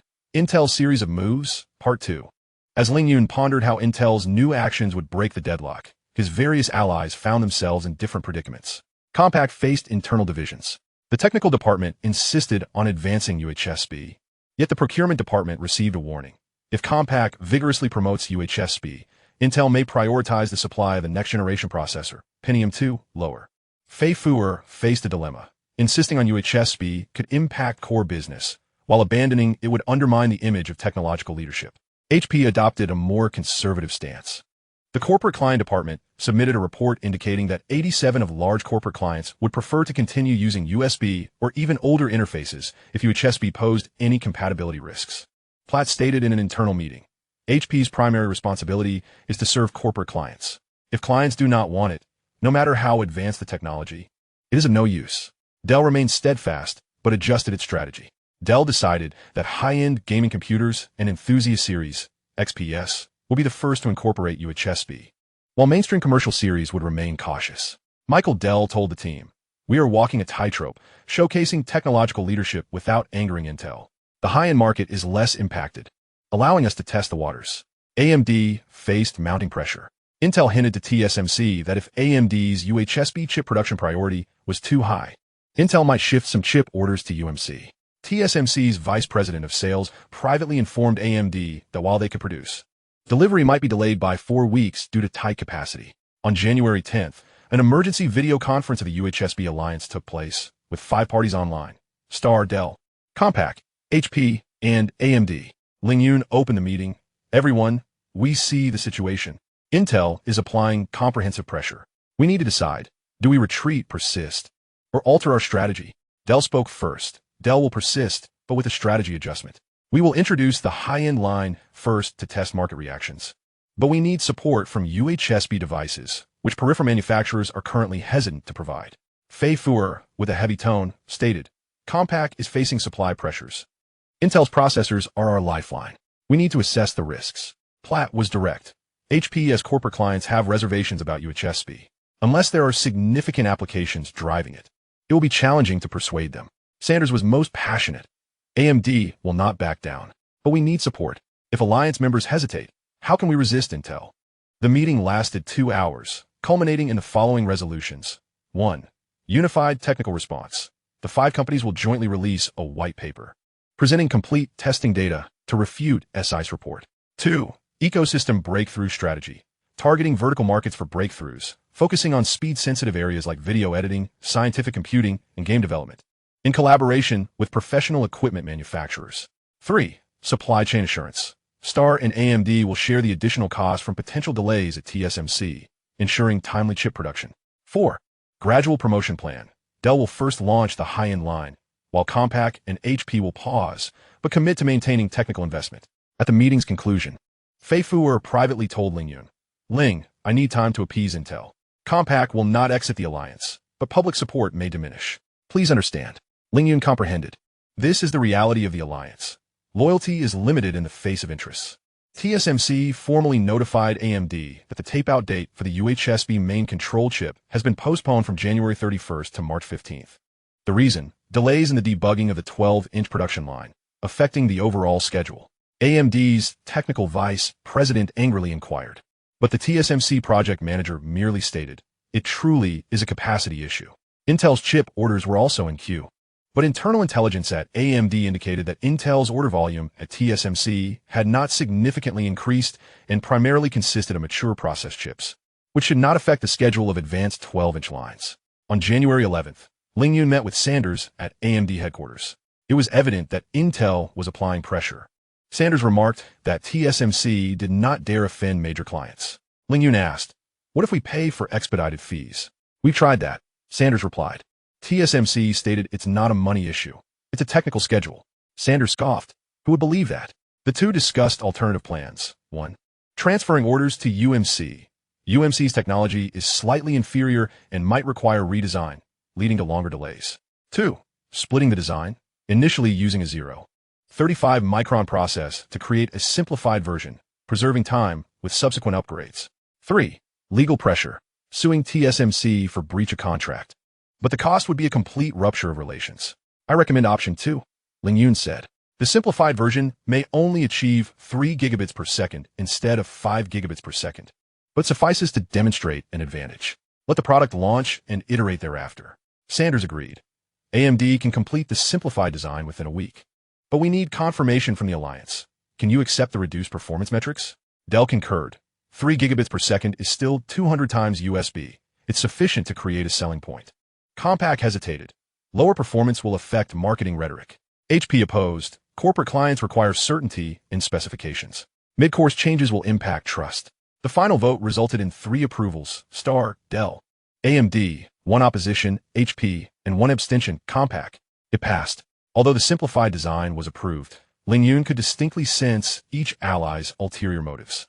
Intel's counterattack was formidable, yet not particularly lethal. Even so, the alliance was in disarray. This was a group of individuals who struggled to stand on their own. It was no wonder that in later years, Compaq faltered, AMD was suppressed by Intel, and only under Su Lizhi did conditions improve slightly. HP and Dell seemed akin to dogs leashed in Microsoft's backyard, obedient and fearful of overstepping. The alliance Ling Yun had formed was, after all, a coalition of failures. He could not expect too much from them. How then could he break the deadlock? Ling Yun felt overwhelmed, recognizing that under the current circumstances, conventional methods would yield limited results. The multitude of allies within Wintel renders it exceedingly challenging for one to reclaim any ground in this arena. Suddenly, an epiphany struck Ling Yun, leading him to conceive a brilliant strategy, an approach that would serve multiple purposes. With this thought in mind, he promptly made his way to the alien company to engage in a thorough discussion with Alex and assign him a new task. Chapter 111, Joint Statement. At 9 o'clock on the morning of January 11th, the official websites of 5 companies, Starry, Dell, Compaq, HP, and AMD, simultaneously updated their homepages with the same headline: Complete Testing White Paper for UHSB 10 Technology Standards and Clarification of Recent False Allegations. This white paper, comprising 32 pages in PDF format, is available for free download. Core content. The first section, Testing Methods and Conditions. The addresses of the joint testing laboratories of the 5 companies, along with the specifications of the equipment and environmental parameters, were disclosed. All tests adhered to the IEEE standard procedures, with comprehensive video recordings archived for third-party verification. The discrepancies in testing conditions compared to the SI report were highlighted in red boxes. SI employed unshielded, low-cost cables, market share 5, whereas the joint testing utilized standard shielded cables, market share 80. The second section, Empirical data. Electromagnetic radiation, under standard chassis and shielded cables. The radiation value during UHSB's full-speed transmission was compliant with FCC Class B standards at 62, fully compliant, accompanied by spectral analysis graphs. Temperature testing. Continuous data transfer of large files for 1 hour resulted in a maximum interface temperature of 58 C, ambient temperature at 25 C, supported by infrared thermal imaging. Compatibility. Testing included 23 different brands and years of power supplies, with only one outdated product from 1992 encountering issues. Conclusion. 100 compatibility with power supplies produced in the last 5 years. Performance stability. A 72-hour uninterrupted transmission test maintained an average speed of 48 gigabits per second, with fluctuations below 3. The third section, point-by-point rebuttal of the SI report. 1. SI's tests utilized non-standard cables, failing to meet industry testing norms. 2. A sealed chassis without cooling is a configuration uncommon in consumer products. 3. The alleged power timing conflicts occurred solely with specific, outdated hardware. The fourth section, a brief overview of the technical principles. In layman's terms, the differential signal of UHSB, full duplex communication, and efficient power supply design were elucidated. Comparison chart. UHSB 10 versus USB 10, featuring 12 parameters, with UHSB triumphing in all aspects. The final paragraph of the white paper read, technological advancement necessitates discussions rooted in integrity and fact-based discourse. We welcome any technical inquiries, but oppose the dissemination of misleading information to the public. The UHSB Alliance is dedicated to promoting open, high-performance standards that benefit the entire industry and consumers. At 10 o'clock, the media began to respond. The initial reports were relatively cautious. CNBC, UHSB Alliance releases rebuttal report. Technical dispute escalates. The Wall Street Journal, standards dispute enters data warfare stage. However, the technology media was more proactive. 2 hours after downloading the white paper, PC Magazine published a preliminary analysis article stating, based on the existing data, UHSB's technological advantages are evident. The testing conditions of the SI report indeed raise questions. ZDNet, a battle sparked by testing methods. Whose data should consumers trust? The true explosion occurred at noon within the IT enthusiast community. News for Nerds. At 11:23 a.m., User Hardware Geek submitted a link to the white paper with the title, UHSB Alliance drops a data bomb, shattering SI's report. Within an hour, comments exceeded 500. Highly upvoted comments included, the testing conditions of SI are a joke. Measuring radiation with the worst cables is akin to gauging capacity with a leaky cup. 412, Intel is panicking. USB 10 is as slow as a snail. Instead of rushing to develop USB 20, they waste money to undermine their competitors. 387, 5 gigabits per second versus 15 megabits per second. Reversible plugs seeking direction. Free licensing versus paid patents. Intel is left with nothing but underhanded tactics. 521, I looked at the thermal imaging in the white paper. 58 degrees is not high at all. My graphics card idles at 60 degrees. 298, in the Usenet Newsgroup, a discussion thread titled, UHSB versus USB, an unfair technical duel. User Tech Truth stated, let us clarify. 1.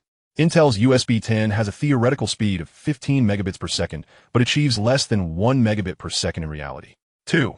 UHSB achieved a measured speed of 48 gigabits per second, which is 300 times that of USB. 3. Intel refuses to enhance their technology, yet employs third parties to issue disparaging reports. 4. Conclusion. Intel is an obstacle to innovation. Support UHSB. This post was widely circulated. In the IRC, Internet Relay Chat, Channel Hardware, real-time chat logs included. 1215 Shiphead, has anyone downloaded the white paper? 32 pages, packed with substance. 1216 Overclocker, I've read it. It's evident that SI is being paid to act. 1217 Data Hoarder, I need UHSB. My hard drive array is currently bottlenecked by USB. 1218 Linux Fan Starry System UHSB. This is the future. Microsoft and Intel should be phased out. By 2 o'clock in the afternoon, public opinion had clearly shifted. The San Jose Mercury News tech columnist published a commentary, When Monopolists Begin to Fear, Insights from a UHSB Controversy on Real Competition in the Tech Industry. The article stated, the Wintel Alliance established by Intel and Microsoft has dominated the PC industry for a decade. Now, an alliance led by young Chinese entrepreneurs is challenging with superior technology and a more open model.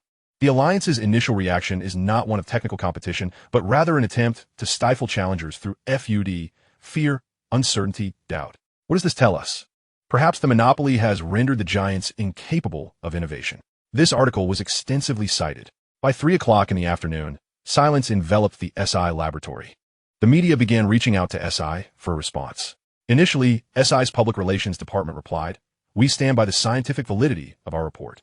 However, When reporters pressed whether they would be willing to replicate the tests under third-party supervision alongside the UHSB alliance, SI ceased to respond. At 5 o'clock in the evening, internal communication within the alliance ensued. Ling Yun, Dell, Pfeiffer, Platt, and Sanders held a brief conference call. Dell remarked, "Public opinion has turned. We now occupy the moral and technical high ground." Sanders exclaimed, "This is how it should be done. Intel must be furious." Pfeiffer added, "However, our business relationship with Intel will face increased pressure moving forward."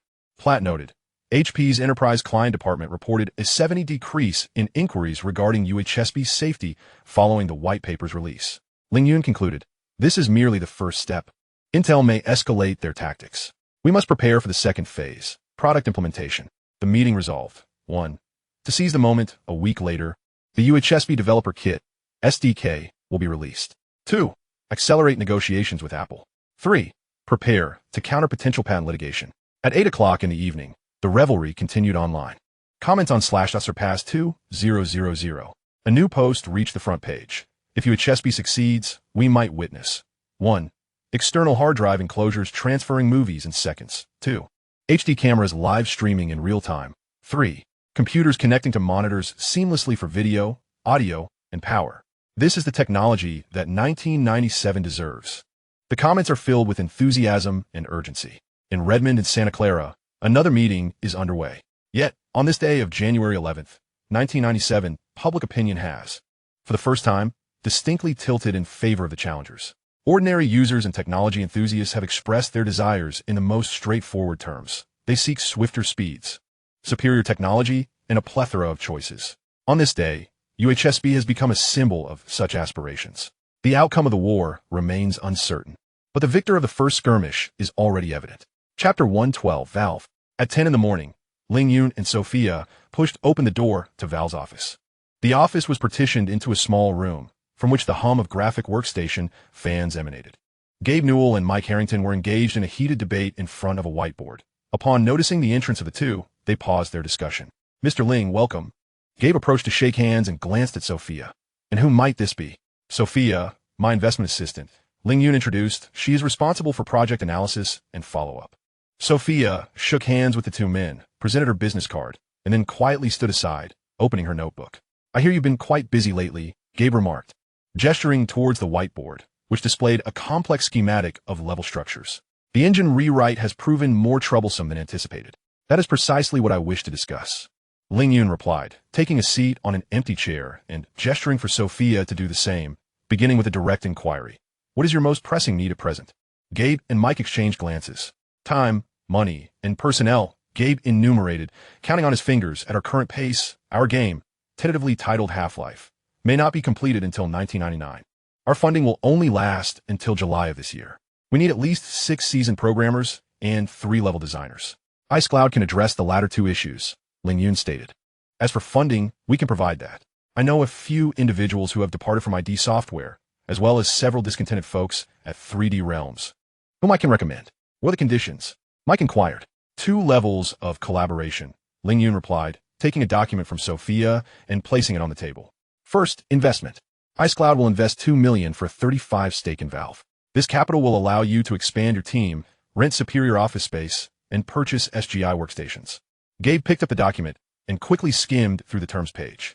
The investment conditions were more lenient than most venture capital agreements, devoid of betting clauses or forced exit terms. Second, Ling Yun continued, product collaboration. "I desire Half-Life to be developed for the Star System." The office fell silent for a few seconds. "Star System?" Mike frowned. "Its market share is virtually negligible." "Currently, yes," Ling Yun conceded, "but not next year." "Dell Compact and HP will be pre-installing the Star System. The UHSB standard will confer hardware advantages. More importantly," he paused, glancing towards the small partition from which the workstation's hum emanated.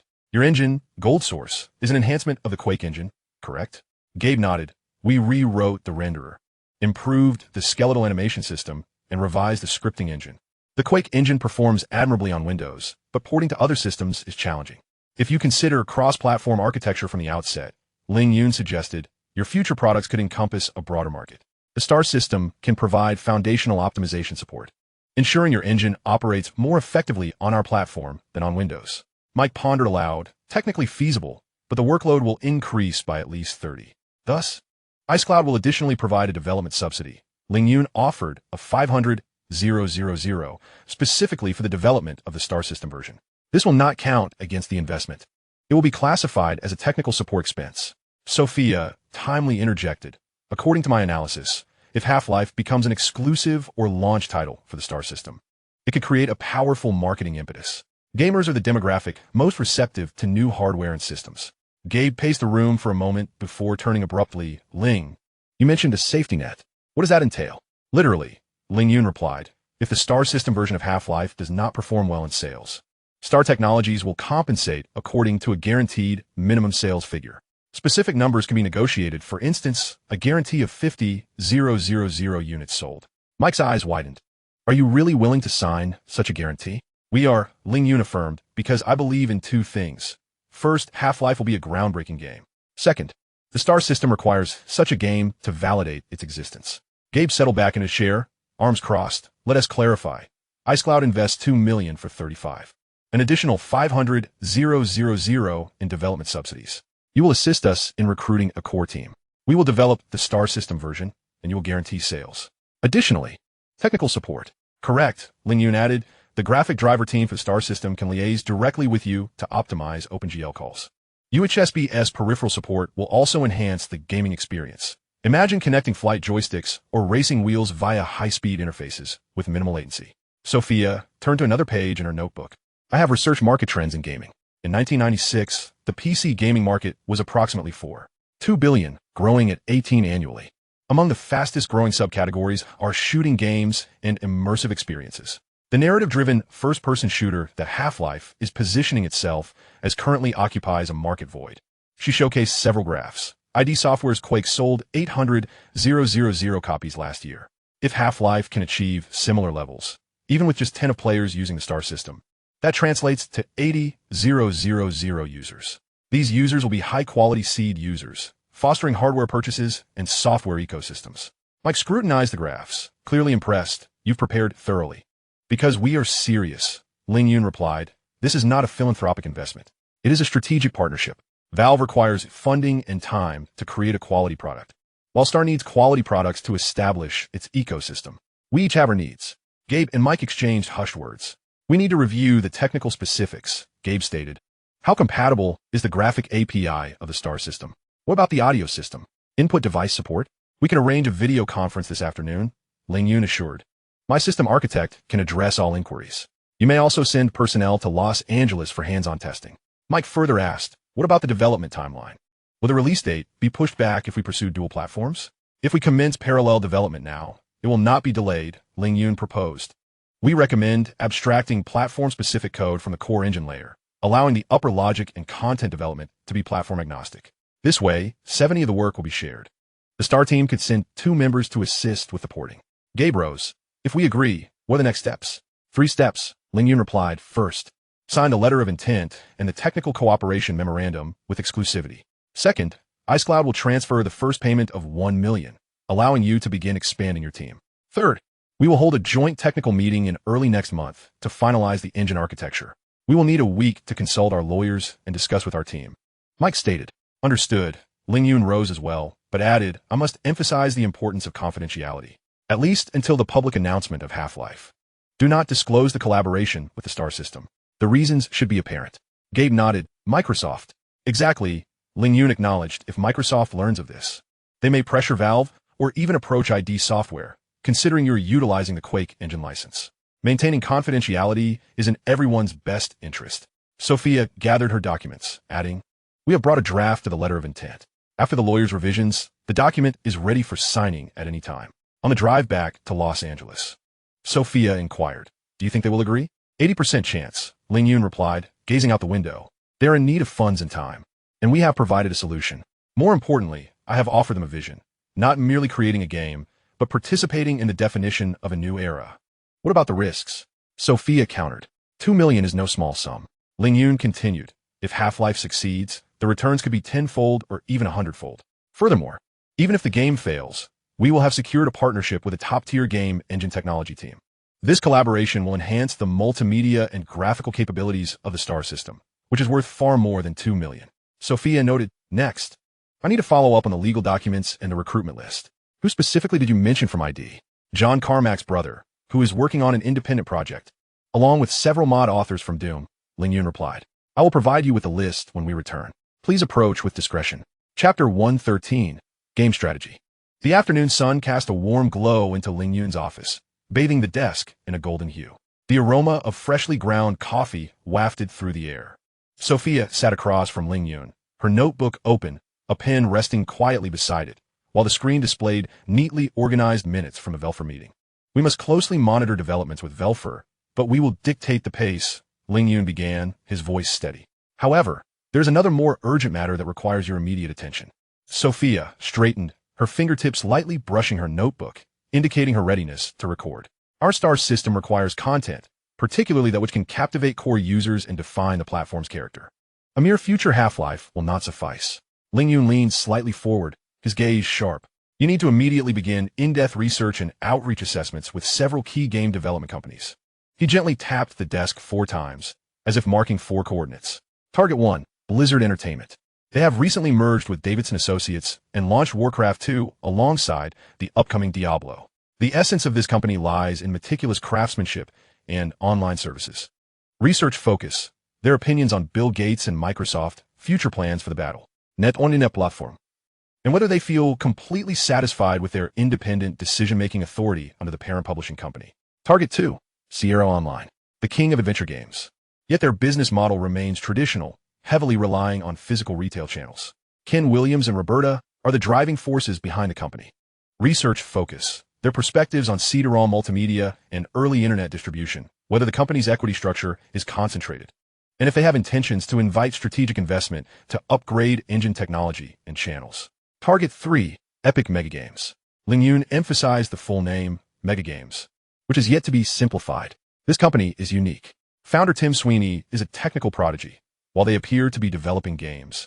Their true core asset is the Unreal Engine currently in development. Founded in 1991, they rose to fame with ZZD and are now presumably focused on developing their first 3D shooter, Unreal.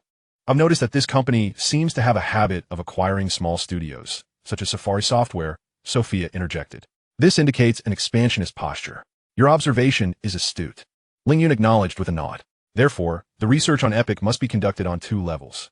The surface level, assess the potential and porting costs of the Unreal game itself. The deeper, core level, we must ascertain Tim Sweeney's long-term vision for the Unreal Engine.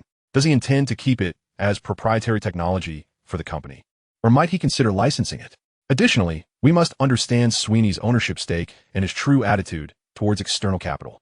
Intelligence suggests he wields substantial control over the company. Understood. The technological core and control are the 2 critical factors, Sophia noted, writing rapidly. Finally, Target 4, Looking Glass Studios. Ling Yun remarked, this company may not be large, but its philosophy is ahead of its time. Their works, System Shock and the upcoming Thief series, have pioneered the immersive simulation genre. Their games demand high standards of systemic narrative and physical interaction. Research focus, the strength of their technical team, the flexibility of their engine, and whether their relentless pursuit of innovation has led to financial strain. Such avant-garde studios often exist in a capital desert, potentially representing a value gap. Having delineated the 4 targets, Ling Yun leaned back in his chair, presenting a clear action plan. Your task is bifurcated. The foundational goal is to evaluate the technical feasibility, costs, and market value of porting each company's flagship product to the Star system. At the very least, we must secure the rights to publish their games on the Star system, possibly even exclusive rights for a limited time. He paused, emphasizing his next words. However, the ultimate goal, which must remain your guiding light during this research, is to assess the possibility and cost of acquiring controlling or strategic stakes in these companies. The next phase of the operating system war will be an ecological battle. The top-tier content creators are the bedrock and magnet of this ecosystem. If we cannot possess or deeply bind them, they will become barriers for Microsoft or other giants. Sophia absorbed this grand strategic intent. Thus, this is not merely an investment. It is about constructing a content moat around the Star system. Precisely, Ling Yun affirmed. Your research report must encompass the following dimensions. First, a deep analysis of the company's finances and equity structure. Second, the technological ideals and business aspirations of the core founding team. Third, the terms of cooperation and exclusivity constraints with existing publishers, such as Activision and Microsoft. Fourth, interactions with competitors. I suspect Microsoft's internal team is already eyeing several of these companies. And fifth, a preliminary roadmap for outreach and negotiation strategies, including plans for pure porting collaboration, strategic investment, and seeking control in 3 distinct scenarios. What is the timeline? Sophia asked. Within 3 months? Complete preliminary in-depth reports on the 4 companies. You may assemble a small temporary team and are authorized to utilize the company's legal and financial analytical resources, Ling Yun stated. Start with Blizzard and Epic. Blizzard represents a vast existing user base and a solid reputation for quality. Epic embodies the future standard of graphical technology. Securing either one will fortify our present. Obtaining both will ensure our future. Sophia closed her notebook, her gaze reflecting a focus that had accepted a significant challenge. I will submit the preliminary analysis brief for Blizzard and Epic within 2 weeks. The data collection for Looking Glass Studios and Sierra Online will proceed concurrently. All communications will be conducted with the utmost confidentiality, initially under the guise of a third-party investment analysis firm. Excellent. Ling Yun rose, moving to the window, gazing at the flow of traffic below. Remember, Sophia, we are not merely seeking investment projects. We are scouting and seizing critical resource points for an impending war. Bill Gates' Windows dominates the market through compatibility, while our star system must carve its niche through a unique and captivating experience. These game companies are the dream factories that create those experiences. Sophia also stood, clutching her notebook to her chest. I understand the strategic weight of this endeavor. We will find the pathway to the core of the dream factory. After she exited the office, Ling Yun stood alone for a moment. In the realm of gaming in 1997, a tumultuous transformation from 2D to 3D was on the cusp of unfolding, coinciding with a pivotal moment where independent studios and major publishers were engaged in a fierce struggle. At this juncture, the investment required was significantly lower than what would be demanded in the future. The aspiration was not merely for the star system to support these games.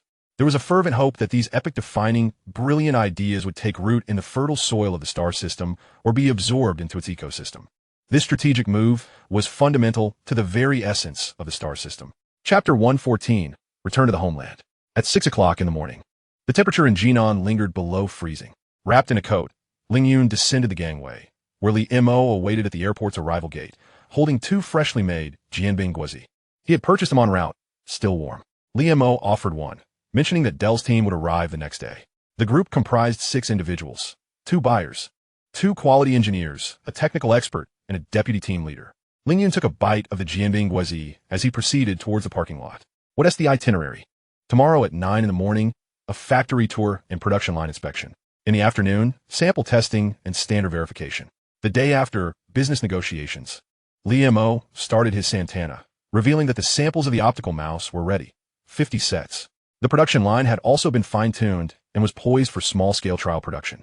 As the car made its way into the city, the scenery outside reflected the quintessential visage of a northern Chinese industrial city in the 1990s. Streams of bicycles, steam-emitting factory chimneys, and newly erected billboards for commercial housing. What about the motherboard plans? Ling Yun inquired. In the laboratory, Li Mo replied. As per your specifications, 3 plans have been devised.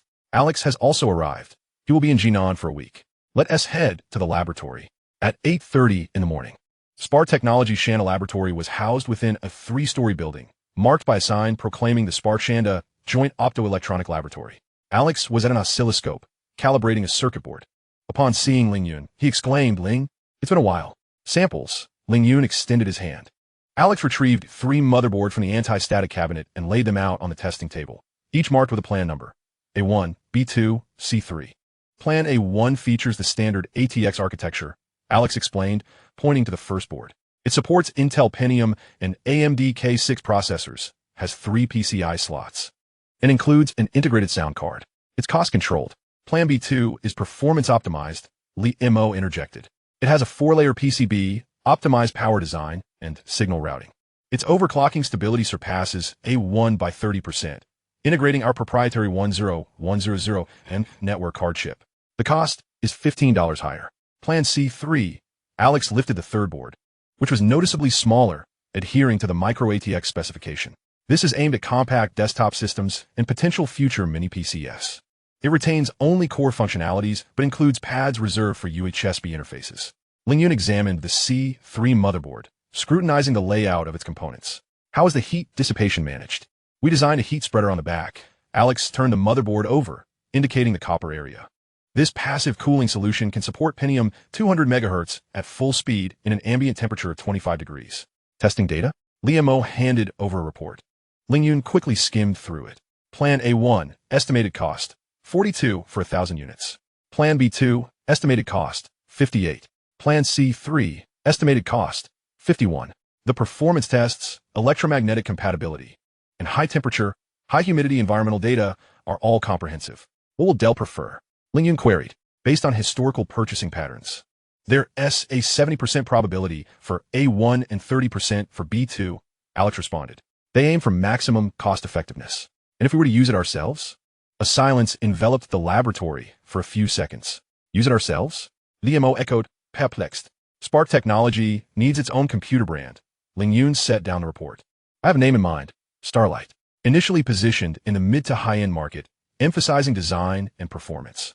We will use our motherboards, our optical mice, and pre-install the star system.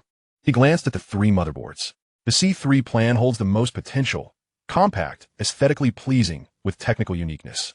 However, cost optimization is necessary. If we can achieve a scale of over 10,000 units, the C3 cost can be reduced to 47. Nelson calculated. This will require redesigning certain circuits and using more integrated chips. I'll grant you 2 months, Ling Yun instructed Alex. Transform the C3 plan to meet 3 criteria. First, a cost below 45. Second, heat dissipation supporting up to a 233 MHz processor. Third, pads reserved for UHSB and potential future graphics acceleration interfaces. Alex nodded in agreement. At 2 in the afternoon, at Spark Electronics Factory, Director Ma Baowa guided Ling Yun on a tour of the production line.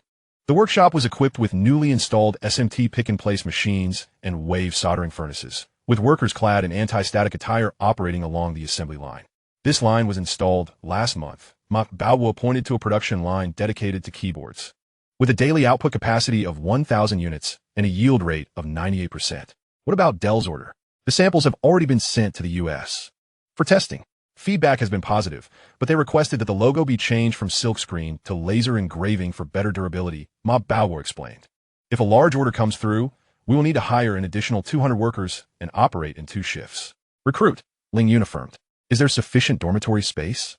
There is an old building behind the factory that is currently being renovated. It will be ready next month. Upon reaching the end of the workshop, they entered a section delineated by yellow lines, marked as the optical mouse trial production line. Only 5 workstations were present, each occupied by a female worker assembling optical sensors under a microscope. How many could be produced each day? Ling Yun inquired. 50, Ma Baowa replied. The sensors are manually assembled, which is slow. Li Gong mentioned that automatic placement equipment will arrive next month. Ling Yun picked up a finished product. The mouse was compact, with a matte black shell and a translucent scroll wheel. There was no ball at the bottom, only a red light. What are the testing data? Precision is 400 dpi. Double that of a ball mouse. Li Mo provided a testing report, stating that the key lifespan was rated for 5 million clicks, with actual testing achieving 8 million. The cable pull test had passed. Will Dell be interested? Uncertain, Li Mo admitted candidly. Their purchasing list does not include standalone mice. They prefer keyboard and mouse bundles, opting for the lowest cost options. Our optical solution has a single unit cost of $8, which is pricier than their current ball mouse sets. Then we must provide them with an irresistible reason, Ling Yun proposed. Let us create a demonstration. Use our optical mouse to play Doom, comparing it against a ball mouse to showcase precision and zero latency. What about the gaming computer selling points? Liamo appeared puzzled. Exactly. Dell's high-end line requires differentiation, and the optical mouse could serve as a selling point, enhancing Dell's sales. Ling Yun was exceedingly confident about promoting the optical mouse. All right, I'll arrange it ahead of time. Finding a gaming expert in our internet cafe is quite simple, Li Mo replied. Chapter 115, Pre-Acceptance Meeting. Upon returning to the office after the factory tour, Ling Yun, Li Mo, Ma Baowa, and Alex convened for a meeting. The agenda comprised 4 topics: preparation for Dell's acceptance, promotion of the optical mouse, development of mechanical keyboards, and planning for the Starlight brand. What is the Dell team most concerned about? Ling Yun inquired. 3 points, Li Mo responded. First, the quality control system. They wish to review our IQC, incoming quality control, IPQC, in-process quality control, and OQC, outgoing quality control, processes. Second, capacity assurance. They need to confirm our ability to deliver on time. Third, cost. They will negotiate for lower prices. What are our countermeasures? Ma Baowa open folder. All quality control documents are fully prepared in both Chinese and English. A demonstration team has been arranged for the production line with a yield rate of 99.5%. Our quoted costs are $5 lower than Taiwanese competitors, with an additional $3 of leeway for reduction. No, we are actually $5 higher than Taiwan, Ling Yun corrected. Maintain a price that ensures sufficient profit, but offer them some samples. Let us provide them with 50 samples of the optical mouse for their testing. Will Dell have any objections? After all, we possess no significant advantages compared to Taiwan, and our prices are even higher. Ma Baowa harbors some concerns. Ling Yun waved his hand dismissively, assuring him not to worry, for we have the only optical mouse available in the market, leaving them with no alternatives.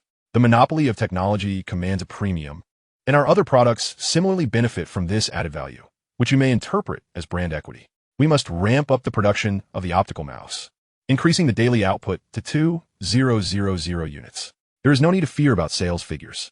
Ling Yun sipped his tea and continued, stating that the promotion of the optical mouse need not be overly complicated. The domestic marketing should primarily focus on news coverage, highlighting how many foreign orders we have secured and which companies are queuing for our products. Such narratives of breaking the foreign monopoly and leading on a global scale are bound to attract media attention, thereby bolstering national confidence. You seem exceedingly confident. Li Montauk remarked. You're arranging orders for them even before Dell's acceptance has commenced. I have faith in your technology, Ling Yun replied. For now, let us maintain a low profile abroad and refrain from publicity. Major manufacturers should send samples for testing. Ling Yun assigned tasks to Li Mo. All right, I'll take care of the follow-up. Li Mo responded affirmatively. Proceeding to the next agenda item, Ling Yun addressed the development status of mechanical keyboards. Having successfully organized the first two topics, he decisively moved on. Currently, the R&D department has proposed a dual-sided loading solution, which has been tested and found to have superior dust-proofing capabilities compared to Cherry keyboards, along with a correspondingly lower failure rate and longer lifespan. However, this solution remains an optimization within the scope of Cherry's patents, failing to transcend their proprietary boundaries. Li Mo expressed his frustration, stating that Cherry's patent coverage is too extensive, making it difficult to circumvent their structural patents. This is not an insurmountable issue, Alex interjected. Our switch design differs from Cherry's. Ours is based on internal structural design patents, while Cherry's pertains to MX switch patents. We can apply for patents without issue, and should our products infringe upon their patents, it would merely lead to litigation. The more patents we secure in advance, the more we can block their path, potentially negating the need for court battles, leading ultimately to mutual patent licensing. That is a brilliant approach, Ling Yun declared decisively. Director Ma, let us proceed as Alex suggests. The meeting then shifted to the Starlight brand discussion. Brand positioning, performance computers with a design focus, Ling Yun wrote on the whiteboard. Target users, young professionals, tech enthusiasts, small studios. Pricing to be set 15 to 20 higher than Dell for comparable configurations. What are our selling points? He inquired. First, design. The chassis must be aesthetically pleasing, inspired by the curves of the Apple Power Macintosh G3, but even more streamlined. Second, silence. We will utilize superior fans and shock absorption designs. Third, pre-installed optimization. The Starlight system will be specifically tuned for our hardware, ensuring boot speed and software compatibility surpass that of generic PCs. What about sales channels? Ling Yun continued. Initially, we will adopt an online direct sales model, akin to Dell's, before moving into high-end computer markets. The key is to act swiftly. We must launch the first product by June of this year. Is the name truly Starlight? Li Mo asked. The English name is Starlight, and the logo design will be entrusted to a professional firm. Ling Yun turned to Alex, assigning him the task of finalizing the C3 motherboard design and creating a comprehensive testing platform by the end of April. No problem, Alex affirmed. Li Montauk, you will be responsible for coordinating all resources. Director Ma, prepare for an expansion. As soon as the Dell order is confirmed, we shall initiate the process. Ling Yun, concerning the establishment of the Starlight brand computers, our factory may soon be insufficient, as we currently lack adequate facilities, Ma Baowa expressed, somewhat troubled. Communicate with the city government. We are in a phase of rapid expansion and have alleviated many unemployed workers in the city. This should not make it difficult for us regarding land approvals. Ling Yun advised Ma Baowa. Do you have any plans for the future factory layout, Ling Yun? Ma Baowa queried, uncertain of Ling Yun's intentions. Just report the specific situation for now. I will engage in discussions with the city leaders in March or April, Ling Yun directed Ma Baowa to provide feedback first. The meeting concluded at 7 in the evening. Ling Yun remained alone in the conference room, gazing at the planning diagram on the whiteboard. He recalled his conversation with Bill Gates in the United States. Microsoft controls the ecosystem through software, while Intel governs hardware via chips. The opportunity for Xinghuo technology lies in vertical integration, from motherboard design to peripheral manufacturing to complete assembly, and finally to the operating system. The Starlight computer is the vessel for this integration. Outside the window, the night in Jinan was sparsely illuminated. Yet, Ling Yun envisioned that a year hence, among those lights, there would be one that belonged to Starlight. As he gathered his belongings to depart, Li Mo entered. There's one more thing. The city leaders are aware that Dell is coming and wish to arrange a reception dinner. Should we attend? Yes, Ling Yun replied. But let it be just a meal. The priority remains the factory acceptance. Understood. As Li Mo reached the door, he turned back. Ling Yun. Undertaking our own brand carries significant risks. I am aware, Ling Yun replied, donning his coat. However, not doing so entails even greater risks. 10 years from now, we'll be grateful for the decision made today. Chapter 116, Dell Acceptance. At exactly 9 o'clock in the morning, 3 black Audis drove into the Xinghuo Electronics factory. The Dell Technical Acceptance team had arrived. Leading the team was Robert Miller, Vice President of Global Procurement at Dell, a man in his 50s clad in a gray suit. His expression stern. He was accompanied by the procurement manager, 2 quality engineers, and a technical expert. Li Mo and factory director Ma Baowa awaited them at the entrance. Mr. Miller, welcome, Li Mo greeted in English. I am Li Mo, the project lead. This is Director Ma. They exchanged handshakes and brief pleasantries. Miller surveyed the factory environment, remarking, "It is more orderly than I anticipated. Please follow me." The first phase, factory audit. From 9:30 to 11:30, the audit team divided into 2 groups. The quality group reviewed documents, the ISO 9001 certificate, which had been obtained just 3 months prior, the quality control process manual, incoming inspection records, production process control sheets, and finished product sampling reports. All documents were available in both Chinese and English versions. The technical group inspected the production line, the SMT, assembly workshop, wave soldering line, assembly line, and aging test room. The technical expert examined solder joints with a magnifying glass and randomly tested circuit boards with a multimeter.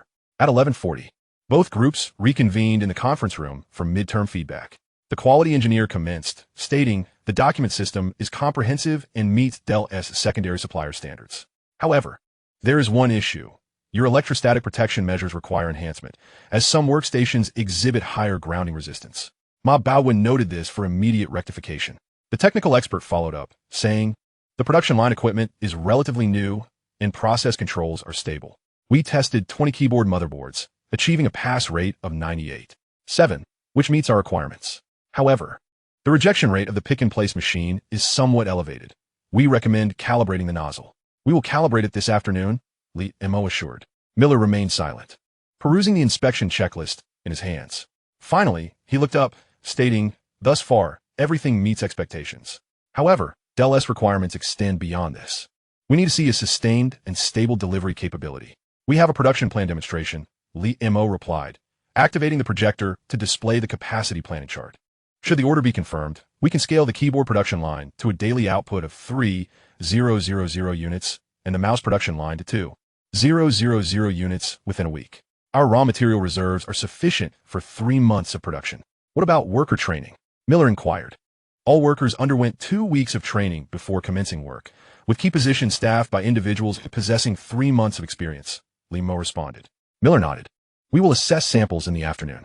At 1:30 in the afternoon, they proceeded to the sample testing area. The testing area was arranged with 3 rows of tables. The first row contained keyboards, 10 samples, each connected to a testing machine, undergoing key life testing, an automated pressing device continuously striking the keys. The second row featured mice, all traditional ball mice, currently undergoing motion trajectory accuracy tests. The third table remained empty, covered with a dust cloth. Miller approached the keyboard testing area and casually pressed a few keys. The feel was even, with a crisp rebound. What material is used for the keycaps? He inquired. ABS with a UV coating, ensuring durability, was the reply. Li Mo stated, we have conducted tests, and after 5 million consecutive clicks, the letters remain sharp and clear, surpassing the data provided by our Taiwanese suppliers. The procurement manager whispered. In the mouse testing area, a technical expert was drawing circles with testing software. The trajectories displayed on the screen exhibited slight tremors, a common flaw of ball mice. The expert remarked that the issue would worsen with dust accumulation. Miller inquired, "What improvements do you propose?" Liam approached the third row of desks and lifted the dust cover. Beneath it lay 5 computers, each connected to a black mouse. "What is this?" Miller asked. "An optical mouse," Liam replied, "a new product from SparkLab. We intend to present it to Dell." The technical expert crouched down, picked up a mouse, and examined it. "No ball? How does it track?" "With an optical sensor," Liam explained as he activated one of the computers and launched the testing software. "Please observe the demonstration." He grasped the mouse and moved it across the desktop. The cursor on the screen reacted instantaneously, exhibiting no delay whatsoever. He drew a circle within the testing software, and the trajectory closed perfectly, devoid of any tremors. "Let us try again." The technical expert took the mouse and swiftly maneuvered, abruptly halting and making slight adjustments. The cursor followed with precision. "What is the accuracy?" the expert queried. 400 dpi, Liam replied, which is double that of a standard ball mouse. The maximum acceleration is 10 g, and it can move at speeds exceeding 1 meter per second without losing frames. Miller also attempted it, swiftly tracing a few 8s on the desktop, and the cursor's trajectory was smooth. "What is the underlying principle?" Liam unveiled a disassembled sample. The interior of the mouse was remarkably simple: an optical sensor, a main control chip, 2 microswitches, and an encoder wheel. The sensor captures 500 images of the desktop per second, using algorithms to calculate direction and distance of movement. Liam pointed to the chip. "This is our main control chip, specially optimized for exceptional linear performance, with a latency of less than 5 milliseconds. What about power consumption?" "The normal operating current is 25 milliamps, and standby is 1 milliamp. One battery can last for 3 months." The technical expert scrutinized the chip model closely. "Is it a custom chip?" "Designed by SparkLab," Liam affirmed. Miller remained silent for a few seconds. "What is the cost?" "Currently, in small batch trial production, the cost for each unit is approximately $8. If we produce over 100,000 units monthly, it could be reduced to $6. That is too high." The procurement manager immediately interjected. "The ball mouse sets we currently procure cost less than $4. However, the performance is not on the same level." Liam countered as he moved to another computer. "Please observe this demonstration." This computer was running Doom. Liam grasped the optical mouse and entered the game. He deftly maneuvered the character, aiming precisely and shooting in rapid succession. His movements were fluid, and the crosshair remained stable. "Let's try the ball mouse," he suggested. The technical expert picked up the nearby ball mouse and attempted the same actions. The turning felt sluggish, and the crosshair wavered during aiming. "The gaming scenario tests mouse performance most rigorously," Liam explained. "The optical mouse experiences no mechanical wear, will not accumulate dust, and its accuracy will not degrade over time. For gamers, graphic designers, and CAD engineers, this represents a revolutionary enhancement in experience." Miller gazed at the screen for an extended period. He had each team member try it. The tactile sensation was indeed different. The technical expert conceded that the response was more direct, and the fine adjustments were more precise. "What about the failure rate tests?" Miller asked. Liam handed over a report. "The lab conducted continuous testing for 10,000 hours without any failures. The button lifespan was tested for 8 million clicks, and the scroll wheel for 1 million rotations. Environmental tests passed under high temperatures, humidity, dust, and drops." Miller perused the report, which contained detailed data, charts, and photographs. "You intend to sell this to Dell?" he asked. "We recommend its adoption for Dell's high-end product line," Liam stated, "such as the XPS series or gaming-specific models. The optical mouse can serve as a differentiating feature, enhancing the product's added value." "Market acceptance is uncertain," Miller replied. "Thus, we require a leading brand like Dell to propel it," Liam asserted directly. "If Dell adopts it, other manufacturers will follow suit, and market education will progress rapidly." The procurement manager shook his head. "Yet the cost is twice as high. Consumers may not be willing to pay." "Let them experience it," Liam suggested. "We propose that Dell include the optical mouse as a complimentary trial with high-end models, or as an optional upgrade accessory. Once users have tried it, they will not wish to revert to a ball mouse." The conference room fell silent as the Dell team contemplated. Finally, Miller stated, "We need samples to conduct further tests. We also require a cost analysis report to assess its impact on the overall price." "The samples are already prepared." Liam pointed to the corner of the room, where 5 neatly packaged boxes awaited, each containing 5 mice along with testing software and driver disks. "There is one more thing." Miller looked at Liam. Have you applied for a patent for this technology? Global patents are currently being filed, including the United States, Europe, and Japan, Ling Yun replied. The core algorithms and chip designs are protected. Miller nodded. That was the last question he could conceive. At 4 in the afternoon, the review concluded, and the Dell team departed with the data, samples, and reports. After sending off the team, Ma Baowa asked Liemo, do you think there's a chance? Miller is intrigued. Liemo replied, his last question about the patent indicates he is seriously considering it. However, Dell's decision-making process is slow. It will take at least 2 months. Should we continue preparing keyboard orders? Of course. The optical mouse is incremental. The keyboard is our foundation. We must grasp both. Upon returning to the office, Liemo called Ling Yun to report. On the other end of the line, Ling Yun listened to the entire process. Well done. Now we await Dell's feedback. In the meantime, prepare a second plan. If Dell declines, we will proceed independently. The first batch of Star Computer products will be equipped with optical mice as standard. What about the cost? The cost is high, so we will sell it at a premium, Ling Yun stated. Someone must be the first to take the plunge. Since Dell is hesitant, we shall take the initiative ourselves. Tupte, Sen 17, Li Ziyu. While Dell was conducting evaluations, Ling Yun awaited someone in the hotel cafe. Suddenly, someone pushed open the glass door. Clad in a leather jacket and jeans, their hair appearing as though hastily tousled. The individual scanned the room, their gaze settling on Ling Yun, striding over with pronounced footsteps. Ling, is it? They extended their right hand, their palm clammy, with a firm grip. Li Ziyu. Having said that, they pulled out a chair and sat down, the legs scraping against the tiled floor. A server approached. Li Ziyu glanced at the menu. Is there anything to eat?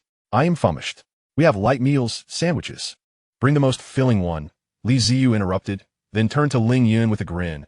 I flew over from Beijing this morning.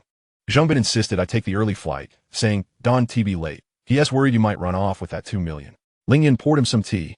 The money 1 tea run away. Of course, Li Ziyu replied, taking the teacup and gulping down a large sip, wincing at the heat. Did you really make 30 last year in the U.S. with him? Market conditions aligned, Ling Yun said.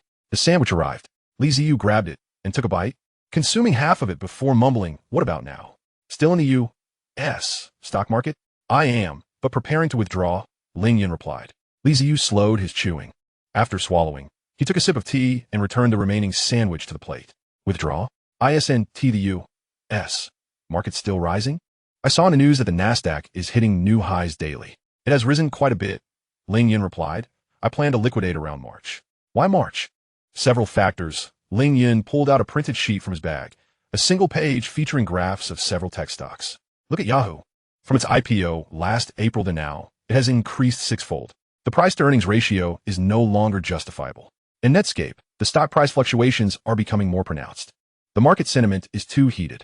Li Ziyu took the sheet, examining it closely.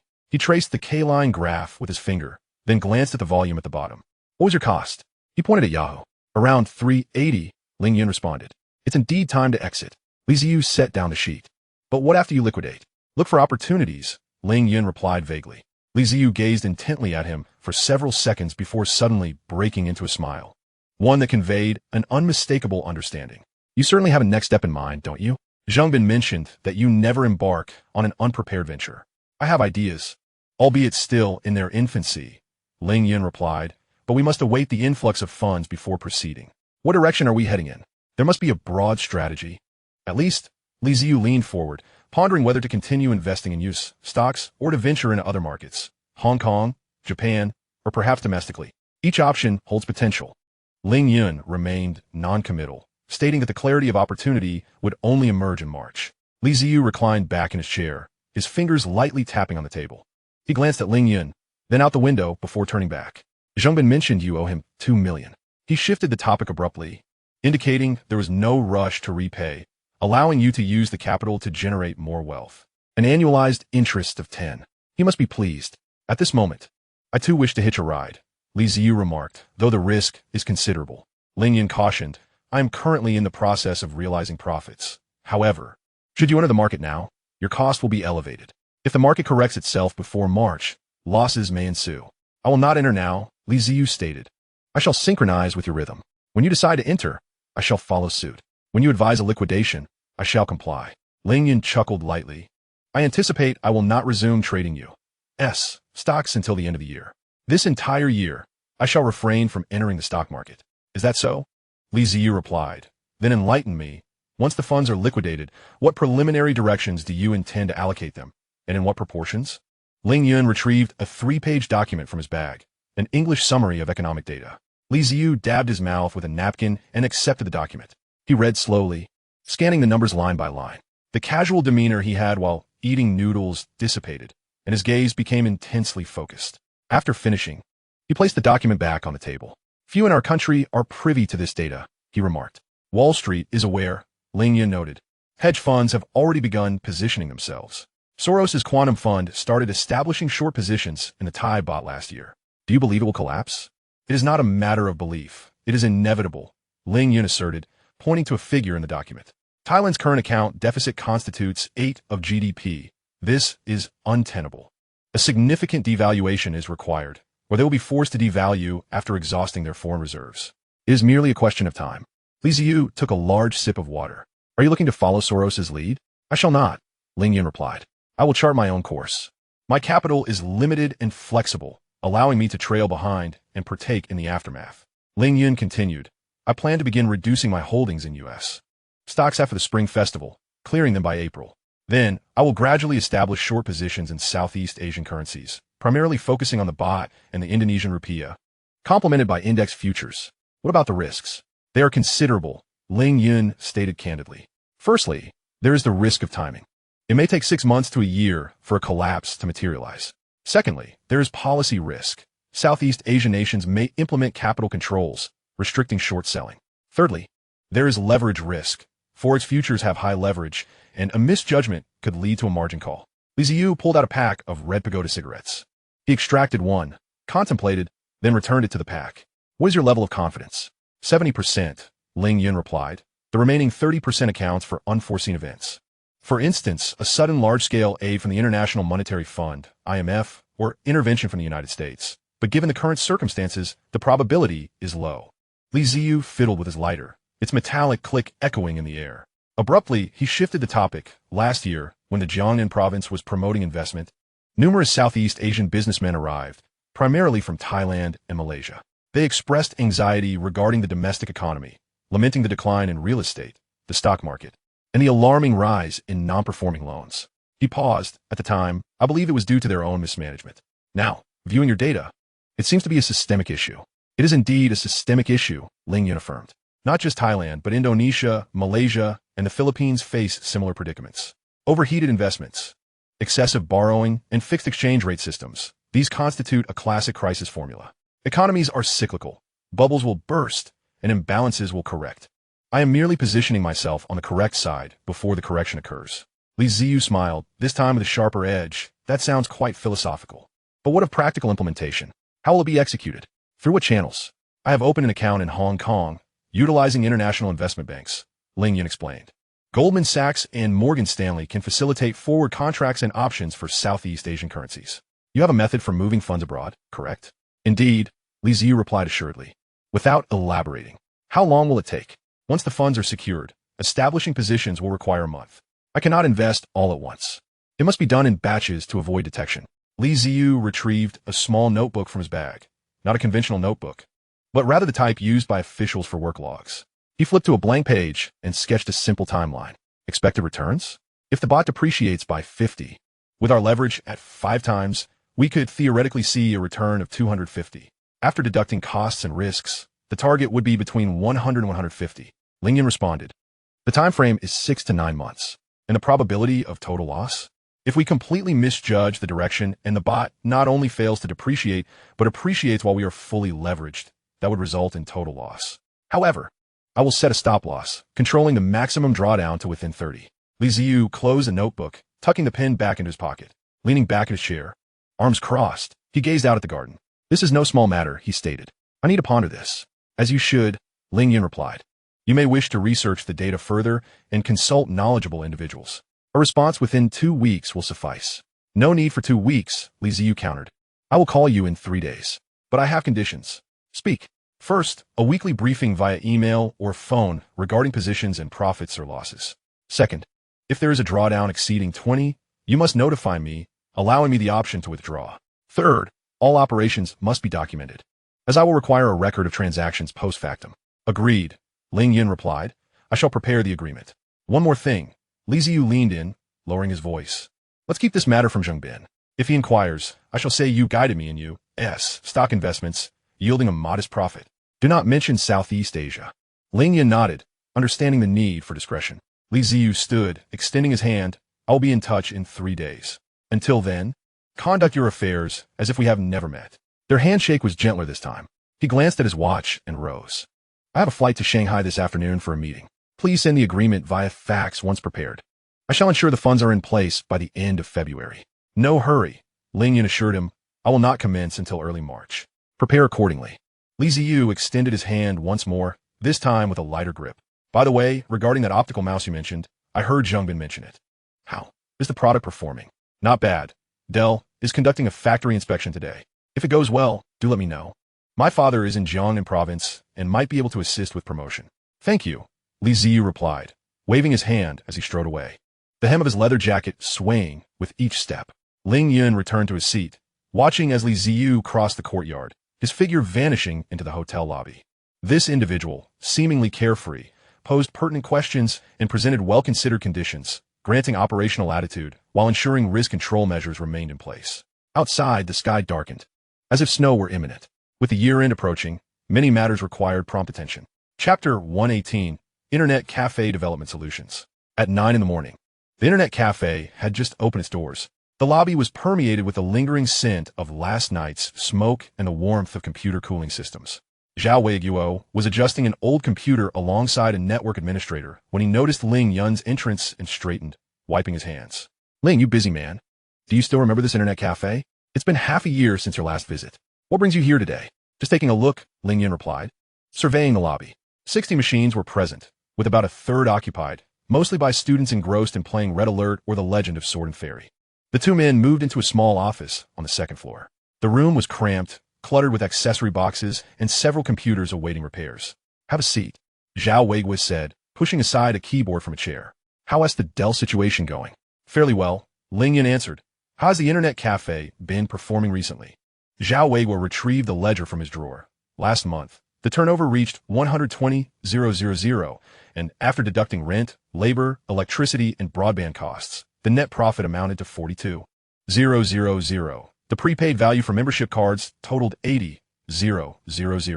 With computer depreciation accounting for 20,000, the actual earnings stood at 20,000. That's acceptable, Ling Yun remarked, flipping through the ledger, albeit at a slow pace. Earning over 200,000 a year from a single store isn't sufficient. Indeed, Zhao Weiguo concurred, expressing his aspiration to open a branch, although he lamented the lack of funds. A single computer now costs around 7,000 to 8,000 for 60 units. That sums up to 500,000. Coupled with rent and renovations, the investment for a single store amounts to 800,000, which results in an excessively long return on investment period.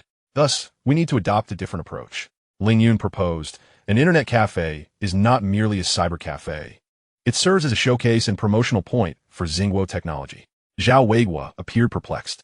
Ling Yun elaborated, we are on the verge of launching our own computer brand, Xingguang, alongside optical mice and keyboards, all pre-installed with the Xingchen system. The internet cafe would serve as the ideal display window, allowing users to experience our devices, engage with our system, and become accustomed to our ecosystem. When they decide to purchase a computer in the future, Xingguang will be their first consideration.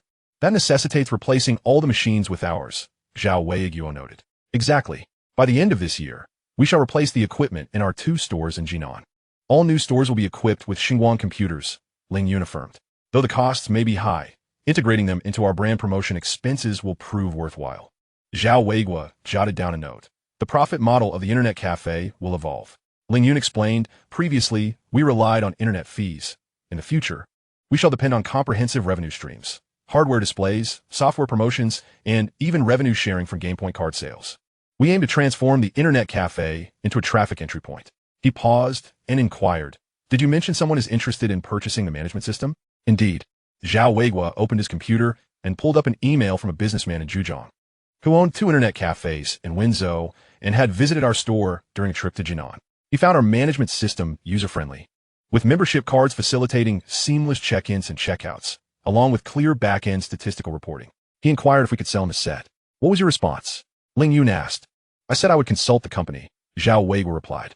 The system was initially developed by you, although I have made several modifications since then. It now boasts comprehensive features: membership management, time control, remote monitoring, inventory management, and even integration with certain point card recharge platforms. Have you provided a quote? Not yet. He asked, and I mentioned it might be around 20,000. Ling Yun pondered for a few seconds. We shouldn't merely sell software. We can offer a complete solution. What do you mean? Ling Yun continued. There are those who wish to open internet cafes but lack the knowledge of site selection, interior design, computer configuration, management systems, and daily operations. We could provide a full service package, from site evaluation to design, equipment supply to system installation, personnel training to ongoing maintenance. All they need to do is invest, and we will ensure their opening. Zhao Weiguo's eyes sparkled.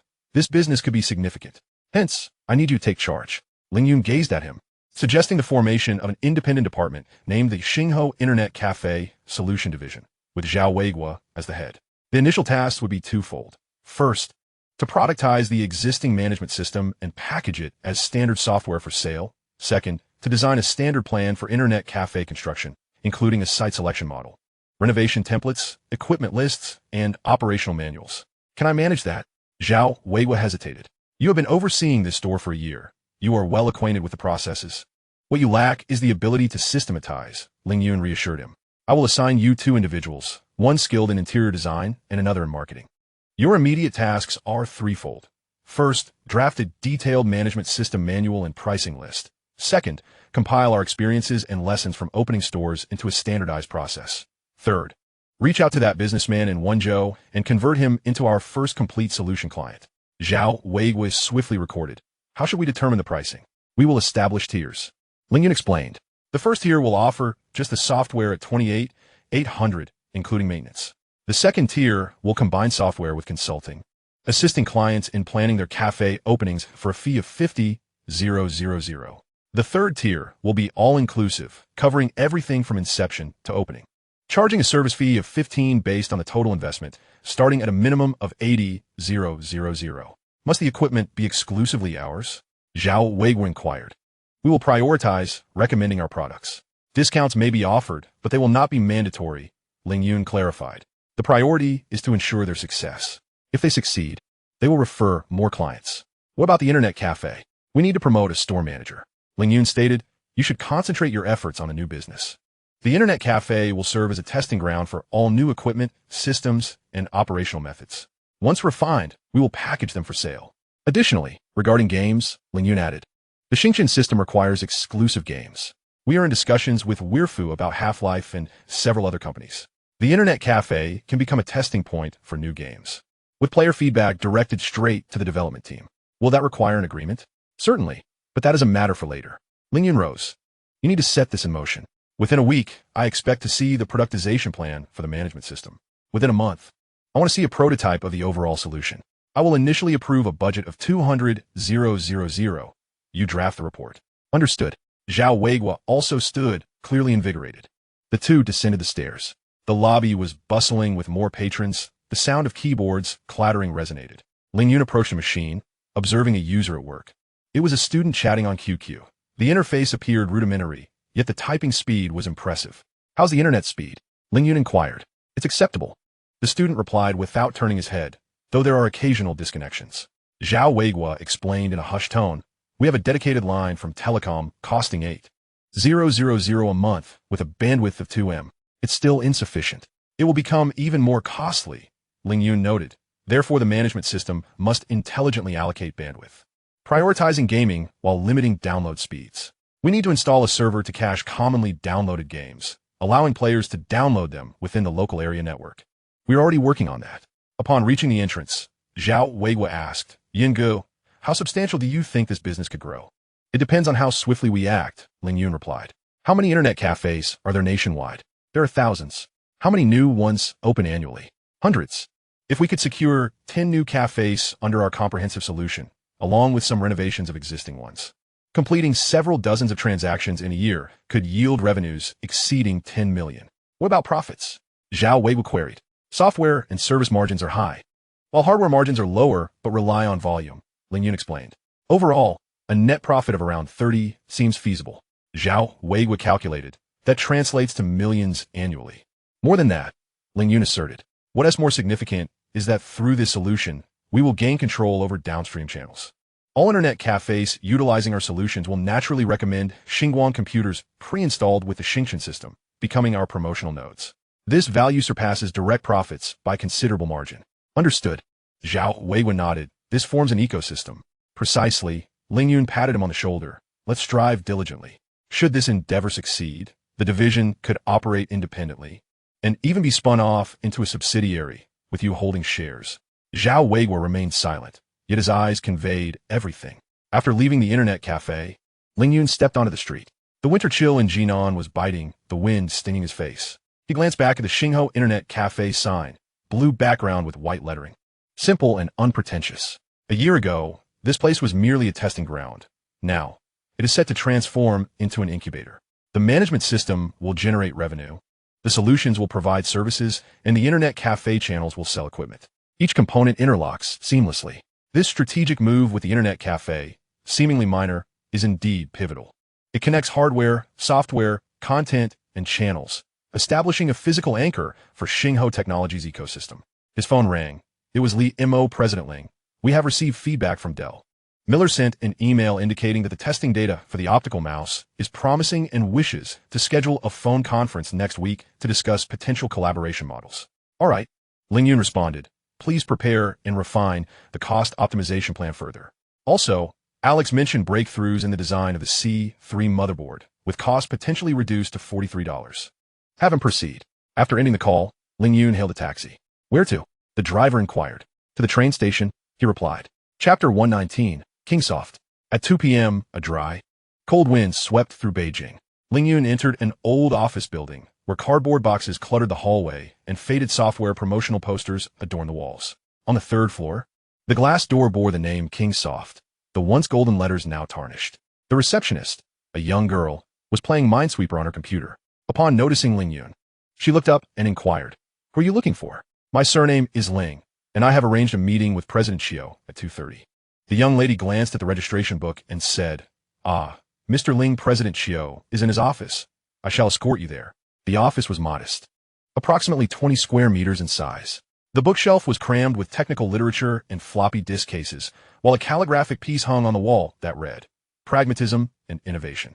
Qiu Bojun sat behind his desk, appearing to be in his early 40s, donned in a gray jacket, and his hair thinning slightly. He was engrossed in a report, his brow furrowed. "President Xiao, Mr. Ling has arrived," announced the receptionist. Qiu Bojun lifted his head, stood up, and managed a smile. "Mr. Ling, welcome. Please have a seat." The two settled onto the guest sofa. The young lady poured tea, the leaves floating on the surface of the water, which was nothing more than ordinary jasmine tea.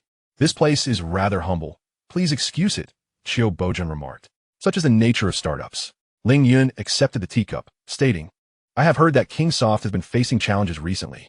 Qiu Bojun offered a wry smile. "Challenges are but an understatement. Since Microsoft entered China last year, the Chinese version of Office 42 is priced lower than ours and bundled with manufacturers such as Lenovo and Founder. Our monthly sales of WPS have plummeted from 30,000 units at the beginning of last year to fewer than 8,000 now. As for market share, it soared past 90 at its peak, but has now fallen below 40 and continues to decline." Qiu Bojun picked up a report from the desk. "This is last month's market survey. In corporate procurement, 70 opt for Office. On the government side, Microsoft is also engaging in public relations efforts. WPS's technology is not inferior to Office," Ling Yun interjected. "Technology is not the issue," Qiu Bojun countered, shaking his head. "The problem lies in the ecosystem. Office boasts Excel, PowerPoint, and Access, a complete suite. WPS only offers word processing. Users seek comprehensive solutions, not isolated tools. Has Kingsoft considered developing a suite? We have considered it, but we lack the funds," Qiu Bojun stated bluntly. The company incurred losses exceeding $4 million last year. Shareholders are quite vocal, with some suggesting selling WPS and transitioning to system integration or agency services. How much was offered? Some have proposed $10 million to buy out the WPS brand and code. Qiu Bojun replied, "I did not agree. WPS is my brainchild. It feels like my own child." A silence enveloped the office for a few seconds, interrupted only by the sound of employees discussing how to resolve a software bug in the corridor. I am here today to discuss collaboration, Ling Yun began. Collaboration? Xingho Technology intends to acquire Kingsoft to take a controlling stake, Ling Yun stated calmly. It is not a buyout of the brand. It is a complete acquisition, with the team retained, and you will continue to lead. Qiu Boujun leaned slightly forward. What is the acquisition price? 20 million RMB for 100 equity, Ling Yun replied. Post-acquisition, Kingsoft will operate independently, but the focus will shift towards developing an office suite for the Xingchen operating system. Xingchen system? Qiu Boujun pondered. That new operating system? How many users does it have? Not many at present, but it is expected to grow next year, Ling Yun explained. Dell, Compaq, and HP will pre-install it. The government and education sectors are also advancing. We require a domestic, controllable office software. WPS is the optimal choice. However, the market for the Xingchen system is too small. Creating a specialized version would incur losses. Thus, we will not solely produce a Xingchen version, Ling Yun clarified.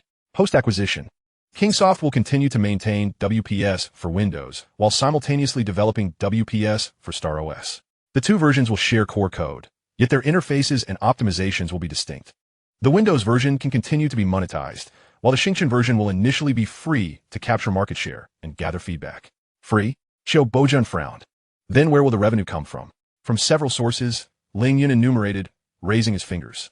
First, sales revenue from the Windows version. Second, customized development fees from government and corporate clients. Third, subscription fees for advanced features once the Xingchen system ecosystem matures.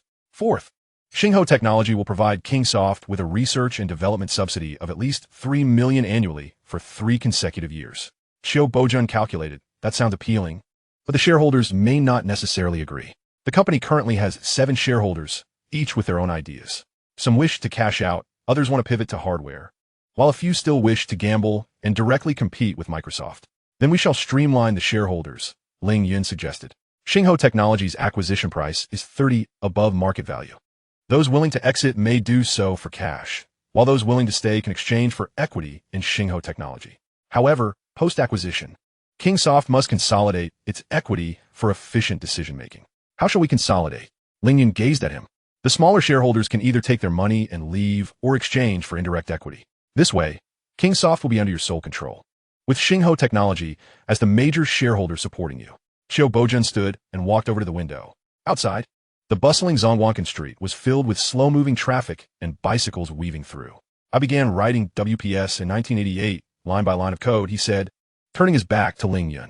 At its zenith, nearly every computer in the country had WPS installed.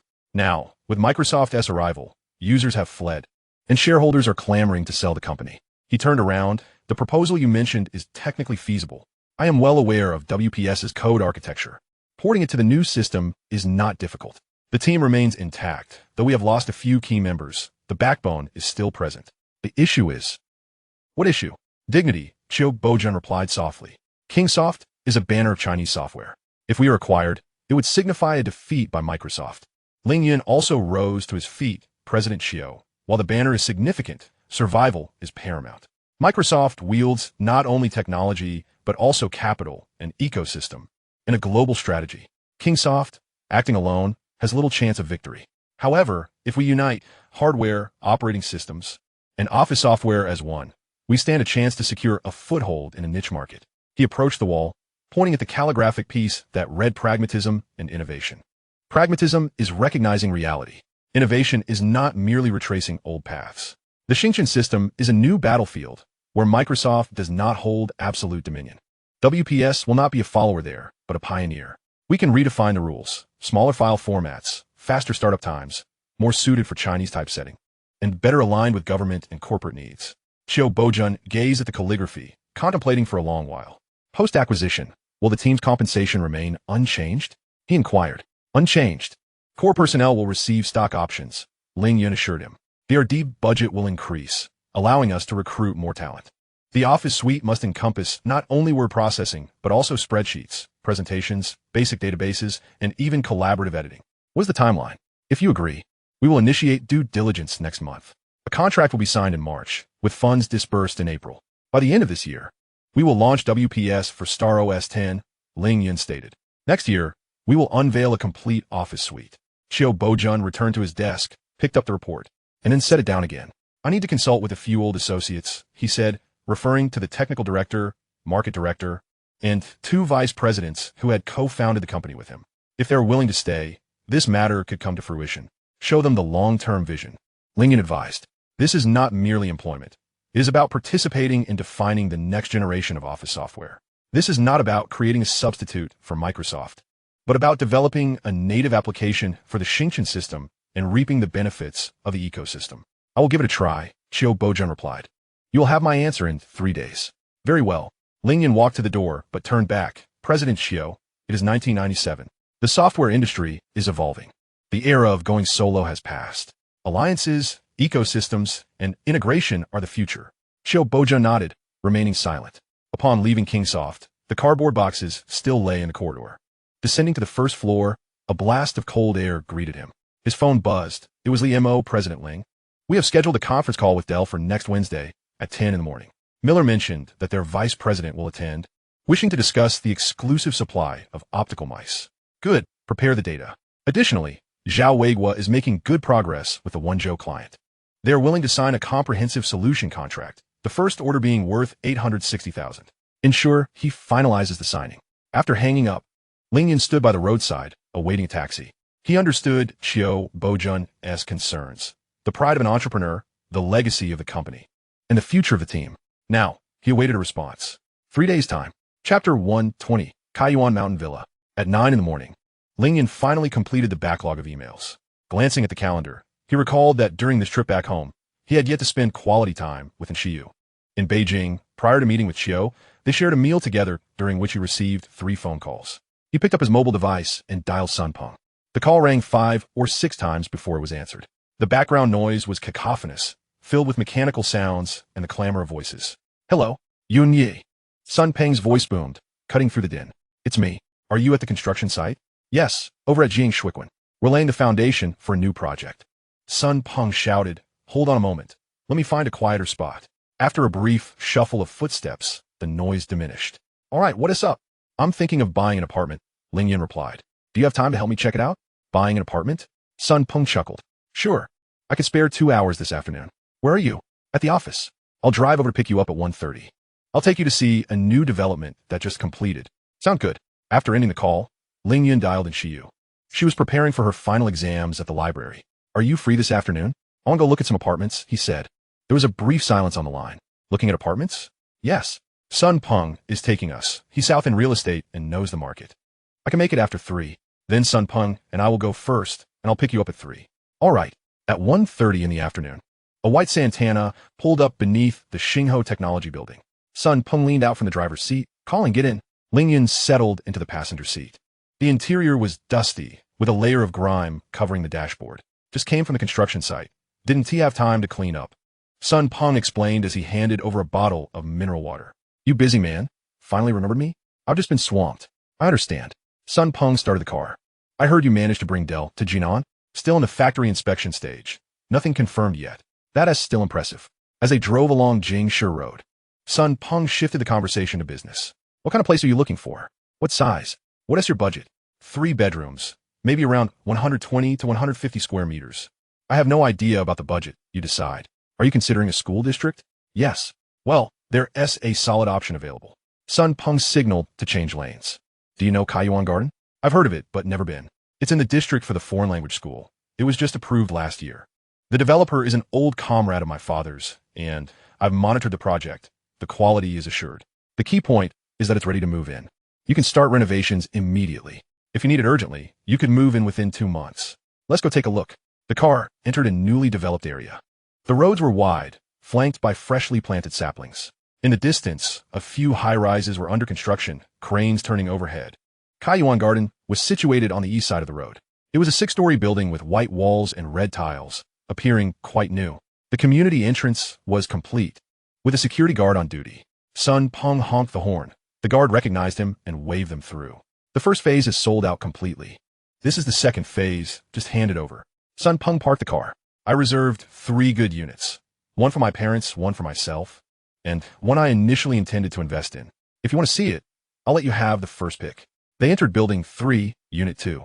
The corridor still carried the scent of construction materials. On the second floor, the east unit waited. Sun Peng produced a key and unlocked the door. This floor is great. It's not too damp like the first floor, nor too hot like the top floor. The east-facing unit gets plenty of morning sunlight. The apartment was a shell, with a cement floor and white walls. The living room was spacious and rectangular, featuring 3 bedrooms, with the master bedroom including an ensuite. The kitchen was on the north side, complete with a small balcony. The total area was 142 square meters, with an actual usable area of about 125 square meters. Sun Peng approached the window, observing, in front is the community garden, unobstructed. Behind it is a planned elementary school, expected to break ground next year. Ling Yun examined the layout. It was well proportioned, with minimal wastage of space. What is the price? Internal rate, 1,810 per square meter. The market price is around 200, Sun Peng explained, thanks to my father's connections. We can negotiate further for a full cash payment. Ling Yun calculated. 142 square meters at 1,810 per square meter totals, 255, 560. What would renovations cost? For simple renovations, around 50 to 60,000. For better quality, about 100,000. Sun Peng replied, I have a reliable construction team I work with. Is the school confirmed? Yes, Sun Peng answered, pulling out 2 documents. Here is a photocopy of the approval from the Education Bureau regarding the district for the foreign language school. And this is a sample of the property deed for Kaiyuan Garden. Once you buy the apartment, you can settle in, and your child can enroll for school next September. It's only a matter of time, Sun Peng chuckled. Even if you don't have kids, properties and school districts retain their value. The foreign language school is the best middle school in Jinan. Homes in this area will only appreciate. Ling Yun stepped onto the balcony, admiring the view, which included distant mountains. I think it's suitable, he declared. Sun Peng approached him, saying, to be honest, if my father weren't holding me back, I do want to acquire several units myself. Jinan is developing. The eastward expansion is inevitable. This area may seem remote now, but in 5 years, it will be the center. What's your father's company like? It's doing all right, but securing land is becoming increasingly difficult, Sun Peng replied, lighting a cigarette. In the past, it was all about connections, but now it's about bidding and capital. My father's method is outdated. I suggested he explore opportunities outside the province, like in Zhengzhou or Hefei, but he dismissed it, believing he lacks connections there. You could try on your own. I don't have the funds. Sun Peng exhaled a puff of smoke. The startup capital is at least 10 to 20 million. Where'd I get that kind of money? Ling Yun remained silent, observing the moving homeowners below. I'll take this apartment, he said decisively. Are you sure? Yes. Please assist me with the paperwork. Full cash, as soon as possible. All right. Sun Peng extinguished his cigarette. I'll call the sales office now to secure the contract. When will you sign? Tomorrow. I'll bring Shiyu to see it first this afternoon. Fine, I'll ask the sales office to leave the door open. As they descended the stairs, Sun Peng remarked, by the way, about that management system for your internet cafe, Wei mentioned it to me. Did the Wenzhou deal go through? Yes, it's for 860,000. That's impressive. Sun Peng clapped him on the shoulder. You're covering all bases, computers, mice systems, software, and now even internet cafes. Is real estate next on your agenda? No such plans. What a pity, Sun Peng said. If you were to venture into real estate, I would be your first partner. My father's approach is too old-fashioned. Arriving at the car, Ling Yun glanced at his watch. It was 2:40. I'm off to pick up Shiyu. Would you like to join? No. I'm heading back to the site. Sun Peng entered the car. I'll handle the contract matter. I'll call you tomorrow morning. Thanks. No need for thanks. The white Santana drove away. Ling Yun walked to the roadside and hailed a taxi. He sent a text to Shiyu. I'm on my way. I'll arrive in 20 minutes. The reply came swiftly. Okay, I'll wait for you at the library entrance. He gazed out the window. The streets of Jinan, both familiar and strange. Having traversed this city numerous times, he was now seriously contemplating the prospect of establishing a home here, purchasing an apartment, renovating it, and furnishing it. Previously, such matters felt distant. Now they suddenly appeared within reach. The taxi arrived at Shandong University, and Shiyu was already waiting at the library entrance, clad in a white down jacket and a red scarf. She got in the car and settled in the back seat. Are we going to see the apartment? She inquired. Yes, at Kaiyuan Garden. It was recommended by Sun Peng. Is it expensive? It's reasonable. As they drove back to Kaiyuan Garden, the security guard was already informed and allowed them to pass without delay. Ling Yun led in Shiyu upstairs and opened the door to the shell apartment. It's a blank canvas. We'll have to do the renovations ourselves. And Shiyu entered, inspecting each room. She lingered by the window in the master bedroom, gazing at the garden outside. Do you like it? Ling Yun asked.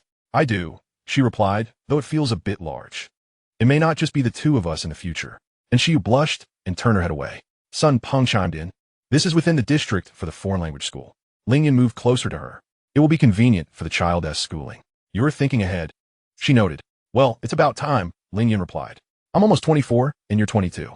It's not too early. And Shiyu remained silent, continuing her exploration of the apartment. She wandered into the kitchen, gesturing, we can place the refrigerator here, and the cabinets can go there. We could have flowers on the balcony. It's all up to you, Ling Yun assured her. Really? Absolutely. She smiled, a reassuring smile that warmed him. As they descended the stairs, dusk began to settle in. Have you made up your mind? And Shiyu asked. Yes, I've decided. We'll sign a contract tomorrow. She grasped his hand, her touch cool yet firm. A taxi arrived, and, as they got in, and Shiyu leaned against his shoulder. You've been working too hard lately, she remarked, noticing the dark circles under his eyes. Once this busy period is over, things will settle down. You always say that. This time I truly mean it. Ling Yun gazed out the window, contemplating the imminent resolution of the Dell matter, the negotiations with Kingsoft, and the successful signing of the first contract for the internet cafe system. Once these affairs were in order, he anticipated a respite from his burdens. The car arrived at Shandong University. Before Shiyu exited, she glanced back and said, I will accompany you to sign the contract tomorrow. All right, he replied. She entered the campus, waving farewell. Chapter 121, Stealing a Moment of Leisure. The phone rang. It was Qiu Bojun. President Ling, we have reached an agreement, he reported, his voice slightly weary yet clear. All 7 shareholders have agreed to a cash exit. We can proceed with the signing. Have all the conditions been met? Ling Yun inquired. Indeed.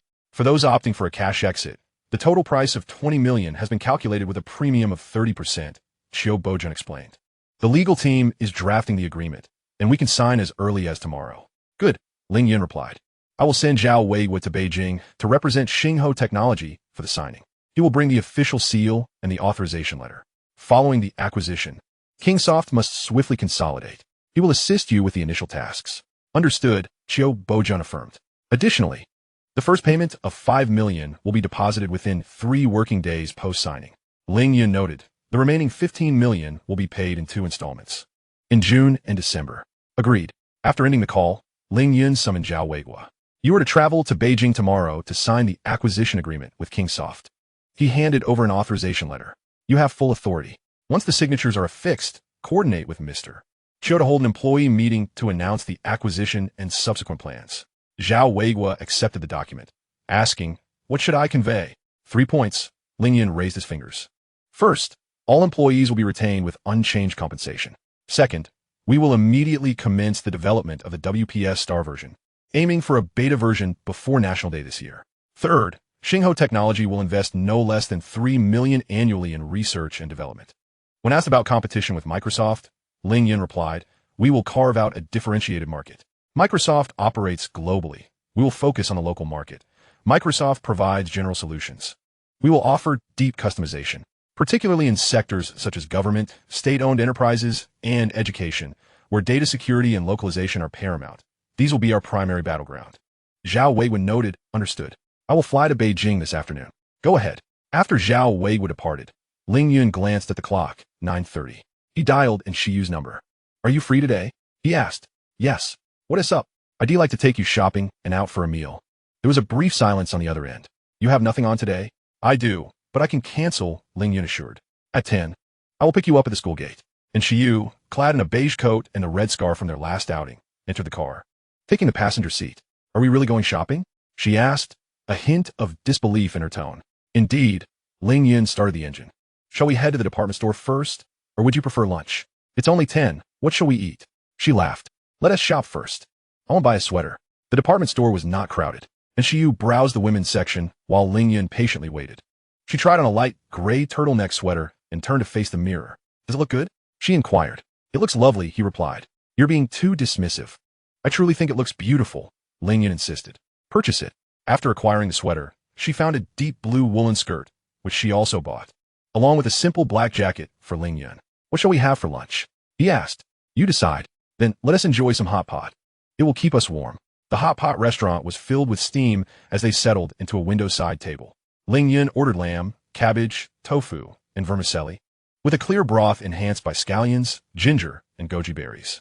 You seem in high spirits today, and Shiyu observed. Things are progressing smoothly, Ling Yun replied, adding lamb to the pot. The Kingsoft acquisition is confirmed. There are promising developments with Dell, and we signed a first contract for the internet cafe system.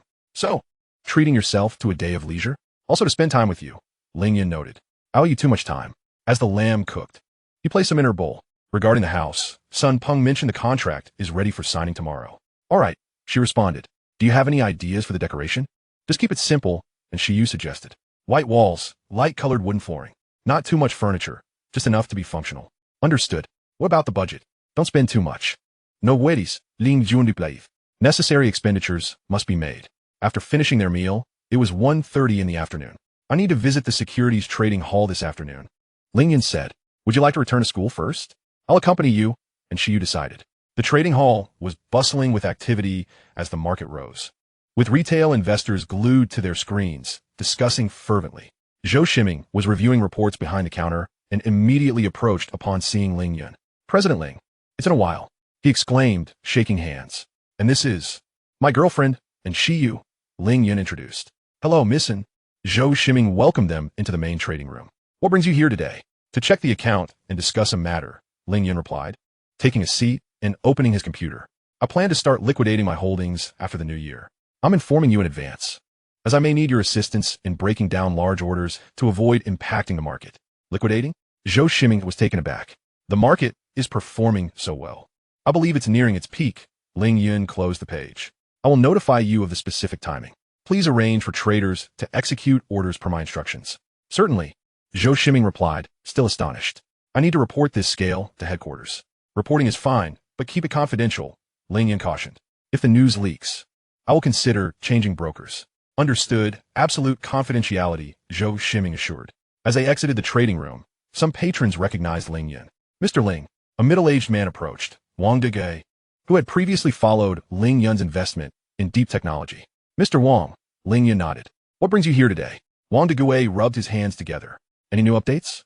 No new updates, Ling Yun replied. However, I plan to adjust my positions after the new year, so be mindful of the risks. Liquidating? Wang Degui's expression shifted. Aren't we still optimistic? I personally assess that it's about time, Ling Yun stated. You decide for yourself. Then I will liquidate as well, Wang Degui said immediately. I'll follow your lead. Do not follow blindly, Ling Yun cautioned. I have my reasons for liquidating. They may not apply to you. I trust your judgment. Wang Degui asserted. Whenever you liquidate, just let me know, and I will follow. Ling Yun regarded him. I will have Manager Zhou inform you at the appropriate time. However, profits and losses are your own responsibility. Understood. Upon leaving the trading hall, and Shiyu asked, that liquidation you mentioned, it's a substantial sum. Isn't it? Yes. She paused for a moment. And after that, where will the money go? A portion will be invested elsewhere, while some will return to the domestic market, Ling Yun explained. Xingho Technology needs funding, and buying and renovating a house also requires capital. It feels surreal, and Shiyu remarked. At this time last year, you were still troubled by the computers for the internet cafe. A year can bring significant change. Will it grow even more? Indeed, Ling Yun affirmed. By this time next year, you might hardly recognize Xingho Technology as it stands today. As they drove back to Shandong University at the school gate, and Shiyu turned before exiting the car. I will accompany you to sign the contract tomorrow. All right, he replied, and don't overexert yourself. Understood. Chapter 122, New Year's Goods. Fine snowflakes drifted outside. Ling Yun sat in his office, frowning at a fax received from Los Angeles. He rubbed his temples when he heard a knock on the door. Gumin, Ma Bao entered, holding a notebook. Dressed in deep blue work attire, his hair neatly combed and a smile on his face, he approached Ling Yun. President Ling, with the new year approaching, I would like to discuss the annual meeting with you. Ling Yun glanced up briefly before returning his gaze to the fax. Let us not hold the annual meeting. It would be a waste of time. Instead, we can distribute red envelopes directly, 200 yuan in cash for each employee. Calculate the total and get it approved by finance. Ma Bao will remain still. After a few seconds of silence, Ling Yun looked up. What is the matter? Ma Baohua stepped forward, placing the notebook on the desk. President Ling, while distributing money is convenient, we should still provide New Year's goods. Why? Ling Yun set down his pen. It's much easier to distribute cash. Employees can buy what they wish. Providing New Year's goods requires procurement and distribution. It's troublesome. Ma Baohua shook his head. It's not the same. He pulled up a chair and leaned forward. President Ling, you're a university graduate, and your thinking is quite flexible. However, some matters transcend convenience. Ling Yun leaned back in his chair, gesturing for him to continue. Last year at this time, Ma Baohua remarked, do you know the state of the factory? 6 months without pay, workers sat idly at the factory gates every day. Those with connections were transferred out, while the rest scavenged for vegetable scraps at the market. My wife, in an effort to save 2 dimes on bus fare, would walk 40 minutes in the winter to borrow rice from my sister's house. He paused. Back then, when walking on the street, acquaintances would avoid you. Why? They feared you might ask to borrow money. The children at school would mock my child, saying, "Your father's factory has collapsed." During the new year, visiting relatives, I felt ashamed. The items I carried were lighter than those of others, and I hesitated to pick up my chopsticks at the dining table. The office was eerily quiet, only the hum of computers filling the air. And now, Ma Baowu continued, our factory has survived. Salaries are paid on time, and diligent workers can earn as much as 800 a month. The workers stand tall again. Yet this is a matter for the family, invisible to outsiders. He tapped his fingers on the table. The new year is different. When visiting friends and family, whatever you carry is instantly noticed. If you bring 2 barrels of oil, a bag of flour, and a box of meat, it signifies that the company is thriving, that their efforts were not in vain. Ling Yun remained silent. To the employees, that is dignity. Ma Baowu spoke slowly, yet each word was firm. As he returned home with his goods, neighbors would inquire, "Oh, did the company distribute these?" He would nod, his voice swelling with pride. "Look, these are from my workplace." His child could boast at school, "We have a mountain of New Year goods at home." He gazed out the window as the snow began to fall more heavily. For the enterprise, that his reputation is goodwill. Our factory now employs over 1,500 workers.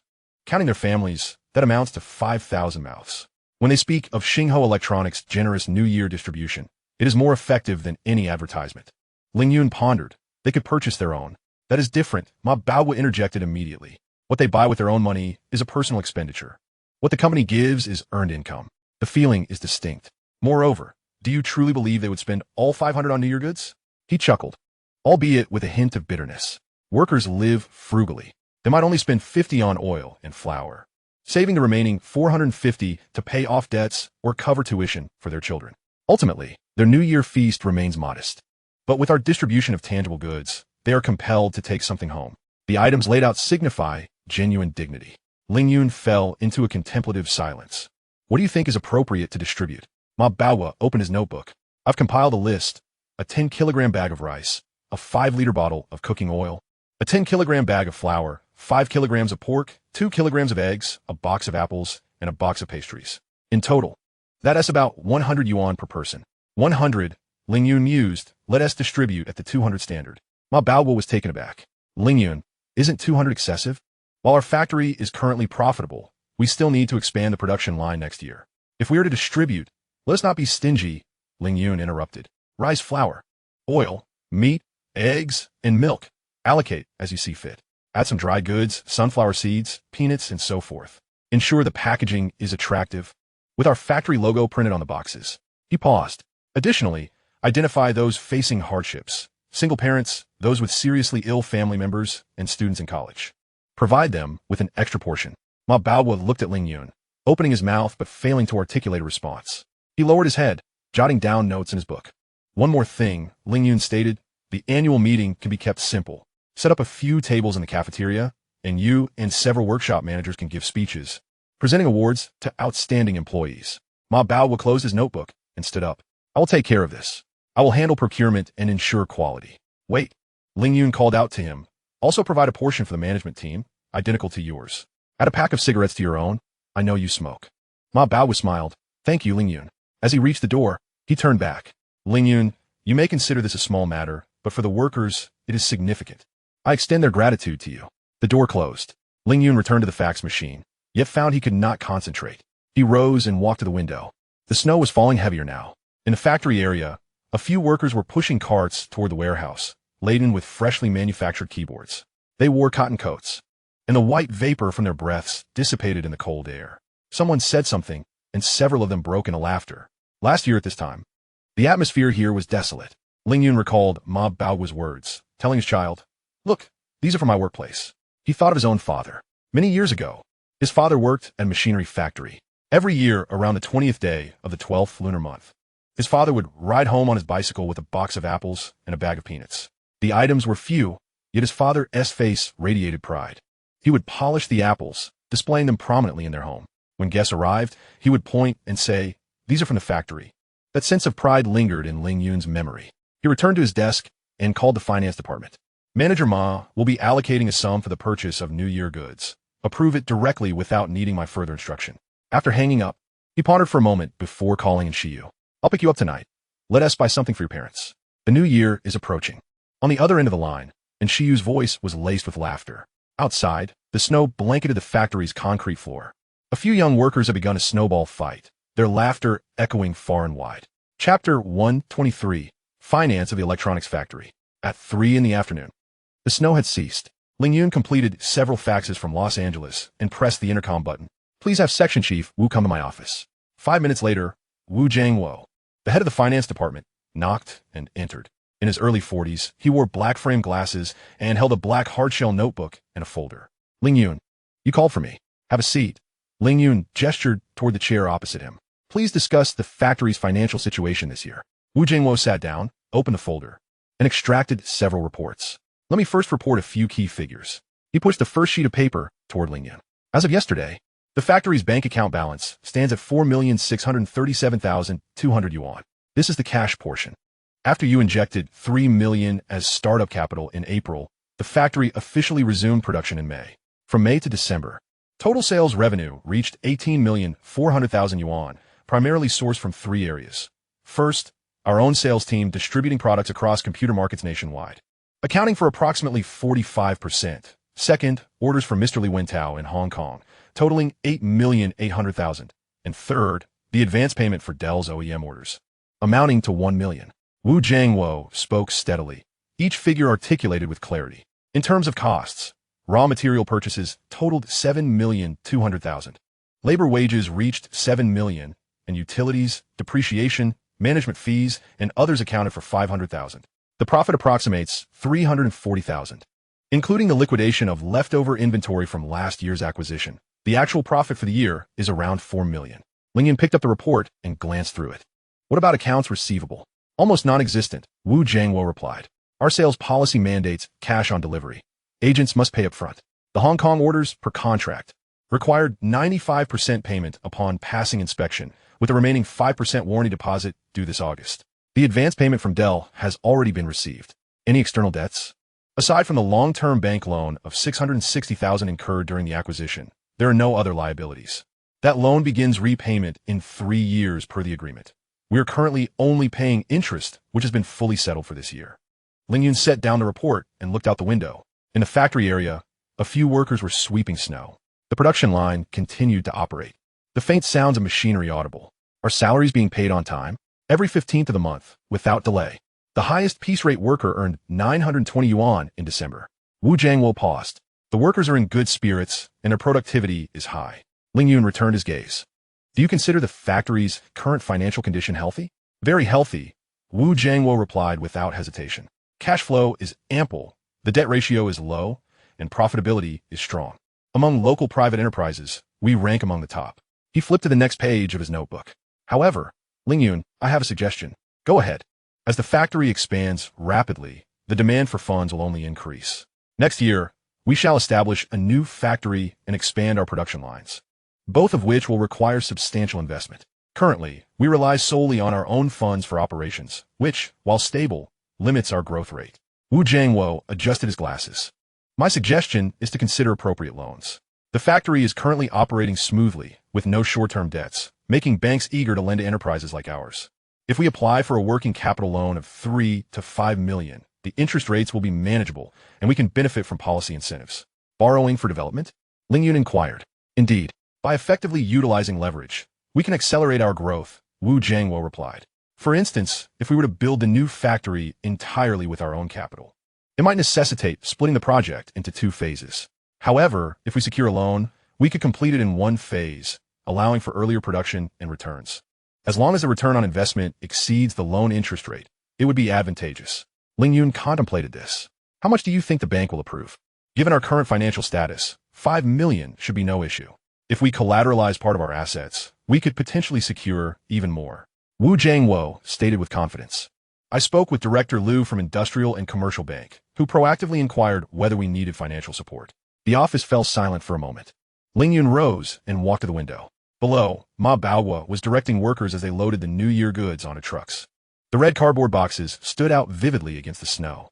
How was the year-end bonus arranged? Ling Yun asked.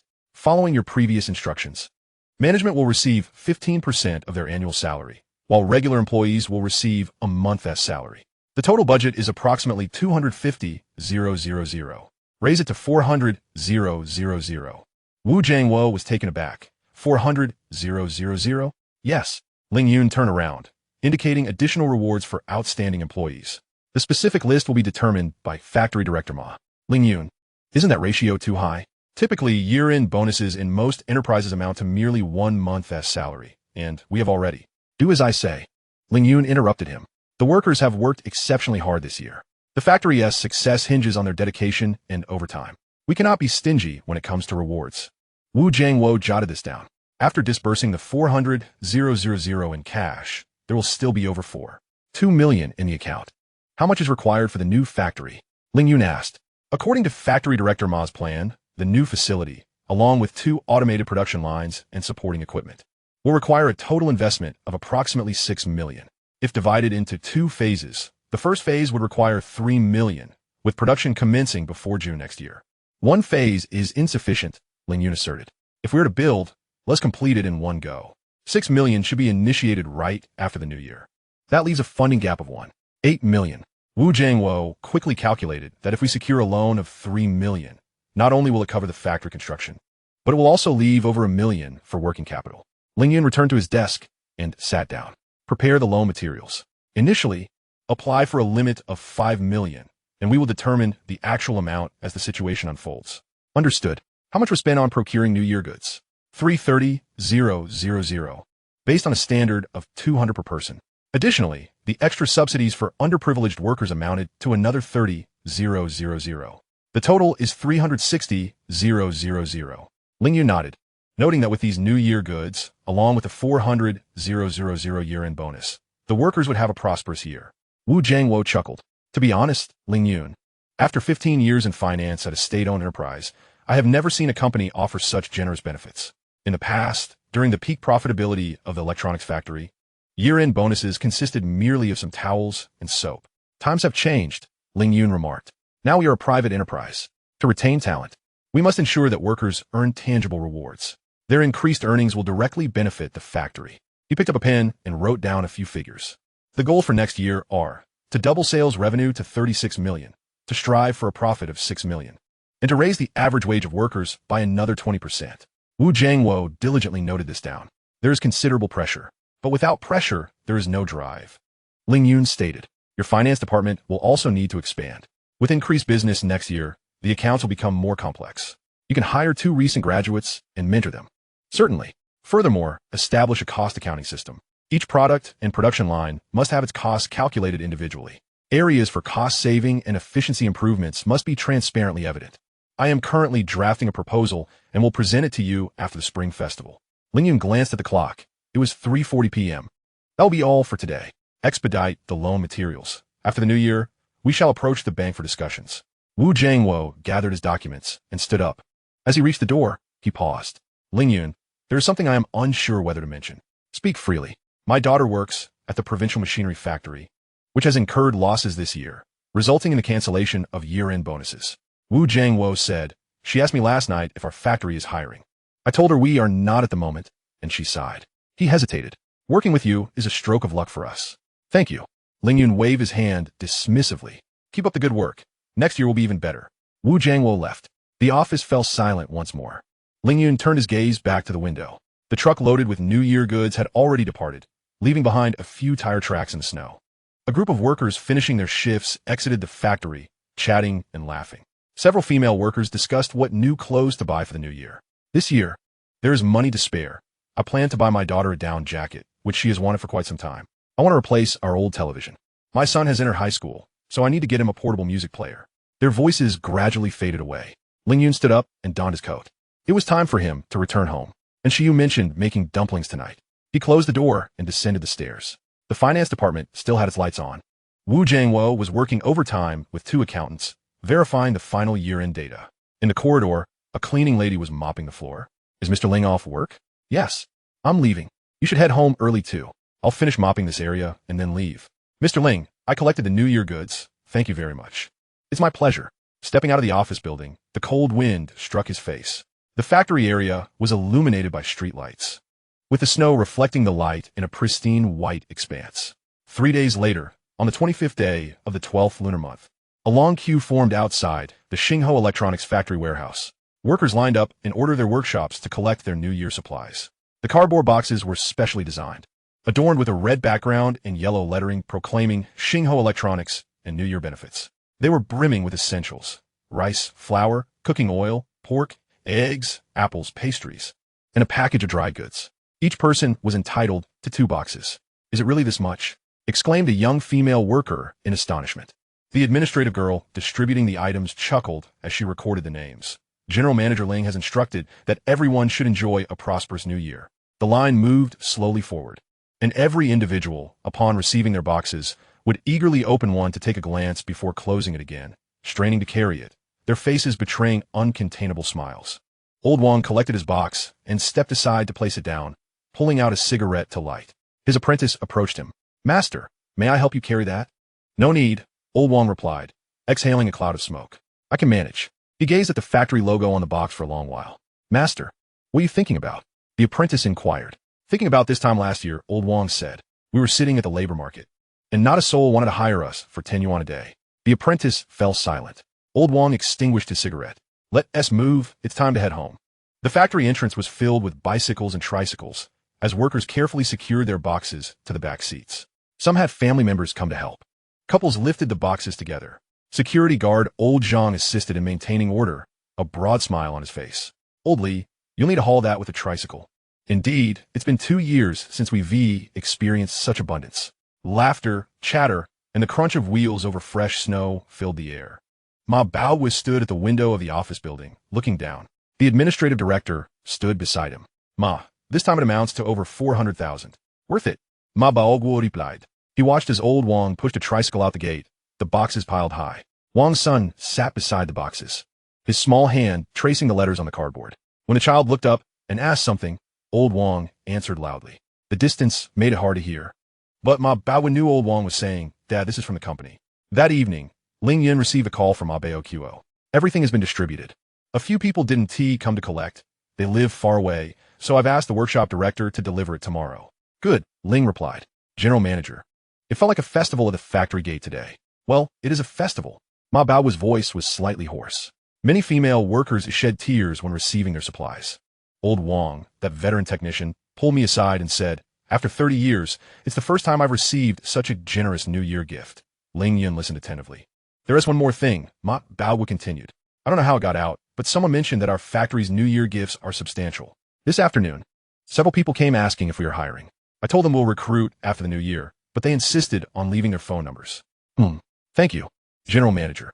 "For what?" "Workers deserve it." After hanging up the phone, Ling Yun stepped onto the balcony, and she was in the kitchen washing fruits.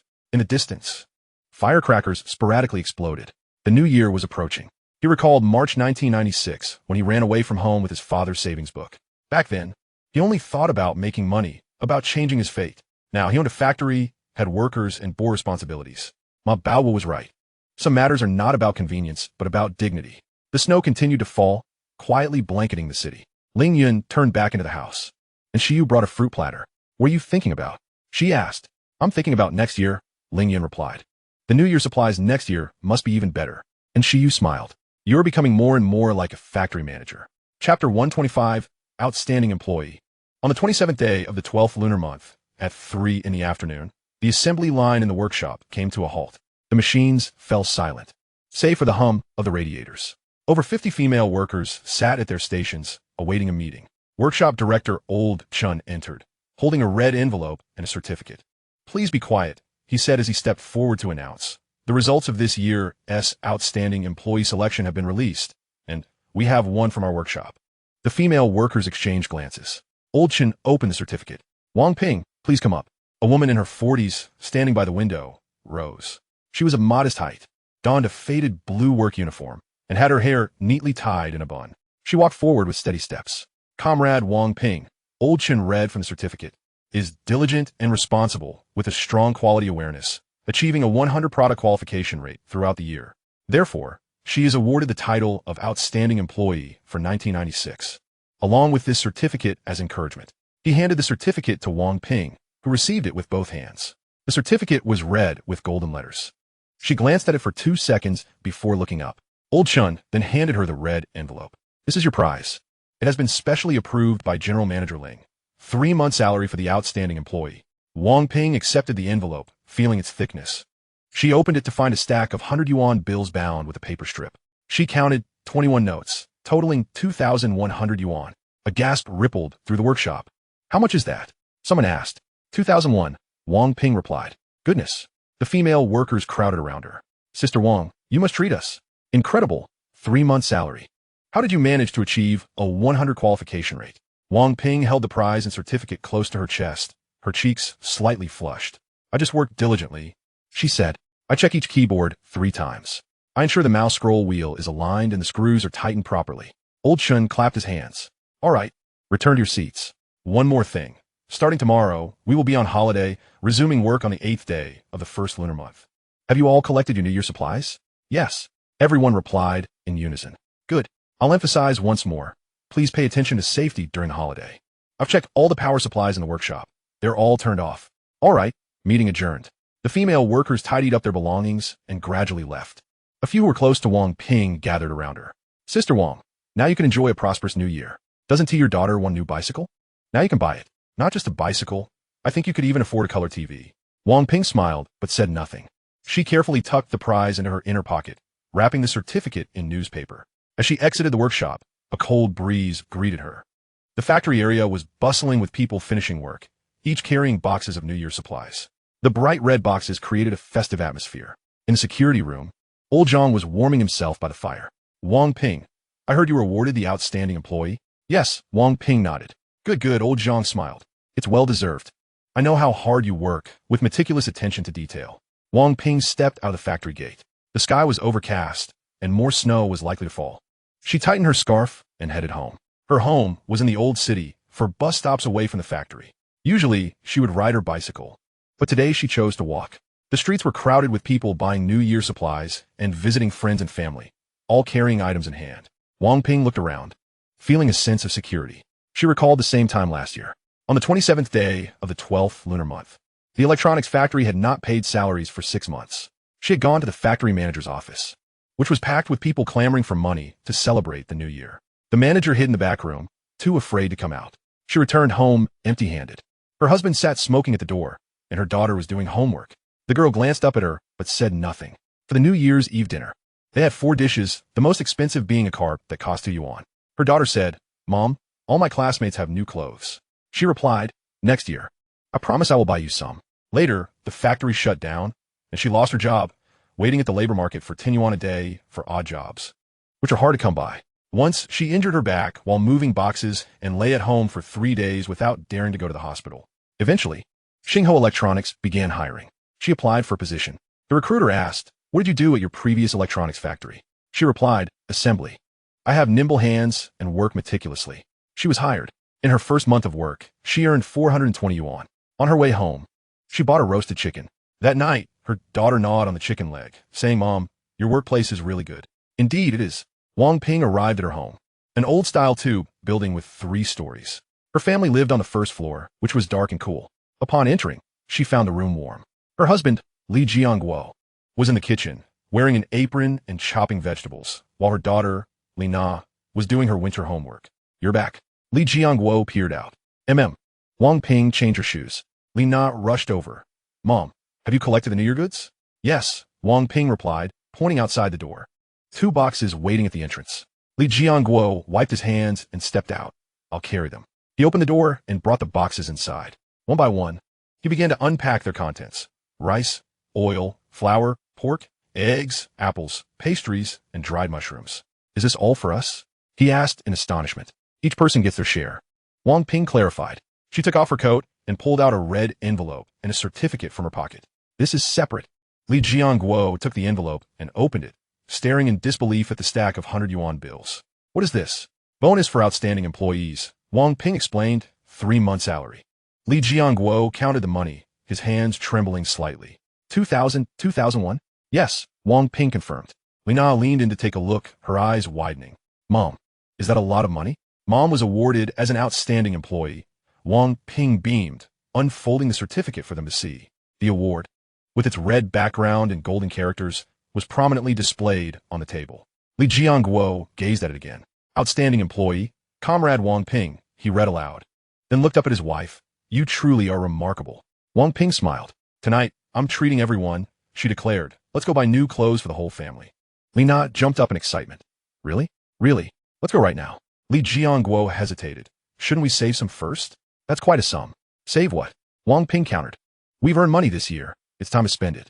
The unit has already distributed the New Year goods, so we don't need to buy more. This money is for clothes. Her tone was resolute. Li Jianguo fell silent. The three of them left the house and took a bus to the department store. The bus was packed with people.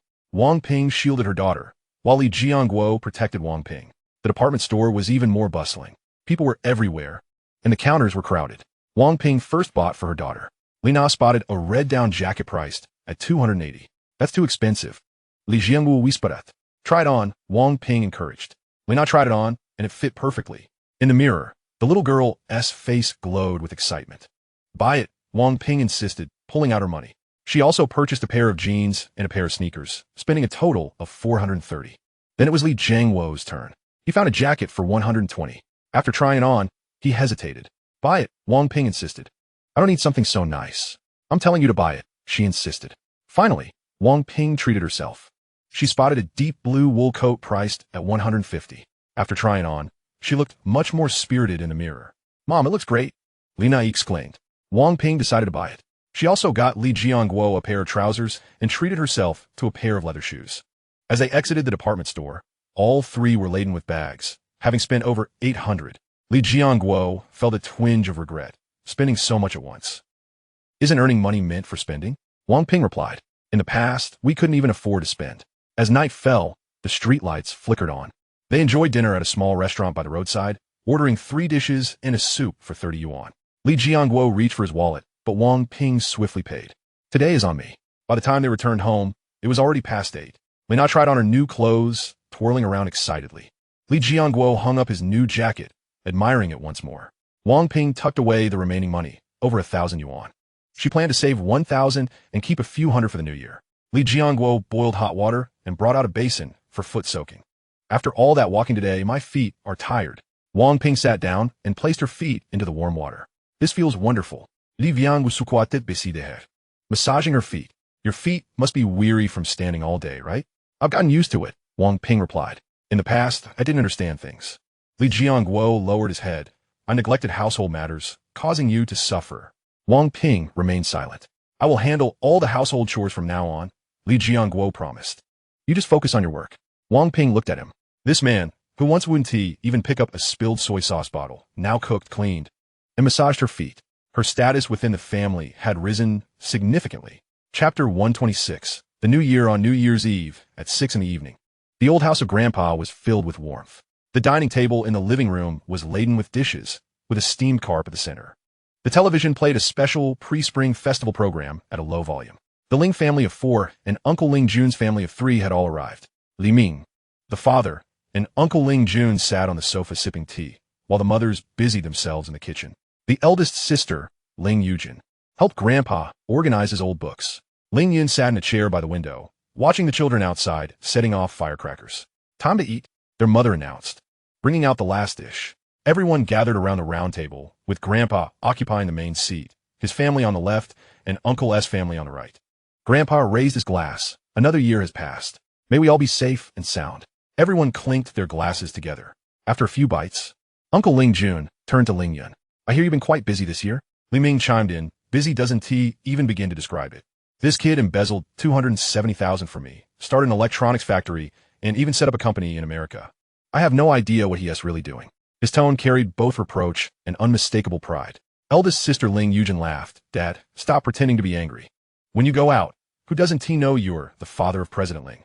Li Ming shot her a glare, but couldn't he help but chuckle. Ling Yun took a sip of tea and began to recount his story. In March, I borrowed money from Dad to invest in the stock market. In April, I opened an internet cafe. In May, I acquired the city's electronics factory and renamed it Spark Electronics. In June, I went to America and bought a computer company.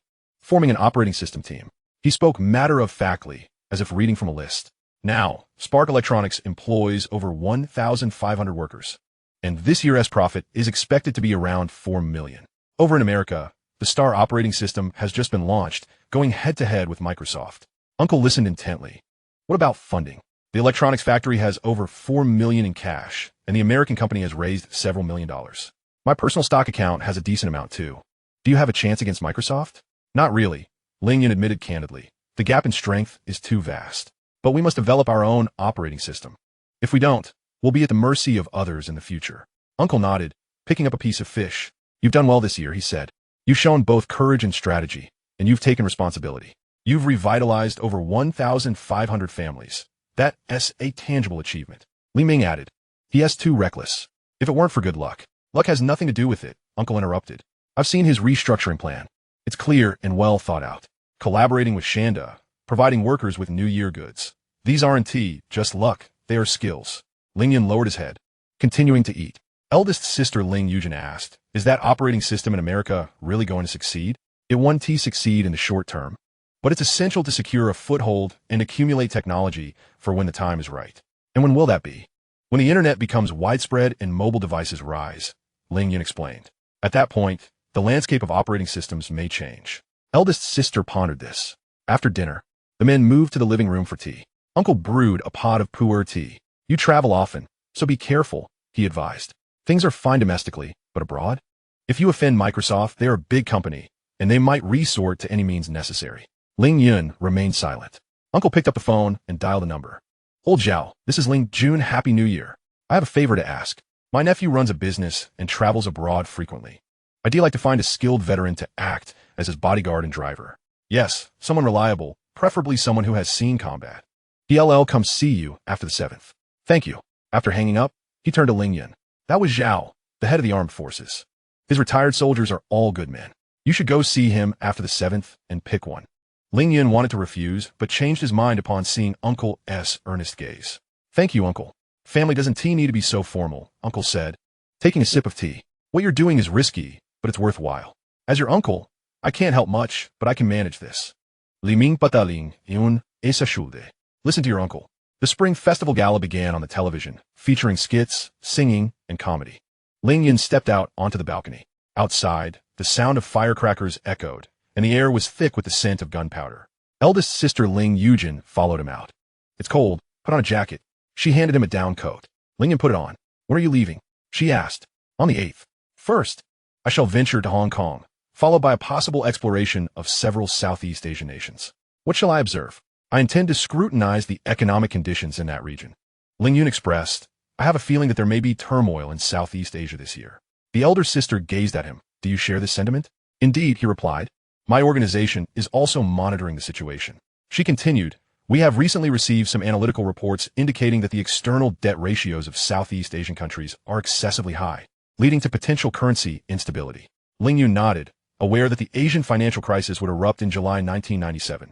However, it was only February, and the fact that his sister's organization was already paying attention signified that there were astute individuals involved. I'm also heading to Hong Kong on the 8th day of the new year, she stated, on a business trip with my unit. What is the purpose of your journey? To participate in a trade and economic conference. Specific tasks cannot be disclosed, she paused. How long do you plan to stay in Hong Kong? It depends on the situation, perhaps 3 to 5 days. Where will you be staying? Not yet determined. Our organization has booked accommodations at the China Resources Hotel. If you have not made arrangements, you may stay nearby. All right. A moment of silence enveloped them as fireworks erupted in the distance, bursting and scattering in the night sky. Ling Yun, his sister said, I support your endeavors. But do exercise caution. The circumstances abroad differ from those at home. Some matters cannot be resolved merely with money. I understand, he replied, particularly in Southeast Asia. Should chaos arise, it will be quite tumultuous. You may observe, but do not become overly entangled. She patted him on the back. Let us return indoors. Mother has prepared some fruit. Upon returning to the living room, grandfather was listening to Peking opera, his eyes half closed. Uncle and father were engaged in a game of chess. Check, Uncle declared. Wait, I wish to retract a move, father insisted, reaching for a piece. A move once made cannot be retracted. They bickered like children. Ling Yun chuckled. Now, this feels like the new year. At 11 o'clock at night, The dumplings were placed into the pot. Everyone gathered before the television, awaiting midnight. Mother presented the steaming dumplings. Eat, and with each bite, we grow a year older. Ling Yun discovered a dumpling containing a coin. Good fortune. Everyone laughed. As the clock struck 12, the sound resonated, accompanied by the thunderous crack of firecrackers outside. Grandfather rose, retrieving red envelopes from the drawer. Here, your New Year's money. Lingua, Ling Yun, and Ling Yun each received a share. Am I not too old for this? Lingua chuckled. In my eyes, you are all still children, Grandfather replied. As he handed the envelope to Ling Yun, Grandfather regarded him intently. Work diligently, but remember, the true merchant serves the nation and its people. Ling Yun felt a jolt in his heart. I shall remember, Grandfather. The envelope was thin, yet warm. At 1 o'clock in the morning, the gathering began to disperse. After bidding farewell to Uncle and his family, Ling Yun assisted in tidying up. Once finished, he descended to the ground floor. Snow had begun to fall again, blanketing the ground in white. He lit a cigarette, yet did not smoke, watching the ember flicker in the snowy night. The year 1996 had passed. In that year, he had been reborn, embarking on a new journey and laying plans. The year 1997 had arrived, a year poised for financial storms, greater challenges, and abundant opportunities. He extinguished the cigarette, and turned to ascend the stairs. The snow continued to fall, quietly enveloping the city's clamor. A new year had begun. Chapter 127, the seventh day. On the first day of the new year, with little to do, Ling Yun called in Shiyu. Are you home? Yes, I just finished lunch. I shall come to see you and pay my respects to your parents. There was a brief silence on the other end of the line. You want to come to my house? Yes, to greet your father and mother. That's not feasible. And Shiyu lowered her voice. It's too early to meet the parents now. We've only been dating for over 6 months, and I haven't even graduated yet. My parents are quite traditional. They believe that while students may date, formal introductions to the family should wait until after graduation and once employment is stable. If you come now, they may overthink it. Ling Yun contemplated. Then I shall meet you downstairs. That works. Half an hour later, Ling Yun drove to the base of Shiyu's apartment. She descended clad in a red down jacket, her scarf wrapped snugly around her neck. Is it cold? Ling Yun inquired. It's manageable, and Shiyu smiled. Happy New Year. Happy New Year. Ling Yun retrieved a gift box from the car. This is for your parents. Just say it's from a classmate. And Shiyu accepted it. It contained tea and snacks. Thank you. She glanced up the stairs. I really can't invite you up. My mother just asked whose call it was. I told her it was a classmate. I understand. They strolled through the neighborhood, the snow crunching underfoot.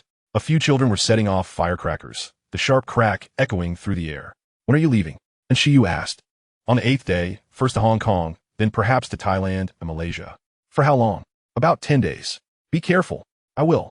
Upon reaching a small garden, Ling Yun brushed the snow off a bench, and they sat down.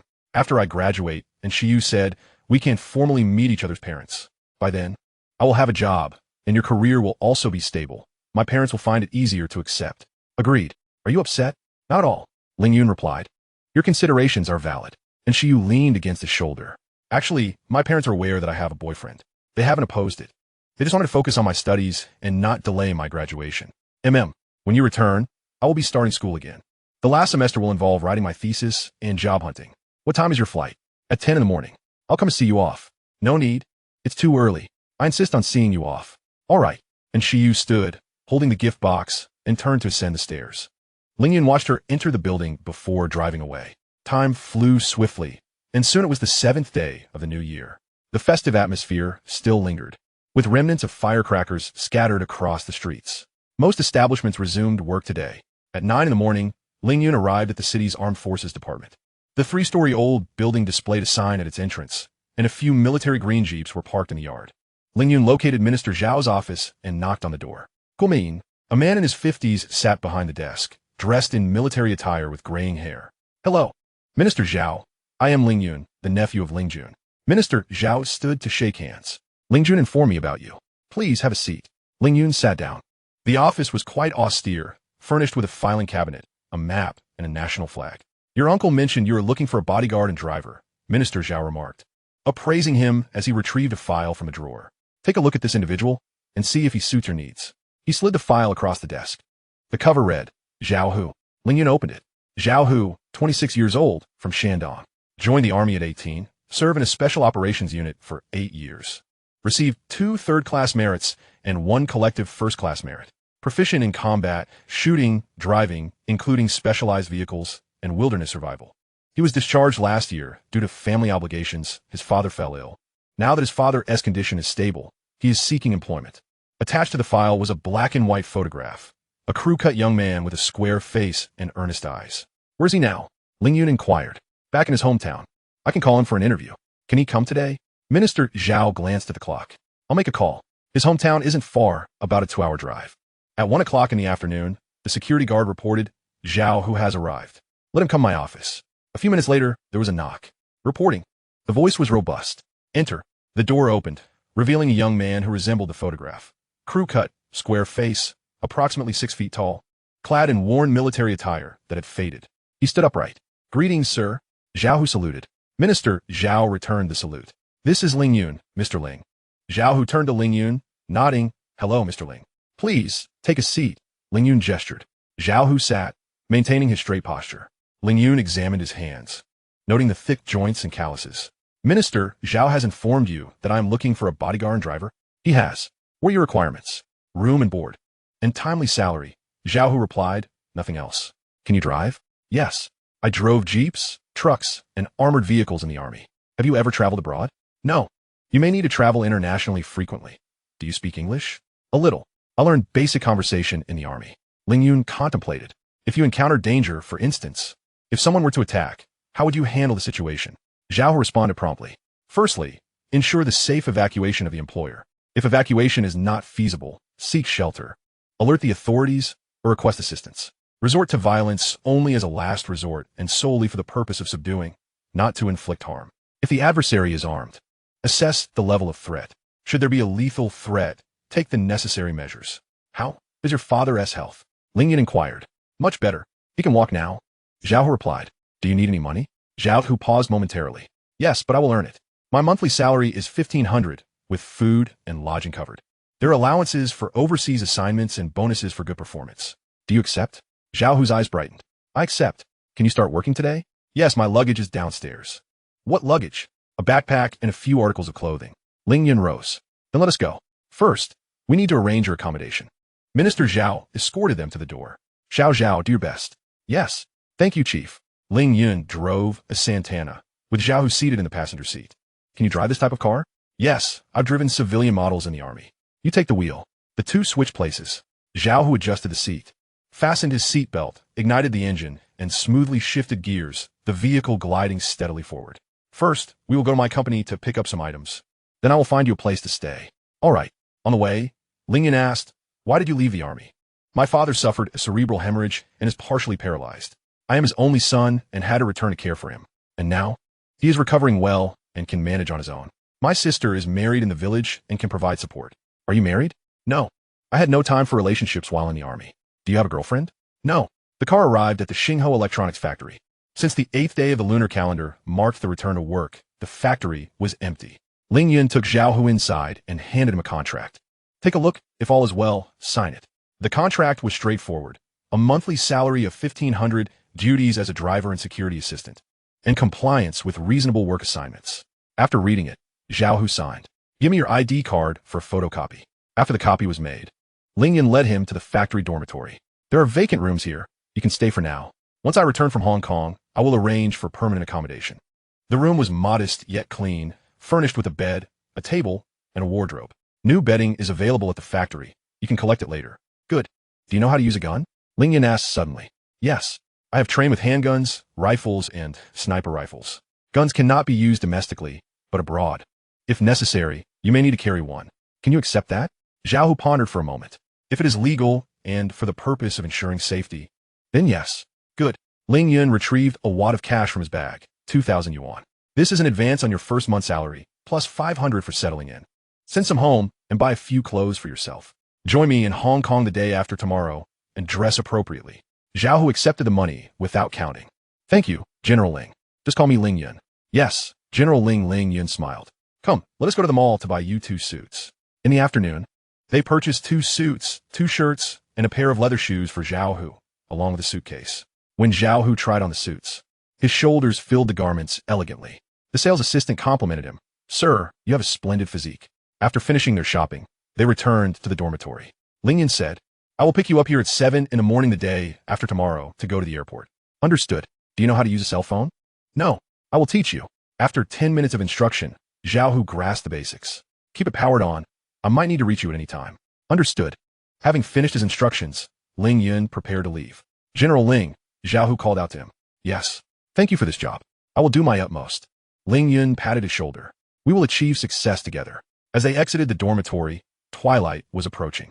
Ling Yun drove home, reflecting on Zhao Hu's commendable qualities, his few words, sincerity, professionalism, and potential as a valuable assistant. Upon arriving home, his mother was preparing dinner. Mom, I leave the day after tomorrow. So soon? Yes. There are matters to attend to. Be careful. Your uncle mentioned he found someone for you? Yes, I met them today. They seem quite good. That's reassuring. In the evening, Ling Yun packed his belongings, passport, visa, US dollars, and Hong Kong dollars, along with a report on the economic data of Southeast Asian countries that he had requested from Director Wu. Chapter 128, Journey to Hong Kong. At 6 in the morning, before dawn had broken, Ling Yun drove to Shiyu's residence. She was already waiting at the entrance, clad in a beige coat, her scarf wrapped tightly. So early, Ling Yun remarked as he exited the car. You promised to give me a ride, and Shiyu replied, her eyes slightly puffy, as if she had just awakened.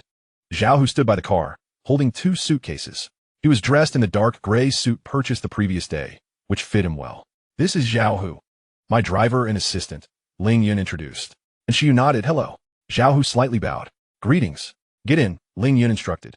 Zhao Hu took the wheel while Ling Yun and Shiyu settled into the back seat. The journey to the airport was quiet, with Shiyu holding Ling Yun's hand. What about Valentine's Day? She softly asked. We will celebrate when I return, he assured her. That is what you said. Indeed.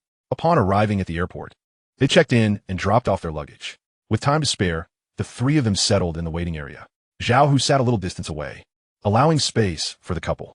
How long will you be gone? And Shiyu inquired. About 10 days, depending on circumstances. Call me every day. Of course. As the boarding announcement echoed, and Shiyu rose and embraced Ling Yun. Stay safe. I will. She whispered in his ear, come back early. MHM. When they parted, her eyes glistened with unshed tears. Ling Yun gently patted her back. I'm off now. Turning, he walked with Zhao Hu towards the security checkpoint. Looking back, he saw Shiyu standing still, waving goodbye. Once the plane took off, the first-class cabin was sparsely populated. Zhao Hu occupied a window seat, gazing outside, while Ling Yun perused a document containing economic data from several Southeast Asian countries. Zhao Hu sat upright, his hands resting on his knees. General Ling, what will my specific duties be in Hong Kong? He asked. Follow me closely. Be attentive to your surroundings. Memorize the routes. At other times, observe, listen, and speak sparingly. Understood. The flight proceeded smoothly, and Ling Yun closed his eyes to rest. 2 hours later, they landed at Hong Kong's Kai Tak Airport. After disembarking and retrieving their luggage, they encountered a young man in a suit holding a sign that read, Mr. Ling, I am Mr. Lee's driver. The car is outside. Good. A sleek black Mercedes awaited them, in excellent condition. To the company, Ling Yun instructed. Yes. The vehicle navigated through the narrow streets of Hong Kong, the traffic dense, with towering buildings and layers of billboards. They arrived at a high-rise office building in Central, over 30 stories high, with a glass facade. We have arrived, the driver announced. Taking the elevator to the 18th floor, they were greeted by a sign that read, Yuan Hang Capital Management Company, Limited. The receptionist stood up. Mr. Ling, Mr. Lee is waiting for you in the office. Entering the office, Li Ziyu was seated on a sofa, brewing tea. He wore a light gray suit, his hair neatly combed. General Ling, welcome to Hong Kong. He stood to shake hands. You are too kind, Mr. Lee, Ling Yun replied as they took their seats. Li Ziyu glanced at Zhao Hu. And who is this? This is Zhao Hu, my assistant. Zhao Hu nodded and stood slightly behind Ling Yun. Please have a seat. Li Ziyu offered. Zhao Hu sat upright on a nearby single sofa. Li Ziyu explicated. The company was registered before the new year. As per your requirements, 6 entities in total. 3 in Hong Kong, 2 in the Cayman Islands, and 1 in the British Virgin Islands. As for the funds, I invested $5 million, and a few friends contributed an additional $5 million. In total, we have $10 million, which has already been allocated to each company's account. Li Ziyu handed over a document. This is the account details. Ling Yun opened it, noting different amounts under each company name, ranging from $800,000 to $2 million. Is the registration documentation complete? Yes, all paperwork is in order. The shareholders and directors are professional proxies, ensuring our anonymity. Good. When do we start operations? Li Ziyu inquired. There is no rush. Let us observe for now. The Southeast Asian market currently appears to be flourishing on the surface, yet is beset by numerous challenges. The ratio of external debt is alarmingly high. The currency exchange rates are artificially inflated, and the economic bubbles are excessively large. Do you believe a collapse is imminent? Undoubtedly. It is merely a question of time. Ling Yun closed the document. Our task now is to be poised to reap the rewards when the collapse occurs. How shall we proceed? We shall short sell. We will short the Thai baht, the Indonesian rupiah, and the Malaysian ringgit. We will also short the stock market. What about the risks? The risks lie in misjudging the timing or in excessive governmental intervention. Ling Yun stated. Thus, we must adopt a phased approach to building our positions and diversify our operations across 7 companies, employing different strategies and varying timeframes. Liziyu Nudda. What would you have me do? Safeguard the capital. Additionally, gather intelligence, information from banks, the government, corporations, or anything that could potentially influence the market. This is my forte. Li Ziyu smiled. I'm well acquainted with matters here in Hong Kong. And in Thailand? I have friends there, involved in real estate, who possess insider knowledge. Maintain contact. Zhao Hu rose and walked to the window, casting a glance outside before returning to his seat. His movements were casual, yet Ling Yun recognized his keen observation of the surroundings. This brother is quite professional, remarked Li Ziyu. He hails from the military. No wonder. After some further discussion, Ling Yun stood up. I shall head to the hotel now. I will provide you with a detailed operational plan tomorrow. Very well. Li Ziyu escorted them to the elevator. Shall we dine together this evening? Perhaps tomorrow. I am fatigued today. Agreed. Descending, Zhao Hu inquired, Mr. Ling, where are we headed? First, we shall find the hotel. They hailed a taxi and proceeded to the Kowloon Shangri-La. Upon arrival, they checked into a suite with 2 bedrooms. Zhao Hu inspected the room, windows, door locks, wardrobe, and bathroom. All secure, he affirmed. In the future, there will be no need for reports on such matters. Ling Yun stated, as long as you feel secure, that suffices. Indeed. Ling Yun dialed in Shiyu. Have you arrived? Yes, smoothly. How is Hong Kong? Bustling. Do you remember to rest? Certainly. After hanging up, Ling Yun stood by the window, gazing at Victoria Harbor. The waters were murky, with vessels traversing back and forth. Across the way lay Hong Kong Island, densely populated with skyscrapers.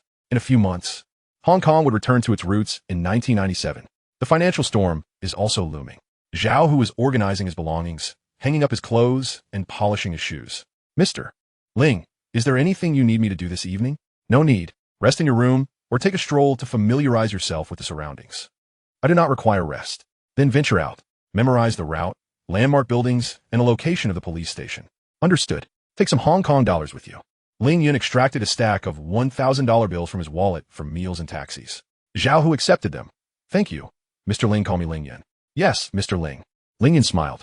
Off you go. Return before 10 o'clock. Zhao Hu exited the room. Ling Yun opened his laptop and began drafting the operational plan. To short the Thai baht, the first step is to borrow baht from Thai bank via a Singaporean company. The second step is to exchange it for US dollars. The third step entails waiting for the baht to devalue, allowing us to repurchase it with fewer dollars to repay the loan. The difference constitutes our profit. The critical factors are the timing of borrowing, exchanging, and repayment. Additionally, leverage can be employed through futures and options to amplify our holdings. Risks include the potential for the Thai government to raise interest rates, intervene using foreign reserves, or impose capital controls. We must operate in a segmented manner, engaging multiple companies simultaneously to avoid drawing attention. After 2 hours of writing, darkness descended. Zhao Hu returned. Mr. Ling, I am back. Have you dined? Not yet. I will go buy something. No need. Order room service. During dinner, Zhao Hu sat upright, adeptly using his knife and fork. Did you learn that in the military? Ling Yun asked. We had etiquette classes. Quite commendable. After their meal, Ling Yun continued working while Zhao Hu watched television, the volume set low. At 10 o'clock, Ling Yun shut down his computer. Time for rest. Tomorrow, I will meet several individuals. Do you require any preparations on my part? A suit and a sharp appearance will suffice. Certainly. They each returned to their rooms. Ling Yun lay in bed, contemplating the plans for the following day. Outside the window, the dazzling nightscape of Hong Kong unfolded. This is a city that never sleeps, a vast casino, and he had already taken a seat at the gaming table. Chapter 129, Liquidating A Shares. At 7 in the morning, in the hotel room, Ling Yun sat at the table, opening his laptop. He connected the phone line to dial up the internet and logged into the securities trading system. The account displayed. Shun Development, 400,000 shares, cost 8 yuan. Current price, 762 yuan. Shun Technology, 650,000 shares, cost 115 yuan. Current price, 698 yuan. Cash balance, 3. 12 million yuan.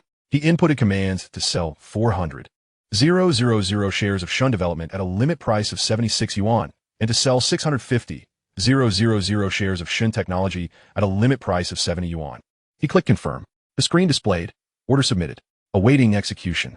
At 8:30, the A shares opened. Shun Development gapped up sharply, opening at 765 yuan. Ling Yun sell order at 76 yuan was executed instantly. Shun Technology opened at 702 yuan and the sell order at 70 yuan was also fulfilled. Refreshing the account. The cash balance now stood at 79.02 million yuan. Zhao Hu knocked on the door, entering with a breakfast tray in hand. Mr. Ling, breakfast. Place it there. Ling Yun remained focused on the screen. Zhao Hu set the tray on the table, which held coffee, fried eggs, and bread. Ling Yun continued his operations. He called Zhao Weiguo in Jinan. Weiguo, how much cash remains in the internet cafe account? Approximately 1 million. Do you need it? Transfer it all to my personal account. I need it today. Understood. I shall head to the bank immediately. Also, please convey a message to Chief Wu in finance. Leave 2 million as working capital at the factory. Do not touch the rest until I notify you. Understood. After hanging up, Ling Yun began his breakfast. At 9, Zhao Wei will call back. The money has been transferred. 1,200,000. Good. Refreshing the account again, the cash balance read 22 million yuan. 80 million is sufficient. Ling Yun dialed Zheng Bin's number. Mr. Zheng, are you in Hong Kong? Yes. Where are you? At the Shangri-La. I shall come to find you. No need. I will go to your company. At 10 o'clock, Ling Yun and Zhao Hu arrived at Zheng Bin's company, located in an old, prestigious office building in Central, tastefully decorated. Zheng Bin awaited them in his office. Please have a seat. He gestured towards the tea table. What would you like to drink? Tea will suffice. Ling Yun sat down. Zhao Hu stood at the office door, facing outward. Are you here for something specific? Zheng Bin began brewing tea. I wish to exchange currency. How much can I convert with 80 million RMB? Zheng Bin paused momentarily. The current exchange rate is approximately 8.3. 80 million can be exchanged for around 9,630,000 US dollars. What do you need so much US dollars for? It is necessary, Ling Yun replied. Can you facilitate this? Yes, Zheng Bin set down the teapot, but it will require time. Large exchanges require bank registration. How soon can it be done? The quickest would be 3 days. I need $10 million. I will round it up for you. What do you mean? 80 million RMB at the standard rate is 9,630,000. I will provide you with 10 million. The additional 37,000 will be a gift from me. Zheng Bin regarded him. But there is one condition. I want to be involved in this operation. Ling Yun lifted his teacup and took a sip. Are you not afraid of losses? I am. Zheng Bin replied, but I fear missing out even more. Last time in the US, I earned 30% in a week. I trust you. The risk is greater this time. How much greater? It could double, or you could lose everything. Zheng Bin smeed. I will invest $10 million. If I lose it all, consider it tuition fees. Very well. Ling Yun set down his teacup. The $10 million should arrive today, by 3 o'clock at the latest. Additionally, you should register a fund company. This will allow for the funds to be diversified and operations to be more convenient. I'm already in the process. Zheng Bin replied. There are 2 in Hong Kong and 1 in Singapore. Clever. Zheng Bin picked up the phone and dialed a number. Xiao Wang. Arrange for $10 million. Yes, today. It should go through my personal account. He hung up the phone. By 3 o'clock in the afternoon. The funds will be in your designated account. Thank you. Ling Yun stood up. I will call you after the money arrives this afternoon. Very well. Exiting Zheng Bin's company. They got into the car, with Zhao Hu at the wheel. Mr. Ling, where are we headed next? To Li Ziyu's office. The vehicle is en route to Yuanhang capital. Li Ziyu is currently in a meeting. The secretary has asked Mr. Ling Yun to wait in the reception room. 10 minutes later, Li Ziyu enters. Mr. Ling, I apologize for the delay. I was engaged in discussions.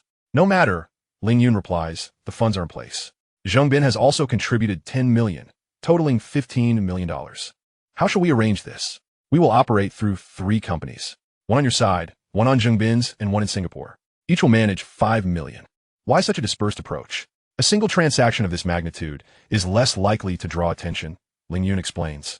Currently, Southeast Asian nations have not imposed strict foreign exchange controls, but large capital movements will be monitored. Transactions below $5 million are relatively secure. That makes sense, Li Ziyu nods. When shall we commence? First, we need to open accounts. Securities and foreign exchange accounts in Thailand, Indonesia, and Malaysia. They should be established under the names of 7 different companies. I will take care of that, Li Ziyu responds. I have contacts in the financial sector who can assist. Are they reliable? Absolutely. Their interests are aligned with ours. Very well. Ling Yun glances at his watch.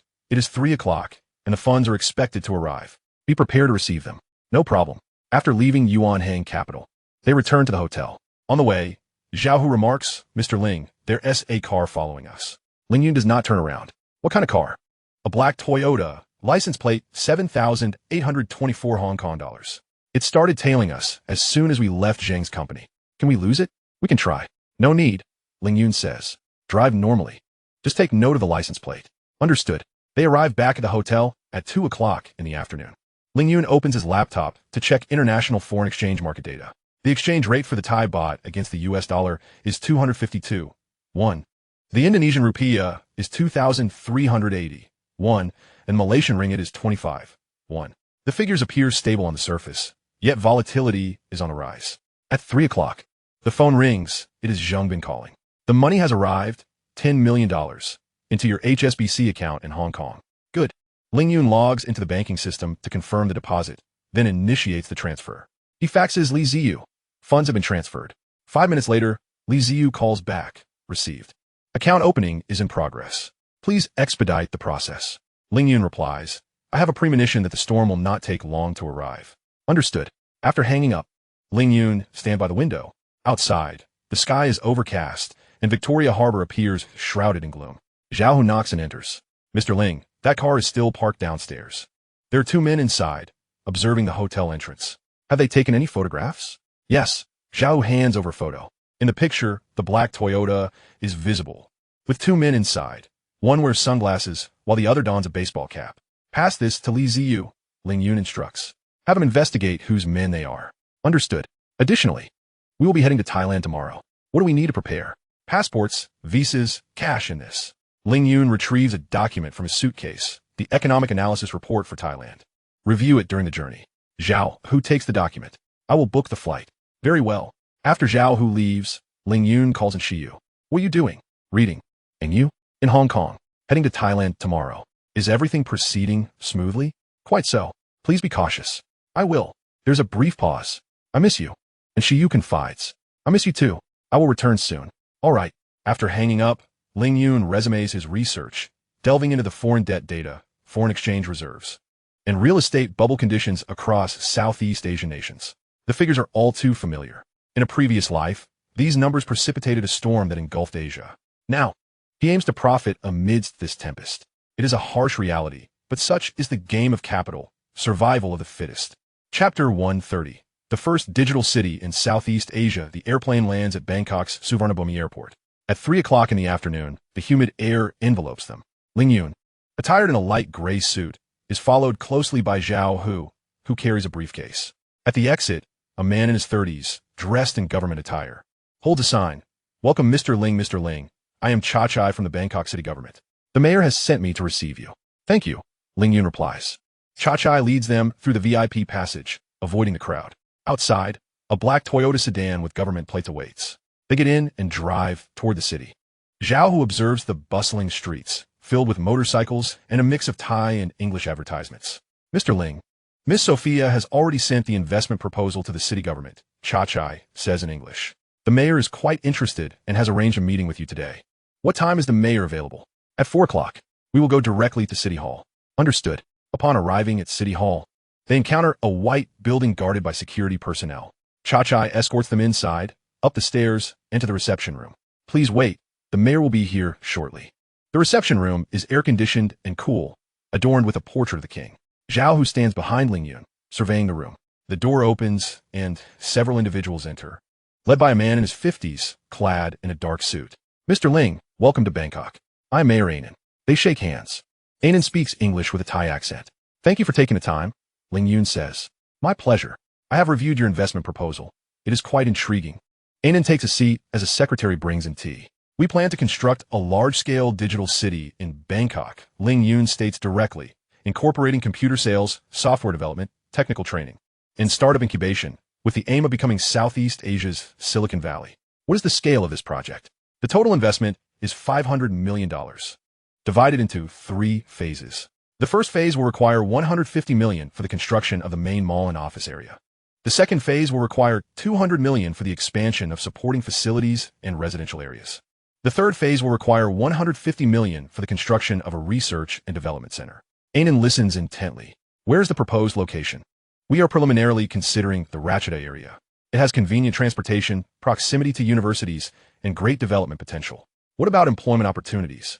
Upon completion of the first phase, we anticipate direct employment for 3,000 people and indirect employment for 10,000. Once all three phases are completed, total employment is expected to reach 50,000. The figures seem substantial, and Anan's expression shifts slightly. What about taxation? The first 3 years will be tax-free, followed by a 50% reduction for the next 2 years. This is a standard investment incentive globally. What advantages do you bring? We have established electronic product production lines in China and a technical team in the United States. Ling Yun explains, we can introduce the latest computer technologies and train local talent. Additionally, the digital city will catalyze the technological upgrade of Bangkok's industry. Anan contemplates for a moment. I will need to see a more detailed plan. It is already prepared. Ling Yun gestures to Zhao Hu. Zhao Hu opens the briefcase, retrieving 3 copies of documents to hand to Anan. One contains architectural designs, another offers an economic benefit analysis, and the last outlines the cooperation terms. Anan flips through them, noting the professional design and comprehensive economic benefit data. Why choose Bangkok? He inquires. Bangkok is the economic center of Southeast Asia, with a large population and a vast market. Moreover, the Thai government is stable, providing a favorable investment environment. This statement elicits a smile from Anan. You are quite eloquent. I simply speak the truth, Ling Yun replies. Anan closes the document. In principle, I agree, but it requires parliamentary approval. We can first sign a letter of intent for investment and discuss specific details later. That works. The secretary presents the letter of intent, written in both Thai and English. Ling Yun reviews the terms meticulously. The investment amount, land use, incentives, and timeline are all clearly outlined. Everything appears in order, he affirms, signing his name. Anan follows suit, and they shake hands. Flashes from cameras illuminate the room as several reporters, having entered unnoticed, begin taking photographs. Mayor, what is this? Ling Yun asks. We have arranged a media interview, Anan replies. Such a significant investment project requires publicity. You don't mind, do you? Not at all. They proceed to the press conference room at City Hall, where a dozen media outlets await. Anan delivers his address in Thai. Ling Yun cannot comprehend the language, but catches phrases like 500 million investment, digital city, and employment opportunities. Anan then invites Ling Yun to speak. He addresses the audience in English. We extend our heartfelt gratitude to the Bangkok Metropolitan Administration for their unwavering support. We firmly believe that Digital City will stand as a monumental milestone for Thailand's technology industry. Our intention is to introduce cutting-edge technologies, cultivate local talent, and propel the development of Thailand's digital economy. During the press conference, a journalist inquired, Mr. Ling, why choose Thailand over Singapore? Mr. Ling responded, the Thai market is more expansive, costs are lower, and there exists commendable policy support. When asked about investment risks, he acknowledged, every investment carries inherent risks. However, we have conducted thorough research and are confident in Thailand's growth potential. The journalist then asked, when do you plan to commence construction? To which he replied, if all goes smoothly, we aim to begin in June. The interview lasted for 20 minutes. Following its conclusion, Anan escorted Ling Yun to the entrance. Tonight, Thai television will cover the story. He remarked, this will mark a splendid beginning. Thank you, Mayor. For specific coordination, I will assign Chachai to assist you with various procedures. Understood. Once back in the car, Zhao Hu remarked, a journalist just captured us getting into the vehicle. That's to be expected, Ling Yun replied. That is precisely the effect we desire. Upon reaching the hotel, the Mandarin Oriental Bangkok, situated by the Chao Phraya River, Ling Yun called Sophia. The letter of intent has been signed. That's wonderful. How has the response been from Thailand? Very positive. The mayor himself has taken the lead, and the media has reported on it. Do you need me to travel there? No. You should continue monitoring developments in the U.S. What new actions has Microsoft taken? They have recently been in contact with several of our core engineers, seeking to recruit them. We will offer salary increases and stock options to retain them. Understood. After ending the call, Zhao Hu began inspecting the room. Ling, there's a building across from the balcony that may allow someone with binoculars to see into our room. Close the curtains. Yes. At 7 in the evening, they turned on the television. Thai television was broadcasting the news, showing the signing ceremony at the City Hall, where Anan and Ling Yun shook hands. Following this was a segment of the interview. The news anchor in Thai reported, American investors plan to invest $500 million in Bangkok to construct Digital City, which is expected to create 50,000 jobs. Zhao Hu observed the television and remarked, they take this seriously. Of course, Ling Yun replied. A $500 million investment is substantial in Thailand. Moreover, it aligns perfectly with their aspirations to develop the technology sector. But do we truly intend to construct Digital City? We will, Ling Yun affirmed. Phase 1 will be realized. It serves as an excellent facade. A facade? Indeed. We will have a significant flow of funds in Thailand. If it were merely a financial maneuver, it would raise suspicions. However, with tangible investments, we can operate above board. Zhao began to grasp the concept. So, Digital City is merely a pretext? Not entirely, Ling Yun clarified. It is also capable of generating profit.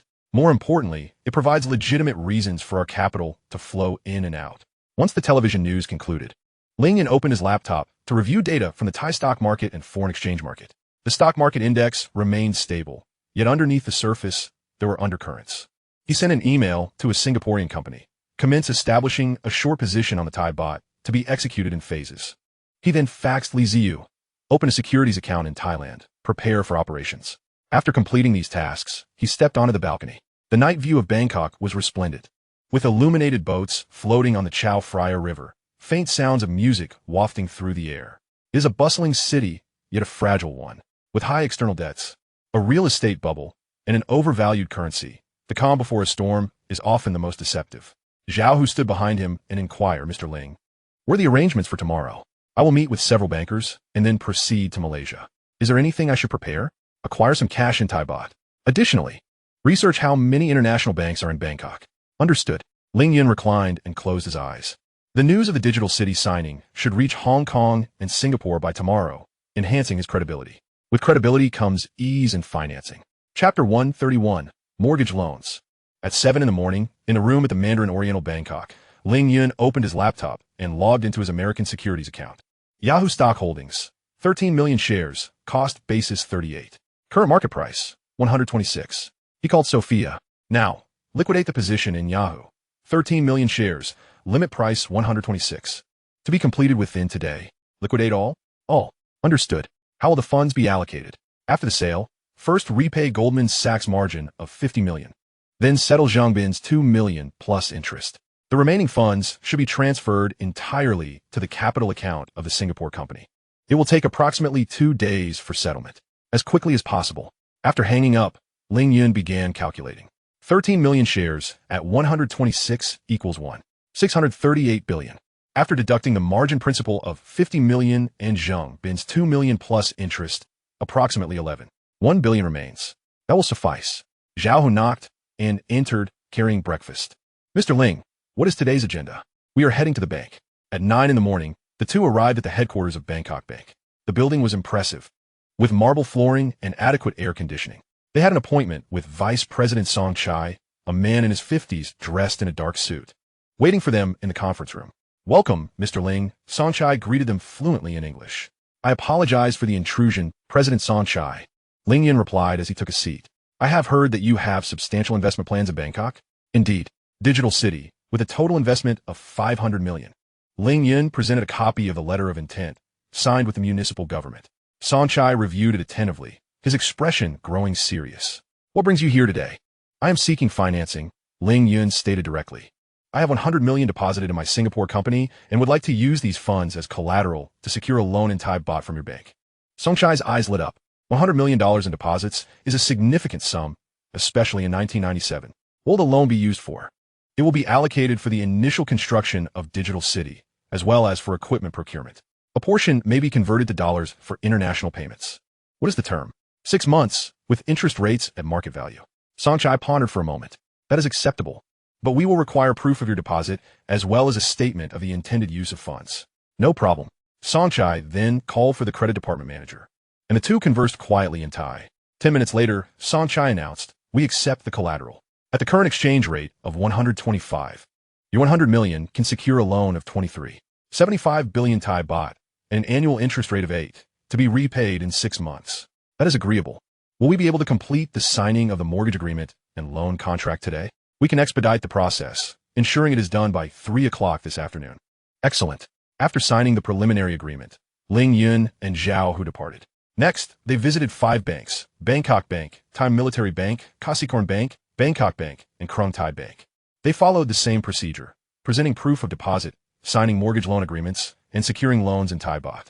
Each bank offered slightly varying exchange rates, with interest rates ranging from 7.5 to 8.5. At 4 in the afternoon, they returned to the hotel. Ling Yun began crunching the numbers. The Singapore company account received 11.1 billion, of which 100 million was frozen as collateral. Bangkok Bank provided a loan of 23.75 billion Thai baht.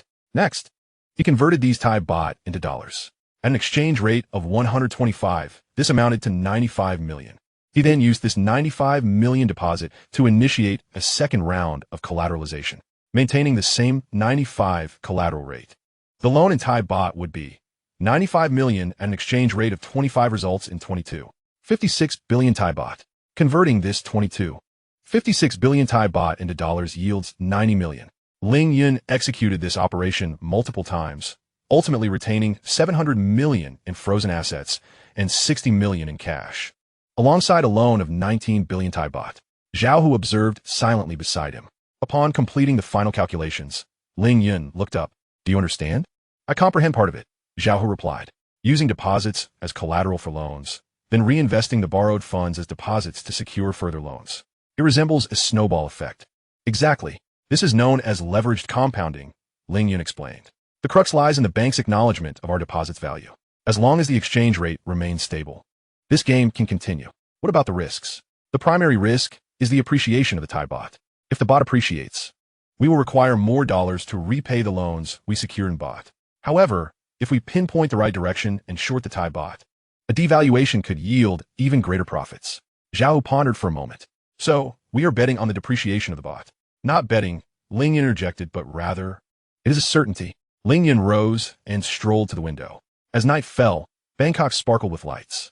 The city appeared prosperous, yet its foundations were precarious. External debt accounted for over 60% of GDP, with foreign reserves barely exceeding $300 billion, half of which was comprised of short-term liabilities. The real estate bubble was severe, and the banks were witnessing a rise in non-performing loans. The baht's peg to the dollar was under immense strain. He understood that in a few months, the Thai government would exhaust its foreign reserves, compelled to abandon the fixed exchange rate. The baht would plummet. At that juncture, the 19 billion baht loan in his possession would require significantly fewer dollars to repay. The profits from shorting contracts would be astronomical. Zhao Hu's phone buzzed. He answered, exchanging a few phrases in Thai. Mr. Ling, Mr. Chai Guy is calling. The mayor wishes to invite you to a dinner tomorrow night to introduce several business figures. Inform him of my attendance. Certainly. Additionally, please book a flight to Kuala Lumpur for the day after tomorrow. Understood. Zhao Hu made the call. The leverage was fully maximized. The ammunition was prepared. Now, they awaited the signal to fire. He switched on the television. The Thai news channel was broadcasting economic updates. The anchor stated, Thailand's economic growth is projected at 7% this year, with foreign investment consistently on the rise. At the bottom of the screen, the exchange rate for the baht was displayed as a stable 25 baht to the dollar. Yet beneath the surface, tumult brewed. Ling Yun turned off the television. Tomorrow's dinner required him to meet numerous individuals and engage in extensive dialogue. He must maintain a smile, exude confidence, and convince everyone that he was indeed there to invest in the digital city, genuinely believing in the continued prosperity of the Thai economy. This was paramount, for a hunter must always masquerade as a friend. Taptesin 32, Litaijian. In the hotel room, the television was on. The Thai finance channel featured a serious female anchor. The central bank has once again intervened in the foreign exchange market today, utilizing foreign reserves to stabilize the baht's exchange rate. The finance minister stated that Thailand's economic fundamentals were sound. Ling Yun switched off the television. Zhao Hu set down the newspaper. The baht has dipped slightly again today. This is merely the beginning, Ling Yun remarked. The phone rang. Li Ziyu was calling from Hong Kong. Soros has started moving. This morning, the Quantum Fund sold 50 billion baht through several proxy banks. What about the Thai central bank? They absorbed it, spending approximately $2 billion from their foreign reserves. Their response was swift. But it is futile, Li Ziyu continued. This is just the first wave. Merely a test. After a brief pause, he added, there is another matter. A Thai-Chinese individual wishes to meet you, namely Tai Jian, involved in real estate. A friend recommended him, claiming he has a significant business opportunity. What sort of business? He wants to exchange baht for dollars, and the amount is substantial. How substantial? 50 billion baht. Ling Yun fell silent for 2 seconds. When shall we meet? He said anytime. He is in Bangkok. Arrange for this afternoon. Very well. After hanging up, Ling Yun approached the window. 50 billion baht, at the current exchange rate, amounts to roughly $200 million. This figure could not possibly belong to an ordinary businessman. Zhao Hu inquired, Mr. Ling, is there a problem? No, Ling Yun replied. I will meet someone this afternoon. Please prepare accordingly. At 3 o'clock that afternoon, in the cafe of a Mandarin Oriental Hotel in Bangkok, Li Taijian, in his 50s, slightly plump, donned a silk shirt and gold-rimmed glasses, accompanied by 2 bodyguards. Mr. Ling, it is an honor to finally meet you. He extended his hand, his palm damp with sweat. Mr. Li, you are too kind. Please have a seat. The two sat down, while Zhao Hu stood 3 meters behind Ling Yun, his gaze scanning Li Taijian's bodyguards. Young Master Li introduced me to you. I have a sum of money I wish to exchange for dollars, and the amount is considerable. How much? 50 billion baht. Ling Yun raised his coffee cup. Why do you wish to exchange for dollars? Li Taijian smilat, albeit sumaweta quarterly. Is necessary for business. Some equipment must be imported from the United States, and payment must be in dollars. You could utilize standard banking channels. The amount is too large. The bank will require scrutiny, and that is too slow.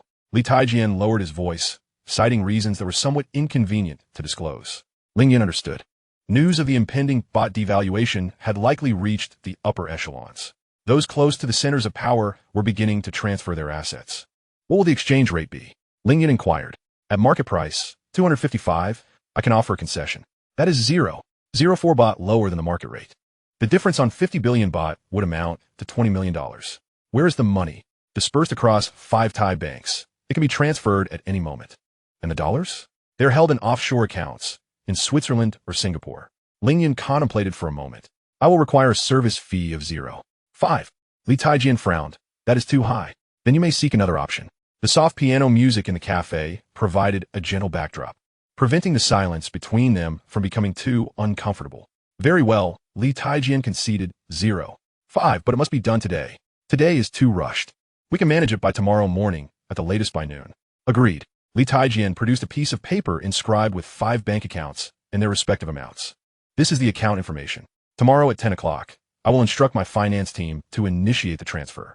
Upon receiving the baht, you will convert it to dollars at the 255 rate, deducting the service fee, and transfer it to my designated account. Ling Yun accepted the paper and glanced at it. Where will the dollars be sent? To the DBS Bank in Singapore, under the account name GT Investment Limited. Understood. Mr. Ling, Li Taijian leaned forward. This matter must remain confidential. Of course. Li Taijian hurriedly departed with his bodyguards. Zhao Hu approached. Mr. Ling, this man seems quite eager. In times of peril, everyone is eager, Ling Yun replied, tucking the note away and returning to the hotel. In the car, Ling Yun called Richardson from Goldman Sachs. Mr. Richardson, this is Ling Yun. Ling, long time no see. I heard you are managing a significant project in Bangkok. There is a business opportunity. 50 billion baht. I wish to exchange for dollars. Can you facilitate this? There was a pause on the other end. 50 billion baht? About $200 million. We can offer a favorable exchange rate of 255, which is 0.04 lower than the market rate. Goldman Sachs could turn a profit. Who is the counterparty? A local Thai businessman. The funds are clean, with proof of source. What commission do you require? 0.3. Agreed, Richardson replied. What will the funding flow look like?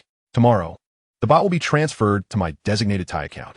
Once confirmed, I will notify you to transfer the dollars to my Singapore company account, after which I will forward it to the final client.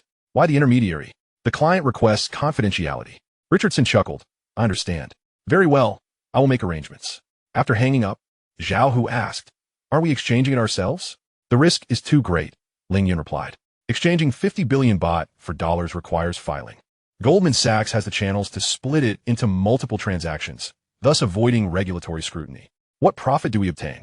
A commission of 0.3, totaling $6 million.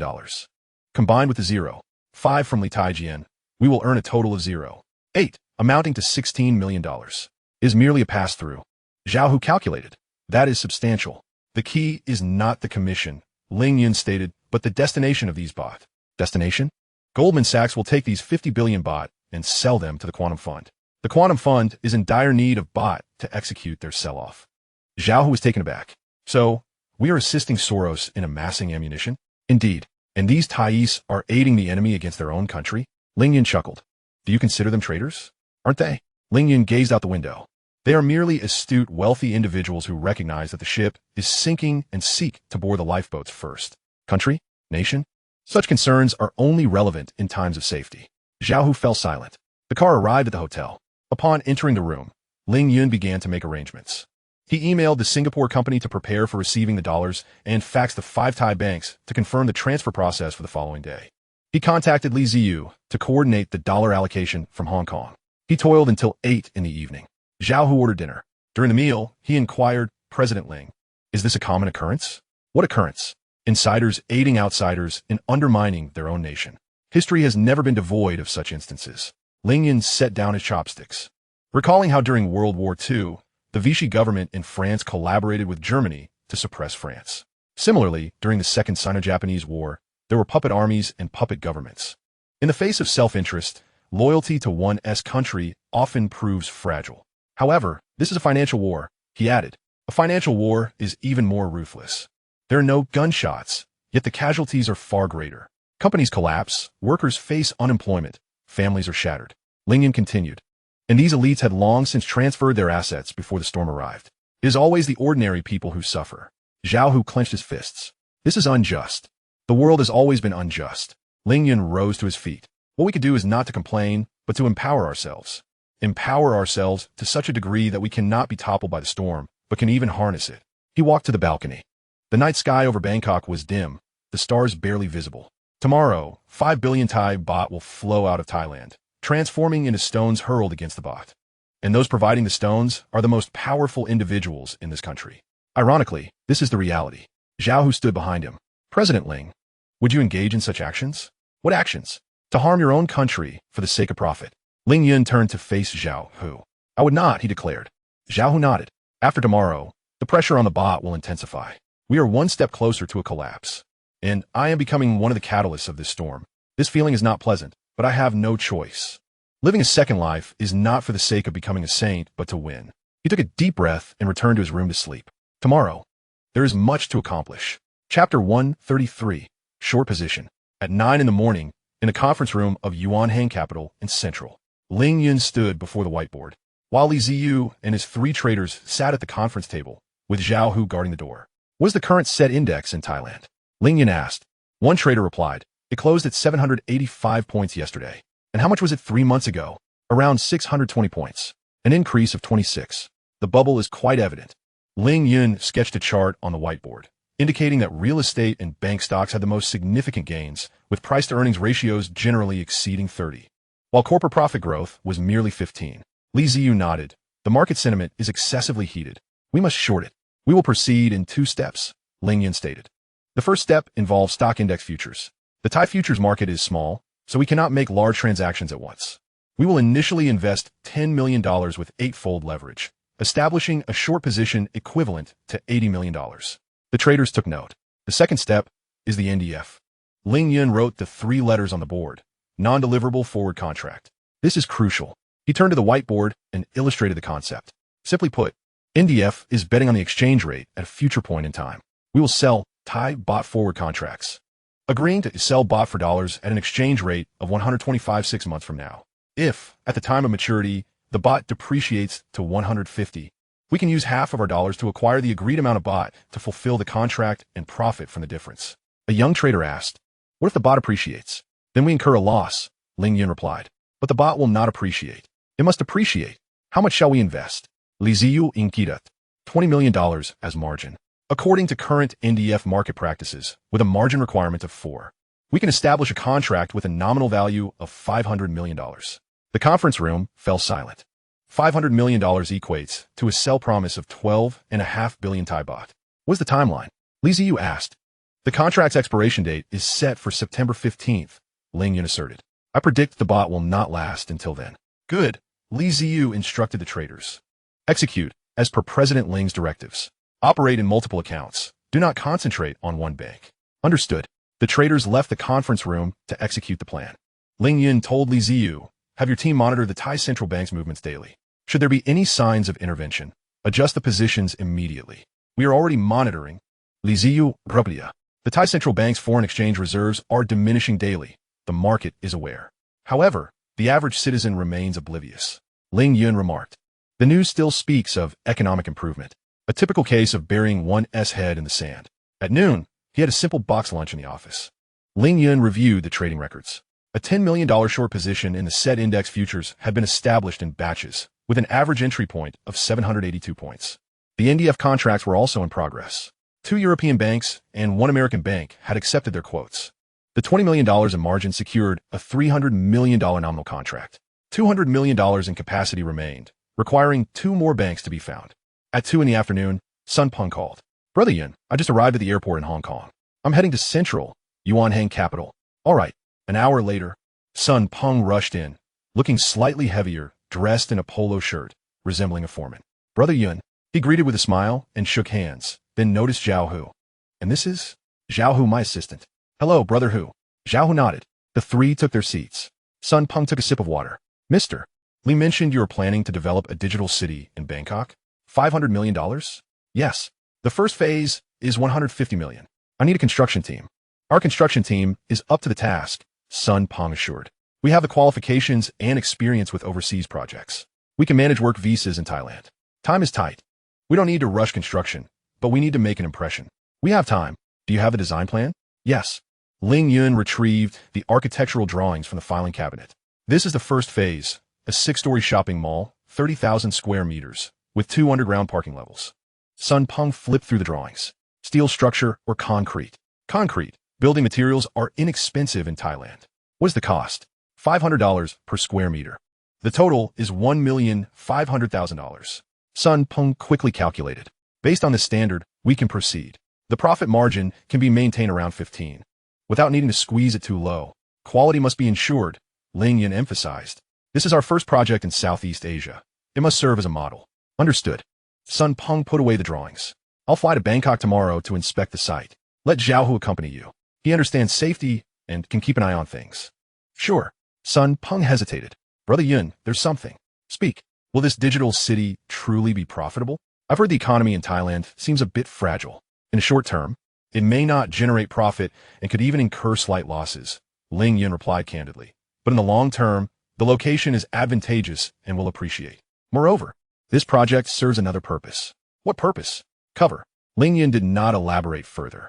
Just focus on completing the project on time and as standard. I will arrange the funding. Understood. Sun Peng no longer pressed for details. In the evening, the traders reported progress. The short position in the set index futures has been fully established, with an average cost of 783 points. The $500 million nominal NDF contracts have also been completely established, with a margin of $20 million. Locking in contracts with 6 banks. The expiration dates are all set for September 15th, with an agreed exchange rate of 125. Ling Yun reviewed the contract documents. A thick stack filled with dense English clauses. He signed his name. What shall we do next? Li Ziyu Inkidat. Wait, Ling Yun replied. Let the bullets fly for a while. That night, he dined with Sun Peng and Zhao Hu at a nearby tea restaurant. Zhao Hu ate quietly, his eyes scanning the restaurant. His phone rang. Li Taijian called from Bangkok. Mr. Ling, thank you for your assistance. His voice was somewhat tense. What is the matter? The central bank is investigating large outflows of foreign exchange. However, we left early, so we are fine. That's good. There's one more thing, Li Taijian lowered his voice. A few of my friends also wish to exchange some dollars. Not a large amount, just over 10 billion baht. Are you still accepting? Ling Yun pondered for a moment. Not for now. Let us discuss it when we meet. All right, I'll be in touch. After hanging up, Sun Peng asked, who was that? A friend from Thailand. Ling Yun replied vaguely. After finishing dinner, Sun Peng returned to his hotel, and Zhao Hu drove Ling Yun back to his residence. Along the way, Zhao Hu remarked, President Ling, if those contracts we established today do not yield a decline in the baht, it will decline. Ling Yun gazed out of the window, sensing the palpable anxiety emanating from Li Taijian. This trepidation suggested that the internal situation had devolved into chaos. They were closer to the epicenter of power than we were, privy to the hidden cards. Thus, our gains were in fact derived from the panic of these individuals. Indeed, Ling Yun affirmed, capital recognausis non nationality. Wherever there is fear, money scurries in that direction. Our task is to position ourselves where the money flows. Zhao Hu remained silent as he drove. Upon returning to their lodgings, Ling Yun booted up his computer to check the Thai set index. Today's close was 780 points, having dipped by 5 points, a minor fluctuation. Yet, the trend had begun to shift. He sent an email to the Singaporean firm. Continue monitoring, no increase in holdings for now. He then called in Shiyu. What are you doing? Writing a thesis. And you? In Hong Kong. When will you return? In a few days. Stay safe. I will. After exchanging these brief words, they hung up. Ling Yun stood on the balcony, noting that the night in Hong Kong was slightly cooler than in Bangkok. A salty breeze wafted in from the sea. At present, he held $80 million in set index futures short positions, $500 million in NDF Thai bot short contracts, along with previously established short positions in the spot Thai bot market. His total risk exposure amounted to approximately $700 million. Should the bot depreciate by 30, profits could exceed $200 million. If it depreciated by 50, the figures would be even greater. Yet the risks loomed large. If the Thai government intervened forcefully, or if the International Monetary Fund stepped in prematurely, the bot might stabilize. At that juncture, he would incur margin losses or even face a margin call. Nevertheless, he had faith in his judgment. The course of history would not alter. On July 2, 1997, Thailand announced the abandonment of its fixed exchange rate, leading to a 17 plunge in the baht that very day, followed by a relentless descent. He merely needed to await that fateful day. His phone vibrated. A message from Ling Yun arrived. I just received news that the Quantum Fund has dumped 10 billion baht today. Ling Yun replied, continue to observe. Setting down his phone, he inhaled deeply. The chessboard had been set. Now, it was merely a matter of waiting for the opponent to make their move, or, more accurately, for them to falter. Chapter 134, Account Frozen. In the banquet hall of the Shangri-La Hotel in Bangkok, the atmosphere was electric. A colossal digital city blueprint adorned the center stage. The modernist design featured glass curtain walls and streamlined forms, with the name of world-renowned architect Antonio Lee inscribed in the lower right corner. Over 300 individuals, political dignitaries, businessmen, and media reporters filled the hall, the incessant flashes of cameras illuminating the scene. Lee Taijian stood on stage, radiating enthusiasm. The digital city will serve as the technological landmark of Southeast Asia. We are collaborating with Mr. Ling's Ice Cloud Capital to introduce the most advanced design concept from around the globe. Ling Yun sat in the front row, his expression composed, while Zhao Hu stood 3 steps behind him. Pre-sales had commenced 3 days prior, with Lee Taijian leveraging his extensive network, government officials, businessmen with military connections, and distant royal relatives. They led the charge in purchasing entire floors.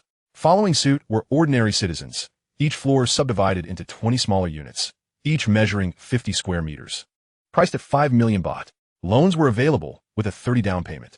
Advertisements inundated every medium, television, newspapers, street billboards.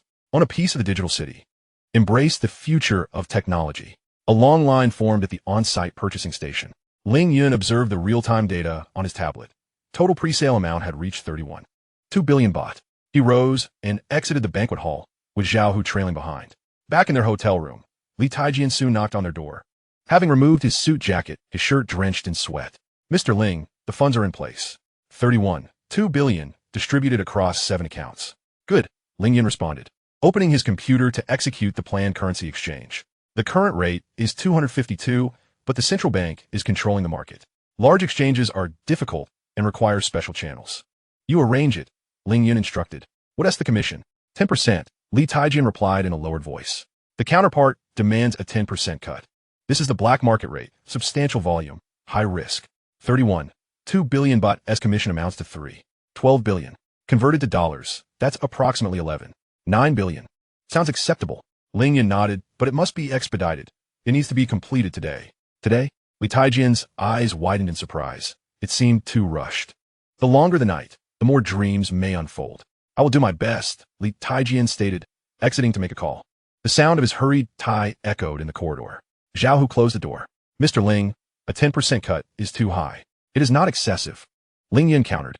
Without them, these bot cannot even exit the country. The Thai central bank has already restricted large currency purchases. Conventional channels are blocked. Who are these people? Those who manage foreign exchange approvals, or their proxies, Ling Yun elucidated. They approve their own funds for release, taking a slice in the process. It is a common practice. Half an hour later, Lee Taijian returned. It's settled.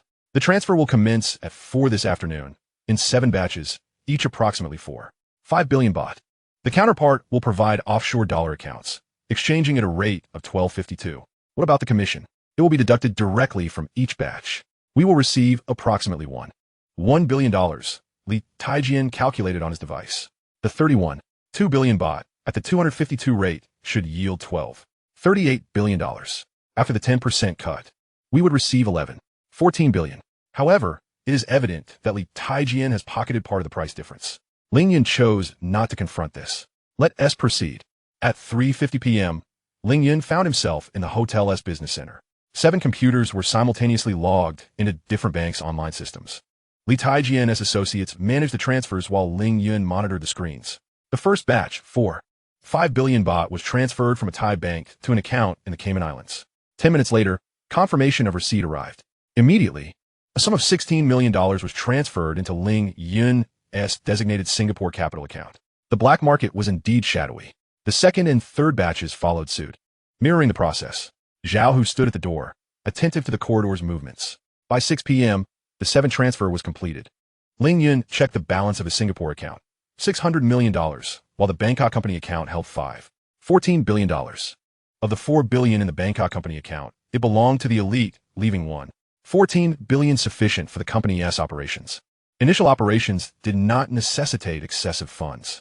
Li Taijian wiped his brow. Mr. Ling, it has been a pleasure working together. Indeed, Ling Yun replied, shaking his hand. It was time to make the second payment to the design team. Yes. Antonio Li's design fee, along with the structural and electrical engineers. You arranged the payment from the pre-sale funds. Understood. After Li Taijian departed, Ling Yun contacted the design firm. I will arrange the second payment of $5 million now. Thank you, Mr. Ling. The blueprints are complete, and the construction team can commence. Good. Ling Yun logged into the banking system to initiate the transfer. He entered the amount, $5 million. Recipient, Antonio Li Architectural Firm. Confirm. A red message popped up on the screen. Account status abnormal. Please contact your account manager.